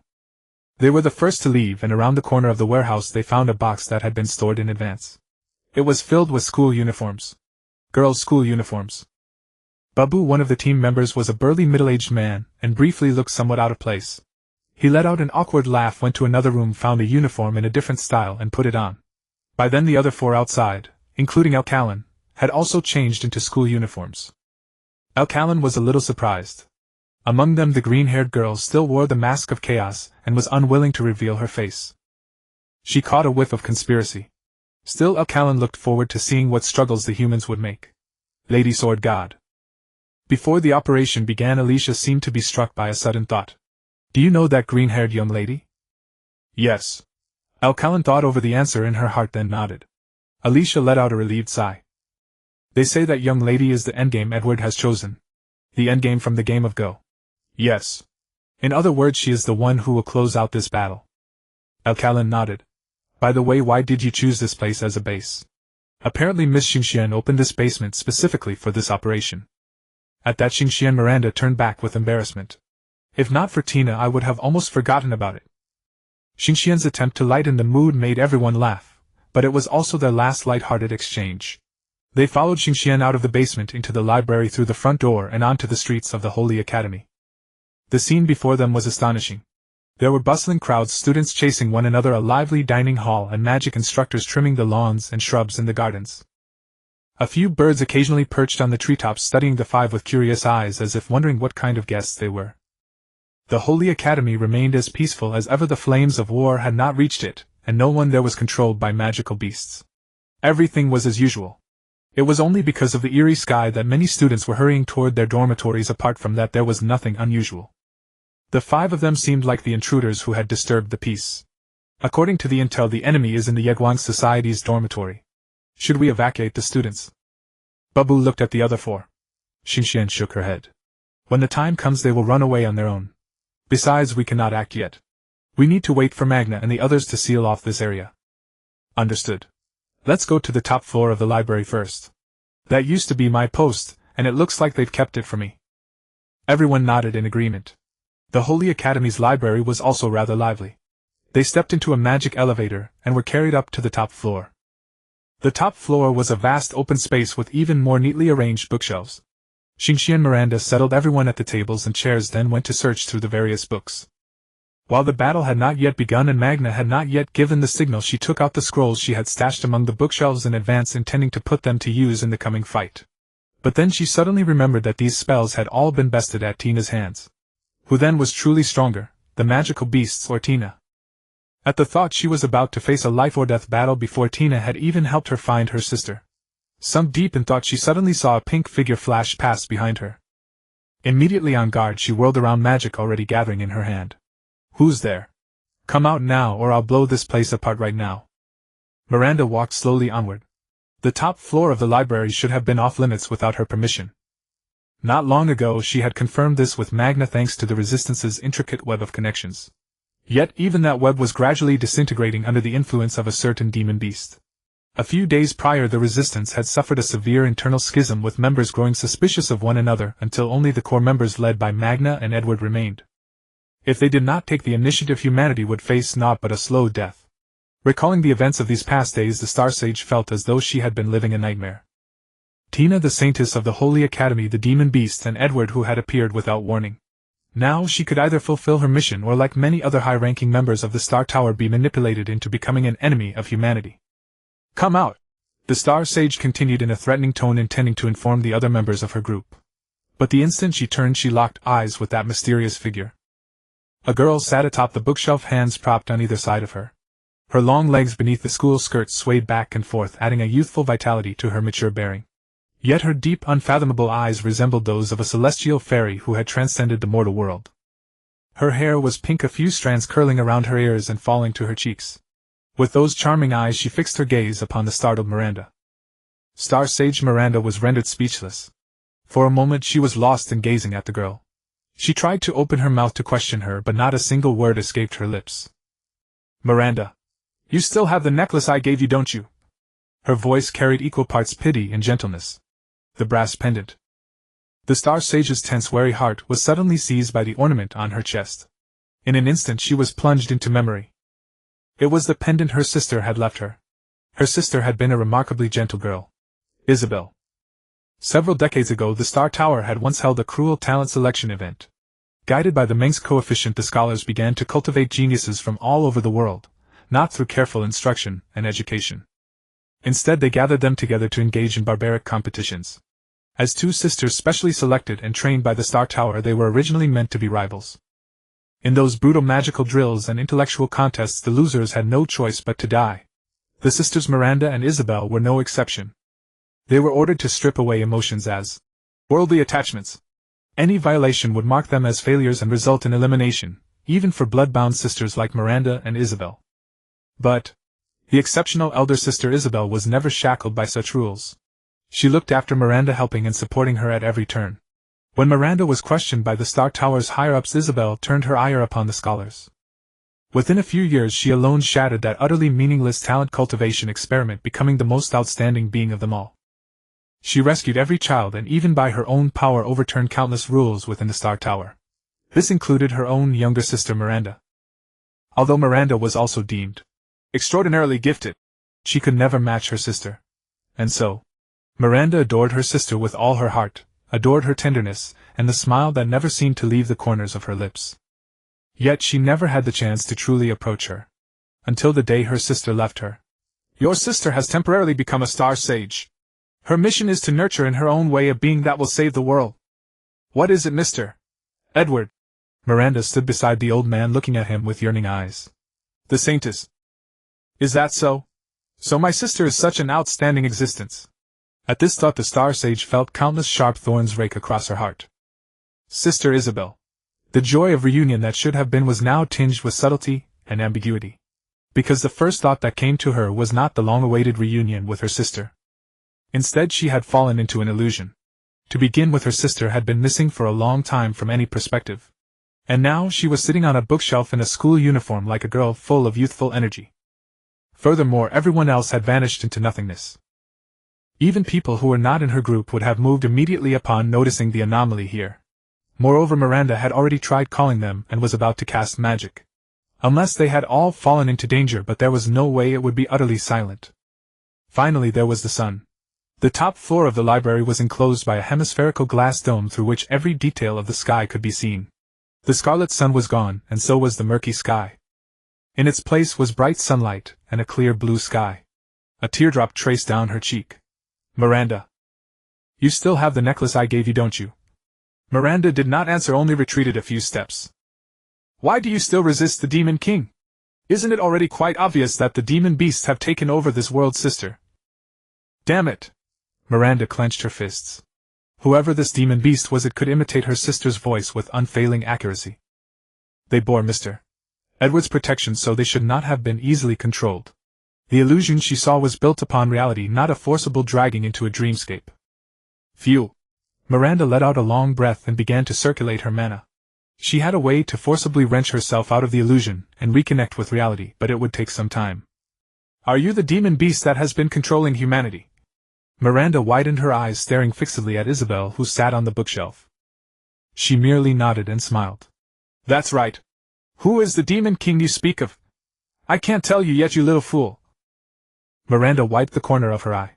This damned demon beast was still imitating her sister. "Now how many demon beasts are there? Are they all at the Holy Academy?" "There are only 4 in total. But you're no match for us, you're still far too weak." Isabel drew out a book from beneath her. Miranda had not expected the demon beast to answer her questions so earnestly nor to refrain from attacking her. It would take only a few more seconds for her to escape the illusion. But then a chilling possibility struck her. This demon beast was not her sister, yet it knew the weaknesses in her heart so intimately, and even knew about the necklace. It must have known Isabel well. Miranda's voice trembled slightly. "You! What have you done to my sister Isabel?" Yet the demon girl merely smiled sweetly. "You little fool, I told you I am your sister Isabel. Don't you believe me?" At that same moment, those atop the library remained oblivious to Xing Xian's predicament. They flipped through magical tomes from around the world, trying to calm the fear gnawing at their hearts. Suddenly Babu scratched his head and looked toward the others. "Can you all understand this? Are you telling me you can't read it?" Alicia laughed. Everyone exchanged knowing smiles. But they had already waited for nearly half an hour without receiving any word from the others. Just when they were at a loss, faint azure flames rose silently, forming a translucent veil of stars around the Holy Academy. The veil closed in the air as if to become a second sky. They knew the operation was about to begin. Alicia tugged at Elkalan's sleeve. From this moment on, no one can leave this place. Lady Sword God, our battle has begun. As one they turned to look out the window. Some of the Holy Knights stationed there were already locked in combat with the Star Tower mages. Of course, under Mr. Edward's blessing magic, the Holy Knights were no match for them. Indeed, the battle had not lasted very long, and it seemed not many people had been controlled. Before long, some mages began evacuating the students and the teachers stationed there. None of them had been controlled by the magic beasts. This seemed the best omen yet. At that same moment, everyone looked up at the cyan blue flash in the sky. Eerily, the flash seemed to darken all that surrounded it. The light vanished quickly, turning into a dense black cloud of miasma. Only upon a closer look could one make out the figure of a girl within it. She spread her wings of ice overlooking the humans below, yet she made no move. Her icy gaze was suffocating. Elkalan curled the corner of her lips. It seems it has begun. Lady Sword God, this is Magna and the others' mission. We should head to the Yegwang Society's dormitory. Got it. Just then Xing Xian came back from the bookshelves, eyes rimmed with red. No one knew what had happened, but time was pressing and there was no room for comfort. Everyone sprinted toward the northern campus as fast as they could. Along the way, the flames of battle from Magna's side made their hearts race with dread. Green flames and freezing ice crystals came crashing down upon the mages in a sky-obscuring barrage, like a violent storm intent on destroying all in its path. At that moment, Babu's voice jolted them all back to their senses. A beam of golden light descended from the sky and burst open in front of them. Boom! As the smoke and dust gradually cleared, an unexpected figure appeared on the severely cracked stone pavement. He wore a tattered suit, his right arm stained with blood, and several ghastly blood streaks marred his disheveled face. Mr. Ether. Just then Babu recognized the man in the suit and spoke his name. The atmosphere at once became tense. Where is Mr. Edward? Alicia's eyes grew sharp. You killed him, didn't you? You beast. Babu's wrinkles clustered tightly as he stepped forward and drew the great sword hidden behind his back. I'm sorry, ladies. And you, Babu? Ether smiled faintly and wiped the blood from his cheek. No one passes beyond this point. That's not for you to decide. At the same time, the girl in the chaos mask spoke. She wore a student uniform now, yet still kept her features hidden, making it impossible to discern her true identity. Babu will stay here. The rest of you keep going. Understood. Xing Xian and Alicia exchanged a look. The former cast a spell enveloping the remaining three in a translucent cyan barrier. Miranda lightly flicked her fingers and the barrier lifted the three into the air like soap bubbles floating in the sky, then continued toward the northern campus. Ether did not stop them. He only looked at the girl in the chaos mask and Babu smiling wryly. It's fine to leave you two here. Why are you doing this, Mr. Ether? The girl asked. I simply think this battle is complete nonsense. You people don't understand anything. The magic beast crisis, the Pope missing, is that still nonsense? Knight Commander Babu could no longer stand it. All he wanted was to pummel the arrogant man in front of him. Ether's mind, however, remained perfectly composed. He merely rolled one of his slightly stiff shoulders, spat out the blood pooled in his mouth, and cast them a mocking, provocative gaze. He even explained patiently, among all the resistance movements over the past millennia, this one is even the least threatening. Do you understand, my dear heroes? You children who love playing house. This is but resistance against the magic beasts. Resistance. You haven't captured even a single city yet, you dare call yourselves a resistance army. And the Star Tower, besides that dastardly old man taking half your forces to stir up trouble, you've accomplished nothing. He continued, all told only a few tens of thousands are involved. As soon as the church sends more forces, you'll be wiped out within 2 months. There are many inquisitors waiting in the cathedral, but I sent them home because this is nothing but a farce. There is no need to raise a hand at all. You damned bastard, you've been controlled by the magic beasts all along, haven't you? Babu did not stop walking. Does control even mean anything? Even the magic beasts know it is utterly meaningless. He even laughed aloud, but the laughter was not born of despair, rather it was somewhat troublesome. You defeat the demon race, replace the church's high ranks, and then what? Have you ever thought? Kill all the believers who still have the heart to resist and replace them with fresh blood, then announce the change of regime. And after that? Would you tell everyone that you once fought a damned holy war and drove away all the magic beasts at the cost of hundreds of thousands or millions of lives? Ether's expression twisted. Don't be ridiculous. If you truly cared about humanity, you would be sleeping soundly at home. At that moment the masked girl said calmly, for millennia magic beasts have existed with the goal of destroying humanity. Their sole purpose is to annihilate mankind. If they are not stopped, even more people will die. Destroy humanity. Isn't that so, Ether? Why do you think they would not destroy humanity, and instead keep up a superficial peace? Ha ha. Ether laughed once more. Because I saw it.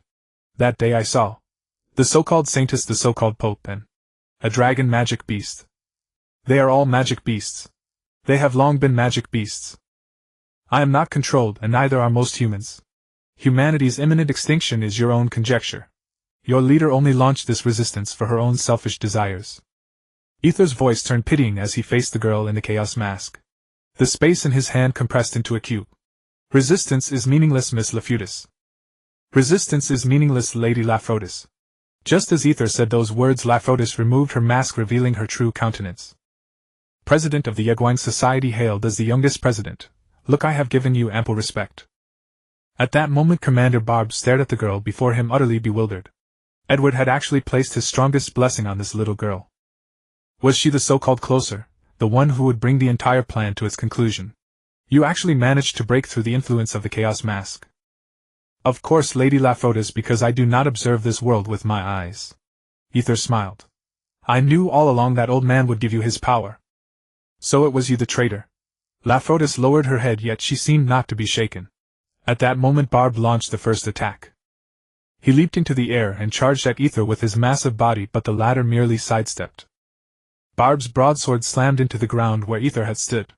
Suddenly lightning coiled around Barb's body along with faint cyan blue sparks like fireflies, and he hurled a bolt of cyan blue lightning toward Ether. The lightning struck Ether. The violent explosion flattened the trees along the greenbelt, yet when the smoke cleared, Ether simply walked out completely unharmed. With a wave of his hand, Ether sent Barb lurching toward his palm. Recalling that Cardinal Ether's ability was space distortion, Barb immediately drove his sword into the ground for extra resistance, barely managing not to be pulled into that hand. That old man's blessing is truly remarkable. If you were still the former you would already have been crushed into pulp. Ether gave a wry smile. You filthy insect, and you dare call yourself a cardinal? I've lost my patience. Ether increased his mana output. Barb was sucked into the air and began to spin. Before this spatial ability he was like a toy. But at that very moment Lafotis drew her sword and delivered a slash. A pale green sword aura swept past Ether, and gravely wounded his right arm. Squelch. He staggered back a few steps, blood spattering the ground. Meanwhile Barb landed awkwardly, tumbled a few times, and scrambled back to his feet. Yet Lafotis's attack followed immediately. Her blade struck Ether, but it was stopped by a spatial barrier conjured by both of his hands, and for a moment the two were deadlocked. What did Edward give you? Ether asked in astonishment. Even Edward had never gained the slightest advantage over him.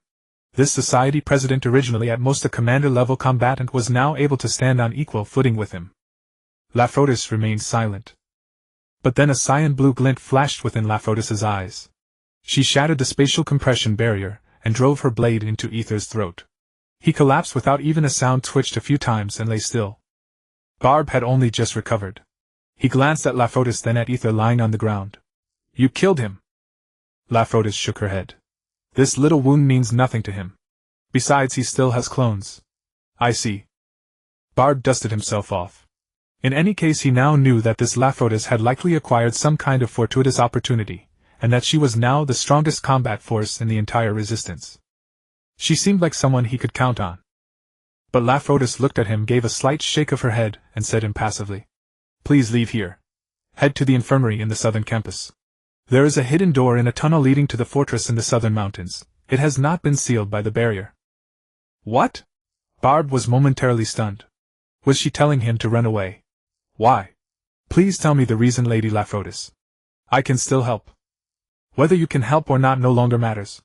Could you be more specific? Lafotis's icy voice followed. The task Edward gave us was never to subjugate the demon beasts. The disparity in power is too immense. This mission is a sacrifice. Everyone will die, including Magna, including you and me. Edward is going to detonate us. More precisely, he's going to detonate me the closer. Lafotis's voice carried no hesitation, yet the resoluteness in her eyes had faltered. Everyone here, demon beasts included, will die. Just now the lone wolf squad, the first to be sacrificed, proved that the blessing of self-destruction is viable. If we lose this battle, I will use every ounce of my strength to die together with at least one demon beast. She continued in terse explanation. The so-called demon beasts among us are nothing but a tacit lie shared by Magna and us. Those who remain will become our new sparks. Oh damn, is that man a devil? Barb shouted, and at the same time he recalled what Cardinal Ether had said. His voice died in his throat, yet he knew what he had to do. Gritting his teeth, he stared at Lafrodis. Damn it. I didn't even know your plan. What the hell is this bullshit? Because of the blessing of inheritance, I inherited 3/4 of Edward's power. I was supposed to be the next Tower Master of the Star Tower. Lafrodis gave a bitter smile. So this is in order, Mr. Barb. Barb balled his fists.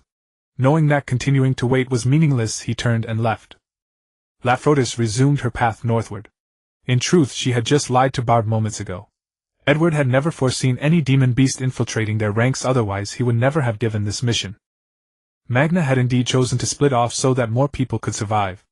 But in the Resistance's meetings, before every soul she could fully trust the fact that she was the closer was an open secret. Those selected for the Suicide Squad should have known of this plan. Yet the Lady Sword God knew nothing about it. In other words, from the very beginning no one had ever confirmed whether she was enemy or ally. Meanwhile, Elisa and her companions arrived at the Yegwang Society. Unlike the disaster-stricken eerie space they had imagined, or a realm wrapped in ghastly ghosts and hazy miasma, everything here was as ordinary as ever. Several female students of Yegwang stood guard at the entrance. When they spotted Xingxian's party, one of them immediately dashed into the dormitory, and a few seconds later brought out an old woman carrying a sword. The old woman adjusted her spectacles, looked at the approaching trio, and thundered in a deafening voice. Who are you? How dare you set foot in the Yegwang female dormitory? Because the Yegwang Society had once been the worst society, its dormitory was assigned to the most remote corner of the northern campus. Yet for that very reason it had obtained the most hidden and safest area untouched by the battlefield. The students took turns guarding the dormitory building, with the dormitory matron taking the lead. We are students here, Xingxian Miranda explained, and seeing that the other side had not recognized the identities of the three of them, she felt even more at ease. We're here to find a classmate. But you don't look like a student at all. Do you need to see a student ID? As she spoke, Xingxian pulled 3 student IDs from the pocket of her coat. They looked exactly like the real thing. In truth, the dormitory matron and the other students could not discern their real identities at all. As for Alicia, there was no need to elaborate. Most people had only heard the name of the sword god Elkalin without ever seeing her in person. Xingxian meanwhile had made a slight disguise and turned her hair pink in advance, just like her sister. You haven't joined any society. Right, actually. We live outside the school. The entire academy is sealed off now, and we can't get out, so we can only come here to take shelter with friends. The dormitory matron's heart softened a little. She said helplessly, who is your friend? The question made all 3 fall silent for a moment, because they truly did not know almost anyone in the Yegwang Society. Xingxian was about to say Tina's name, but in some people's eyes Tina had long since become a demon beast. Although she didn't know whether the news had spread, the name was still dangerous. As for Satya, she was now the Holy Maiden. At the same time, Elkalin suddenly thought of a name, Veros. Oh my, although you know her poor Veros hasn't come back. Is that so? Elkalin remained expressionless. Of course she recognized the 2 demon beasts that were fighting against the humans. They were currently locked in battle with Magna. Yes, but I can tell that you're not bad people. Please come in. Only then did the old dormitory matron step aside to make way into the society dormitory. Even so, 2 female students still watched them with hawk-like vigilance. After entering the dormitory building, the spacious first-floor lobby was now crowded with people. Some were transporting supplies, some were rushing toward the infirmary, and others were trying to use magic to contact the outside world. Everything was proceeding in an orderly manner. Just then Alicia wore a look of disgust. Damn demon beasts actually using a place like this as a battlefield. If you want to resolve this peacefully, that's not impossible either. At that moment Elkalin answered her question. Alicia and Xingxian Miranda stared at the Lady Sword God with strange looks. From the very beginning they had felt that she was somewhat odd, and the aura she gave off had changed. She looked toward the female student following behind them. May I ask, where has your President Lapidus gone? She's been missing for the past few days. Is that so? Elkalin suddenly thought of the figure wearing the chaos mask. A spiral staircase connected the stairwells on every floor, while an elevated platform winding around it linked the 4 corridors in the east, south, west, and north. Dormitory rooms lined both sides of every corridor, and the ends of the corridors converged, connecting 4 activity areas in the northeast, southeast, northwest, and southwest. When climbing the stairs, one could vault over the railing and jump straight down into the lively first-floor lobby, though doing so would earn a sharp knock on the head from the dormitory matron. They headed toward the designated place, room D03 on the second floor of the dormitory. Elkelin's voice broke the silence. If this were a battlefield, would you without hesitation let all these people be buried alongside you? Xingxian Miranda sensed the problem. She stopped at once and eyed the sword god with caution. Could it be that even the sword god's mind had also been controlled? She began to ponder the sword god's origins. Recommended by Alicia and Magnus, she had become a member of the White List.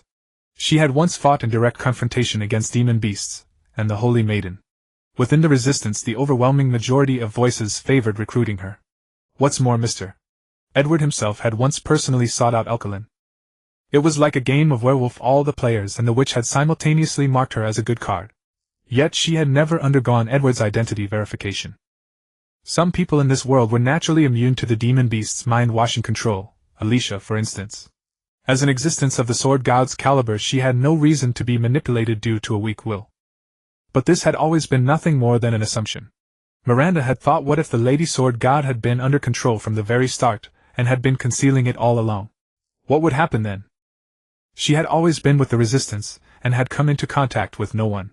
So was there a possibility that communication between demon beasts required no contact at all? Their knowledge of demon beasts was far too little. A fear born from the depths of their hearts, a fear of demon beasts, a fear of the unknown, began to surface. If at all possible, I would like more people to live, Alicia replied.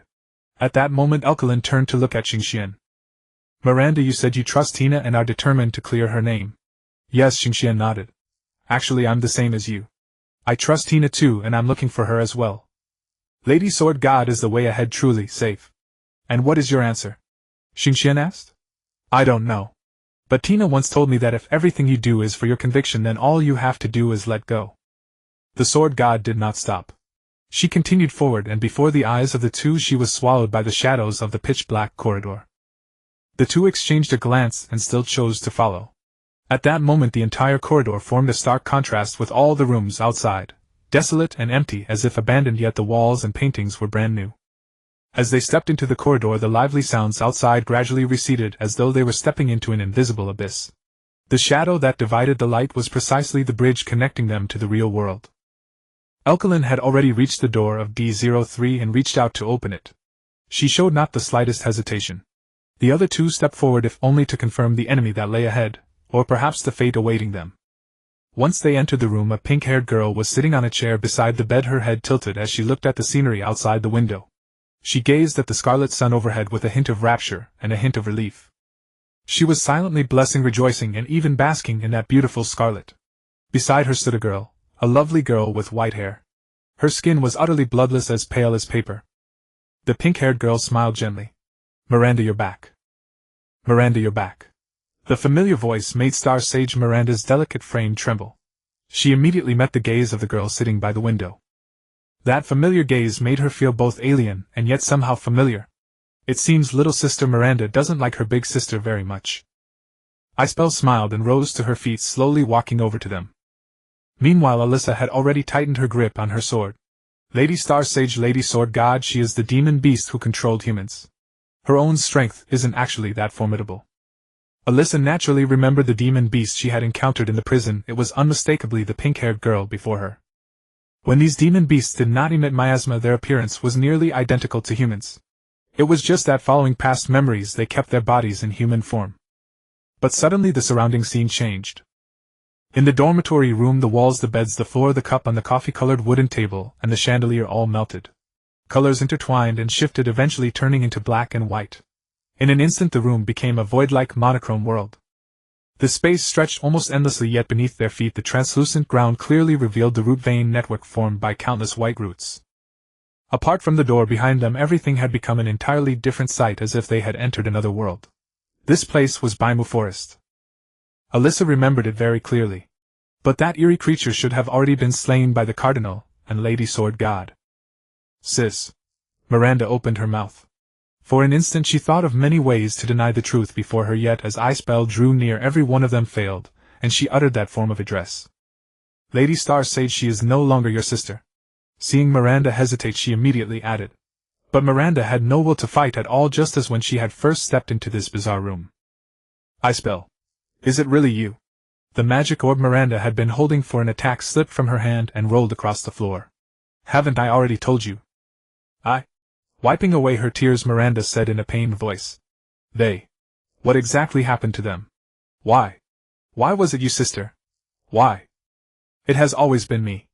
Icebell's voice was calm. She walked up to the Star Sage, reached out, and touched her cheek.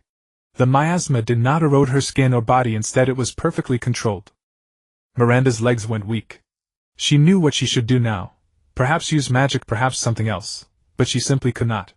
The only thing she wanted to do at that moment was confirm the other woman's identity, yet she did not know how to ask. Alyssa now realized the seriousness of the problem and took several steps back. But the scene that followed made her even more despairing. Sister Elkarin. Just then the white-haired petite girl threw herself onto the sword god. Her skin was a bloodless pallor, yet it carried a desolate, absurd beauty. That eeriness was only fitting for her identity as a demon beast. The Demon King, my big sister, won't let me make a move. I'm so bored. I had wanted to do something interesting. It's fine. There might be a chance later. Maybe. There won't be. Shadir's face showed no clear emotion. Yet Elkarin kept stroking her head. The two seemed to have long been close friends, or perhaps sisters. Why did the sword god know her? Alyssa could not understand at all. But soon her reason seized control of her mind, allowing her to comprehend what was unfolding before her. A demon beast. Elkarin was their companion. For a moment Alyssa did not know what to do. Elkarin had always been the hero she admired, indeed one could even say her idol. But could she truly be a demon beast, just as Magna had said? Alyssa, we've met before. I remember you because you can nullify my authority, one of the few in the world. Icebell said this while stroking the back of Miranda, who was in her arms. Alyssa felt her body go limp. And the indifference of the Star Sage and the sword god made a chill run down her spine. When she imagined the fate of humanity, despair flooded her mind and made her feel nauseous. She drew her sword. Even so, you still intend to resist. 10 years ago I would have called that a virtue of you humans. Damn it. For 1,000 years humans have slaughtered demon beasts. Lady Alyssa, I want to ask you, if you had power greater than ours, would you choose to make us, along with the people of the Yegwang society, be buried with you? I'm not as easily fooled as everyone else. If it were Ether, she would surely make that choice. Icebell's voice remained utterly devoid of any emotion. But you can't do it. This isn't courage. Your experiences have doomed you to become this kind of person. It's not your fault. Human, please leave. I will not kill you. Elkarin now looked at Alyssa, as well as if to prove that Icebell's words were the absolute truth. She transformed as if reborn. Miasma coiled around her body and condensed into pitch-black bone plates, veiling her pale yet voluptuous figure. In an instant she became a sinister, bewitching black knight. At that moment Alyssa drew her sword and charged forward, turning into a golden flash as she thrust toward Icebell. But Elkarin, or rather the frenzied demon beast, was clearly faster. With only a slight flick of her bizarre tail covered in black barbs, she pushed Alyssa back. Yet what was astonishing was that she did not harm her. Why won't you kill me? Alyssa's voice was on the verge of breaking. Behind her was the dormitory door leading out of this space, yet she did not bolt through it. Having endured the trials of demon beasts many times, been powerless time and again, and watched humans fall one after another, she seemed to have lost all patience. She might as well die here and end it all, just fight them to the bitter end. Yet the 3 demon beasts remained utterly unmoved. Elkarin released Shadir. She drove the black sword in her hand into the ground and rested both hands on the hilt like a guardian. The Demon King's patience has its limits. She needs a perfect human world, one ruled by the Holy Maiden. She did not seem to think this was a secret. The Holy Maiden. Satya. So she really is a demon beast too. At that moment Star Sage Miranda, who had been silent for a long time, asked in a trembling voice, then who is the Demon King? That demon beast Miranda. You seem to have known her, haven't you? Elkarin explained. Mistress Tina is the master of all of us demon beasts. Her command is absolute. The close friend you followed and my master are one and the same. Dina. She remembered that powerful and mysterious figure. Why did her appearance cause the demonic beasts to descend and then vanish in an instant? Why did she possess power comparable to Wurliki, or even to a bishop or a cardinal? Why did her obsession with Satya border on madness? My teacher, Mr. Idewa once told me that demonic beasts are evil. Dina. Star Sage Milanda shook her head. Because the Dina she knew was a responsible, reliable, powerful girl. Could she truly be a demonic beast? Suddenly she thought of that word, Demon King. Dina was the Demon King, the legendary existence that would gather all demonic beasts. And the ones before her now were more stable and stronger than any demonic beast in history. They even appeared together, united unconditionally, and had a complete plan. Could humanity truly still have hope of continuing to resist? Adwa. Hearing that name, Ysber seemed to show a slight interest. Indeed, you once betrayed me because of him, didn't you? I didn't mean it that way, Milanda said in despair. From denial to doubt, and finally to certainty, she had unknowingly accepted that the girl before her was Ysber, her own sister. That was the sister who had once given her the necklace. It was not a pleasant memory. In fact, she had deceived Dina to an extent. She had not been entirely unaware of Ysber's departure. One day they had even met. That day she was studying scientific magic with Adwa in the Star Tower's study when Ysber found her location directly. Back then Ysber had been missing for many years. Her movements were highly secretive. She even slipped past Idewa's sight to find her alone when she returned to her room to rest. Come away with me. Ysber took her hand, her eyes full of expectation, as if certain that her dear little sister would recognize her and leave this troubled place together. Sis. The Church and the Star Tower are merely accomplices in human modification and the demonic beast cult. We have no need to stay any longer. What? At that time Star Sage Milanda was unable to believe it because her teacher Adwa was not as evil as her sister described. Yet her sister had almost no chance to explain. She could exist there only for a moment thanks to a special magic. The Mengsite coefficient. He will turn you into another person, one who has broken away from this evil theory. Please believe me, can you? Ysber's voice turned pleading. But Milanda stepped back a few steps. No. Mr. Adwa said that the Star Tower is for humanity, for this world, right? Can you trust me? At that time Ysber knew she could not explain much, and the Star Sage was still hesitating. Adwa. Humanity. This shouldn't have been the case. No. Before Star Sage Milanda could finish speaking and refuse her sister's proposal, a magic energy cannon grazed past her and struck Ysber. However strong her magical power was, the latter ultimately fell before Adwa. What followed was not Ysber's cry for help, but a barrage of even greater power that leveled the place.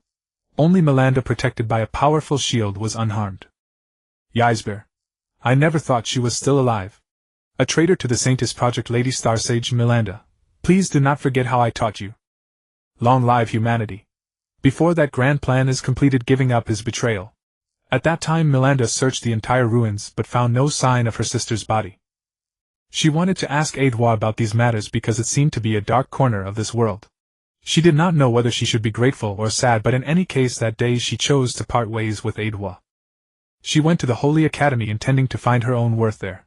She began to regret all her decisions. Every second of hesitation during that meeting stretched her nightmare even longer. So Milanda began to search for traces of her sister. Anything would do. Whether it was left behind documents, signs of her presence, or merely some materials she had left in the Saintess Project. But all of it had been destroyed by the Church and the Star Tower. Decades passed and no one remembered that Ysber had ever lived. She vanished into thin air as if she had never existed. In the following dozen or so years the Saintess Project was as if forced upon her head, and she became the judge of the Saintess selection. Everything proceeded with such a nauseating naturalness. Humans were always so skilled at exploiting every resource. In the end, when she saw Ysber appear amid the demonic beasts, indeed as the one who spread fear and opposed humanity, she understood it all. I'm sorry, sister. Milanda completely dropped all her defenses and knelt before Ysber, who had walked up to her. But she was soon caressed by that gentle hand. The feeling was truly soothing. It was like returning to decades ago. Welcome back, Milanda. Lafutasai trotted over to the front of the Yedwang Society building. Ice crystals and green flames bloomed into another gorgeous firework, dyeing the entire sky in a blend of crimson and blue, flickering at high frequency amid countless sounds of tearing and explosions. The dazzling motes of light scattered across the lawn, yet the girl walked forward as if oblivious to the front of the Yedwang Society building. The outer protective barrier was as fragile as an eggshell. President. Several students ran up to her, speaking frantically, "You're finally back. Quick, come over here." In response to the students' questions, Lafutasai only offered a warm smile. She looked at the situation on Majina's side, then at the Yedwang Society building. Closing her eyes, her beautiful pupils shimmered with the splendor of a starry sky. She raised her head and looked at the pitch-black sky, yet the ground was as bright as day, like a dreamscape. I'm back. Lafutasai walked into the teaching building and many people gathered around her. Senior Lafutasai. Wow. At last you're really safe. The gods be praised, the gods be praised. Did you see Wylisi and the others? She patiently answered one question after another, but her gaze soon locked onto a female knight curled up in a corner. Or rather, a female knight disguised as a student. Alicia. At this moment she was hugging her knees, her head lowered, her fists clenched. Are you all right? Lapidus stepped forward, offering the woman an arm to help her rise. She rose slowly but remained expressionless, staring at the floor with a complex emotion gathering in her eyes. Miss Elisa. What happened? Where are the others? Elisa did not answer at first. She merely met Lapidus's eyes, then shook her head and turned to leave. Lapidus did not press further. She looked at the spiral staircase of the Iguan Academy, where a pitch-black corridor stretched away. Though Elisa had said nothing, the answer was all but certain. She followed Elisa, leaving the dormitory despite the protests. Even as the dormitory and the students repeatedly urged them to stay, neither gave any reply, as if they did not exist. Outside, the battle had long since died down. The entire academy seemed to sink into stillness. Only the crimson sun still radiated scorching light, which passed through the azure barrier and cast violet spots upon Elisa's vacant pupils. She simply kept walking. Elisa, tell me what you saw.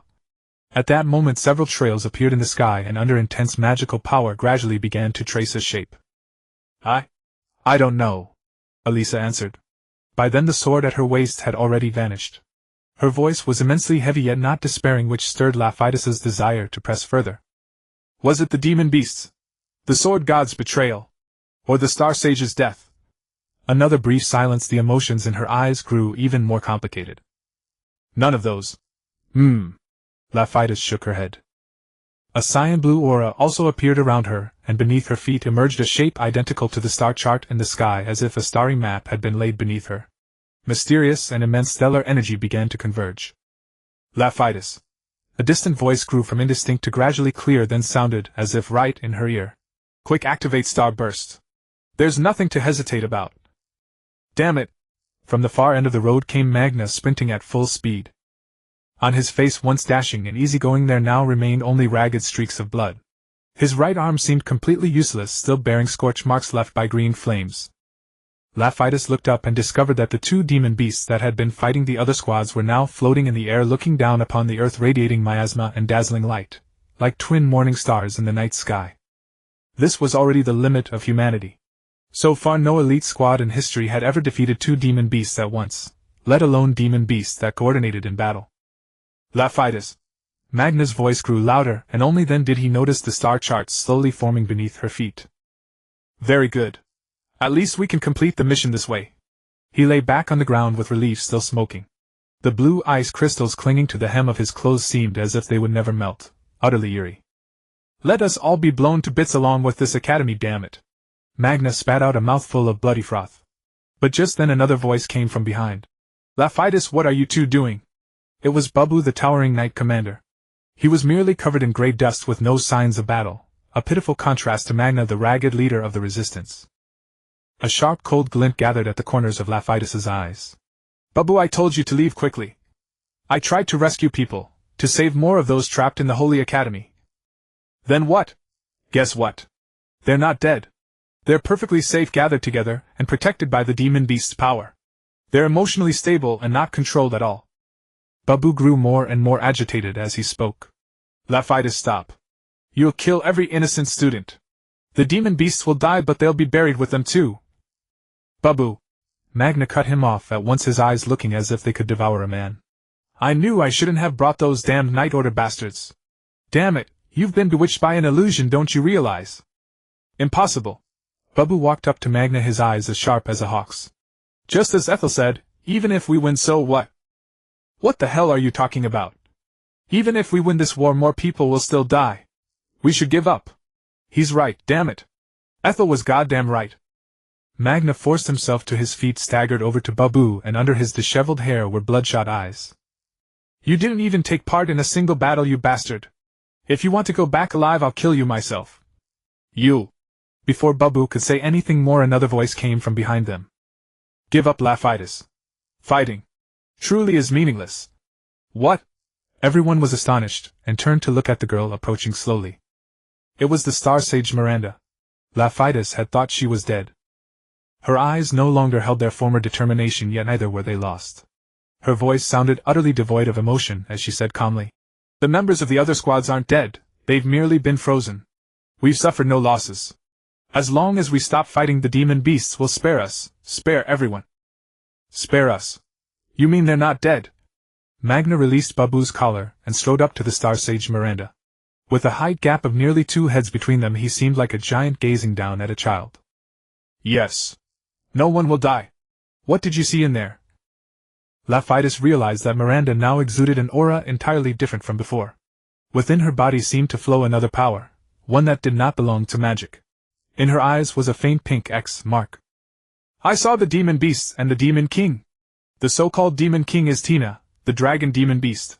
And the saintess Satya is also an abyss demon beast." "God damn it." Magna's veins bulged. "You know what, Miranda? I've seen a demon beast before, right there in Baimu Forest. Of course you wouldn't know that godforsaken place. A forest 100 kilometers in radius, one move from a demon beast and it all fucking vanishes. You want to reason with something like that? They won't keep killing humans. Haven't they killed enough already?" Magna looked ready to devour the Star Sage whole. Magna's voice grew much quieter in the sudden gust of wind.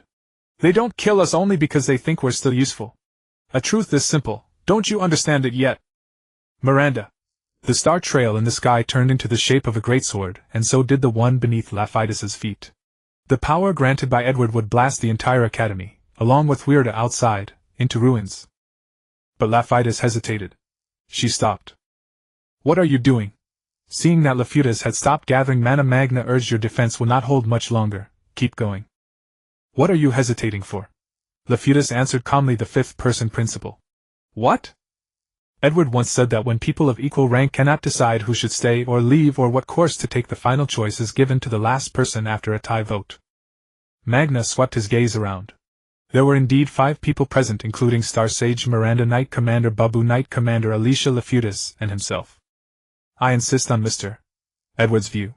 I will raise this place to the ground and annihilate the demonic beast along with it, so I will likewise honor his command." "Are you stupid?" Magna retorted at once. "If you truly respected Mr.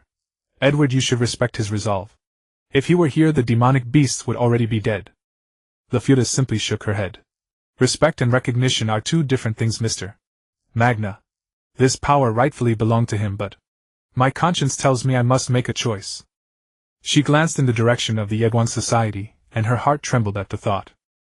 The galaxy pattern in her pupils dimmed slightly. Then she turned her gaze to Alicia, resolute.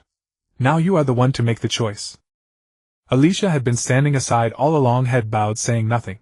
It was as though she neither wanted to answer nor to decide, only to drift with the current, and leave herself to the demonic beasts, alive or dead. "Please think about it, Miss Alicia." Babu hurriedly began to persuade her. "Isn't peace what our Night Order seeks? Mr. Ether is right. The Cardinals are all filthy bastards. Does it really matter whether it's demonic beasts or humans? If we lay down our weapons, no one will die. Alicia, think about it. If you concede now, no one can stop the demonic beasts. They have the Demon King. But if all those demonic beasts died, what remained would not be unsolvable. We still have the defending armies of 2 continents, and countless nations. We need a world ruled by humanity." Magna forced his tone to stay calm, but he slowly stepped forward as if issuing a threat rather than raising a question. The atmosphere plunged to freezing. The 2 sides were at daggers drawn. Yet the demonic beast's attack still did not come, and the green and ice-blue stars did not erupt with power enough to destroy mankind, as if even they were waiting for humanity's answer. If we lay down our arms, the elderly, the children, the knights, including the team members sealed in ice, the logistical personnel, the soldiers stranded far from home and unable to see their families, and the students waiting to go home and report that they are safe, everyone will live. The Star Sage continued, but there was no fear in her voice. Not long ago she had been transformed by her sister. Now she was completely controlled by Isabel, and yet within that gentleness she retained her reason. This was another ability of the trickster beast, a soul binding that turned its victim into a familiar. Her obsession would be stirred awake by the Demon King, and before long she too would become a terrifying existence like her sister, yet she was not afraid. This time she would help her sister.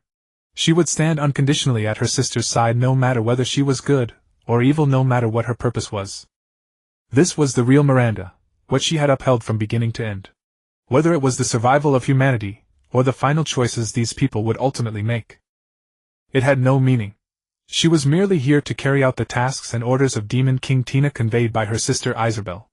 The words spoken just now had been Isabel controlling her. She even felt that having her body controlled by her sister was pleasant. Alicia. Laphutis reminded her again. She offered no opinion, for she knew Alicia's temperament. She had spoken with her before and understood her nature. Alicia lowered her head as if hesitating. She clutched her head as if she were crying. In Baimu Forest, the annihilation of the knights had been like a furious symphony conducted by the Scarlet Cardinal. The devastation wrought by the demonic beast still echoed in her ears. The high walls of ice and the enormous sphere of ice loomed before her eyes like natural disasters, and she vaguely remembered the words that had been spoken as she stared at the trickster beast. Look! I will kill every knight.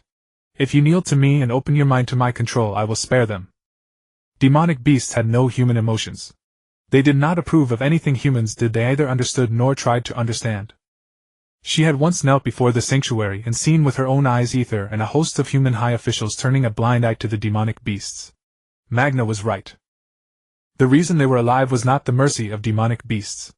Even Tina, even Saint Satya, the one disguised as a human yet world-ending in her power, was such a demonic beast. They had never shown humanity the slightest pity. They possessed godlike power yet harbored no compassion whatsoever, and might even unleash their hatred. Such were the abyssal demonic beasts. Alicia slowly raised her head. Her eyes were rimmed red, but she lifted her gaze to the students in the Yedwang Society dormitories who were waving at her. They were shouting frantically, telling them to leave this dangerous place at once. In Knight Commander Alicia's eyes as she looked at Laphutis, a flash of resolve passed.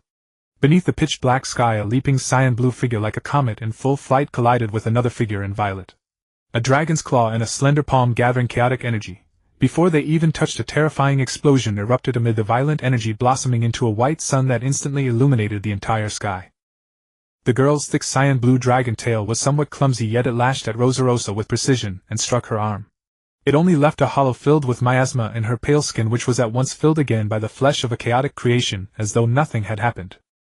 Within a fraction of a second they separated and clashed again in the air hundreds of meters away, their after images weaving a beautiful net across the sky. But soon the girl felt that something was wrong. A hint of awareness returned to her hollow eyes. When she realized it, the so-called Rosa was nowhere to be found. Tina, the dragon demonic beast, abruptly looked behind her. A woman with long dark red hair floated in the air, her eyes tightly closed. One of her own kind. A chilling dragon-like growl came from her mouth as she tilted her head, looking at her prey like a beast. Growling. This was the space within the crystal. Reflections from the polyhedral mirrors illuminated the dim gray void, and beyond every mirror lay yet more mirrors, as though unfolding into an infinitely vast expanse. The woman opened her eyes. Upon her golden pupils was a blood-red pattern of wings, as if it embodied a sanctity being violated, erupting at the moment of extinction with the fierce light of obsession, profane and uncanny, just like the one Satya had brought to her. "Obey me," Tina said. It was her first reaction upon seeing the woman, the heavenly beast Christina. A blue halo slowly took shape above the beast's head, but the woman slightly raised her hand and its formation ceased. Only a quarter of it remained. Why resist? Tina only felt that the woman before her had grown impatient. She had been sent into the crystal of Rosa. Of course she knew that. Thus the next step was to dispose of the immediate problem, and make Christina a blade pointed at Rosa. She continued to threaten her through the unique telepathy used by beasts. "Heavenly beast, you cannot oppose me, Tina." But at that moment the Pope, also the beast Christina, spoke in a gentle tone. She studied Tina's body at length, gazing at the delicate hard scales with something akin to admiration. "Tina, can you calm down?" Hiss. Before the heavenly beast could finish, Tina had nearly teleported to her side and seized her by the throat. "Obey me." NNGH. Christina did feel somewhat strained. She shoved Tina away at once, barely avoiding injury from the cold girl, but the next moment Tina's tail swept out and hurled her across the space. A tattered crimson robe materialized around Christina's form. Several straps bound the fullness of her chest, and over her sternum lay a startling inverted cross marking. Far from tantalizing, it possessed an uncanny sanctity. Her body drew in an immense mass of chaotic energy, and miasma wrapped around her like a pair of scarlet pupils gleaming within a black tornado on a stormy night. "You are wasting my time," Tina's voice was even colder, though she had more or less regained her composure just now. After all, controlling a beast required a cool head. But sensing that Satya was still fighting, she knew there was no time to delay. She could not allow Satya to be exposed to even the slightest danger, not even for a second. Christina merely knitted her delicate brows slightly. She had always been able to perceive events outside the tower through her sensory power, and she knew all too well how immense the Demon King's dominion was. In truth, resisting the halo slowly forming above her head was an extremely arduous task. But she knew Tina's capabilities: absolute strength and speed, absolute long-range destructive power, sensory perception, and the ability to absorb any energy and turn it to her own use. It was almost unreasonable, but if one could react before that. Whoosh! Tina flew before her again in an instant. Her dragon wings had not even tilted back as they had moments ago, yet she had already completed a long-distance flight. Bang! A strike from her dragon claw forced Christina to resume her defense. Scarlet light coiled around her body. This time, before separating to gain distance, Christina used that scarlet force to ensnare Tina, bringing her to a halt in midair. This is the final warning, Christina. Submit or be shattered and become my puppet. Rather than breaking through Christina's defenses immediately, Tina chose to threaten her. Those terrifying eyes of hers seemed to expand endlessly within Christina's heart, and the dread in that moment also seeped into Tina's mind. Yet she could not understand why Christina would still try to stop her when she knew she was doomed to lose. Her ability was gravity. In the world before the reset of time, Christina had once used this overwhelming power to lift entire mountain ranges into the sky and make them soar through the air as if the whole world were no more than a plaything in her hands. That had been the most devastating destruction humanity had ever suffered. At that time, the sky and the land alike were filled with endless broken stone, as if they had merged into one. It was for this that Christina earned the title Heavenly Beast. Even more terrifying was the fact that the Heavenly Beast rarely devoured humans. Unlike the beast of guile from the past, which had gradually grown until it could no longer be dealt with, Christina had possessed this terrifying power almost from the very moment she became a beast. A pity. She was no match for Tina. You have finally calmed down, Demon King. She smiled and gave a slight nod, offering her most sincere greeting. Rest assured, Satya is safe. Apart from you, she is the strongest. I had hoped not to say this. Her wry smile left Tina momentarily unable to fathom her intent. Because you truly have the power to kill me. Gabrielle looked deeply at her. Though Christina appeared to be submitting, she was still blocking Gabrielle's dominion, refusing to be dominated. Other beasts, even without a halo, would heed her commands at will. Why was the Heavenly Beast an exception? You are not a complete beast, so why should I obey your orders? Even as she said this, she ceased trying to restrain Tina, and the latter made no further move to attack. The source of your obsession is alkaline. Tina had already seen the guilt glimmering in her soul. Demon King, are you going to threaten me with her? Christina was stunned. I can do anything for Shirya, but I also promised my teacher to bring you back. I will give you one more chance, Christina. Submit to me. Demon King, please become a true beast. If you do, I, Christina, will pledge my eternal loyalty to you. Tina certainly understood what Christina meant. To be honest, if it were not for Satya, she would not have cared whether she became a true beast. She only wanted Satya to survive. And be happy. That was all. So if she could become a beast like her master, it would even be an honor. However, Shirya did not want her to become a true beast. She saw becoming a beast as a suffering. How can I become a true beast? The Demon King need only acknowledge the obsession in her own heart. Christina's voice, as beautiful as a nightingale, echoed through the crystal space. When a beast is undergoing transformation, she herself does not realize it. She continues to immerse herself in her own world until all around her lies in ruins, until obsession takes hold, turning her into a monster, a fallen one. Where do beasts come from? When the gods abandoned this world. The gods have abandoned the world. Tina could not understand. Gods. The same words had appeared from Rosarosa's mouth. Yet Tina was not particularly interested. All she wanted now was to know Christina's purpose, what she truly desired now, and how to become a genuine demonic beast. But Tina had no intention of being entangled in anyone else's designs. If I were to be transformed completely into a demonic beast, humanity might be destroyed. Is that what you want to see, Pope Christina? Lady Tina. Christina smiled. She flew over to Tina, her golden pupils full of tenderness, leading Tina to believe she was not lying. Oh. I killed Alkaline, the person most important to me, to destroy the demonic beast cult. But later I discovered that all of this was staged by humans, by the church's high-ranking officials, and by that accursed organization. When I returned to the church to investigate, I went to the laboratory once more and unearthed the church's criminal evidence from within, the so-called Mons coefficient. As she spoke, the smile on Christina's face melted into scorching anger, then solidified into a piercing winter that chilled one to the marrow, as if it were full of malice toward the subject of her words. An utterly absurd human revival plan. They believed that humanity needed a being capable of surpassing all reason, one who had to break through a coefficient before they could resist demonic beasts. But what the plan ultimately produced was nothing but demonic beasts. All demonic beasts are those who broke through the Mons coefficient. Humanity only stagnates unrepentant for generations without end. Pope Christina said many things, but in the end she brought the topic back to Alkaline. The Demon King should understand this feeling, shouldn't he? When I saw someone so free and fearless, I fell in love with her. We spent the hardest times together until more and more people betrayed us, until tragedy occurred. I gave up so much, even people who were important to her. I dared not see her again. I didn't know how to face her. I don't know. At these words, Christina's rationality crumbled a little. Her fists trembled as if she might explode at any moment, making Tina think she was merely a girl who wanted to pour out her heart. After all, this heavenly demonic beast was nothing more than one of the pitiable girls I had already controlled. They no longer hated the human me as they once had. Tina did not like demonic beasts either. She even sneered at those obsessed monsters. But she was the Demon King now, the Demon King who had to protect Satya. The heavenly demonic beast must also belong to her. Alkaline told me a great deal. She told me about you. I can read it from your emotions too, but she never told me about matters of family. Is that so? Don't you know Christina? Or are you afraid to face it?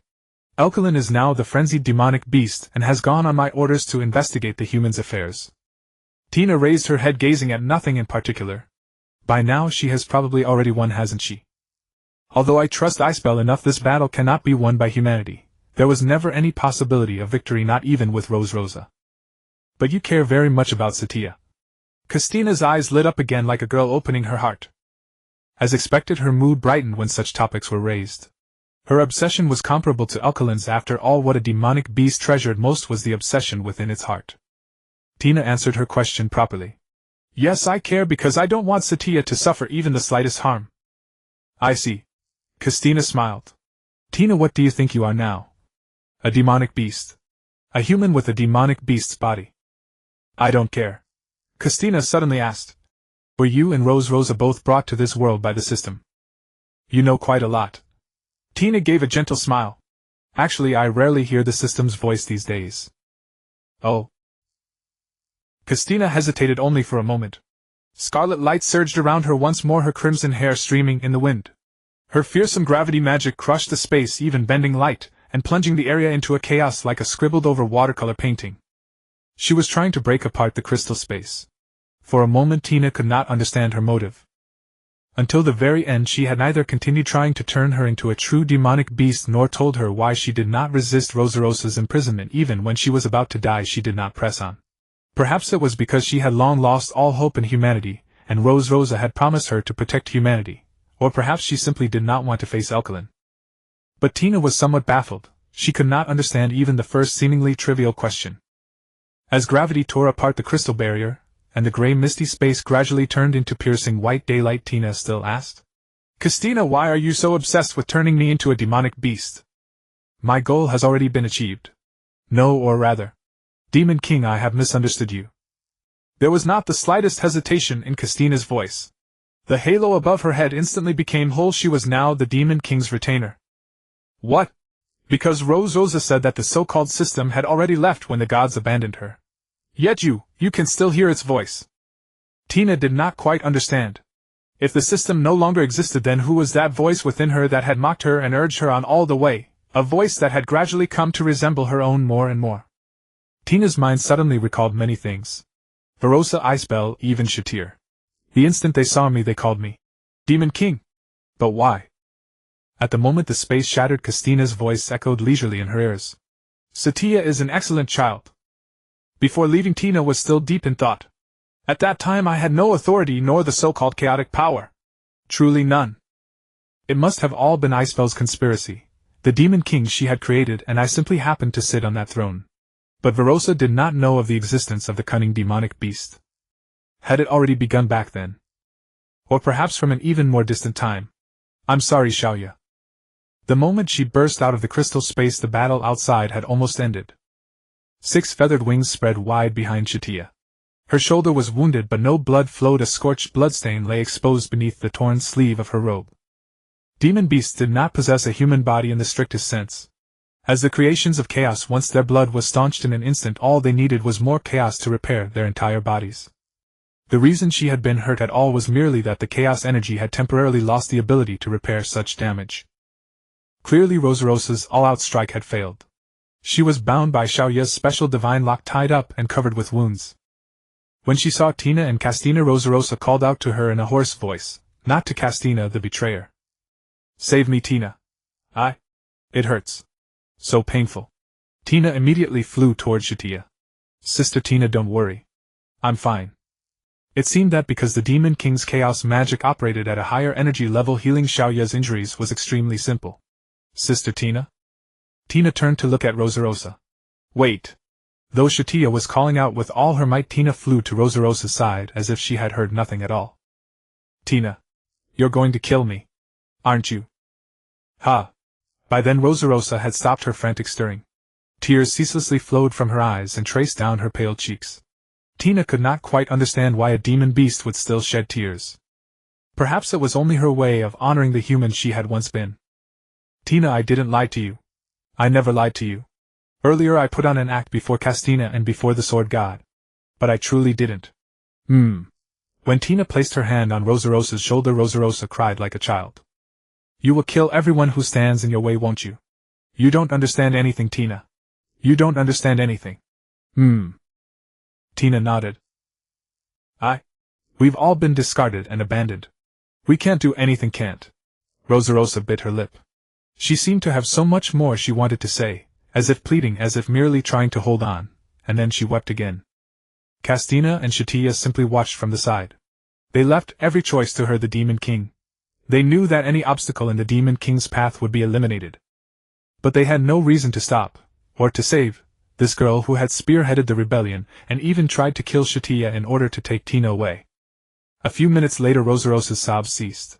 Everything fell silent, as if nothing remained except the wind howling past their ears, bitterly cold. A few leaves from nowhere fell onto Tina's shoulder. Her deep eyes held no expression at all. And yet, it was all fake, Miss Rosarosa. Tina's voice was calm, rational, and devoid of emotion, as if she were merely narrating a fact, as if it carried no meaning at all. "Tina." Rosarosa's voice turned somewhat hoarse. Painful whimpers escaped her as the divine lock tightened. Satya loosened it a little, only to discover that Rosarosa had long abandoned any thought of continuing to resist. "I once investigated the matter of Mengsyke. That was your so-called god, wasn't it?" "I don't understand. There is no such thing as a god at all. It is an existence without an origin. In documents left behind 5,000 years ago, even in the records destroyed by demon beasts, the Mengsyke coefficient was still mentioned." Rosarosa fell silent. "Rosarosa, there is no so-called other world, and no system is there." At these words Rosarosa's pupils suddenly dilated, then swiftly contracted. She looked up at the sky. The deep darkness seemed to stretch without end. The chaos and miasma around Tina grew ever more intense. Rosarosa's body began to disperse, turning into specks of starlight. At that very moment the Demon King's halo appeared above Tina's head. "Thank you, Tina." Rosarosa's sorrowful voice turned into a heartfelt thank you. A smile curved at the corner of her lips, not merely relief but gratitude as well. Her chaos-formed body gradually vanished, and ceased to exist, and so did the divine lock. The orb of light wrapped in the Demon King's halo was a crystal ball radiating colorful light, the magic core of a demon beast. Tina held the magic core to her chest, and the next moment it vanished, merging into her body. Afterward she remained motionless for a long time. Then the scarlet sun stained the whole continent crimson, as if the entire world were being drowned by waves of blood. Inside her body it was scorching hot. It felt as though a living volcano had been placed within her. Every cell in Tina's body was dancing with joy. She suddenly opened her eyes wide and suppressed the surging chaos power within her, like emotions pent up for ages stopped the very moment they were about to erupt. "Sister Tina?" Satya flew before her, retracting her power. With slender fingers she gently wiped away the 2 trails of tears from Tina's face, then pulled her into an embrace. "Satya, half-demon beasts don't exist. Right? I have always been. My body. My Sister Tina, I'm sorry." That world doesn't exist. Am I also just a test subject of the demon beast cult? Tina's tears grew heavier and heavier. Yes, everything was so profound. Humanity's unchanging greed and the suffering of two pitiful girls. In Satya's eyes, Sister Tina had gone through the same thing as Rosa. In their minds, a so-called system had guided them, eventually becoming part of their obsession. Two girls bound by the same fate. The other world Rosa had spoken of. Did it exist? Satya didn't know, because she understood there were no gods in this world. Perhaps at some moment Sister Tina had also realized it. Not the realization of gods, but the turning point at which she truly became a demon beast. What she had to do now was simple. Sister Tina had saved Rosa's life and absorbed the chaos. She was now far too powerful. If she lost control, the land beneath their feet would vanish without a trace. She held the back of Tina's neck and gently patted her back with her other hand. Do you believe that everything, including gods, is fake, Sister Tina? I don't know. Perhaps. Everything has no meaning. But our tears are real, you know. Satya's voice was like a warm spring flowing into Tina's mind. And they hold great meaning. When all of this is over, shall we get married? Tears. Accompanied by sobs and the trembling of her body, Tina held the girl before her tightly. She was crying. She had lost count of how many times she had wept in front of Satya. She could no longer fully control the energy within her body. But what was the point of controlling it any longer? She was a magical beast, and she had become one long ago. Everything was too deep, too arcane, so much so that even the possibility of pursuit slipped away. All her assumptions about being normal were bubbles built upon nothingness. Every memory of her past seemed a fabricated illusion. She did not know what ancient human civilization had once achieved, but in truth she was as pitiable a creature as Rosa. Tina had once destroyed a village. Perhaps many had slipped through the net. The Meng's coefficient. She dared not follow that thought any further. Because that increasingly terrifying power of thought made every heart-rending fragment that followed appear before her. Human experiments, memory rewriting, and the white room filled with petri dishes and containers, then it all turned to ruins. Rosa's magic core seemed to wail along with her. They were all sacrifices. And the so-called system she had obeyed was the culprit behind all of it. Why could she not leave this world, her soul trapped inside her body? Why did consciousness still persist after death? Why had Satya ultimately been able to think of the method taught by magical beasts to save her, and why did it succeed? There was more, so much more. She had no proof, yet this was already the most perfect answer. She could not even conceive of a second possibility. Pain, perhaps that was not the word. When she realized that the bottom line she had clung to in her heart, and everything she had believed for a lifetime, were all false, and that she was nothing but a miserable wretch, Tina felt herself sink into a void. Is this what it meant to become a magical beast? Let's get married! The sudden words brought a hint of clarity back to Tina's eyes. Marriage. She savored the meaning of the phrase. Marriage. Marriage to Satya.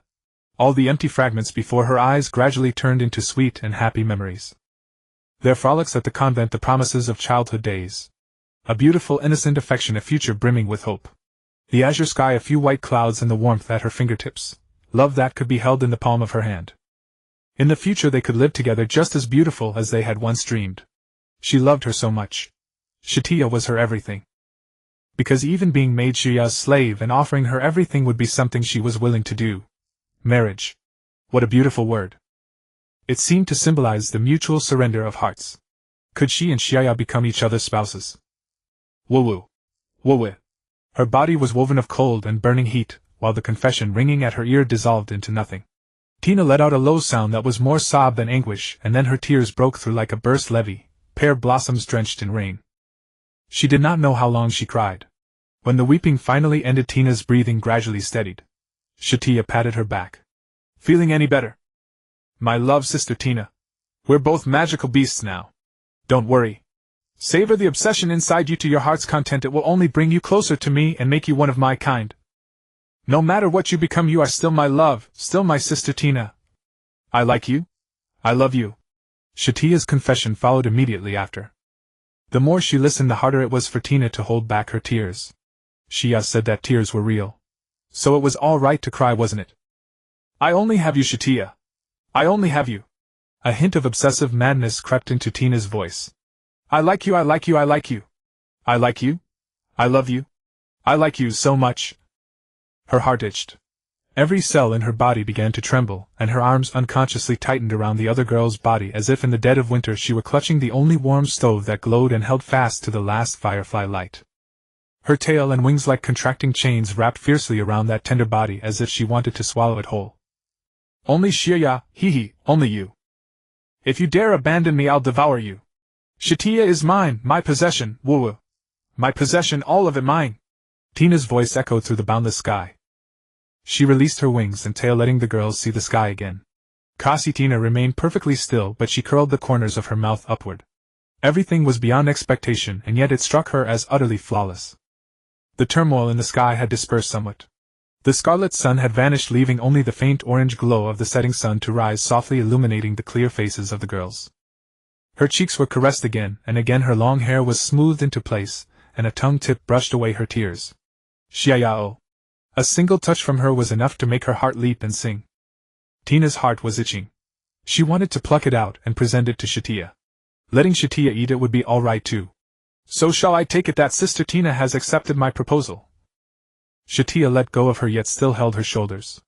The two scarlet inverted crosses in her golden pupils were exquisite, the most precious treasure under heaven, and nothing was more dazzling than her silver hair. Xia, you fool! Where could we possibly hold a wedding? The world is still here, Sister Tina. They both looked toward the setting sun. This battle had not lasted very long. In all likelihood not many more upheavals would occur in the days to come. Perhaps it could not even stir a single ripple. They both fell silent, yet as if with one mind they looked at each other. Sister Tina, I don't know where you used to belong or whether that place ever existed. But since you have agreed, you are now my wife. You will follow me forever. Yes. Tina blushed at once. Her tail swung behind her, and her wings folded, then spread open again, as if revealing a heart that had been tense, and now felt light and free. Master, you still remember that? You even made me your pet. Tina covered her face. No. You're joking, right? No, not at all. I love having the Demon King as my pet. Then I can keep being that too, since I'm your wife anyway. Satya rubbed her chin. You still keep the ring I gave you, don't you? Of course I still keep it. It's fine. If you lose it, I'll give you a new one. As she spoke, Satya caressed the back of Tina's neck, wrapped her arms around her waist, and pressed a soft kiss to her lips. They tangled together, tender and intimate, until the sun sank below the horizon. In the bustling city, the coveted Huyerda, a small street-facing house, had a window specially opened to welcome customers. The man clutched a fountain pen, swiftly scribbling his name across the letter. He picked up a metal canister beside him, and gently stamped it onto the paper. Black words on white paper, the crimson seal stood out strikingly under the sun. He sealed the envelope and passed it through the window to a golden-haired woman before him, then placed the cigar between his lips. This is the commission letter, and here is my seal. You may come to claim it in 3 months. Finally, I wish you a pleasant day, Miss Alicia. Thank you. The woman called Alicia nodded gently. A crimson badge like a rose was pinned to her ceremonial dress. The golden metal ornaments on her sword gleamed brilliantly at all times. Her graceful tall figure resembled that of a female knight who possessed both strength and beauty. As the woman was about to leave, the man chuckled. Where are you headed, fair lady? To the east, the Holy Academy. The Holy Academy? Knight lady, what distinguished figure could possibly warrant your presence? That is not something a tailor needs to know. Now don't say that. The man scratched his head and rubbed the stubble on his chin with his right hand as if wounded. I was once a knight myself in the 3rd Knights Brigade. Don't you recognize me? Is that so? Alicia smiled sweetly. I recall this tailor shop was opened by a young lady named Loazalul Shah. Why is it you're here, Magina? You know me. The cigar almost slipped from his lips. The man called Magina stared at her with wide eyes.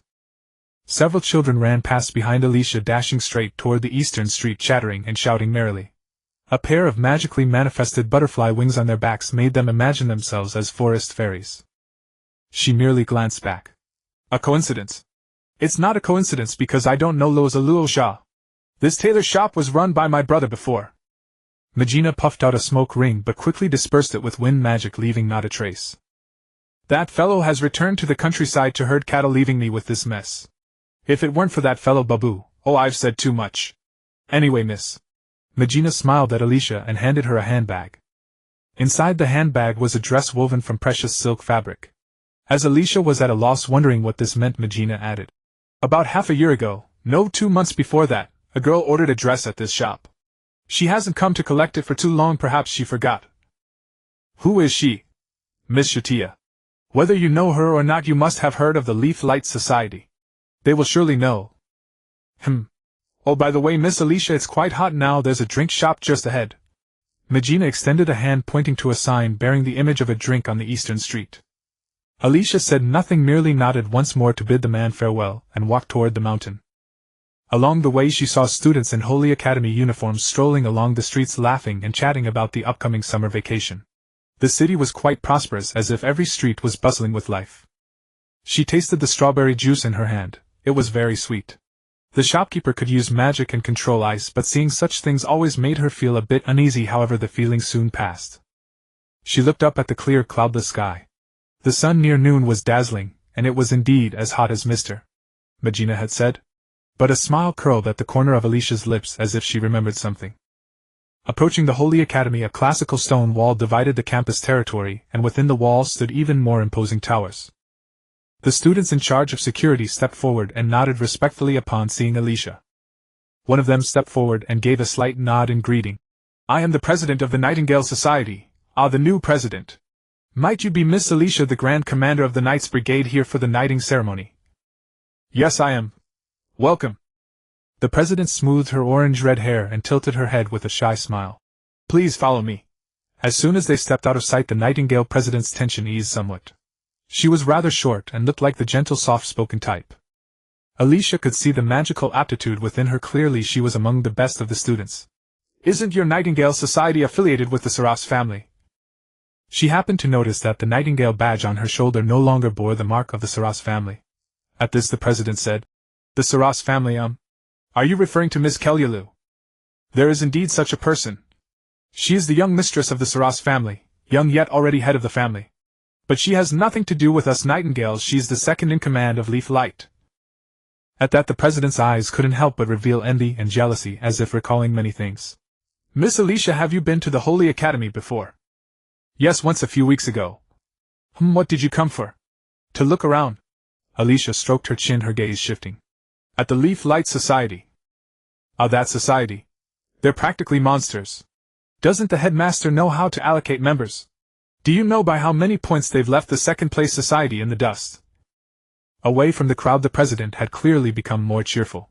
She spoke with obvious emotion and even nearly walked straight into the fountain in the square, but Alicia timely grabbed her shawl, allowing her to steady herself. Yet the president still introduced the terrifying Leaf Light Society with dramatic solemnity. A full 50 points. They took your points away. Yes. They took points away from all societies. So you hate them. Alicia found it amusing. But the president lowered her head shyly.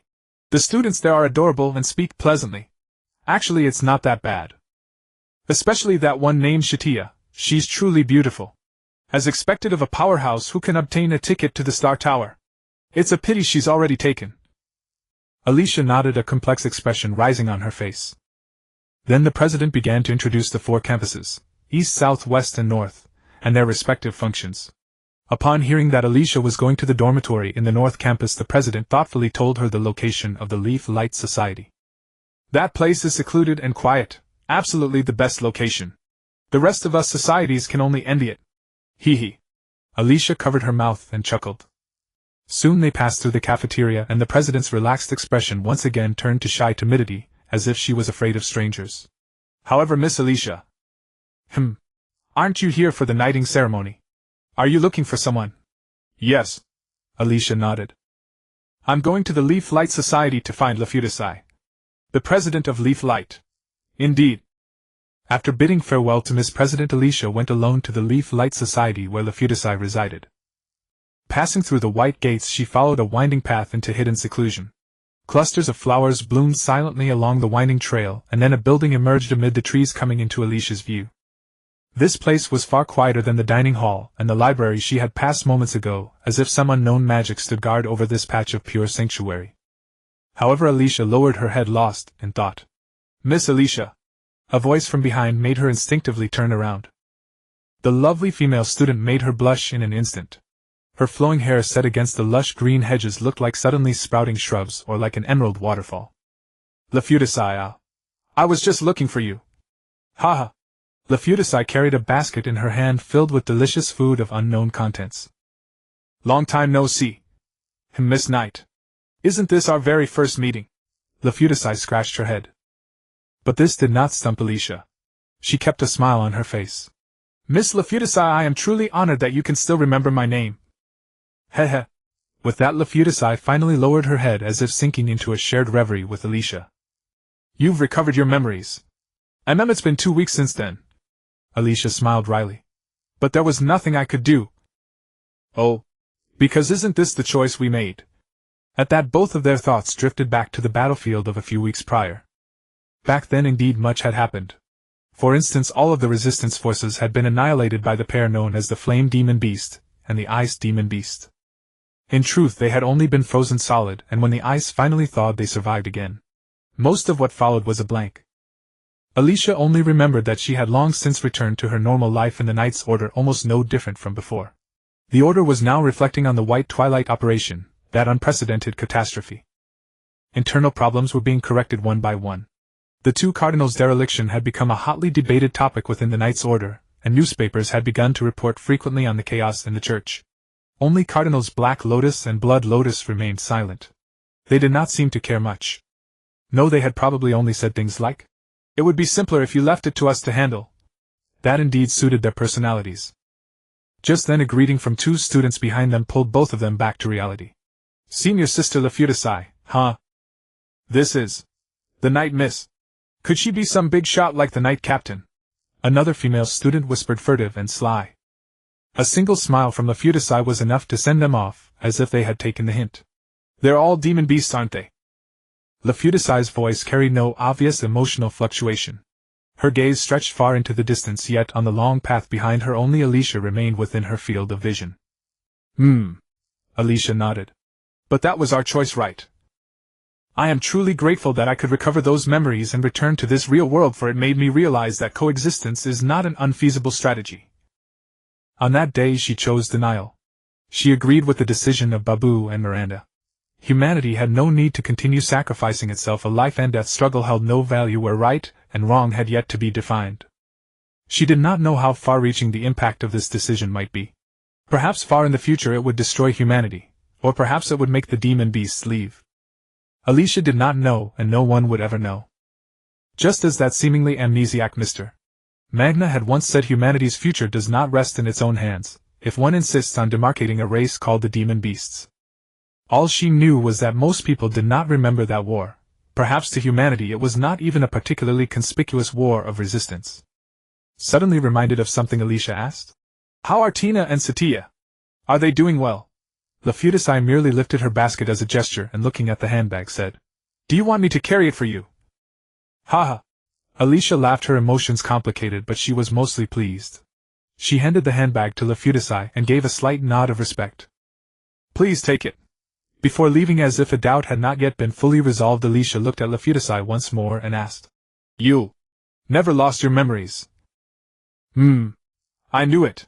Why are you so special? Perhaps this is simply what I must bear from now on." Star trails appeared in Lafutasai's eyes. Evidently she had not detonated that power, instead she had stored all those violent, unstable energies within her body, making them her own ability. Perhaps she too had already transcended the bounds of humanity. "I'll attend the medal ceremony tomorrow, come find me then." "All right." Lafutasai tilted her head and smiled. "There's a nice bar on campus, you're welcome anytime." The two nodded to each other, exchanging unspoken words through their eyes, just as they had during that operation weeks ago. Lafutasai watched the departing figure from afar, a sigh of emotion welling up in her heart. She turned and went into the society, and a lovely pale-skinned little girl ran to her side.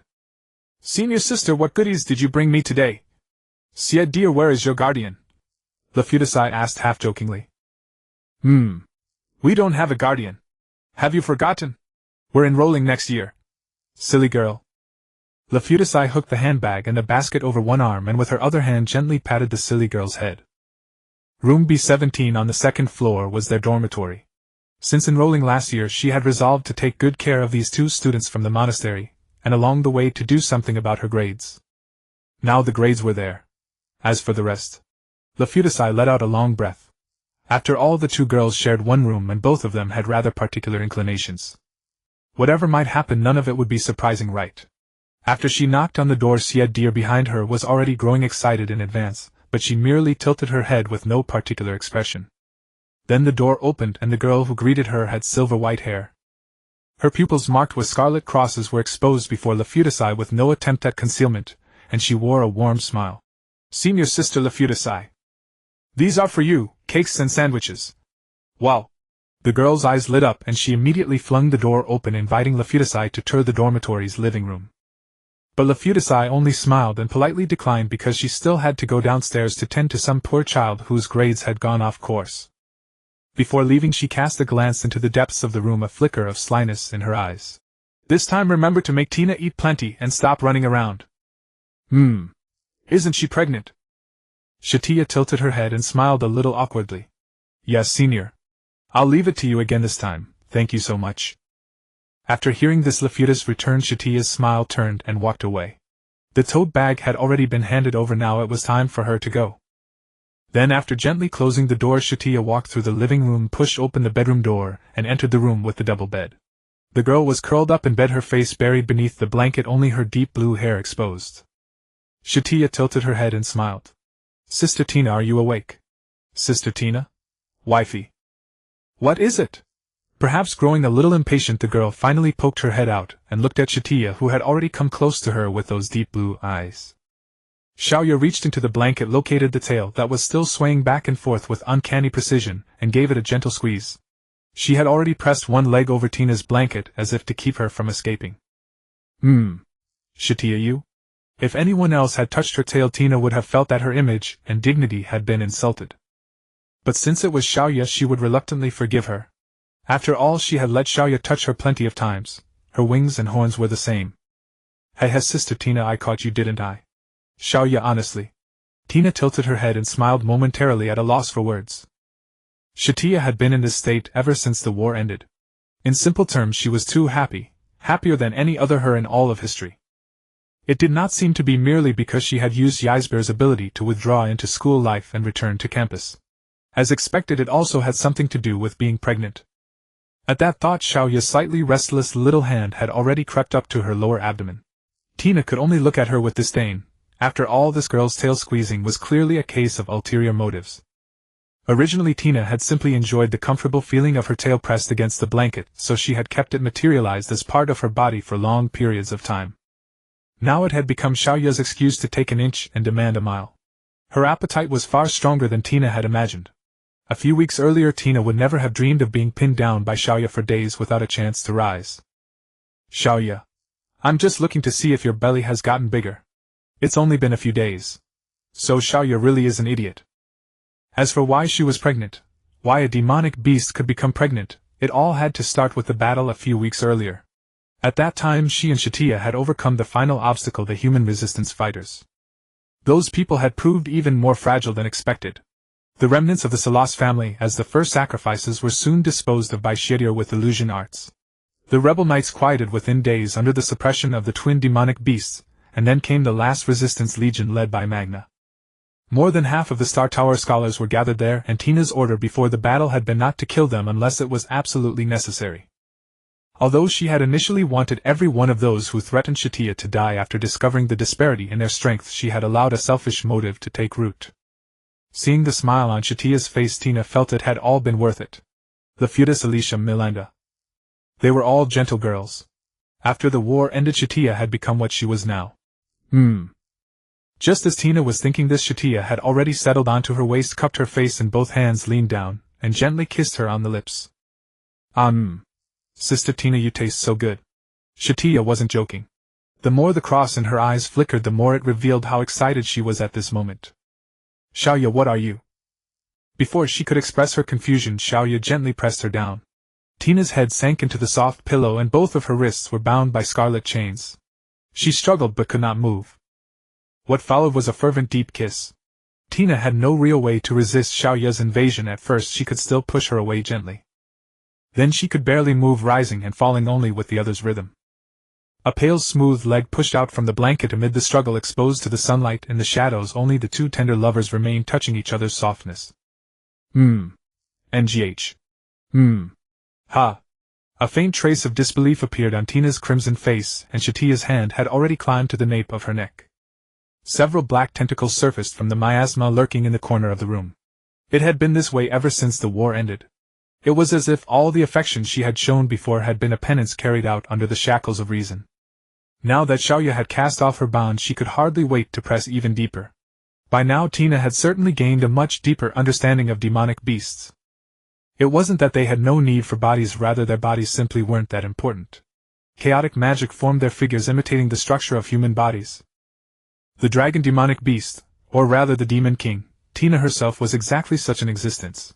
She had always firmly believed she was human, and so no one had ever discovered the truth. This was also one of the reasons for the pregnancy. It had started when Satya asked one night how they should deal with Luozalos' magic core. After all, it was a ticking time bomb. Keeping it was inadvisable, but getting rid of it also seemed like a waste. With such thoughts weighing on her, the more Tina thought about it, the more hesitant she became about whether to rebuild Luozalos' body. That night Xiaoya happened to be in the mood as well, and Tina had no reason to refuse.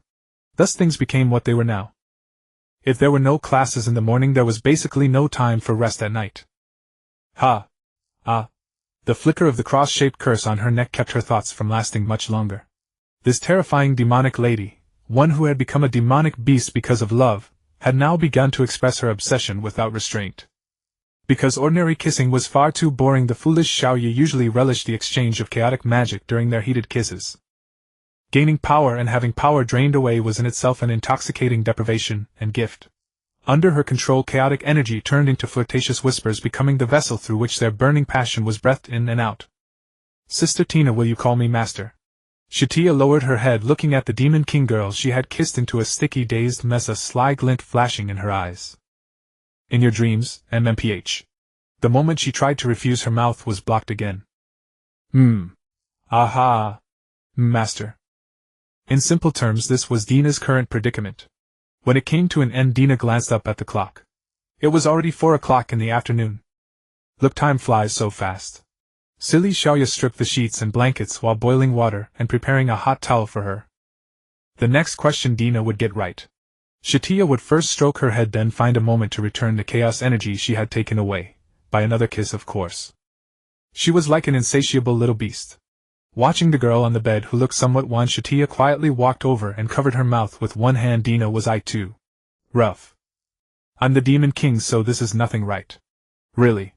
A blush crept onto Dina's face, answering yes or no both seemed wrong. It wasn't as if she was enjoying it too, or like being pinned down by Satya. In any case, all of this was caused by Satya's obsession. Honestly, Dina believed Xiaoya was already the greatest and most beautiful girl in the world. Before the war, she had never once acted like a demon beast. She was more like a rational human carrying demonic power. Looking further back, the same was true. At that time, she had not even known about Satya's demon beast transformation. Satya smiled and nodded. Dina changed into fresh undergarments, put on her school uniform shirt, and strolled into the living room to sit on the sofa. "Dina, would you like some lunch that Senior Lafutasai sent over? But it's already 4 in the afternoon. Demon beasts don't need to eat." "But Dina said it was better to be closer to humans, didn't you, Your Demon Majesty?" Seeing Satya's earnestness, Dina could only nod in agreement. Xiaoya merely smiled and handed her a sandwich. Inside the basket were sandwiches wrapped in paper. The meat and vegetables set off by fruit jam and salad dressing looked fresh and tempting, with a few pieces of cheese on the side. She had expected an ice-cold lunch, but Lafutasai seemed to have foreseen something. The basket holding the sandwiches had clearly been altered with magic. The food was still piping hot.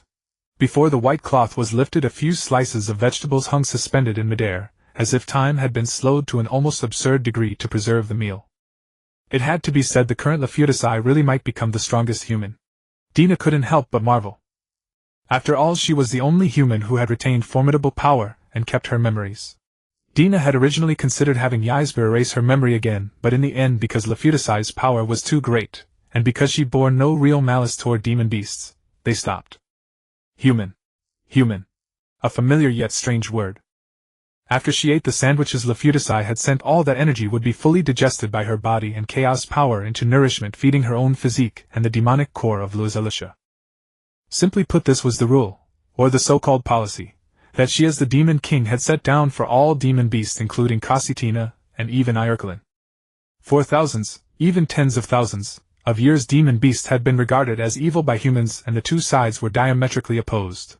Now Dina found matters were far more complicated than she had imagined. Demon beasts cannot withstand obsession, and the vast majority of obsessions are born because of humans. Among them Kasitina was the only being who wanted to protect humans yet also hated them. But reason could never overcome obsession, and that was what a demon beast was, an endpoint of the world's imbalance. But now Dina did not wish to explain everything by the world's balance. All of it was concrete and comprehensible, and she who stood above every demon beast had all the more responsibility to do so. So Dina ordered the demon beasts to try to integrate into human society while maintaining extremely close coordination, killing and annihilating every potential enemy. She never considered what consequences such actions might bring in the future. Beneath this seemingly rational thought lay only the direction imposed by obsession, a subjective thought made manifest. Protect Xiaoya. Give her a perfect world. If this was her obsession, then it had never changed to this day. What are you thinking about, Dina? About the child? Satya's voice pulled Dina back to reality. Even so, Xiaoya could easily read her hesitation and what was in her heart. Dina, you're adorable. Don't look at me like that. I'm not about to get handsy with you. But using my mouth doesn't count, right? Doesn't count. Xiaoya giggled mischievously. Stop fooling around. Tomorrow is the Pope's investiture ceremony, and it lasts the whole day. Let's skip tonight, okay? You can talk about doing that sort of thing so rationally. Dina shot her a disdainful look while the latter merely smiled mischievously. Dina had a premonition that Xiaoya's aggressive advances would decrease for the time being, but this state of affairs would not last long. To be honest, she worried more about Satya and herself, and about what lay ahead than about humans. Would the baby be born just like an ordinary human? Would her belly really grow as Xiaoya had said? Would it be terribly painful? She felt a little flustered, but with Xiaoya by her side her mood would brighten considerably. After dinner, or more precisely after their afternoon meal, they left their dormitory and stepped into the night. Passing by the cafeteria, Satya was once again surrounded by a crowd just as she had been half a year ago. Students of every kind asked her questions of every kind, their team's results in the recent magic competition, matters concerning the Yegwang society, and even academic difficulties they wanted her advice on. She really was popular. Dina paced around the edges of the crowd until her gaze met Satya's at the center. Dina, let's go. With that, Satya dashed out of the crowd, ran straight toward Dina, seized her hand and ran with her towards somewhere farther away. Only a group of students remained behind, dazedly watching the two running figures and whispering about her relationship with Dina. Apparently she's also a powerhouse of the Yegwang society. A formidable rival of Satya's. Well, she must be connected to the Star Tower somehow. Remember their performance in the magic competition the other day? The two of them were partners. Oh, so it's her. No wonder. I heard long ago that Satya was already taken. They make a perfect match, both of them are beautiful. Dina could not hear the rest. It wasn't that she didn't want to. It was that she preferred to keep her attention fixed on Satya. Incidentally, in the two-person magic competition, she and Satya achieved the top honor in the entire school, far surpassing everyone in this academy. Tina did not particularly want to shine at school. It had not been long since she had concealed her identity. Still, Lilia had said back then that this time they absolutely had to win the magic competition together. So she had exerted a little extra effort and taken the championship, which also fulfilled one wish for that silly Lilia. The reason they set out before dinner was that they needed to go to the library. It was still bright outside when they stepped into the magnificent building. The library was just as bustling as weird as clamorous streets, yet because of the purposeful demeanor of the librarians and students it was even quieter than a deep, secluded forest. Tina instinctively softened her steps until the two of them entered the elevator that went straight to the top floor. The magic mechanism drove the iron box-like carriage upward with steel cables and gears, then slowly opened at the top floor, revealing a corridor that led into the library's uppermost space. Sister Tina? Before they reached their destination, Satya wrapped her arms around Tina's waist from behind, her warm hands clasping together over Tina's belly. Silly little HM. Next time Sister Tina needs to keep warm. You should wear a sweater under your school skirt. What do you mean? For the sake of having a child, of course. Satya answered with unwavering confidence. And can you bring out your tail? I want to touch it. She seemed to be serious. Helpless Tina could only nod. Granting Satya's wish, her tail slipped out from beneath her skirt. She had anticipated this situation long ago, so she had modified the back of her blouse, cutting a diamond-shaped opening and lengthening the shawl to cover the fair tender skin that would otherwise show. Her hair also provided some extra cover. Sister Tina the tail. Since no one was around, Satya pressed her entire body against Tina. There was after all a certain sensation. The silly Lydia used her fingertips to examine every detail among the scales. For some reason it reminded Tina of the dress she had custom-tailored for a date long ago. She could still wear it on their next date. They climbed the steps and arrived beneath the spacious bright glass dome with rows of bookshelves and a broad hall before them. A holy knight walked up to the two of them and inclined his head slightly. "Greetings, Lady Satya, Lady Tina. You may withdraw." It was Satya who said this. She released Tina's tail, and the holy knight seemed not to have seen the tail that Tina had already withdrawn in an instant. "Understood." Seeming to realize something, the holy knight immediately left the top floor, leaving only an empty space behind. A girl descended through the air, her hair as beautiful and moving as a starry sky. Her petite legs, wrapped in pristine white tights beneath a Lolita dress, were delicate and lovely, yet between her brows was a maturity that belonged to someone far older, along with a coldness and pallor not of this world. "You two are still as intimate as ever, Demon King Lady Satya," Miranda said with a smile. Miranda, now the Star Sage, was already a demon beast. This all had to be explained from the end of the war. The battlefield at the Holy Academy had in fact been anticipated long before, but Miranda's choice had not been taken into account. In truth, the humans whom the guile demon beast Icebell could not possess, or rather could not control, numbered only 4: Tina, Satya, Elisa, and Miranda the Star Sage. Even with the influence of divine protection, it would not work at extremely close range, so Miranda naturally became the greatest threat to Icebell. But the moment Miranda came into contact with her sister, she immediately chose to betray humanity. If she were to face Magna next, she would not hesitate to strike him down. When Tina and Icebell met again, Miranda the Star Sage was already lying in her sister's arms, immersed in familial affection and tenderness. Afterward, Tina merely gave a gentle push, turning Miranda into a new demon beast. Star Demon Beast. Naming demon beasts was likewise Tina's responsibility. Since she had been a Star Sage, her magic was filled with astrological elements, and even after becoming a demon beast she retained traces of astromancy. That was how the name came to be. Her ability was to transform into a soul-like spirit mist, as beautiful and exquisite as a nebula, yet equally deadly. Of course, even more memorable than her ability were the words she spoke to her sister. Tina still remembered it clearly.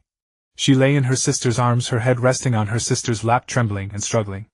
No matter how her sister kept stroking her head and long hair, the tears at the corners of her eyes would not stop. "I will never ever leave you again, sister. Never again. I will do anything for you. Everything will belong to you, Icebell. I only want you to forgive me, forgive me." The girl's sobs seemed to tremble from her very soul, and Icebell also wept, a rare sight. Her tears fell onto Miranda the Star Sage's back.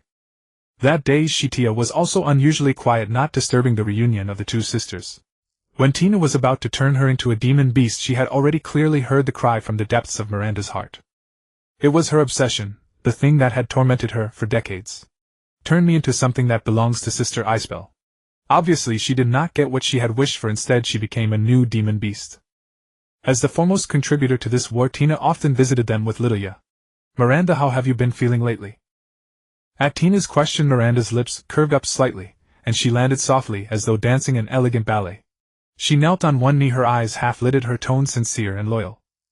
"My demon king, my sister's body is recovering. At tomorrow's investiture ceremony there is no living being that can threaten us." "Ah, you have already reported that. Then is there nothing else?" Miranda raised her head and tilted it to the side. Tina let her rise from the ground. After all, as beings of the same kind, they should not be bound by so many rules and formalities. Miranda, like the other demon beasts, paid no mind to such formalities, as if she felt absolute heartfelt loyalty to Tina as the demon king. Except Satya, she was the exception. All the demon beasts thought about how to be loyal, only Lydia thought about how to make Tina pregnant and give birth to a child. At that thought Tina felt another wave of helplessness. "Were you looking for me, demon king?" A voice as clear as a nightingale's made everyone turn around at once. It was Icebell, slowly walking out from among the bookshelves. "Sister. You cannot. Not yet. I still want to see my demon king." Icebell gently smoothed the pink hair at her forehead. Under the sun it sparkled like beautiful diamonds. Her proud figure was greatly restrained by the school uniform, yet she still exuded a sensuality that seemed ready to burst forth, mouth-watering and alluring. Her bright, spirited eyes appeared to be filled with provocation. But Tina knew that Icebell the Guile demon beast was one of the most fanatical beings among all demon beasts, and the most faithful crazed devotee of the Demon King. To make Tina's plan come true, she briefly erupted with astonishing power, completely erasing the memories of everyone who had witnessed the demon beast war. The after-effects rendered her unable to use chaos energy for several months. Now every day she lay asleep in the rest chamber at the top of the library, awake for only 2 hours each day. A room like a small inn had been set aside there for her to rest, and Miranda took meticulous care of her. She tilted her head and smiled. "How old is your child?" Icebell demonstrated how to render all 3 people silent at once. Even Miranda looked toward her sister with an incredulous expression, and reminded her sis it's only been a month. "A month is how big?" Icebell patted her little head of pink hair. Once again silence fell. Dina, however, found the situation understandable. Ordinary demon beasts would never give birth to children, for the Demon King creating new demon beasts really did not take very long. Although Dina still wanted to bring Luozalul Shah into the world in the human way, that did not mean Icebell was in on it. "Sis. What's the matter? Why isn't anyone talking?" Icebell clearly had no idea why they had fallen silent, and she tilted her head with a smile. She had thought they were communicating in the way of demon beasts, but when she focused her senses she did not catch any of the sound signals unique to demon beasts. After that, Icebell began looking for a fault in herself. "Doesn't pregnancy take 9 days? If that's so, then could it be?" At the critical moment, Miranda walked up to her, tapped her forehead, and interrupted. "Sister, haven't you ever drawn this kind of information from human memories?" "I never paid it any mind.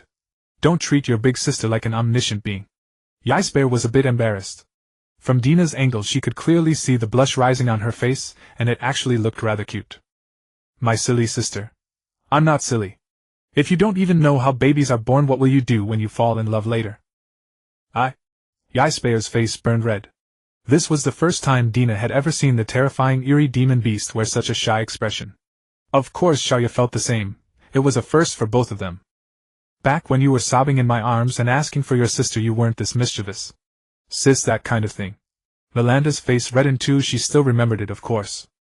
While she was off guard, Icebell seized her little head and rubbed it at once. "I don't care.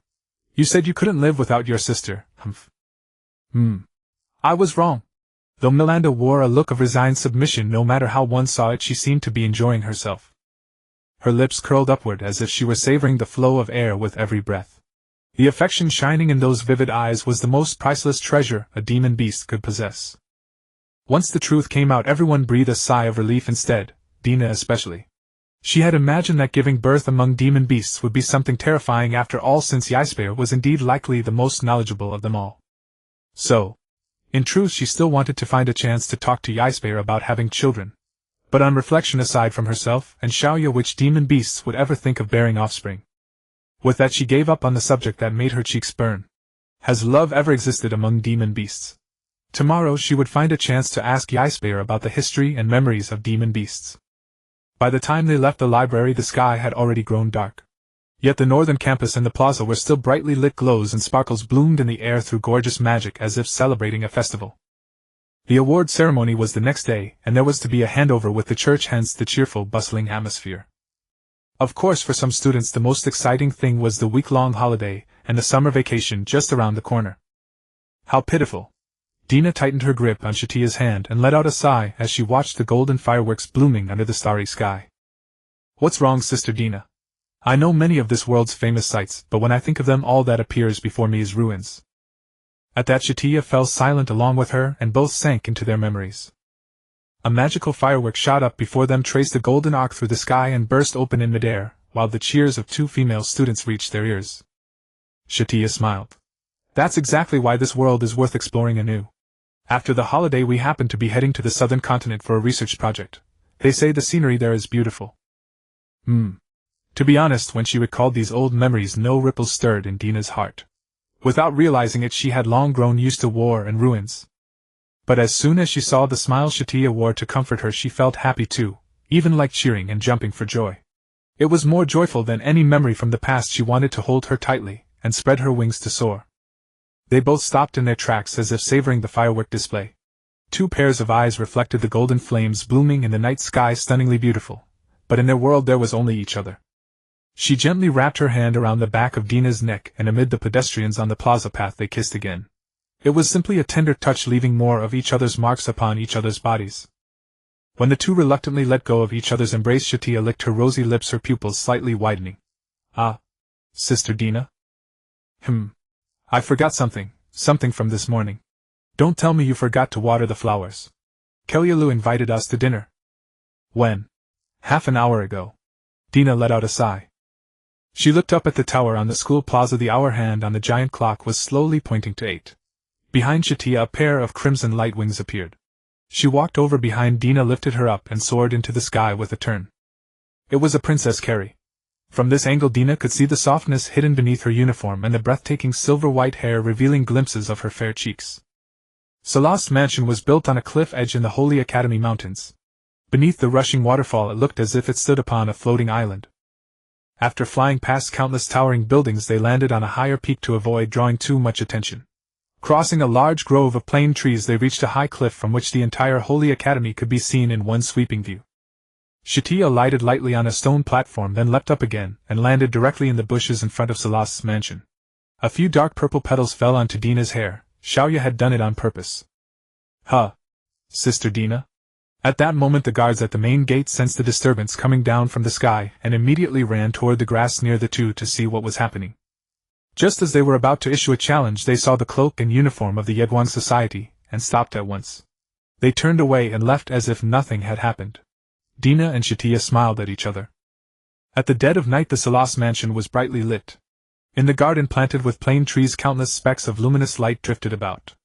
On closer inspection, they were fireflies leaping above the grass, and amid the chorus of cicadas the scene was peaceful and serene.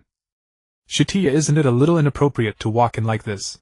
Dina reminded her as the two headed toward the mansion. Apparently Satya had already anticipated this problem. With a single light tap on herself, she changed her clothes from a school uniform into formal evening wear. An exquisite silver-white gown, almost like a wedding dress, traced the curves of her waist with golden diamond-shaped patterns. A semi-transparent netted silk ribbon wound around her chest, adding a hint of mystery to her beauty. One had to admit that light attribute magic was truly convenient.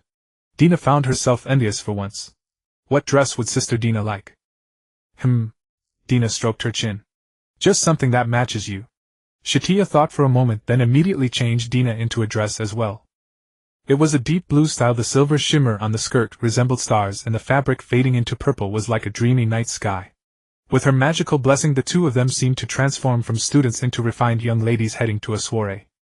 Before they entered the mansion, Dina heard cheerful voices and laughter coming from inside. Two maids bowed slightly. Miss Satya, Miss Dina, this way please.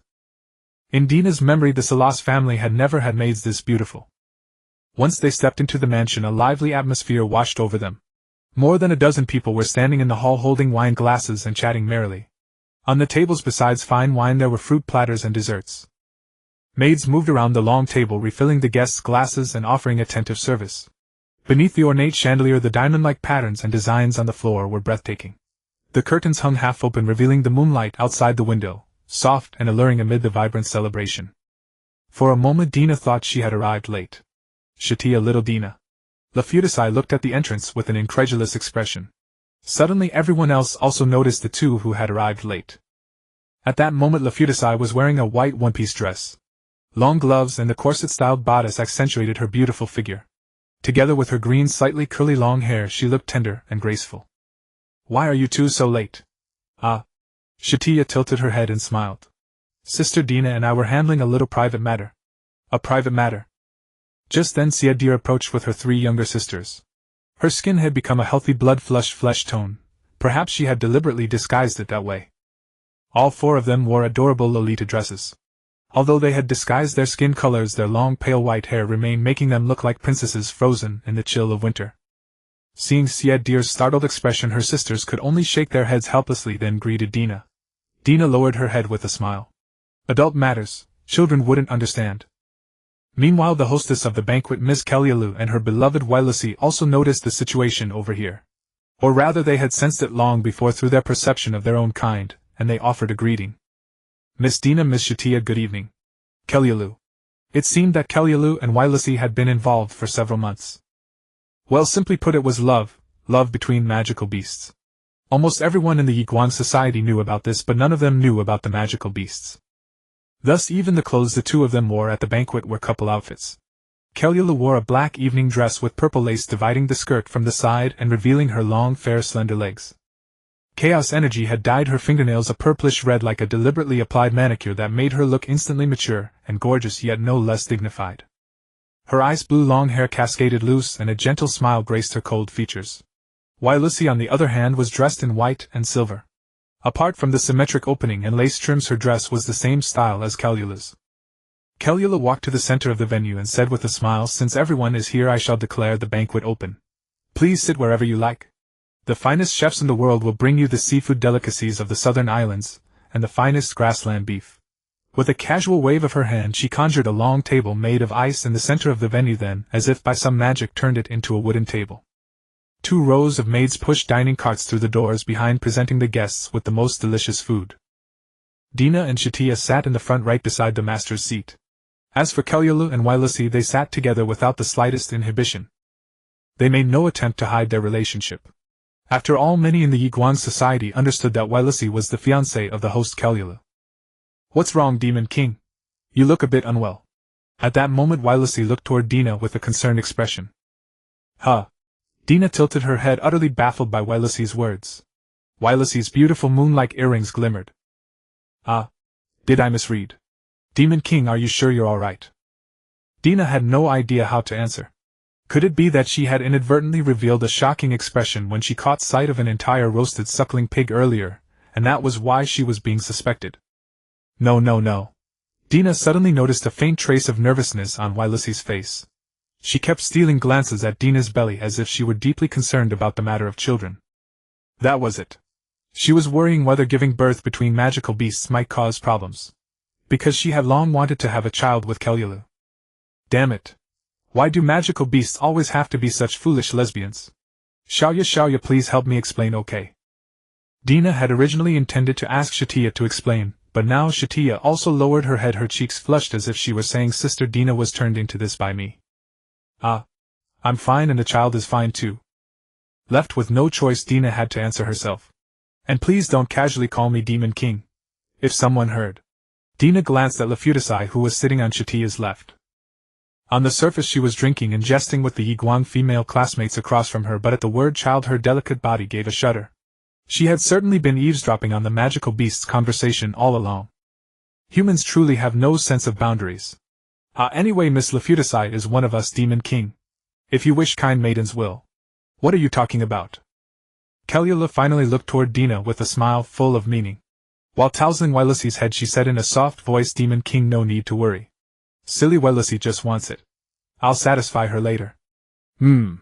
Tina was simultaneously amused and exasperated, never imagining that Viros would one day share her very own predicament. But just as Tina was about to use Viros as a subtle hint to the oblivious Satya, to her surprise Viros shyly turned her head away. "All right. Say it and do it, Krull. Of course you're going to marry me someday." Yes." Viros, her cheeks flushed, gazed at Krull beside her, and rested her head on Krull's shoulder. At that moment several classmates from the Yiguang society turned to look at them and cheered. Among them was Laphitis, her eyes sparkling with curiosity. She seemed completely unafraid of magical beasts, and was full of enthusiasm for all of this. "Be sure to invite me to the wedding, Krull." "No problem, senpai." Just then Tina noticed Satya looking at her with a deeply longing gaze. That expression seemed to say, "Tina, look at them." Tina watched Viros snuggling affectionately in Krull's arms, and a hint of helplessness rose to her face. So Tina also rested her head on Satya's shoulder. This time she couldn't sprout horns to poke her in the chest. What a pity. In front of everyone Satya began to stroke her head. It wasn't just a simple touch. Both of her hands climbed onto Tina's head, gently rubbing upward from her temples, then gradually smoothing through her hair. She was more like caressing a small animal. So Tina could only lie down on her lap. It felt a bit embarrassing, but it was actually quite comfortable.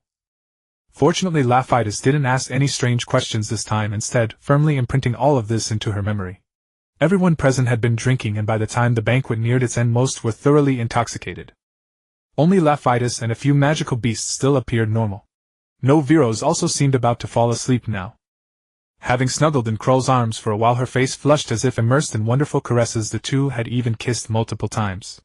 Although magical beasts couldn't be defeated by alcohol, they seemed as if drunk.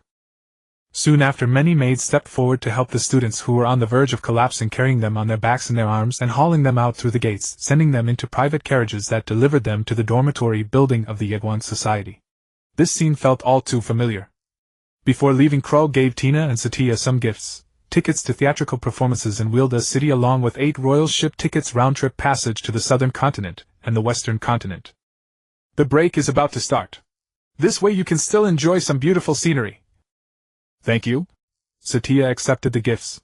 As her eyes met Krull's, they seemed to understand each other perfectly, and exchanged a slight nod.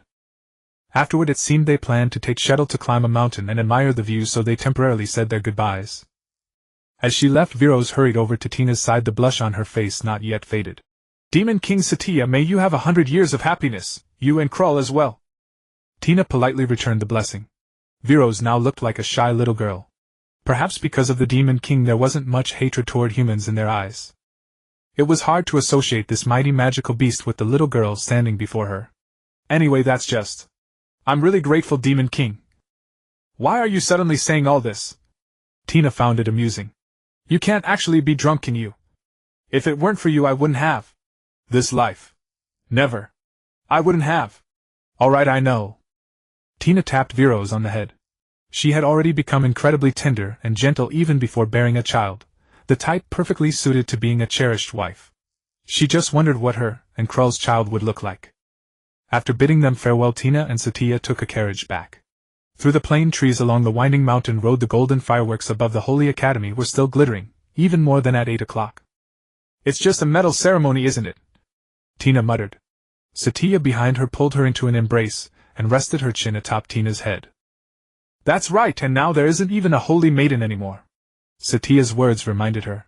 Through Isabel's memory modification, the humans of now had no knowledge of something called the Holy Maiden Project. Everyone had forgotten about the Holy Maiden and the apprentice saintess, all except the Mons coefficient, which was deeply etched into many people's minds. Satya's identity was merely that of the Holy Academy's genius girl. The award granted to her by the church was simply a reward for her outstanding performance in the White Twilight operation. In the end, they still couldn't make this silly Satya into a holy maiden. Yet Tina felt far more at peace than she had expected. Originally she had wanted to say sorry to the silly Satya, but on second thought she closed her mouth. Tina gently shut her eyes only to find drowsiness suddenly washing over her. Indeed, since becoming pregnant she needed a fixed period of sleep every day. Perhaps she was just a little more exhausted today. Viros, just now she thanked me. I know, Tina. She said she was glad all this happened. And yet it was me who turned her into a magical beast.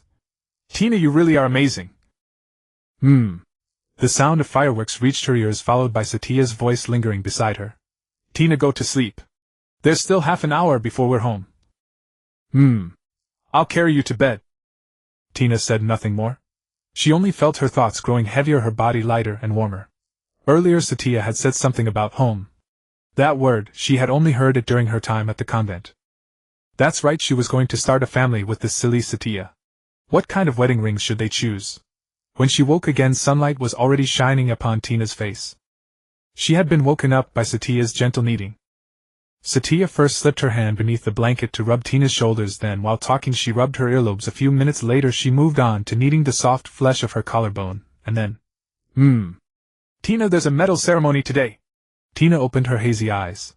She couldn't help but blush, yet she didn't push the silly Satya away. She simply let her do as she pleased. At first it tickled a bit, but after she got used to it she merely felt her body drifting along with the rhythm. You idiot, at this rate I'm going to start feeling things. The ceremony doesn't start until 7, Tina said, glancing at the clock in the dormitory. Just as she was about to fall back asleep, Satya immediately added, but there's a class this morning. Who was the instructor? How could they schedule a class right before a holiday? Though this was what Tina thought to herself, since she was already out of bed she might as well go for once. After washing up with a slice of Satya's handmade bacon sandwich held between her lips, the two set off for the classroom hand in hand. The Sanctum building. All A-rank students took their advanced courses here, an education that was, one might say, the most elite, even the most confidential, the entire Holy Academy had to offer. The discipline dean was still the same endearing teacher as before. On seeing the pair she gave a slight nod of greeting. Miss Satya, Miss Tina, good morning. Hello? She truly had no airs of a teacher at all. They climbed the steps, entered the classroom, and sat down in the seats at the very center of the room. The morning sunlight was hardly warm, on the contrary it felt rather chilly. This class, the last before the holiday, was called Astrological Academic Studies, a course only recently established by the Holy Academy. It was said to be designed to guide A-rank students toward the Star Tower. Yet many students had little interest in attending, so the room was far from packed. As for why Tina and Satya were here for this class, apparently that silly little Ya had simply shaken her awake and grasped at some odd excuse. At that thought Tina cast Satya a reproachful glance, and the latter smiled mischievously. "Sis Tina, so soft. Idiot." Through the window holy knights could be seen already assembling toward the central plaza. Their armor gleamed rather dazzlingly under the sun. Not far away stood a familiar figure, Alexia the novice saint. As a girl who had once been possessed by the cunning demon beast, she still held her A-rank student status even after the relevant memories had vanished. Only now there was no longer any so-called saint. Laphutis sat 3 rows behind to the left of Satya and Tina. They exchanged greetings, not through the telepathy between demon beasts of course, but by waving in the real world. A few minutes later, at exactly 9 o'clock, the lesson began. The teacher who entered had a head of white hair. His face was aged yet betrayed no weariness, like a vigorous sage. He was slender and wore a suit, save that his right eye seemed to have been injured and was covered by a white eye patch. "I am Edward Fenioid, your astrology instructor. Starting next term I will be in charge of your astrological studies. Mr. Edward. That legendary Star Tower master." Good heavens, the headmaster really went all out. At the sight of Mr. Edward everyone burst into exultant cheers. But Edward did not offer anyone a pleasant expression. His piercing gaze swept over all present before he began his lesson in an icy manner. Yes, this was the very Mr. Edward, Star Tower master, and once the commander of the resistance army. If one asked what differed between him whose memories had been erased and his former self, well, 3/4 of his power had all been given to Laphutis, so he no longer possessed the overwhelming strength he once had. And beyond that he had conceived the urge to teach and educate. Blood Lotus had once tried to trail this old man. Afterwards she learned that Edward harbored no suspicious schemes whatsoever. It was as if he were merely too bored, or perhaps he had abandoned his nebulous and fanciful plans. So he turned his gaze toward the younger generation. Though he resolved to teach, he did not seem to like these students very much. His magic pen had already covered the several-meter-tall blackboard with dense incantations which resembled the mysterious formations of an ancient dungeon, enough to make one's head swim. Apart from Satya and Laphutis, no one else seemed able to understand them. As he lectured on, Edward finally reached a verdict: "I have lived for centuries and have never taught students as poor as you all." He grew so angry that his beard nearly flew off his face. Even more infuriating was the fact that a few front-row students actually laughed and said, "Don't be angry, Teacher Edward. Mind you don't shorten your life." He merely glared at these ungovernable A-rank students, then walked out of the classroom with long, quick strides. Naturally, Tina and Satya had no intention of wasting time either, and after leaving they headed for the plaza. Along the way they ran into Edward again, except he no longer recognized them. Edward only remembered that Satya was one of the rare students who could follow his lecture, so he cast her an appreciative glance. Shortly after, a man in a white suit collided with Edward head-on. "Elder Edward, are you keeping well?" The man handed him a flower, but Edward merely shot him a glare and turned away. The man refused to give up, hurrying after him, his smile still not faded. "Slow down, teacher. Mind you don't throw out your back." "Humph. After all, I'm just a useless old man. Why, you're still so young. Have you made enough of a spectacle ether? Haha, isn't this the investiture ceremony? I might as well take this chance to come and see." Tina could no longer hear the rest of their conversation. Satya took her hand and walked straight toward the plaza. Fortunately, they had not been asked to wear some strange white garment, otherwise that one class would have forced them to go back and change. The Fountain Plaza, at the very heart of the Academy's 4 campuses, had once been the site where the Great War began. Now it had been turned into a glorious investiture ceremony. The knights stood neatly in 2 rows, silver longswords in hand, gleaming brilliantly under the sun. Priests and nuns pressed their palms together, and with their magic conjured an enormous cross that floated directly above the plaza, as if rejoicing in and praying for a deity's descent. Before they had even reached the designated area, under the gaze of many Group A students, 2 familiar faces from among the knights walked straight toward Tina. "Those are the cardinals. Is this really just a simple investiture ceremony? Miss Satya, she actually knows them." Buzzing discussion rose from all around. The plaza was filled with students who had come to spectate. Naturally, the students recognized these 2 cardinals, Blood Lotus and Black Lotus. The sisters had maintained their petite adorable appearance for years on end, yet they possessed combat power that every cardinal would recoil from. It was said that even the legendary sword goddess found it strenuous to exchange blows with them. Yet these two maidens actually walked straight up to Tina. Thereupon, they each fell to their knees. "Lord Demon King. Lady Satya, good morning. Please issue your commands." It was still the same sentence, only split into two halves spoken together by both. Tina was quite curious as to whether they could ever stay normal. After all, what sisters in the world would talk like this? Anyone could spot the oddity at a glance. Wasn't it simply terrifying?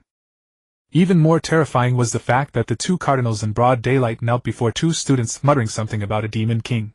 Wasn't that just beyond eerie, I ask you? Tina felt her head begin to throb. You too. Satya was momentarily speechless, at a loss for what sort of sound she ought to make. Before the topic could spread among the students, Blood Lotus and Black Lotus finally seemed to come to their senses and rose to their feet. "Miss Satya, Miss Tina, please come with us. His Holiness the Pope will be here any moment." Black Lotus gave a gentle smile. Watching them return to normal, Tina felt an inexpressible relief. By all accounts, they were not supposed to come to the Holy Academy.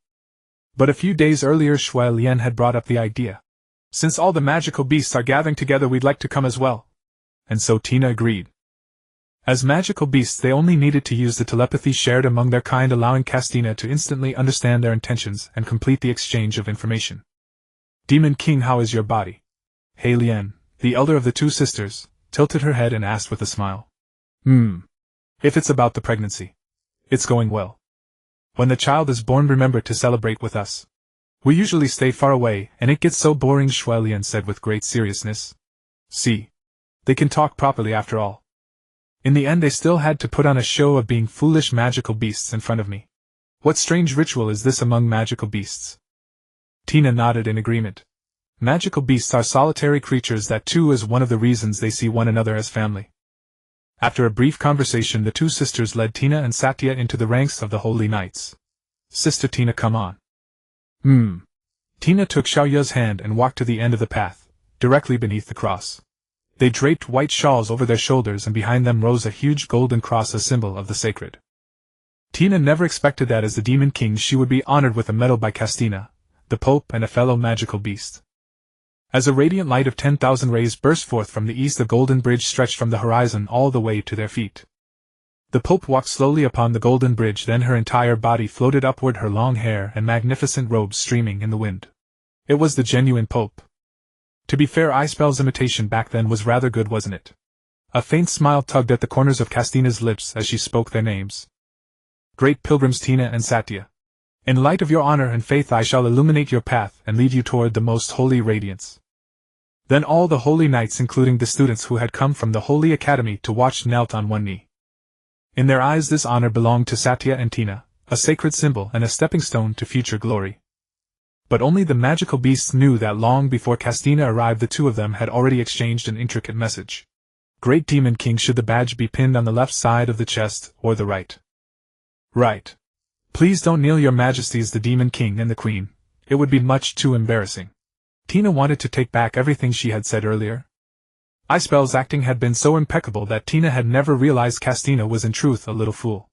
On the surface, Castina remained cold, and remote wisps of golden light coiling around her in a captivating display. When the two medals were fastened to the chests of Tina and Satya, the investiture was brought to a successful end. Late at night, in the most luxurious tavern in Huerta, Castina, disguised as an ordinary knight, clasped her hands tightly and looked at Tina sitting across from her with great unease. "Great Demon King, was my performance a little?"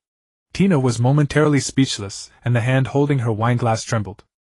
Satya leaned against Tina's shoulder and smiled at Castina across the table.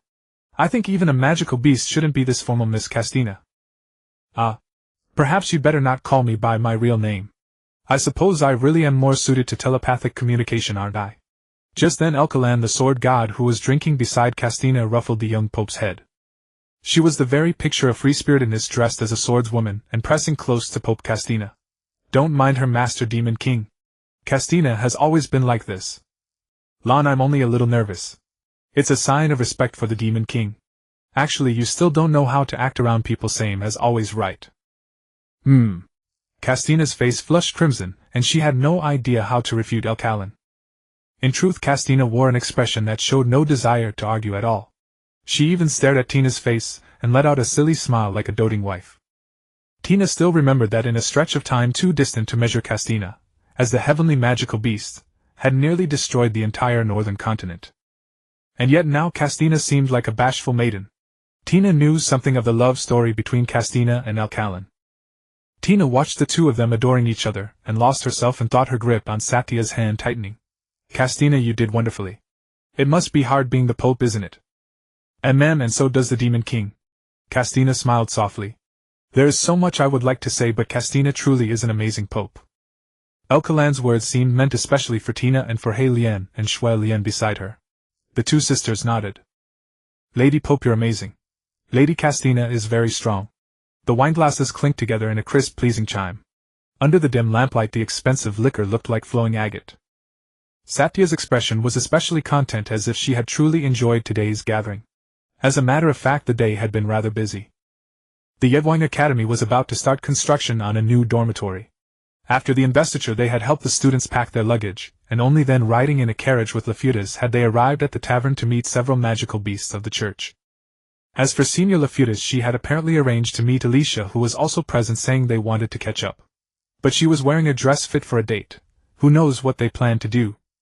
He Lian and Shui Lian, also dressed as students, sat on the sofa in silence, gazing at each other. Their eyes were sometimes wistful, sometimes joyful, sometimes feverish, as if they were communicating in some far more extraordinary way, sharing everything they had encountered that day. And my teacher, how has she been lately?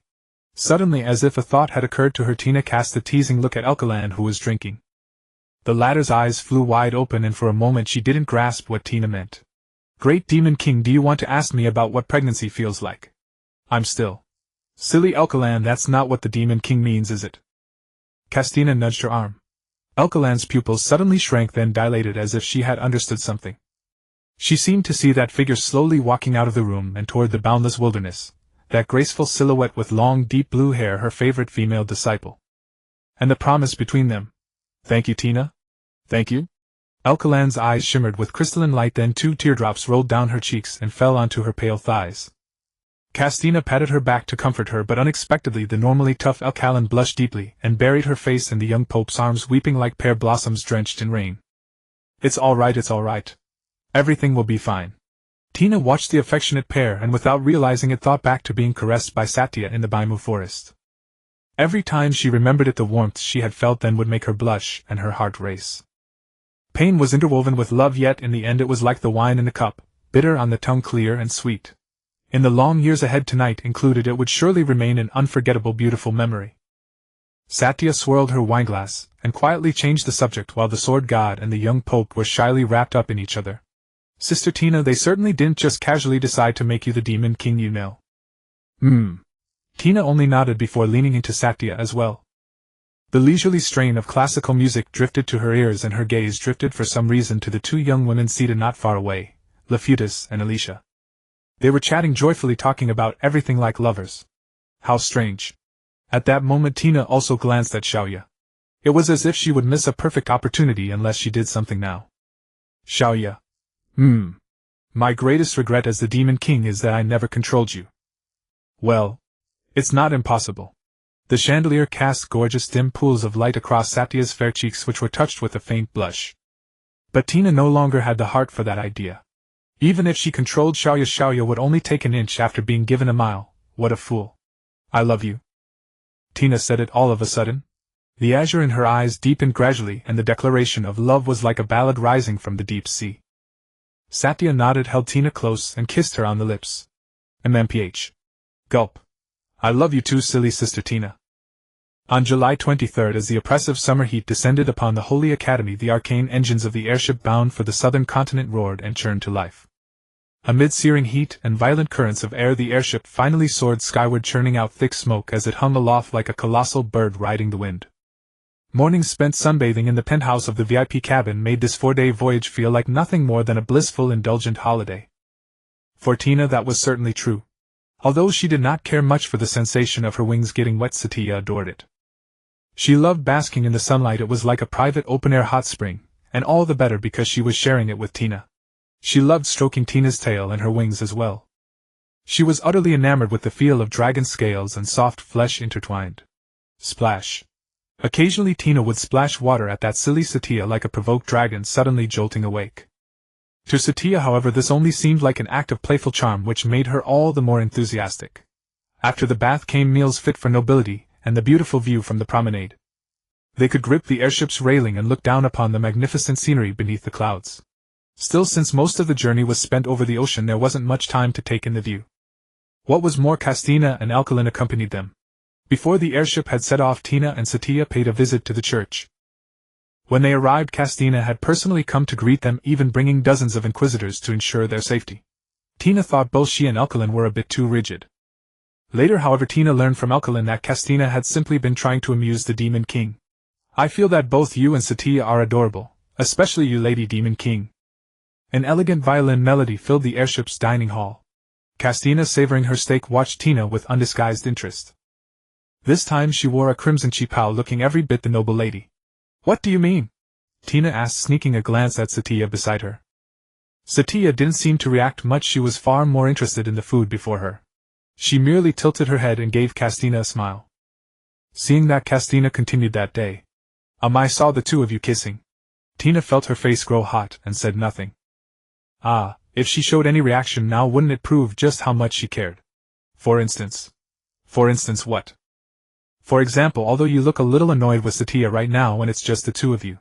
Castina stopped teasing the Demon King, our master. Alkaline approached carrying a salad as she spoke. She wore a blue dress that made her look surprisingly girlish, her skin pale and smooth as porcelain. Alkaline also had a figure that was hard to ignore. "I'm not teasing the Demon King at all."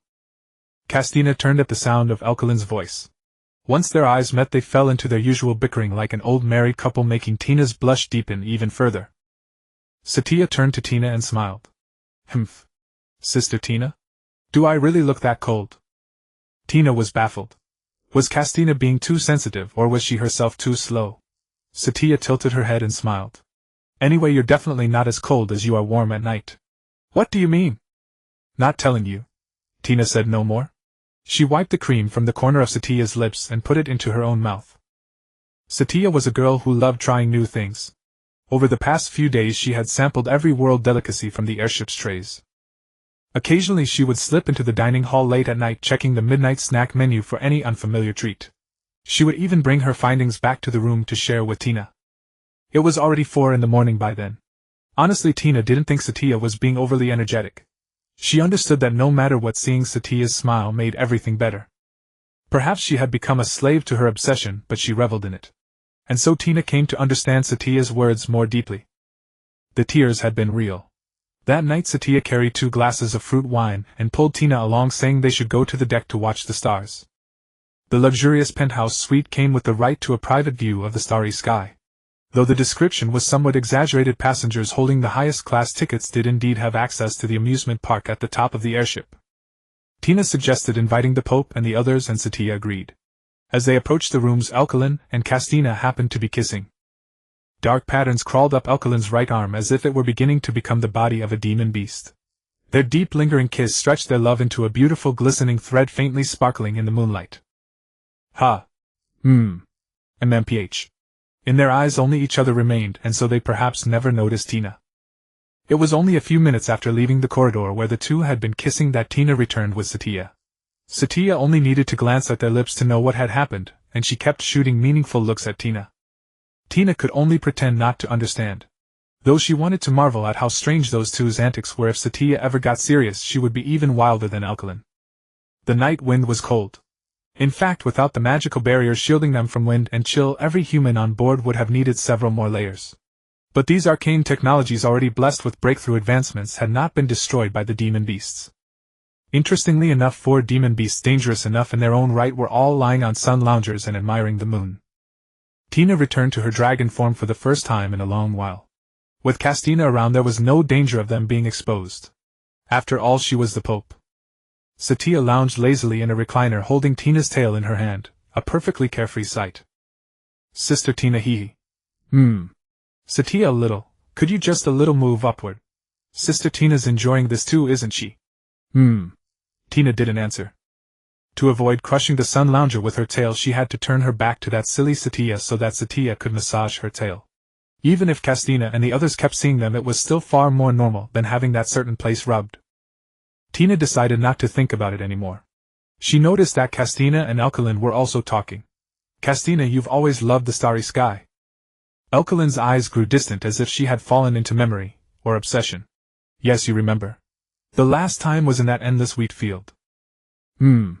Speaking of which, Lady Demon King, did you happen to see us kissing just now?" Castina's sudden remark sent the topic hurtling off in a strange direction. Tina was a little nervous, but Elkalin was even more so. "Don't say such things." Elkalin shyly turned her head away and tugged at her clothes. "Satya.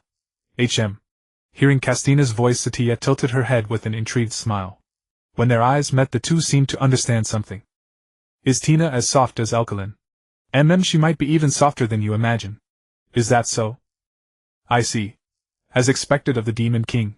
Their coded conversation left Tina and Elkalin utterly confused.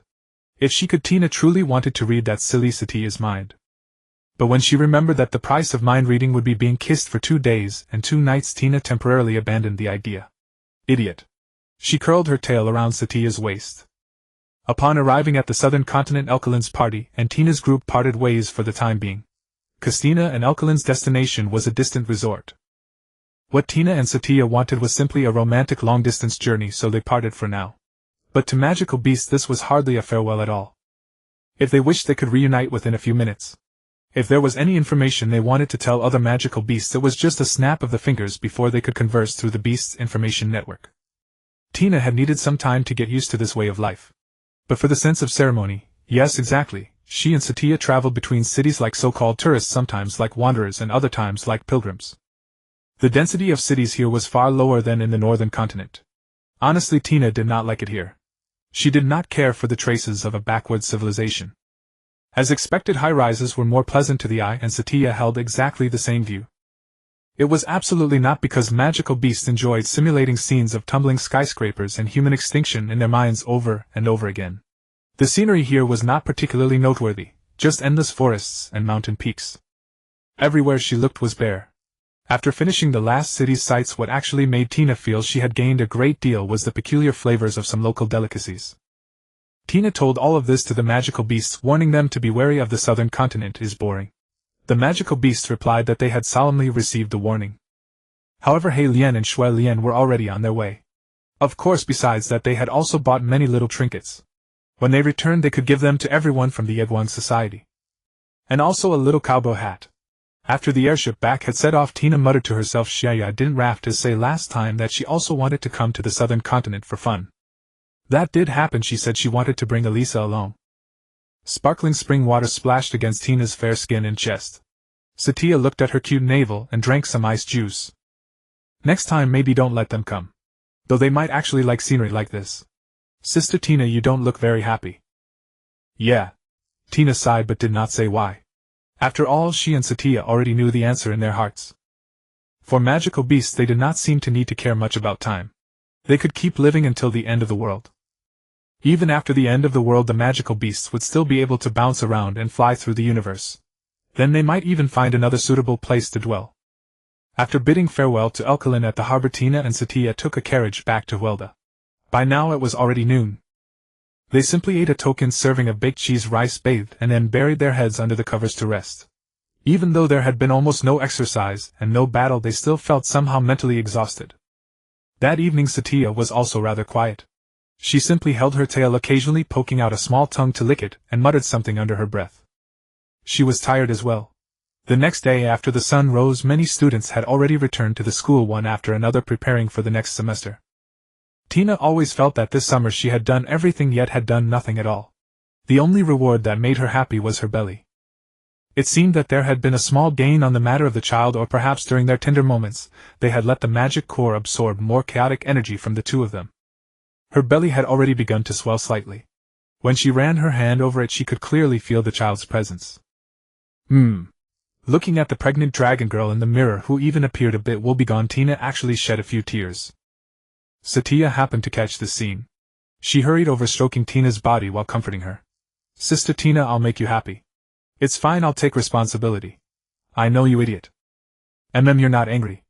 Tina thought about it, then still looked at the silly Xiaoya with a somewhat disdainful gaze. I am angry. Then let's do something fun. Tina gently tapped the silly Xiaoya's forehead and squinted, her face already burning hotter than she could imagine. Idiot. Today they were going on a date. Huelda had not become quiet. On the contrary, more students from all over the world had gathered here, making it even livelier. After having conceived perhaps this could no longer be called a date. Tina could not think of a better term. In any case, by a fortunate coincidence, she also put on the dress Satya had made for her nearly a year ago. It was a rather thick dress with teal lace and dark fabric as its main body.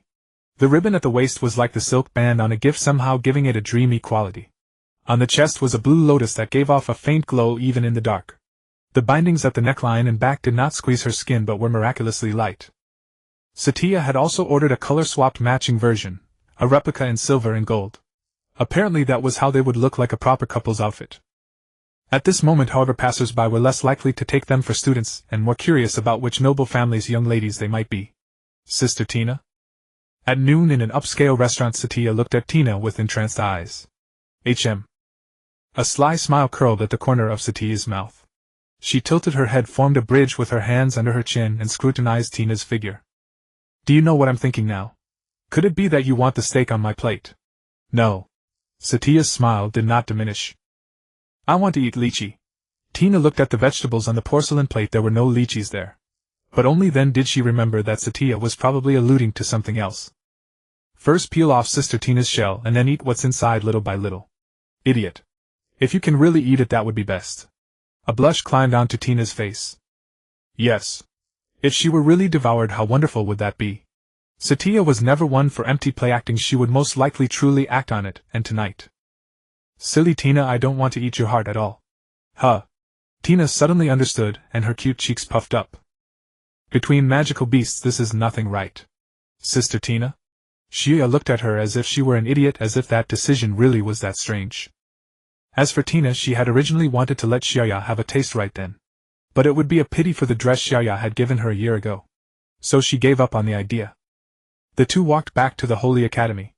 They entered through the western gate, which was quieter, yet both paths led to the central plaza. The hazy moonlight cut through the evening sunset, and the dreamlike starry sky seemed to emerge from beneath the water. Their steps gradually slowed, and as if by unspoken agreement they sat on the bench, the fountain behind them. Satya wrapped her arms around Dina's waist, placing her hand on her slightly protruding belly, feeling the rhythm of another life. Silly. Dina had no intention of resisting, yet she felt rather awkward, for the day was waning and quite a few passers-by were still around. Xiaoya, really? It's fine, I'll ask for leave for you, sis. That's not what I meant. Dina gave up. However, Xiaoya smiled mischievously. She only meant to tease Dina. They both raised their heads at the same time, gazing at the faint orange light on the horizon. A few fiery clouds veiled the yellowing sun, making it even more hazy. Dina's eyes glistened slightly. After a long while she rose to her feet, took Satya's hand, and walked toward the dormitory building. On both sides of the smooth road were clusters of colorful flowers resplendent beneath the setting sun, the very colors in Dina's heart. A yellow leaf lying on the bench was lifted by the breeze, tumbling and spinning through the air. Time flies like a fleeting light. In the blink of an eye several years had gone by. The same bench, the same sunset, and the majestic towers of the Holy Academy.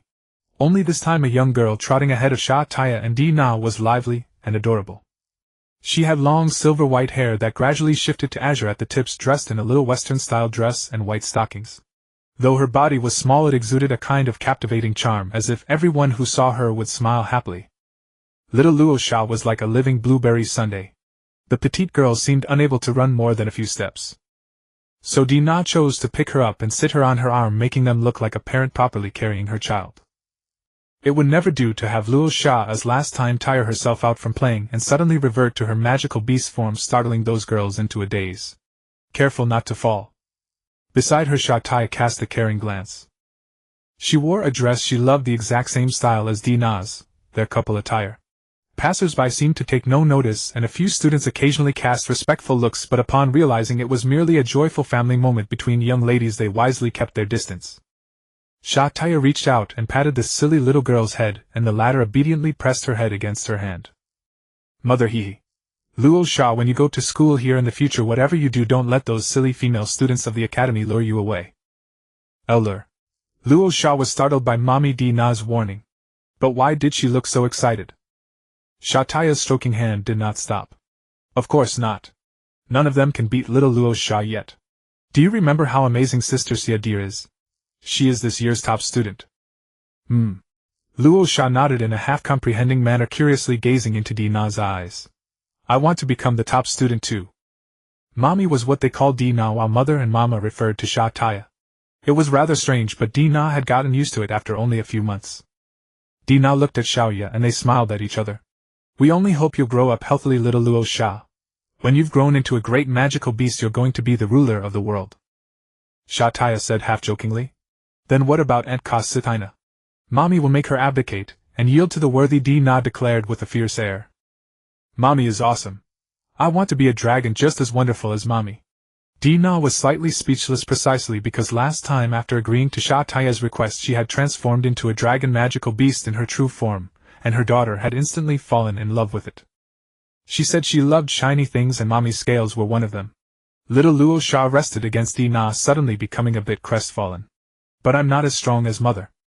Don't be afraid. Tomorrow Mama will teach you and you'll become as powerful as Kossatina. Really? Would Mama ever lie to you? Satya gave Luo Sha a confident look and the latter nodded, tilting her head in a smile. Di Na hesitated. Luo Sha was 3 years old now. She was not truly human, she was a magical beast with a magic core merely housed in a human appearance for the time being. She possessed talents as formidable as Luo Sha's, or rather they were originally the same person, the same soul. Her face still bore some resemblance to the past, and every glance at it reminded Di Na of that furious magical beast who had nevertheless wept before her. She was about to receive a completely different childhood. Compared with the catastrophic experiences and the memories of the magical beast cult, Di Na was certain that little Luo Sha would grow up with entirely different views and values. In the future she might regain her memories, or she might turn into an even stronger magical beast.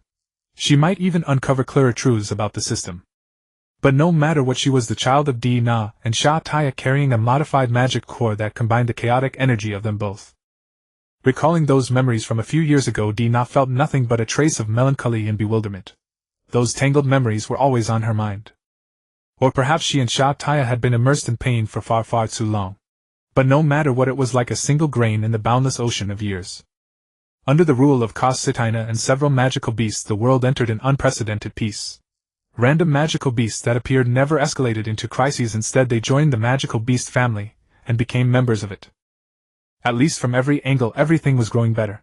At that moment Di Na looked toward Satya, who also seemed hesitant, then they exchanged a smile and understood each other's feelings. It seemed that Satya had also thought of the same thing. A yellow autumn leaf drifted with the wind and landed on silly Luo Sha's blueberry sundae-like head. Achoo!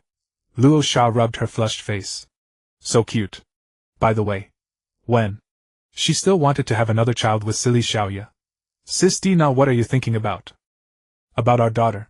You're really afraid she'll be led astray by some little girl. But she'd have to become a magical beast first. Am I really that bad? Humph. Di Na leaned close to Satya, squeezing Luo Sha's small body in her embrace. In the little girl's blind spot she gently pressed her lips to the others. Anyway, I like Satya. Love you, sis. Most importantly, Satya was happy. Di Na did not know what direction the future would take nor what crises might arise later. But at least at this very moment she would focus her mind on her wife Satya and their precious daughter. Perhaps after all this was only the beginning.